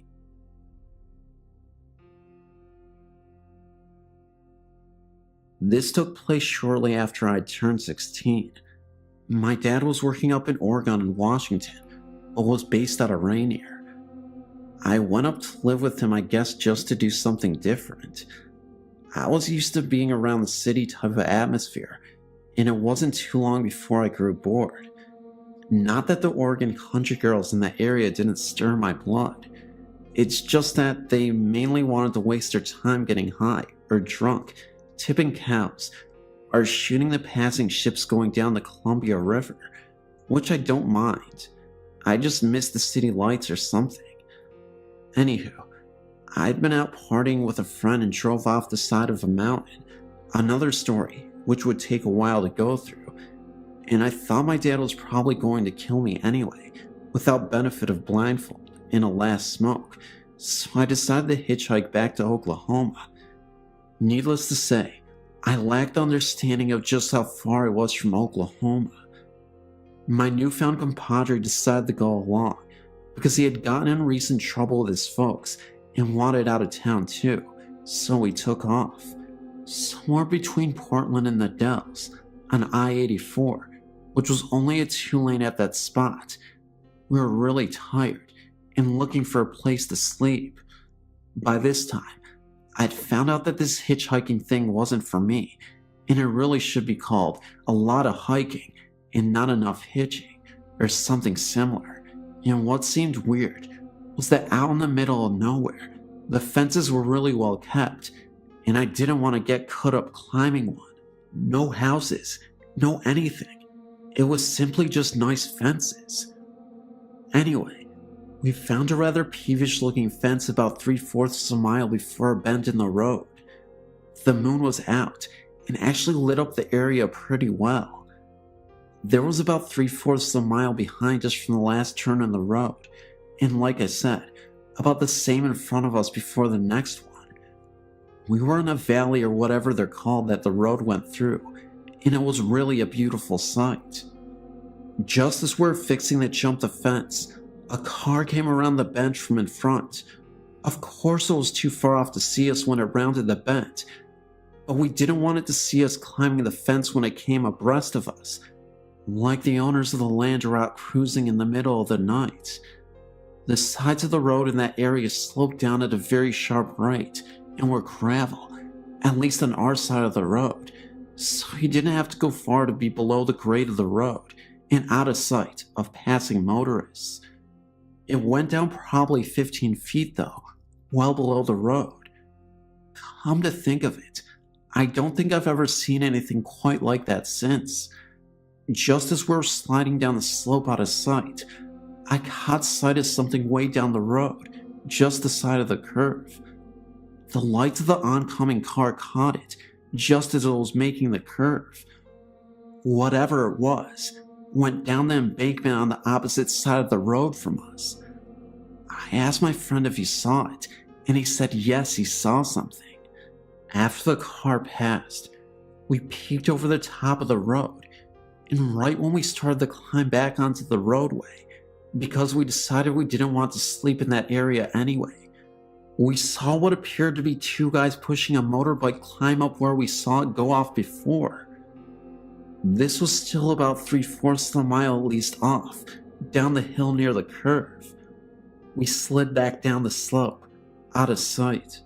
I really don't know why. Then we kinda just looked at each other. A motorbike? We both looked at the incline behind us.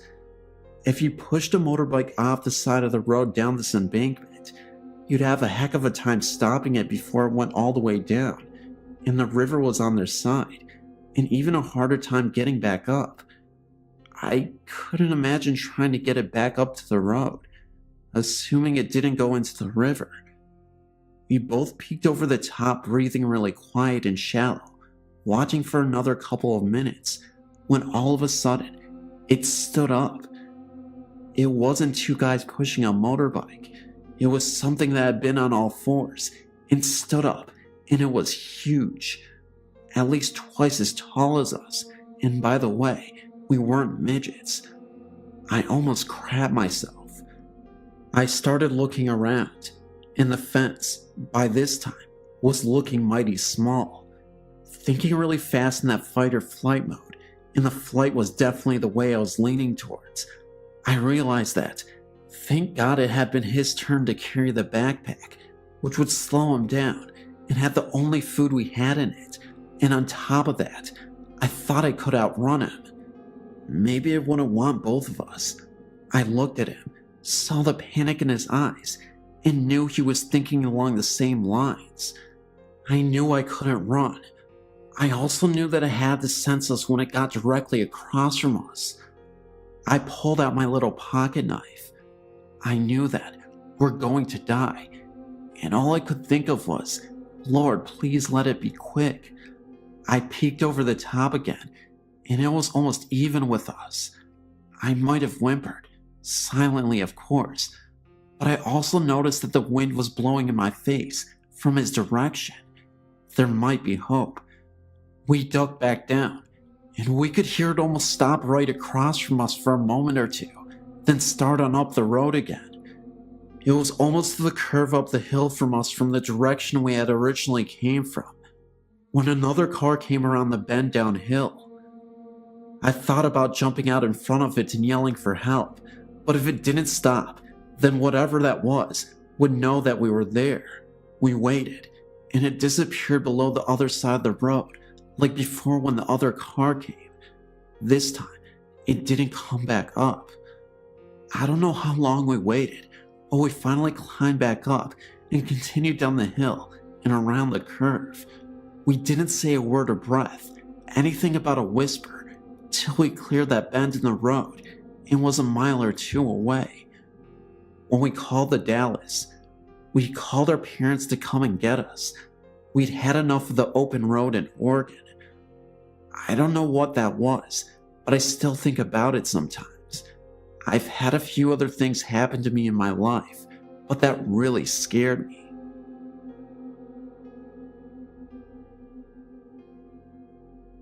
My boyfriend and I saw this state park on our way from Arkansas to Illinois and thought we should check it out. We'd never heard of this place or even seen it before. We parked in the parking area and got out of the car to explore the woods. Naturally, I had to use the restroom, so I went to the bathroom, and once I got to the toilet, I had a terrible feeling of being watched, and I truly felt like someone was in the bathroom with me, but obviously, I was the only one. The feeling of this presence was so unbearing and evil that I ran out of the bathroom the second I finished with my pants down. Once I got out of the bathroom, my boyfriend and I started down the path. Within 30 seconds of walking, and still within 30 feet of the bathroom, my boyfriend and I heard a loud footstep, crunching the leaves. In fact, it was multiple footsteps. My boyfriend thought it was a bear or something, because of the heftiness of the steps, so he was searching and searching for a bear, or anything, but he couldn't find a thing. I didn't mention the bathroom to him, but after not too long, I insisted we continue. I know there is something terribly evil in that bathroom. For a while, nothing else odd occurred, and we continued on the path which goes down to level ground, with a large lake on one side. But soon after we got to this level ground area, the sun started settling, and that's when things got uneasy again. We both started to hear something large walking in the leaves again. Sean, my boyfriend, really wanted to see what it was, and at this point, I felt like we were really in danger, and that something else, unnatural, was there. So we barely started to move farther into the woods when Sean told me he saw a shadow or something farther in. Then, I was done. I told him we had to go, and I cannot be here any longer. So, I ran like hell back to the car, and Sean was close behind me. Once we got to the car, I was at the passenger door, ready for him to unlock it.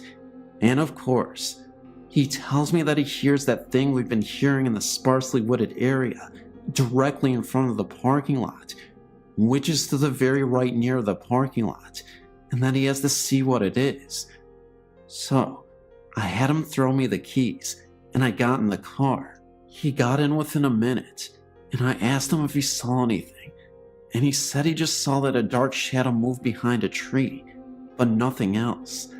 Needless to say, we booked it off that mountain, and it really seemed like a car was trying to chase us down the mountain. But we may have just been super spooked from the woods experience we just had. But I will note, we were driving at about 65 miles an hour, and the speed limit was way less.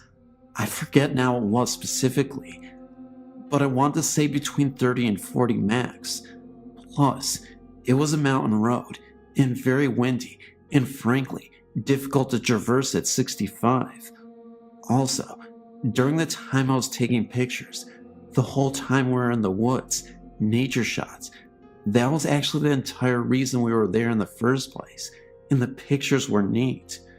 The day ones didn't have orbs, but the night ones all did, and I thought maybe it was from the lake reflection or something. But I took a picture out of the car window, at the moon, right after we got in the car, and in that photo, there's the moon and like 30 orbs. It's amazing to me. I mean, I've never taken any orb photo ever before, and I took another photo of the moon out my window about 30 minutes after we left the mountain, and only the moon. I did some research to find anything on the area. It seems it was established on an old Indian burial ground, but few findings on much else, and I never found anything on cars chasing you out of this place. Be careful. During the day, the bathroom is really the worst part, and seemingly off the trail, but I just wouldn't go at night. And also, Sean didn't seem to have the feelings as intensely as I did, so if you're the right person, the feeling might not be too overwhelming.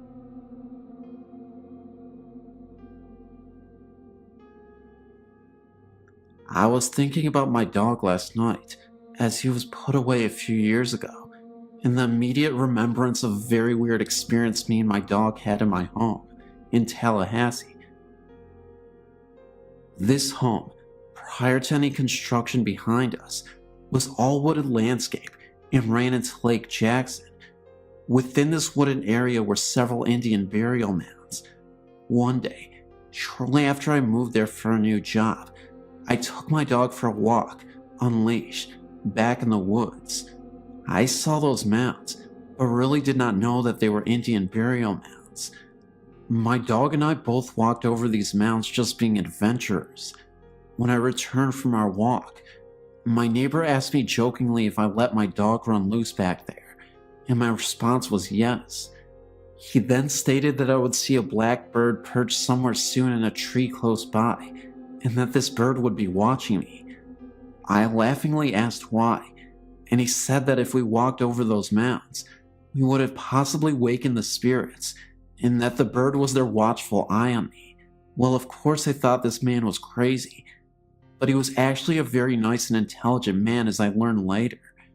So only about 2 days later, I returned home from work, and I recall thinking about the black bird Betty told me. So I peeked around the left side of the home to look into the wooded area, and lo and behold, there was a blackbird perched on a tree, staring at me. He would not take his eyes off either. Needless to say, that was creepy. So that very night, I was in my office, and my dog was usually laying in the living room by the fireplace. As I was doing my work in the office, my office chair was budged about 2 to 3 inches forward, with a force that felt like someone actually pushed the chair. I instinctively reached by, looking over my right side, expecting to see my dog. No dog, nothing. So I quickly went into the living room, only to see my dog laying down facing the hallway entrance, which is where my office resided, as well as 2 other bedrooms. And he had his head between his paws, staring and growling at something in the hallway. Talk about getting freaked out. So I grabbed my dog by his collar and tried to lead him down into the hallway, and he resisted every attempt. He was scared, obviously, and he definitely saw or sensed something. I did not see anything at all. As I walked into each room through that hallway, I did not see or sense anything. Then I walked into the bathroom in the master bedroom to find that my candle, which was lit, went out. So that night, I kept all lights on. The following day I came home and looked again for that weird bird. He was not there. So I took my dog outside to do his thing, but then noticed he was limping. Then he fell to his side with pain in the backyard. As I made the observation, I noticed that in his groin area, he had a large tumor-like bulge coming from this area. I immediately took him to the veterinarian, and I recall she had no explanation for it, but prescribed medication to reduce the swelling. Within 2 weeks or so, the swelling went away. Looking back at that, I really feel that the spirit, or whatever it was, made that happen, as my dog was still young and very healthy.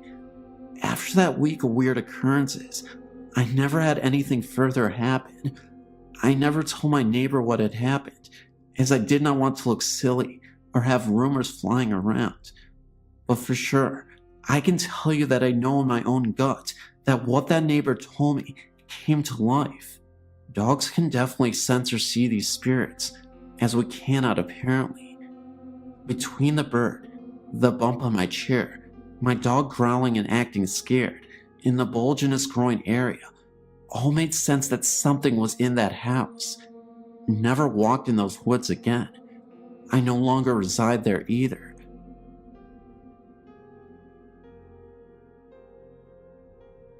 This is a ghost, entity, evil demon, spirit, and whatever else was haunting our home, I can tell you. I will never forget what happened as long as I breathe air. We moved into this big house when I was 15. It had been empty for about 10 years. It had old, creaky wood floors and a ton of doors. Everywhere you turned in the house, there was a door. Don't ask, I still can't figure it out. It was a doctor's house. In the very back of the house is where he saw his patients. Yes, some died in the house and his office. Both my grandparents also died there. The very first thought we had activity, about 3 a.m. in the morning, there was someone banging on our front door. My grandfather would get up and no one would be there. This happened all the time. We'd drop our car keys in the glass bowl right when we walked in, and they would be in a different part of the house. Things were always showing up all over the house. It likes to play tricks all the time. So many things happened, I can hardly recall them.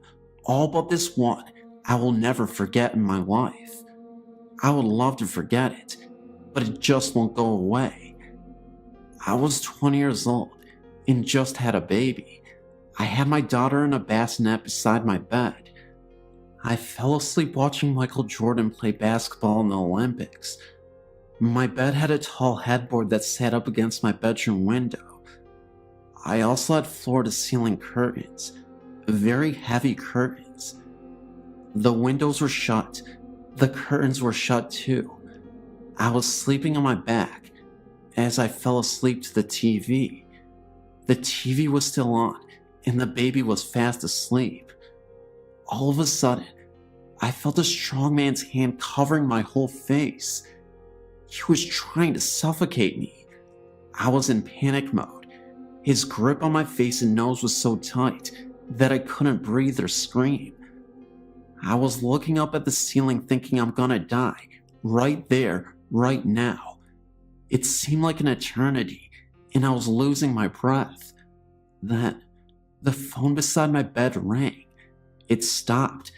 I jumped so far out of the bed across the room and looked back thinking I was fighting off an intruder, and no one was there. I looked out the window. Nothing. I looked in the mirror, and I had a bright red handprint on my face. It was evil. It was an evil something. I was praying out loud for whatever it was to get the hell out of my house and leave me alone. I've never been that terrified in my life. Never. I looked out the window and it was pitch black. I got the feeling like something was out there laughing at me or mocking me. The baby never woke up. It was her father on the phone. I told him what happened, but he thought it was a dream. I know from the start it was as real as I'm sitting here telling you today. Not long after that, my grandmother and grandfather died in the house on 2 separate occasions. I was left in this huge house all alone with my 2 children. They were 1 and just months old. The house was always freezing, no matter how high the heat was on. I would hear talking that I could never make out. Footsteps up and down the hallway, pinching, grabbing. The lights never worked. I changed the bulbs all the time. When I did the laundry where the old doctor's office used to be, I could feel a breath on my neck. I could see shadows of people out of the corner of my eye. It was a living nightmare. The energy was so thick and heavy, even on the brightest day. I was scared to death to be there alone and go home after work alone. I would just sit up with the TV on until I could fall asleep and pray to God that I didn't have to go to pee in the night. I was so scared to get up. The day I moved from that house was the happiest day of my life. I could have stayed there forever in that big house, but I wanted out. I still to this day, 19 years later, have vivid dreams of what happened. All the things I heard and all the things I saw. I've only told a few people this story. I've seen and felt both good and evil from a very, very young age. My nanny told me I had the gift of seeing and hearing spirits, like I was a light to them. I've had so many experiences I can't count. Most are very bad, but I have a couple that are good. I'm terrified of the afterlife. I pray that God carries me to heaven. If you don't believe, I'm telling you, there are things you can't see, but they can hurt you and make you so depressed you want to die. They can touch you, hurt you, and mock you, and laugh in your face. I know.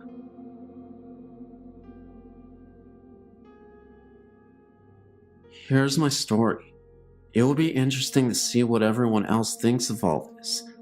I was at a friend's house listening to music tonight, Saturday, April 12th. He's a drinker, so he was feeling pretty good. He was at the computer with his back to me. I was on the couch directly in front of the TV, which was off. The only light on was right above the computer desk. To my right was the entryway, which was dark, pitch black actually, but I could see the reflection of the room in the TV. He was playing "Oh Death" from "Brother Where Art Thou." Song itself gave me the creeps, when suddenly I looked into the TV and saw a solid black figure of a tall man start to step out of the darkness of the entryway and into the living room. I didn't see anything like clothing or facial features, just tall and solid black. My friend at the same time swiveled his desk chair and pointed towards the entryway where he saw the figure. The figure stepped back into the dark as quickly as it appeared, as though it didn't want him to see it. I looked at him and said, "Did you see that too?" To which he replied, "See what?" He was only being animated during the song, but for sure didn't see anything. I've experienced several things at this house. He has not though, and it upsets him. But what I experienced that evening was the most eerie and frightening thing for sure. I know it wasn't one of his friends, or someone goofing off. It isn't easy to walk into his house, through the front door, and not be heard. The floor is tile. We walked over and turned on the light, and we both looked. There was no one there. I just went home. I couldn't stay there, and I begged him to come with me, but he wouldn't. A few days later when we talked, I asked him if he had ever had any seances or similar things in the house. He had first said no because it was his grandma's house, and he moved in about a year after she had passed. But then he paused, and then he said, well, remember when we cleaned out the attic? There was a Ouija board up there. Well, no, I didn't remember, and I told him to get his house cleansed, but he was just laughing at me. I've never been back to his house since that night. About 2 weeks later, he got an unintentional EVP, which is very eerie also.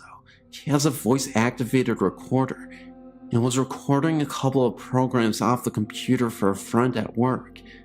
He turned off the computer and the TV isn't hooked up anyways, but when he woke up, there were 3 recordings instead of 2 on the recorder. I know he's pretty up on computers, but he didn't make this EVP himself. Actually, it scared him, and he said he wasn't going to listen to it anymore.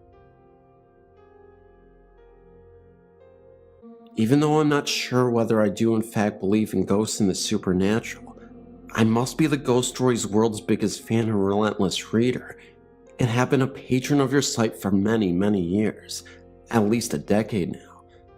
Like I said, not being totally sure whether I do actually believe in ghosts, I've never had a story of my own contribute to your website. However, over the past months, possibly years, certain things have happened in our current rented home. Occurrences in this house that made me think twice, maybe even 3 times about what I actually do and don't believe in. My husband Craig and I have been living in our rented home here in Melbourne, Australia for almost 4 years now.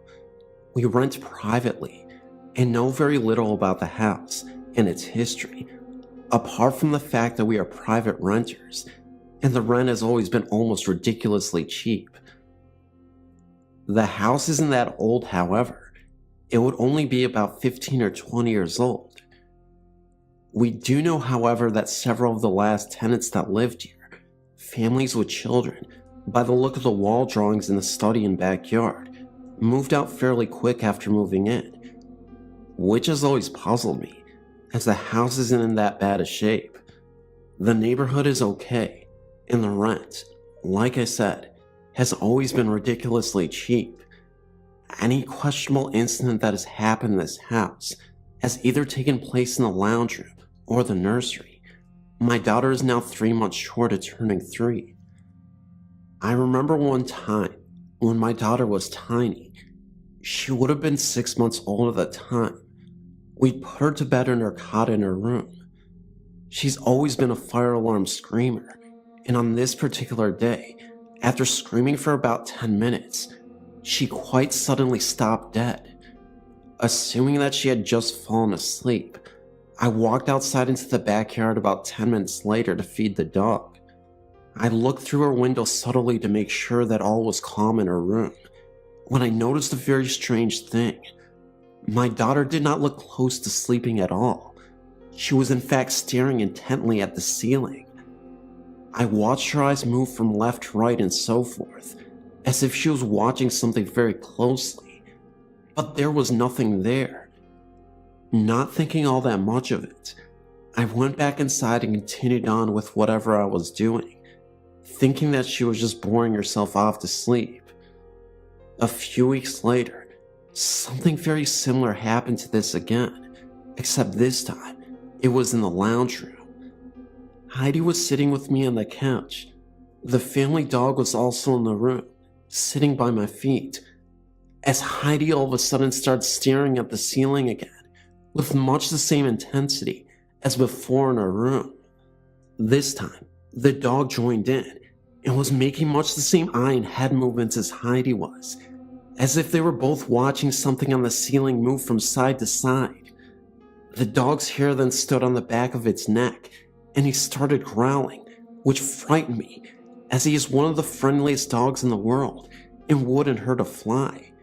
Then, being a bit of a wimp, he got up and snuck into the next room and didn't come back for about a half an hour. This sort of thing has happened about 3 or 4 times since then, but nothing besides this has ever happened either. No apparitions or noises or banging. I've sometimes had the feeling, though, that we are not alone here. Nothing like this ever happens when my husband is at home, only when I am alone or with Heidi. A couple of days ago, it happened again. Heidi started off by staring at the ceiling, and then her gaze diverted to her toy basket in the corner of the room.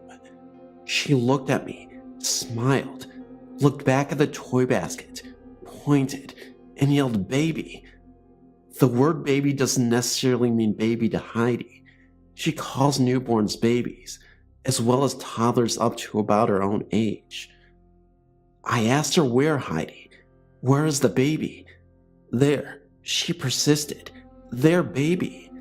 I shrugged and looked away again and hoped to dear God that she would stop pointing and looking at that darn toy basket.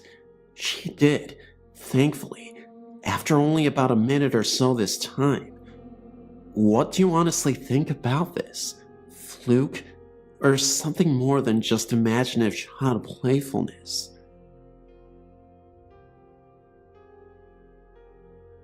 This website has mentioned dark, powerful energies such as imps, and I noticed the creator of this website has seen what could be called imps. Imps are described as devil spirits, who are demons, and small in stature. I've had many experiences throughout my life like the one the web creator had growing up.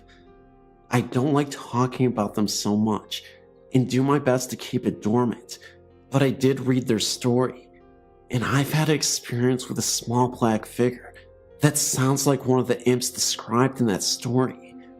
Me, my daughter, and my wife all used to sleep in the same bed till our little girl was 1.5 years old. Around the time my daughter was that age, I remember staying up till close to 1 or 2 a.m. watching a long movie.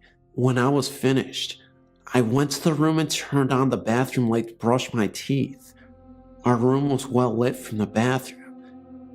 Since around the age of 3, I've had dealings with spirits as well. So, when I was about halfway through my brushing, I pretty much knew from that feeling I had that something was happening. I looked in the room where my daughter and wife were sleeping, and cuddled from behind my daughter in a fetal position was a small black figure. It looked human, but it moved, behaved, and felt like it was something else. It looked towards me, got on all fours, and scurried across the bed lightning fast. I kinda jumped back, but it disappeared when it hit the floor. The strange thing was, after I got into bed, my daughter, eyes closed, still asleep, did the exact same thing the figure did before I went to bed. Only my daughter stopped with her still sleeping face right in mine, then laid back down and was normal again. Some other things started happening after that, but I don't know if they're related. I hope my story helps you figure out what these things are.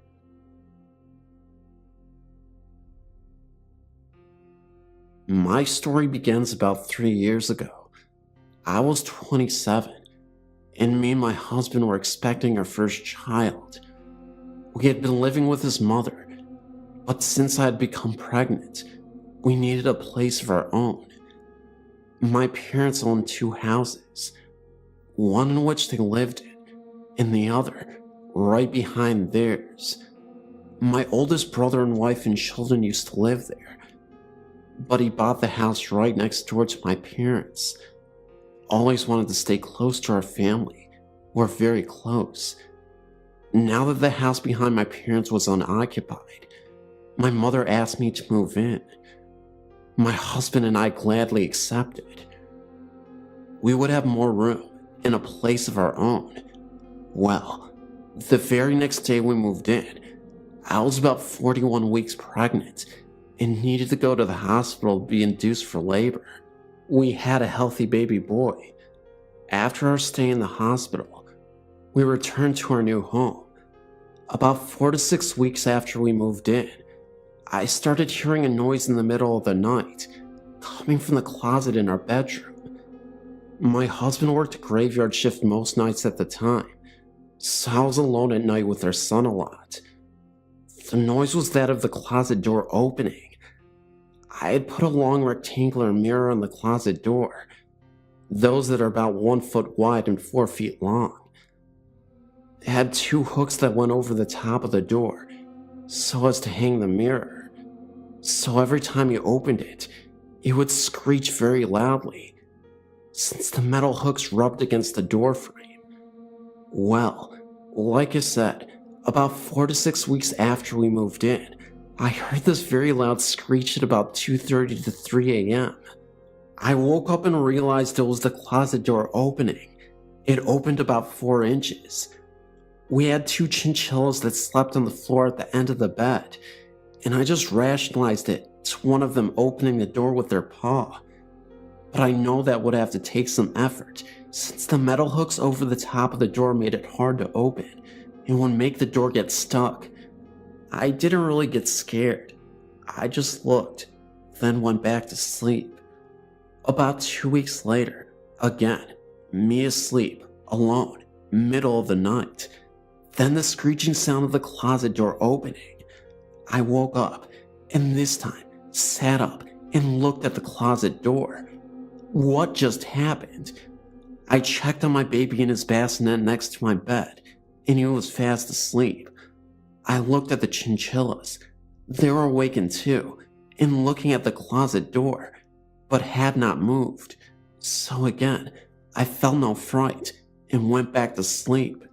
Again, a few weeks later, my husband had a day off, so he was home that night, and again, about 2 or 3 a.m., the screeching noise of this closet door being pushed open from the inside. My husband wakes up and just stares at the door. Now he saw firsthand what I had told him about. The last time this happened was some weeks after that. Again, I was alone at night. I heard the screeching sound of the door opening, only it sounded like it opened a little bit wider than just 4 inches this time. I sat up and looked at the door. The chihuahuas were staring at the closet door as well. This time, they stood up. Then the closet door started opening a little bit further still. That set the chihuahuas off. One was barking at the closet door like there was no tomorrow, and the other ran under the bed crying and howling. Their reaction is what scared me the most. My heart was racing. I put my head under the covers. The closet door didn't open further, but it took me forever to get back to sleep. After that night, I was scared of the closet. I told my husband, and he put a lock on the door. I closed it and locked it every night. I didn't open it again. Only one thing happened after that. About a year later, the closet door became increasingly harder to close. It would get stuck, and I would really have to push to close it completely. One Sunday night, about 7:30 p.m. this time, I again was home alone. My husband was working, and my son was with my parents in the house in front of ours. I was watching some TV, and I didn't like to leave the closet door open anymore. So I walked over to the closet door to try and close it completely. I was really pushing, and I started banging on the door with my fist to try and close it. It was almost closed. Then, while I was banging with my fist, right on the other side of the door there was a loud bang, as if someone hit it with their fist. It was right on the spot I was hitting it. I could feel the vibration against me. I stepped away from the closet door. I tried to stay calm. I'll try to sit down and watch some TV, I told myself. I sat down, but could not keep my eyes off the closet door. After about 30 seconds, I decided I couldn't stay in the house any longer. I left my parents' house in front of mine and left the TV on.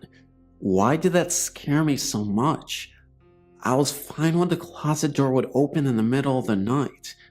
Was it because I was so sleep deprived from having an infant son that it was so easy for me to go back to sleep?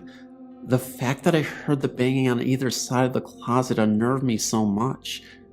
Thinking back, I remembered when I was 14 and my brother first moved in the very same house with my then 4-month pregnant sister-in-law and her 4-month-old daughter from a previous marriage. I remember shortly after they moved in, her telling me she thought the house was haunted.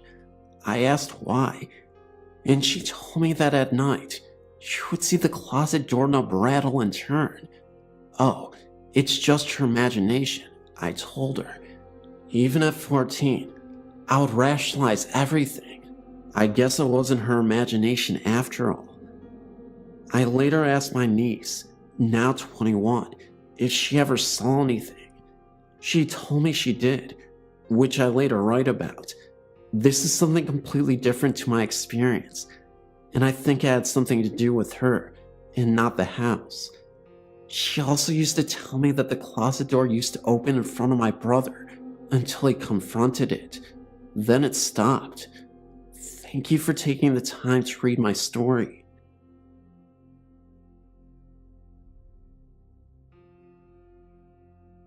I live about 20 minutes from an old covered bridge in Mableton, Georgia. This is one of the places I've been to in the surrounding area and where I had the most happen. In 2004, we went on a last-minute hunt to the bridge. I know you're supposed to be better prepared, but I kept most of my things in the car at all times, just in case. We of course had heard the local legends and wanted to see for ourselves. So we headed down after about midnight. Even then, the traffic on the road was just heavy enough that we were unable to try the chocolate thing with the car. So we parked up the road a ways away, at the Comet Trail parking lot. We walked down and took our flashlights with us. On either side of the bridge are orange streetlights, so the bridge is lit up all the way through. One in the group brought her cousin, and I didn't realize at first that he had been drinking, or he would have stayed behind. He got up in one of the bridge's windows and peed into the creek below. After yelling at him to stop, I realized I could no longer see the lights on either side of the bridge. Our flashlights also stopped working, all of them. After the temperature dropped and it became dark the way it did, I told others it was time to leave. We then saw the streetlights turn on for a second, and then in the distance, at the other end of the bridge, 2 kids dressed in formal attire, standing and hand-holding. Had to be about 30 seconds, but we saw it. We froze, then started back to the car. As we walked out of the bridge, we heard what sounded like little kids laughing, and they actually touched and poked at our backs as we hurried as fast as we could back up the hill. One of our group reported hearing a voice in his ear telling him to run. I have to say it was unsettling, and though I haven't been back to the bridge yet, it hasn't stopped me from going to other places. I've heard voices and gotten pics, and even had things happen at other sites. This one was one of the best ones, because I don't get physically touched by them often. I also believe nothing would have happened if he had not upset the spirits the way he did. I'm very much more careful about who I bring with now.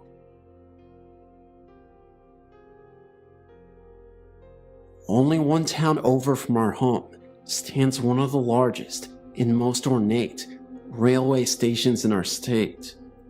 The owners worked over 20 years bringing it back from neglect in a time gone by, as their second love is antiques. They have decorated it with period pieces throughout, now opened it as an outstanding restaurant. My husband and I often bring friends there to enjoy not only the wonderful food, but for the pleasure of watching them jump as the Amtrak fly by, only feet from the window.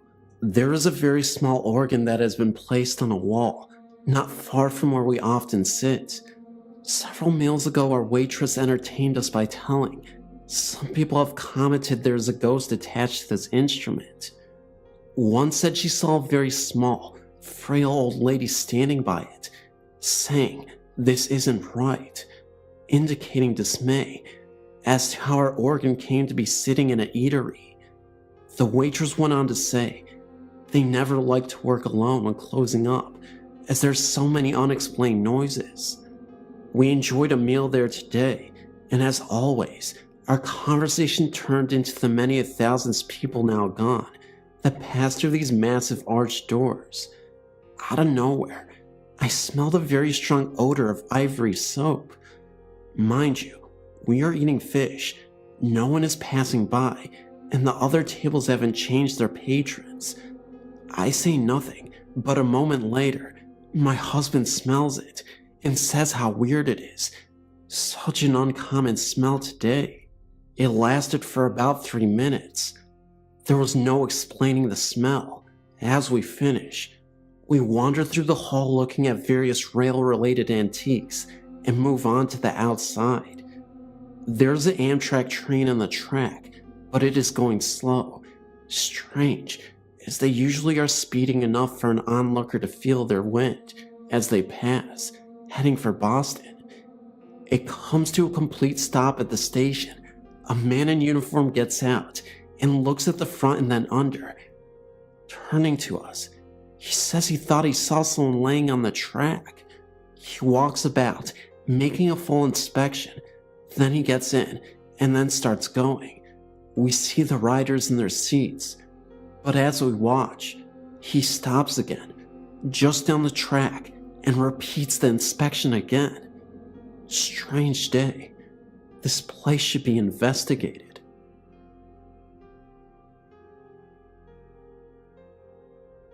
This is my second entry and story. This takes place in Rusk, Texas in the 70s. This story comes from an acquaintance of mine, who is really more of a good friend of mine, of my good friends. Mike and Katie were married and had 2 children. One was a 9-year-old boy, and the other was a 5-year-old girl. They moved into a house that had a shotgun-style layout. In other words, you entered into the living room, and there was a straight hallway all the way to the back door, with all of the rooms off of this one main hallway. Mike and Katie took the first door on the right as their bedroom, while giving the children the last door on the left to their bedroom. One night, not long after the move, Mike and his wife were sound asleep when they were awakened by screams of Mommy and Daddy, and turned on the nightstand lamp to find both their children wide awake and terrified. The children claimed to have seen a man with a hat on and a beard peering into their window. Mike immediately got his gun and ran around the back, where he found an empty field and no sign of anyone having been there. At first, they were under the impression that this man had a ladder because the back of the house stood on a steep grade down, and no one could be peering into one of the back windows without a ladder. But the occurrence repeated itself, and finally, Mommy asked the kids to describe exactly what they had seen. Their stories were both told at different sessions and matched completely. What had woken the children was a strange light out the window and someone walking up and down on what sounded like wood boards.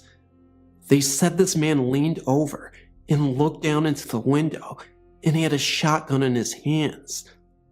The couple moved the children to another room, and Mike did some laborious digging into the history and county files in the house.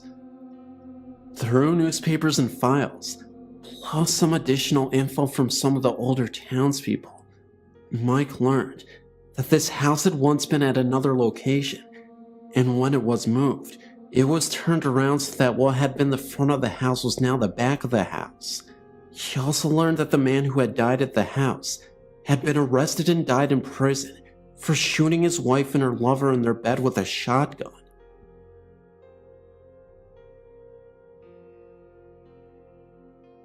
I've sent in one other story about my mother's house in Illinois, but I have 2 more stories to share.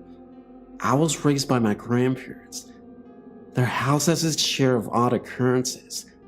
Knocking sounds from within the walls, an apparition of my great-grandmother, and eerie feelings down the long hallway to the bedrooms.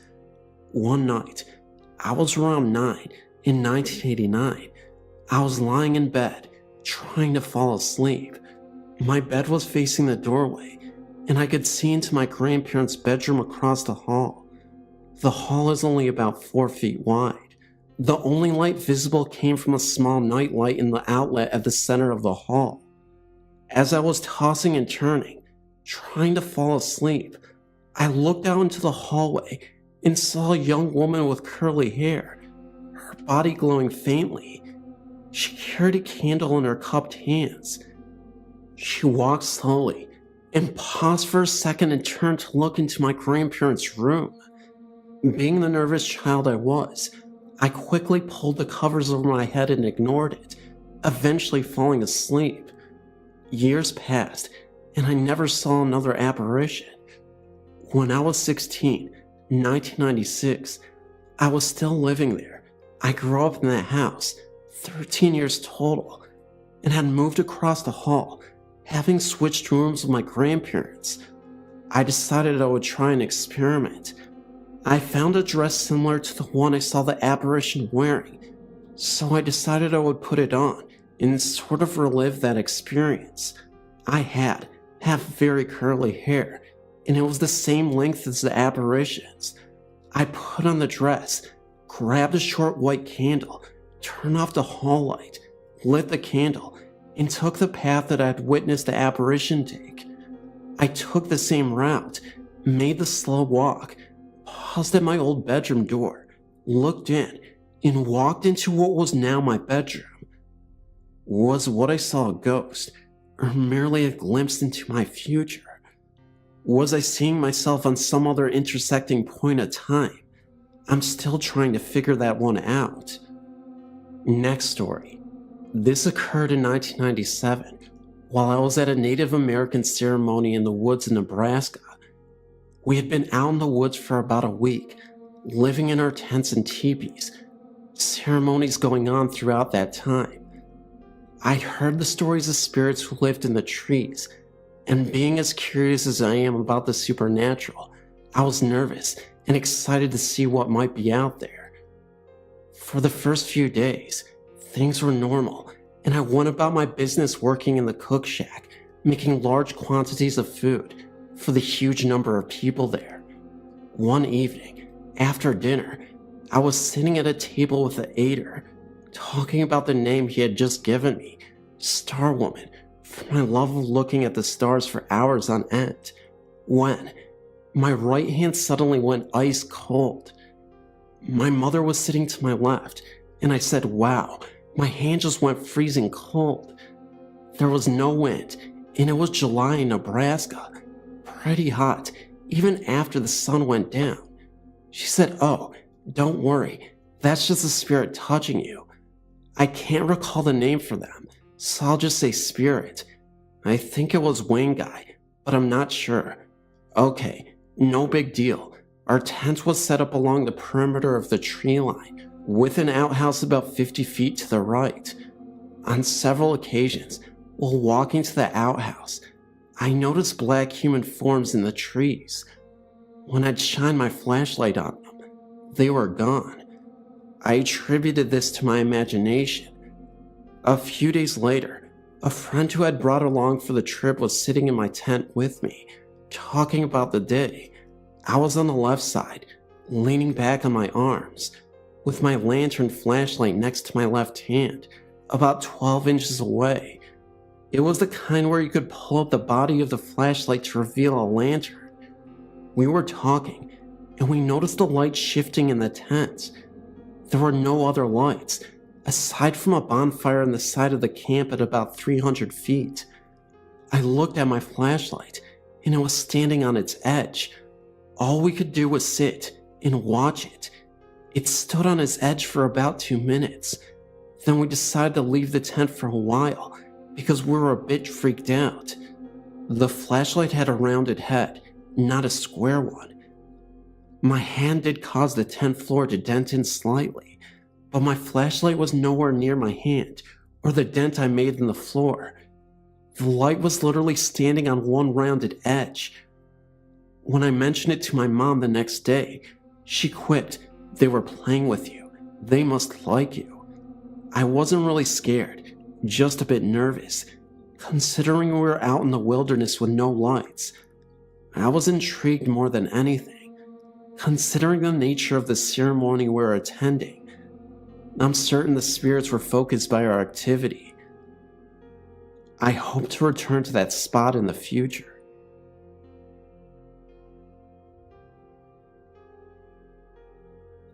This occurred in Miami, Florida in 1980 when I was 15. I still don't know if this was a paranormal experience, but it was unsettling nevertheless. I was babysitting for the next door neighbors one evening. Their daughter was down for bed, and I was in the family room watching TV. They had a small anchor biter type dog, and it went to the double sliding glass doors that led out into the rear patio and pool area, like it wanted to go to the bathroom. All of the homes in this area had a screened-in patio pool enclosure, and when you open the sliding glass door to step out into the patio, immediately to your left was a screen door that led into the backyard. Unlike most of the homes in my neighborhood though, the backyard was surrounded by a chain-link fence. So I go and open the sliding glass door, which was completely covered by trays for privacy, to let the dog out. The dog steps out, and I immediately hear the crunching of grass in the yard to my left, as though someone is walking in the backyard.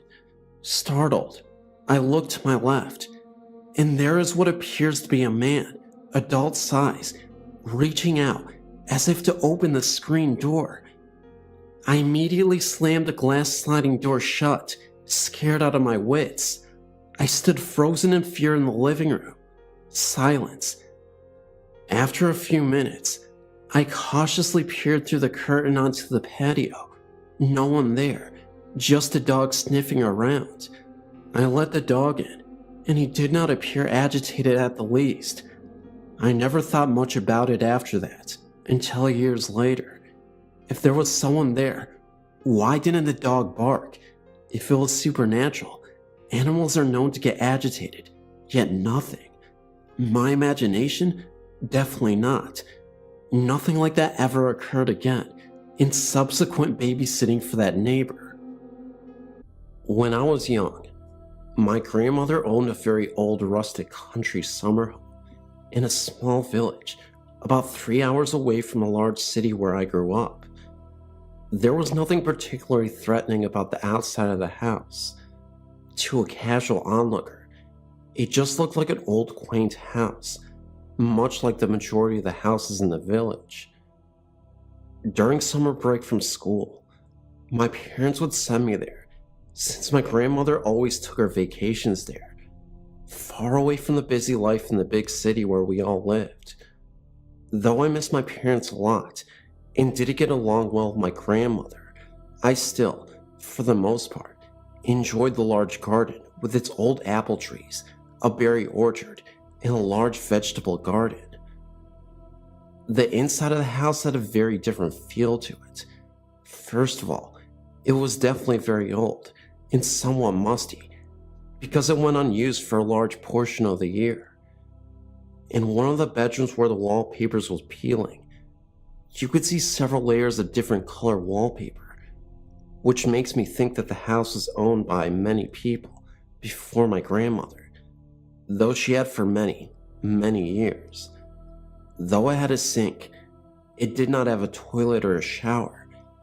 Instead, there was an outhouse outside and an outside shower for summer use.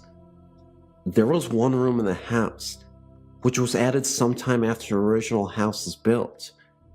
It was a slightly newer, open space with many windows, painted in a pleasant pastel color. It was located at the very back of the house. For some reason, my grandmother insisted that this particular room is where I would stay. If you were to simply look at it, you would find absolutely nothing threatening about this room. However, for some reason, I was terrified of staying there. My parents always remarked that unlike the other children, I was scared of nothing. I always slept with the lights off, never had any incidents where I was scared to be alone, and never had any childlike fears such as a monster in the closet, etc. So, my parents found it highly unusual that being 8 or 9 years old, I was absolutely terrified of this room. I would beg my grandmother to let me sleep in the bedroom in the main part of the house, but she always told me that I was being silly and there was absolutely nothing wrong with the room. Yet at night, with the lights off, I couldn't help but hear unusual creaking sounds, knockings, and what sounded like footsteps after my grandmother had gone to bed. Having never been scared of anything, I would pull the blanket almost all the way over myself, except for my eyes, out of which I could see faint black shadows moving along the corners of the room. I tried so hard to convince myself that I was just imagining things, but the extreme uneasy feeling never let up. I felt like something in the room could physically hurt me if it chose to. I told my parents and kept asking my grandmother about the room, but my questions were sidestepped, and I was always told that I'm just imagining things.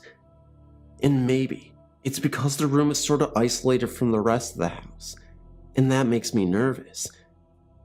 And of course, I got the usual explanation of it's just the house settling, etc. Since the house had no hot water, they couldn't blame the water heater. Things would go on like this every summer I was there. On a few occasions when I was allowed to sleep in the bedroom in the main part of the house, I felt much more at ease and was able to fall asleep much easier. In the other room, the uneasy feeling would keep me awake for hours, which was highly unusual for me since I never had trouble sleeping anywhere else. Yet, though significantly weaker, the effects of that negative energy permeated the entire house. To wash up before bed, we would heat water in the kitchen and put it in a basin. On numerous occasions, when I was washing my face or giving myself a sponge bath, since the only shower was outside, I had very strong feelings of being watched, to the point where I would do what I needed to do as fast as possible and would turn to look behind me, expecting someone to be there. One particular occasion I remember very clearly. It was broad daylight, and my grandmother went to the local market to buy food, while leaving me at the house by myself. I was about to go outside to the garden when I heard a loud female voice clearly calling my name from the living room. Utterly confused since I was supposed to be the only one in the house, I went to investigate. My grandmother was still out, and I confirmed that I was alone. Then I heard the same voice again, calling out to me urgently from another room. I was really freaked out and almost ran out of the house, but made myself go and see if anyone was there. I saw no one. When my grandmother got back from the market, I told her what happened, and she told me many people imagine someone calling their name when they are home by themselves. Even then, I thought it was an odd explanation, since I never had an occurrence like that before. And actually, I haven't had an occurrence like that in the nearly 20 years since then. Sadly, since I was still a child, I never found out the history of the house before my grandmother finally sold it after she was too old to maintain it. I don't envy whoever owns it now, though.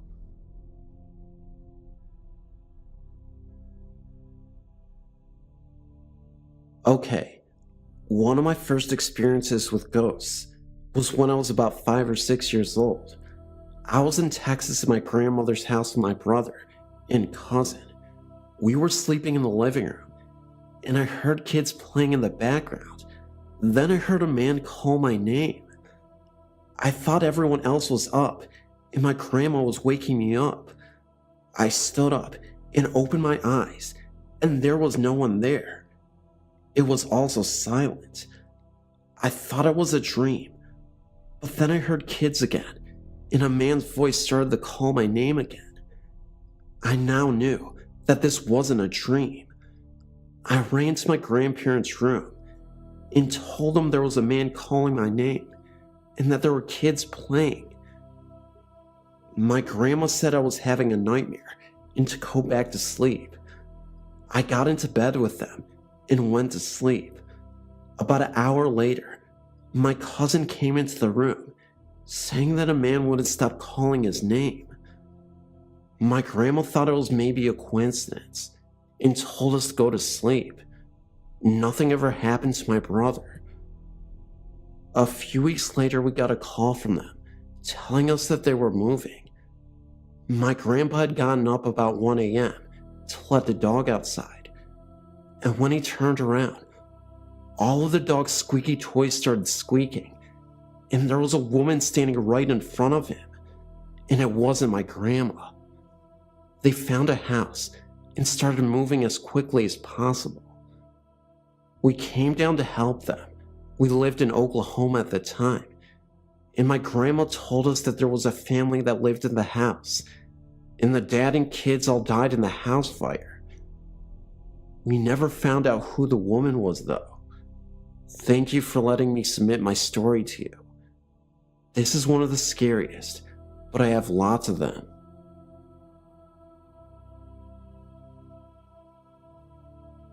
For as long as I can remember, I've been able to feel and see spirits that no one else could.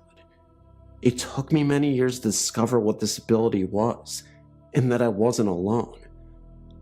I don't remember my very first ghostly experience very well, but my mother does. She told me the story many times. I was 3 years old, and we were visiting my grandmother at her home in East Boston. I walked into the back bedroom, my grandmother's room, and then back into the dining room and asked my grandmother about the man in our room. She asked me to describe him, so I did. She turned to my mother and quietly said, "She has a gift." She handed me a photo of her and my deceased grandfather and asked me if that was the man. I said yes, but he was skinnier now. My grandfather died of a brain aneurysm, a complication from a bout of meningitis in 1952, 34 years before my birth year. 1 year later, I was 4. We moved into a new home. Directly behind the house was the cemetery. We lived in that house for the next 14 years. There was a very heavy, eerie feeling that surrounded the stairs. Something watched you from the base of the stairs while you were in the living room, or at the top of the stairs. Every so often, there was footsteps and the sounds of someone falling down them. When he went to investigate, nothing was there. The basement was the worst place. It felt like something like a voice grip was squeezing your chest. I could never go down there. I was apparently the only one that felt it. My sister told me after she moved into her room down there that she never quite felt alone, and she'd get this odd headache, then smell something really awful. My dad made sure everything was perfectly safe before she moved everything down.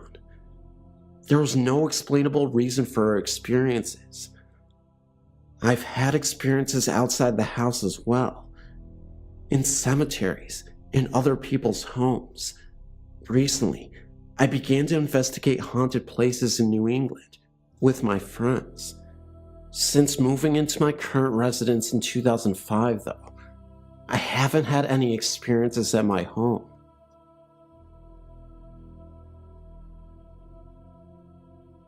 We lived in a small farmhouse with a huge backyard, and beyond the fence, an even larger pasture. I was 11 years old when we lived there, and we, the kids, would always explore the backyard, especially at night, and play hide and seek all of the time. One night, in this big backyard, I was alone and looking out at the pasture, when suddenly, I felt as though I was being watched, and I turned my head to look at the house, when I saw a transparent man looking at me, and then he disappeared a few seconds later.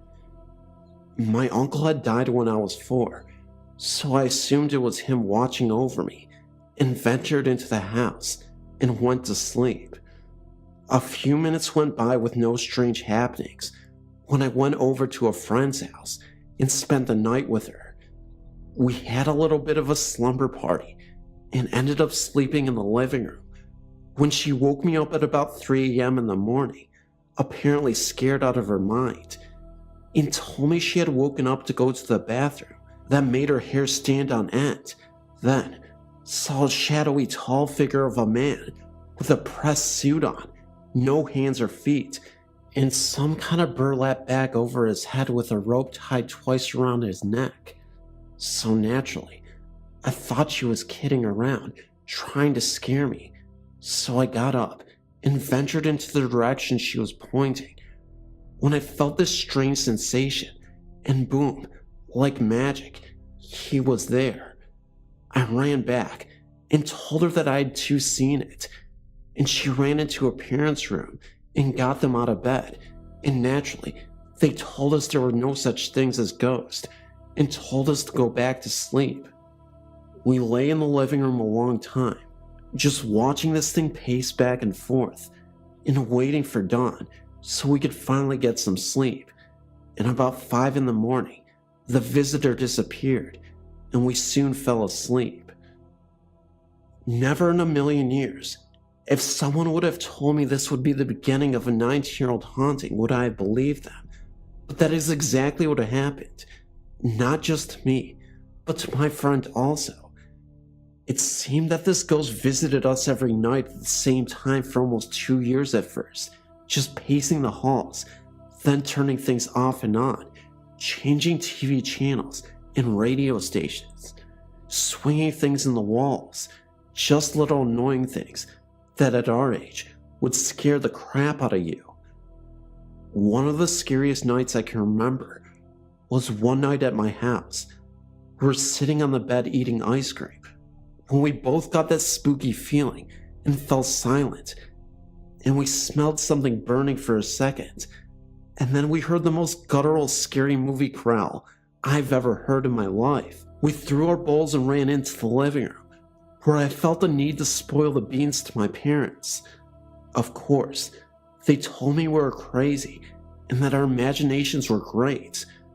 A few months later, I was still insisting to them that something evil was in the home, and they kept telling me the same thing and began asking me if I needed help like counseling or something, but I kept fighting with them about it. By this point, even my brothers thought I was insane. A few months later, my parents decided to move because I stuck to my story, and they were hoping that if they got me away from my friend, that my imagination wouldn't work overtime. We moved about 65 miles from that town to another farmhouse that was even older than the last one. The same thing was happening, only instead of pacing back and forth, the figure began to float to my bedside, lean its head to the side, and make noises like it wanted something from me. This was a nightly ordeal for a few months, and then it began to start touching me. I could never see its hands, but I could feel the icy cold prickle sensation that came with it, working its way up my bed, to my legs, up my body, and even surrounding my head. Most nights, I was too afraid to move and afraid to cry out, so I laid in my bed, silently weeping. This went on for quite some time too. Then it began to lay in the bed beside me and touch me off and on all night, as though it was testing me to see if I was scared. And trust me, I was terrified. But when 5 a.m. rolled around, proof he would vanish. After a few months of this, in a ton of lost sleep, I finally got the nerve up to throw a pillow at him and yell at him. You know, things like, "What do you want from me?" And he began to put his head to the side, even more, and grunt, as if he was replying, "What?"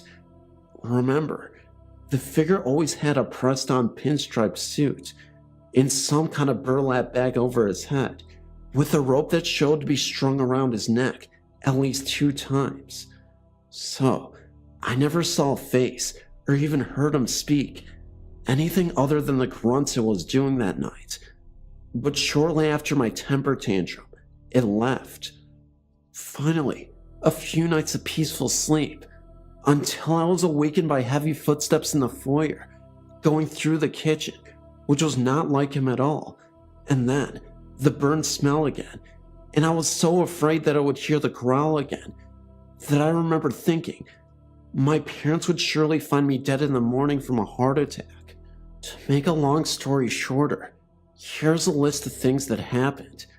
After that night, I never saw the burlap ghost again, but strange things and sounds and figures would keep me up all night. It was like an open portal in my bedroom.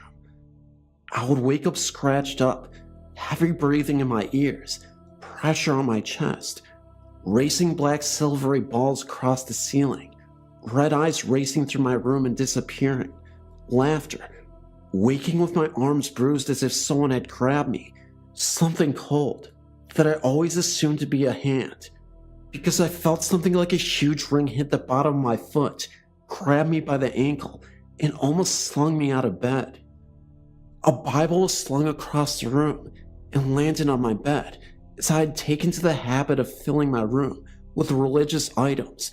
In one night, so much activity in my room that my younger brother was awakened and came in only to turn white and started screaming.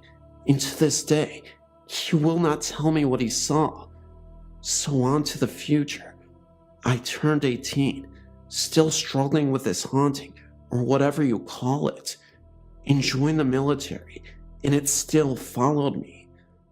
Even being stationed in Iceland, it was still up to no good, and my best friend, who was also my roommate, would say things like something is not right, and it was doing all of its little tricks again, like turning things on and off. But she seemed fascinated with it, so I told her the entire story, and she didn't seem to mind. She had just wondered what I had done to have this happen to me. Finally, a few years of peace without one thing happening. I'm now 24 and live with my boyfriend in our 3-bedroom, 2-bath house, and nothing. Another year of peace when he tells me one morning that he felt like he was being choked in the middle of the night, and he has some bruises on his arm. I say nothing because I don't want him to think I am crazy, but it keeps happening, and then I wake up, look at the clock, and it's 3 a.m. again, and something is breathing heavy in my ear. I got up and went into our guest bedroom, and nothing, so I fall asleep for what seems like a few hours.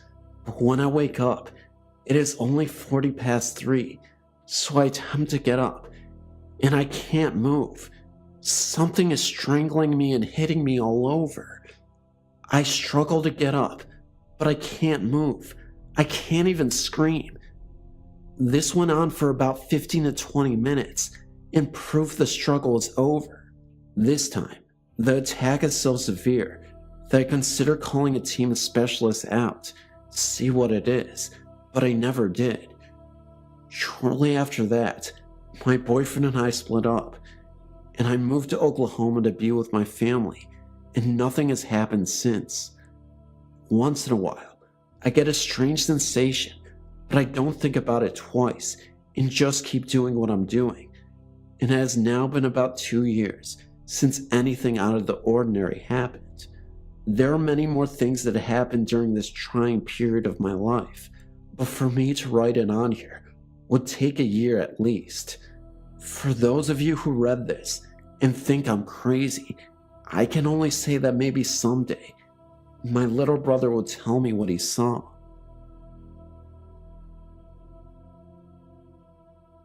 My fiance had just died in our townhouse. This was in 2002. He had offed himself in the head. I went back later because I couldn't go back there for a while after he had died. Anyway, I went back and I kept feeling hand brush across my forehead. One night, I was in bed and was about to fall asleep when something grabbed my foot and was pulling it downward. I freaked out.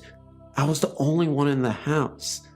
Then, I had a friend come over because I was afraid to be alone because of these things happening. My friend was downstairs and I was upstairs, coming out of the bathroom, and a dark floating figure floated right by me. It almost ran into me and would have had I not stepped back. It telepathically told me it was not here for me and that it had gotten what it wanted, and also will not look directly at me. I somehow felt like I was being protected by God, and the thing was actually afraid of me. I didn't feel scared. Later on in the month, I took a bunch of pictures of the townhouse because I wanted to remember the good times where my fiance had lived and been very happy together at one time. I was planning on moving because the memory of his death was just too much for me, and I always had this creepy feeling there since he had died. After I got the pictures developed, there were 120 photos in all of several different rolls of film of different things, and then the one that I had taken pictures of, the inside of the townhome. Out of all these photos, I had taken 3 of the exact place where he had died, and only those 3 photos were what appeared to be flames right in the place where he had passed. It almost looked like the portal to hell. Seriously. To this day, I cannot explain those pictures. They were taken with a very expensive camera. No other photos I had developed before or after that had ever had those flames in them like that. Just the 3 that were the exact location of his body when he died. My name is Malin, and I've just turned 21. I live in Sweden. In my parents' house, I've experienced some strange things that I really can't explain. My sister and I have always felt that there is a presence other than us. My parents don't believe in that kind of thing and have always told us that it's just our imagination.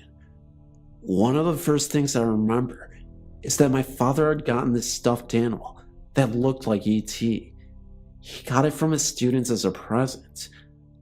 I must have been about 4 years old and had recently seen the movie with my sister, and for some reason, I thought that E.T. was the most scary thing I've ever seen, so I didn't like this doll at all. In our basement, there are a lot of different rooms. In one of them, we had a huge box filled with stuffed animals. Every time I went down there, I took the E.T. doll and put it in the bottom of the box, under all the other stuffed animals.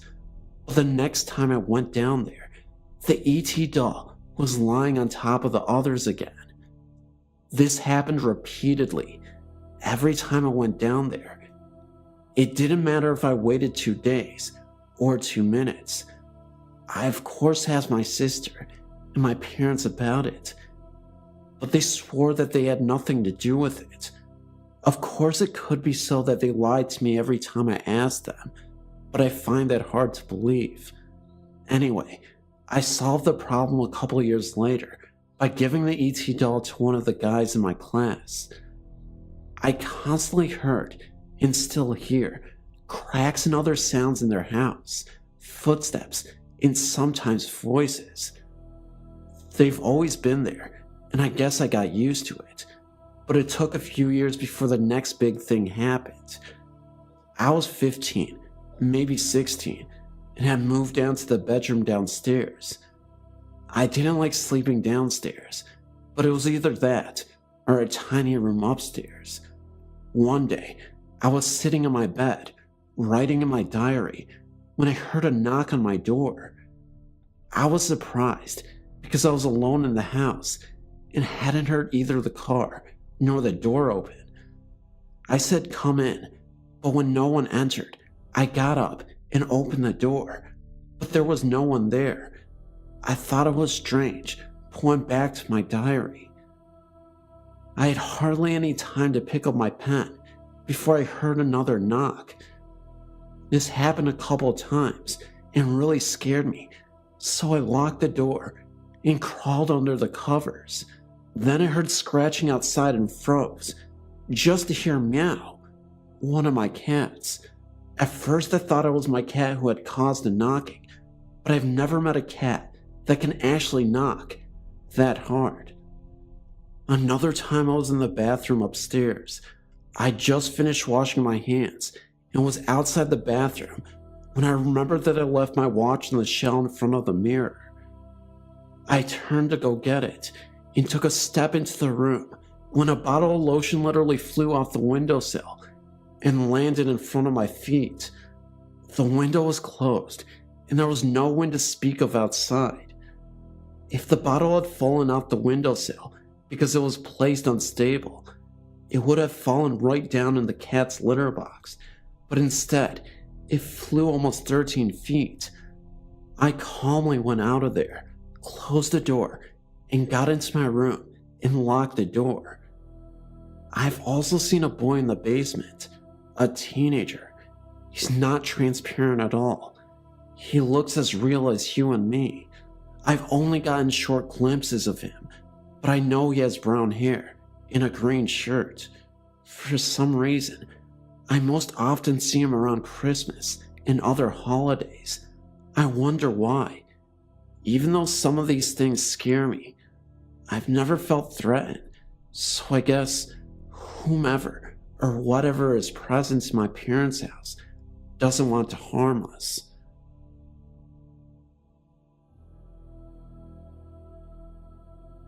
I'm one to be afraid of the dark, but there are feelings I get. Feelings that tell me to get out. Almost a communication with my location. The basement has been home to incidents experienced by me and my slightly older sister. My experience is weird. I went downstairs to retrieve something for my mom when I was near the stairs. An opaque dark shade of gray temporarily blinded me. Whilst running up the stairs and wiping my eyes, I swore I heard something. My sister heard something too. She was on the downstairs computer once. It had basic features. She swore she heard something whisper something close to her name. My sister sprinted upstairs as well. Finally, my parents' room. I come in on rare occasions, like when the light and TV is on, or when my mom or dad are watching a good movie. My room is on the other end of the hall. I need to pass my parents' room. When I pass their room, I see strange things at the end of the bed. I see dark, almost impish figures. Once, I could have sworn I've seen red eyes. Now, for the sound, it is very creepy, yet inconclusive. I have no idea what the sound actually is. Once, when the family and I were in the living room, I heard a broom sweep in the back of the house. Weird part, there was no broom in the back of the house. Plus, just today, on 3/20/2008, I heard something in my room exhale. I know it wasn't me. That had freaked me out. The feeling. I think I may actually have been touched too. Once, when I was 8 or 9, I was watching a show on urban legends. I felt something run something gently down my back. It was around 10 or 11, but I got up anyway, and I went to the living room where I found my mom. I told her what happened, but she just said it was just a curtain.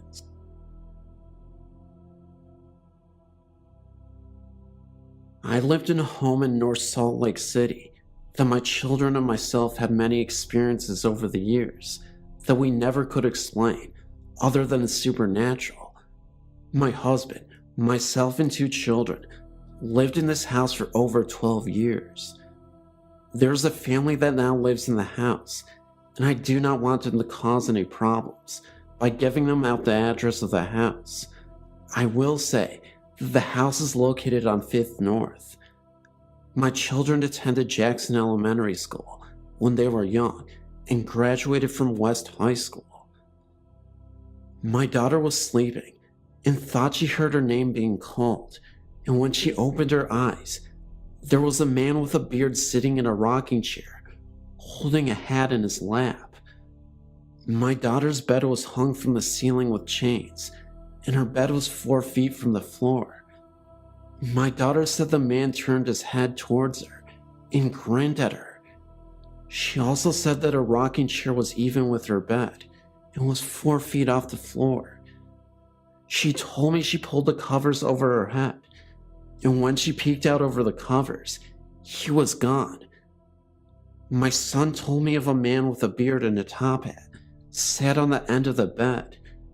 My son heard his name called, and when he even looked in the direction of the speaker, the man sitting on his bed, the man grinned at him.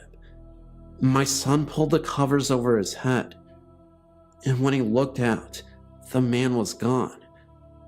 I was alone in the house for a few days, and on 2 different nights, I was awoken to the sound of music, violin, and tinky sounding piano. The lights were on in the kitchen in the front room. As I entered the kitchen from my bedroom, the music stopped and the lights dimmed, and as I entered the front room, the lights dimmed, and I found myself standing in the middle of the front room in the dark. I heard footsteps in the stairwell, and when I got to the bottom of the stairs, the lights were on upstairs. I started walking up the stairs, and with each step, the light got dimmer, and about at the 5th step, it was now dark upstairs. I could write about many other things that happened at this house. We never felt anything evil with our experiences, and it was always our own fear that scared us.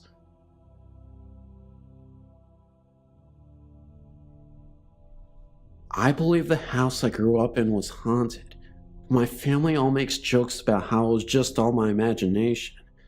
There were several different occurrences throughout my childhood, nothing on a regular basis, but frequent enough for me to believe that something paranormal was going on there. I lived in this house from birth until 18 years old. I am now much older, and I still believe what I saw and felt was real and inexplainable. As a child, I always woke up in the night to get a drink of water or a snack even sometimes. I wasn't overweight, but it was a running joke in my house that I always had to get up to get something to eat at night. On several of these occasions, I would walk out of my bedroom down the short hall and into the living room where we had one of those old TVs that when you turned them off, the colors would dance for a short while and then go out. My parents were early to bed, early to rise, so I know the TV couldn't just shut off. But I would go out, and there would be a human face made from those colors that actually would just swim around when it was shut off. I watched the TV during the day, and it shut off, and always watched to see what the colors did, but they never made the face during the day, only at night, after the TV had been off for hours. The second occurrence that freaked me out completely was on one night. I was standing at the refrigerator, which was on the same wall as the doorway that led down to a small landing, which is where the back door was, and the stairs to the basement were. I always felt watched downstairs, and couldn't stand going down there at night, even with all the lights on. I could do it fine during the day, but at night, it freaked me out. Anyway, the night I'm speaking of, I turned my head to the doorway. The only illumination was the light from the refrigerator, and there was a fully formed person peering around the corner from the side that would have been coming up the stairs. The horrible thing about it was that at first, I thought it was my stepdad, but then I got a look at his face a little closer, and it was his face, but almost evil looking. I swear it had red eyes, but that could have been a misinterpretation of what I saw. I ran back down to see where all the bedrooms were, and I peeked in my parents' room, and he was still in bed. I've never found an explanation of why it could have been his likeness, but I know It was definitely scary. About 2 years ago, my boyfriend Luke and I were at our friend's house. He lived about a half an hour away from us in a small beachside suburb called Two Rocks. To get there from our house, you have to travel down a road called Wanero Road. It's a very long winding road and has no streetlights. Lining the side of the road are white gum trees. These stretch on for a few kilometers. A lot of people have crashed their cars on this road. Most end up as fatal crashes. There are quite a few crosses, especially in the white gum area. Anyway, it was about 1 in the morning when we decided to head back home, as we were both really tired after a long day. We turned, as usual, onto Wanero Road, and were chatting to each other about what to do the next day, when we reached a high-end death toll area.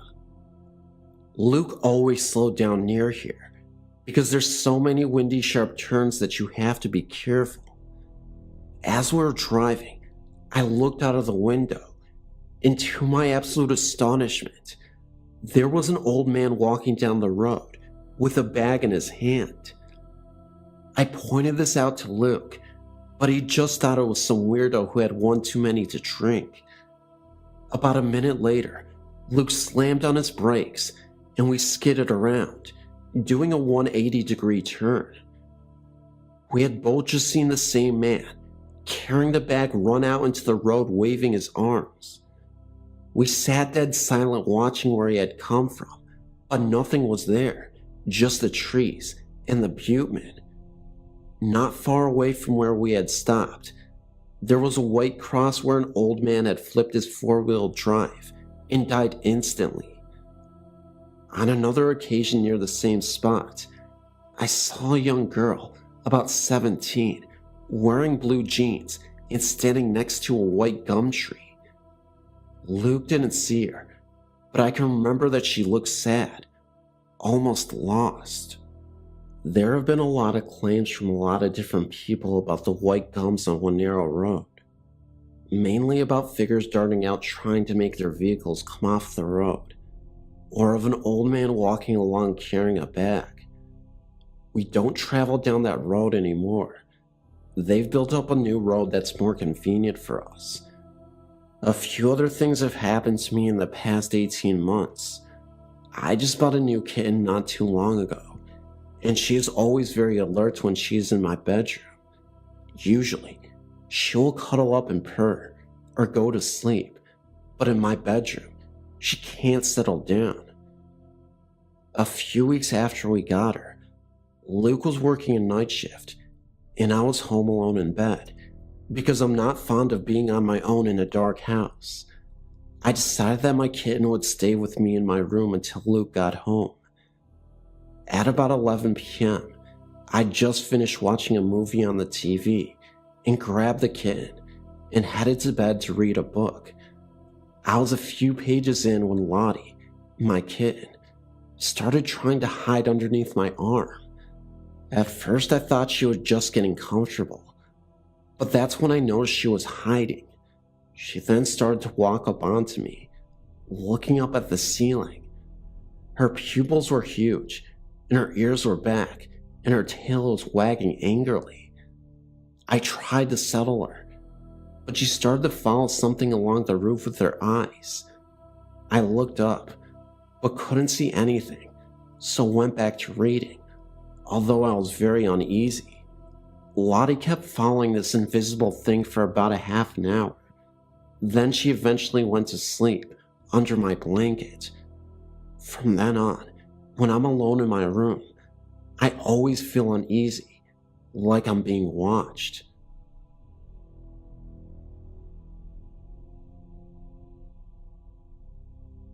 Okay, this isn't the first supernatural type thing that I think I may have experienced, but it is the only one that I know for sure was real. My best friend moved here to Kentucky when I was in kindergarten from Chicago, and moved next door to me when I was about 10. After that, me and her were always together, and always spending the night with each other. Loved her parents to death. That particular night, she had spent the night with me, and it happened to be her other best friend's b-day the next day. Well, maybe about 2 o'clock that day, we went over to her house to ask her dad if we could walk down there, as it was just down the road. Her mom was at work, by the way. I waited outside when the door slammed open and she was screaming, "There's something wrong with my dad." I went in and he just looked like he was sleeping. He had his arms crossed and everything. I'm glad he went peacefully. He was pale, and I touched his arm to wake him up, and he was cold. At that point, I knew he was gone. We ran to my pap's, and he came over and called an ambulance.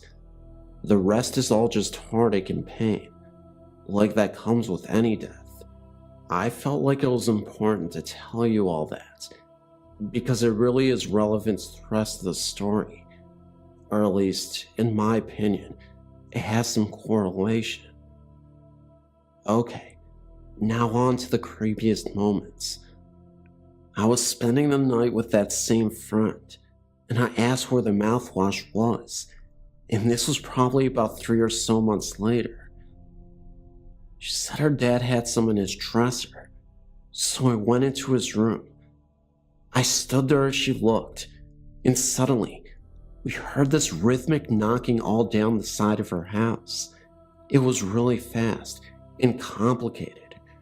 We freaked out and ran to her room. I think he didn't want her going through his stuff. Well, that's all that happened for a very long time. The last experience, her dog is chained up in their fenced-in yard, and it was in heat, and my male dog got in her yard and no one was home, so I rushed over there. They really didn't need any more puppies, and opened her gate to get my dog that somehow got in there. And I heard his voice again, very meanly shout, "Hey," so I freaked out and ran again. The main thing I'm wondering about is that knocking. It's really odd. I think about it sometimes, but I mean it shouldn't bother me anymore, but it does. If you have any ideas as to what this is, please speak up.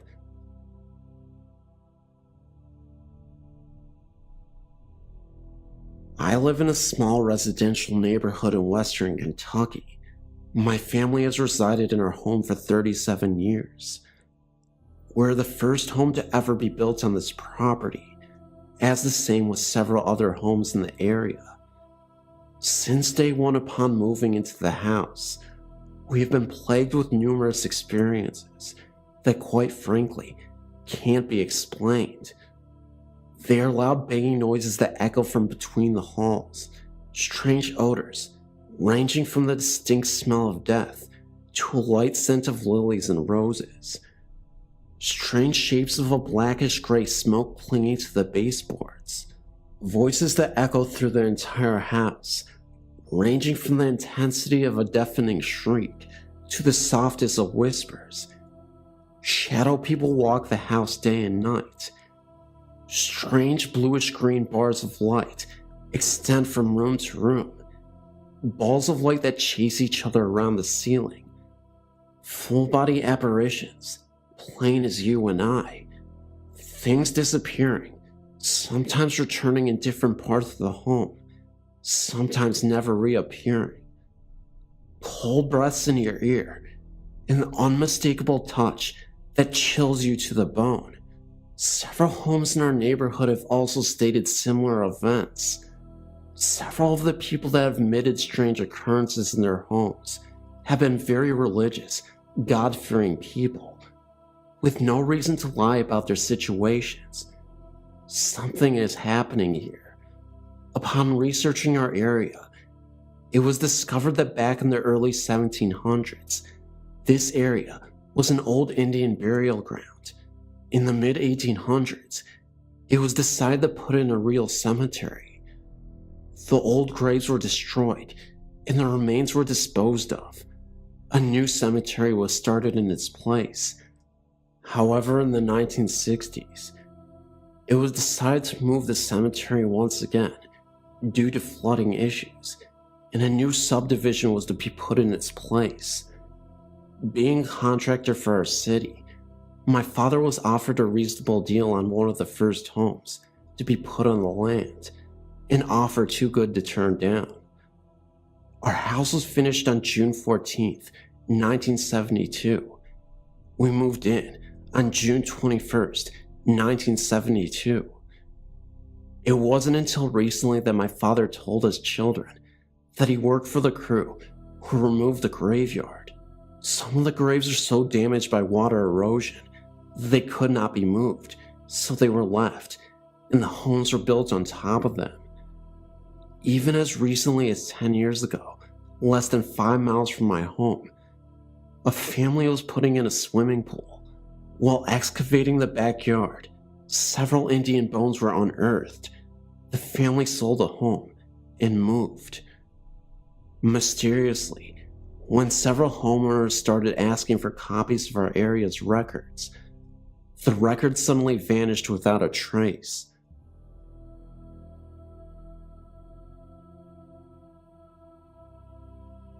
Here are 2 instances in which I experienced ghostly activity.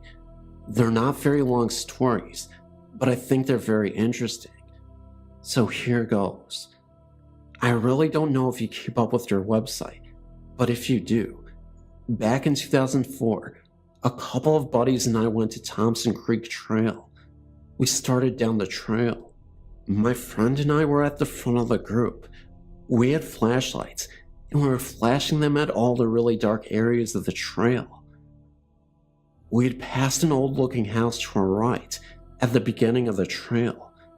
Shortly after, there was a curve in the trail, and in the bend of the curve, there was a tree. It was really dark at the trunk of the tree, so I was kind of scared, and I shined my light on it. The image that had projected from my flashlight was of a very tall man and was standing very close to the tree, and a shadow was cast onto the tree trunk. It is a fact that no one was in front of me. My friend had also seen the huge shadow of a man. I've been to a lot of places on your website, and this was the only one where I'd actually seen something, and it scared the living crap out of me. On to my next paranormal experience. For me, I've always believed in the paranormal, though I've never had any experiences of my own until very recently, including the one I just told you about. I met a new friend at school, and he told me his house had spirits in it. He and his family had all something happen to them, i.e., seeing figures, hearing voices, unusual odors, and poltergeists. They even hired a priest to bless the house, and also a psychic.